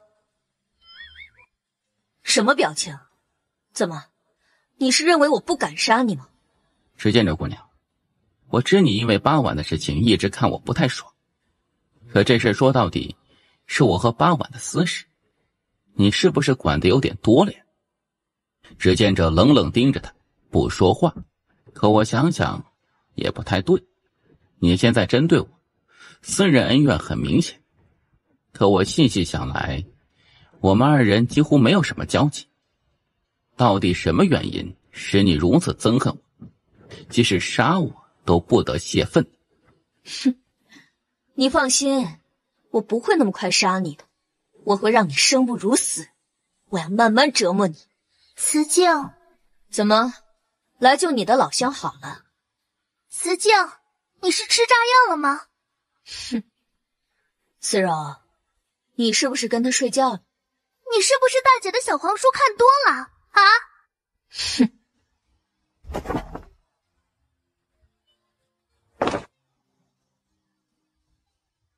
前辈，叫我慈柔便好。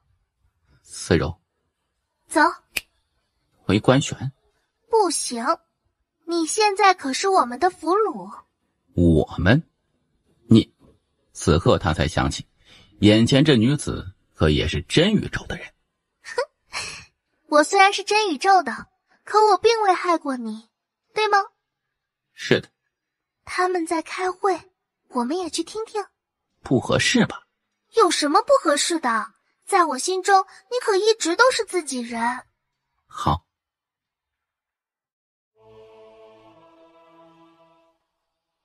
多2个人，不介意吧？不介意吧？不介意。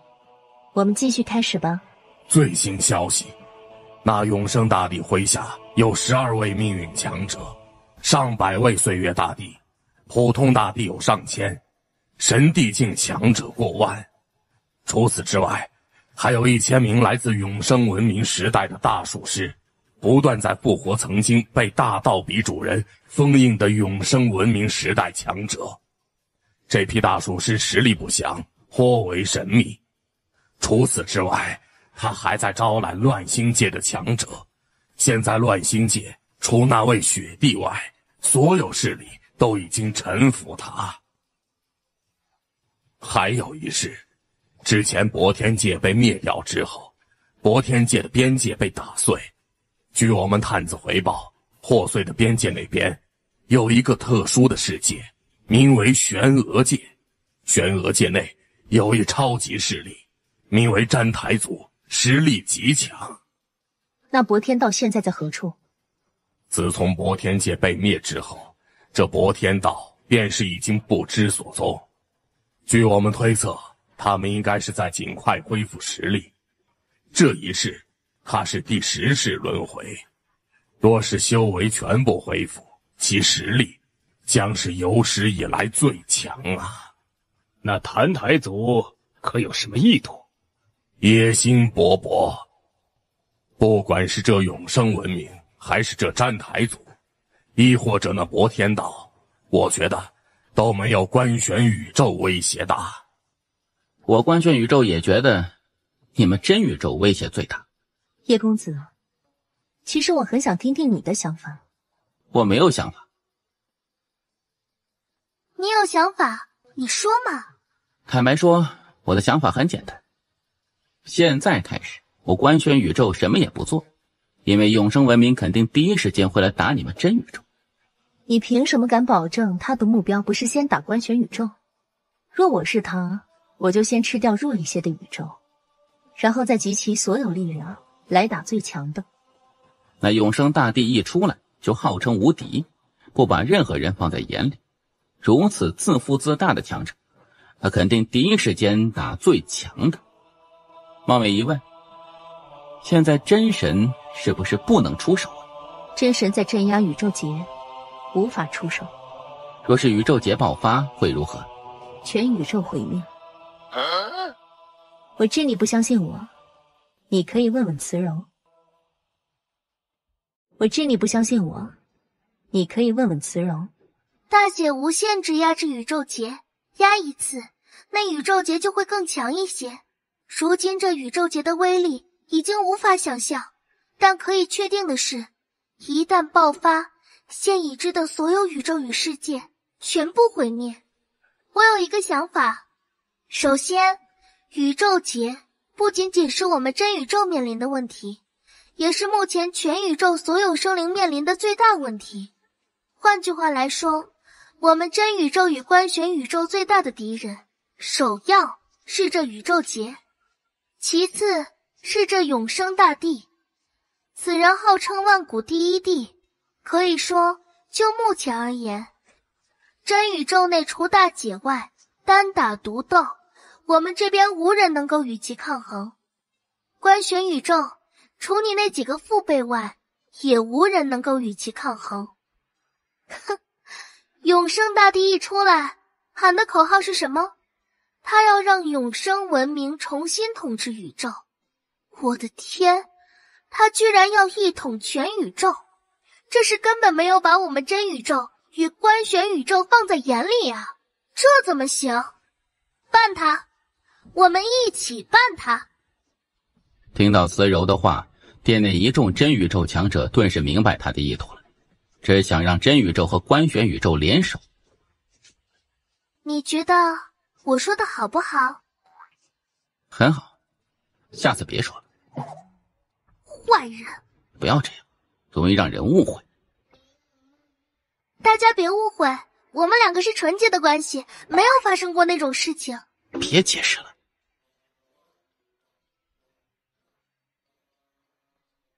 你们别这么看我们两个，我们真的是纯洁的。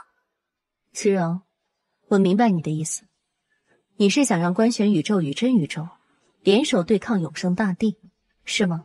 诸位，大道比主人如今被镇压，永生大帝出世，可我觉得大道比主人被镇压后，不仅仅只有永生大帝出世，曾经被大道比主人镇压的许多强者，肯定都会一个接着一个的出现。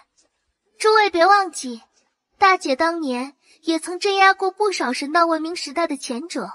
现在这乱世，那些神道文明时代的强者肯定也会出现，所以我觉得我们完全可以合作。慈柔，我明白你的意思，你是想让观玄宇宙与真宇宙联手对抗永生大帝，是吗？其实也不用结盟，我们可以暂时罢手，约定双方暂时互不侵犯，你们看如何？和观玄宇宙合作，众人还是比较抵触的，毕竟两个宇宙打了那么久，说是世仇都不为过。叶公子，你觉得呢？叶关沉默，他也不想和真宇宙合作的。塔爷还在永生大帝手里，你想想，永生大帝获得塔爷，他的整体实力肯定会获得飞速的提升。过不了多久，永生文明的整体实力肯定会达到一个非常恐怖的程度。塔爷不会有危险吧？放心，他不会有危险。谁得到他，都会把他当祖宗一样供起来。我也知你心结，因此不会要求你与真宇宙和解。但就目前情况而言，我们真宇宙与观玄宇宙继续大战的话，只会便宜永生大帝，还有那在暗中猥琐发育的博天道。除此之外，还有许多神道文明时代的强者。我明白你是好意，姑娘怎么称呼？风奇。现在真宇宙是风奇姑娘做主，算是。风奇姑娘，你看这样如何？此刻起，我们观玄宇宙和真宇宙暂时休战，你们的人不进入观玄宇宙，我们观玄宇宙的人也不进入你们真宇宙，你觉得如何？叶公子，我倒是有个想法，你听听。请说。我真宇宙愿意对观玄宇宙开放，只要观玄宇宙的人愿意，可以随时进入真宇宙发展。当然，我真宇宙的人若是愿意进入观玄宇宙，只要叶公子不反对，我们亦不会反对。闻言，叶关如何不明白对方的用意？这是想釜底抽薪。真宇宙的文明比观玄宇宙文明要高，而且福利要好很多。如果观玄宇宙和真宇宙都不反对，肯定有人愿意加入真宇宙的，毕竟不是每个人都能拒绝得了真宇宙的福利诱惑。可以，若是观玄宇宙足够好，他们自会留下；若是不够好，强留他们在观玄宇宙也只会误了他们。我观玄宇宙来去自由，来去自由。此言一出，那风起心中突然升起一丝敬意。此子好魄力呀！我想在真宇宙开一家仙宝阁，没问题吧？可以，不过我真宇宙要入股，我真宇宙占50%，你观玄宇宙占50%，你看如何？我想在真宇宙开一家仙宝阁，没问题吧？可以，不过我真宇宙要入股。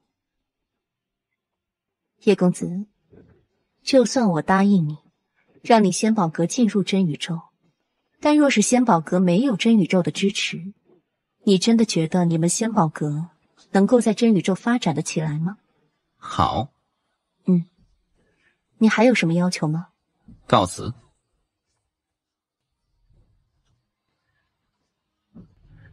翠柔姑娘，你的伤应该已经彻底恢复，所以你还要跟着我们？当然。翠柔姑娘，你是真宇宙的，你那么聪明，不可能不知道我的目的。你见过宇宙节吗？我带你去见见。好。子敬，一起去。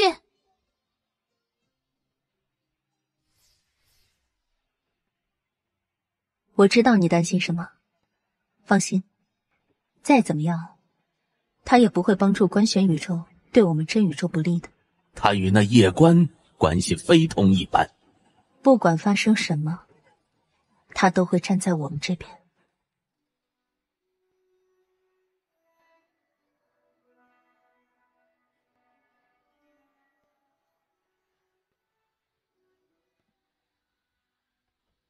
刺柔姑娘，能详细说说这宇宙劫吗？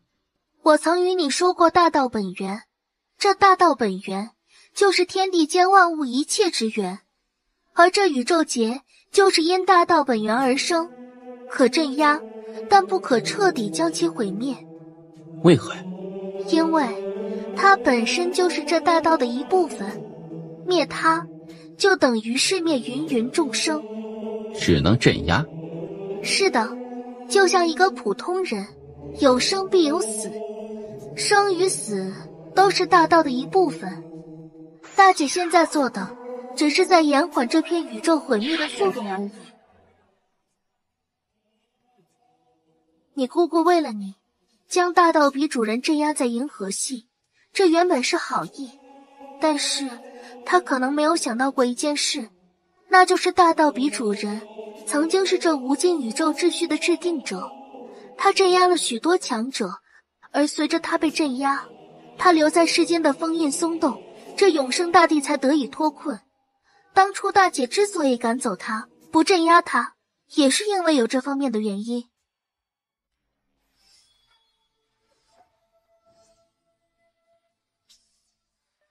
而随着他被镇压，他留在世间的封印松动，这永生大帝才得以脱困。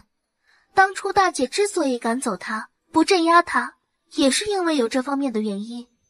叶关摇头一笑，公布镇压了大道比主人，但是却也放出了永生大帝，这是对他目前而言肯定是一件坏事。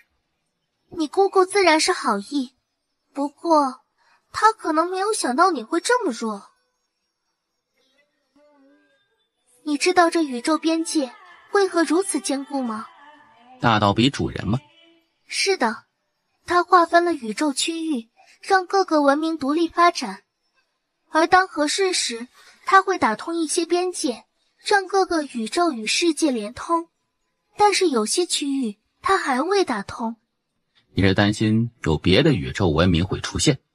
是的，这茫茫宇宙，不仅我们在寻找别的宇宙文明，别的宇宙文明也在寻找我们。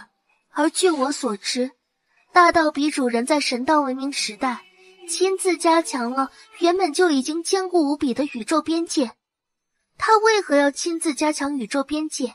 是怕我们入侵别的宇宙，还是怕别的宇宙入侵我们？我很担心。若是前者，自然还好，可若是后者呢？当然，这些都只是我个人的担忧，或许只是我想多了。你没有想多。曾经，大姐曾加强过真宇宙的宇宙边界。大姐也加强过？她当时镇压宇宙劫时，只留下一句话：备战。大道比主人是这片宇宙最接近道的存在，也是目前可以说唯一一个能够遇道的人。他被镇压，现已知的宇宙必然乱套。那把他放出来。你姑姑是一个举世无双的人，他既然镇压大道比主人，必有他深意。我的猜测是，大道比主人这家伙肯定是在搞什么坏事，被你姑姑发现了，然后才镇压他。叶关微微点头，心中一叹，他发现这世界比他想象的要复杂得多。这次带你来这里，除了让你看看宇宙劫外，也是助你提升一下实力。提升实力？叶关看了一眼思柔，有些好奇，正要说什么，就在这时，一道道可怕的雷电席卷而来。子敬，你护着他。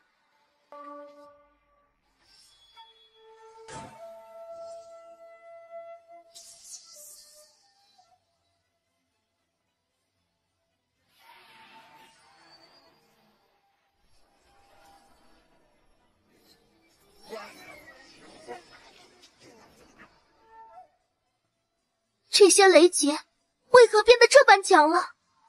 每一日都在增强。大姐，小家伙，抓住子敬！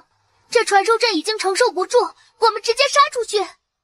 一处岛屿上，沙滩旁，思柔看着面前躺着的叶关，神色凝重。此刻的叶关肉身已经残缺不全，陷入了昏迷。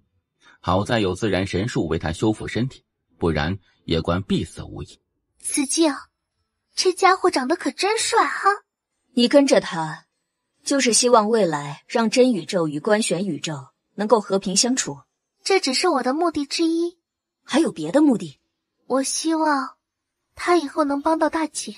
你希望他能够帮助大姐对抗宇宙劫？是的，这宇宙的存亡不应该只有大姐一人来扛。你是在利用他？这词儿可不太好听。你觉得大姐能一直扛下去吗？我已有许久未曾见到过她本尊。除大姐外，有2个人能够扛着宇宙劫。他，其中一个是大道比主人，第2个就是他。当然，他的实力肯定是不行的，但是若是他来承担这个责任，他身后的那几位就会为他扛。你是想通过他来利用他身后的人？是的。慈柔，我看得出来，他对你很有好感。若是让他知道你在这么算计他，八丸也在。你是说，八丸也是在算计他？难怪，八丸与他睡觉，我就觉得不寻常。即使再喜欢他，也不可能就那般委身于他。你们2人到底在谋划什么？我不是已经说了吗？让他来抵御宇宙劫。他不知道八婉在算计他。哼，你知道这家伙最大的弱点是什么吗？他最大的弱点就是心善。他比他爹与他爷爷要善良得多。心善，只要方法对，就容易被欺骗，被利用。慈柔，你与八婉如此行为，实在是有些下作。我知道。你知道个头！他虽然是敌人，但是你们这种行为实在是下作，我真的看不起，大姐也会看不起。那你有办法帮大姐吗？若是大姐真的有一天扛不住，我就与她一起去死。而你与八婉这种行为像什么？还有八婉，她把自己当什么了？还用美色？若她在这里，我定要打死她，真是下作。你懂个屁！你整天就知道打，就知道杀，你毛都不懂。宇宙劫若是扛不住，你可是真宇宙有多少人要死？哼，我还是第一次发现你居然这么怕死。哼，我还是第一次发现你居然这么怕死。若是大姐扛不住，生死道消，我第一个陪她去死。慈柔，你杀了她我都不反对，但不应该如此。若是不拉她下水，她身后之人根本不会对抗宇宙劫。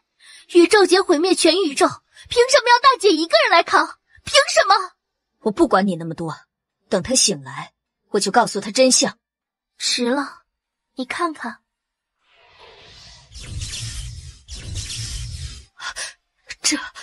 他为何被下宇宙劫？因为他对那道血雷出手。只见这猛然想起之前叶关将他拉到身后，然后强行提升实力，对那血雷出手。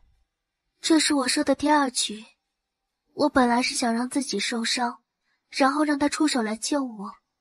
他肯定会出手救我的，只是我没有想到他居然会出手救你。你们第3局是什么？哼，我可不会告诉你。你这人脑子太直，会坏事儿。他喜欢八婉，你知道吗？八婉跟你的想法一样。是的。哼，子静，我知道你性子，也知道你不愿意掺和这件事，因此这事儿一直都在瞒着你。你现在告诉我，是因为他已经被宇宙劫种下劫印，并且希望我接下来配合你们，是吗？是。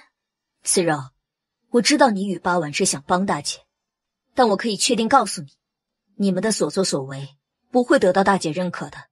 我们知道，大姐是那么高傲的人，她肯定不喜欢我们的行为。但是，只要她能够从这宇宙劫之中摆脱出来，最终我们不管结果如何，我们都愿意承受。我不会帮你们。但若是帮她呢？你什么意思？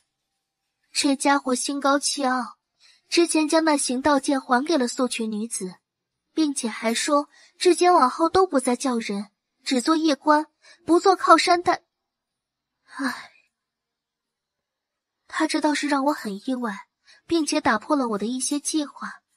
真是人算不如天算，我没有算到这家伙那么有骨气。我觉得他这么做挺好。可接下来他就要面对那永生大帝，以现在观玄宇宙的实力，根本无法对抗永生大帝。永生大帝也是你们计划中的一环。慈柔没有回答这个问题，而是说道：他现在实力弱，我们需要提升他的实力。我想让你与我一起联手，帮他取这里的雷神印，并且以雷池淬炼他剑意，将他实力提升到一个新的高度。哼，你凭什么认为我会帮你？为了大姐。我会帮他，但不是为了大姐。还没死吗？哼，当然没死啊。这一次我都以为死定了呢。现在感觉如何？再过一会儿应该就能够全部恢复了。那便好。这里是大姐曾经建立的一个独立小世界，就是真世界。在这个世界外就是传说中的宇宙劫，当然现在看不到，出去之后才能够看到。你先休息一下，待会儿带你去寻好处。哼。好处？是的，因为靠近宇宙劫，所以这个地方有一枚刚形成的雷神印，还没有灵智。待会儿我们一起联手为你取得此印。雷神印？是的，在取得雷神印时，得先做2件事。第一件事是先用雷劫淬炼你的剑意，让你的剑意达到一个全新的高度。雷劫淬炼剑意？没有遇到过吧？这个地方的雷劫非常特殊，若是你的剑意能够在这里的雷劫轰击下还不灭，那么到外面去，即使是命运大帝的力量也无法磨灭你的剑意。我明白你的意思了。待会儿我们2个将会为你护法。待会儿我会趁你不注意，然后一剑结果你。你以为我不敢是吧？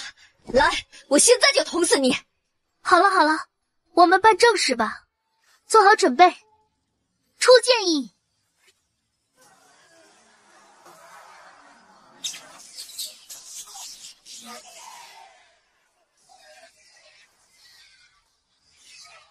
这小家伙明明可以直接躺平，却非要努力修炼，不好吗？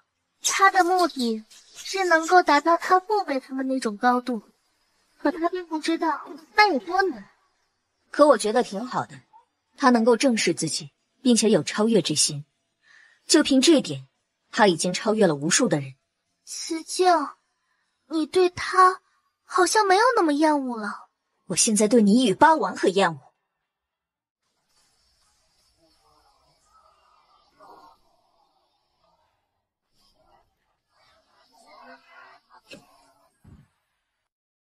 感觉如何？岁月大帝之下，应该再无对手。你可别太自信了。若是遇到那种含金量高的岁月大帝，以你现在的实力，还是难以取胜的。有点膨胀了。我们接下来做什么呀？接下来淬炼肉身。我也要修炼肉身吗？这里的雷劫比外面要特殊无数倍，能量也精纯无数倍。若是你能够承受住这里的雷劫之威，只要你出去，你会发现，即使是命运大帝也奈何不得你的肉身。不仅如此，肉身增强，那方面也会增强呢。哪方面呢？你有毛病吗？当然是剑道。你想想，肉身增强，剑道肯定也会增强，对不对？这倒是。我们开始吧。直接用肉身去扛雷劫？怎么可能？直接硬扛，你不得神魂俱灭？来，先把衣服脱了。为何？要给你的肉身施法。施法？怎么？你怕我占你便宜吗？我告诉你，在我眼中没有男女之分，你可以当我是一名医师。叶关见到慈柔眼神清澈，顿时有些惭愧，自己倒是有些小家子气了。你来给他涂药，我来施法，镇压他体内的药力。我不脱。我不镇压他体内的药力，他就要被烧死了。你会术法吗？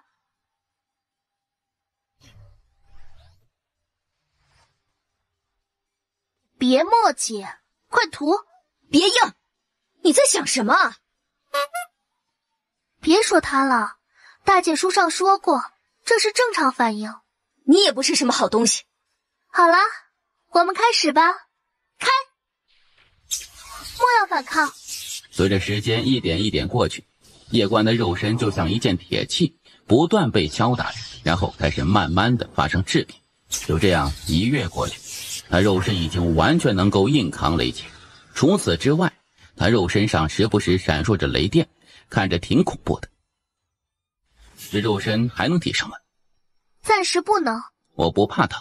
我知道，不过你现在肉身已经到了一个极限，若想再提升，就得引那血雷，而那血雷不是你现在肉身能够抵御的。那血雷连执剑者和慈柔都有些难以抵抗，肯定不是他现在能够承受的。你就要一直光着身子吗？真是一表人才。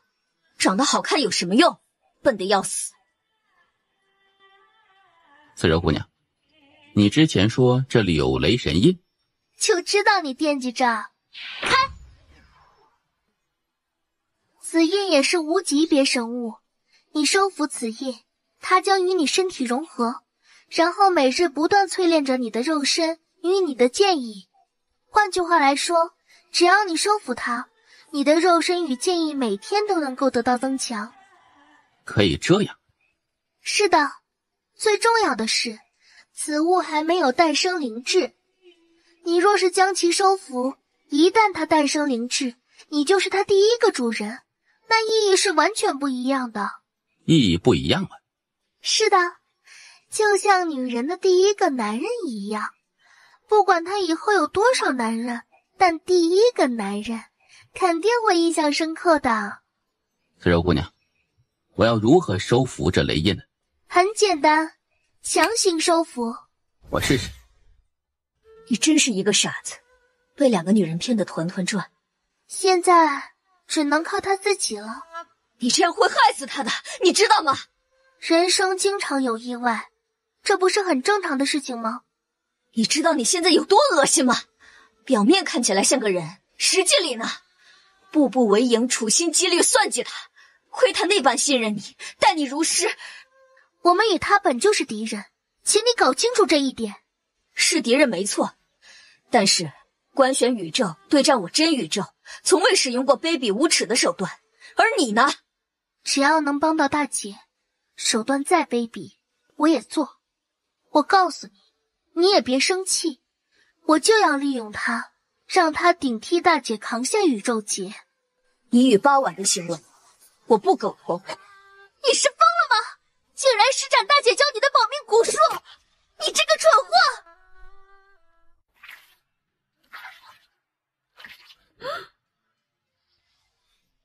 谢谢。有什么好谢的？我救你，只是想亲手杀了你，仅此而已。叶关看着执剑者，没有说话，心中却是有些复杂。看什么看？你很好看的。你要死啊！我并无他意，只是有感而发。你确实很漂亮啊。慈柔姑娘，你大姐呢？大姐不在。不在？她的力量在这里，但是人不在，所以我们也不知道她到底在哪。叶关看了一眼天际，心中疑惑，这真神居然不在这里，这是他没有想到的。现在你实力已经得到大大的提升，我们走吧。离开这里？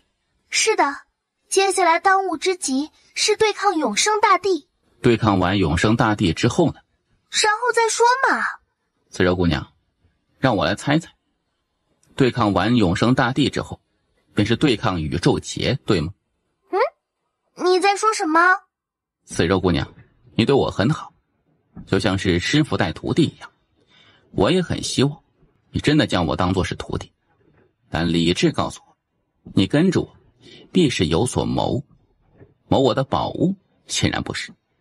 因为不管是小塔还是自然神术，亦或者之前的行道剑，你都不感兴趣。直到你带我来这里，我才幡然醒悟，你所谋应该是与你大姐有关。让我猜猜，你真正的目的并不是永生大帝，而是这宇宙劫。当然，以我的实力当然是无法对抗这宇宙劫的。所以，如果我没猜错，你真正的目的是想拖我老爹和我姑姑下水，对吗？从我们之前的交谈之中，我能够感受到，你们四姐妹感情很深，特别是你们对真神，而你们所作所为都是为了你们大姐真神，我猜的对吗？你还是那么的聪明。其实一开始我就在担心当我开始真正实施我的目的时，你会看穿。因此，我一直都做得很隐蔽，希望一切都看起来顺理成章。但没有想到，还是没有瞒过你。见思柔承认，叶关微微点头，虽然心中早已经有了答案，但此刻心中还是有些复杂。什么时候猜到的？当吞噬这雷神印时。什么时候猜到的？当吞噬这雷神印时。思柔姑娘，若是我猜的不错，当我吞噬掉这雷神印时，就已经沾染了这宇宙劫的因果，对吗？你比我想象的还要聪明。当日让我去找八婉，也是你计划中的一环，对吗？是。所以八婉与我发生关系，也是你们计划中的一环。是。我一直很疑惑一点，若是八婉没有恢复记忆，她断然不会做出那种事情的。她可能都不懂那种事情，而她恢复记忆之后，按道理说，我在她面前就只是一个不认识的人而已。既是一个不认识的人，堂堂真无我，为何要与我发生关系？难道真的是因为我长得帅？当然，因为对八婉的感情，我一直不愿去深想这些事情。不愧是人间剑主与情歌主的儿子，若不是以情设局，怕是还真骗不了你。思柔姑娘，我还有一个问题。你问。八婉与我睡觉，你们能得到什么呢？不妨也猜猜。你告诉我答案吧。若是你猜不到，那我便不能告诉你。你杀不了我。你杀不了我。我姑姑能不能杀你？是谁说以后只做夜观的？怎么，这才几天就忍不住要叫人了吗？步步为营啊，厉害。我知道你不想按着别人的剧本走下去，可现在已经由不得你了。唉，其实你还是不太够聪明。如果我是你，便会装糊涂不知道，然后假意与我们真宇宙联手对抗永生界。而我为了让你对抗宇宙劫，也会让真宇宙相助你。但是现在你只能带着你官选宇宙与永生大帝单打独斗了。我原本确实可以这么做的，但你知道我为何没有这么做？为何？不屑。思柔姑娘，你是真宇宙的，我是官选宇宙的，你算计我天经地义，我被算计，这是我无能，我不生气。只是有一件事情，我希望你不要骗我，不要瞒我。你应该知道八婉在哪里，对吗？知道。我想见见他。你确定？我与他之间的事情，终究是要做一个了结。你说呢？确实。还在石村？就在这里。声音落下，思柔身后时空突然裂开，一名女子缓缓走了出来。我一直在想，若是见到你，我会如何如何。心中很忐忑，很紧张，但当真的见到你之后，我才明白一件事情：我喜欢的，我爱的，是那个小村庄的八婉，是那个想吃我做饭的八婉，是那个为了一头牛哭了大半天的八婉，是那个怎么吃也吃不饱的八万，是那个为了我冲进真宇宙以命守护我的八万。见到你，我知道那个八万再也不会回来了，他再也不会回来了。八万，我要伤心了。牛肉是炖了好吃，还是烤着好吃啊？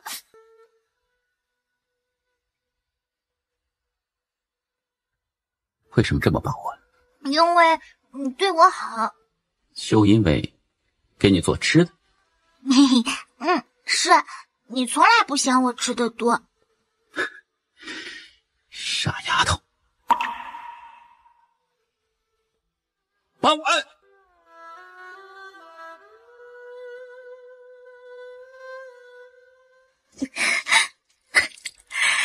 我从未喜欢过一个男人。认识你，很高兴。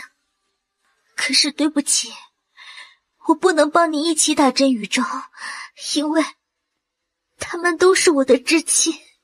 可我也不能帮着他们打你，因为你是我的挚爱。永生大帝的人应该也已经到了。你与永生大帝勾结，这不能怪我，是他身上有太多神物，特别是与那自然神术与道印，永生大帝是势在必得。执剑者死死盯着慈柔不说话，让永生文明与观玄宇宙彼此消耗，难道不好吗？哼！子敬，你要做什么？关你屁事！这个女人就会坏事，气死我了！算了，回观玄宇宙。为什么？问那么多做什么？赶紧回你的观玄宇宙去！地主有令，速取此人身上神物，与其手击回去。现在好了，想走也走不了了。这狗男人气死我了！你来做什么呀？来看你怎么死。叶关微微一笑，话虽然很冷，但他却觉得心中很暖。笑什么？有什么好笑的？你来帮我，会坏了慈柔的计划的。待会儿我拖住他们4人，你走。我一走，你怎么办呢？我要逞强了，你留在这里，必死无疑的。不肉走，你会被群殴的。迂腐，愚蠢！你们真宇宙这是在玩哪一出啊？执剑者，难道那位慈柔姑娘没有告诉你，她已经与我们永生文明合作了吗？她与你们合作，跟我有什么关系？看来你们真宇宙也不是铁板一块啊！他既然要救死人，那便一起杀了，何须废话？开！追！我救你，只是不想你死在这种卑鄙的手段下，没有别的意思，懂吗？我知道，你想亲手杀我。知道就好。笑什么？有什么好笑的？再笑我就捅死你！好好好，我不笑。能联系你们观玄宇宙的人吗？这个地方离观玄宇宙太远太远了。怎么了？执剑者，难道慈柔姑娘未与你说你真宇宙与我们永生文明之间的合作？杀一个至仙境，出动7位命运大帝。这位叶公子可不是一般至仙境，当然也还好是那位慈柔姑娘提醒，不然我们若是真只派1人来，那就真的让他逃脱了。闻言，一旁叶关脸色顿时沉了下来。果然是慈柔这个女人，这个女人对他底细一清二楚，接下来自己的日子怕是更难了。执剑者，我们现在倒也不想与真宇宙为敌，所以你若是想离去，随时都可以。倘若不愿离去，那也只能恕我们无礼了。走，好吗？我想走，因为我一走，他们就会来追我，这样你就不会有事了。可我怕怕你拼命拦住他。你想的挺好，我才不会为你拼命。谢谢。慈柔、真无我知你二人在此，不要让他再出手了。追！执剑者眼中闪过一抹森冷杀意，他手腕一动就要出手，而这时慈柔和真无我忽然出现在执剑者身旁。你别告诉我你喜欢他。慈静，他可是我们真宇宙的敌人。怎么？你是疯了吗？你真的对他动情啊？你脑子是坏了吗？你难道不知道他是要终结真宇宙的吗？啊？你不是说他很帅吗？帅个毛啊！慈静，你可别犯糊涂，那个男人花心的很，真的。我跟了他那么久，他这个人人品不行，不仅好色，还朝三暮四，毛病多得很。所以，你现在是要对我出手吗？他与永生文明结死仇，才对我们真宇宙最有利，谁都可以去救他，你不能。还有，请你记住你的身份，你是真宇宙的神灵，你是禁卫军统领，你是从石村出来的，你难道要为了一个男人背叛真宇宙，背叛石村，背叛大姐吗？慈柔，我不想看着他死。你怎么会喜欢上他啊？你怎么会？说到这里，他算是想到什么，眼瞳骤然一缩。永生秘境，你们在永生秘境里发生了什么？你说的对，他是真宇宙的敌人，你们那么对付他也没有错，毕竟我们是敌人，既然是敌人，怎么针对都是应该的。可我还是要去救他。为什么？为什么？因为我不想他被别人欺负。你们二人一起上吧。来，让我看看你这些年剑道有没有增进。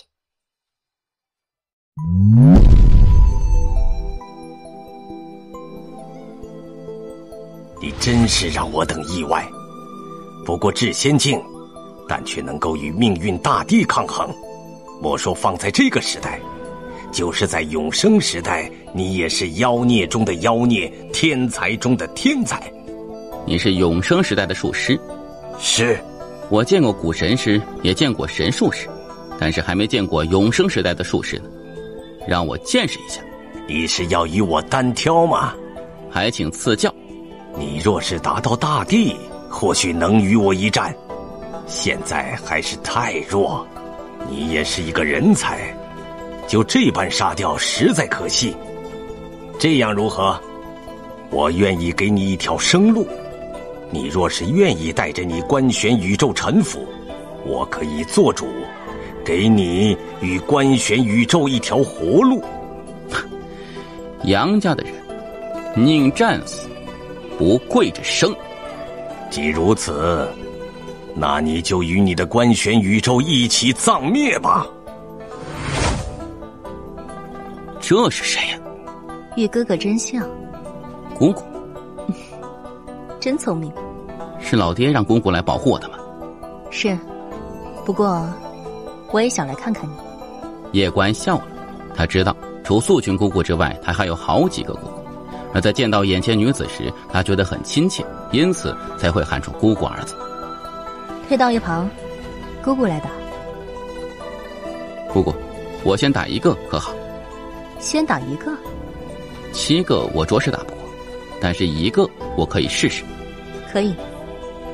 出一位命运大帝与我单挑，如何？那得看你这位姑姑能不能拦住我们6位了。姑姑，真俊呢？真俊呢？基因好，嘴还甜。既然这小家伙要单挑，那就让他们单挑，你看如何？既然他想单挑，那就单挑呗。谁来？你又何必要单挑？让你这2位姑姑出手，他2人还是有一定几率保你安全离去的。不用言语相激，这样如何？你我2人1对1，就我们2人，别人不插手。你确定？确定。2位公公，我与此人1对1单挑，待会儿我若是战败，2位公公切莫要出手。你确定吗？确定。好。诸位，待会儿我若是战败，还请莫要出手。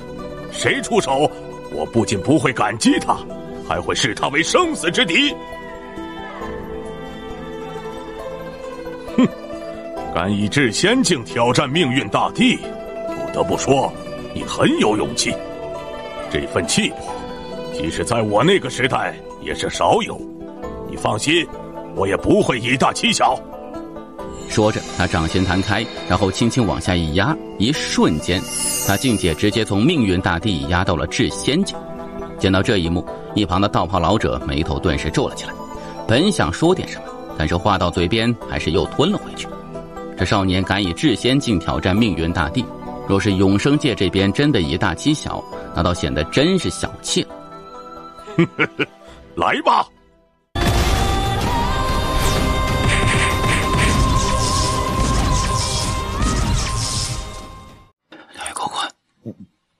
你们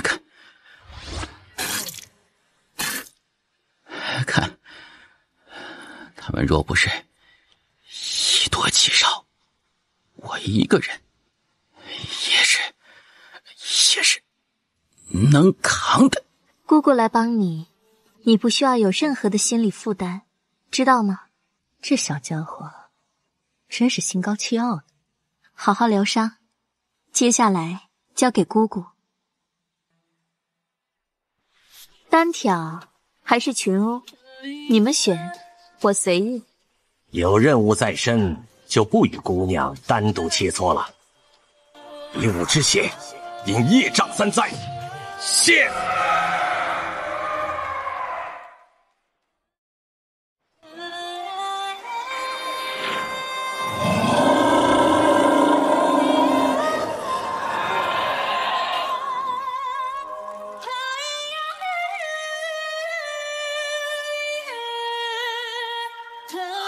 撤！多谢2位公公相助。那么客气做事，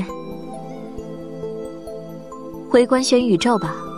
2位公公也要去观玄宇宙吗？哥哥不在那边，我们就不去了。走吧。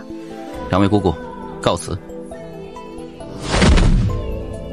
这小家伙着实妖孽，如此年纪便有如此实力，实在是了不起，就是有些倔强呢。他好像很怕我们看不起他。不是，他是不想做强3代，他是想告诉我们，他自己也很优秀。倒是也没错，毕竟他走的是无敌剑道，既然走的是无敌之路，自然不能过多依靠靠山。可他的敌人比哥哥那个时代的还要强，那我们就在这多留一段时间，守他一程。可地主失败了，他身后还有2位绝世剑修。2位绝世剑修极强，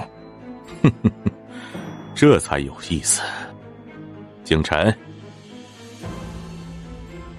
地主，可有查清楚那少年的身份？人间剑主的儿子，如今观玄宇宙的王，也是观玄宇宙目前最妖孽的天才。身后还有几位神秘强者，一位素裙女子，一位青山剑主。这些人都无关紧要，告诉我，他是不是大道比主人的人？他虽有道印，但并不是大道比主人的人，而且身上也没有大道神韵加持。显然，他并不是这一代天命之人。也就是说，这观玄宇宙并不是大道比主人罩着的。是的。哼，既然不是大道比主人的人，也就不是天命之人，那就灭了。此事没有这么简单，此事没有这么简单。怎么说？地主，永生时代之后是神道时代，而神道时代并未存在多久，便是被真宇宙的真神颠覆。真宇宙那位真神曾经与大道比主人交过手，不仅交手过，可能还打败了大道比主人。不可能，我与大道比主人交过手，此人实力之强，深不可测，世间绝无人能够将其打败。哼，非我自负，我自成名起，开创永生文明，独创永生大道，无敌了数千万年。在我那个时代，已有不少精彩绝艳之人，然而他们都已经被我打败，消失在历史之中。可以说，在我面前，所谓命运大帝与宇宙之灵都不过如蝼蚁一般。但是直到大道比主人出现，此人实力之强，我前所未见。若说有人将他打败，我是万万不相信的。可神道文明最终被真神颠覆，那他为何不直接杀掉大道比主人？地主，真宇宙实力极强，但是他们与官玄宇宙交战了数千万年，依旧没能灭掉官玄宇宙。因此我们面对着官玄宇宙也须得谨慎些才行。靖琛，我知道，因为当年我们战败给大道比主人，你现在开始变得谨慎。谨慎是好，可也不该过分谨慎，畏手畏脚，失了霸气与血性。不管是官玄宇宙还是那真宇宙，我既然重活一世，自当让永生文明重现世间，让世人独尊我永生道。这个时代依旧是我们的。真宇宙那位静柔姑娘想要我们与官玄宇宙两败俱伤。哼，他那计谋我如何看不明白？不过正合我意。第一，那少年身上有诸多神物，我需要他的那些神物，特别是那棵自然神树，我需要借此树来恢复我的伤势。第二，官玄宇宙实力比真宇宙弱，好灭一些。等灭了官玄宇宙，我们再回头过来好好对付这真宇宙。地主，那少年身后的两位剑修实力都远超命运大帝，那依你们看，先灭官玄宇宙还是先灭真宇宙？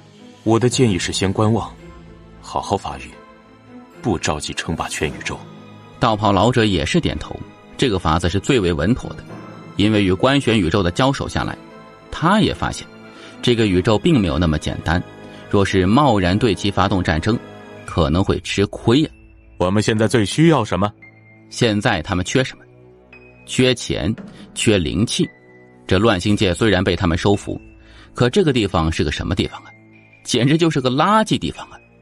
没有灵气，而且各种劫一大堆，即使是他们待着也是无比的头疼。我们目前就两个选择，第一个选择拿下官玄宇宙或者真宇宙，第二，打开宇宙边界去寻找新的世界。你们觉得哪个更简单一些？毫无疑问是去打现成的，打破宇宙边界，若是永生宇宙巅峰时期自然是能的，但现在怕是有点难度。准备一下，先灭官玄宇宙。准备一下，先灭官玄宇宙。得小心这真宇宙。哼，那女人自以为聪明，可她对我并不了解。她不明白，在绝对的实力面前，所有的阴谋诡计都是浮云。只要我得到那自然神树，伤势恢复，她就明白何为绝望。靖琛，这次就由你带队前往官玄宇宙。地主，既然已经决定灭官玄宇宙，那不如由地主亲自出手，直接葬灭官玄，不给他们一点机会。我有更重要的事情要做。更重要的事情？官玄宇宙只是我们的第一步，我们真正的敌人是真宇宙，因此我得去将这天地间无数被封印的强者救出来，让他们为我所用。带多少人去？官玄宇宙实力不弱，不可大意。带所有人去，灭了官玄宇宙后，直接接管官玄宇宙，以官玄宇宙为根基，图谋真宇宙。遵命。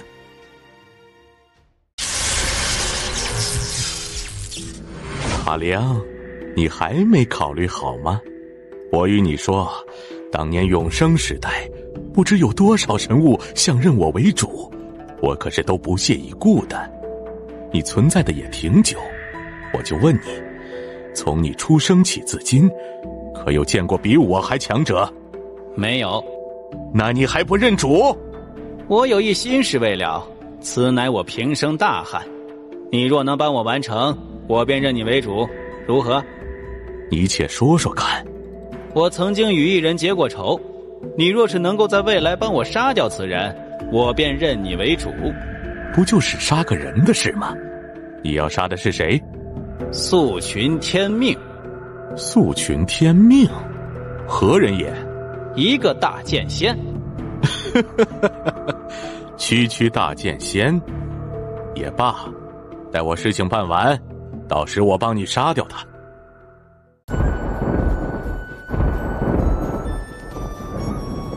前辈，你体内那神秘女子反水了。前辈早知道她会反水啊。她是真宇宙的，跟着你必有所谋。那我父亲为何还让她跟着我呀？她有没有给你带来好处？好处确实有，而且还不少。永生文明的事，我们也已经得知，这是一个神道文明时代之前的时代。当年大道比主人并未杀掉他们，只是封印了他们，而如今当年那一批强者都已经破除封印，重现世间。他们应该要对我们官玄宇宙出手了。不是应该，是马上就要动手了。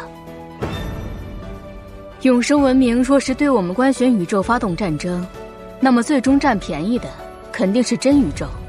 你见过那位永生大帝，此人如何？出来就称无敌。我明白了。明白什么？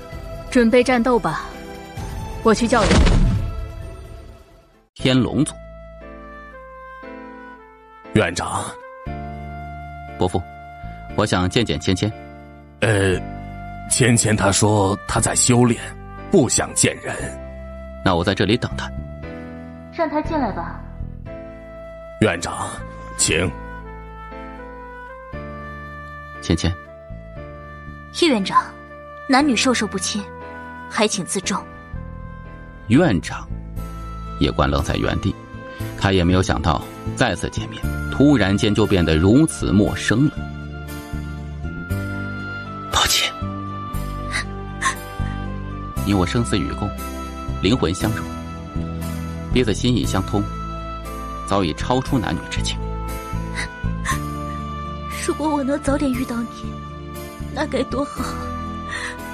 我不怪你，只怪这命运弄人，让我遇到了你，又让我喜欢上了你。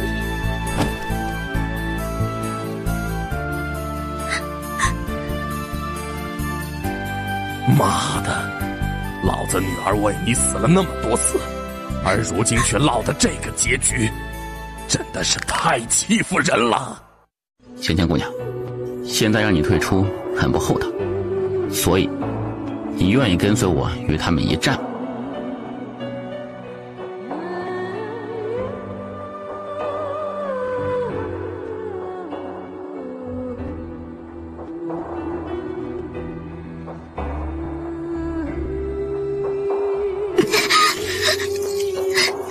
抱歉，没关系的，我选择了你，自然就要与你同生共死的。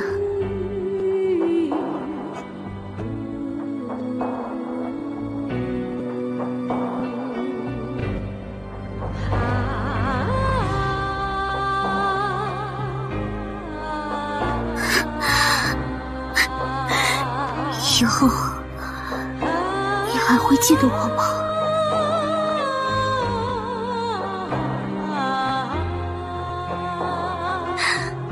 抱歉，不能陪着你继续走下去了。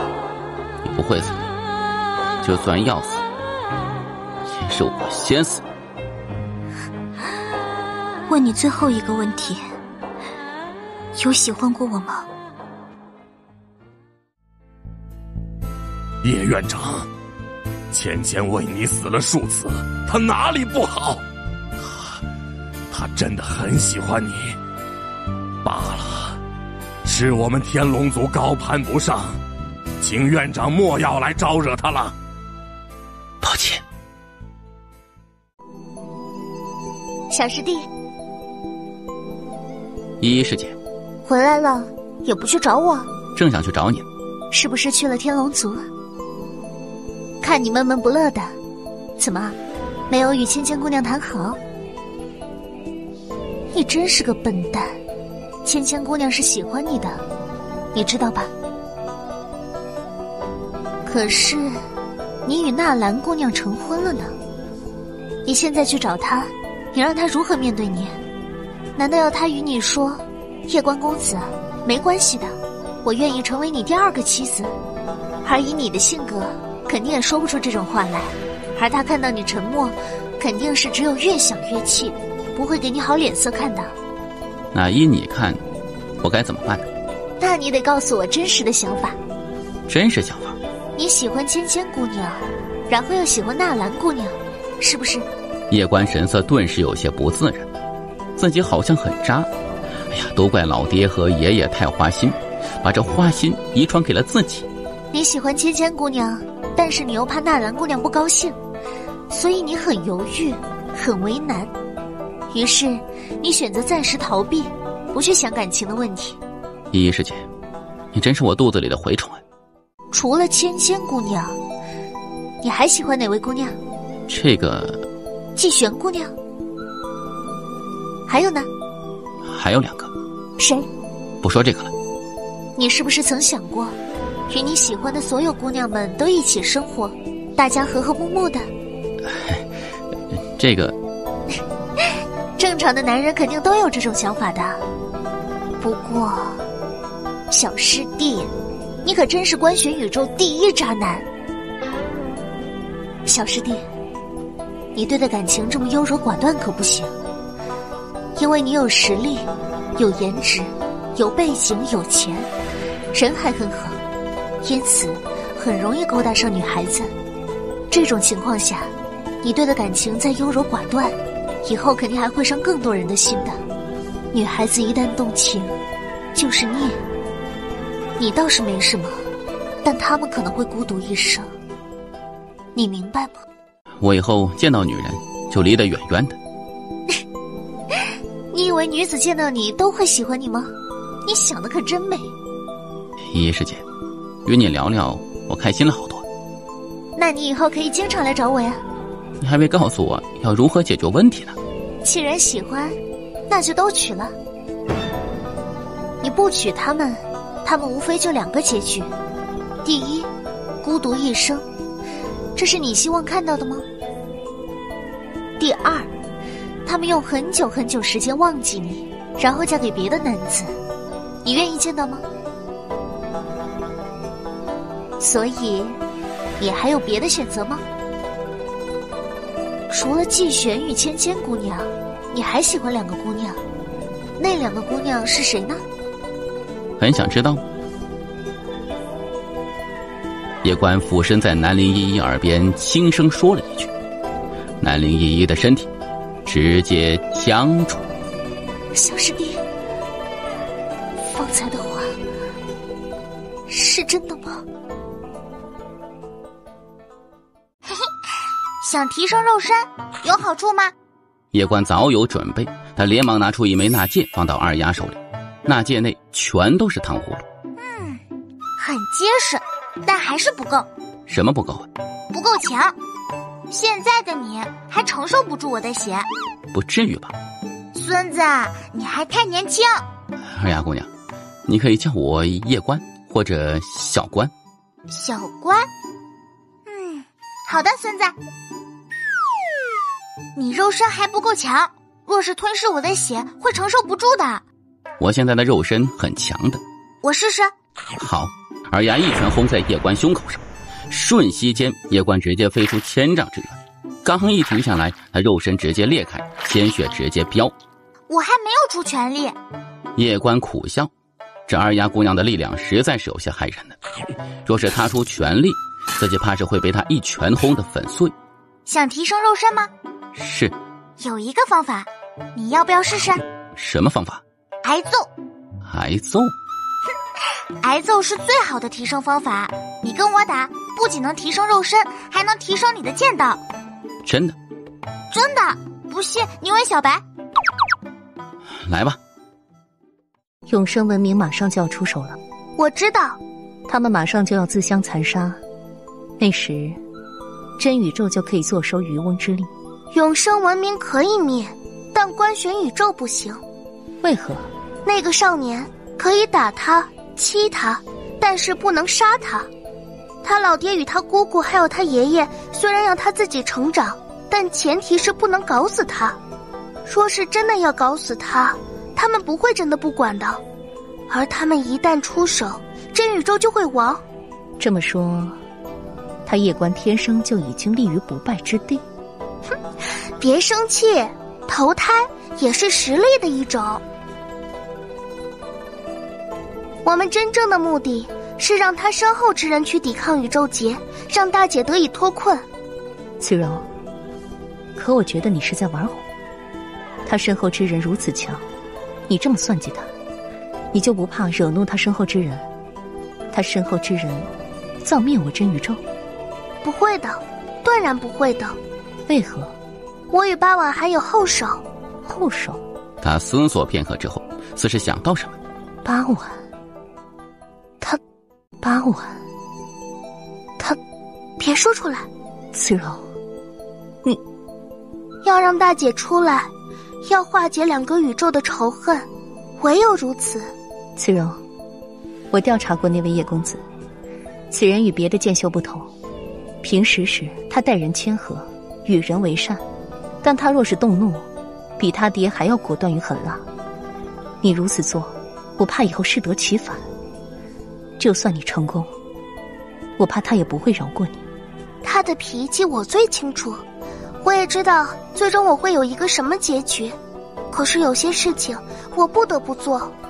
唉，我担心的是以后。以后？永生大帝实力虽然强悍，但是因为时代的局限性，他眼里只有大道比主人，因此不足为虑。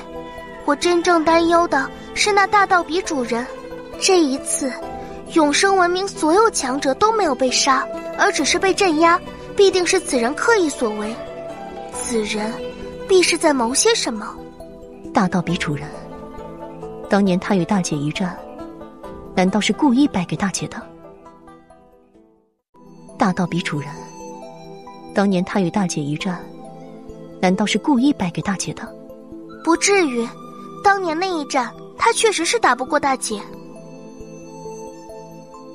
唉，我道行还是有些太浅，无法猜透此人真正的意图。要我派人查查吗？不可，不管他在谋划什么，那都不是你我能够去插手的。当下我们做好自己的事便可。这一次永生文明与观玄宇宙开战，我们真宇宙需要什么都不用做，隔岸观望便可。当然必要的时候可以去激一激那永生大帝，让他更卖力一点攻打观玄宇宙。不能灭观玄宇宙。不能灭。这一次我真宇宙就观望，不可出手，除非观玄宇宙实在是打不过。而观玄宇宙若是打不过，那就只有一个原因，就是那小家伙不再叫人。唉，这小家伙什么都好，就是太心高气傲。其实做个强三代又有什么不好呢？许多人想做都还没有这个机会呢。慈静，我去见见他。石村，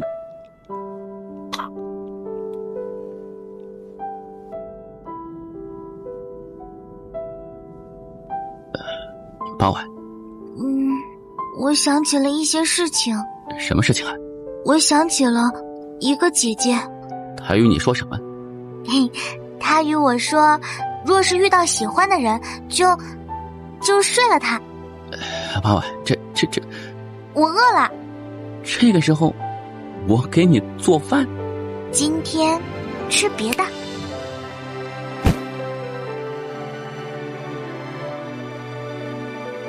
有事？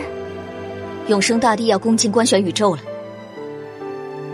你就一点都不喜欢他，与他睡觉，真的就是为了算计？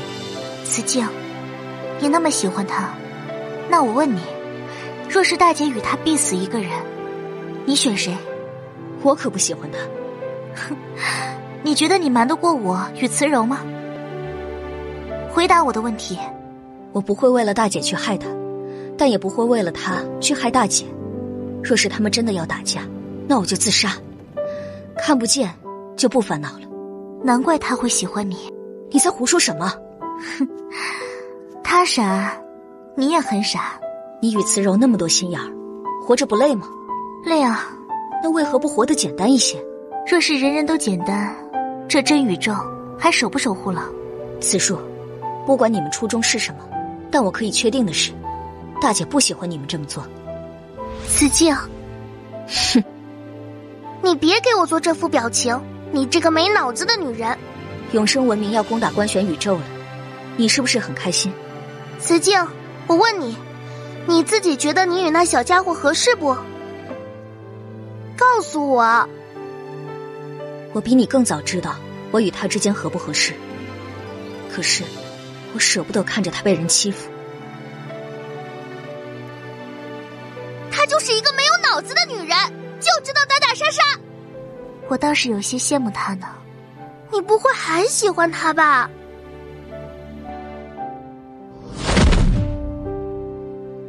你们不要搞得我赔了夫人又折兵啊！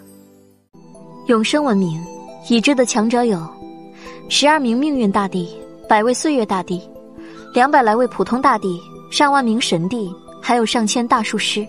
就整体实力而言，我们依旧处于劣势。这不是最大的问题，最大的问题是这位永生大帝，此人的实力我们预估过，我们这边怕是只有安姑娘能够与之一战，而且胜算不大。此人极其自负，他根本没有将我们官选宇宙放在眼里，加上他又想要小关的自然神术，所以这一次只能战。那就战。小布袋内的东西掌握得如何了？大部分都已经学会了。如此便好。我最担心的还是真宇宙。此次我们官选宇宙与永生文明开战，他们最终将坐收渔翁之利。我更担心的是，等我们打完，他们再来出手。闻言，李半之眉头也是皱了起来，这也是他担心的。守护官选宇宙，这担子真的很重呢。那又有什么办法呢？他们都撂担子，你们夫妻不守，谁来守？莫要担忧，真宇宙若是真的出手，将官选宇宙逼到绝境，他父亲与他姑姑还有爷爷肯定不会坐视不管的。不管如何，我与小关会尽力而为。里面的一些东西本来是娘亲给真宇宙准备的，现在看来，只能先让永生文明的人尝尝了。战士，这官选宇宙的实力比我们预料的要强上不少。最强者是那位安物神几人，只要牵制住这几位，那么我们下面的人可以屠杀掉他们。千万要切记之前我说的那2位女子剑修，这2人的实力远超命运大帝，万万不可小觑。这是自然。整体来看，我们的实力是远超他们的。2位，我觉得有一个人我们万万不可小觑。不久前，那叶关羽一名身着素裙的剑修来过鸾星界，而在当时，他身边的那位素裙剑修斩杀了一位命运大帝，而且仅仅只是用了一个眼神。你可确定？句句属实，因为被杀之人便是我们圣宗宗主。有没有可能是他动用了别的手段，但是你们并没有发现？不管他用了何方法，那素裙女子都不得小觑。这是自然。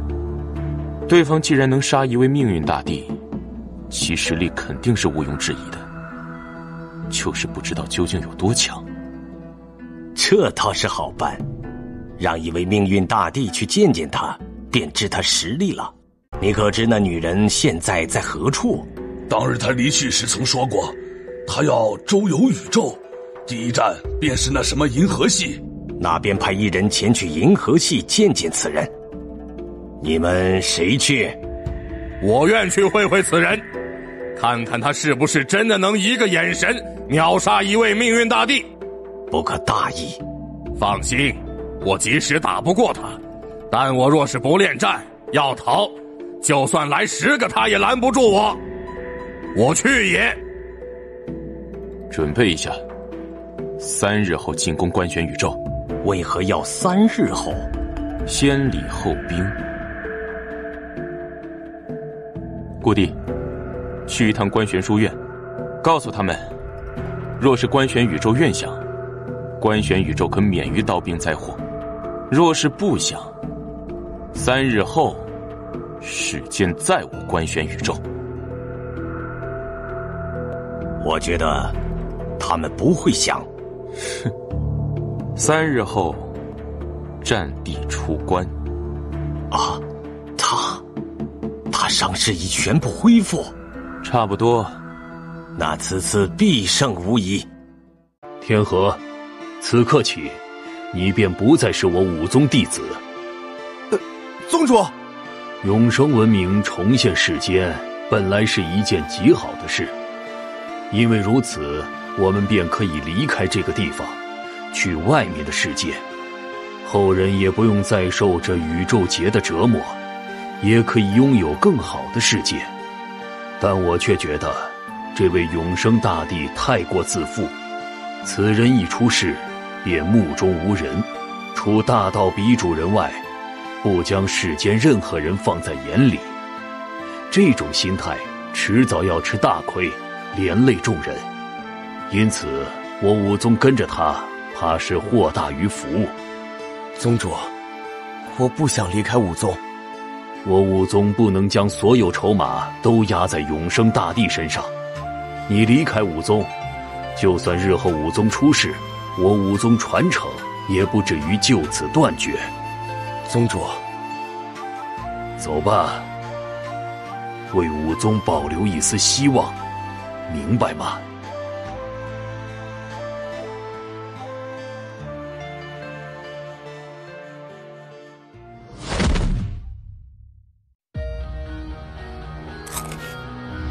少主，永生界来人了。来做什么？劝降。走。来，我们也去。降或者死，你选一个。切磋一下。与你打无任何意义。3日后，官玄宇宙若是不降，世间再无官玄宇宙。你怎么想？他们在拖延时间。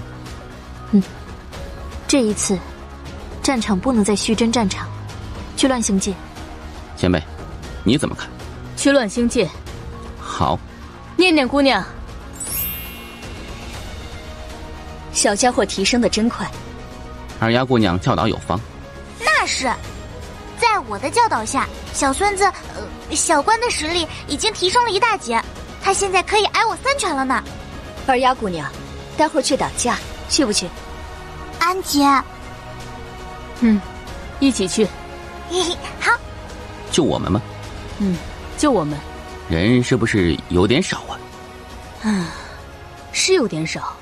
蔚然姑娘，念念姑娘，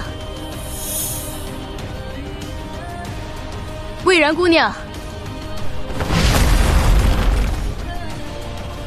天女姑娘，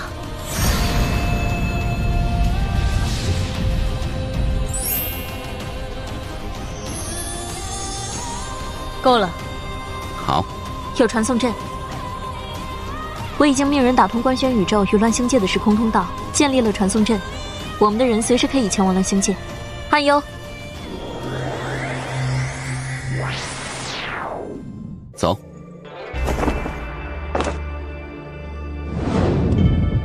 你，我自然也是要去的。小佳，你得镇守在书院。我去能帮忙的。你是在小瞧我吗？让他一起去。掌握小布袋了。真聪明。官玄宇宙来了。来了。是的，就在乱星界入口。来了多少人？很少，就几人。去见见。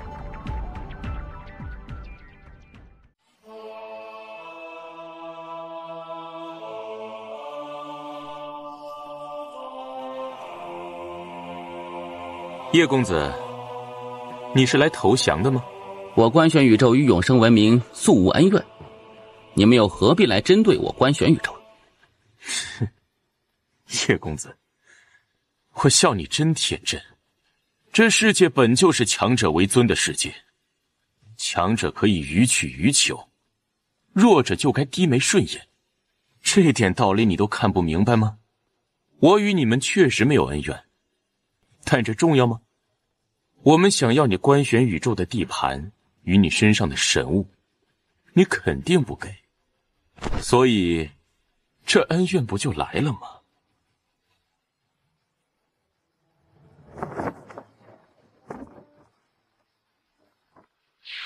开炮！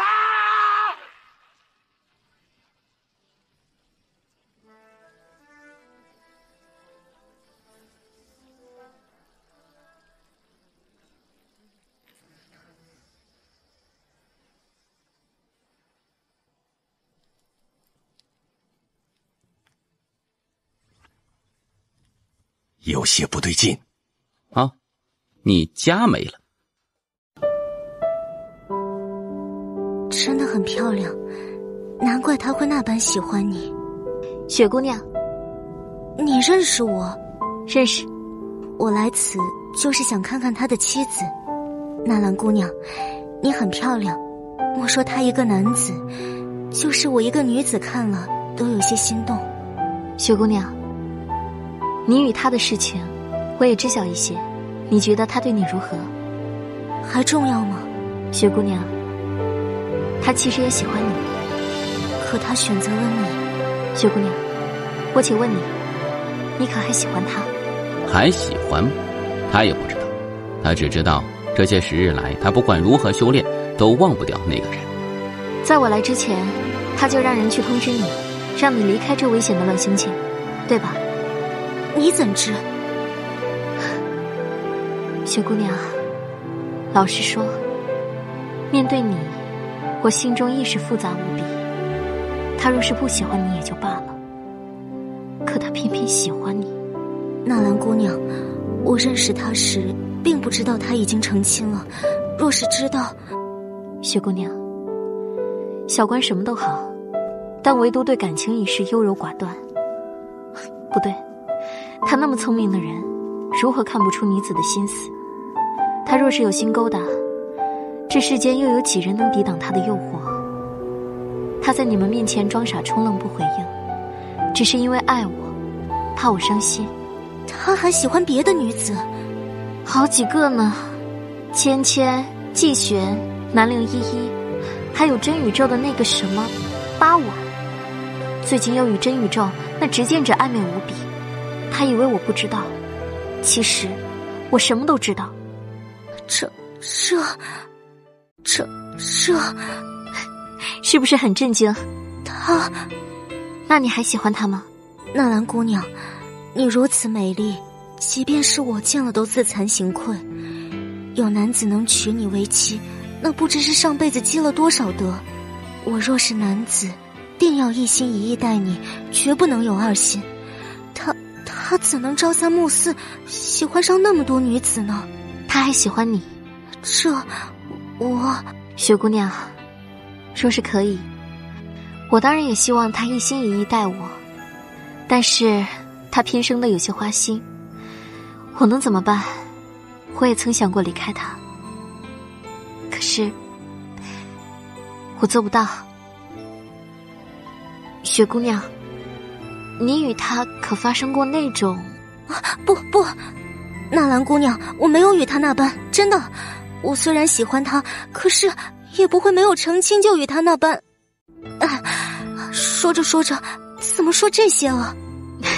雪姑娘，我也没有别的意思，就是单纯问问。纳兰姑娘，你这问的实在是太吓人了。如今官玄宇宙不仅有永生文明这个大敌，还有真宇宙在后面虎视眈眈，说不定哪天大家都战死了。纳兰姑娘，你若是不嫌弃，我愿意助关玄宇宙一臂之力。雪姑娘，我现在是命运大帝，实力还可以。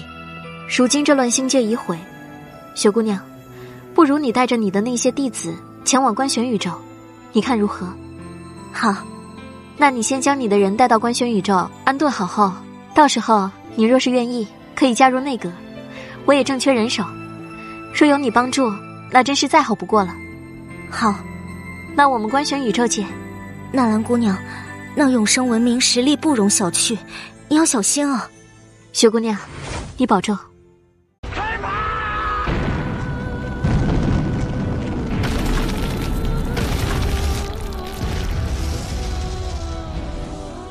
乱星界外面，靖晨脸色无比的难看，他盯着叶关等人，他没有想到这关玄宇宙会给他们来这么一手，架还没开始打，家先没了。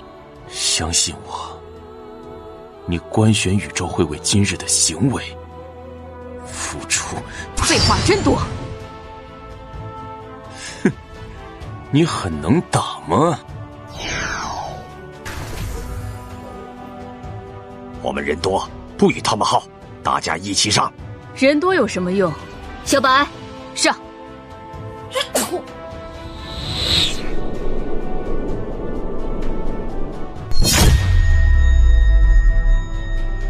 他是灵族，我们大大低估了这关玄宇宙的实力，他们身后必有绝世强者。那依你看，我们现在该如何？先撤。都已经到这个份上了，现在撤走，这面子丢的也太大了，而且现在已经没有地方去了。他们身后乱星界已经炸没了，撤，家都没了呀！我赌他没有第二道剑气。走，去关玄宇宙，将战场移到关玄宇宙。小心那白色小家伙，若是他还有剑气，就避开他。前辈，不急，还有后手。姑姑，姑姑，你拦住他二人，可行？景琛，老夫可是术士，你让我去与2名近战剑修单挑，是何居心？多给你1名命运大帝，给你2名命运大帝，你来。婆婆妈妈做什么？你们不动手，那我们便动手了。哼，若是我没有猜错，关玄宇宙最顶级的强者都已经在这里了吧？你派人前去关玄宇宙了？哼，1000大术师，此刻应该已经在关玄宇宙了。杀！小白，保护这个小家伙。二丫魏然，打架。你们互相保护吧。走。如果被打，就叫二丫奶奶，我就会来帮你。小家伙，自己保护好自己。你莫要怕，我们不会让别人以大欺小你的。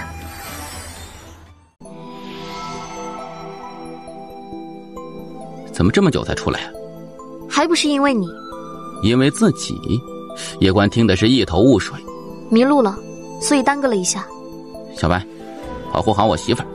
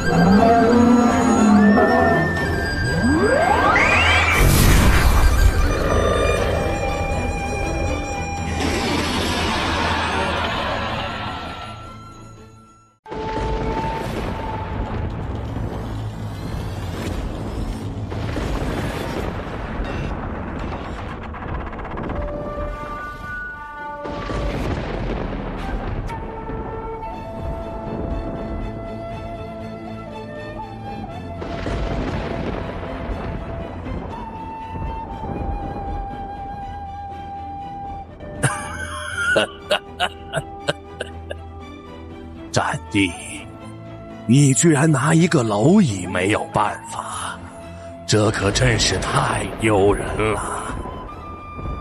魔帝，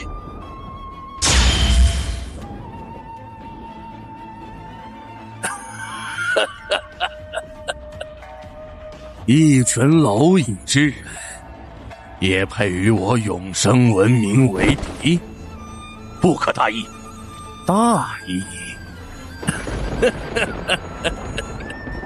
大道比主人已经不在，这世间我永生文明还有对手吗？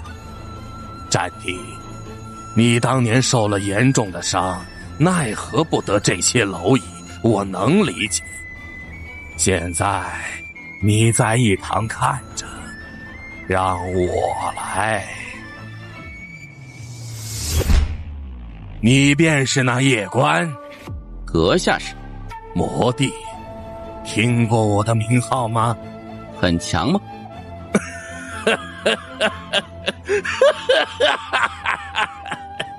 大道比主人不出，地主不现，现在老子就是无敌的，无敌的，懂吗？小兄，怎么了？有人言无敌，多半是一个小瘪三，茉莉。我还是回去看看吧，不然他们老言无敌，我听着心烦。见到逍遥剑修离去，青山男子顿时大无语，这枭兄都快有强迫症了，谁喊无敌他就干谁。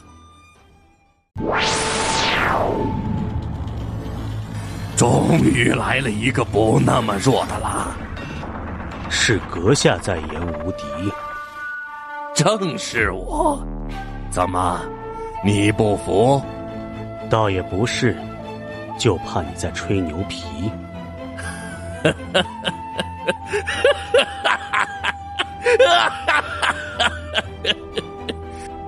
你放心，我是真无敌。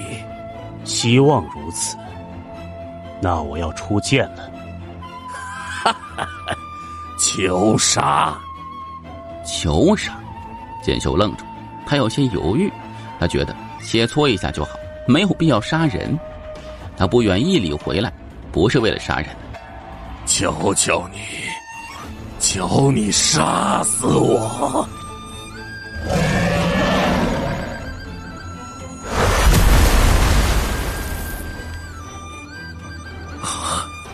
我是谁？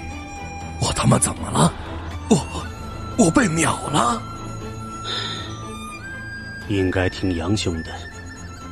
你这般弱，怎也好意思言无敌？你是观玄宇宙的？你是观玄宇宙的敌人？魔帝盯着剑修没有说话。观玄宇宙是我叶老弟的势力。既然你是观玄宇宙的敌人，那么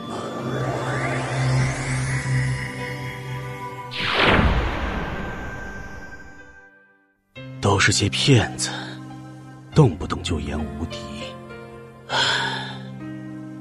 无敌真寂寞呀。先回观玄宇宙。姑姑，观玄宇宙可是出事了。没事，那边有人挡着永生文明的强者。观玄宇宙需要有人主持大局，所以你们三个都回去。想走？莫怕，姑姑们在，谁也不能对你以大欺小。你便是夜观？阁下是神医剑，听过没？没有听过也正常，毕竟我们不是同一个时代的。阁下不是永生文明的？不是。那阁下来此事？听闻大道比主人烙印在你身上，可是那烙印确实在我身上。给我可行？若是不给，阁下应该要抢是吗？你觉得呢？阁下虽然不是永生文明时代的，但应该是来自某个文明时代的大佬，我觉得我们可以合作。你要与我合作。若是阁下觉得我与你合作是在侮辱你，或者阁下觉得我官宣宇宙没有这个资格与你合作，那我就只能说，阁下大可以直接出手。恕我直言，我对你们这些曾经时代的文明强者真的是没有好感，一点都没有。为何？因为你们很自负，或者说很蠢。蠢到什么程度呢？比如最近的一位啊，比如那博天族族长博天道。叶公子，这家伙怎么在呀？背后说人坏话，岂是君子所为？背后说人坏话确实不太好，可我要说的是实话呀。博天道脸色顿时有些难看，他玄气传音说：叶公子，你我虽然是对手，但我博天道一直很敬重你姑姑。还有你尊重对手就是尊重自己，你说呢？好，我给博族长一个面子，不拿阁下与博天族举例子。多谢。此人名神一境，乃神道文明初期时一位宇宙神灵，实力远超一般大帝。当年因为想重启宇宙，被大道比主人镇压。我知道阁下在神道文明时代是一位绝世人物，如今出世，大道比主人不在，阁下自然是无比的自信的，认为当时无人是阁下之敌。但我个人有个小小的建议，即使阁下真的要抢我道印，要与我官选宇宙为敌，阁下也应该先去做一下调查，调查一下我的背景，调查一下我官选宇宙的实力。妈的，老子居然去给反派操心，这日子过得真的是太累了。听到叶关的话，一旁的博天道看了他一眼，沉默不语。其实对于这叶关的话，他还是很有感触的呀。刚出来时，他与这永生大帝还有这神一境的心态是一样的，认为大道比主人不在，世间无敌手，人一旦膨胀就必有大祸呀。而他就是因为过于膨胀，才导致博天族差点被灭族，自己也是差点被一剑干没。当初这家伙若是对自己说这番话，以自己这绝世无双的智慧，肯定是能听进去的呀，也就不会发生后面的悲剧了。本神听出你的意思了，你是想告诉本神，你官选宇宙实力很强，你叶关背后有能人，是不是？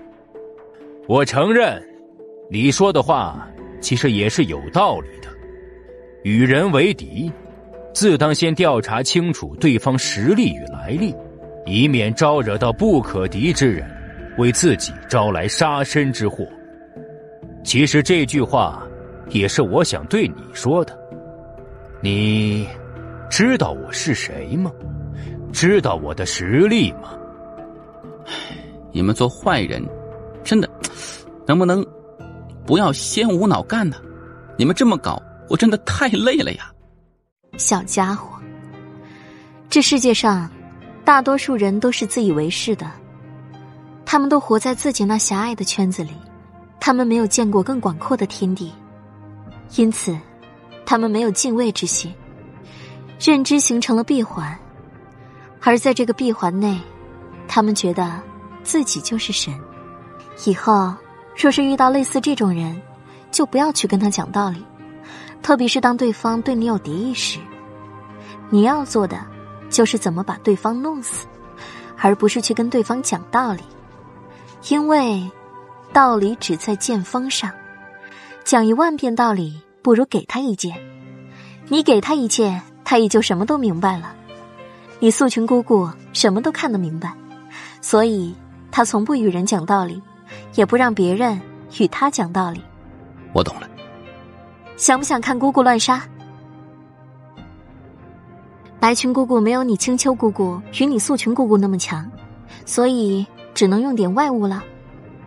虽然我也不喜欢用外物，不过今天为了你，可以破例一次。几位大佬，谁方便，还请借剑一用。几位大佬，谁方便，还请借剑一用。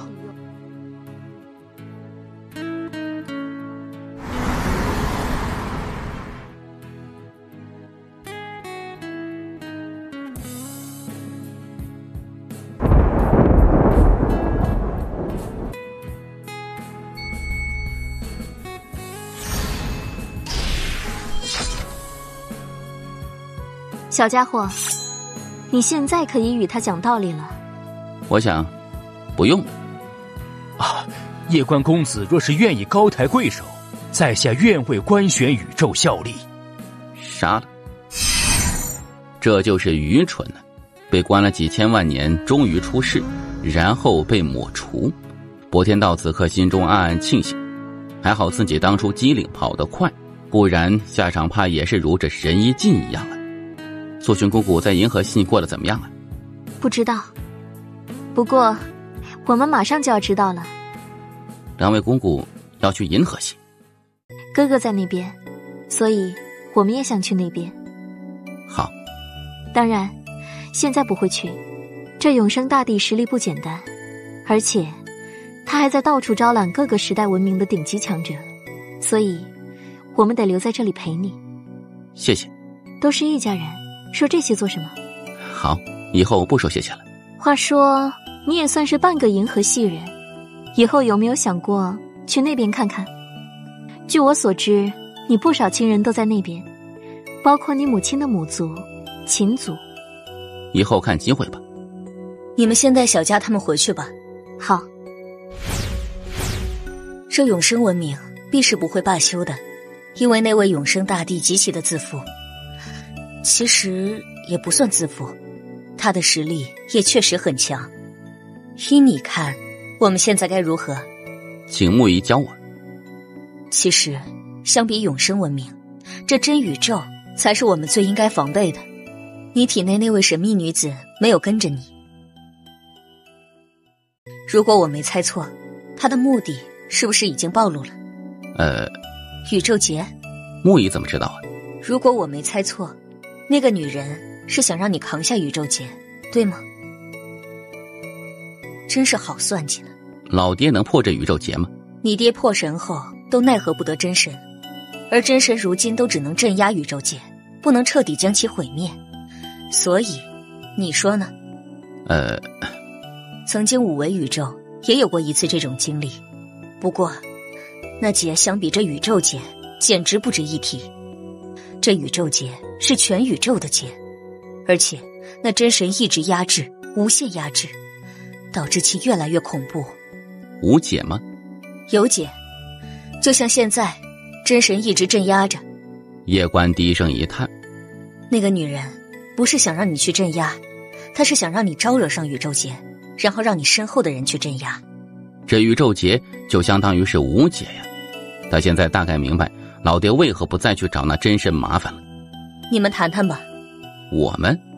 他从一开始就到这里了，看得出来这位姑娘对你。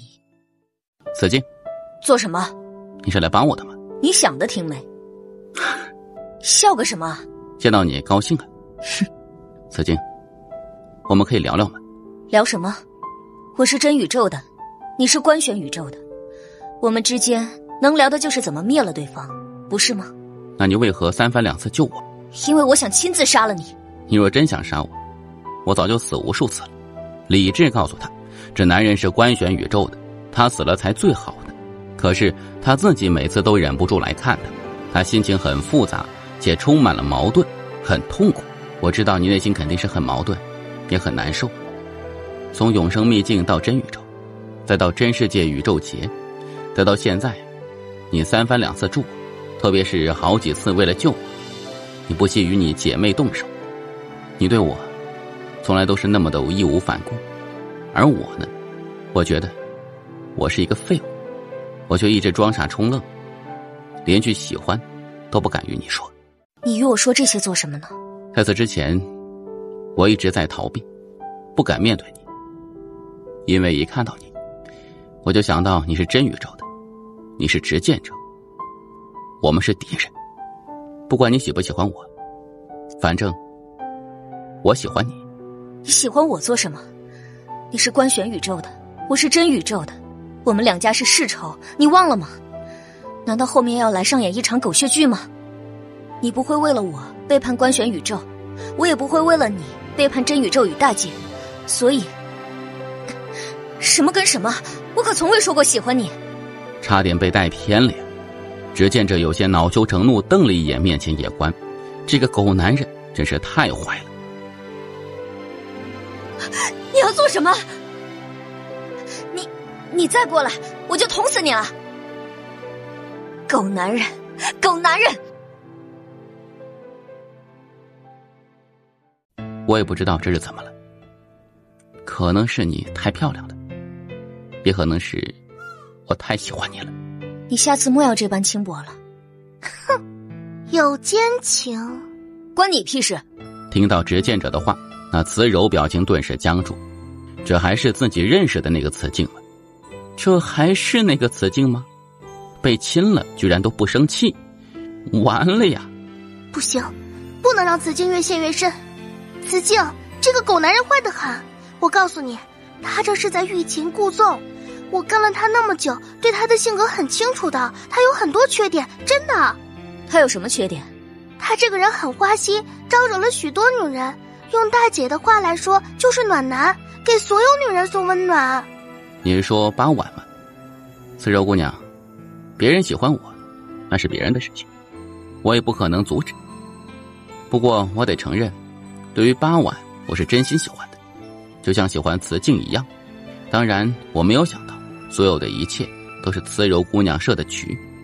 慈柔姑娘有心算无心，以情设局，我敌不过你，我认输。哼，你真卑鄙。慈柔姑娘，你从一开始跟着我，一路来你经常指点我，帮助我提升，期间更是多次出手相救。在我心中，我一直是非常敬重你的，将你当作是自己的导师，即使到如今，我也不曾说过你半句坏话。你又何必在慈静面前说我坏话呢？我知道你是为了帮助你大姐，所以设计针对我。可慈柔姑娘，我叶关是什么人，你应该很清楚。你先前待我那么好，你若有困难，你只要说一声，我叶关会坐视不管了。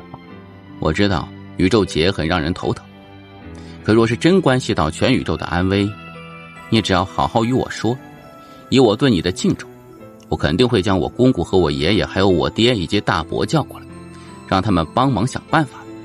其实只需要你一句话，我叶关定会尽全力的去帮你的，因为我真的很敬重你，将你当作是自己的亲人的。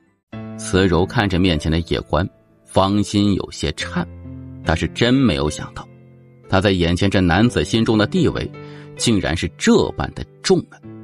他想反驳，但却无话可说，因为他知道眼前这男人没有说假，对方是句句发自肺腑。这少年虽然偶尔会嘴贫一下，但却不会去玩这种言语欺骗的不入流把戏。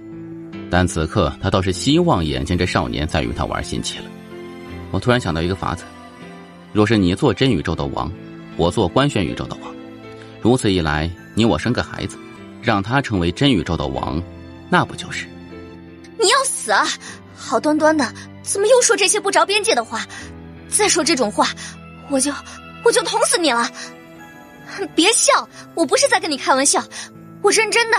不管以后如何，反正我今日就是想告诉你我的心意。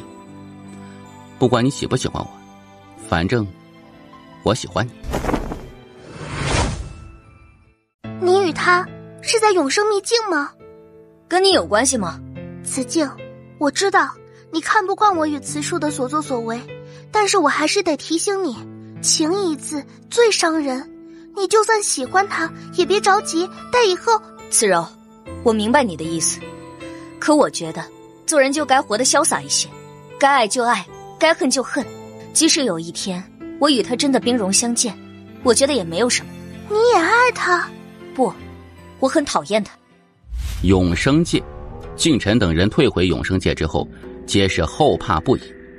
他们没有想到，这官宣宇宙的强者竟然如此恐怖，差一点直接就全军覆没了呀！我们前往官宣宇宙的1000大术士，只回来了一半。一半？地主在何处？刚得到消息，地主已经前往神虚之地。神道文明，将这边的事告诉他。接下来有何打算？木仪有什么想法？我倒是有几个想法，我与你说说。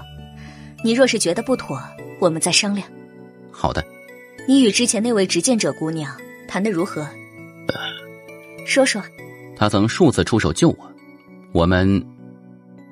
既然她对你有情意，那么观选宇宙与真宇宙之间的事情，我们就暂时搁置一下，先来解决这永生文明吧。现在有2条路可以解决永生文明，你得选一条。哪2条？第一条，以现有的观选宇宙实力与永生文明斗智斗勇。当然这要难一些，因为就目前而言，若是单打独斗，4剑与那位真神还有大道比主人不出，应该是没有人能够打得过那位永生大帝的。叶关沉默。当日执剑者和永生大帝交过手，当时执剑者完全被压制，而那个时候永生大帝只有不到巅峰时期30%实力。知道第2条路吗？让姑姑出手。你这小家伙，这聪明劲儿一点都不输你老爹。让你姑姑出手，这永生大帝自然不是对手的。可是将有一个问题，那就是他每一次出手都将在你心中种下一位神，而且你的无敌剑道道心也会在顷刻间崩塌。确实，自己走的是无敌剑道，御敌就叫姑姑，这是哪门子无敌剑道啊？无敌姑姑还差不多。而且还有一个问题，那便是若是有一天他不在了，那时你再遇到天大的困难又该如何？木易，我明白你的意思了。其实我们也不希望你成为一个新的靠山王，不然我们都不用来这里帮你。你遇事叫一声姑姑，一切麻烦都解决了。我想靠自己。其实我们在这里帮你对抗真宇宙与永生文明，不仅是在帮你，也是在帮我们自己。我们也想突破自身桎梏，破掉心中神，达到另外一个层次。破神？其实破神不是一个境界，当然你也可以当它是一种境界。而在我看来，破神就是破心中的恐惧，破那种绝望，破那种你自认为的不可能。就如此刻，我们的对手是永生大帝。就目前而言，对我们来说，这永生大帝是一个非常强大的对手。而你若是叫姑姑出来，你姑姑把他一剑给秒杀，那时我们会崩溃的。木易，我明白你的意思，你放心，我会靠我自己的。你这小家伙就是聪明。如果给我时间，我能打败永生大帝，我觉得我行的，真的。我相信你，不过当下我们就需要争取时间，为你争取时间。一切听木易的。那我们就来布个局，阴一阴这个永生大帝。但就在这时，安由突然出现在2人面前。安由深深一礼，然后低声说了几句：“慈柔前往永生界了。”叶关脸色阴沉，他知道这个女人去往永生界，那必然是要搞事情了。这女人必有阴谋。这女人必有阴谋。先不管那女子，当务之急，我们需要做2件事。木易有什么计划吗？据我们所知，永生大帝现在他正在神虚之地，他在那边救一些被大道比主人封印的神道文明时代强者。当然，作为回报，那些强者一旦出现，自然是要为他做事的。就如之前的宇宙神灵神一界，对方就是永生大帝救出来的，而条件就是为永生文明效力。他能救，我们为何不能救啊？而且我有道印，我若要想救的话，可以比他更加容易啊。聪明。第2步就是提升我的实力嘛。是的，你现在剑道境界可以，但是自身境界与你这肉身还不够强，因此我们得想办法提升你的境界与你的肉身。去神虚之地。好。等等，得带2个小家伙去。以后去玩记得叫我们，知道吗？好，我们走。另一边，一片星空之中，博天道看着远处星空深处沉默不语。在他身旁是博天烈，现在整个博天族就他们2个强者了。未曾想到，这观玄宇宙还有如此多神秘强者。博天道微微点头，低声一叹，内心复杂无比。他知道博天族这个仇是别想报了，这观玄宇宙惹不起啊。大道比主人消失，无数封印开始慢慢消失，特别是那些边界封印。让族人去偏远一点的地方吧。族长是觉得这世道要乱了？已经乱了。这一次重生之后，怎么感觉我还弱了呢？听说永生文明此次进攻官选宇宙失败了。慈柔姑娘是来说风凉话的吗？我还没那么无聊，我这次来是想与永生文明合作。两位出来这么久，应该已经调查过我真宇宙与那官选宇宙。我真宇宙与官选宇宙也可以说是世仇，打了数千万年。而如今永生文明的敌人也是官选宇宙。俗话说得好，敌人的敌人就是朋友，所以我觉得我们完全可以合作。你们觉得呢？慈柔姑娘觉得该怎么合作？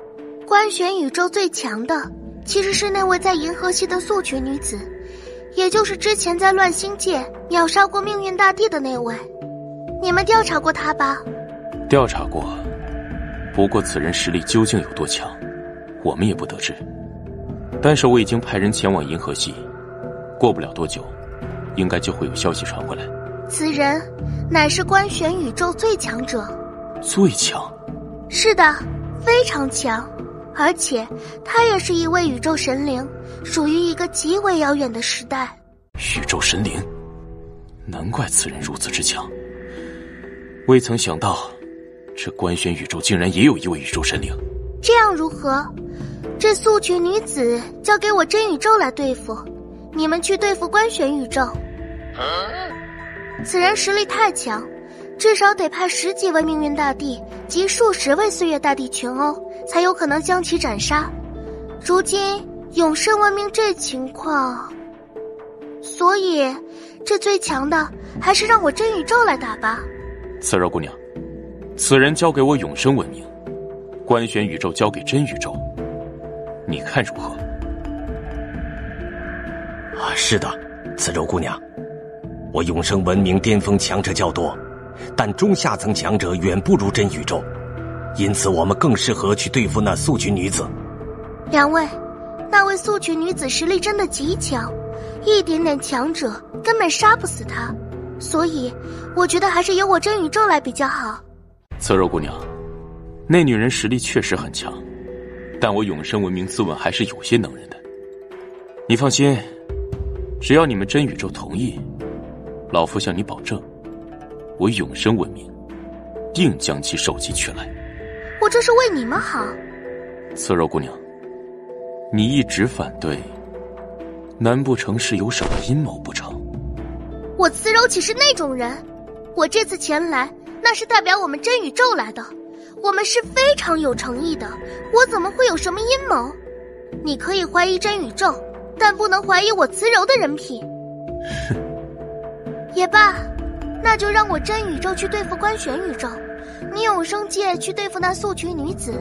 不过我得提醒你，此人实力极强，一点点人根本奈何不得他，因此你们若是想杀他，最好就不要留手，出所有强者，一击毙命。出所有强者，一击毙命。这是自然。不过慈柔姑娘，我有些好奇，真宇宙真的有把握对付那官选宇宙？哼，我真宇宙的实力很弱吗？老夫不是这个意思，只是这官选宇宙有几位顶级强者，他们的实力着实有些强大。这个就不需要阁下操心了，我们真正担心的是那素裙女子。此人拥有一柄神剑，就是当日白裙剑修拿着的那柄神剑。两位可知这是什么剑？此剑名为行道剑，行道，大道比主人打造的一柄剑。大道比主人打造的？是的，不然你以为那柄剑能有那么大的威力？也就是说，那女子的实力是在大道比主人之下？阁下，她的实力当然是在大道比主人之下，这世间怎么可能有比大道比主人还厉害的人？也是。虽然她实力远远不如大道比主人，但也不可小觑，特别是那柄剑。你们的人去了银河系后，可千万要小心，不可大意。慈柔姑娘放心，我们定会将那素裙女子的人头取来。既如此，那就预祝我们合作愉快。什么时候动手？做大事岂可拖拖拉拉？就现在。说着，他掌心摊开，一幅地图出现在靖晨二人面前。这地图上标注通往银河系的各个星域的传送阵，都是我真宇宙建立的。现在起，免费为永生文明提供。告辞。会不会有诈？刚得到消息，真宇宙已经开始大规模调兵前往虚真战场，他们连诸神黄昏卫以及远征军都调去了。看来真宇宙是真的想与我们合作。这真宇宙与观玄宇宙有世仇，他们想灭掉观玄宇宙完全是合情合理的。既如此，来人，召集所有强者前往银河系，诛杀素裙女子。全部强者？之前我们对战观玄宇宙连连失利，为何？因为我们从未真正重视过观玄宇宙，这种错难道还要犯第二次吗？不如等地主回来再做决定。这一次我们若是不出手，你猜想真宇宙会如何？他们定会认为我们无胆再与观玄宇宙为敌。一旦他们这般认为，你觉得他们还会与我们合作吗？真宇宙攻打观玄宇宙，倾尽所有，此等气魄，虽为对手，但我心中亦是敬佩的。反观我们，若是连个素裙女子都杀不了，那岂不是要让真宇宙笑掉大牙？战士默然不语，无法反驳。我知你所忧，那素裙女子实力定然是极强的，但是即使她能以一敌十，难道她能以一敌百，以敌千吗？为了以防万一，将战地也带去，这是自然。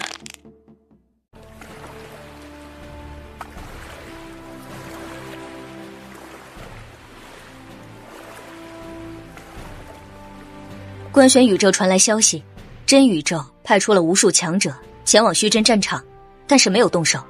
他们要做什么？不知道，但目前来看，他们是没有进攻的意思。因为若是要进攻，他们就不会搞这么大动作了，估计又是在玩什么阴招。那边的事情你莫急，有安姑娘他们在。慈柔，永生文明所有强者倾巢而出，去杀那素裙女子。哼，真有魄力呢。不是要让他们两个宇宙彼此消耗吗？哼，继续往这里派人，但没有我的命令，任何人都不得动手。原地左相沉默不语，黛眉微蹙。这慈柔到底在帮谁呀？他都有些搞不懂了。那个盾可以借我玩吗？我保证还。他在说什么呀？他说你爹找他借了很多东西，都没有还过。天哪，这老爹怎么净干这种事情啊？太可怕了！老杨家的人品怕是都被老爹一个人败光了呀。你爹找小白借了很多东西，说儿子还。妈的，这老爹太不当人了，生儿子是来这么玩的吗？这孙子很穷，他还不起。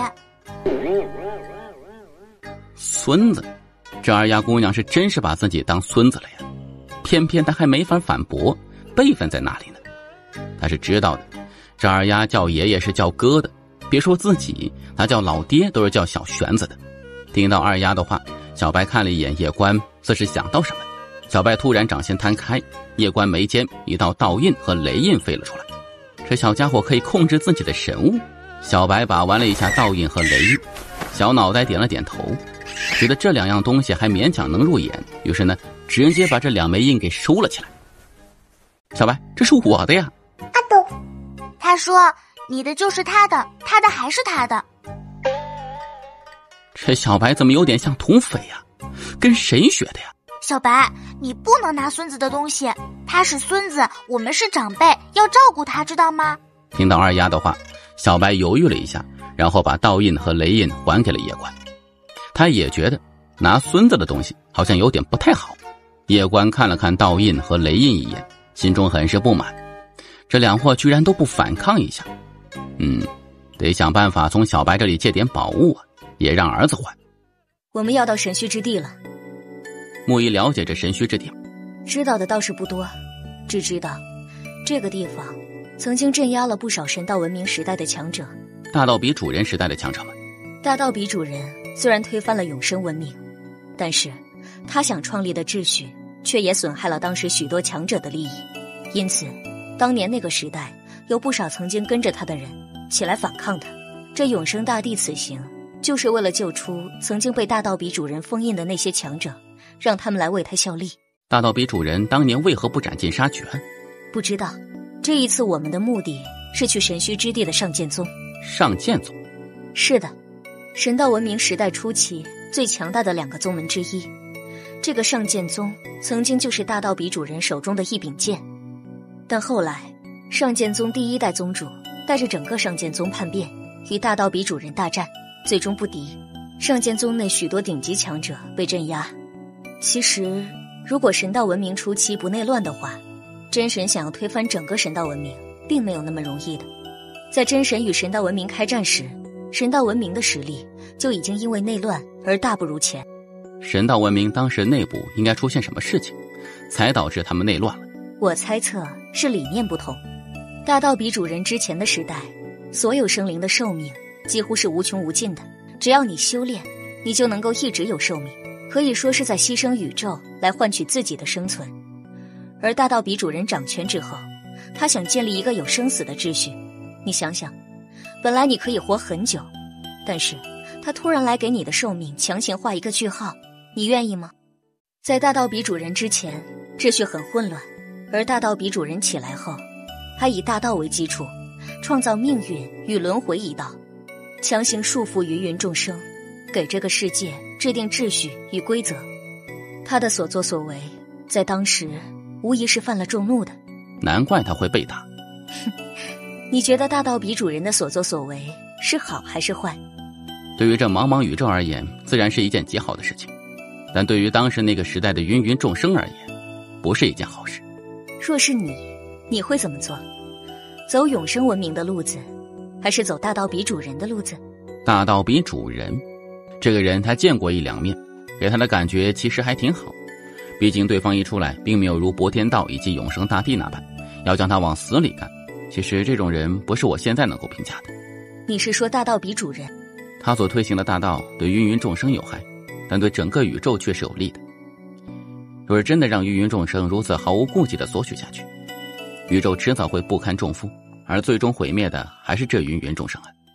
但同样的，换做我自己那个时代，他这么搞，我也是要反抗他的，毕竟这涉及到自己的利益了。你还没有回答我的问题，若是你成为一个时代的新主，你会怎么做呢？不知道。没事，暂时也不急。木仪是天道，对吗？你是想问我对他的秩序大道是什么看法，对吗？是的。作为天道，自然是希望这世间是有秩序与有规则的，因为如此一来，一片宇宙才能够可持续发展，寿命会变得更久。他已经明白木仪的意思了，很显然他是支持这个大道比主人的做法的。其实也正常，若真任由世人索取，宇宙迟早会彻底灭亡，而木天道作为天道，肯定是不希望宇宙灭亡的。其实大道比主人的秩序并未被推翻，你可以看看，真神保留了大道比主人的秩序，我们观选宇宙亦是如此。确实。对真神你是什么想法？不熟，不做评论。也是。哎，小关子，你去过银河系没？没有。下次跟我们去，我请你喝82年的酒。82年？还有小妹妹，她们会跳舞，穿的可少了。一旁小白连忙点头，然后特意比划了几下。穿的很少。我觉得银河系也可以历练。下次我们去银河系历练，我带你去那种地方。那种地方？这二丫说的那种地方，不会是那种地方吧？银河系，叶关倒是有些向往，因为那不仅仅是娘亲秦关的老家，公谷和老爹现在也在银河系，严格来说，他其实也算半个银河系人。去银河系可以大幅度提升你的实力。怎么说？银河系是一个花花世界，最容易锻炼人心。你这种天赋去那边红尘走一番，必定见到修为大涨。而且大道比主人曾经也是在银河系，我和小白还知道他住在哪里。他住在黔州，有很多很多宝贝。有点不对劲啊。木仪可去过银河系？没有，不过以后有机会倒是要去看看，听说那边挺好玩的。有机会我也去看看。记得带上我与小白，我们带你去无边会所。无边会所？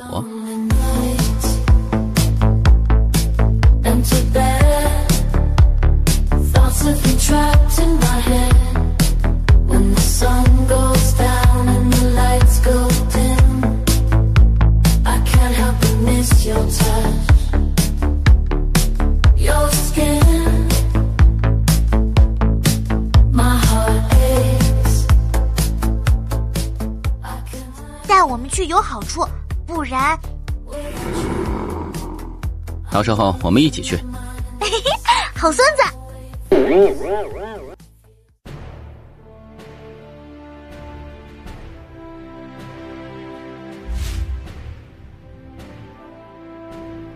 到了。是的。之前不是说那永生大帝在神勋之地吗？怕吗？我连公谷都不怕，就会怕他？你都不怕，那我也不怕。到时候你与永生大帝单挑，我与二丫还有小白给你助威，如何？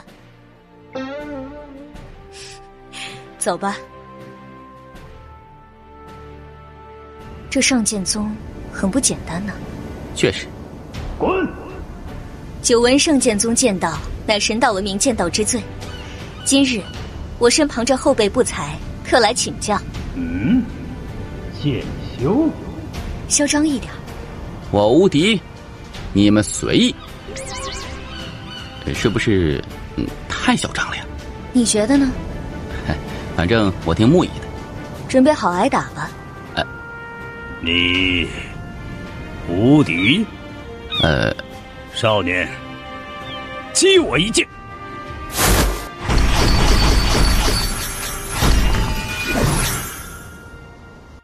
无敌剑道，破凡境剑修，好妖孽！前辈，你方才那一招可是剑技吗？是的，老夫自创的斩天技，你觉得如何？前辈，此剑技好生了得，晚辈有个不情之请。晚辈想学此剑技。你想学我这剑技？不知前辈可愿相授？我这剑技虽然还可以，但比起你方才施展的那门剑技，却是远远不如。你学我这剑技做什么？学前辈的意。意？是的，前辈那一剑之中蕴含一股意，一股桀骜不驯的意，一股锋芒毕露的意，一股敢与天下至强者亮剑的意。见到前辈，我才觉得剑修就当该如此。你这少年说话有意思。走，我们进殿谈。这个孙子很会拍马屁，下次要小心点儿，不要被他忽悠。当然，偶尔可以给他点好处，毕竟是我们的孙子，不能亏待了。木仪，自己去吧。好的。来此可是为上剑宗传承？前辈，实不相瞒，我来此并非为了传承，而是另有所谋。谋什么？叶关突然掌心摊开，道印出现在他的手中。道印？是的。你虽有道印，但身上却并无神道气运，也就是说，你不是大道比主人的人。这就奇了，你既然不是大道比主人的人，但却拥有道印。我与大道比主人虽见过一次面，但确实不是他的人。你想做什么？我听闻贵宗有不少强者被大道比主人封印，因此我想来为贵宗强者解封。救了我们之后，然后条件是我们为你效力。前辈错了，不用为我效力，我只求贵宗一份剑道传承，传我一些剑道知识便可。就这样。前辈，刀印可暂借前辈一用，拥有此印，我相信前辈能够随时破除上剑宗的封印。少年，你当真有意思，你比那永生大帝有意思太多了。永生大帝来过这里，不久前他来过此地，他说只要我上剑宗愿意效忠他，他便愿意相助我们脱困。前辈们拒绝了。哼，我剑宗铮铮铁骨，岂会为了苟活而去做他人走狗？他知道许多剑修都有傲骨，说的好听是傲骨，说的难听就是一根筋。当然这种人往往也是最让人敬佩的，宁折勿弯，宁死不屈。少年，你当真愿意相借道印？自然。除那份剑道传承外，别无所求。求一份善缘。好一个善缘！少年，你的这份善缘，我上剑宗结了。上剑宗。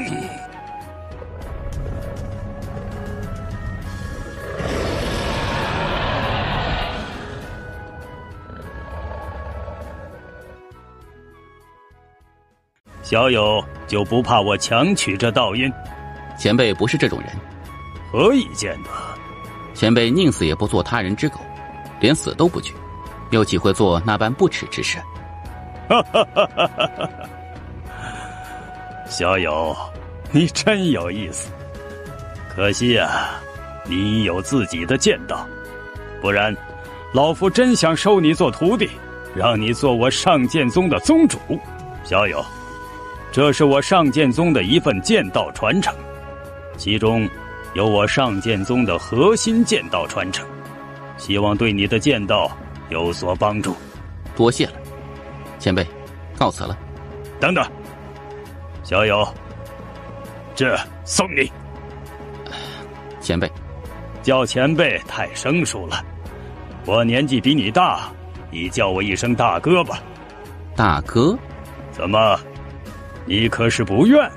自然是愿意的。大哥，在下叶欢，如今观玄宇宙的院长。我叫南云天，上剑宗的副宗主。宗主当年遇害后，如今这上剑宗归我管。此乃我上剑宗第一神物，里面有6柄无级别飞剑。方才我见你用的是异剑，想来你缺剑，所以赠送给你了。我要拒绝，这也是我的一番心意。多谢大哥。应该是我感谢你，若不是你愿意相助，我上剑宗等人怕是要被封印致死了。缘分。好一个缘分！叶老弟，大恩不言谢。从今日起，你观玄宇宙的事情，就是我上剑宗的事情。你有需要，只要知会一声，就是大道比主人与你为敌，我上剑宗也要干他一干。大哥，多谢了。哎，自家兄弟谢个什么？我们得去别的地方了。大哥，如今上剑宗百废待兴，若是有需要，知会一声，我观玄宇宙绝不推辞。好，告辞。宗主，你可是在疑惑我为何那般对待这少年？第一，他救了我们，救命之恩，别说只是感谢，就是磕个头都不为过。第二，你们觉得此人如何？天纵奇才。还有呢？老者看向南云天，不解。第一点，此人能够以道仙境占命运大地，他的天赋自然是毋庸置疑的。但是，若仅仅只是天赋，他可能在这个年纪达到这个高度吗？更别说此人还拥有道印此等神物。这道印可是神道一脉道主的身份象征，但此刻却在他身上。他与大道比主人……愚蠢！先不说他与大道比主人有没有关系，就算他与大道比主人有关系，那又如何？去杀了他，还是去杀了大道比主人？我们上剑宗巅峰时期都干不过大道比主人，更别说现在了。即使他是大道比主人的人，我们也不能再有别的心思，因为我们根本不是大道比主人的对手，而且他并不是大道比主人的人，因为他身上没有神道气运加持，而他既不是大道比主人的人，但却拥有道印此等神物，这就很耐人寻味了。此人身份确实不简单，他身边跟着的那2人很危险，还有那白色小家伙是一位灵族。时代不一样了，我上剑宗可以高傲，可以有骨气，但是更得有脑子。我知道你们在想什么，此刻的你们自然是很膨胀的，认为自己现在破了封印，没了大道比主人就举世无敌了。是也不是？众人沉默，他们确实是有这个心态的。在神道文明时代，他们就是最能打的那一批顶级强者，而如今脱困，大道比主人不在，他们还有敌手吗？呵呵，当年我上剑宗为何有那场灾难，就是因为膨胀，膨胀到我们都已经认不清自己。而如今数千万年后，我们若是继续膨胀，等待我们的怕是只有死路一条。江山代有才人出，不要小瞧这个时代的人。我们如今要做的就是低调发展，静观其变，广结善缘，图谋未来。宗主所言极是，宗主是看好这少年。此人如此年轻，便有如此恐怖的战力，身世必不一般。更难得的是，自身天赋妖孽无比。天赋妖孽也就罢了，他的智慧也是无比妖孽，而且极有魄力，竟敢拿那道印来赌。这种人绝非一般人，能够与其结交，对我上剑宗而言实乃一幸事。宗主也是在赌？我上剑宗刚出来，根基不稳，想要稳定发展，就得有盟友。这少年身份不简单，最重要的是他性格也合我胃口，所以我也愿意与他结一份善缘。而之前的永生大帝，此人一来就高高在上，仿佛是在对我们施舍一般。这种人，就算我上剑宗永不出世，也不会去效忠他。此刻起，宗门弟子不得离开这里，你等好好约束他们，让他们莫要去外面生事。如今我们刚破封印，对这时代陌生得很，一个不慎就可能招来大祸，因此一定要好好约束好他们。做人给我低调一点，谦虚一点。众人纷纷点头，表情明白。已经吃过一次大亏了，现在出来之后还不学聪明一点，他就真的是该死了呀。蛮有气魄的嘛。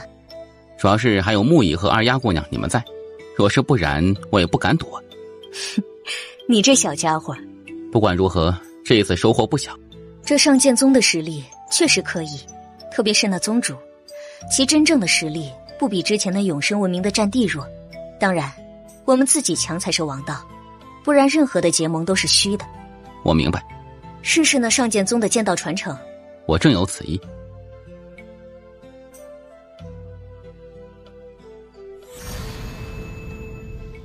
如何？收获很大。记着，你已有自己的剑道，有自己的路，因此别人的路你可以去学习去借鉴，但不可去走，更要小心别人的剑道理念对你的冲击，让你剑道信仰崩塌。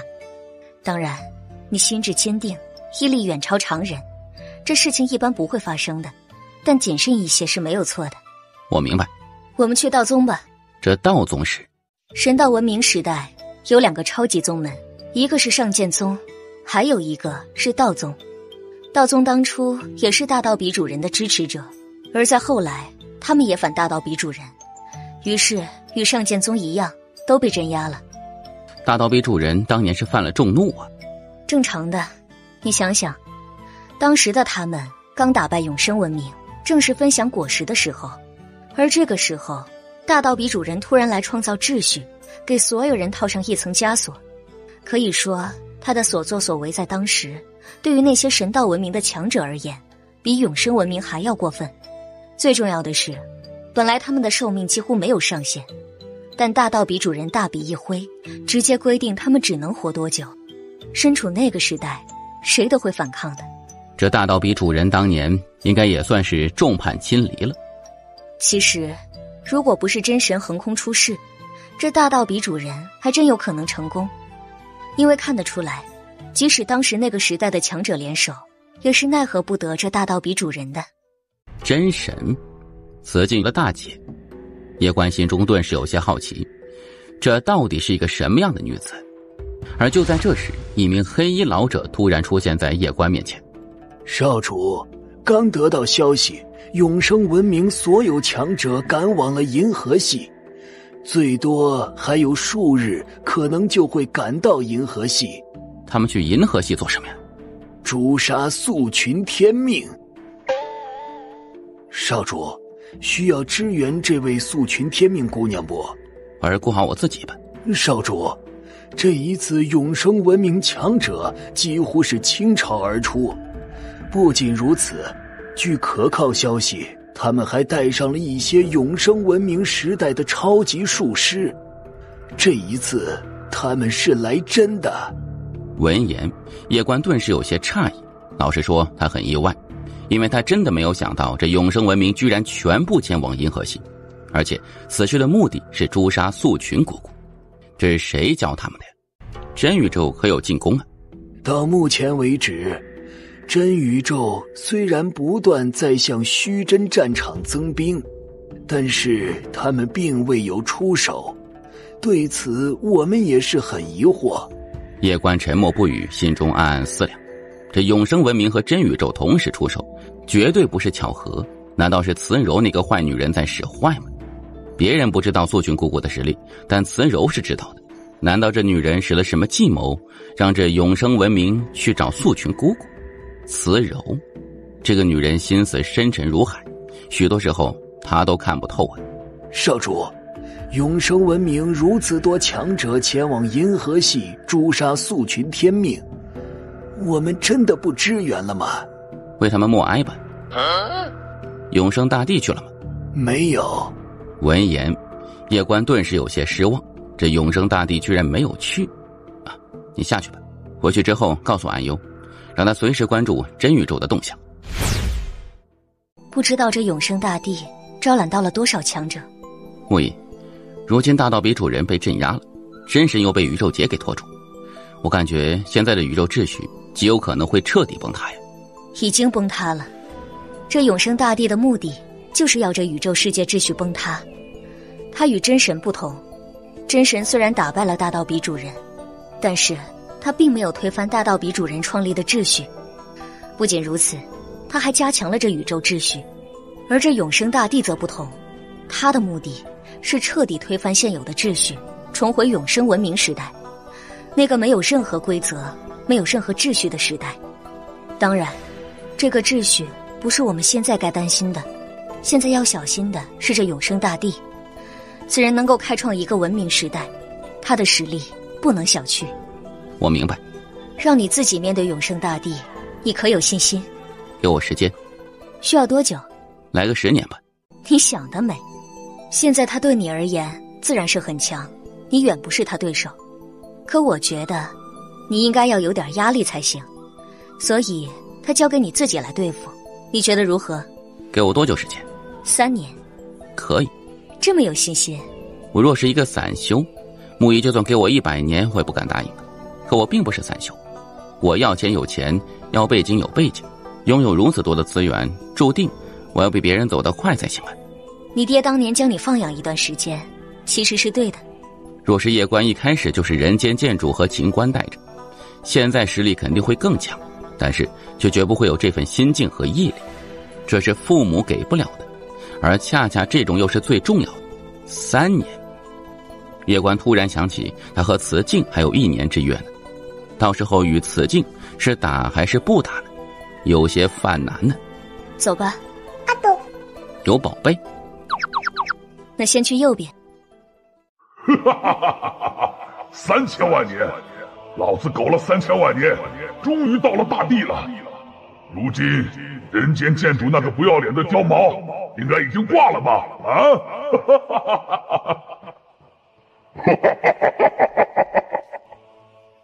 是你，木易，他是醉王。醉王，眼前这位正是当年在官玄宇宙跟随过人间剑主的醉王。不过当年那场大战开始之时，这醉王就开溜了，谁也不知道他去了哪里。穆念念没有想到，居然在这里遭遇到这个家伙呀！而且听这个家伙的意思，这个家伙在这里竟然苟了3000万年，离谱，真能苟啊！这尼玛是狗王啊！醉王，你居然在这儿！念姑娘，人间剑主还在吗？不在了。哎，他最终还是没有打过真宇宙啊！他破神成功了。这破神成功？是的。未曾想